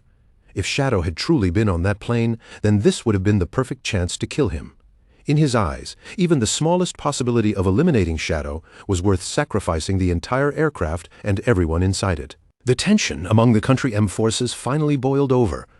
The bald man glared at the leader with open fury, confronting him directly and declaring that he had never trusted him from the beginning. Then he ordered the man to shut up, insulting him as a half-breed who carried Great Ja blood in his veins. Before the bald man could even react, the red-eyed leader moved with blinding speed and smashed a brutal punch straight into his face. The force behind the blow was terrifying. The large, muscular man was sent flying backward through the air like a broken puppet. Wrapped in crackling golden energy, the red-eyed leader finally exposed the hatred buried inside him. He declared that he despised the Great Ja bloodline in his body, calling it a curse that had brought him endless despair. But he still insisted that his loyalty to Country M was absolute. After that violent confrontation, the focus shifted to the retrieval of their fallen comrade. Two agents, including the white-haired mage commander, approached the red-eyed leader while carrying Theodore's lifeless and mutilated body. Without any ceremony or gentleness, they dropped Theodore's corpse onto the floor in front of him. The red-eyed leader slowly knelt beside Theodore's body as a mysterious purple and golden aura began swirling around him. He told the dead man to rest in peace, calling him a hero of Country M and promising that he would be returned to his hometown for burial. When the red-eyed leader stood again, his terrifying hidden power was finally revealed. 3 glowing blue cards appeared in his hands, exposing his secret class, Corpse Collector, an ability that allowed him to extract power from the dead. Looking down at the glowing magical cards, he coldly praised Theodore's enormous contributions and the vast spy network he had managed to plant. At the same time, the system revealed the nature of his power. By touching a corpse, he could obtain that person's professional skills, and if he acquired duplicate skills, those abilities would level up. Holding one of the blue cards, his single red eye burned with malice. The system confirmed that he had successfully obtained Theodore's core abilities, including the divinatory omen of the star god and the spatial skill Dark Star Boundary. Now, armed with his fallen comrade's power, the red-eyed leader made a chilling vow that he would personally bring about Great Exa's complete and absolute destruction. The red-eyed leader raised his arm, holding the glowing blue card high as radiant light spread outward around him. He activated his newly acquired divination skill, searching for a way to defeat Shadow. A cosmic vision appeared before him, showing a mother desperately reaching out to save her falling child from a starry abyss, and the leader immediately began thinking about how to use this maternal connection against his enemy. Meanwhile, 2 of his subordinates, including the white-haired mage, studied the intelligence Theodore had left behind. From the clues in the prophecy, they deduced that a guild in Gracia called FICA Heavy Industries, its leader Huang Huifan, and her son Huang Ziking all matched the signs. The red-eyed leader confirmed their deduction. He explained that one of Theodore's informants was already inside that guild and possessed a special card. A holographic map then appeared, revealing his plan to use Dark Star Boundary to instantly swap locations with that informant, allowing him to infiltrate Great Jaya without being detected. The red-eyed leader then summoned another glowing blue card into his hand. He handed the magical cards to the white-haired mage and his partner, ordering them to protect the cards carefully and absolutely not use them without permission. He announced that he would go to Great Jay alone first, while his subordinates stayed behind and waited for his signal. Once the time was right, he would use his power to mass teleport Country M's elite forces directly into enemy territory. Staring at the glowing card in his hand, with the red scars on his abdomen shining ominously, the leader vowed that he would prove Country M was destined to conquer the entire apocalyptic game. Then he activated the spatial skill. A massive pillar of blue light erupted around his body, swallowing him completely as he vanished from the spot. In the red-eyed leader's place, another man suddenly appeared out of nowhere, crouched in the most awkward position imaginable, still holding a roll of toilet paper in his hand. The man stammered in panic, saying he had just been in the bathroom a second ago, but one of the agents calmly told him not to be nervous, then addressed him as Theodore's friend and welcomed him to Country M, leaving the young man completely stunned by his sudden relocation. Meanwhile, inside the Nightmare Hellflower boss area, the surviving team members were still gathered around after the battle, waiting quietly amid the traces of the fight. A flash of digital blue light suddenly appeared in the air, and Shadow's figure materialized as he logged back into the game. The nearby players noticed him right away, and one of them immediately lit up with excitement, shouting that Shadow had returned. The Knights Templar guild leader stepped forward with a warm smile and told Shadow that everyone had followed his instructions perfectly. None of them had touched the loot, leaving everything for him to collect personally. Shadow raised his hand, yellow energy crackling around his fingers, and calmly thanked the team for all their hard work. Then he told them to use the loot properly to strengthen their own combat power. Right after that, he unleashed a powerful ability. A gigantic golden fist formed above the battlefield, glowing with overwhelming force, and the greedy hand slammed down to gather all the spoils scattered across the area. Two of the team members stared at the scene in amazement, realizing that this ability would greatly increase the value of the rewards they could obtain. After quickly sorting through the items, Shadow handed a glowing spatial ring to Lin Qingyu. He explained that he had only kept the lifespan rewards and the assassin-class items that suited him, while everything else inside the ring would be left for her team to divide among themselves. Lin Qingyu's face flushed slightly as she looked at the ring, clearly stunned by the amount of treasure packed inside. After recovering from her surprise, she could not help asking Shadow what had happened to Theodore and his companions. Shadow glanced back toward the sealed cave entrance, his eye glowing with a cold yellow light. Without softening his tone at all, he told her plainly that they were all dead. Lin Qingyu gasped, her eyes widening in shock. But before she could even fully process what he had said, Shadow had already leaped into the air, turning into a dark blur as he shot away. Shadow flew toward the red-lit cavern ahead, where two players were desperately trying to break down a massive stone wall. Both of them looked exhausted and frustrated, complaining that after all their effort, they had barely chipped away 10% of the wall's health. Suddenly, the axe-wielding player sensed something and looked back in shock, just as a streak of blue energy flashed past him at incredible speed. Shadow landed in front of the wall, and in the next instant, a flurry of sharp blue slashes erupted around him. The massive stone barrier shattered apart under his attacks, breaking open in a matter of moments. Without saying a single word, Shadow walked straight into the newly opened red tunnel. As he passed by, he casually waved his hand, signaling the stunned players to move aside and stop worrying about it. The two players remained frozen where they stood, staring after him in awe. They quickly recognized the legendary player before them and could only marvel at just how ridiculous his power really was. Now riding atop his dragon, Shadow began reviewing the loot he had gained from defeating the boss. He discovered that he had obtained 3 major treasures, including 2 legendary-grade items, an ultimate skill book, a weapon, and a bracer. Feeling satisfied with the haul, he decided to immediately spend his evolution points to upgrade the skill book. The system then displayed his newly evolved ancient-grade ultimate skill, Endless Nightmare. Its description revealed an incredibly terrifying area of effectability that could trap enemies in a nightmare descent state, causing their nightmare gauge to stack rapidly with every attack, while its passive effect increased Shadow's damage against targets already suffering from the nightmare. Shadow studied the skill carefully and quickly understood just how overpowered the nightmare attribute was against other players.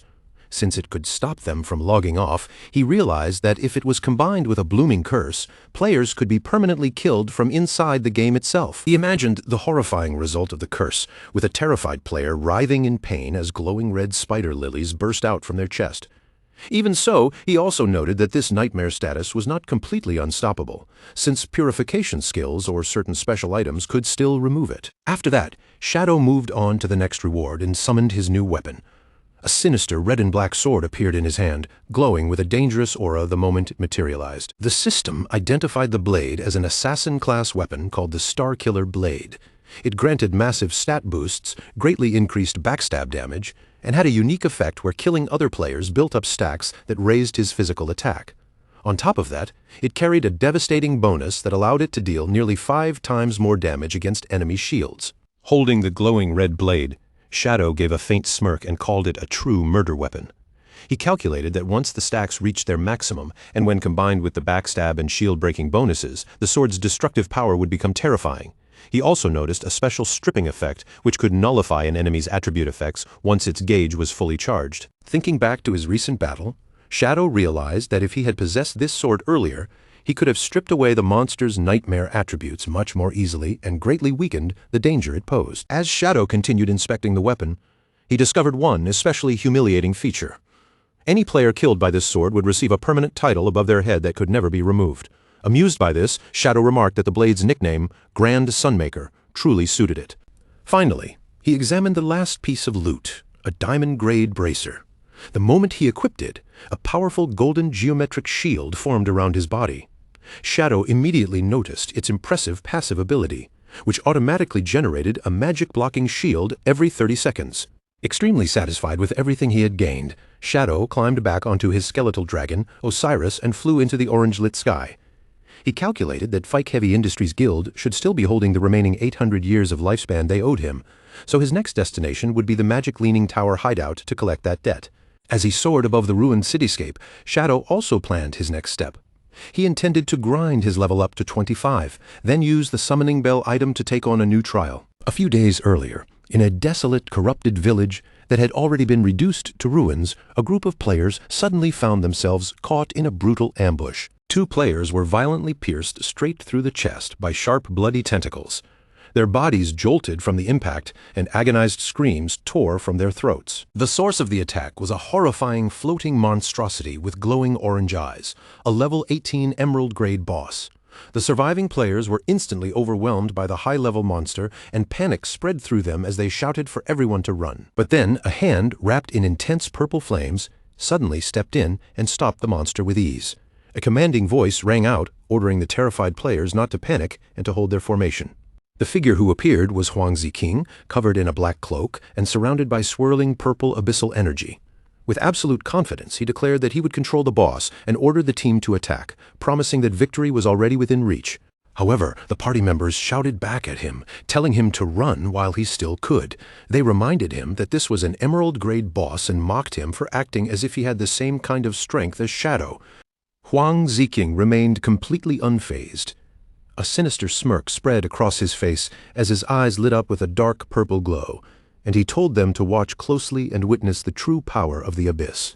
The party could only stare in shock as the dark aura around Huang Ziqing suddenly exploded outward. He released a massive wave of purple magic, and the ground beneath them began to rot and twist into an abyssal mire. As the dark power spread across the battlefield, he arrogantly declared that while Shadow merely hid in the dark, he was the one who represented the true overwhelming darkness of the abyss. Huang Ziqing stood with both arms raised high, causing a huge eruption of crackling purple abyssal energy to burst up from the ground around him. That dark magic rapidly formed into an abyssal mire, swallowing the terrifying multi-eyed monster, completely and severely restricting its movements. Seeing that the boss monster had been immobilized by his dark magic, Huang Ziqing urgently shouted for his party to stop hesitating and start dealing damage while they still had the chance. Huang Huifan quickly stepped in to take command. Raising her staff, she ordered everyone to focus their attacks on the trapped boss at once. The party members immediately launched a coordinated barrage of colorful magic spells and projectiles, sending them crashing toward the helpless creature from every direction. The combined magical attacks slammed into the boss one after another, carving away significant chunks of its health, and finally giving the team a glimpse of hope. 2 of the party members briefly celebrated the massive damage they had dealt, but their relief lasted only a moment because one of them suddenly noticed that something about the boss was changing. The boss broke free from the abyssal mire and floated upward into the air. Intense blue energy gathered around its body as it entered its second phase and prepared to unleash a devastating ultimate attack. Panic seized the entire team. A hooded player frantically shouted for everyone to activate defensive barriers against the incoming area attack, while another armored player turned and fled, screaming that barriers would be useless against it. And just as the boss was about to release its attack, the battlefield seemed to freeze under the pressure of the incoming blast. At that critical instant, a hand wrapped in dark energy suddenly appeared on the battlefield.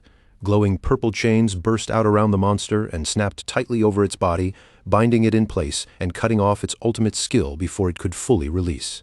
Huang Huifan and the hooded player stared at the scene in complete confusion. Neither of them could believe that such a powerful attack from the boss had been stopped so casually, as if it had never been a threat at all. Then Huang Ziqing's cold voice echoed across the battlefield. His tone was full of contempt as he insulted the entire party, calling them nothing but a useless pile of trash. Huang Ziqing's eyes burned with a cruel purple light as he pointed directly at his mother. He mocked her for bringing along a group of cowards who only knew how to run away, completely ignoring the fact that as long as he was there, their victory was already guaranteed. Huang Ziqing burst into a manic laugh as the dark aura around him flared even stronger. He declared that he would forcibly awaken their true potential and let them witness the terrifying reality of FICA Heavy Industries. Then he raised one hand high, his entire arm swallowed by swirling purple energy. Suddenly, ominous red flames began appearing around the confused party members. Huang Huifan was caught completely off guard as the strange fire spread toward the others as well. The dark skill was revealed to be Abyssal Sacrifice. A terrifying demonic face emerged within the corrupted magic as the spell forcefully seized control of the party members. They screamed in agony while their eyes lit up with a sinister red glow.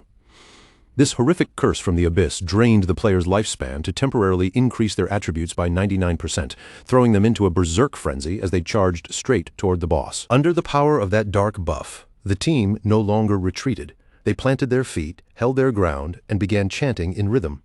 In one coordinated burst, they unleashed a storm of spells, sending torrents of elemental energy crashing down onto the chained monster. Their combined overpowered assault detonated across the battlefield in a massive, fiery explosion. The blast shook the surrounding ruins and tore through nearby structures, filling the area with heat, smoke, and flying debris. When the smoke finally started to clear, the boss monster's body could no longer hold together. It broke apart piece by piece, dissolving into countless particles of golden light. At the same time, a system notification appeared, confirming that FICA Heavy Industries had successfully defeated its first Emerald-grade boss. The surviving party members immediately erupted into wild cheers.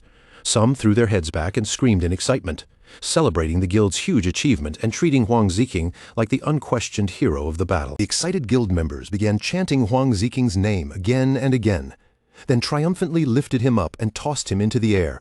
From a short distance away, his mother watched the celebration in silence. After the excitement finally settled down, Huang Heifan ordered the rest of the group to divide the loot. Then, with a stern look, she told Huang Ziqing to come with her, while his cousin stood nearby beside them. Following his mother's command, Huang Ziqing left the main group with Huang Heifan and his cousin. The three of them walked into the secluded ruins of an abandoned building, away from the noise of the others. Once they were alone, Huang Heifan turned to face her son. Her eyes glowed with a sharp, suspicious purple light as she demanded, in a serious voice, that he tell her the truth about where those strange skills had come from. Huang Ziqing immediately grew annoyed by her questioning. He complained that he had just won them an incredible victory, yet she was treating him as if he had done something wrong. But Huang Heifan did not back down and continued demanding an answer. Huang Ziqing clicked his tongue defensively and avoided looking directly at her. In a cold tone, he claimed that he had obtained those dark abilities as a reward after defeating a powerful boss. Huang Heifan stared at him with intense scrutiny, clearly not believing a single word. Then she bluntly called him a liar, leaving Huang Ziqing to turn his face away in guilty silence. Huang Heifan's eyes glowed even brighter as she continued pressing him. She pointed out that Huang Ziqing was a mage, yet those dark abilities did not resemble ordinary mage skills at all. Then she revealed the terrifying cost of his spell. Although they had defeated the boss, his skill had instantly consumed 300 years of the guild's collective lifespan. Huang Heifan kept pushing him, reminding him that the lost lifespan had been saved to repay their enormous debt to Shadow.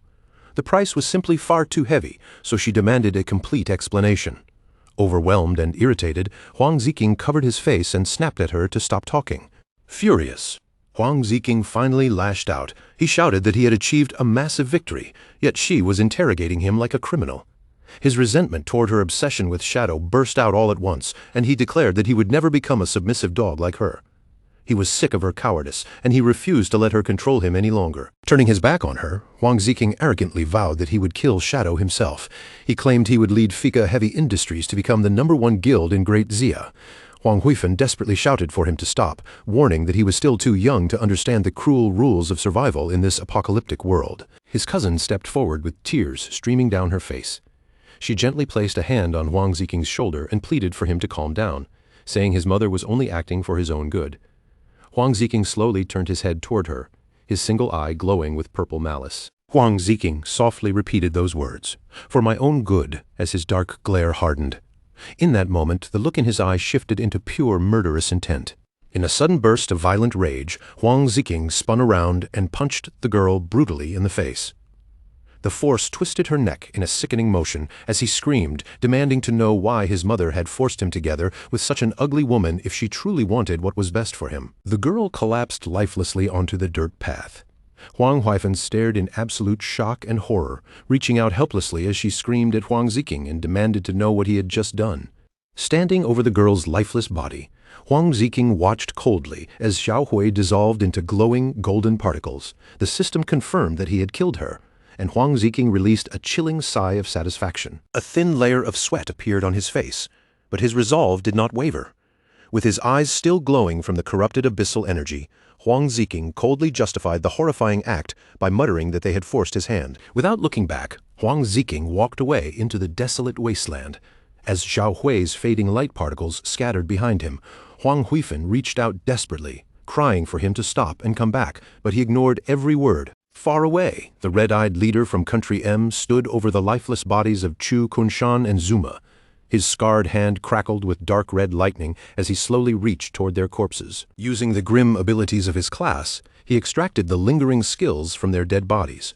With a cold expression, he praised the powers he had obtained and told his fallen subordinates to rest in peace. 3 days later, at the FICA Heavy Industries base inside the Magic Leaning Tower hideout, an armored guard with a buzz cut stood at his post.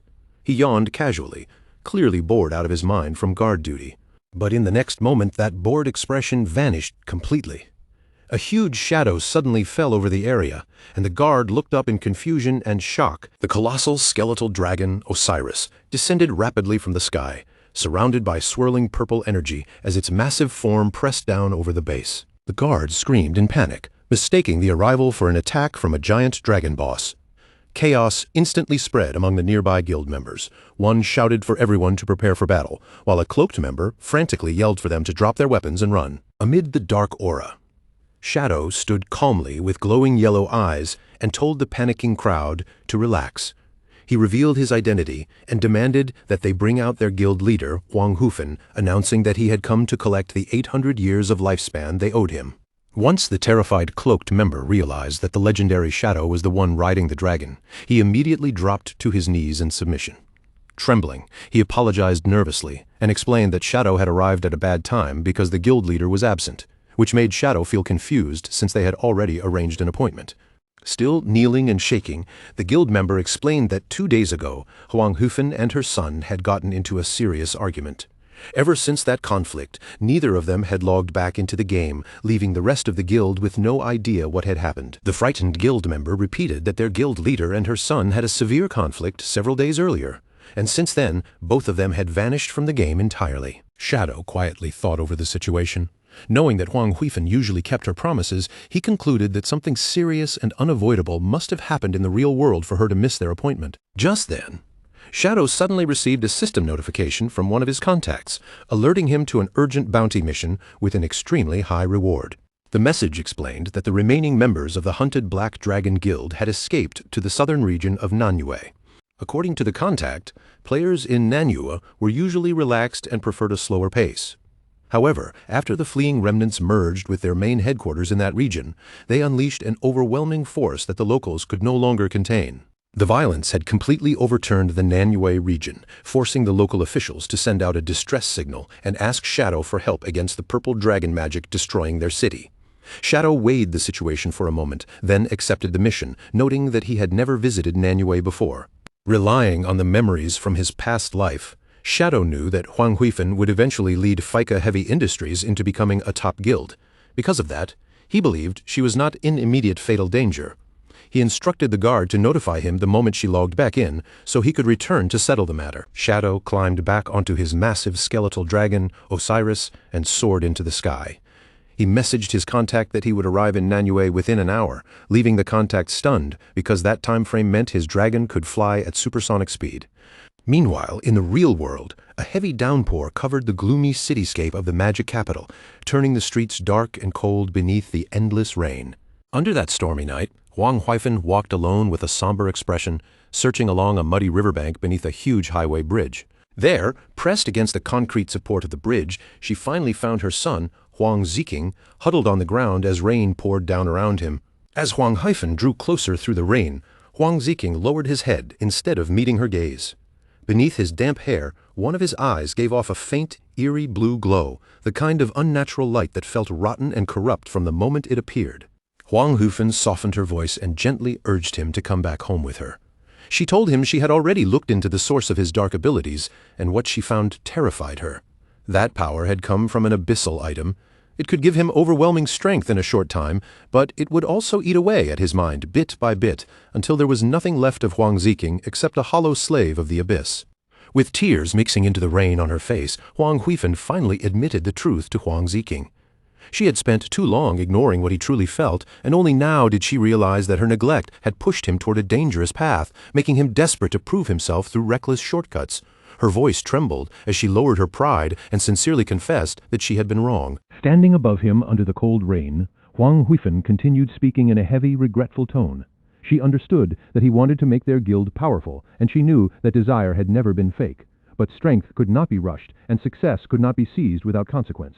In this world, every shortcut demanded a price, and that price was often far crueler than anyone expected. Then Huang Huifen slowly reached out her hand toward him, no longer speaking like a commanding guild leader, but like a mother trying to reach her son. She promised that from this moment forward she would respect his decisions. She would stop treating him like a child, stop forcing him into choices he hated, and never again push him toward relationships he did not want. All she asked was for him to come back, so the two of them could rebuild the guild together, not as ruler and child, but as true partners. Huang Ziking's hardened expression finally cracked. He slowly lifted his head, and tears spilled down from his glowing purple eyes, cutting through the rain on his face. For a brief moment, the darkness around him seemed to loosen, and in a small, broken voice, he softly called out to his mother. But before that fragile moment could continue, a green portal suddenly flared open against the wall behind them, its light slicing through the rainy darkness. From within it, the red-eyed leader stepped out. He immediately broke the silence, warning Huang Ziking that if he returned with his mother now, nothing would truly change. He would only repeat the same old life, trapped once again beneath her control. The red-eyed leader stood there in his soul-walker state, his body intangible and untouchable, completely immune to ordinary attacks. His crimson eyes fixed on Huang Ziking as he asked him a simple but poisonous question. If someone offered him the power to make every dream come true, what choice would he make? Huang Huifen's expression changed instantly. Confused and alarmed, she demanded to know who this stranger was and why he had appeared there. But the red-eyed leader did not even bother looking at her. His attention stayed on Huang Ziking as he dangled temptation in front of him, promising to make their guild the strongest in the magic capital, raise Huang Ziking into the #1 mage, help him kill Shadow, and even push him to dominate the leaderboards. A malicious smile spread across the red-eyed leader's face as if everything he had promised was already within reach. He calmly assured Huang Ziking that with his help, every one of those ambitions could be achieved without difficulty. Seeing the stranger trying to lure her son deeper into danger, Huang Huifen's protective instincts erupted. She shouted that she would never allow some unknown outsider to deceive Huang Ziking. Purple magical light surged around her, forming chains of ghostly energy, and with a sharp command, she ordered the intruder to freeze where he stood. Without hesitating, Huang Huifen thrust her hand forward and sent those phantom chains tearing through the air. The glowing restraints shot straight toward the red-eyed leader, aiming to wrap around him and bind him in place before he could say another word. But the red-eyed leader did not dodge. He simply stared back with cold, indifferent eyes as the purple chains reached him, then passed directly through his intangible body, as if they had struck nothing but mist. Huang Huifen froze in absolute shock as her attack failed to land at all. Her eyes widened, unable to believe what she was seeing, while the red-eyed leader's ghost-like form remained completely unharmed before her. In the next instant, the red-eyed leader moved.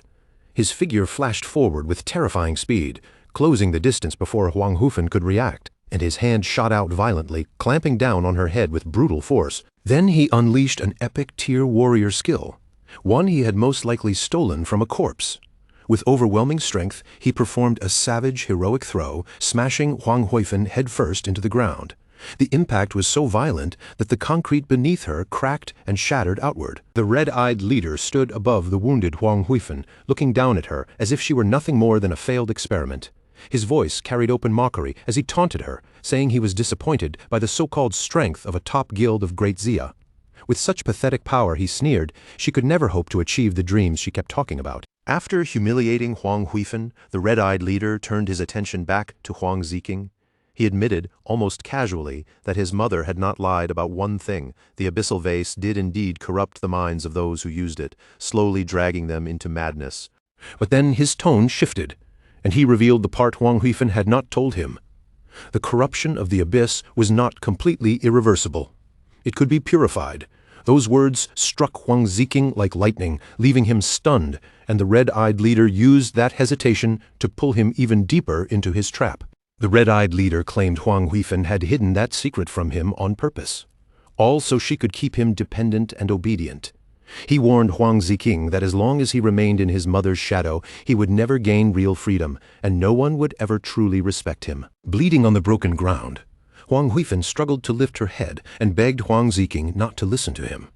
She admitted that a purification method did exist, but it required an extremely rare hidden class known as Exorcist. Her voice shook as she insisted that the only known person with that class had already died. At that moment, glowing red scars shaped like stars suddenly lit up across the red-eyed leader's arm.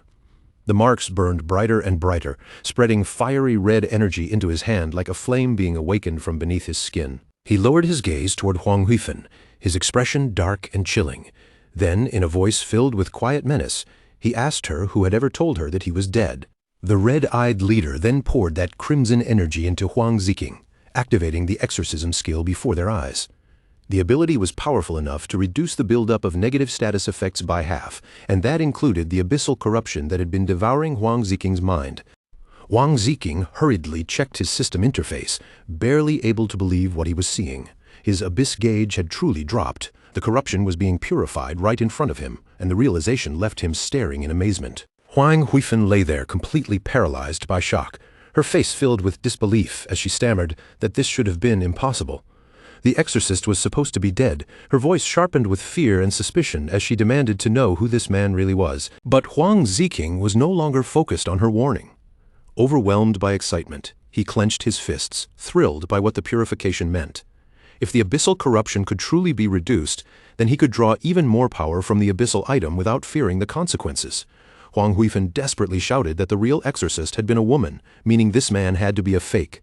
The red-eyed leader simply looked at Huang Ziking and told him to trust his own judgment, to decide with his own eyes what was real. Then the red-eyed leader activated another ability, Yin-Yang Harmony, quietly seizing control of Huang Ziking's emotions. His voice lowered into a whisper, telling Huang Ziking that his mother's love had never been freedom, only another chain around his neck. She had denied his worth, held him back, and tried to bind him forever. Then he urged Huang Ziking to kill her, promising that once she was gone, no one would ever control him again. Under that emotional manipulation, Huang Ziking's expression emptied out. His eyes lost their clarity and began glowing with a sinister red light. The red-eyed leader promised that everything Huang Ziking desired would belong to him, then tossed a knife onto the ground where its cold edge glinted in the rain. The red-eyed leader gave the final command, telling Huang Ziking to take the last step himself. Once his mother was dead, he promised, absolute freedom would finally be his. Wrapped in a corruptive red aura, Huang Ziking slowly bent down and picked up the knife. From the ground, Huang Huifeng watched in horror, her body broken and weak, yet still she pleaded with him to understand that he was being controlled by magic. Huang Ziking stood over his helpless mother, gripping the glowing blade tightly in his hand. Huang Huifeng begged him again and again to wake up, to fight free from the stranger's control before it was too late. But her desperate cries could no longer reach him. With lifeless eyes and darkness swallowing his heart, Huang Ziking raised the knife. Huang Huifeng weakly called his name one final time, her voice almost drowned by the rain. But Huang Ziking did not stop. With ruthless resolve, he brought the weapon down. The blade flashed through the air, and Huang Ziking delivered a brutal slash.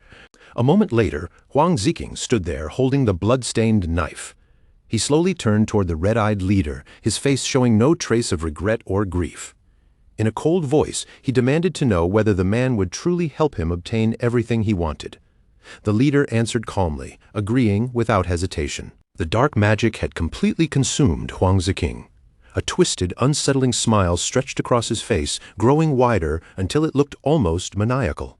Excited by the path now opening before him, he told the red-eyed leader to begin, then asked what they needed to do next. Huang Ziking laughed in the darkness, standing above his mother's lifeless body with the bloody knife still in his hand. His madness had swallowed what remained of him, and without looking back, he asked the red-eyed leader about their plan. The red-eyed leader raised one of his magical cards, and the card lit up in his hand. As its glow spread through the rainy night, a new ability began to take shape around him. Using the divination skill he had stolen, the red-eyed leader cast a glowing red portal into the sky. Huang Ziking looked up in shock as the crimson light opened above them, turning the night into something ominous and unreal. Within the spell, a catastrophic prophecy appeared. A massive fiery meteor tore across a blood-red sky, blazing like the end of the world. The vision warned that the abyss would devour the heavens, and that an ominous red star would descend to destroy all darkness. Huang Ziking stared at the apocalyptic scene hanging in the sky, his earlier excitement fading into confusion.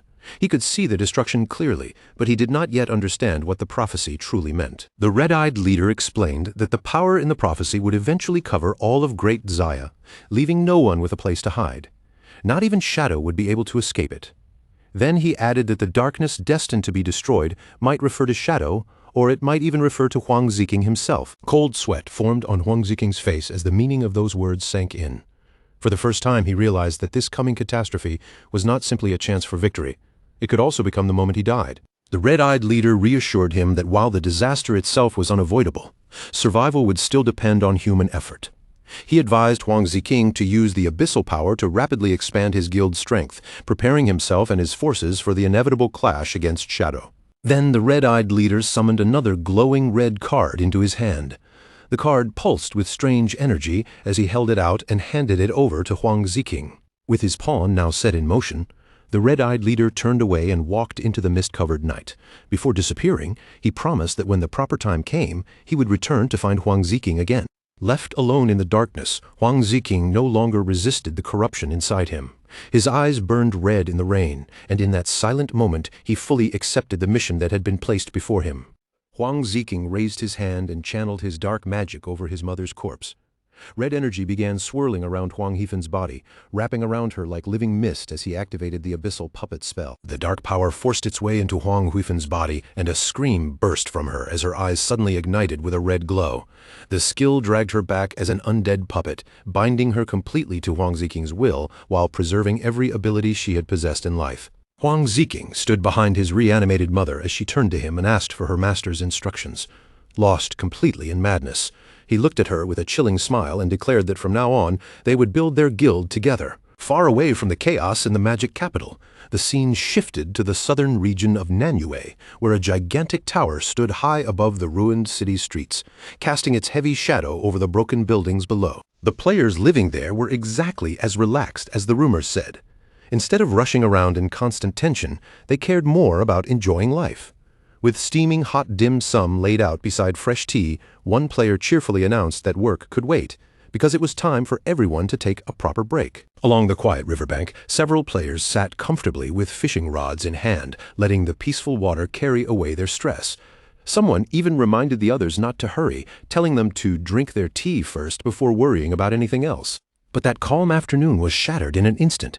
Behind them, a massive level 18 boss suddenly spawned, its huge two-headed bull body looming over the riverbank as both heads let out a thunderous roar that shook the air. Yet, instead of screaming in terror, one fisherman looked more irritated than afraid. He snapped at the giant beast and told it to shut up, complaining that all that roaring was scaring away the fish they had been patiently waiting for. The players were clearly annoyed that their rare moment of leisure had been ruined. One by one they set down their cups and snacks, magical auras rising around them as they got to their feet. With their relaxed mood gone, they called for everyone to charge and deal with the monster quickly. Their formation came together almost immediately. One player raised his hand and fired a freezing beam straight at one of the bull's heads, locking it down with crowd control so the two-headed monster could not properly synchronize its spells. An armored warrior pushed forward at the front, while a mage stepped in beside him, both of them taking command of the assault. They shouted for the armor-breaking team to focus on the boss's weak points, while the damage dealers followed right behind, urging everyone to finish the fight before it dragged on. Under their coordinated attacks, the boss's health began dropping fast. Blow after blow slammed into its body, shaving away huge chunks of its health bar, and in response, the monster's eyes suddenly flared with a fierce burning rage. Driven to the edge, the two-headed bull entered a berserk state. It stomped down and released a massive shockwave that tore through the ground, cracking the earth apart and sending one unlucky fisherman flying backward through the air. Frontline players immediately realized the boss had become far too dangerous to handle casually. Panic spread through the group, and they turned to run, shouting as they fled for their guild leader to come over and deal with the enraged beast. The call was answered almost right away. A tan-skinned young woman with white hair dropped her boba tea in surprise, then stepped forward with a sharp, focused glare.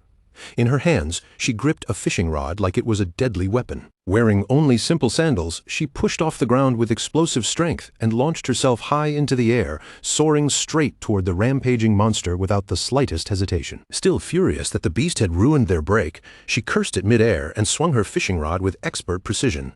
A glowing green fishing line shot out from the rod, cutting through the air as it flew toward the giant bull. The magical line stretched farther and farther, then spiraled around the boss with incredible speed.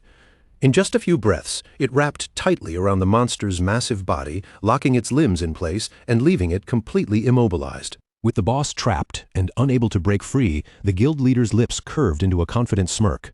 She planted her stance in mid-motion and prepared to finish the fight with a single decisive strike. Then she yanked the fishing rod back with all her strength, activating her ultimate skill. The razor-sharp line tightened and sliced deep into the monster's body, triggering fatal damage that drained the last of its remaining health in one brutal instant. As the guild leader landed smoothly back on the ground, the system announced that she had slain the two-headed bull. Her ability had trapped the target first, then dealt damage based on how much health it had already lost, making the final blow even deadlier. A moment later, the boss dissolved into glowing golden loot orbs scattered across the grass. The surrounding players burst into cheers, their earlier panic instantly turning into excitement. They praised Sister Hai for calculating the damage perfectly, then began chanting their fishing-themed guild catchphrase with the same enthusiasm they had shown during tea time. Sister Hai laughed brightly and declared that protecting the Nanyue region was simply her duty. Her unique hidden class was then revealed, Fishing Master, an assassin-type role that used a fishing rod for long-range attacks, matching the laid-back lifestyle of her guild almost too perfectly. Just then, a guild member called out that the tea was ready. The moment they heard that, the group happily abandoned the battlefield and hurried back toward their tables, leaving the golden loot orbs sitting on the grass so they would not miss their tea break. Sister Hai smiled helplessly, waved after her team, and then followed them back toward the peaceful riverside setup. For now, even the spoils of battle could wait, because their break clearly mattered more. While the Nanyue players laughed and enjoyed their tea, the glowing loot orbs remained scattered nearby, untouched and almost forgotten. But without them noticing, a faint rustling sound suddenly came from the bushes close to the riverbank. From behind the leaves, a bald, scarred man with blue eyes quietly peeked out. He was one of the remnants of the Black Dragon Guild, and he scoffed at the Nanyue Guild for leaving valuable loot behind just to drink tea.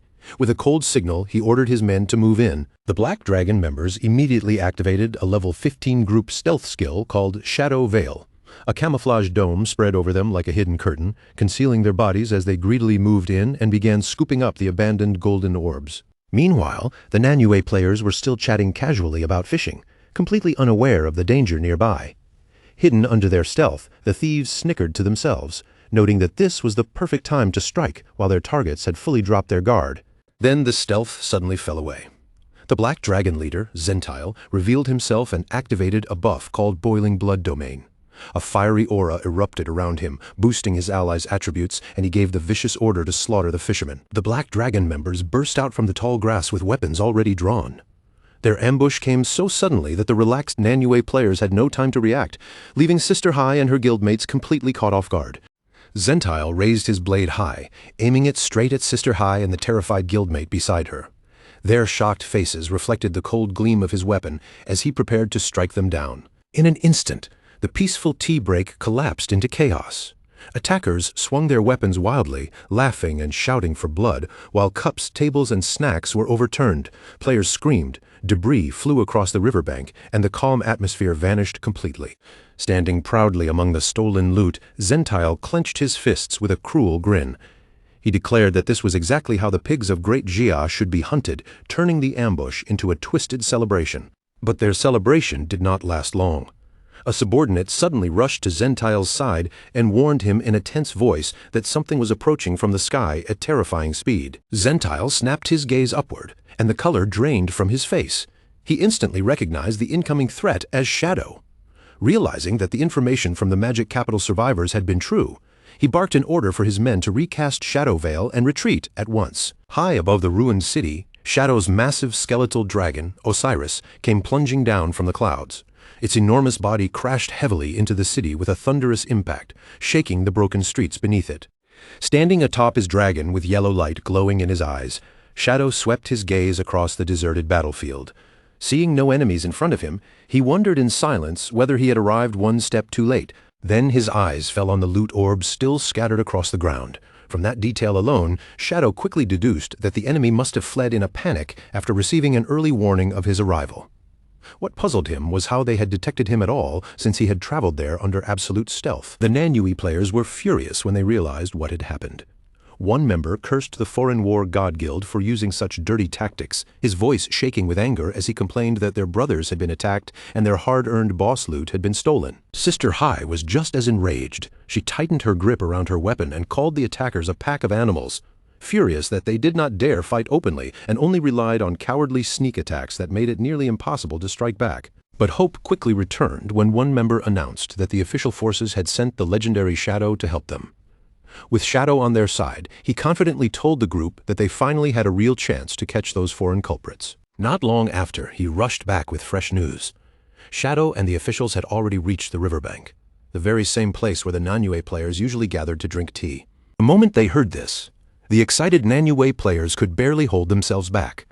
They rushed through the ruined city streets toward the riverbank, eager to meet the famous player they had only ever dreamed of seeing in person. Soon, Shadow's gigantic skeletal dragon, Osiris, descended before them. Sister Hai and the female official beside her both looked up in awe, their faces filled with a mix of fear and amazement at the sight of his epic-grade mount. The female official, with long dark hair, wisps of smoke, greeted Shadow together with Sister Hai, who introduced the Kiaozui Alliance. Wisps of Smoke then pointed out something strange. The attackers had escaped in such a rush that they had not even bothered to collect the lifespans scattered across the ground. Shadow confirmed what she had noticed. The enemies had retreated so decisively because they somehow knew he was coming. That meant his stealthy approach had been exposed before he ever reached the battlefield. From atop his dragon, Shadow calmly analyzed the situation. If the enemy knew about his arrival in advance, then either there was a mole hidden among the official ranks, or the enemy possessed some hidden class capable of tracking him. He then asked the official to brief him on what was happening in Nanyue. Wisps of Smoke began explaining the local situation. In Nanyue, the official forces and Sister Hai's guild were the strongest powers in the region. As for the attackers, they belonged to the War God Guild, a small faction made up mostly of foreigners.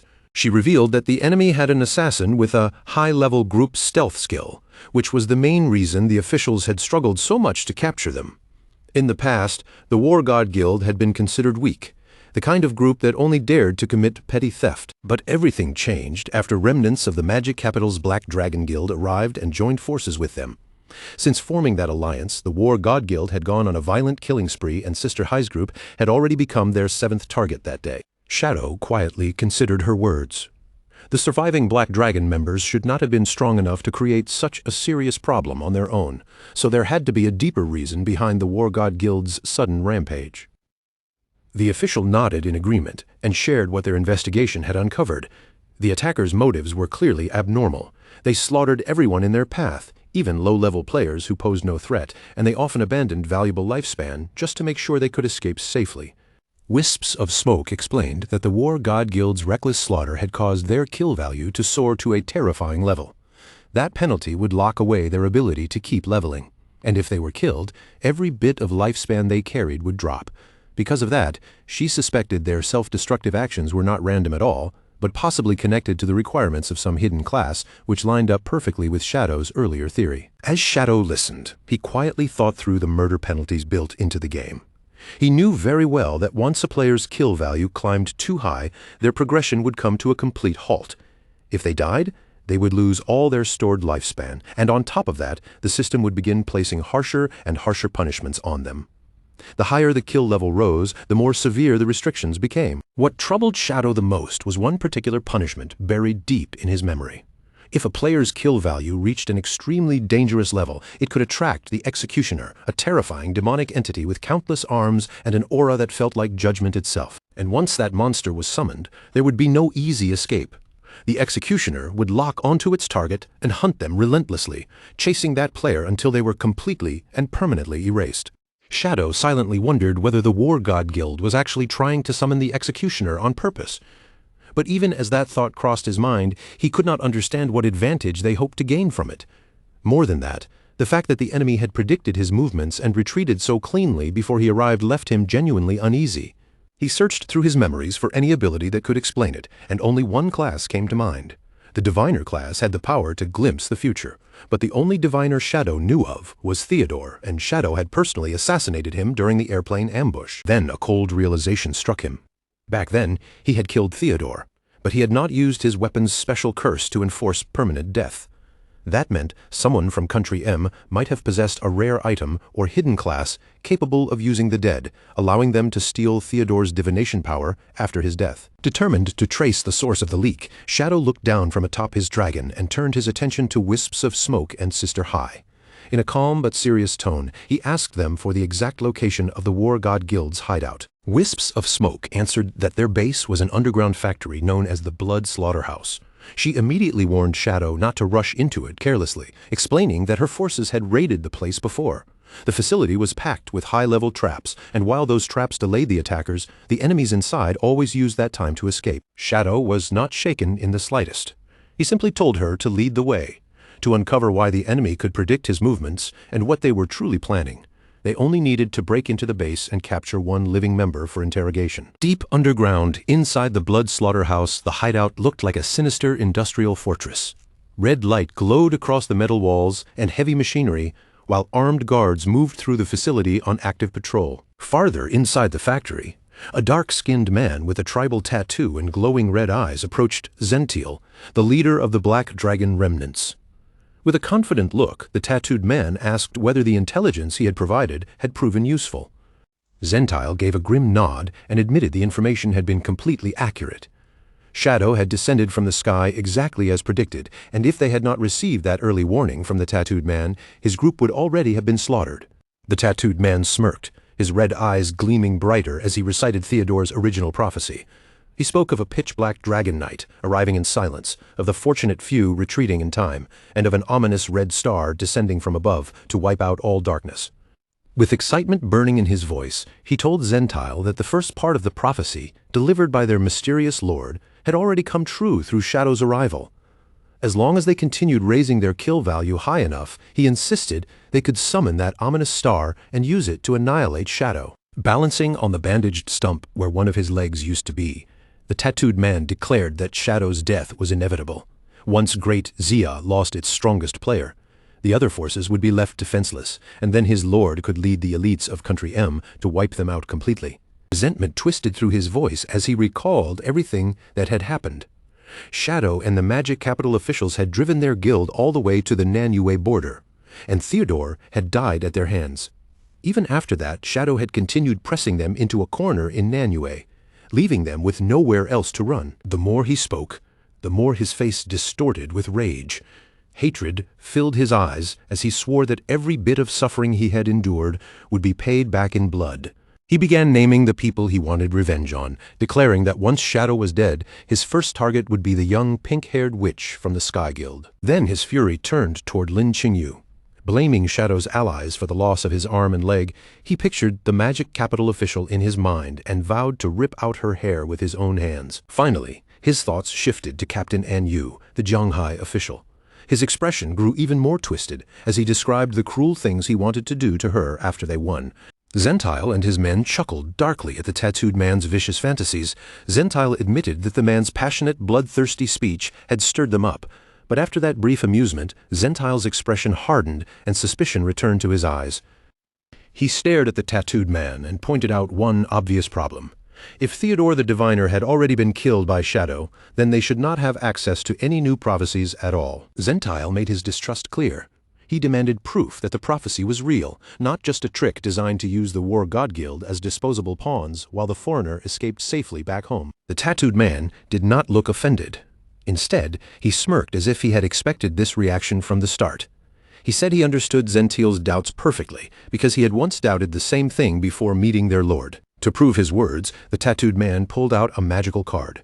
The card immediately ignited with red flames in his hand, and he told the cautious Zentiel to watch closely. Then he declared that he would return to Country M right away. The moment he activated the card, a crimson spatial portal opened above him, casting red light across the Blood Slaughterhouse. One bald guild member stared at the spell in shock and instantly recognized it. That was one of Theodore's abilities. But what happened next stunned everyone in the room. A figure wrapped in dark, fiery energy stepped out from the portal, and the tattooed man's eyes widened in disbelief as he recognized the newcomer as the very lord he had been talking about. The new arrival was the red-eyed leader. He turned his gaze toward Zentiel, and at the same time, a glowing blue holographic screen suddenly materialized in front of the Black Dragon leader. Zentile froze as he stared at the floating screen, his expression shifting from suspicion to complete shock. The screen displayed a live feed of the tattooed man standing at the Statue of Liberty. A clear message confirmed that he had truly returned to Country M. As Zentile watched the broadcast, tears welled in his eyes. He finally understood that teleportation across continents was real. The red-eyed leader had not simply opened a portal. He had used the skill to swap places with the tattooed man. Faced with that almost godlike power, Zentile and his subordinates could no longer remain standing. They dropped to their knees in awe, and Zentile pledged absolute loyalty to the mysterious man, begging him to take them back to their homeland. The red-eyed leader agreed, but his promise came with a condition. Before he would send them home, they had to summon the ominous star and kill Shadow. As he spoke, he quietly activated yin-yang harmony, the powerful skill that manipulated emotions without its victims realizing. The mind-altering magic took effect almost instantly. Zentile and his men's eyes flared with fanatical red light, and their doubts were swallowed by a manipulated, bloodthirsty rage. They roared their desire to kill, becoming perfect pawns for the red-eyed leader's plan. Meanwhile, back on the surface beneath a cloudy reddish sky, Shadow arrived at his destination with Sister Hai and another Nanyue player at his side. They stood near the edge of a sunken area filled with ominous red mist. The player pointed down toward a massive concrete bunker buried below and told Shadow that this was the War God Guild's hideout, the Blood Slaughterhouse. The male player warned Shadow to be careful as they looked down at the gloomy entrance. The enemy's base was dangerous, hard to navigate, and far more troublesome than it appeared from the outside. He explained that the War God Guild deliberately kept the outer barrier turned off so enemies would think entering was easy. But once anyone stepped inside, they would find themselves trapped in a maze filled with deadly mechanisms. During a past raid against the Black Dragon leader Zentile, their forces had suffered heavy losses because of those hidden traps. Shadow calmly corrected him, saying the hideout did not have an outside barrier to begin with. Its defense depended entirely on the traps hidden inside. After acknowledging that the place was dangerous, Shadow turned to the guide and asked for his name. The player introduced himself as Unlucky Eguang. Despite the miserable nickname, he insisted that his luck was actually quite good, though a strange curse seemed to follow him everywhere. His teams often died, bosses tended to go berserk, and his teammates somehow always triggered traps. He added that wisps of smoke had sent him as a guide because the reward was generous. Sister Hai frowned and said with frustration that the War God Guild itself was not truly strong. The real problem was their reinforced bunker and shameless hit-and-run tactics, which made it nearly impossible for the authorities to wipe them out in a proper fight. On top of that, the base's internal alarm system was always active. If anyone forced their way in, Zentile would be warned immediately, giving the Black Dragon leader plenty of time to escape before they could reach him. Shadow remained completely unbothered by their concerns. He revealed that hideouts like this all depended on a central crystal. As long as he took control of that crystal, the entire base would become his, and the enemies would lose their shelter, leaving them homeless and easy to hunt down. Shadow then told Sister Hai and Eguang to stay outside on the cliff where it was safer while he went in alone. He stepped forward, ready to enter the bunker, but Eguang quickly moved to stop him. Sister Hai immediately volunteered to guide Shadow inside, warning that facing those hidden traps alone was too risky. Eguang agreed with her, saying Sister Hai's experience from the previous failed mission would be useful. After a brief pause, Shadow accepted her offer and allowed her to lead the way. Shadow then looked at Eguang and said he did not want the man's bad luck ruining the mission. Eguang's face stiffened in embarrassment, and he quickly defended himself, claiming that his unlucky name was just a joke. In his view, the fact that he had survived this apocalyptic game until now proved his luck was actually excellent. Shadow ignored the excuses, but he still allowed them to come along. He warned both of them that if an emergency happened, they had to protect themselves first. The two eagerly agreed, and then the trio jumped down from the cliff, heading straight toward the red-lit entrance of the bunker. Inside the Blood Slaughterhouse, a harsh system alarm suddenly echoed through the red-lit corridors, its warning blaring across the metal halls as it announced that intruders had entered. Inside the Blood Slaughterhouse, Zentile, the leader of the Black Dragon remnants, slowly lifted his head toward the blaring alarm. The moment he heard the warning echo through the base, his expression tightened, and a cold, dangerous look settled across his face. The red-eyed leader calmly asked what was happening. One subordinate quickly assumed it was only the local officials coming back to throw their lives away, but Zentile's instincts told him otherwise. His eyes narrowed as he guessed the intruder was most likely Shadow, and he began wondering whether the traps inside his base were truly enough to stop that famous player. Still unwilling to gamble blindly, Zentile turned toward the red-eyed leader and asked him to use his foresight. He needed to know what outcome awaited them, because only then could he decide whether to abandon the hideout and run, or stay and fight Shadow head-on. The red-eyed leader agreed without hesitation. He raised his hand, and with the stolen power under his control, a glowing red card appeared in front of him. As crimson light spread through the room, he activated the skill called Omen of the Star God. A vision soon unfolded above them, but what appeared was the exact same prophecy as before. A black dragon knight arriving in silence, a lucky one escaping, and an ominous red star descending to destroy the darkness. Zentile stared at the vision in confusion, pointing out that it was no different from what the tattooed man had already said. The red-eyed leader smoothly twisted the meaning to guide Zentile's thoughts. He explained that prophecies only revealed major turning points, so before those moments truly arrived, the vision would not change. Then he convinced Zentile that seeing the same prophecy again meant their fates were already tied together. Zentile fell for the lie almost immediately. A confident smile spread across his face as he decided the alarm could only mean one thing. The intruder who had entered the blood slaughterhouse was definitely Shadow. A red aura began glowing around Zentile as his arrogance swelled.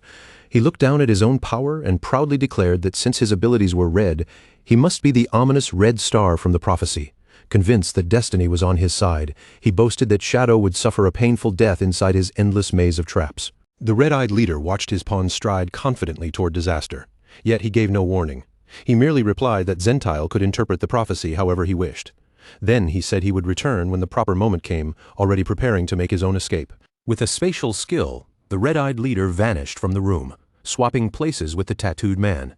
A red portal tore open and the crippled man tumbled out of it, while Zentile, completely unaware of what had truly happened, happily welcomed him back. The tattooed man quickly realized that his hopes of escaping were gone. He had only been used as a tool to send his so-called lord safely away. But Zentile did not notice the fear on his face at all. Still excited and blinded by confidence, he urged the tattooed man to help him kill Shadow, fully believing he was the ominous red star of the prophecy. The tattooed man stared at Zentile in pure terror. He had witnessed Shadow's terrifying power firsthand, and because of that, he understood exactly how foolish this plan was. Panic flooded his face as he realized Zentile had gone completely insane if he truly believed they could kill Shadow. At the same time, Shadow, Sister Hai, and a Guang landed inside the vast industrial interior of the blood slaughterhouse. Thick red mist drifted through the space around them, making the entire facility feel like a slaughter chamber buried deep underground. Sister Hai quickly raised a hand and stopped the group before they could move any farther. Her expression turned serious as she warned Shadow that this room was filled with deadly traps, the same place where her forces had once suffered heavy losses. Holding a map in her hands, Sister Hai pointed toward a route made of glowing blue tiles on the floor. She told them to follow that path exactly if they wanted to cross safely, warning them not to step on any other tile, no matter what. Shadow walked forward with calm confidence, stepping onto the blue path without the slightest hesitation. He crossed the safe route easily, while a nervous Aguang followed close behind, carefully moving under Sister Hai's guidance. After they finally made it across, Aguang looked back at the floor with uneasy curiosity. He asked what would happen if someone accidentally stepped on the wrong tile instead. Sister Hai explained that hidden spikes would shoot up from below and stab anyone who made a mistake. To prove she was not exaggerating, she picked up a heavy rock and threw it directly onto one of the dark, incorrect tiles. The rock struck the tile with a sharp, heavy sound that echoed through the room. Then an awkward silence settled over all three of them. They stared at the rock lying on the dark tile, waiting for the trap to activate, but nothing happened at all. The floor remained still, and the expected spikes never appeared. Shadow glanced at Sister Hai and asked if she was certain there were traps here. Frustrated and embarrassed, she insisted that she was absolutely sure, saying she had already died 6 times in this exact room before. Determined to prove that she had not been lying, Sister Hai stubbornly stepped onto the dark tiles herself. She stomped again and again, growing more confused with every step as none of the traps responded. Aguang gave Shadow an apologetic look. Clearly embarrassed by Sister Hai's strange behavior, he suggested they should just move on since the traps seemed broken and the room looked safe now. Thinking there was nothing to worry about, Aguang casually stepped forward onto what looked like an ordinary tile. The moment his foot landed, a loud click rang out, and the floor beneath them suddenly flashed with a dangerous red warning light. Because of Aguang's strange bad luck curse, the trap did not attack him at all. Instead, deadly black spikes burst violently out of the floor near Sister Hai, completely bypassing Aguang and stabbing her while she was still stomping nearby. Aguang froze in complete shock, his eyes wide as he screamed in confusion. He could not understand why his own misstep had triggered a trap beneath his teammate instead of under himself. Sister Hai died on the spot, her body turning into golden orbs that scattered across the floor.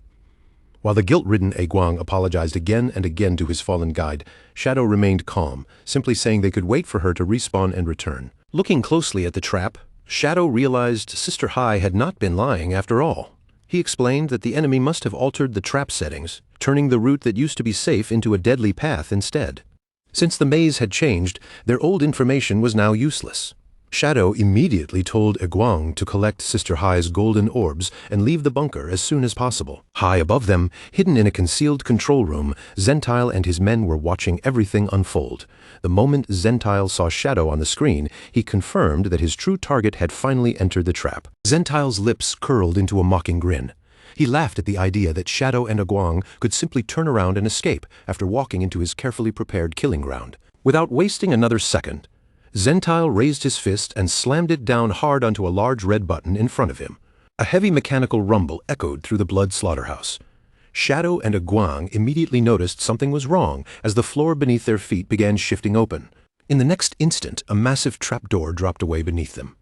With no ground left to stand on, both players were swallowed by the opening and sent falling into the deeper levels of the base. As they plunged down the dark shaft, Aguang screamed in terror, his voice bouncing off the walls. Shadow, however, stayed completely composed, adjusting his posture in midair as he prepared himself for the landing. They hit the bottom moments later. Aguang slammed painfully onto his back, while Shadow landed cleanly on his feet without losing balance.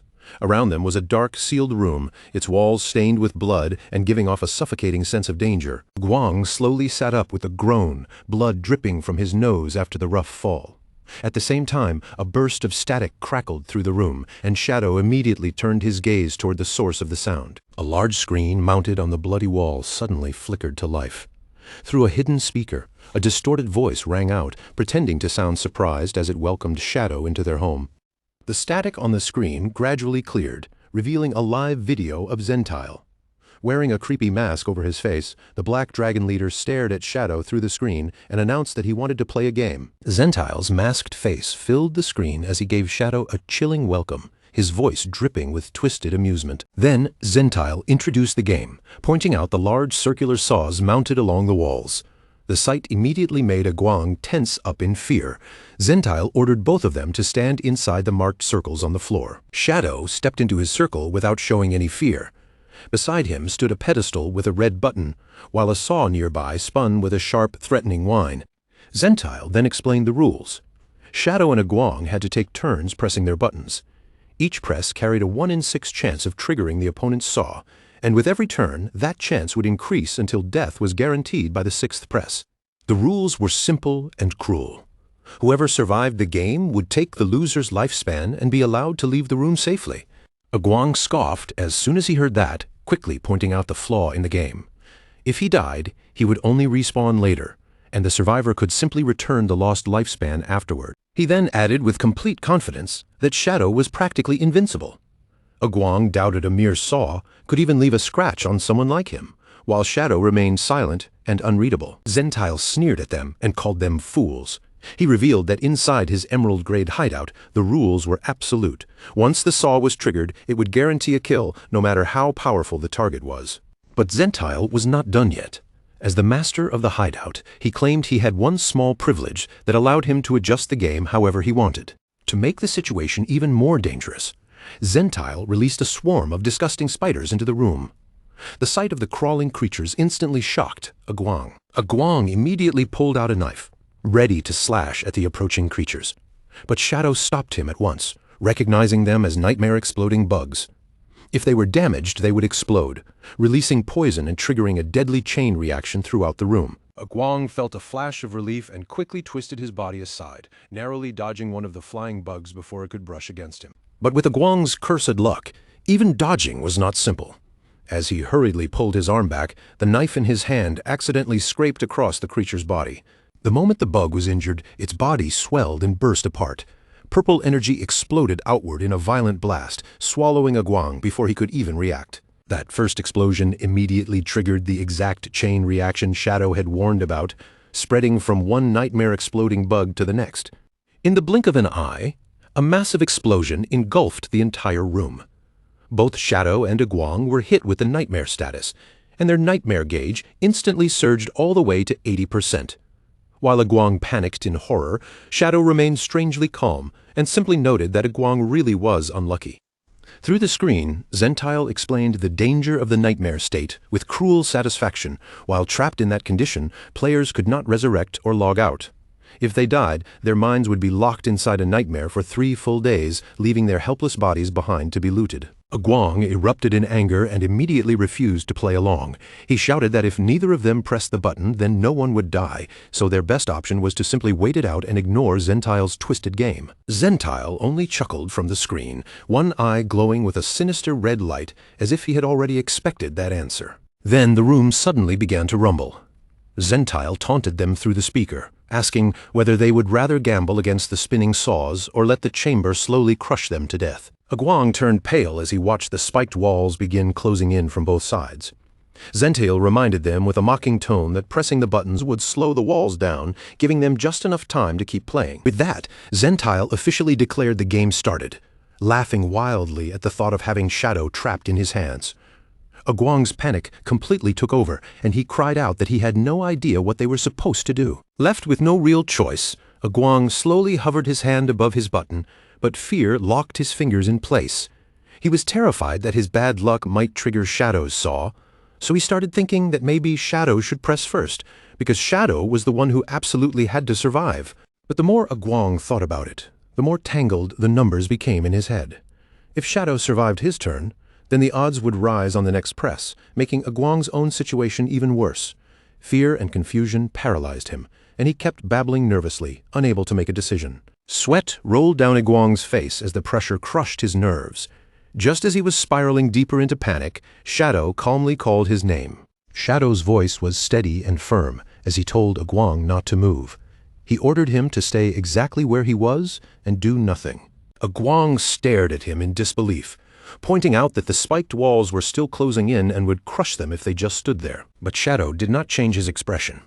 As the walls kept grinding closer with every second, he repeated the command in the same calm voice, telling Aguang to stay still. From the screen, Zentile watched their reaction with obvious amusement, clearly enjoying the sight of Shadow refusing to act. He mocked the legendary player, questioning whether Shadow had already given up without even trying to fight back. By now, the spiked walls were close enough to feel suffocating. Aguang pressed against them with trembling hands, tears gathering in his eyes as he begged Shadow to do something before they were flattened. Zentile laughed even harder, telling them to enjoy being crushed alive. Once they died and their minds were trapped in the nightmare, he promised he would loot their defenseless bodies without leaving anything behind. As the walls continued to close in, Aguang turned toward Shadow one last time and cried out his name in desperation. Believing there was no way out, Aguang broke down over his own terrible luck. He complained through tears that after surviving so much, he was actually going to die by being crushed flat in a trap room. With no escape left, Aguang squeezed his eyes shut and braced himself for the impact as the cold walls finally touched his body. But a moment later, Aguang opened his eyes in confusion. The deadly trap had stopped, and the crushing force he expected never came. The spiked walls and spinning saws had frozen in place just inches away from them. Zentile's furious voice erupted through the speaker, cursing loudly and demanding to know why his traps had suddenly stopped working. System notifications appeared one after another, announcing that the hideout had been breached and that its core had been stolen. Zentile stared in disbelief, completely stunned by the sudden reversal. Before Zentile could even understand what was happening, Shadow's small dragon attacked him inside the control room. The entire ambush was shown live on the screen, turning Zentile's own broadcast against him. At the same time, the system officially transferred ownership of the Blood Slaughterhouse over to Shadow. Still pinned close to the wall, Aguang stared at everything in shock. He could hardly believe that Shadow had taken over the enemy's entire base without even seeming to move from the room. Shadow remained completely unfazed, his eyes glowing faintly. Through telepathy, he contacted his mount and asked why the plan had taken a full minute longer than his original calculation. Only then did Shadow's real strategy become clear. While Zentile had been busy taunting them with the death game, Shadow had secretly summoned 12 spectral wyverns to carry out a separate infiltration. Those small dragons had slipped past the traps and moved through the base from another route, eventually ambushing the guild members hiding in the control room. Outside the bunker, the massive skeletal dragon Osiris apologized through their connection. He explained that the maze was more complicated than expected and heavily guarded, which had slowed the wyverns down.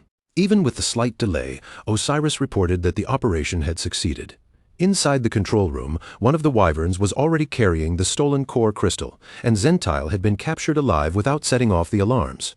Shadow immediately ordered the wyvern to shut down the remaining traps and open a path through the base. The small dragon obeyed at once, leaving Aguang staring at it in stunned silence, still trying to process where it had even come from. As the wyvern guided them forward, Aguang finally understood the truth. Shadow had already planned the infiltration before they ever stepped into the bunker. He realized the so-called deadly game had only been a distraction.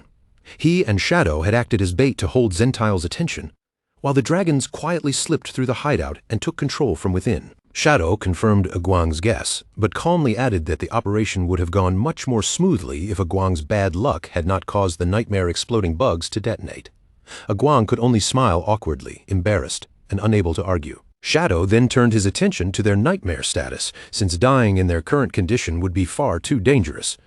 He ordered one of the wyverns to fly Aguang out of the bunker and told him to hide as far away as possible, so his bad luck would not create any more disasters. As the wyvern carried a protesting Aguang away from the scene, Osiris contacted Shadow again with bad news. Shadow let out a tired sigh and asked what had gone wrong this time.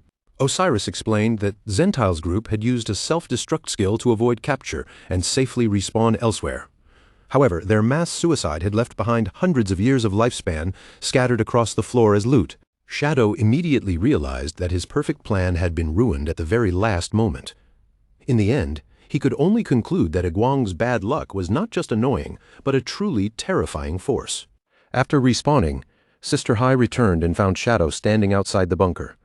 She looked at him in amazement and confusion, unable to understand how the blood slaughterhouse had somehow become his property during the short time she was gone. Then Sister Hai started to ask about the unlucky Aguang, but Shadow cut her off almost immediately. With a serious look, he warned her not to say that man's name out loud, just in case it attracted even more bad luck. Shadow tossed a golden key to Sister Hai, and her eyes lit up the moment she caught it. He explained that he had already reached the limit for how many hideouts he could own, so he was handing this one over to her and the Nanyue officials. Overjoyed, Sister Hai happily promised to treat him to tea. Shadow immediately crushed her excitement by clarifying that the hideout was not free. Once they finished collecting the loot, he expected a payment of 1,500 years of lifespan. Sister Hai burst into exaggerated tears over the terrifying price, but even so, she still thanked him sincerely. At that moment, the female official, Wisps of Smoke, hurried toward them and called out to Shadow from a distance. Wisps of Smoke thanked Shadow for helping them deal with the crisis, then handed him a glowing blue skill book as a reward. She explained that it was Nanyue's best assassin skill, and she had personally brought it over. She also added that she had already exiled Aguang to the border, knowing Shadow wanted him nowhere nearby. The system window revealed the reward as a gold-tier skill called Shield of Shadow Dance. Whenever the user entered stealth, it granted damage immunity shields equal to their stealth level, and the skill could be used once every 5 minutes. Shadow felt a quiet rush of satisfaction, because damage immunity was basically a short burst of invincibility. For ordinary fights, that alone was already powerful, but against boss monsters it mattered even more. Those enemies could tear straight through the massive lifesteal shields he usually relied on, so this kind of protection might be the difference between surviving a fatal hit and getting wiped out instantly. Without wasting any time, Shadow opened his system interface and poured his evolution points into the skill book. The golden glow around it deepened, then shifted upward in quality, pushing the skill all the way from gold grade into the far stronger epic tier. After the upgrade finished, the skill's cooldown was cut down sharply. What had once taken much longer to recover now needed only a little over 20 seconds before it could be used again. Shadow immediately activated the skill to test it. A cool blue aura wrapped around his body like a thin protective shell, and because his stealth had already reached level 21, it granted him 21 full layers of damage immunity against enemies with terrifying burst attacks. This was exactly the kind of defense he needed. A Wisp of Smoke looked troubled as she reminded him that Zentile and the War God Guild had managed to escape. Since they had slipped away alive, she feared they would become much more cautious next time, and far more dangerous. With a bitter look, she complained that the peaceful players of Nanyu hated being dragged into tense, exhausting conflicts like this. The more she thought about it, the darker her imagination became. She pictured the easygoing Nanyu players being forced into a miserable future where they had to fight monsters almost every single day, grinding 6 days a week just to stay alive in the apocalypse. That terrifying thought hit Sister Hai especially hard. She panicked on the spot, crying out that she would rather die than give up her precious 3 o'clock tea time. Beside her, the official also looked devastated, openly mourning the peaceful life they had just lost. Seeing them break down over the idea of working hard, Shadow suddenly remembered something from his previous life. Nanyu players had been able to live so comfortably during the apocalypse because their region possessed some of the strongest hidden classes. If they had not been so unbelievably lazy, Nanyu might have become the most powerful region of all. Shadow finally stepped in and steadied their emotions. He told them he would remain in Nanyu for the time being, at least until he tracked down Zentile. And while he was staying there, he would help them raise their combat strength so they would be able to protect themselves instead of panicking every time danger appeared. Sister Hai and a wisp of smoke quietly celebrated in their hearts. The official, in particular, felt secretly smug, thinking that even someone like Shadow still could not handle crying women. In her mind, their pitiful act had worked perfectly, and now they had successfully pulled him into helping them. The women's gloomy faces immediately brightened. They cheered happily around Shadow, thanking him again and again as if their biggest problem had already been solved. Then they eagerly asked about teaming up with him to fight bosses. But while asking for help, they shamelessly laid out their own relaxed schedule, work from 9 to 6, take a proper tea break in the middle, and still keep weekends and holidays completely free. Shadow was left speechless by just how lazy they were. In the end, he simply told them to form a party so he could carry them through leveling. At the same time, he ordered their subordinates to start scouting the area and report any bosses ranked Emerald tier or above. The girls burst into celebration again. To them, having a top-tier player do the dangerous work while they enjoyed an easy game was practically the perfect arrangement. Shadow summoned his skeletal dragon, Osiris, and the massive undead dragon swept down before grabbing the women and lifting them into the air. As they flew, a wisp of smoke reported that an Emerald tier boss had been found. It was the highly toxic Black Fish King, a monster that hid beneath black water slime and used that cover to make itself immune to ranged attacks. Shadow calmly told them to lead the way, while also reminding them to keep him informed about Zentile's movements. Before long, they reached a quiet riverbank near a ruined city, swallowed by dense forest.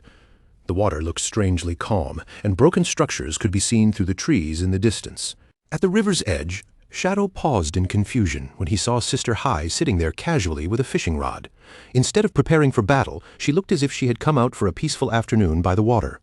Shadow could not help asking what exactly she was doing. Sister Hai quickly shushed him and kept her eyes fixed on the river. She explained in a low voice that this boss could only be drawn out by fishing. Then she warned him that once its health dropped below 30%, it would dive back into the water and rapidly recover, which was exactly why killing it was so difficult. A wisp of smoke suggested that Shadow should first clear out the nearby low-level monsters, using them to build up energy for his strongest attacks. Shadow glanced at her in surprise, not expecting her to understand the way his energy-gathering mechanics worked. Her face immediately turned red. After a brief hesitation, the official admitted shyly that she was actually a huge fan of his. To prove it, she lifted her phone and showed him the screen. A secret photo of Shadow was set as her lock screen, and she proudly confessed that she had watched recordings of his boss fights hundreds of times. Shadow stared at the image in silence, completely speechless at how obsessive she was. Their conversation was suddenly interrupted by the arrival of large frog monsters near the riverbank. A wisp of smoke quickly turned to Shadow and asked whether he wanted to use them to stack combo energy, and Shadow gave a simple nod of agreement. Shadow moved first. Dark blades shot out from around him, slicing through the air and cutting straight into the frog monsters before they could properly close in. The attack wiped them out instantly. A wisp of smoke blinked at the result and pointed out that his damage was simply too high to build any kind of combo. Shadow let out a helpless sigh, realizing that his attacks were so slow and powerful that weaker enemies died before he could gather enough energy from them. Seeing him run into that problem, a wisp of smoke immediately offered to help. She raised her hand and summoned a glowing golden figure beside her, then asked Shadow if he wanted to try her special buff, something that might solve his energy problem. Shadow looked at her with obvious confusion. He asked what kind of strange technique she was talking about, clearly unsure why she looked so confident. Purple light began to glow around the official as she revealed her hidden class, a succubus witch who specialized in curses. Her ultimate skill could reduce a target's stats by 80% without needing combo energy at all. But then she added a very suspicious condition. Because the casting time was long, the two of them had to be completely alone in private. Her cheeks flushed as she leaned closer to Shadow, speaking in a bold and teasing voice. She said this intimate technique was something she only wanted to use on him, then asked whether he would agree. Shadow showed absolutely no interest. He rejected her flatly, turned around and walked away without hesitation, leaving her standing there in visible disappointment. Shadow then stated calmly that he had his own way to gather energy, and there was no need for such a strange method. He looked toward his skeletal dragon and gave the order. Osiris was to gather all the remaining monsters together in one place. Osiris spread its skeletal wings and rose into the air. Dark magic gathered around it, forming a powerful vortex that swept across the battlefield and dragged the frog monsters upward. The storm tightened around the monsters, compressing them into a dense sphere of purple energy. Trapped inside, the frogs were suspended helplessly in the air. A wisp of smoke stared up at the scene in amazement, her eyes fixed on the terrifying control power Osiris had just displayed. Now that every target had been forced into one place, Shadow bent his knees and launched himself into the sky. While hanging in midair beneath the trapped monsters, Shadow unleashed Dark Night Ring Blade. A huge circular wave of red energy expanded outward from him, slicing cleanly through the clustered enemies above. The official froze when she saw the damage numbers exploding across the air. Then she shouted in disbelief, saying there were so many zeros that she could not even count them properly. The moment Shadow landed back on the ground, she could not hold back her excitement and yelled out again, completely stunned by what she had just witnessed. With his combo energy now fully charged, Shadow announced that he was ready. He turned towards Sister Hai and asked whether the boss had taken the bait yet. Almost at that exact moment, her fishing rod bent violently, and as she struggled against the force on the line, she shouted that the fish was hooked. Sister Hai pulled with all her strength and dragged a giant, dark-scaled fish out of the river, yelling her guild's catchphrase as the monster burst from the water. But right after landing the catch, she quickly retreated from the danger zone, clearly leaving the actual fight to Shadow. A massive red slash struck the giant fish almost immediately, tearing across its body and dealing 40,000 damage in a single blow. Standing on top of the highly toxic Black Fish King, Shadow quickly understood the problem. The thick slime coating its body reduced incoming damage by 90%. If he could not kill it in one decisive strike before its health fell below 30%, the monster would simply escape back into the river and recover. The enormous beast let out a furious roar. It pulled its head back, its mouth opening wide as dark poisonous liquid gathered inside. The Black Fish King released its rotten mud attack, sending a wave of toxic sludge surging toward the riverbank. Sister Hai and the official instantly turned and ran in panic, knowing that even touching that poison could be deadly. Shadow ignored the incoming sludge entirely. Around his body, several golden orbs appeared one after another, and inside each orb waited a shadow clone, ready to strike at his command. In the next instant, blue light flashed across the battlefield. Shadow and his clones activated instant shadow slash together, striking the beast's throat from multiple angles and carving heavy damage into it. Shadow landed lightly on the muddy riverbank. At first, he had planned to finish the boss in one hit, but after seeing the situation, he decided this was also a good chance to test another ability. A purple glow lit up in his eye, and dark energy began gathering around his body like smoke curling in the air. This was the perfect moment to try out his newly obtained finishing move. Shadow activated his Endless Nightmare Ultimate, and purple flames immediately wrapped around the giant fish. The skill caused the enemy's nightmare gauge to rise every second, while every attack Shadow landed would push that meter even higher. Surrounded by a deep purple aura, Shadow steadily controlled the dark spell. While the skill was active, it increased his damage by 80%, and once the nightmare gauge reached 100, the enemy would be dragged into a nightmare state. Once the nightmare state took hold, the monster would sink into a deep, helpless sleep, completely exposed for the next blow. But the truly terrifying part was the eye-breaking strike that followed. The very next attack that jolted the enemy awake would explode with triple damage, turning one clean hit into a finishing blow. With the Black Fish King trapped inside the nightmare, Shadow moved without hesitation. His figure flashed forward, and another instant shadow slash cut straight across the monster's throat. The strike landed as a critical hit, triggering an icy blue explosion on impact, and Shadow immediately dashed backward to avoid being caught in the blast. A system alert appeared, confirming that the Emerald-grade boss had been completely killed. Shadow received experience, evolution points, extra lifespan, and even an increase in nightmare resistance. On the side, Sister Hai and the official burst into cheers, amazed that he had really finished the boss before it could dive back into the river and escape. Shadow began checking through the loot that had dropped, calmly scanning over the evolution points and equipment. But among everything floating before him, one item immediately drew his attention, a glowing blue treasure map that looked far more unusual than the rest. The map displayed a chest marked by a bright star symbol, revealing the hiding place of a legendary secret treasure. According to its markings, the treasure was buried deep within the forest near Jianghai City. Jianghai City was much too far away for Shadow to personally travel there right now. But instead of ignoring the opportunity, he sent the map to a trusted ally back home, knowing that her natural luck made her the perfect person to handle a treasure hunt like this. After that, Shadow casually handed the remaining loot over to his companions. Sister Hai immediately cheered, but then reminded him that it was nearly time for them to go home.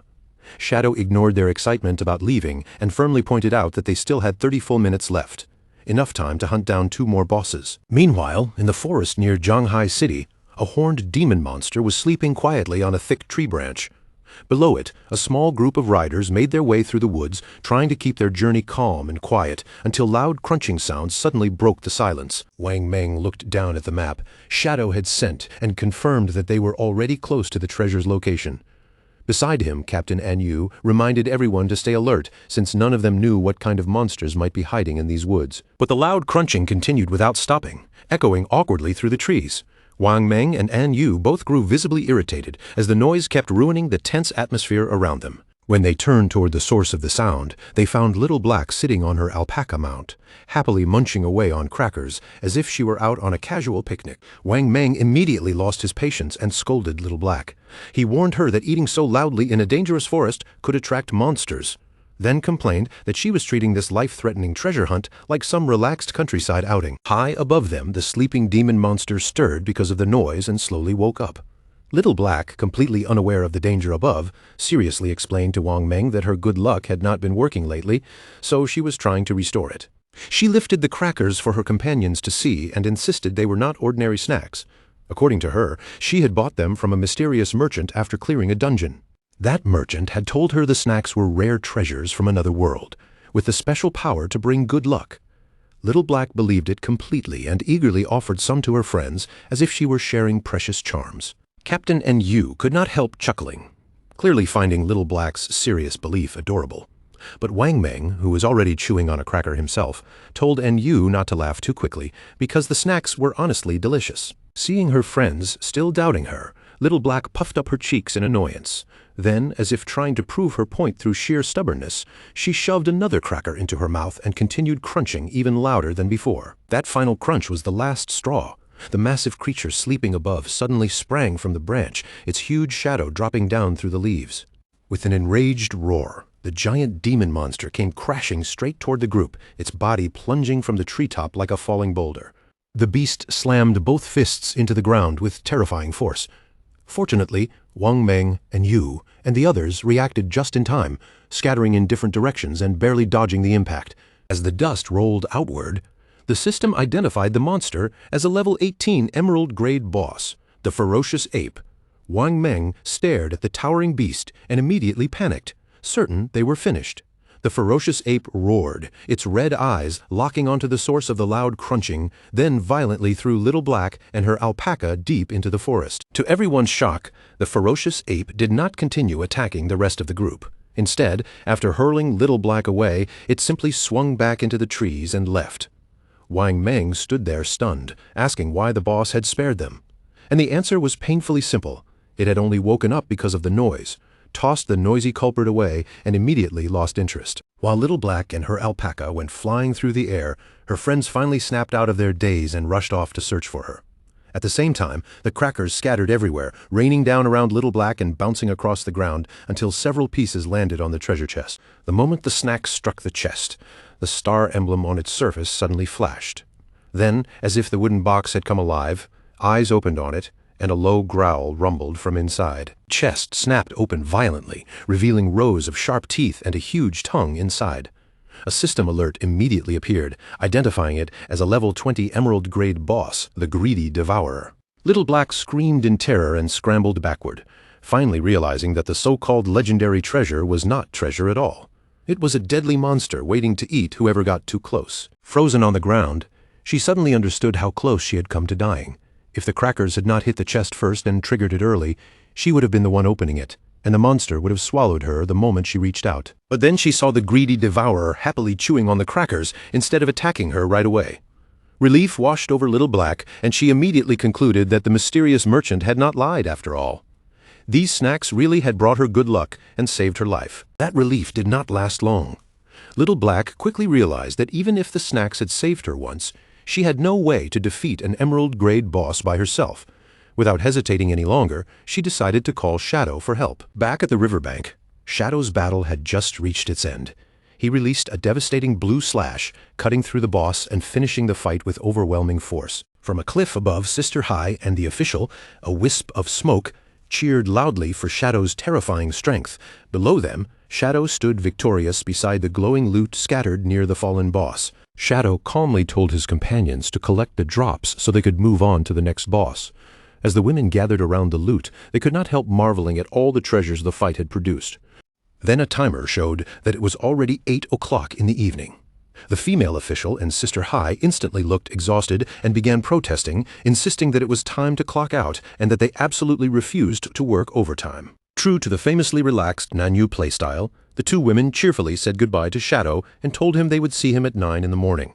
Then they left without the slightest guilt, leaving Shadow standing there by himself. Shadow's quiet moment alone was suddenly interrupted by an urgent message from Little Black. She said she had found the legendary treasure, but the treasure had turned out to be a powerful mimic monster she could not beat, and she was desperately asking him to come rescue her. Shadow immediately asked her for the coordinates. The moment he received them, he mounted his skeletal dragon, Osiris, and flew straight toward her location. Deep in the dark forest, Little Black sat nervously with another cracker in her hand, carefully eating while keeping her eyes locked on the glowing purple Greedy Devourer chest boss nearby. Shadow arrived from above and descended with a massive strike. His crimson blade tore through the air and sliced straight into the monster, cutting across the Greedy Devourer with brutal force. The system immediately confirmed the boss's defeat, granting Shadow a huge amount of experience and tradable lifespan. His level rose to 25 as loot orbs floated around them. Little Black looked at him in amazement, praising him for finding her so quickly and killing the boss in a single strike. Shadow did not react much to her praise. Instead, he looked at her and asked how she had managed to find the mimic without falling directly into its trap. Little Black explained that she had accidentally fallen into the pit and almost touched the chest herself, but just before she made contact, one of the crackers she dropped landed on it first, waking the monster in her place. When Shadow asked about the cracker, Little Black quickly explained that she had bought the snack from a mysterious merchant. According to her, the cracker had somehow turned her bad luck into good fortune. Shadow held the snack and examined it with clear skepticism. Even with all the knowledge he carried from his previous life, he had never heard of any item that could truly alter someone's luck like that. Little Black watched him eagerly, her eyes fixed on his mask. In her heart, she secretly hoped he would take it off to eat the cracker, because this might finally be her chance to see what his face looked like. But Shadow seemed to anticipate exactly what she was thinking. Before she could get her wish, he activated his stealth skill and vanished into a swirl of dark blue flames, leaving Little Black staring in confusion. A moment later, Shadow reappeared with his mask still firmly on. He gave her a casual thumbs up and said the snack tasted good. Little Black immediately pouted, playfully accusing him of being way too shy. Then Shadow turned his attention to the real blue chest and explained why the mimic was so dangerous. If a player were captured by it, they would be trapped inside its stomach, unable to log out, and could even starve in the real world. Only by defeating the mimic safely would the true treasure chest be revealed. Shadow opened the real chest and began collecting the rewards inside, gaining evolution points along with several pieces of equipment. Among the drops, 2 items stood out above everything else, a map and a key connected to the city of unjust death. The moment Shadow recognized the key, his eyes widened in surprise. He immediately understood that this was no ordinary drop, but an incredibly rare artifact with extraordinary value. Shadow stared at the unexpected drop for a moment, genuinely stunned. The more he thought about it, the more he could not help wondering whether Little Black's strange cracker had really boosted her luck somehow. His mind immediately went to the City of Unjust Death, a place he remembered clearly as a forbidden zone where living people were never meant to set foot. In his previous life, only one person had ever managed to enter that terrifying place and come back with any story at all. At the same time, Shadow's sister, Qin Xiaoyu, was also pulled into the maze. Blue transfer light wrapped around her body, and in the next instant she appeared inside the trial space as the glow slowly faded beneath her feet. Qin Xiaoyu quickly spotted her friend and called out to her, but her voice received no answer. The woman simply stood there, staring blankly ahead, her eyes empty and unfocused, as if she had turned into a lifeless phantom. High above the maze, the system's voice echoed through the air and announced the rules of the Fair Judgment trial. There were 100 targets scattered inside the maze, but among them, only one was truly guilty. Shadow's task was to find that person and carry out the execution. But the trial came with a deadly restriction. If Shadow killed even a single innocent target by mistake, the entire challenge would immediately end in failure. Shadow turned to Asathas and asked how he was supposed to tell which target was guilty. Asathas gave no direct answer, only speaking in a cryptic tone as he told Shadow to use his own eyes to see the truth. Golden light slowly ignited in Shadow's eye. His expression remained calm, but his voice carried absolute confidence as he declared that the guilty one would never be able to hide from his gaze. Lu Jianfeng watched the situation and suddenly smiled with confidence. He quickly realized that the rules of this match favored his side perfectly because their advantage was numbers. Without hesitating, he raised his voice and began giving orders to his men. He ordered the first team to drag Shadow into duel after duel without stopping. They did not have to defeat him. All they needed to do was delay him, and the moment one fighter fell, the next would immediately challenge him. Meanwhile, the second team would sneak around the battlefield and steal the enemy flag. His men roared in response and charged out at once. The system immediately announced that a player named Mountain City Bear King had challenged Shadow to a duel. The large man rushed forward with a loud battle cry, throwing his body into the attack, but Shadow barely moved. With terrifying ease, he flicked a poisoned dart straight into the man's face, and the player only had time to gasp at that insane speed before the system declared his defeat.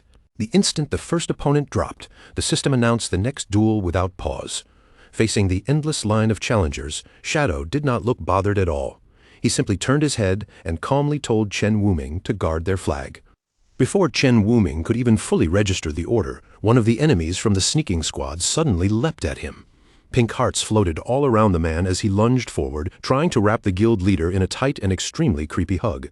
Chen Wuming was so frightened that he screamed on the spot, begging the man to stop touching him. Shadow, meanwhile, merely stepped aside and watched the bizarre struggle unfold, showing no intention of getting involved. At the same time, Shadow's current opponent charged at him angrily, shouting for Shadow to stop looking away and focus on their duel. Shadow dodged the sloppy attack as if it were nothing, then ended the fight instantly with another poisoned dart. The defeated player tumbled away, his armor vanishing and leaving him in heart-patterned underwear. Shadow glanced at the pathetic scene and flatly called the attempt embarrassing just as the system announced his victory. The system wasted no time and immediately started the next duel against a player named Sichuan Chongqing, Dual Realm Walker. The new challenger stepped forward aggressively, warning Shadow not to interfere with his struggling teammate. At that exact moment, several of Liu Jianfeng's men moved in and cornered Chen Wuming, cutting off his path from multiple directions. Chen Wuming's face was covered in embarrassing lipstick marks from that strange hug, and the humiliation finally pushed him over the edge. He shouted for them to take him seriously, then activated his holy shield art. Golden light burst around him, making his entire body completely invincible for 8 seconds. Using those precious seconds of invincibility, Chen Wuming gripped his weapon and swung with all his strength. A powerful shockwave blasted outward, knocking the enemies around him away. He struck a dramatic pose in the golden glow and shouted proudly that he would hold the line. No matter who came at him, he would protect Shadow's base from every single enemy. But the enemies he had knocked down did not look scared at all. Instead of getting back up to attack, they sat on the ground and burst into laughter. One of them looked at the glowing guild leader with a mocking grin and told him he should probably check behind him. Chen Wuming instantly froze, and a bad feeling rushed over him. When Chen Wuming turned around, his face went pale. Another enemy was already sprinting into the distance with their red flag in his arms. The thief even laughed and waved goodbye, leaving the sweating guild leader to realize he had been completely tricked. The enemy team had successfully grabbed the red flag, and one of Liu Jianfeng's men charged back while cheering loudly, shouting that they had secured it. From farther away, his teammates immediately praised the thief's success. They shouted that as long as he brought the flag back to their side, victory would be theirs. The flag carrier leapt forward with confidence, boasting that they were about to become the first team to defeat Shadow. But the moment his feet hit the ground, something hidden beneath him was triggered. A huge green explosion erupted beneath his body, swallowing him in a burst of poisonous light. When the poison fog slowly dispersed, the enemies stared in shock. The flag carrier had been killed instantly, and both his loot and the stolen flag had dropped right where he fell. Chen Wuming stood there stunned, and Shadow calmly explained that the blast had come from a poison trap. Then Shadow revealed the truth to Liu Jianfeng. From the very beginning of the match, he had used his high stealth level to secretly place invisible poison traps all across the battlefield. Liu Jianfeng was furious. He shouted at Shadow, demanding to know why he had not been disqualified for attacking other players while already locked in a duel. Shadow summoned a glowing trap into his hand and answered with a smug look. The rules only forbade active attacks outside a duel. Since the enemies were the ones who stepped on the traps themselves, it did not count as Shadow directly attacking them. After saying that, Shadow moved quickly and finished his current opponent with a clean strike to the head. As the system announced another victory, he looked coldly toward the remaining challengers and called for the next one. One enemy named Mule refused to believe Shadow could instantly defeat everyone. He rushed in and initiated a duel, but before he could even react properly, Shadow struck him in the face and ended the fight on the spot. The system's announcements began to stack one after another. Player after player initiated a duel against Shadow, only to be defeated almost immediately each time. Seeing the battlefield spiral out of control, Liu Jianfeng suddenly activated his sprinting skill and bolted forward. His confused subordinates shouted after him, asking where he was going. As he ran, Liu Jianfeng deliberately stomped down hard on the ground, triggering another hidden poison trap. A massive green explosion erupted around him and engulfed his entire body. But when the poisonous blast faded, Liu Jianfeng walked out completely unharmed, protected by the layers of damage immunity shields around him. His subordinates immediately understood what he was doing. Liu Jianfeng was using himself as a human minesweeper, personally clearing the traps from the battlefield. As trap after trap exploded beneath him, his men quickly realized they only needed to step exactly where their leader had stepped. As long as they followed his path, they could avoid being blown up. One of them could not help asking why Liu Jianfeng did not just grab the flag himself while he was clearing the way. Another teammate quickly replied that he clearly did not understand their leader's true purpose. Looking at Liu Jianfeng's intense expression, they believed they had figured it out. His real goal was not simply to steal the flag, but to force an honorable duel with Shadow. The thought of two powerful warriors facing each other in a proper showdown deeply moved them. In their eyes, this had become something much bigger than a simple flag match.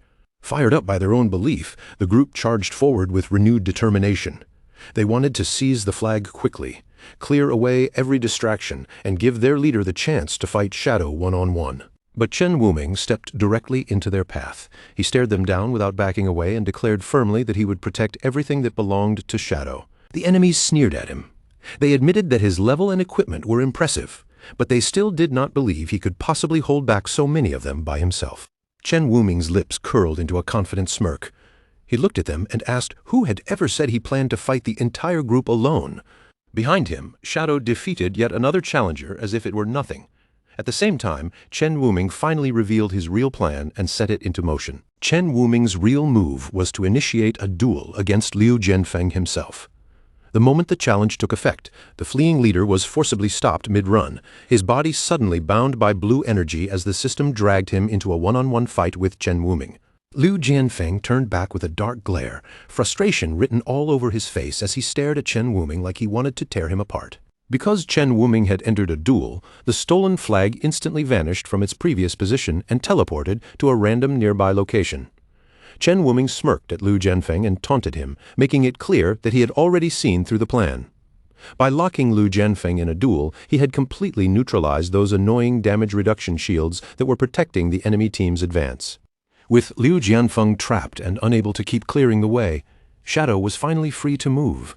A terrifying red aura erupted from his body, sweeping across the battlefield like a wave of blood-red pressure and freezing the remaining enemies in place with fear.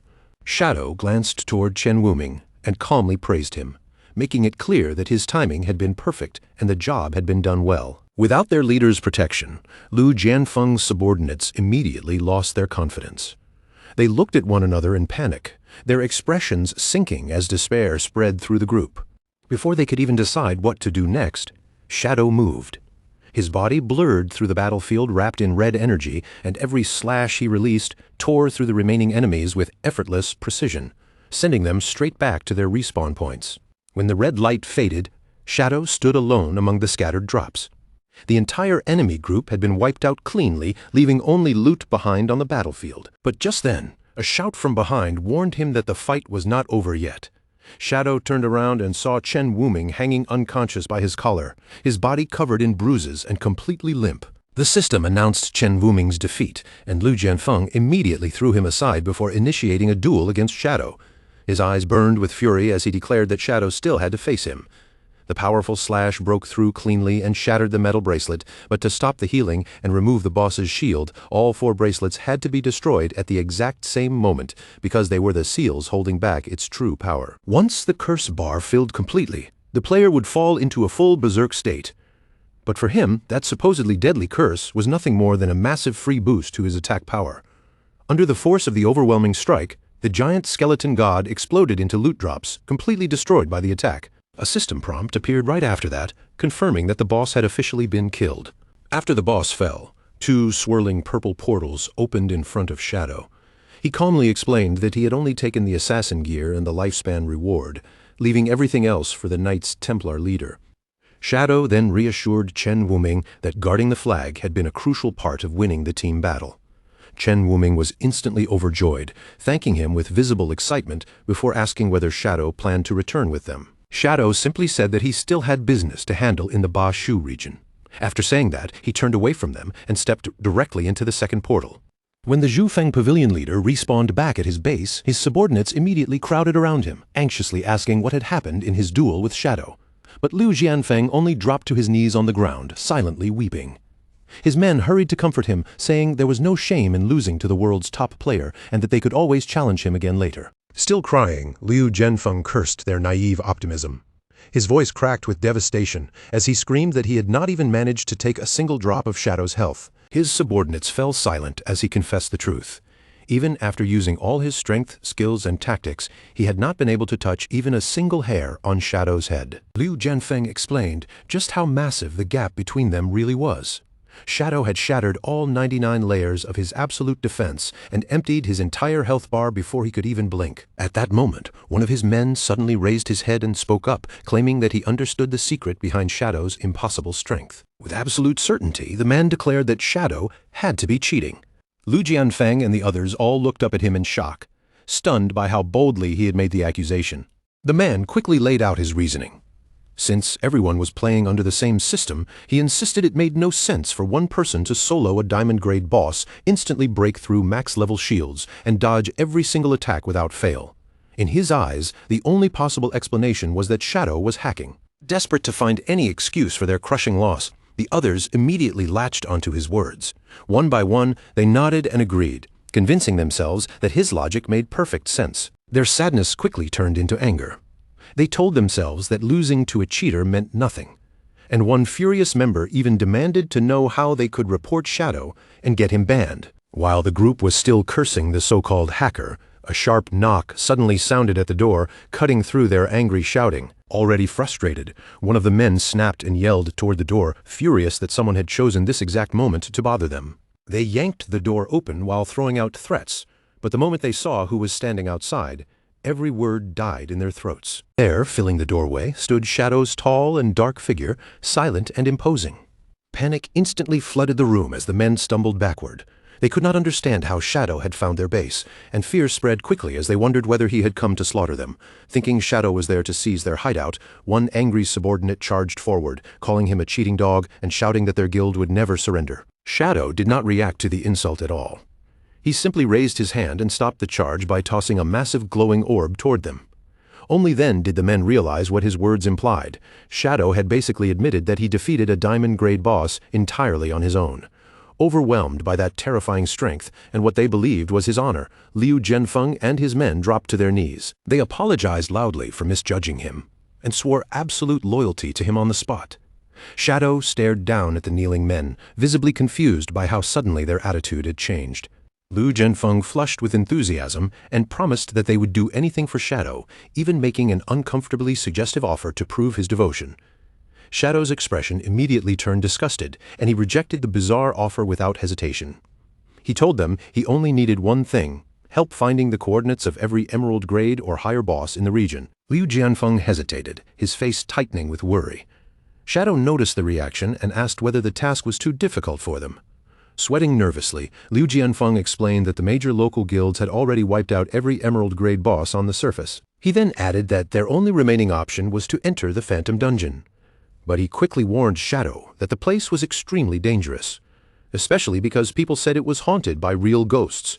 The mention of ghosts immediately caught Shadow's interest, and he told Liu Jianfeng to explain further. Liu Jianfeng said that players who managed to escape from the dungeon often came out completely stripped of both their equipment and clothes. Even worse, the victims would babble nonsense afterward and needed several days before they recovered their sanity. Shadow recognized that description almost instantly. From his memories of his previous life, he knew exactly what kind of being was behind this so-called ghost story. Without the slightest hesitation, Shadow ordered Liu Jianfeng's group to lead him to the dungeon. His eagerness shocked the men so much that they nervously wondered whether he had some strange thrill-seeking habit, but Shadow coldly told them to move. At the eerie entrance of the Phantom Dungeon, another group of players was already marching inside. They laughed loudly at the local rumors, saying the so-called traumatized victims were probably just paranoid. In their eyes, ghosts were nothing but nonsense, and there was no way something like that really existed. The confident trio belonged to the Shudao Mountain Guild. Led by a bald man wearing sunglasses and accompanied by two women, they walked forward arrogantly, boasting that they would uncover the dungeon's secrets once and for all. The Shudao Mountain Guild pushed deeper into the dim corridor, their footsteps echoing against the cold stone walls.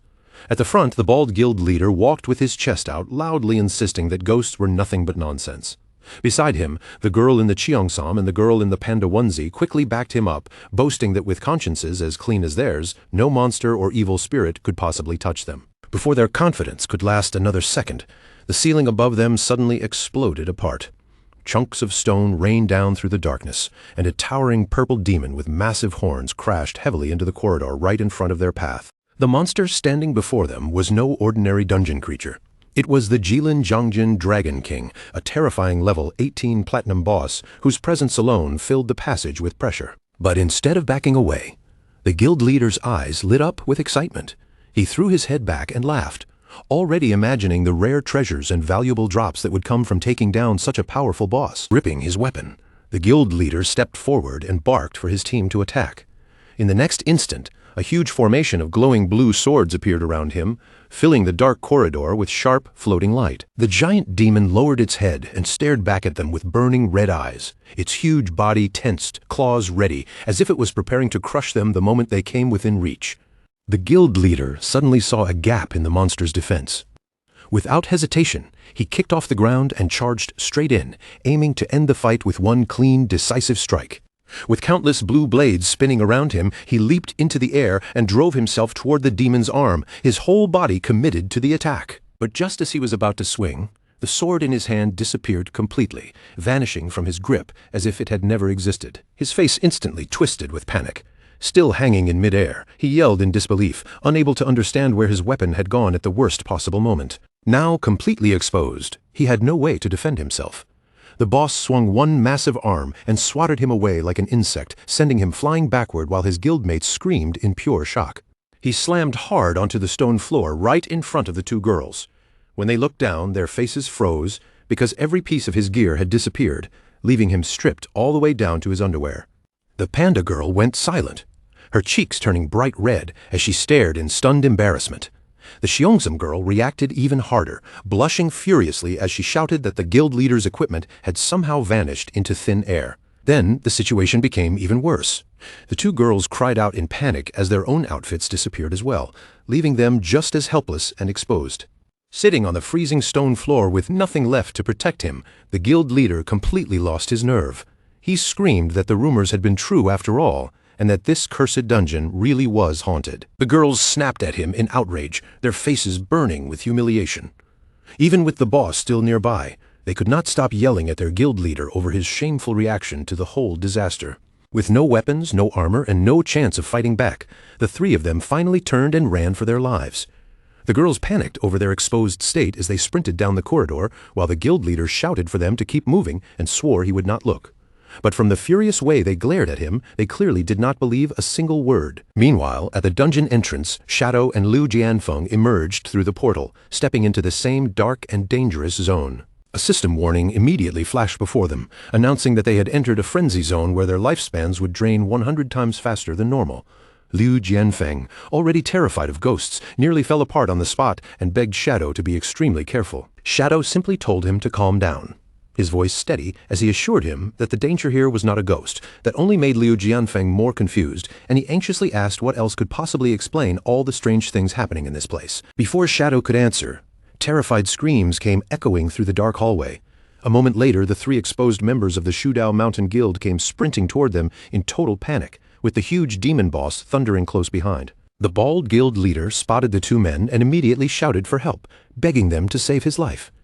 Behind him, his two female guildmates panicked even harder, mortified that they had been seen in such an embarrassing state. Shadow calmly raised a thumbs up and joked that these players were surprisingly open-minded to be running around like that. Liu Jianfeng broke into an awkward sweat, then quickly explained that they were not just random players, they were his rivals from the Shudao Mountain Guild. At that moment, Shadow received a system alert warning him that someone had just tried to steal from him. His passive skill activated and blocked the attempt, protecting his equipment, but the skill immediately entered a 30-second cooldown. Right beside him, Lu Jianfeng let out a horrified scream as his cape and shirt vanished in an instant. Feeling the sudden loss of his clothes, he became even more convinced that a ghost was standing right there with them. Shadow's expression sharpened as he gathered his power. Then he unleashed the Dark Knight Ring Blade, sending a massive wave of crimson energy tearing through the corridor straight toward the giant monster. The red slash carved directly through the Dragon King's huge body. In a single devastating hit, the Platinum Boss was destroyed, collapsing into nothing and leaving valuable loot scattered behind. The bald guild leader stood there half-dressed and completely frozen, his mouth hanging open. He could not believe that someone had just wiped out a Platinum Boss with only one attack. Still stunned, he wondered aloud whether their mysterious savior could be the legendary Shadow. The Panda Girl quickly agreed, pointing out that they could not even tell where the fighter had disappeared to. Shadow's strike had done more than kill the boss. It had also wounded an invisible epic-grade NPC named William Scott, the Thief Saint. Hidden from sight, the thief studied Shadow closely, recognizing his terrifying stealth and speed, and he quickly realized that a player like this must be carrying a pile of rare treasures. Concealed in the darkness, William Scott cursed under his breath. He was shocked that a newcomer had not only injured him, but had also blocked his theft attempt. Still, greed flickered in his eyes as he stared at Shadow's high-grade equipment, especially the valuable dagger that instantly drew his attention. Lu Jianfeng hurriedly warned the exposed players to get out while they still could, explaining that the thief was actually an epic-grade NPC with master-level stealth who would steal anything they had left. As the bald leader panicked, Lu Jianfeng turned to Shadow and asked whether he could really deal with an enemy like that. Shadow remained calm, explaining that this NPC's stats were far below a normal epic boss, so he intended to fight. Lu Jianfeng then looked at the bald leader with disgust and complained about being forced to leave with some local thug. The bald leader instantly fired back, calling him a fat fake, and in seconds their old rivalry flared up again. The two exposed men stepped right up to each other, faces almost touching as they traded insults. The bald leader challenged Lu Jianfeng to a bet, declaring that the loser would have to kneel publicly and apologize to the entire nation. Lu Jianfeng accepted without backing down and told him to name the rules of the competition. With an overly dramatic pose, the bald leader raised his voice and announced the terms. Whoever gave Shadow the most help in defeating the Thief Saint would be declared the winner. Lu Jianfeng immediately burst out laughing, mocking the bald leader for thinking he could assist a top-tier player like Shadow when he did not even have pants on. To him, the whole idea sounded completely ridiculous. The bald leader ignored the insult and instead pulled out a glowing skill book. Presenting it to Shadow as a gift from the Shudao Mountain Guild, he opened a trade window with a surprisingly serious expression. Shadow accepted the trade and received the skill book, final mark. The moment he recognized what it could do, he knew it was exactly what he needed, so he immediately spent more than 200 evolution points to push the skill all the way up to Mythic tier. After the upgrade, the Mythic Assassin's skill became incredibly dangerous. Shadow's next attack would mark its target, reveal their exact position for 30 seconds, and increase the damage they received by 20%. When Shadow praised the skill, the bald leader immediately lit up with pride. He excitedly explained that with this ability, the thief's stealth would become useless, because once Shadow landed even a single hit, the enemy's location would be locked down. Lu Jianfeng quickly cut in and pointed out the obvious problem. By shouting the plan so loudly, the bald leader had practically warned their target, which meant the thief would now know exactly what to avoid. The bald leader's confidence collapsed at once. Sweat rolled down his face as he realized he had just made a huge mistake. High above them in the darkness, William Scott had heard every word. After weighing the danger, he decided that robbing Shadow now was far too risky and began preparing to retreat. Besides, the exposed players below had nothing valuable left for him to steal. Down on the ground, the bald leader panicked while Lu Jianfeng looked smug, blaming him for ruining their chance to catch the thief. Then Liu Jianfeng suddenly raised his head and shouted into the darkness, calling the hidden thief nothing more than a cheap purse snatcher. The insult struck the shadows like a slap, startling the enemy who had been trying to slip away. With a proud grin, Lu Jianfeng revealed a glowing pink object on his backside and boasted that he still had one unbelievably valuable treasure left. He taunted the thief openly, daring him to resist the temptation of stealing an epic-grade accessory known as the Heart of Ba Shu. The bald guild leader stared at him in absolute disbelief and cursed on the spot. He could not process the fact that Lu Jianfeng actually possessed such a legendary item. The girl in the panda onesie quickly explained why the accessory was so famous. The Heart of Ba Shu could reduce back attack damage by an astonishing 90%, making it the ultimate symbol of glory throughout their entire region. Up in the shadows, William Scott looked down and froze. His eyes locked onto the glowing gem, and for a moment he seemed completely enchanted by its light. To William Scott, possessing that artifact was proof of who truly deserved to be called the King of Bashu. The gem burned in his eyes like a blazing sun, so beautiful that no real collector could possibly resist it, even if stealing it meant taking it directly off a man's body. Unable to hold himself back any longer, the legendary thief saint slipped down from the ceiling without a sound, his body light as a shadow, while his greedy eyes stayed fixed completely on the shining prize below. Of course, he understood the situation perfectly. This was clearly a trap laid out in the open, and everyone below was waiting for the exact moment he finally lost patience and made his move. But even knowing all of that, the thief still made his choice. In his mind, a treasure this tempting was more than worth gambling his life on. In the blink of an eye, his hand shot forward, fingers moving like lightning as he ripped the glowing treasure straight from Lu Jianfeng's back. The instant Liu Jianfeng felt that sudden pull behind him, his eyes flashed a furious red, and without wasting even half a second, he gave Shadow the signal to attack. Shadow moved immediately, bursting into action as he shouted that this was the moment. Dark power surged around him, and he released the fierce strike of his Dark Knight ring blade. A huge crimson slash tore through the air and slammed straight into Lu Jianfeng's back, exploding against him with terrifying force. Lu Jianfeng collapsed face first onto the floor, tears streaming down his cheeks as he screamed in pain, crying that his precious Heart of Bashu had been stolen right from him. The bald guild leader stared anxiously at the chaos and wondered whether Shadow's fast strike had actually landed on the thief saint. Panda Girl shouted back that she could not tell from where she stood, but she desperately hoped their plan had not fallen apart. At the same time, the thief saint was already sprinting away at full speed, completely unaware that a giant red crosshair had locked itself directly over his head. As he fled through the dungeon, he laughed wildly, clutching the glowing pink Heart of Bashu in his hands while cheering that he had really pulled off the ultimate theft. He quickly realized that taking Shadow's hit had cost him a large chunk of health, and even worse, it had slapped him with an irritating tracking debuff. Even so, he stayed confident, convinced that the dungeon's maze-like passages would make it nearly impossible for anyone to catch him. Then, a system window appeared, showing that the tracking mark only had 23 seconds remaining. Pushing his movement speed as far as it could possibly go, he told himself that all he had to do was survive and stay hidden for just 20 more seconds. Once that timer ran out, Shadow would never be able to find him again. But right as the system timer dropped to exactly 20 seconds, the thief's body suddenly stiffened, and his expression changed as he sensed someone closing in on him at frightening speed. Without warning, a shadow clone rushed into the hallway directly in front of him. The thief jolted in panic, his eyes widening in disbelief that his pursuer had somehow caught up so quickly. The clone's white eyes glowed in the darkness as it locked onto him and charged forward without hesitation. But after that first shock passed, the The thief quickly noticed something was off.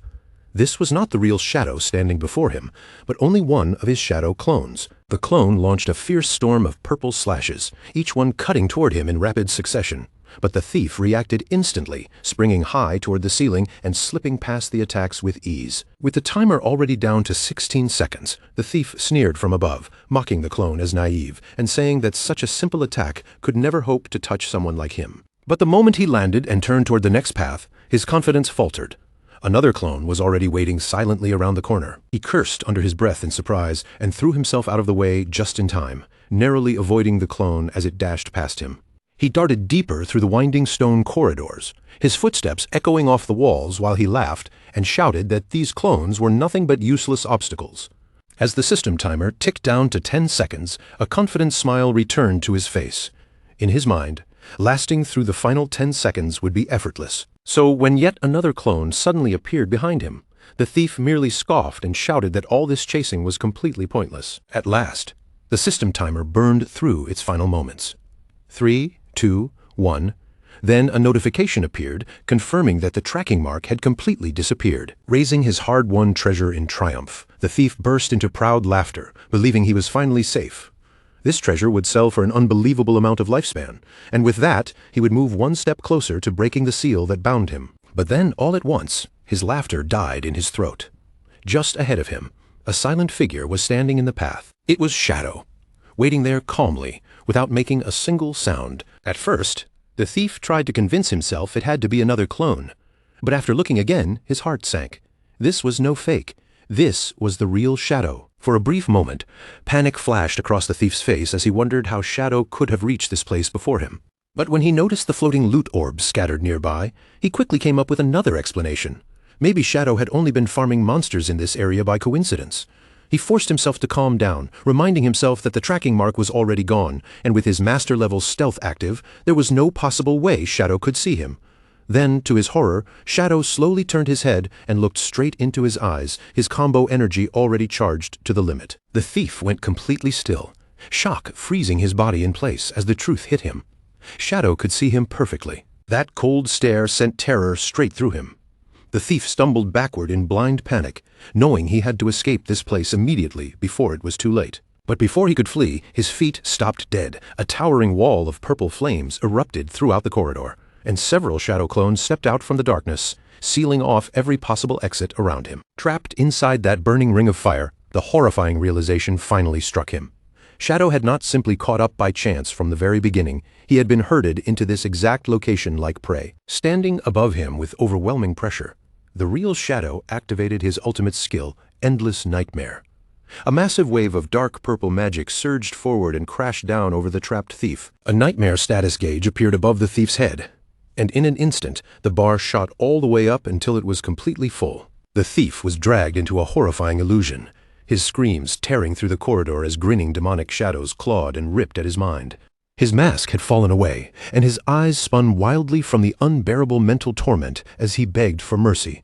He promised he would surrender and become Shadow's loyal servant if only he was allowed to live. Surrounded by the purple flames, Shadow stayed perfectly calm and simply remarked that he had finally seen what the famous thief saint looked like beneath the mask. Under the crushing pain of Shadow's ultimate attack, the thief completely broke. He screamed helplessly, pleading over and over to surrender. Then, a system notification appeared, asking Shadow whether he wanted to accept this epic-grade NPC as a subordinate for his guild, and Shadow agreed without hesitation. With the submission confirmed as a huge success, William Scott officially became a loyal member of the Shadow Guild. In the next instant, his equipment changed completely, transforming into a sleek black ninja outfit marked with the Shadow Guild crest. Right then, the bald guild leader came sprinting down the hallway stark naked, flailing in panic as he shouted and demanded to know what on earth had just happened. Shadow answered casually, as if it were no big deal, saying that he had simply turned the thief into his new subordinate. The bald leader nearly lost his mind on the spot, shouting in total disbelief. Before long, the rest of the players rushed over and surrounded the disgraced thief, who was curled up miserably on the floor. They hurled insults at him, calling the legendary thief saint nothing more than a pathetic pickpocket and demanding that he return all their stolen gear. When someone asked if they could just beat him until he was half dead, Shadow stepped in and told everyone to calm down. Shadow explained that since the thief had now become a friendly NPC, they could use Lifespan to purchase rare goods and special skills from him. The moment Liu Jianfeng heard that, his interest was instantly caught. He immediately barked at the crying thief, ordering him to stop wasting time and show everyone what goods he had for sale. William Scott reluctantly pulled open his cloak, revealing an impressive lineup of items hidden inside.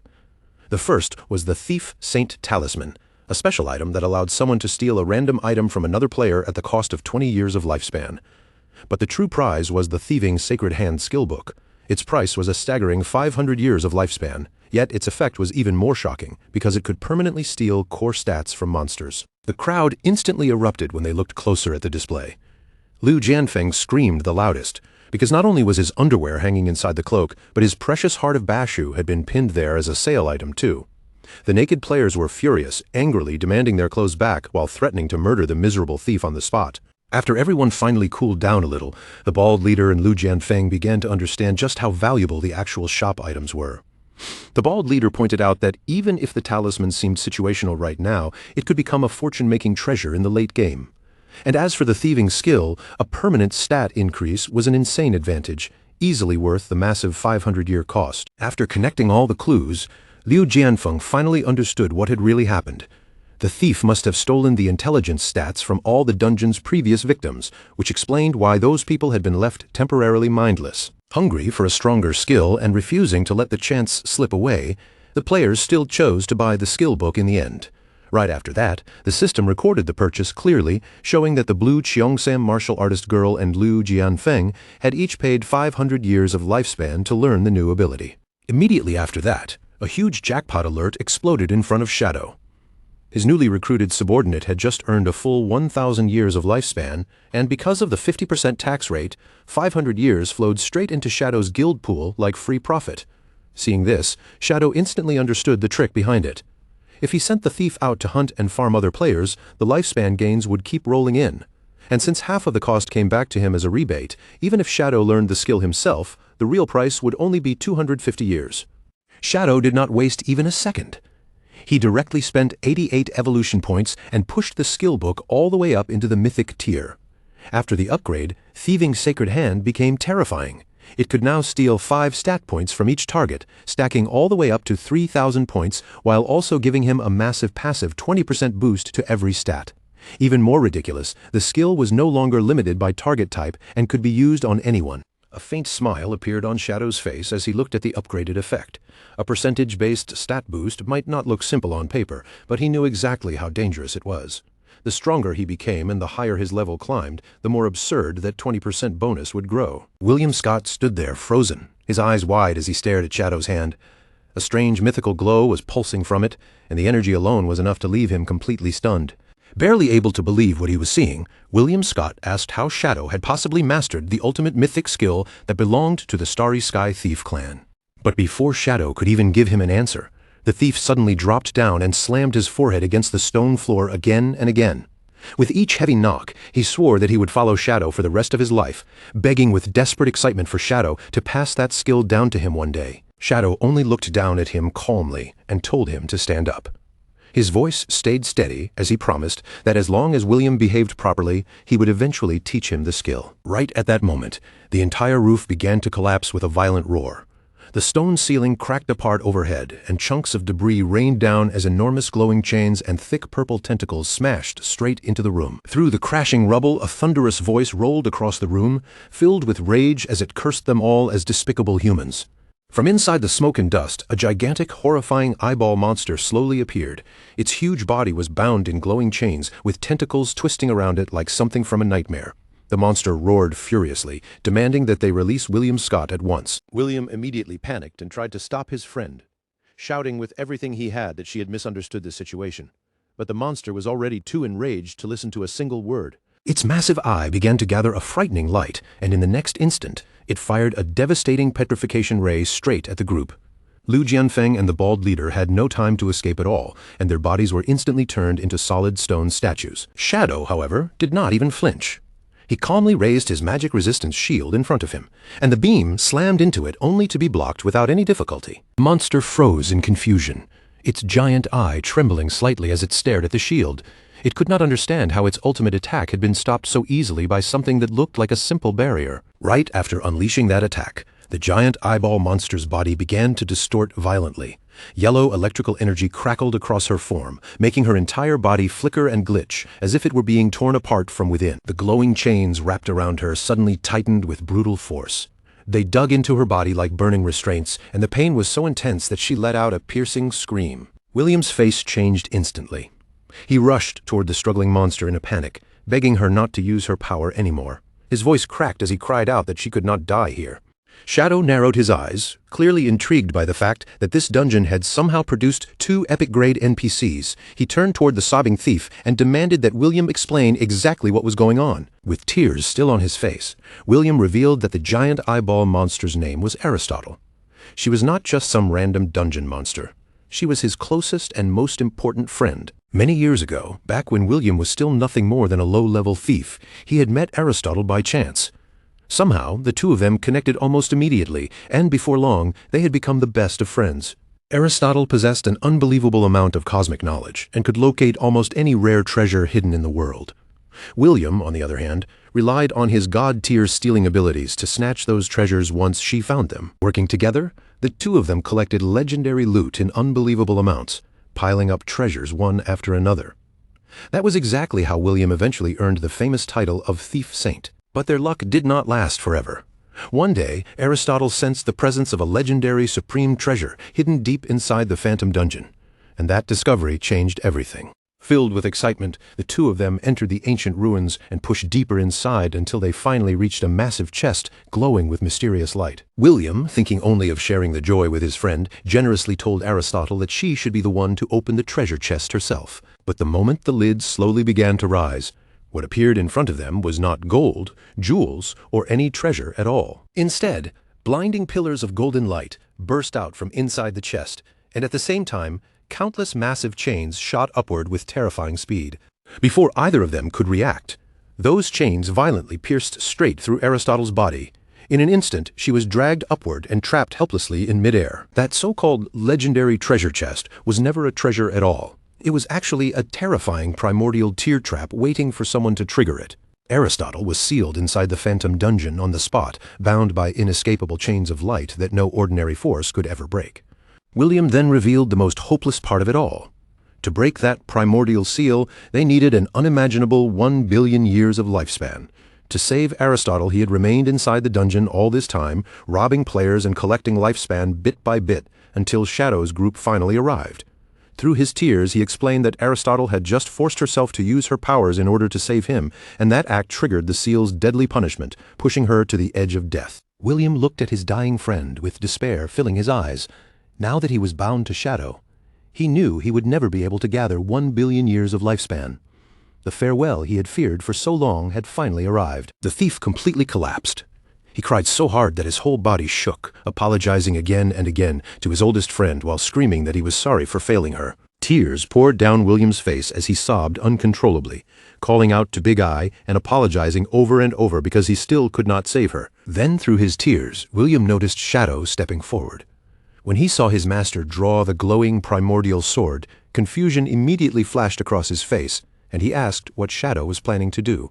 William threw himself directly in front of the giant eyeball, using his own body to block the way. In desperation, he asked if Shadow was trying to kill his friend, then hurriedly tried to convince him that Big Eye would not drop anything valuable even if she died. William begged Shadow to show mercy, his voice shaking as he pleaded for Big Eye's life. But Shadow ignored his cries completely, lifted his sword and swung it down with cold precision. Yet the blade did not cut into the monster at all. Instead, Shadow's strike landed on the chains binding the giant eyeball, and the restraints shattered apart right before William's stunned eyes. The broken chains dissolved into light and vanished from the air, and with that single strike, the seal binding Aristotle was officially destroyed. William could only stare in disbelief, his mouth slightly open as he tried to understand what had just happened. He could not figure out how Shadow had pulled off such an impossible miracle. Shadow calmly explained that he simply wanted to test whether a primordial-grade weapon could destroy the chains. Since the attack had worked, the seal was now gone, and Aristotle should be fine. Aristotle slowly blinked, her voice weak as she called William's name. The moment William heard her speak again, joy rushed across his face, and he hurried to reassure her that everything was all right now. Aristotle then turned her giant eye toward Shadow and asked William how he had ended up becoming the servant of a blue star human. William immediately defended him, telling her that Shadow was not an ordinary human at all. He was the very person who had saved her life. Seeing the perfect chance, William quickly began praising Shadow in front of Big Eye, telling her that she should join them too, because following him meant they would have access to endless rare treasures. Aristotle cut him off and told him to be quiet for a moment because she wanted to examine this human herself. The moment Aristotle began analyzing Shadow, she was completely taken aback. From his equipment alone, she could tell he was wearing some of the best gear possible, and almost every skill he possessed had already reached mythic grade. But then Aristotle noticed something even more unbelievable, something far beyond excellent gear or powerful skills. This human actually carried the authority of ancient gods. At that exact moment, the system sent Shadow a new notification. The epic-grade NPC Aristotle wanted to join him voluntarily. Shadow did not hesitate for even a heartbeat and immediately clicked yes. The system then confirmed that Aristotle had officially become a dedicated guild NPC. Her basic function alone was already incredible, allowing guild members to claim a double EXP buff once per day, along with an advanced barrier. The system went even further and unlocked one of her advanced functions, giving them a dangerous new option. By sacrificing part of their own lifespan, they could dig up rare information that ordinary players would never be able to find. Now, wearing the fresh crest of the guild on her body, she lowered her head respectfully before her master, her posture calm and obedient, as if she was ready to carry out any order the moment it was given. Shadow accepted without hesitation, clearly satisfied as he praised both of them as first-rate talents. Then he immediately turned to Aristotle and ordered him to place the double EXP buff on him before sending the two of them back to the guild base through teleportation so they could start farming lifespan right away. But just before they left, Shadow remembered the local players still frozen nearby. He told Aristotle to release them from petrification, then gave William one more order: return every single item he had stolen from them. In the next instant, a brilliant golden flash spread across the area, washing over Lu Jianfeng and the bald leader, completely breaking the stone-like petrification that had locked their bodies in place. The moment they were freed, both men sprang up in panic, their bodies trembling as their eyes darted around wildly, searching for that terrifying giant eyeball monster. Shadow simply told them, as if it was nothing special, that he had already tamed both creatures and sent them away. The two rivals froze in disbelief, then burst out in shock, unable to accept that he had captured two epic-grade NPCs in one move. Shadow pointed casually toward the ground and told them their equipment was all right there. The group of naked players rushed over in excitement, thanking him again and again, while Lu Jianfeng was so moved that he actually cried tears of joy over getting his limited edition underwear back. With a huge grin on his face, Lu Jianfeng carefully brought out his treasured accessory, the heart of Ba Shu, and offered it to the man who had just saved them. But when Shadow looked down and saw that strange pink ball covered in spikes, his expression stiffened, and he stared at it with open disgust. Lu Jianfeng hurried to explain that he and the bald leader had already reached an agreement. The heart of Ba Shu should belong to Shadow. In their eyes, only an overwhelming powerhouse like him had the right to own such a thing. The two of them pleaded with him sincerely, begging him to put it on and officially become the king of Ba Shu. Shadow did not look moved in the slightest. Instead, a massive shockwave erupted from him as he coldly told them to get lost, blasting the entire naked group away like they weighed nothing. And just like that, the legendary heart of Ba Shu disappeared from the world, never to be seen again. Some people later claimed Ba Shu no longer had a king, while others joked that from that day forward, every player in the region became a king of their own. Meanwhile, more than 200 kilometers south of the ruins of the magic capital, another intense battle was already raging. The target was a fast-moving creature wrapped in blue light, its body twisting through the air as it swirled aside and narrowly avoided an incoming attack. But the one chasing it was Ghost Spirit. Now, in her terrifying red-skinned form, and in the blink of an eye, she reappeared directly behind her prey. She moved like a streak of lightning, her blade cutting down with brutal precision and landing a savage slash that tore more than 18,000 points of damage from the monster. The beast instantly swung back in retaliation. But Ghost Spirit slipped away with ease, dodging the counterattack as if she had already predicted its movement. Without wasting even a second, she activated Shadow Stealth, letting her figure melt back into the surrounding darkness. The monster stopped in place, suddenly losing track of her, its movements turning confused as it searched for the enemy that had vanished. Ghost Spirit silently judged the situation. She had already been fighting this beast for more than 20 minutes, and after all that effort, its health had finally dropped to the last third.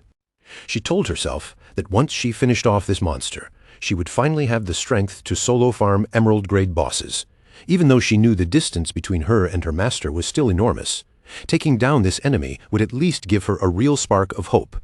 But high above her, on a ledge overlooking the battlefield, a group of male players with heart-shaped eyes had been watching her fight the entire time. One of them stared down in amazement, admitting that her skill was ridiculously sharp. She kept herself just outside the boss's attack range while still dealing steady, controlled damage again and again. Another player, practically drooling as he watched, began plotting out loud. If they all rushed her together, he believed she would have no way to resist, especially now that the boss had already been worn down to 1/3 health. One man had even lowered himself like a human chair beneath their blonde leader, respectfully telling his queen that they were ready to jump in at any moment and steal the boss for her. The blonde leader, however, told him there was no need to hurry. She watched Ghost Spirit closely and advised them to wait, admitting that their target was clearly a top-tier hunter with clean, decisive attacks. She warned her followers that the girl was constantly on guard. At the smallest sign of danger or movement around her, she would vanish instantly and make herself impossible to catch. Just then, Ghost Spirit's faint outline appeared above the monster as she prepared to strike again, and the blonde leader's lips curled into a knowing smirk. She declared that the only chance to catch Ghost Spirit was the exact instant she launched her attack. And as she spoke, a glowing red magic circle began to spread beneath them. The moment that red magic circle lit up, Ghost Spirit immediately sensed that something was wrong, her instincts warning her that a sudden trap had been activated. Red energy erupted upward, surging into the sky as the spell fully awakened, and the entire area was swallowed by the glow of the formation. Ghost Spirit was startled as she looked toward the source of the power, realizing it was a magic circle, and immediately questioning who had suddenly appeared there. Since she did not know what these people wanted or what the spell was capable of, she made the safest choice right away and decided to retreat first. Watching Ghost Spirit pull back so quickly, the blonde leader smirked with disdain, mocking her for running so fast and calling her nothing more than a typical rat from the Shadow Guild. Then she turned toward her brainwashed followers and gave the order, commanding them to rush in immediately and take control of the boss. The squad charged forward at once, shouting as they stormed toward the battlefield, screaming for their guild to advance in the name of their beloved master. The brainwashed warriors threw themselves at the lightning-infused platinum boss, while Ghost Spirit, already hidden back in stealth, looked on coldly and scoffed at their clumsy attempt to steal her kill. She knew the system rules better than they did, since she had already removed 2/3 of the boss's health.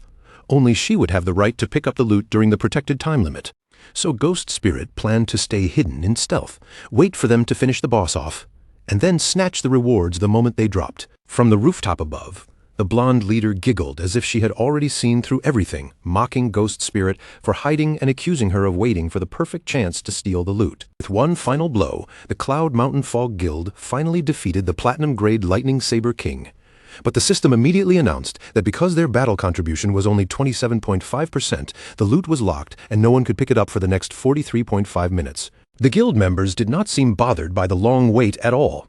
They quickly surrounded the glowing drops, shouting over one another and ordering everyone to guard the loot until the timer finally ended. Ghost Spirit moved in an instant, darting through the crowd like a shadow, slipping between the stunned followers before they could even react.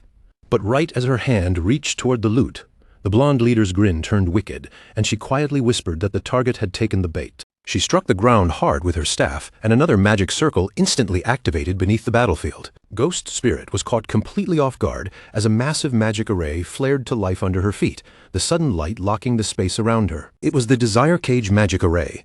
Ghost Spirit was trapped inside it completely, unable to move or use any of her skills, yet at the same time immune to damage until the caster chose to release her.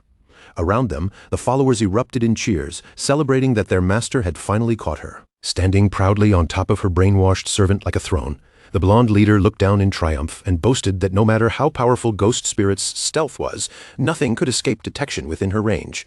Her hidden class was finally revealed, Array Master, the ultimate all-around class. Her wind-seeking array spread through the air like invisible threads, riding every nearby current until it could lock onto any target within a full 50-meter range almost instantly. Right after that, she raised her hand again and unleashed her next spell, the Lifespan Extraction Array, a cruel formation meant to sap away the life force of anyone caught inside its boundaries. Warning messages flashed one after another, showing Ghost Spirit's lifespan falling day by day. Her face instantly changed, panic rushing through her as she realized her life was being drained, and she cursed herself for walking straight into such a complete trap. Forcing herself to stay calm, Ghost Spirit immediately reached out to Shadow and told him she had been ambushed and needed rescue right away. Shadow answered without the slightest delay, telling her to send over her location immediately. Meanwhile, the woman in charge watched everything with a faint smile, fully aware that her ability could only steal 5 years at most. The terrifying act of draining an entire lifespan was nothing more than a bluff designed to crush her target's composure with fear. From the very beginning, this whole ambush had been carefully arranged. Her real purpose was to drag Shadow out into the open and take revenge for her older brother, Song Fei. This woman was Song Xiaoyu, his younger sister, and hatred had driven her here. Then, without warning, a terrifying surge of pressure rippled through the air above them, twisting the sky itself as if something massive had just torn into the battlefield. Song Xiaoyu's eyes widened the moment she felt that disturbance. She understood at once that Shadow had finally arrived. A crimson slash ripped across the sky like a blade of blood-red lightning, cutting through the brainwashed followers before they could even react. In just 1 second, the entire guard squad was completely wiped out. When the chaos settled, Shadow was already standing calmly among the scattered loot, looking as if the battle had barely been worth his attention. Ghost Spirit lit up with relief and quickly thanked her master for saving her. Shadow looked around the ruined area but had no memory of this guild at all. To him, they seemed like nothing more than low-level players trying to bully and take advantage of others. With one sharp leap, Shadow launched himself upward, telling Ghost Spirit to stay where she was. His gaze locked onto the leader standing on the rooftop, and he made it clear he would deal with that person first. As Shadow rushed straight toward her, Song Xiaoyu burst into a revenge-filled laugh, staring him down with twisted excitement and daring him to come closer. But Song Xiaoyu still had another card hidden. She activated the Resurrection Array, and in the next instant, her fallen teammates reappeared inside her magic circle, instead of returning to their normal respawn points. The revived followers shot upward one after another, throwing themselves into Shadow's path while shouting that he had already stepped right into their trap. Shadow's eyes sharpened in surprise as he realized something was off. Somehow, these people were able to follow his movements and predict where he would go, and the situation grew even worse. As those followers rushed toward him through the air, huge paper bomb talismans on their backs began glowing with dangerous light. Song Xiaoyu wasted no time and immediately triggered her explosion array. A blinding blast swallowed the sky, erupting into a massive storm of fire, smoke, and shattered debris that wrapped completely around Shadow. Down below, Ghost Spirit froze in shock at the sight. Song Xiaoyu laughed wildly as she stared into the towering pillar of flames, screaming for Shadow to die. With tears and madness mixing in her voice, she cried out to her dead brother, saying she had finally avenged him. But when the smoke slowly thinned, a dark figure stepped forward from inside the blast. Shadow's voice remained calm as he realized they had been aiming for him from the very beginning. The game interface confirmed that his shield of black light had been broken, but his health was still nearly untouched. Shadow looked at Song Xiaoyu almost casually and said she had done a decent job, since she had at least managed to remove one layer of his defense. Song Xiaoyu snapped at his arrogance, calling him a fool and telling him to check his own status. Then a sly grin spread across her face as she declared that she had already checkmated him and ordered him to become her obedient dog. In that instant, Shadow's eyes went blank and glowing pink hearts flashed across them. A warning appeared, revealing that he had been struck by the charm curse of Irenas, the goddess of ultimate love. Song Xiaoyu sneered at him, asking if he really thought she would come after him without preparing anything. She proudly declared that he had already lost, boasting that he never could have expected her to possess the ancient divine stone tablet of the goddess of ultimate love. With a wicked smile, she explained the trap behind her attacks. Every time she struck him, a charm gauge built up little by little, and once that gauge filled completely, Shadow would become her permanent slave. She then revealed the most terrifying part of the curse. This charm carried the power of rules themselves, meaning ordinary mortals had no way to resist it. But Shadow's interface immediately revealed the countermeasure. Effects empowered by rules could only be erased by another power of rules. Fortunately, Shadow was holding his primordial-grade divine weapon, the Blade of Judgment, and the system offered to resist the curse by consuming 10 of his 16 divinity points. Shadow did not hesitate for even a moment. He immediately ordered the system to resist the curse, and 10 divinity points were burned away in an instant. A brilliant burst of light erupted around him as the system confirmed that the charm curse had been completely purified. Song Xiaoyu froze in total shock, her confidence crumbling as she screamed in disbelief, unable to understand how Shadow had erased her ultimate magic. Her eyes locked onto the glowing weapon in Shadow's hand, and desperation crept into her voice as she demanded to know what that blade truly was. Shadow looked down at her with cold, emotionless eyes and told her that her time had come. In a flash, he lunged forward and thrust the glowing blade straight toward her neck. But at the exact moment his strike landed, Shadow's eyes narrowed slightly in surprise. He spun around without losing momentum and easily cut off the heads of the brainwashed lackeys who had tried to leap at him from behind. Yet even after dealing with them, Shadow immediately sensed that something about the situation was not right. He realized he had not actually struck Song Xiaoyu at all. Her body had turned into a glowing green phantom, dissolving into nothing before vanishing completely and leaving Shadow empty-handed. Shadow recognized the technique almost immediately. It was Zuma's stolen Soul Walker ability. At the same time, he remembered the mysterious cloaked figure he had seen in Hu Keban's memories, and it became clear that the mastermind behind the scenes must have stepped in to save her. Ghost Spirit hurried over and eagerly asked if he had finished her off. Shadow calmly admitted that Song Xiaoyu had escaped, and his student was left stunned by the answer.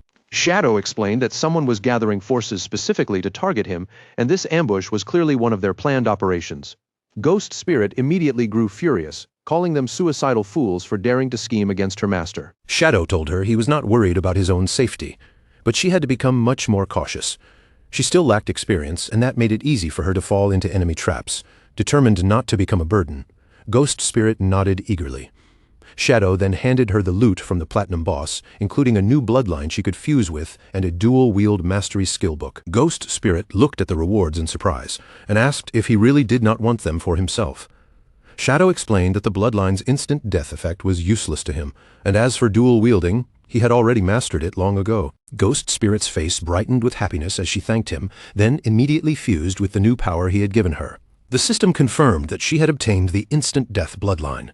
From now on, each of her attacks could add instant death points to a target, and once that gauge filled completely, the enemy would be executed on the spot. Shadow told Ghost Spirit that this bloodline would raise her damage to an entirely new level. He also mentioned that 2 new NPCs were already waiting at their guild hideout with useful functions, making her gasp with excitement. After that, Shadow said his next plan was to travel to the Bashu region and grind his way up to level 30. He gave Ghost Spirit the job of watching the foreign player guilds and the Cloud Mountain Fog Guild, and she agreed without any hesitation. Far away, deep inside a mysterious cave, blue light suddenly flashed through the darkness. A badly injured Song Xiaoyu appeared in the glow and collapsed hard onto the cold stone floor. Standing above her was the red-eyed leader, looking down with chilling indifference. In a cold voice, he asked who had given her permission to act on her own, then mocked her for thinking the small amount of goddess power he had granted her would be enough to kill Shadow. Song Xiaoyu immediately snapped back at him, her face twisted with anger as she blamed him for destroying everything she had set up.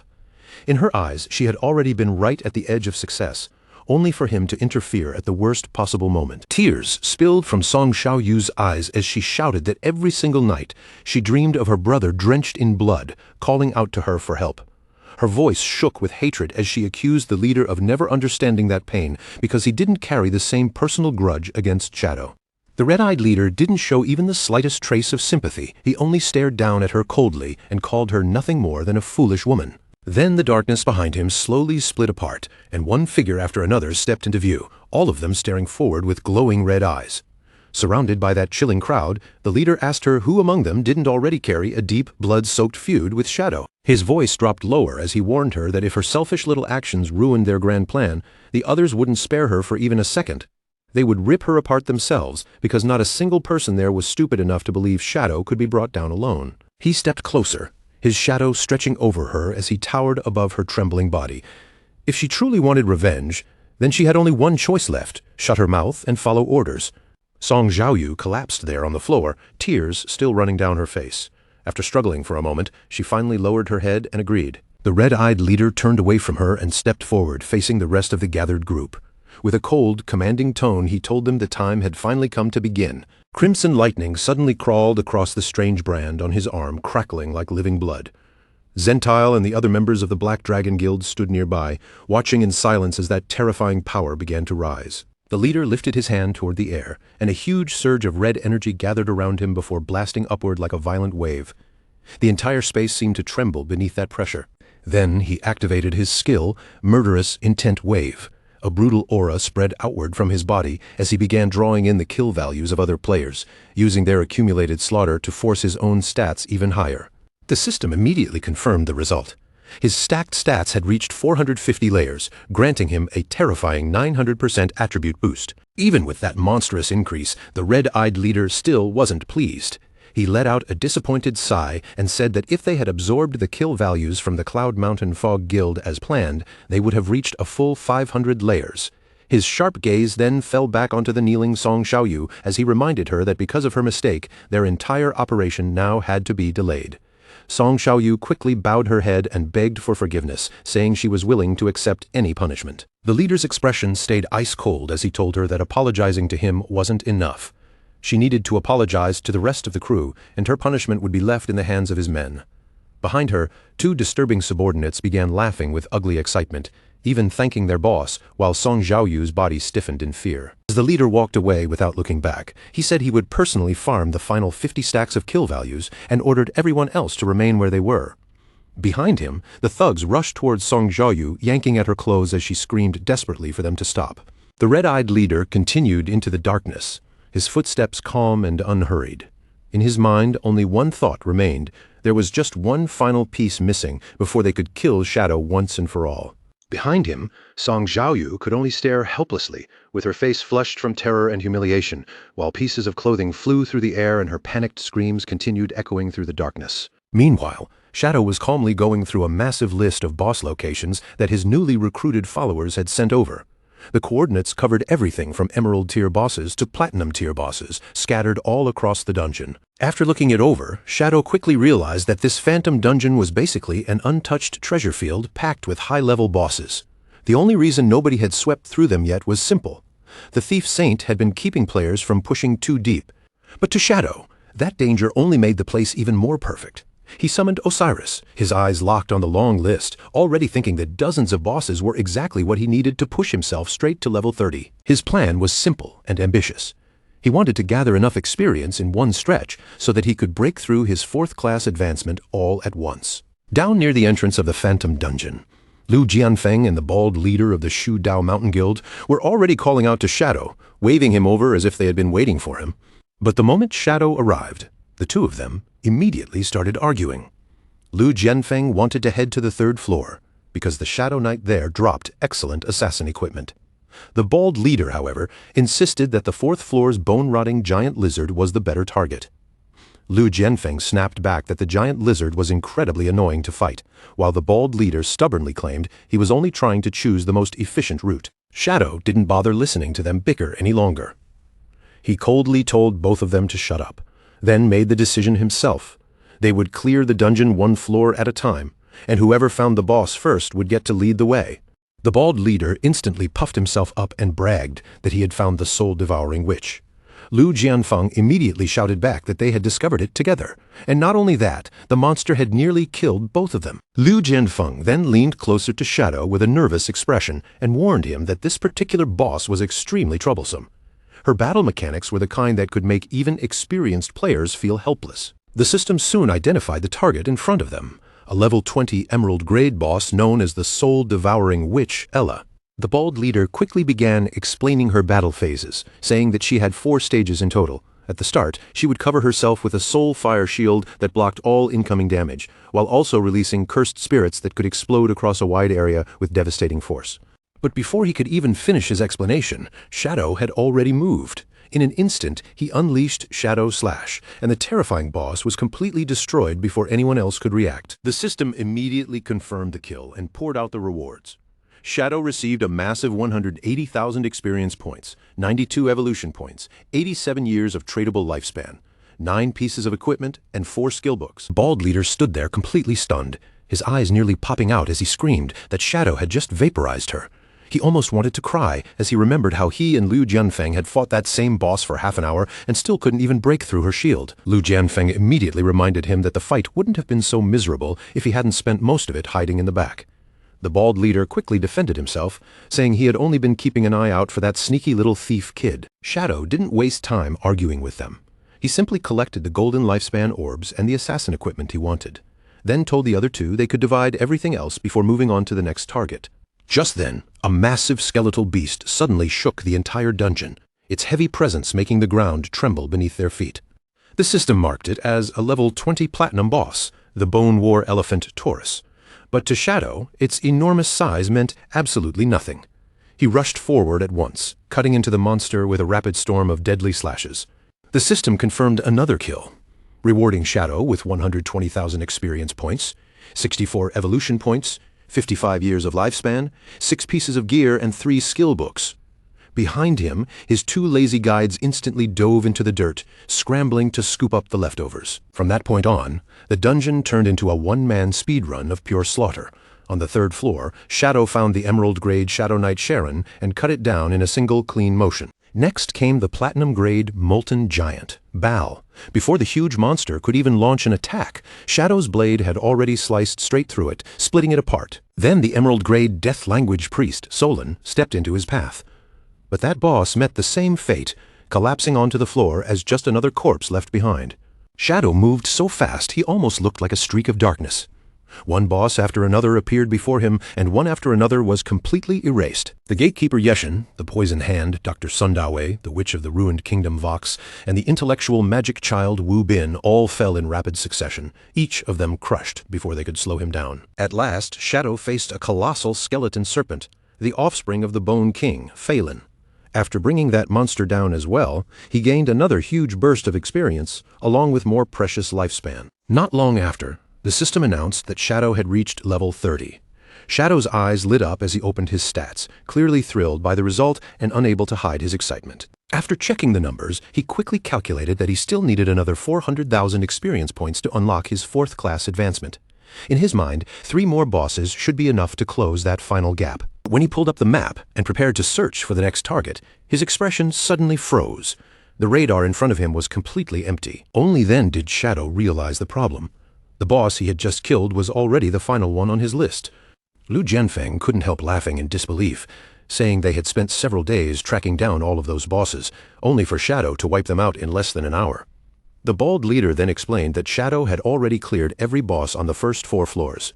There should still be more bosses on the 5th floor, but the entrance gate had been sealed shut and wouldn't open. Shadow narrowed his eyes slightly and asked what exactly he meant by the gate not opening. Rather than standing around guessing, Shadow decided they should go see it for themselves.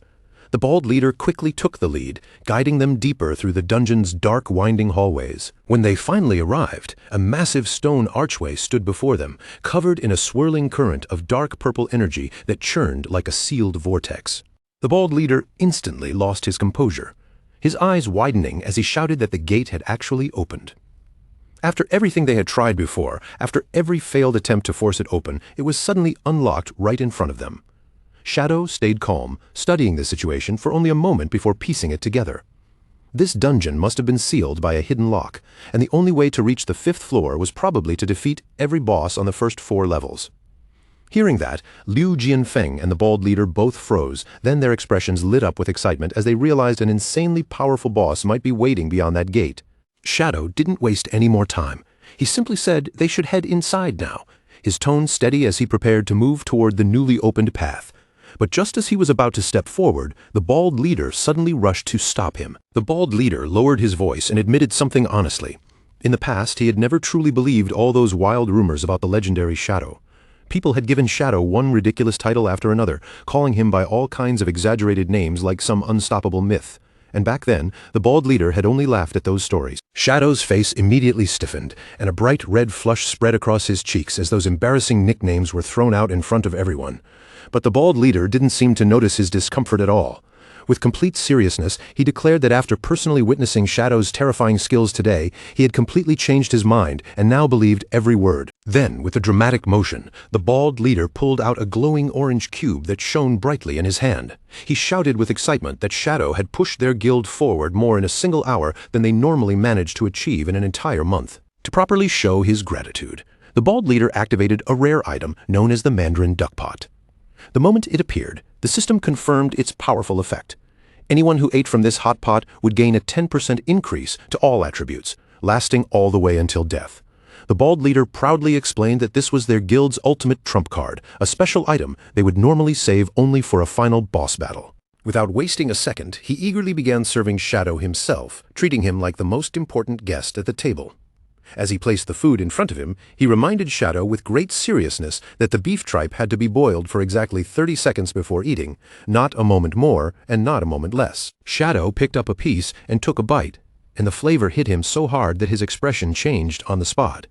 The fresh ingredients had soaked up the spicy broth perfectly, each bite carrying that rich, fiery taste as if it had been cooked at the absolute perfect moment. Liu Jianfeng watched all of this from the side, and his face darkened with frustration. Seeing his rival win Shadow over with such a clever move made him grit his teeth, and he silently swore that he would not lose this food battle. Not willing to fall behind, Liu Jianfeng immediately brought out his own legendary feast with an almost desperate eagerness. He begged Shadow to try Zhu Feng Pavilion's ultimate specialty, their famous Bobo chicken. The system quickly confirmed the dish's effect as well. This Bobo chicken was no ordinary food. It could increase all status resistances by a massive 50%. Making it an incredibly valuable boost before a dangerous fight. Shadow took one skewer and gave it a try, and the moment the flavor spread through his mouth, he was completely hooked. The spicy, numbing aftertaste lingered on his tongue, sharp and addictive, leaving him clearly impressed by the dish. When the two guild leaders saw Shadow enjoying both meals, the atmosphere instantly turned competitive. Liu Jianfeng proudly claimed that Shadow obviously liked his Bobo chicken better, but the bald leader immediately shouted back, insisting that Shadow had clearly been more moved by the hot pot. Shadow looked at the two of them and casually asked whether they wanted to sit down and eat with him too, but neither of them paid him any attention. They were already too busy yelling over each other, fiercely arguing about which local specialty was truly the best. Shadow asked them in the most casual tone possible if they wanted to grab something to eat with him, but the two of them did not even hear him.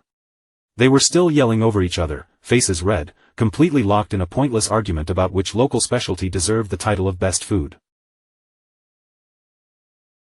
Right at that moment, the system suddenly rang out with a new notification. Shadow received a huge enhancement all at once, with every one of his attributes rising by 10%, while his resistance to abnormal status effects shot up by an even crazier 50%. Shadow lowered his gaze to his own hand and watched the faint blue glow spreading across his fingers. Seeing the effect settle in, he could not help thinking that this buff was honestly pretty nice. He turned back with his usual relaxed expression and told everyone it was time to keep moving. But the second he stepped forward, Liu Jianfeng and the unnamed bald Shu Dao Mountain Guild leader started arguing again right behind him. Liu Jianfeng raised his chin proudly and insisted that Shadow had obviously been complimenting his Bobo chicken.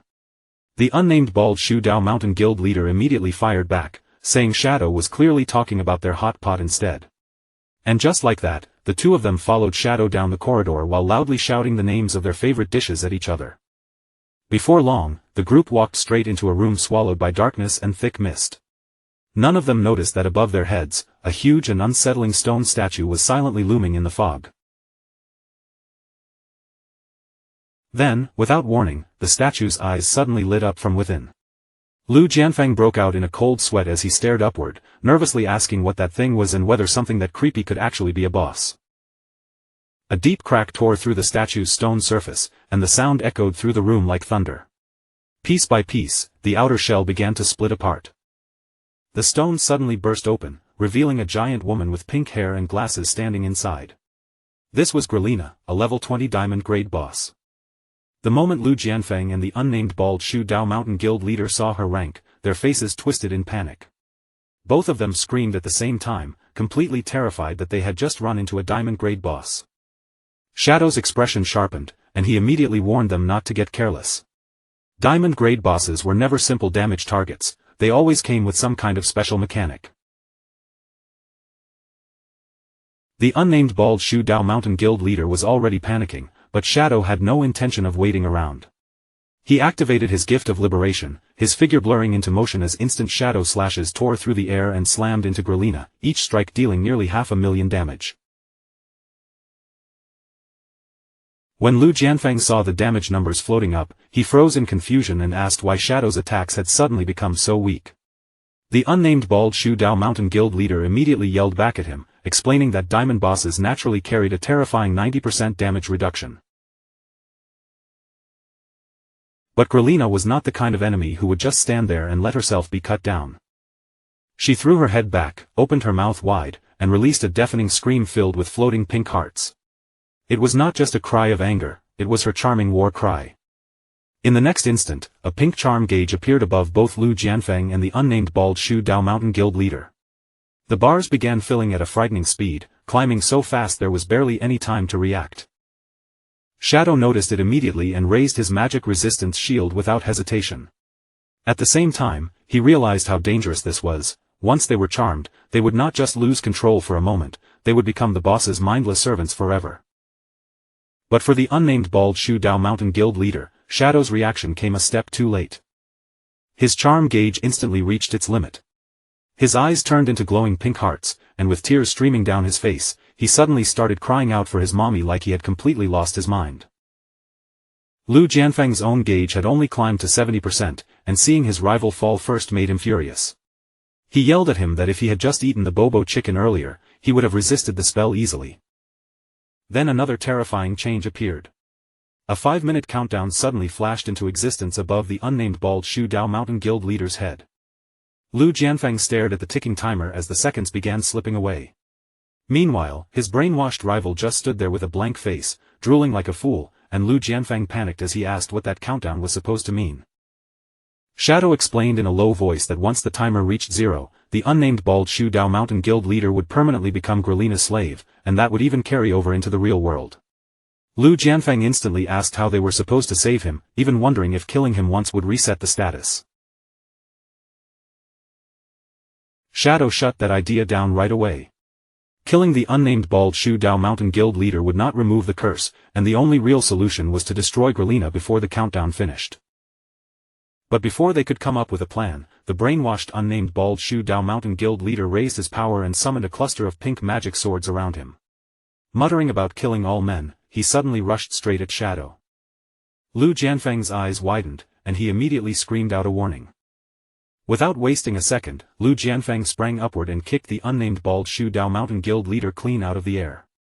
The moment they hit the ground, Lu Jianfeng wrapped his arm around him in a tight chokehold and held him back with all his strength.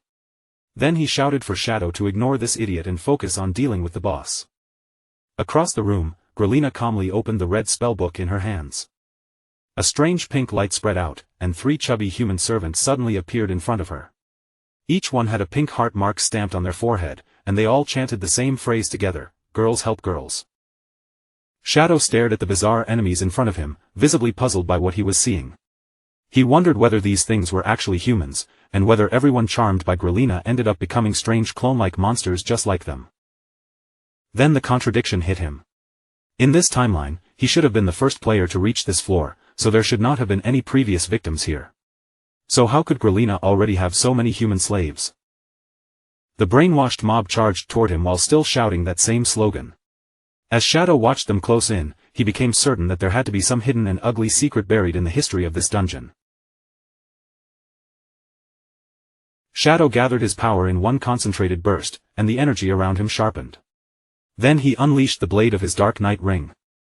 A massive red crescent slash swept across the room, cutting through the air with brutal force.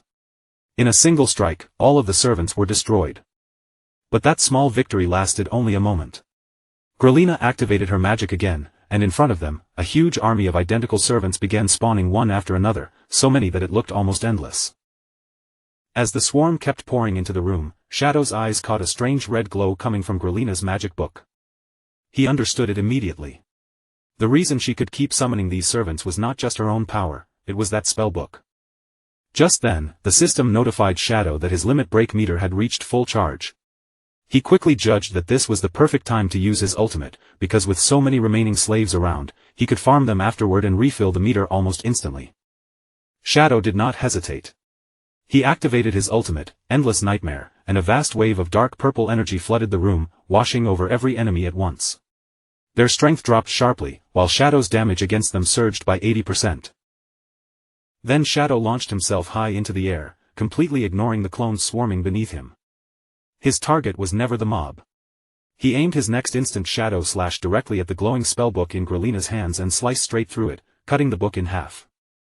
Grelina's eyes widened in disbelief as the book shattered apart in front of her. Then her shock twisted into fury. She let out a sharp, enraged screech, and Shadow immediately realized that the fight was moving into her second phase. Grelina suddenly sprang high into the air, then came crashing down with a massive blast of pink heart-shaped energy. The shockwave smashed into the floor and tore it apart beneath her. Shadow dodged the attack with ease, slipping clear before the impact could touch him. As he landed, he noticed that her movement was actually slow, and even worse for her, the blast had wiped out her own summons. But right after that, Shadow noticed something unusual attached to the attack, a strange special effect that had not shown itself yet. A curving beam of pink energy suddenly shot through the chaos and struck the unnamed Bald Shu Dao Mountain Guild leader directly in the head. Lu Jianfeng screamed in shock as the timer above them flashed again, now showing only 4 minutes and 25 seconds remaining. He tightened his grip in a panic and frantically shouted at his rival, warning him not to turn into some brainwashed simp. The unnamed Bald Shu Dao Mountain Guild leader slowly lifted off the ground, his whole body wrapped in a fierce pink radiance, while the countdown above them continued ticking towards 0. Time slipped away frighteningly fast, and before anyone could fully adjust, the countdown had plunged from more than 4 minutes remaining to a terrifying final 59 seconds. Lu Jianfeng's face changed instantly. He shouted toward Shadow in panic, warning him that the countdown had suddenly collapsed to only 1 minute. The unnamed Bald Shu Dao Mountain Guild leader raised one hand into the air, and a vast storm of glowing pink magic swords gathered above him as he unleashed his ultimate skill, 10,000 swords. Lu Jianfeng stared at him in shock, finally realizing that his old rival had grown even stronger than before and had somehow gained access to an ultimate skill. Shadow stayed calm and immediately pointed out the truth. The boss must have strengthened him with a buff, temporarily allowing him to use the ultimate skill of his own class. Only then did Lu Jianfeng understand what was happening, and the confusion in his eyes finally turned into grim determination. Without hesitating any longer, he rushed straight ahead, yelling that although everyone claimed the unnamed Bald Shu Dao Mountain Guild leader had the strongest attack, his own defense had never lost to anyone. At the same time, he activated Wind Treading Indestructible, a defensive skill that granted him 1 layer of damage immunity for every 10 meters he sprinted forward. Lu Jianfeng roared that this would finally prove whose power was stronger, then charged head-on into the towering spiral of pink swords without slowing down at all. The unnamed Bald Shu Dao Mountain Guild leader gave the command, and countless pink swords shot forward like a violent rain of projectiles, forcing Lu Jianfeng to raise a wind barrier in front of him. He immediately released his swift gale/shield, whipping his arms at incredible speed until the rushing wind formed a solid wall that blocked every incoming blade. The clash erupted in a massive explosion of wind and pink sword light. Through the chaos, Lu Jianfeng yelled to Shadow that he would hold the guild leader back, while Shadow had to defeat Grelina and save him.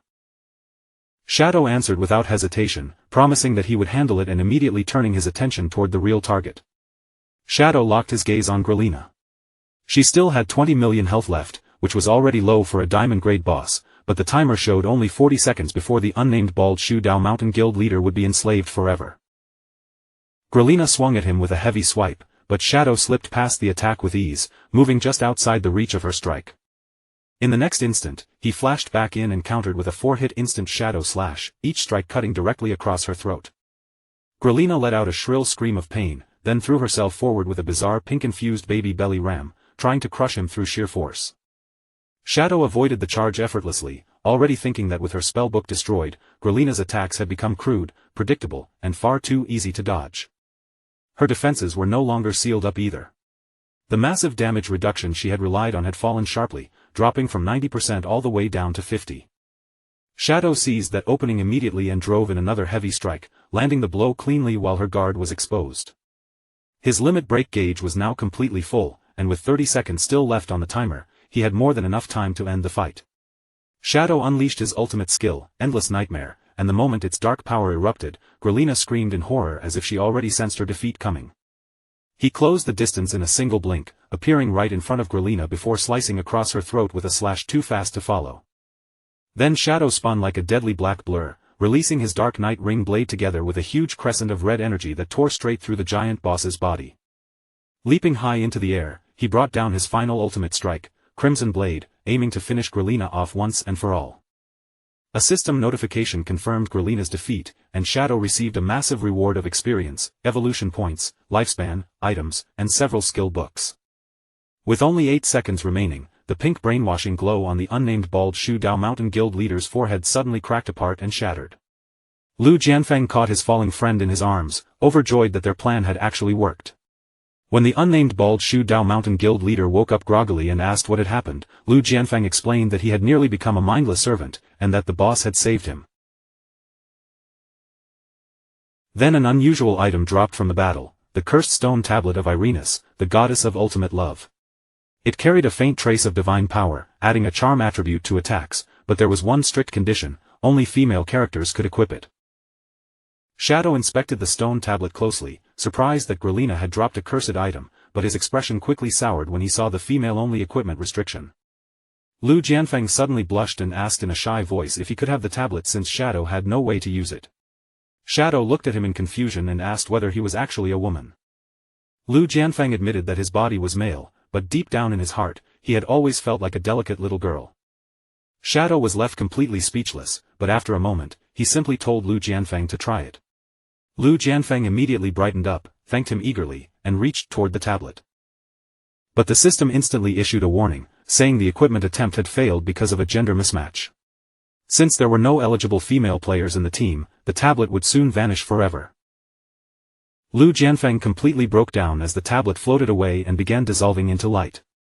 He screamed for it to come back, demanding to know why it refused to acknowledge his inner identity and angrily calling the system's gender lock blatant discrimination. Shadow quietly studied Grelina's charm, realizing its power came from absolute rules that no ordinary mortal could possibly resist. At the same time, another question surfaced in his mind. How had Song Xiaoyu obtained a similar stone tablet without being turned into someone else's slave? Before he could dwell on it any longer, a system notification flashed before his eyes. His experience bar had finally filled completely, and Shadow immediately began his 4th-class advancement. Dark energy erupted around him at once, twisting into an enormous black vortex. As the Shadow class officially advanced to Tier 4, every one of his main attributes instantly doubled. The violent transformation frightened Lu Jianfeng and the Bald Shu Dao Mountain Guild leader half to death. Both of them panicked, thinking another terrifying boss had appeared, just as the system announced that Shadow's stealth level had doubled as well.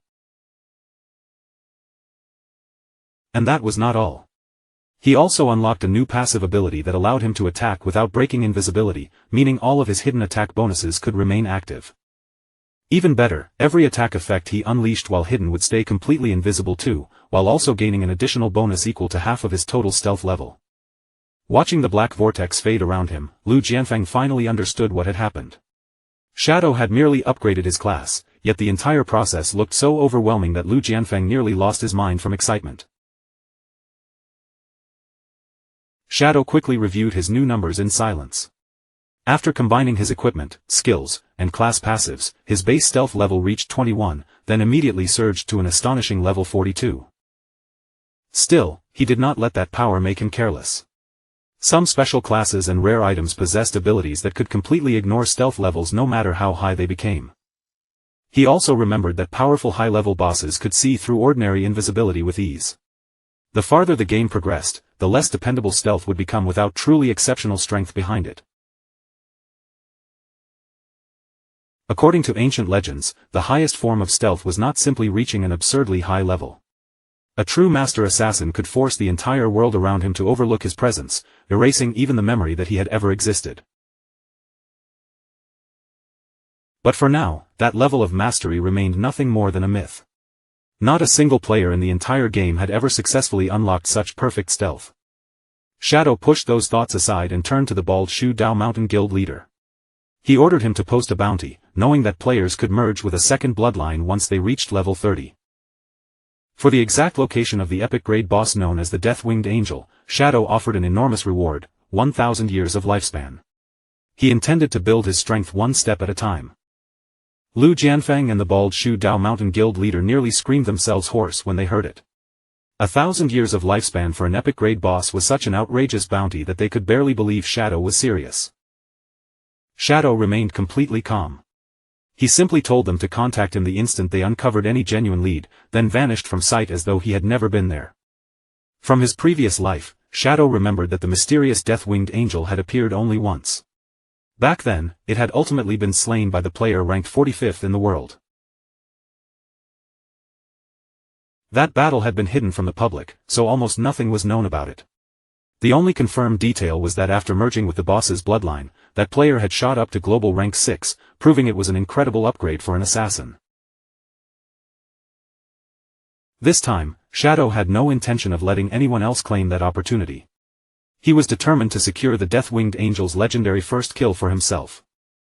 Soon after, his 1,000-year lifespan bounty spread across the entire global server. Along with it came a cold warning: anyone who dared give him fake coordinates would be hunted down and killed. The world chat exploded immediately. Some players praised Shadow as the strongest player alive, while others called his attempt to challenge that boss alone nothing more than a suicide mission. Meanwhile, deep inside a hidden cave, Zentile reported the massive global bounty to the red-eyed leader. The man listened calmly and replied that he had already heard the news. The red-eyed leader considered how quickly Shadow was becoming stronger and quickly guessed that Shadow intended to hunt the beast alone. Behind him, Qin Xiaoyu stood nervously, visibly frightened by the thought of facing such a monster. Then a memory suddenly returned to Qin Xiaoyu. She sprang to her feet and shouted to everyone in the guild that she had seen the Death-Winged Angel before. The red-eyed leader slowly turned toward her, his eyes glowing crimson as he fixed her with a hard stare. He demanded to know exactly where she had encountered it. Qin Xiaoyu explained that in her previous life, she and her brother Song Fei had seen the Death-Winged Angel inside the forbidden city of unjust death. Her words left everyone nearby stunned. But the local thugs burst into laughter almost immediately. They mocked her claims about a previous life and sneered at her weak stats, making Qin Xiaoyu burn with anger as they continued ridiculing her. A frightening red aura suddenly burst from the red-eyed leader, crushing the laughter into silence. He shouted for everyone to shut up, then turned back to Qin Xiaoyu and asked what this city of unjust death was and where it could be found. Qin Xiaoyu opened her system map and explained that the legendary city was located near Jinling. It was known as a forbidden place where only the dead were allowed to enter. The red-eyed leader became deeply interested the moment he heard that. He immediately ordered Zentile to gather their strongest squad members so they could head for those coordinates without delay. The other guild members began whispering among themselves, confused about why their leader took a low-level girl so seriously. Soon, they were quietly gossiping about what kind of relationship the two of them might have. Their whispers did not escape the red-eyed leader. Another heavy wave of pressure rolled off him as he coldly warned that anyone who dared disrespect Qin Xiaoyu again would die by his own hand. Zentile quickly shouted at the men to stop provoking their boss. Terrified by the pressure filling the air, the subordinates hurriedly apologized and swore they would never cross the line again. With such powerful protection behind her, Qin Xiaoyu immediately grew bolder. Wearing a smug expression, she ordered every person who had mocked her to get on their knees, and the frightened thugs quickly bowed before her. Qin Xiaoyu crossed her arms and savored the small victory with obvious satisfaction. Deep down, she thought that only complete fools could possibly dislike a girl as perfect as her. Later, while the group traveled through the Jinling wasteland, Zentile finally decided to ask the red-eyed leader something he had kept buried for a long time. He wanted to know why their boss placed so much value on Song Xiaoyu and Qin Xiaoyu. In Zentile's eyes, anyone else who had made mistakes that serious would have been executed long ago. The red-eyed leader explained that Song Xiaoyu possessed a unique class capable of ignoring stealth levels. Because of that, her tracking ability was absolutely essential if they wanted to hunt Shadow down. Then he revealed an even more shocking truth. Qin Xiaoyu was actually Shadow's younger sister, making her the ultimate key to bringing him down. Zentile froze in disbelief and asked whether that could truly be real. The red-eyed leader assured him that he never acted based on rumors that had not been confirmed. He had even uncovered Shadow's identity in the real world. Shadow was Qin Feng, an apparently ordinary salaryman living a completely normal life outside the game. After hearing that, Zentile suggested kidnapping Qin Xiaoyu and using her as a hostage. But the red-eyed leader immediately called him an idiot for thinking the situation was that simple. He explained that Qin Feng and Qin Xiaoyu were not related by blood, since Qin Feng had been adopted. Worse still, their relationship had completely collapsed after a bitter family dispute. Zentile then proposed exposing Shadow's real name to the whole world. The red-eyed leader coldly warned that he would snap Zentile's neck if he attempted something so stupid. Revealing Qin Feng's name would accomplish nothing, he explained. No one would dare challenge Shadow anyway, and exposing him would only make Shadow aware that someone was plotting against him. And once Shadow became alert, he would have no trouble tracing them down. Then he would slaughter every one of them without mercy. That was why Qin Xiaoyu's real value did not lie in being Shadow's sister. Her true importance was her strange ability to remember events from her previous life. Zentile could not help laughing at the idea of memories from a past life. Yet the red-eyed leader remained firm, insisting those memories were their only genuine chance to assassinate Shadow. He made the danger perfectly clear. They would have only one chance to kill Shadow, and if they failed to finish him instantly, absolute doom would fall on every one of them. Everything they had planned, every move they had prepared, had been building toward this single, make-or-break moment. In their world, hesitation was fatal. Sometimes, one brief instant was enough to determine who walked away alive and who never rose again. Not long afterward, the group reached the precise location Qin Xiaoyu had given them. Before them stood the entrance to the legendary city of unjust death. Zentile leaned over the edge and stared into the pitch-black abyss below, his voice tightening as he asked whether they were truly expected to jump. The red-eyed leader gave him a blunt answer: they had no other choice. The sight of that endless drop made Zentile freeze for a moment, but the leader ordered the entire squad to leap. He assured them that, no matter how deep it looked, they would survive the fall. With a calm smile still on his face, the leader stepped forward and jumped first. His loyal men immediately followed after him, throwing themselves into the darkness without backing down from the mission. Even Zentile shouted as he leapt, declaring that he would gladly risk his own life as long as it meant they could finally destroy Shadow once and for all. As they plummeted through the darkness, the red-eyed leader suddenly began slowing down until he was gently suspended in midair. His followers stared in disbelief when their own falls also came to a complete stop. Darkness swallowed everything around them.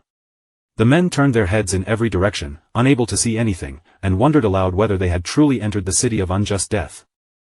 Then panic broke out.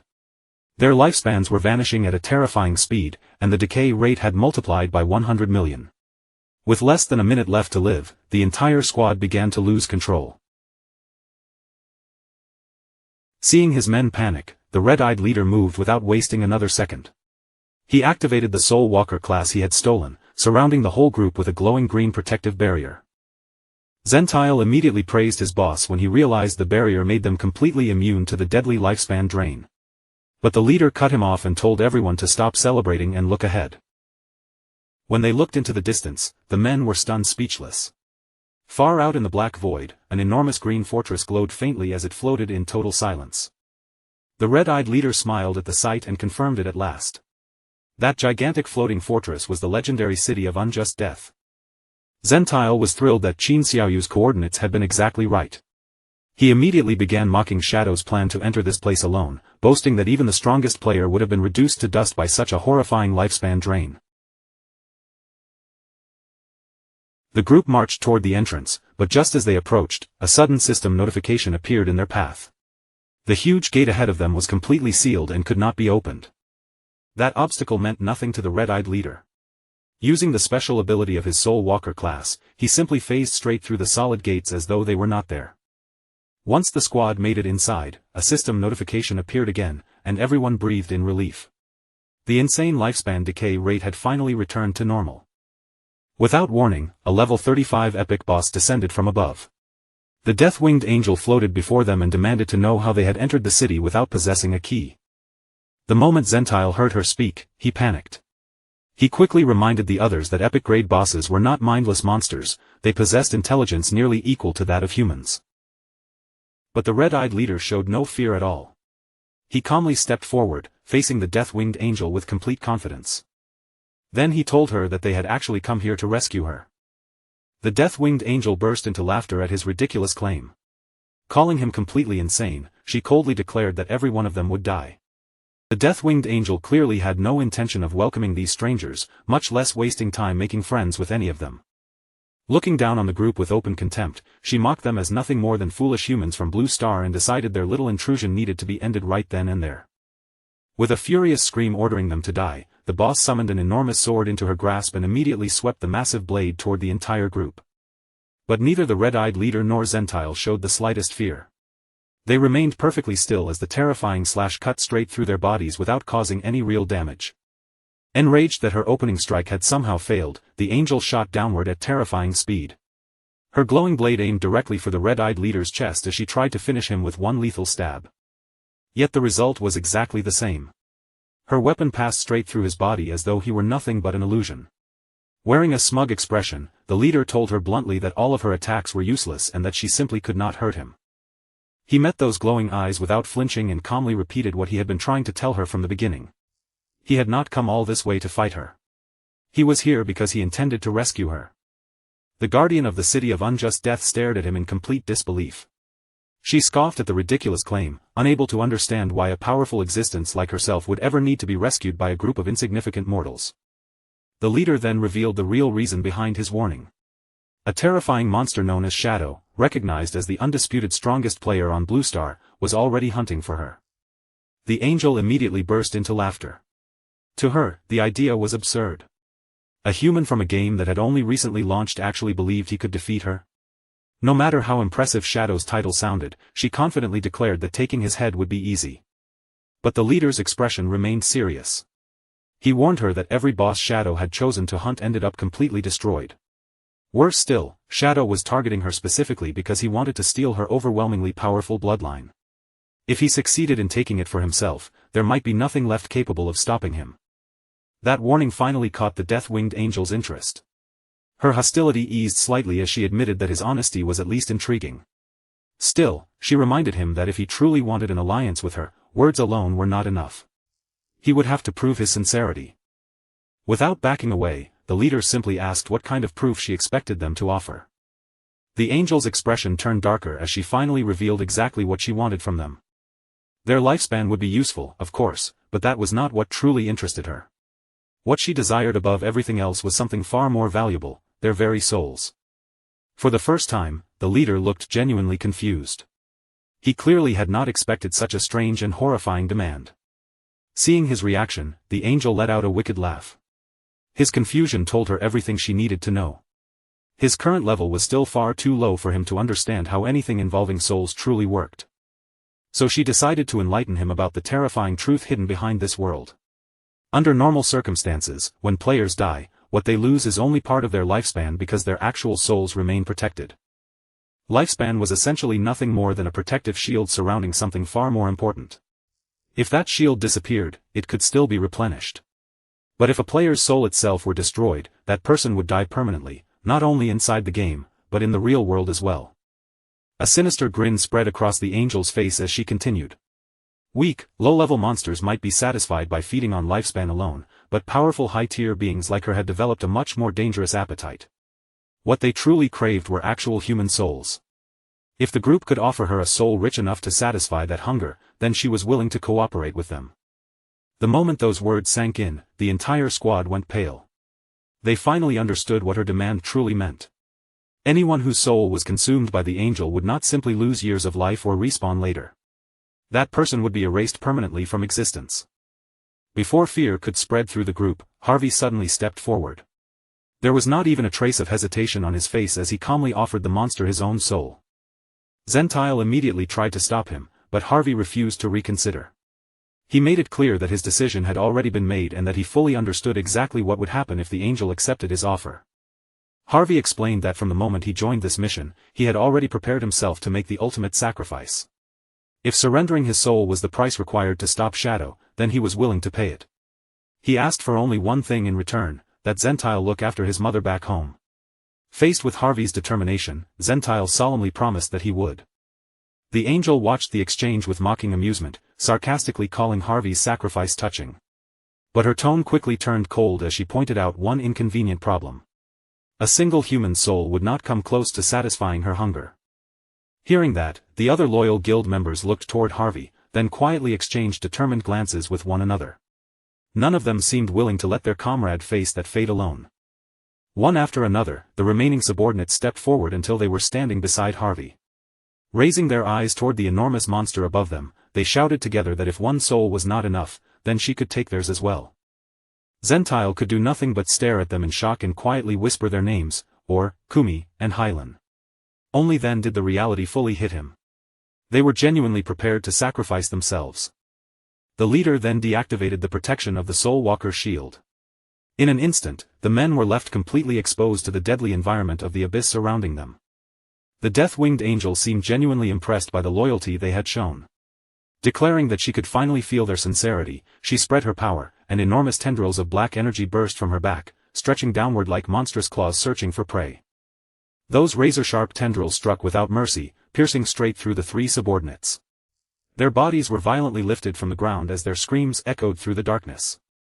With her chosen sacrifices firmly trapped, the angel beat her wings and soared high into the crimson sky, dragging the helpless men upward through the air along with her. Now that the Soul Walker's shield was gone, the system immediately recognized that their bodies were directly exposed to the abyss's extreme environment. Their remaining lifespans began draining away at a horrifying speed almost too fast to comprehend. Only a few seconds were needed. Their flesh rapidly withered, their bodies shrank and dried out, and before everyone's eyes, the three men were reduced to little more than skeletal husks. Their remaining lifespan vanished almost instantly. Then glowing blue souls were violently torn from the skeletal remains they left behind, drifting through the air toward the waiting death-winged angel. The angel eagerly swallowed the floating souls one after another. As she devoured them, she released a sound of pure pleasure, savoring the feast with obvious delight. Once her hunger had finally been satisfied, she slowly descended back toward the surviving leaders.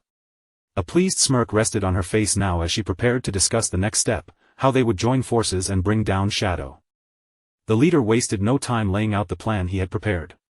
He wanted the angel to leave the city with him and secretly enter the human world. Once there, they could search for more powerful allies, patiently build their strength, and wait for the perfect opportunity to crush Shadow in one decisive attack. But the angel immediately mocked the idea and told him he was dreaming. As an epic boss, she was bound by the system's rules to this specific territory. No matter what she wanted, those restrictions made it impossible for her to simply walk out of the city of unjust death. The leader, however, did not look surprised at all. Exploiting weaknesses in the system was exactly what he was good at, and he calmly informed her that there was indeed a loophole capable of bypassing that restriction. To prove his point, he suddenly attacked the angel himself, deliberately striking her and instantly triggering a duel between them. The unexpected move caught the angel completely off guard. She stared at him in confusion, unable to understand why the man who had just proposed an alliance was suddenly attacking her. He quickly explained the trick behind it. As long as the two of them remained in a constant battle state and stayed close enough to one another, the game's rules would treat the fight as ongoing. That loophole would allow her to ignore the normal territorial boundary and continue following him wherever he went. The angel was clearly impressed. Only now did she realize just how carefully the leader had planned every detail before approaching her. Smiling with growing interest, she agreed to his proposal, already eager to personally discover whether Shadow was truly as powerful as everyone claimed. Meanwhile, inside his hideout at the Evil Spirit Academy, Shadow had already turned his attention to the same terrifying boss. Without wasting any time, he asked Aristotle directly whether she knew anything about the legendary death-winged angel. The system immediately issued a warning: obtaining that information would cost Shadow 30 full years of lifespan. He paid the price without even hesitating. Thanks to the transaction, his guild's shared lifespan pool automatically collected a clean 50% cut from the deal. With the payment complete, Aristotle began explaining what she knew. According to her, death-winged angels could be divided into two completely different categories: naturally existing native types and those brought forth through sacrificial summoning. She started with the native type. These were built-in epic-grade bosses possessing the death-winged angel bloodline itself. Only one could exist within each civilization, and such a creature would spawn exclusively in total darkness, at terrifying depths greater than 9,900 meters below the surface. The sacrificial summon worked very differently. To call one forth, a special feather had to be offered as the sacrifice. Doing so would summon a legendary tier death-winged angel boss whose level automatically scaled to match the level of the person performing the summoning. Shadow immediately dismissed that option. At his current level, challenging a legendary boss would be suicide, since a monster of that rank could probably vaporize him before he even had a chance to fight back. Still determined to find the native type instead, Shadow spent another 100 years of lifespan to search for its location. Because of his guild rebate, however, 50 years were immediately returned to the guild pool, softening the painful cost a little. But the moment he waited for an answer, Aristotle casually admitted that she had absolutely no idea where it was. Shadow's expression instantly darkened. Furious, he demanded to know why she had taken his lifespan in the first place if all she was going to give him was a completely useless answer. Aristotle calmly explained that native-type spawns appeared entirely at random, which meant even she had no way to divine their exact location. Shadow immediately complained about the enormous fee, but she quickly reminded him that after the rebate, he had technically only lost 50 years. She then defended herself, explaining that collecting lifespan was an unchangeable instinct written directly into the genes of her species. Still, she offered him something useful in return, the known locations across Bluestar that actually satisfied the conditions required for such a creature to spawn. According to Aristotle, only 3 known abysses on Bluestar extended deeper than 9,900 meters, the Abyss Sea, the City of Unjust Death, and a place known as the Blood Cave. The moment Shadow heard one of those names, his attention sharpened immediately. The City of Unjust Death was a place he already had a connection to. Realizing this might be the opening he had been waiting for, Shadow quickly pulled out both the map and the key connected to the City of Unjust Death. A perfect opportunity had suddenly landed right in front of him. With his destination decided, Shadow concluded that it was finally time to enter the Forbidden Ruins.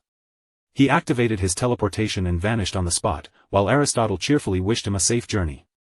A moment later, Shadow arrived near the Jinling wasteland and found himself standing at the edge of an enormous canyon. Looking down into the seemingly bottomless darkness, he checked the coordinates and confirmed that he had come to the right place. The City of Unjust Death was somewhere directly beneath him. Shadow did not waste even a second hesitating. He stepped straight over the edge and hurled himself into the canyon, his body plunging rapidly into the pitch-black abyss below. Almost immediately, a system warning flashed before him. He had entered a deadly frenzy zone, an environment so dangerous that his lifespan was now being consumed at 100 million times the normal rate. Seeing how insane the drain was, Shadow reacted at once and activated his mythic-grade skill, Depths of Darkness. As long as he remained in stealth, the ability reduced his lifespan decay by a massive 90%. Even so, the situation was still terrifying. After that huge reduction, his lifespan was still disappearing 10 million times faster than normal, which meant that every 3 seconds spent in the abyss would cost him an entire year of his life. Knowing every second now mattered, Shadow scanned the darkness below and soon spotted an eerie glow in the distance. Far ahead, greenlit towers rose from a floating fortress suspended inside the abyss. Without slowing down, Shadow snapped his fingers and summoned his skeletal dragon, Osiris. The instant the massive undead creature appeared, he ordered it to head for the floating city at the highest speed it could manage. Osiris surged forward through the darkness, carrying Shadow across the vast abyss at incredible speed. The ominous floating ruins grew larger and clearer with every passing second. As soon as they reached the fortress, Shadow leapt from Osiris and immediately pulled out the key to the City of Unjust Death. The key activated successfully, allowing him to cross the barrier and enter the Forbidden Fortress. The instant he made it inside, the system confirmed that his lifespan consumption had finally returned to normal. Still, that brief but brutal descent through the abyss had already cost him a full 10 years of his life. Shadow began walking through the ancient fortress, carefully studying the silent streets around him. To his surprise, there was not a single person anywhere. The entire place felt abandoned, making him wonder whether the fortress was actually empty. Then, without warning, a cloaked figure suddenly called out from nearby. The stranger burst into delighted laughter, clearly thrilled by the rare sight of an actual visitor appearing in this deserted place. The system quickly identified the stranger as Gonkei, a mask merchant. Wasting no time, Gonkei immediately started trying to sell Shadow his merchandise, proudly claiming that he carried some of the finest treasures available in the entire game. Shadow immediately recognized him as one of those rare merchant NPCs that players almost never encountered. Interested, he skipped the small talk and directly asked Gonkei to show him exactly what kinds of items he had for sale. Eager to impress his new customer, Gonkei revealed his collection. One after another, brilliantly glowing masks appeared in the air before Shadow, each one radiating the aura of a high-tier item. The system displayed the masks' powerful attributes one by one. The collection ranged from gold-grade disguise masks all the way to an impressive diamond-grade Shadow Walker mask, which dramatically increased stealth, movement speed, and damage while the wearer remained hidden.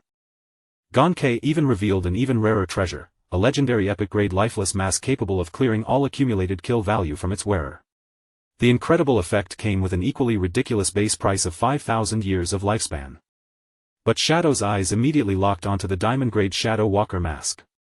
Its effects fit his assassin-style build almost perfectly, and after checking its attributes, he confidently decided that this was the item he wanted to buy. Gonkei instantly praised him for having excellent taste, but then revealed the unpleasant catch. Because the City of Unjust Death was supposedly closed for the day, the mask's price had jumped from its normal 3,500 years of lifespan all the way up to an outrageous 10,000 years. Shadow immediately understood what was happening. The moment Gonkei noticed how interested he was in the mask, the shady merchant had tried to squeeze him for everything he had by massively inflating the price. There was no way Shadow was going to spend nearly his entire lifespan reserve on an item that was normally worth far less. No matter how desperately Gonkei began throwing out so-called discounts, Shadow flatly refused every offer, turned his back on the merchant, and walked away. Behind him, the furious merchant started shouting insults, but Shadow did not even bother responding. Instead, he continued searching the fortress, reasoning that if a special NPC like Gonkei existed here, then powerful high-tier bosses were almost certainly hiding somewhere nearby. Meanwhile, far away in the ruins of Jianghai City, the red-eyed leader suddenly appeared high in the sky. With every preparation finally complete, he officially launched the operation to assassinate Shadow, and chose that moment to summon the terrifying Death-Winged Angel into the human world. At that same time, Little Black had just finished bringing down another powerful monster. Standing beside Captain and Yu, he excitedly celebrated the fact that they had successfully defeated yet another platinum-rank boss. And Yu, however, let out a tired sigh. With the constant danger around Jianghai City finally calming down, everyday life had recently become almost too peaceful, leaving her feeling strangely bored. Little Black immediately caught the meaning behind her complaint and started teasing her. With a knowing look, he told her to stop pretending and simply admit that what she really missed was Shadow. And Yu's face immediately turned red. Embarrassed, she admitted that she did want the chance to get closer to that legendary player. Nearby, Wang Meng silently judged her explanation, already convinced that her real goal was simply to get Shadow to hand over even more high-level equipment. Wang Meng then pointed out that Shadow rarely coming back to their ruins was actually something they should be happy about. After all, it meant the region had finally become stable enough that his constant intervention was no longer necessary. But before their peaceful conversation could continue, a deafening explosion suddenly tore through the air. The violent blast shook the entire city, instantly wiping the relaxed expressions from their faces. Everyone looked up in alarm. Right above the respawn point in the center of the city, a terrifying storm of crimson energy had erupted, twisting violently through the sky like something catastrophic was forcing its way into the world. Before Yu could even understand what she was seeing, a voice message suddenly reached her. The person on the other end sounded panicked and urgently warned the captain that something absolutely terrible was happening. The moment Yu heard the report, she froze in shock. An epic-grade boss had somehow appeared without warning, and even worse, it had spawned directly in the middle of Jianghai City. Crimson feathers began raining down from above, and every feather that touched a player erased them almost instantly. Through flashes of blood-red lightning, the terrifying silhouette of a dark-winged angel slowly descended from the storm. Then the system delivered the confirmation everyone feared. Their worst nightmare had truly arrived. A level 35 epic boss known as the Death-Winged Angel had been successfully summoned into the human world. Terrified players began respawning across the plaza, screaming and looking around in complete confusion. None of them could understand how an epic-grade monster had suddenly appeared right in the heart of Jianghai City. They were given no time to recover or even think. Before the newly respawned players could react, the Death-Winged Angel unleashed an enormous lightning slash across the plaza, instantly wiping them out all over again. The solo players quickly realized the horrifying truth: they were trapped at the respawn point itself. Unless the city guard somehow came to save them, they would continue being killed again and again until their remaining lives were exhausted and they suffered permanent death. Panic rapidly turned into despair throughout the ruins. With the spawn point completely controlled and every escape route effectively sealed, the players began to realize that Jianghai City might be facing total destruction. And Yu crouched behind a section of crumbling debris, using the broken ruins as cover while watching the destruction unfold. After seeing the monster's overwhelming power firsthand, she understood that its terrifying strength absolutely matched the reputation of an epic-rank boss. At that moment, Yu knew there was only one person who might have any chance of stopping this disaster. With the city collapsing into chaos around her, she urgently decided to contact Shadow immediately. Shadow was occupied with matters inside his guild headquarters when Yu suddenly arrived with an alarming report. The Death-Winged Angel had somehow appeared in the ruins of Jianghai City, news so unexpected that even Shadow was momentarily caught off guard. Yu quickly explained that the boss was already rampaging through the area, and if nobody stopped it soon, the entire ruined city would be completely destroyed. Hearing how urgent the situation had become, Shadow remained remarkably calm and immediately activated his war teleportation, heading straight toward the battlefield. As the teleportation took effect and carried him toward Jianghai City, Shadow quietly thought over everything he had just heard. Something about this incident felt deeply wrong. The Death-Winged Angel was a boss from the deep abyss, a creature that should never have been able to appear naturally in an ordinary surface city. Shadow knew that random boss spawns were certainly possible, but even those followed strict rules. Their strength normally adjusted according to the average level of players in the surrounding region. With that in mind, a level 35 epic boss appearing in Jianghai City made absolutely no sense under the game's normal mechanics. Back in the central plaza, the enormous statue standing at its heart was being battered without mercy. One gigantic slash after another crashed into its massive body, the relentless barrage tearing away at the structure and leaving it heavily damaged. Far from the worst of the destruction, the red-eyed leader stayed hidden from the surrounding chaos. Once the timing seemed right, he quietly told Qin Xiaoyu that it was time for her to begin preparing. She immediately obeyed, agreeing without hesitation. Qin Xiaoyu wasted no time carrying out the plan. Instead of searching for an ordinary entrance, her body passed directly through a solid wall as though the stone were nothing, and on the other side, she stepped straight into a concealed portal hidden from normal sight. The portal carried her into a strange chamber filled with a vast, starry glow, making the space feel almost like a piece of the night sky had been sealed underground. Ancient stone tablets hung throughout the chamber, suspended from eerie blood-colored vines. The moment Qin Xiaoyu saw them, her face brightened with satisfaction. She had found exactly the place she was searching for. This mysterious chamber was no ordinary secret area. It was actually a legendary room concealed inside another hidden room within the giant statue, essentially a secret buried inside a secret. Under normal circumstances, ordinary players would not discover a place like this until much later in the game's progression. Qin Xiaoyu already understood what made the hanging stone tablets so important. Each one had been engraved with the ancient language of the gods, and the runes carved across them were not random decorations. To carry out her plan successfully, she had to activate those tablets in one very specific order. Unfortunately, the solemn atmosphere did not last very long. Just as Qin Xiaoyu prepared herself for the crucial task ahead, her own feet somehow tangled beneath her. She stumbled forward helplessly and slammed face first onto the strange cosmic-looking floor with an embarrassingly hard impact. Pain shot across her face as Qin Xiaoyu pushed herself up, tears gathering in her eyes from both the fall and the humiliation. Grinding her teeth in frustration, she stubbornly forced herself to continue. No matter how embarrassing that had been, she swore she would complete the activation sequence and release the terrifying boss sealed within the giant statue. Trying to steady herself, Qin Xiaoyu searched through the memories of her previous life.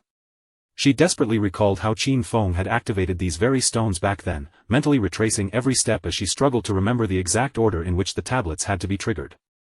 Then Qin Xiaoyu suddenly noticed something strange about those memories.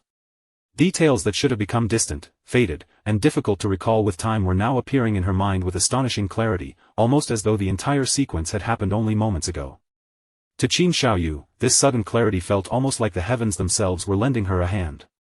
Filled with renewed confidence, she decided she would use the knowledge from her previous life to kill Shadow and reclaim everything she firmly believed should have belonged to her. As Qin Xiaoyu stretched out her hand toward the ancient runes and prepared to activate them, she silently justified everything she was about to do.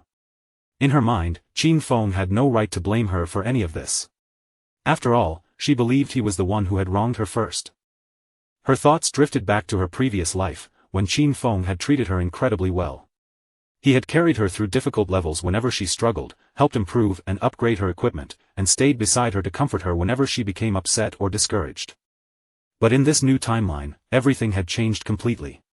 Instead of protecting and supporting her as he once had, Qin Feng had abandoned her and left her to struggle entirely on her own. Qin Xiaoyu bitterly blamed that abandonment for the miserable situation she now found herself trapped in.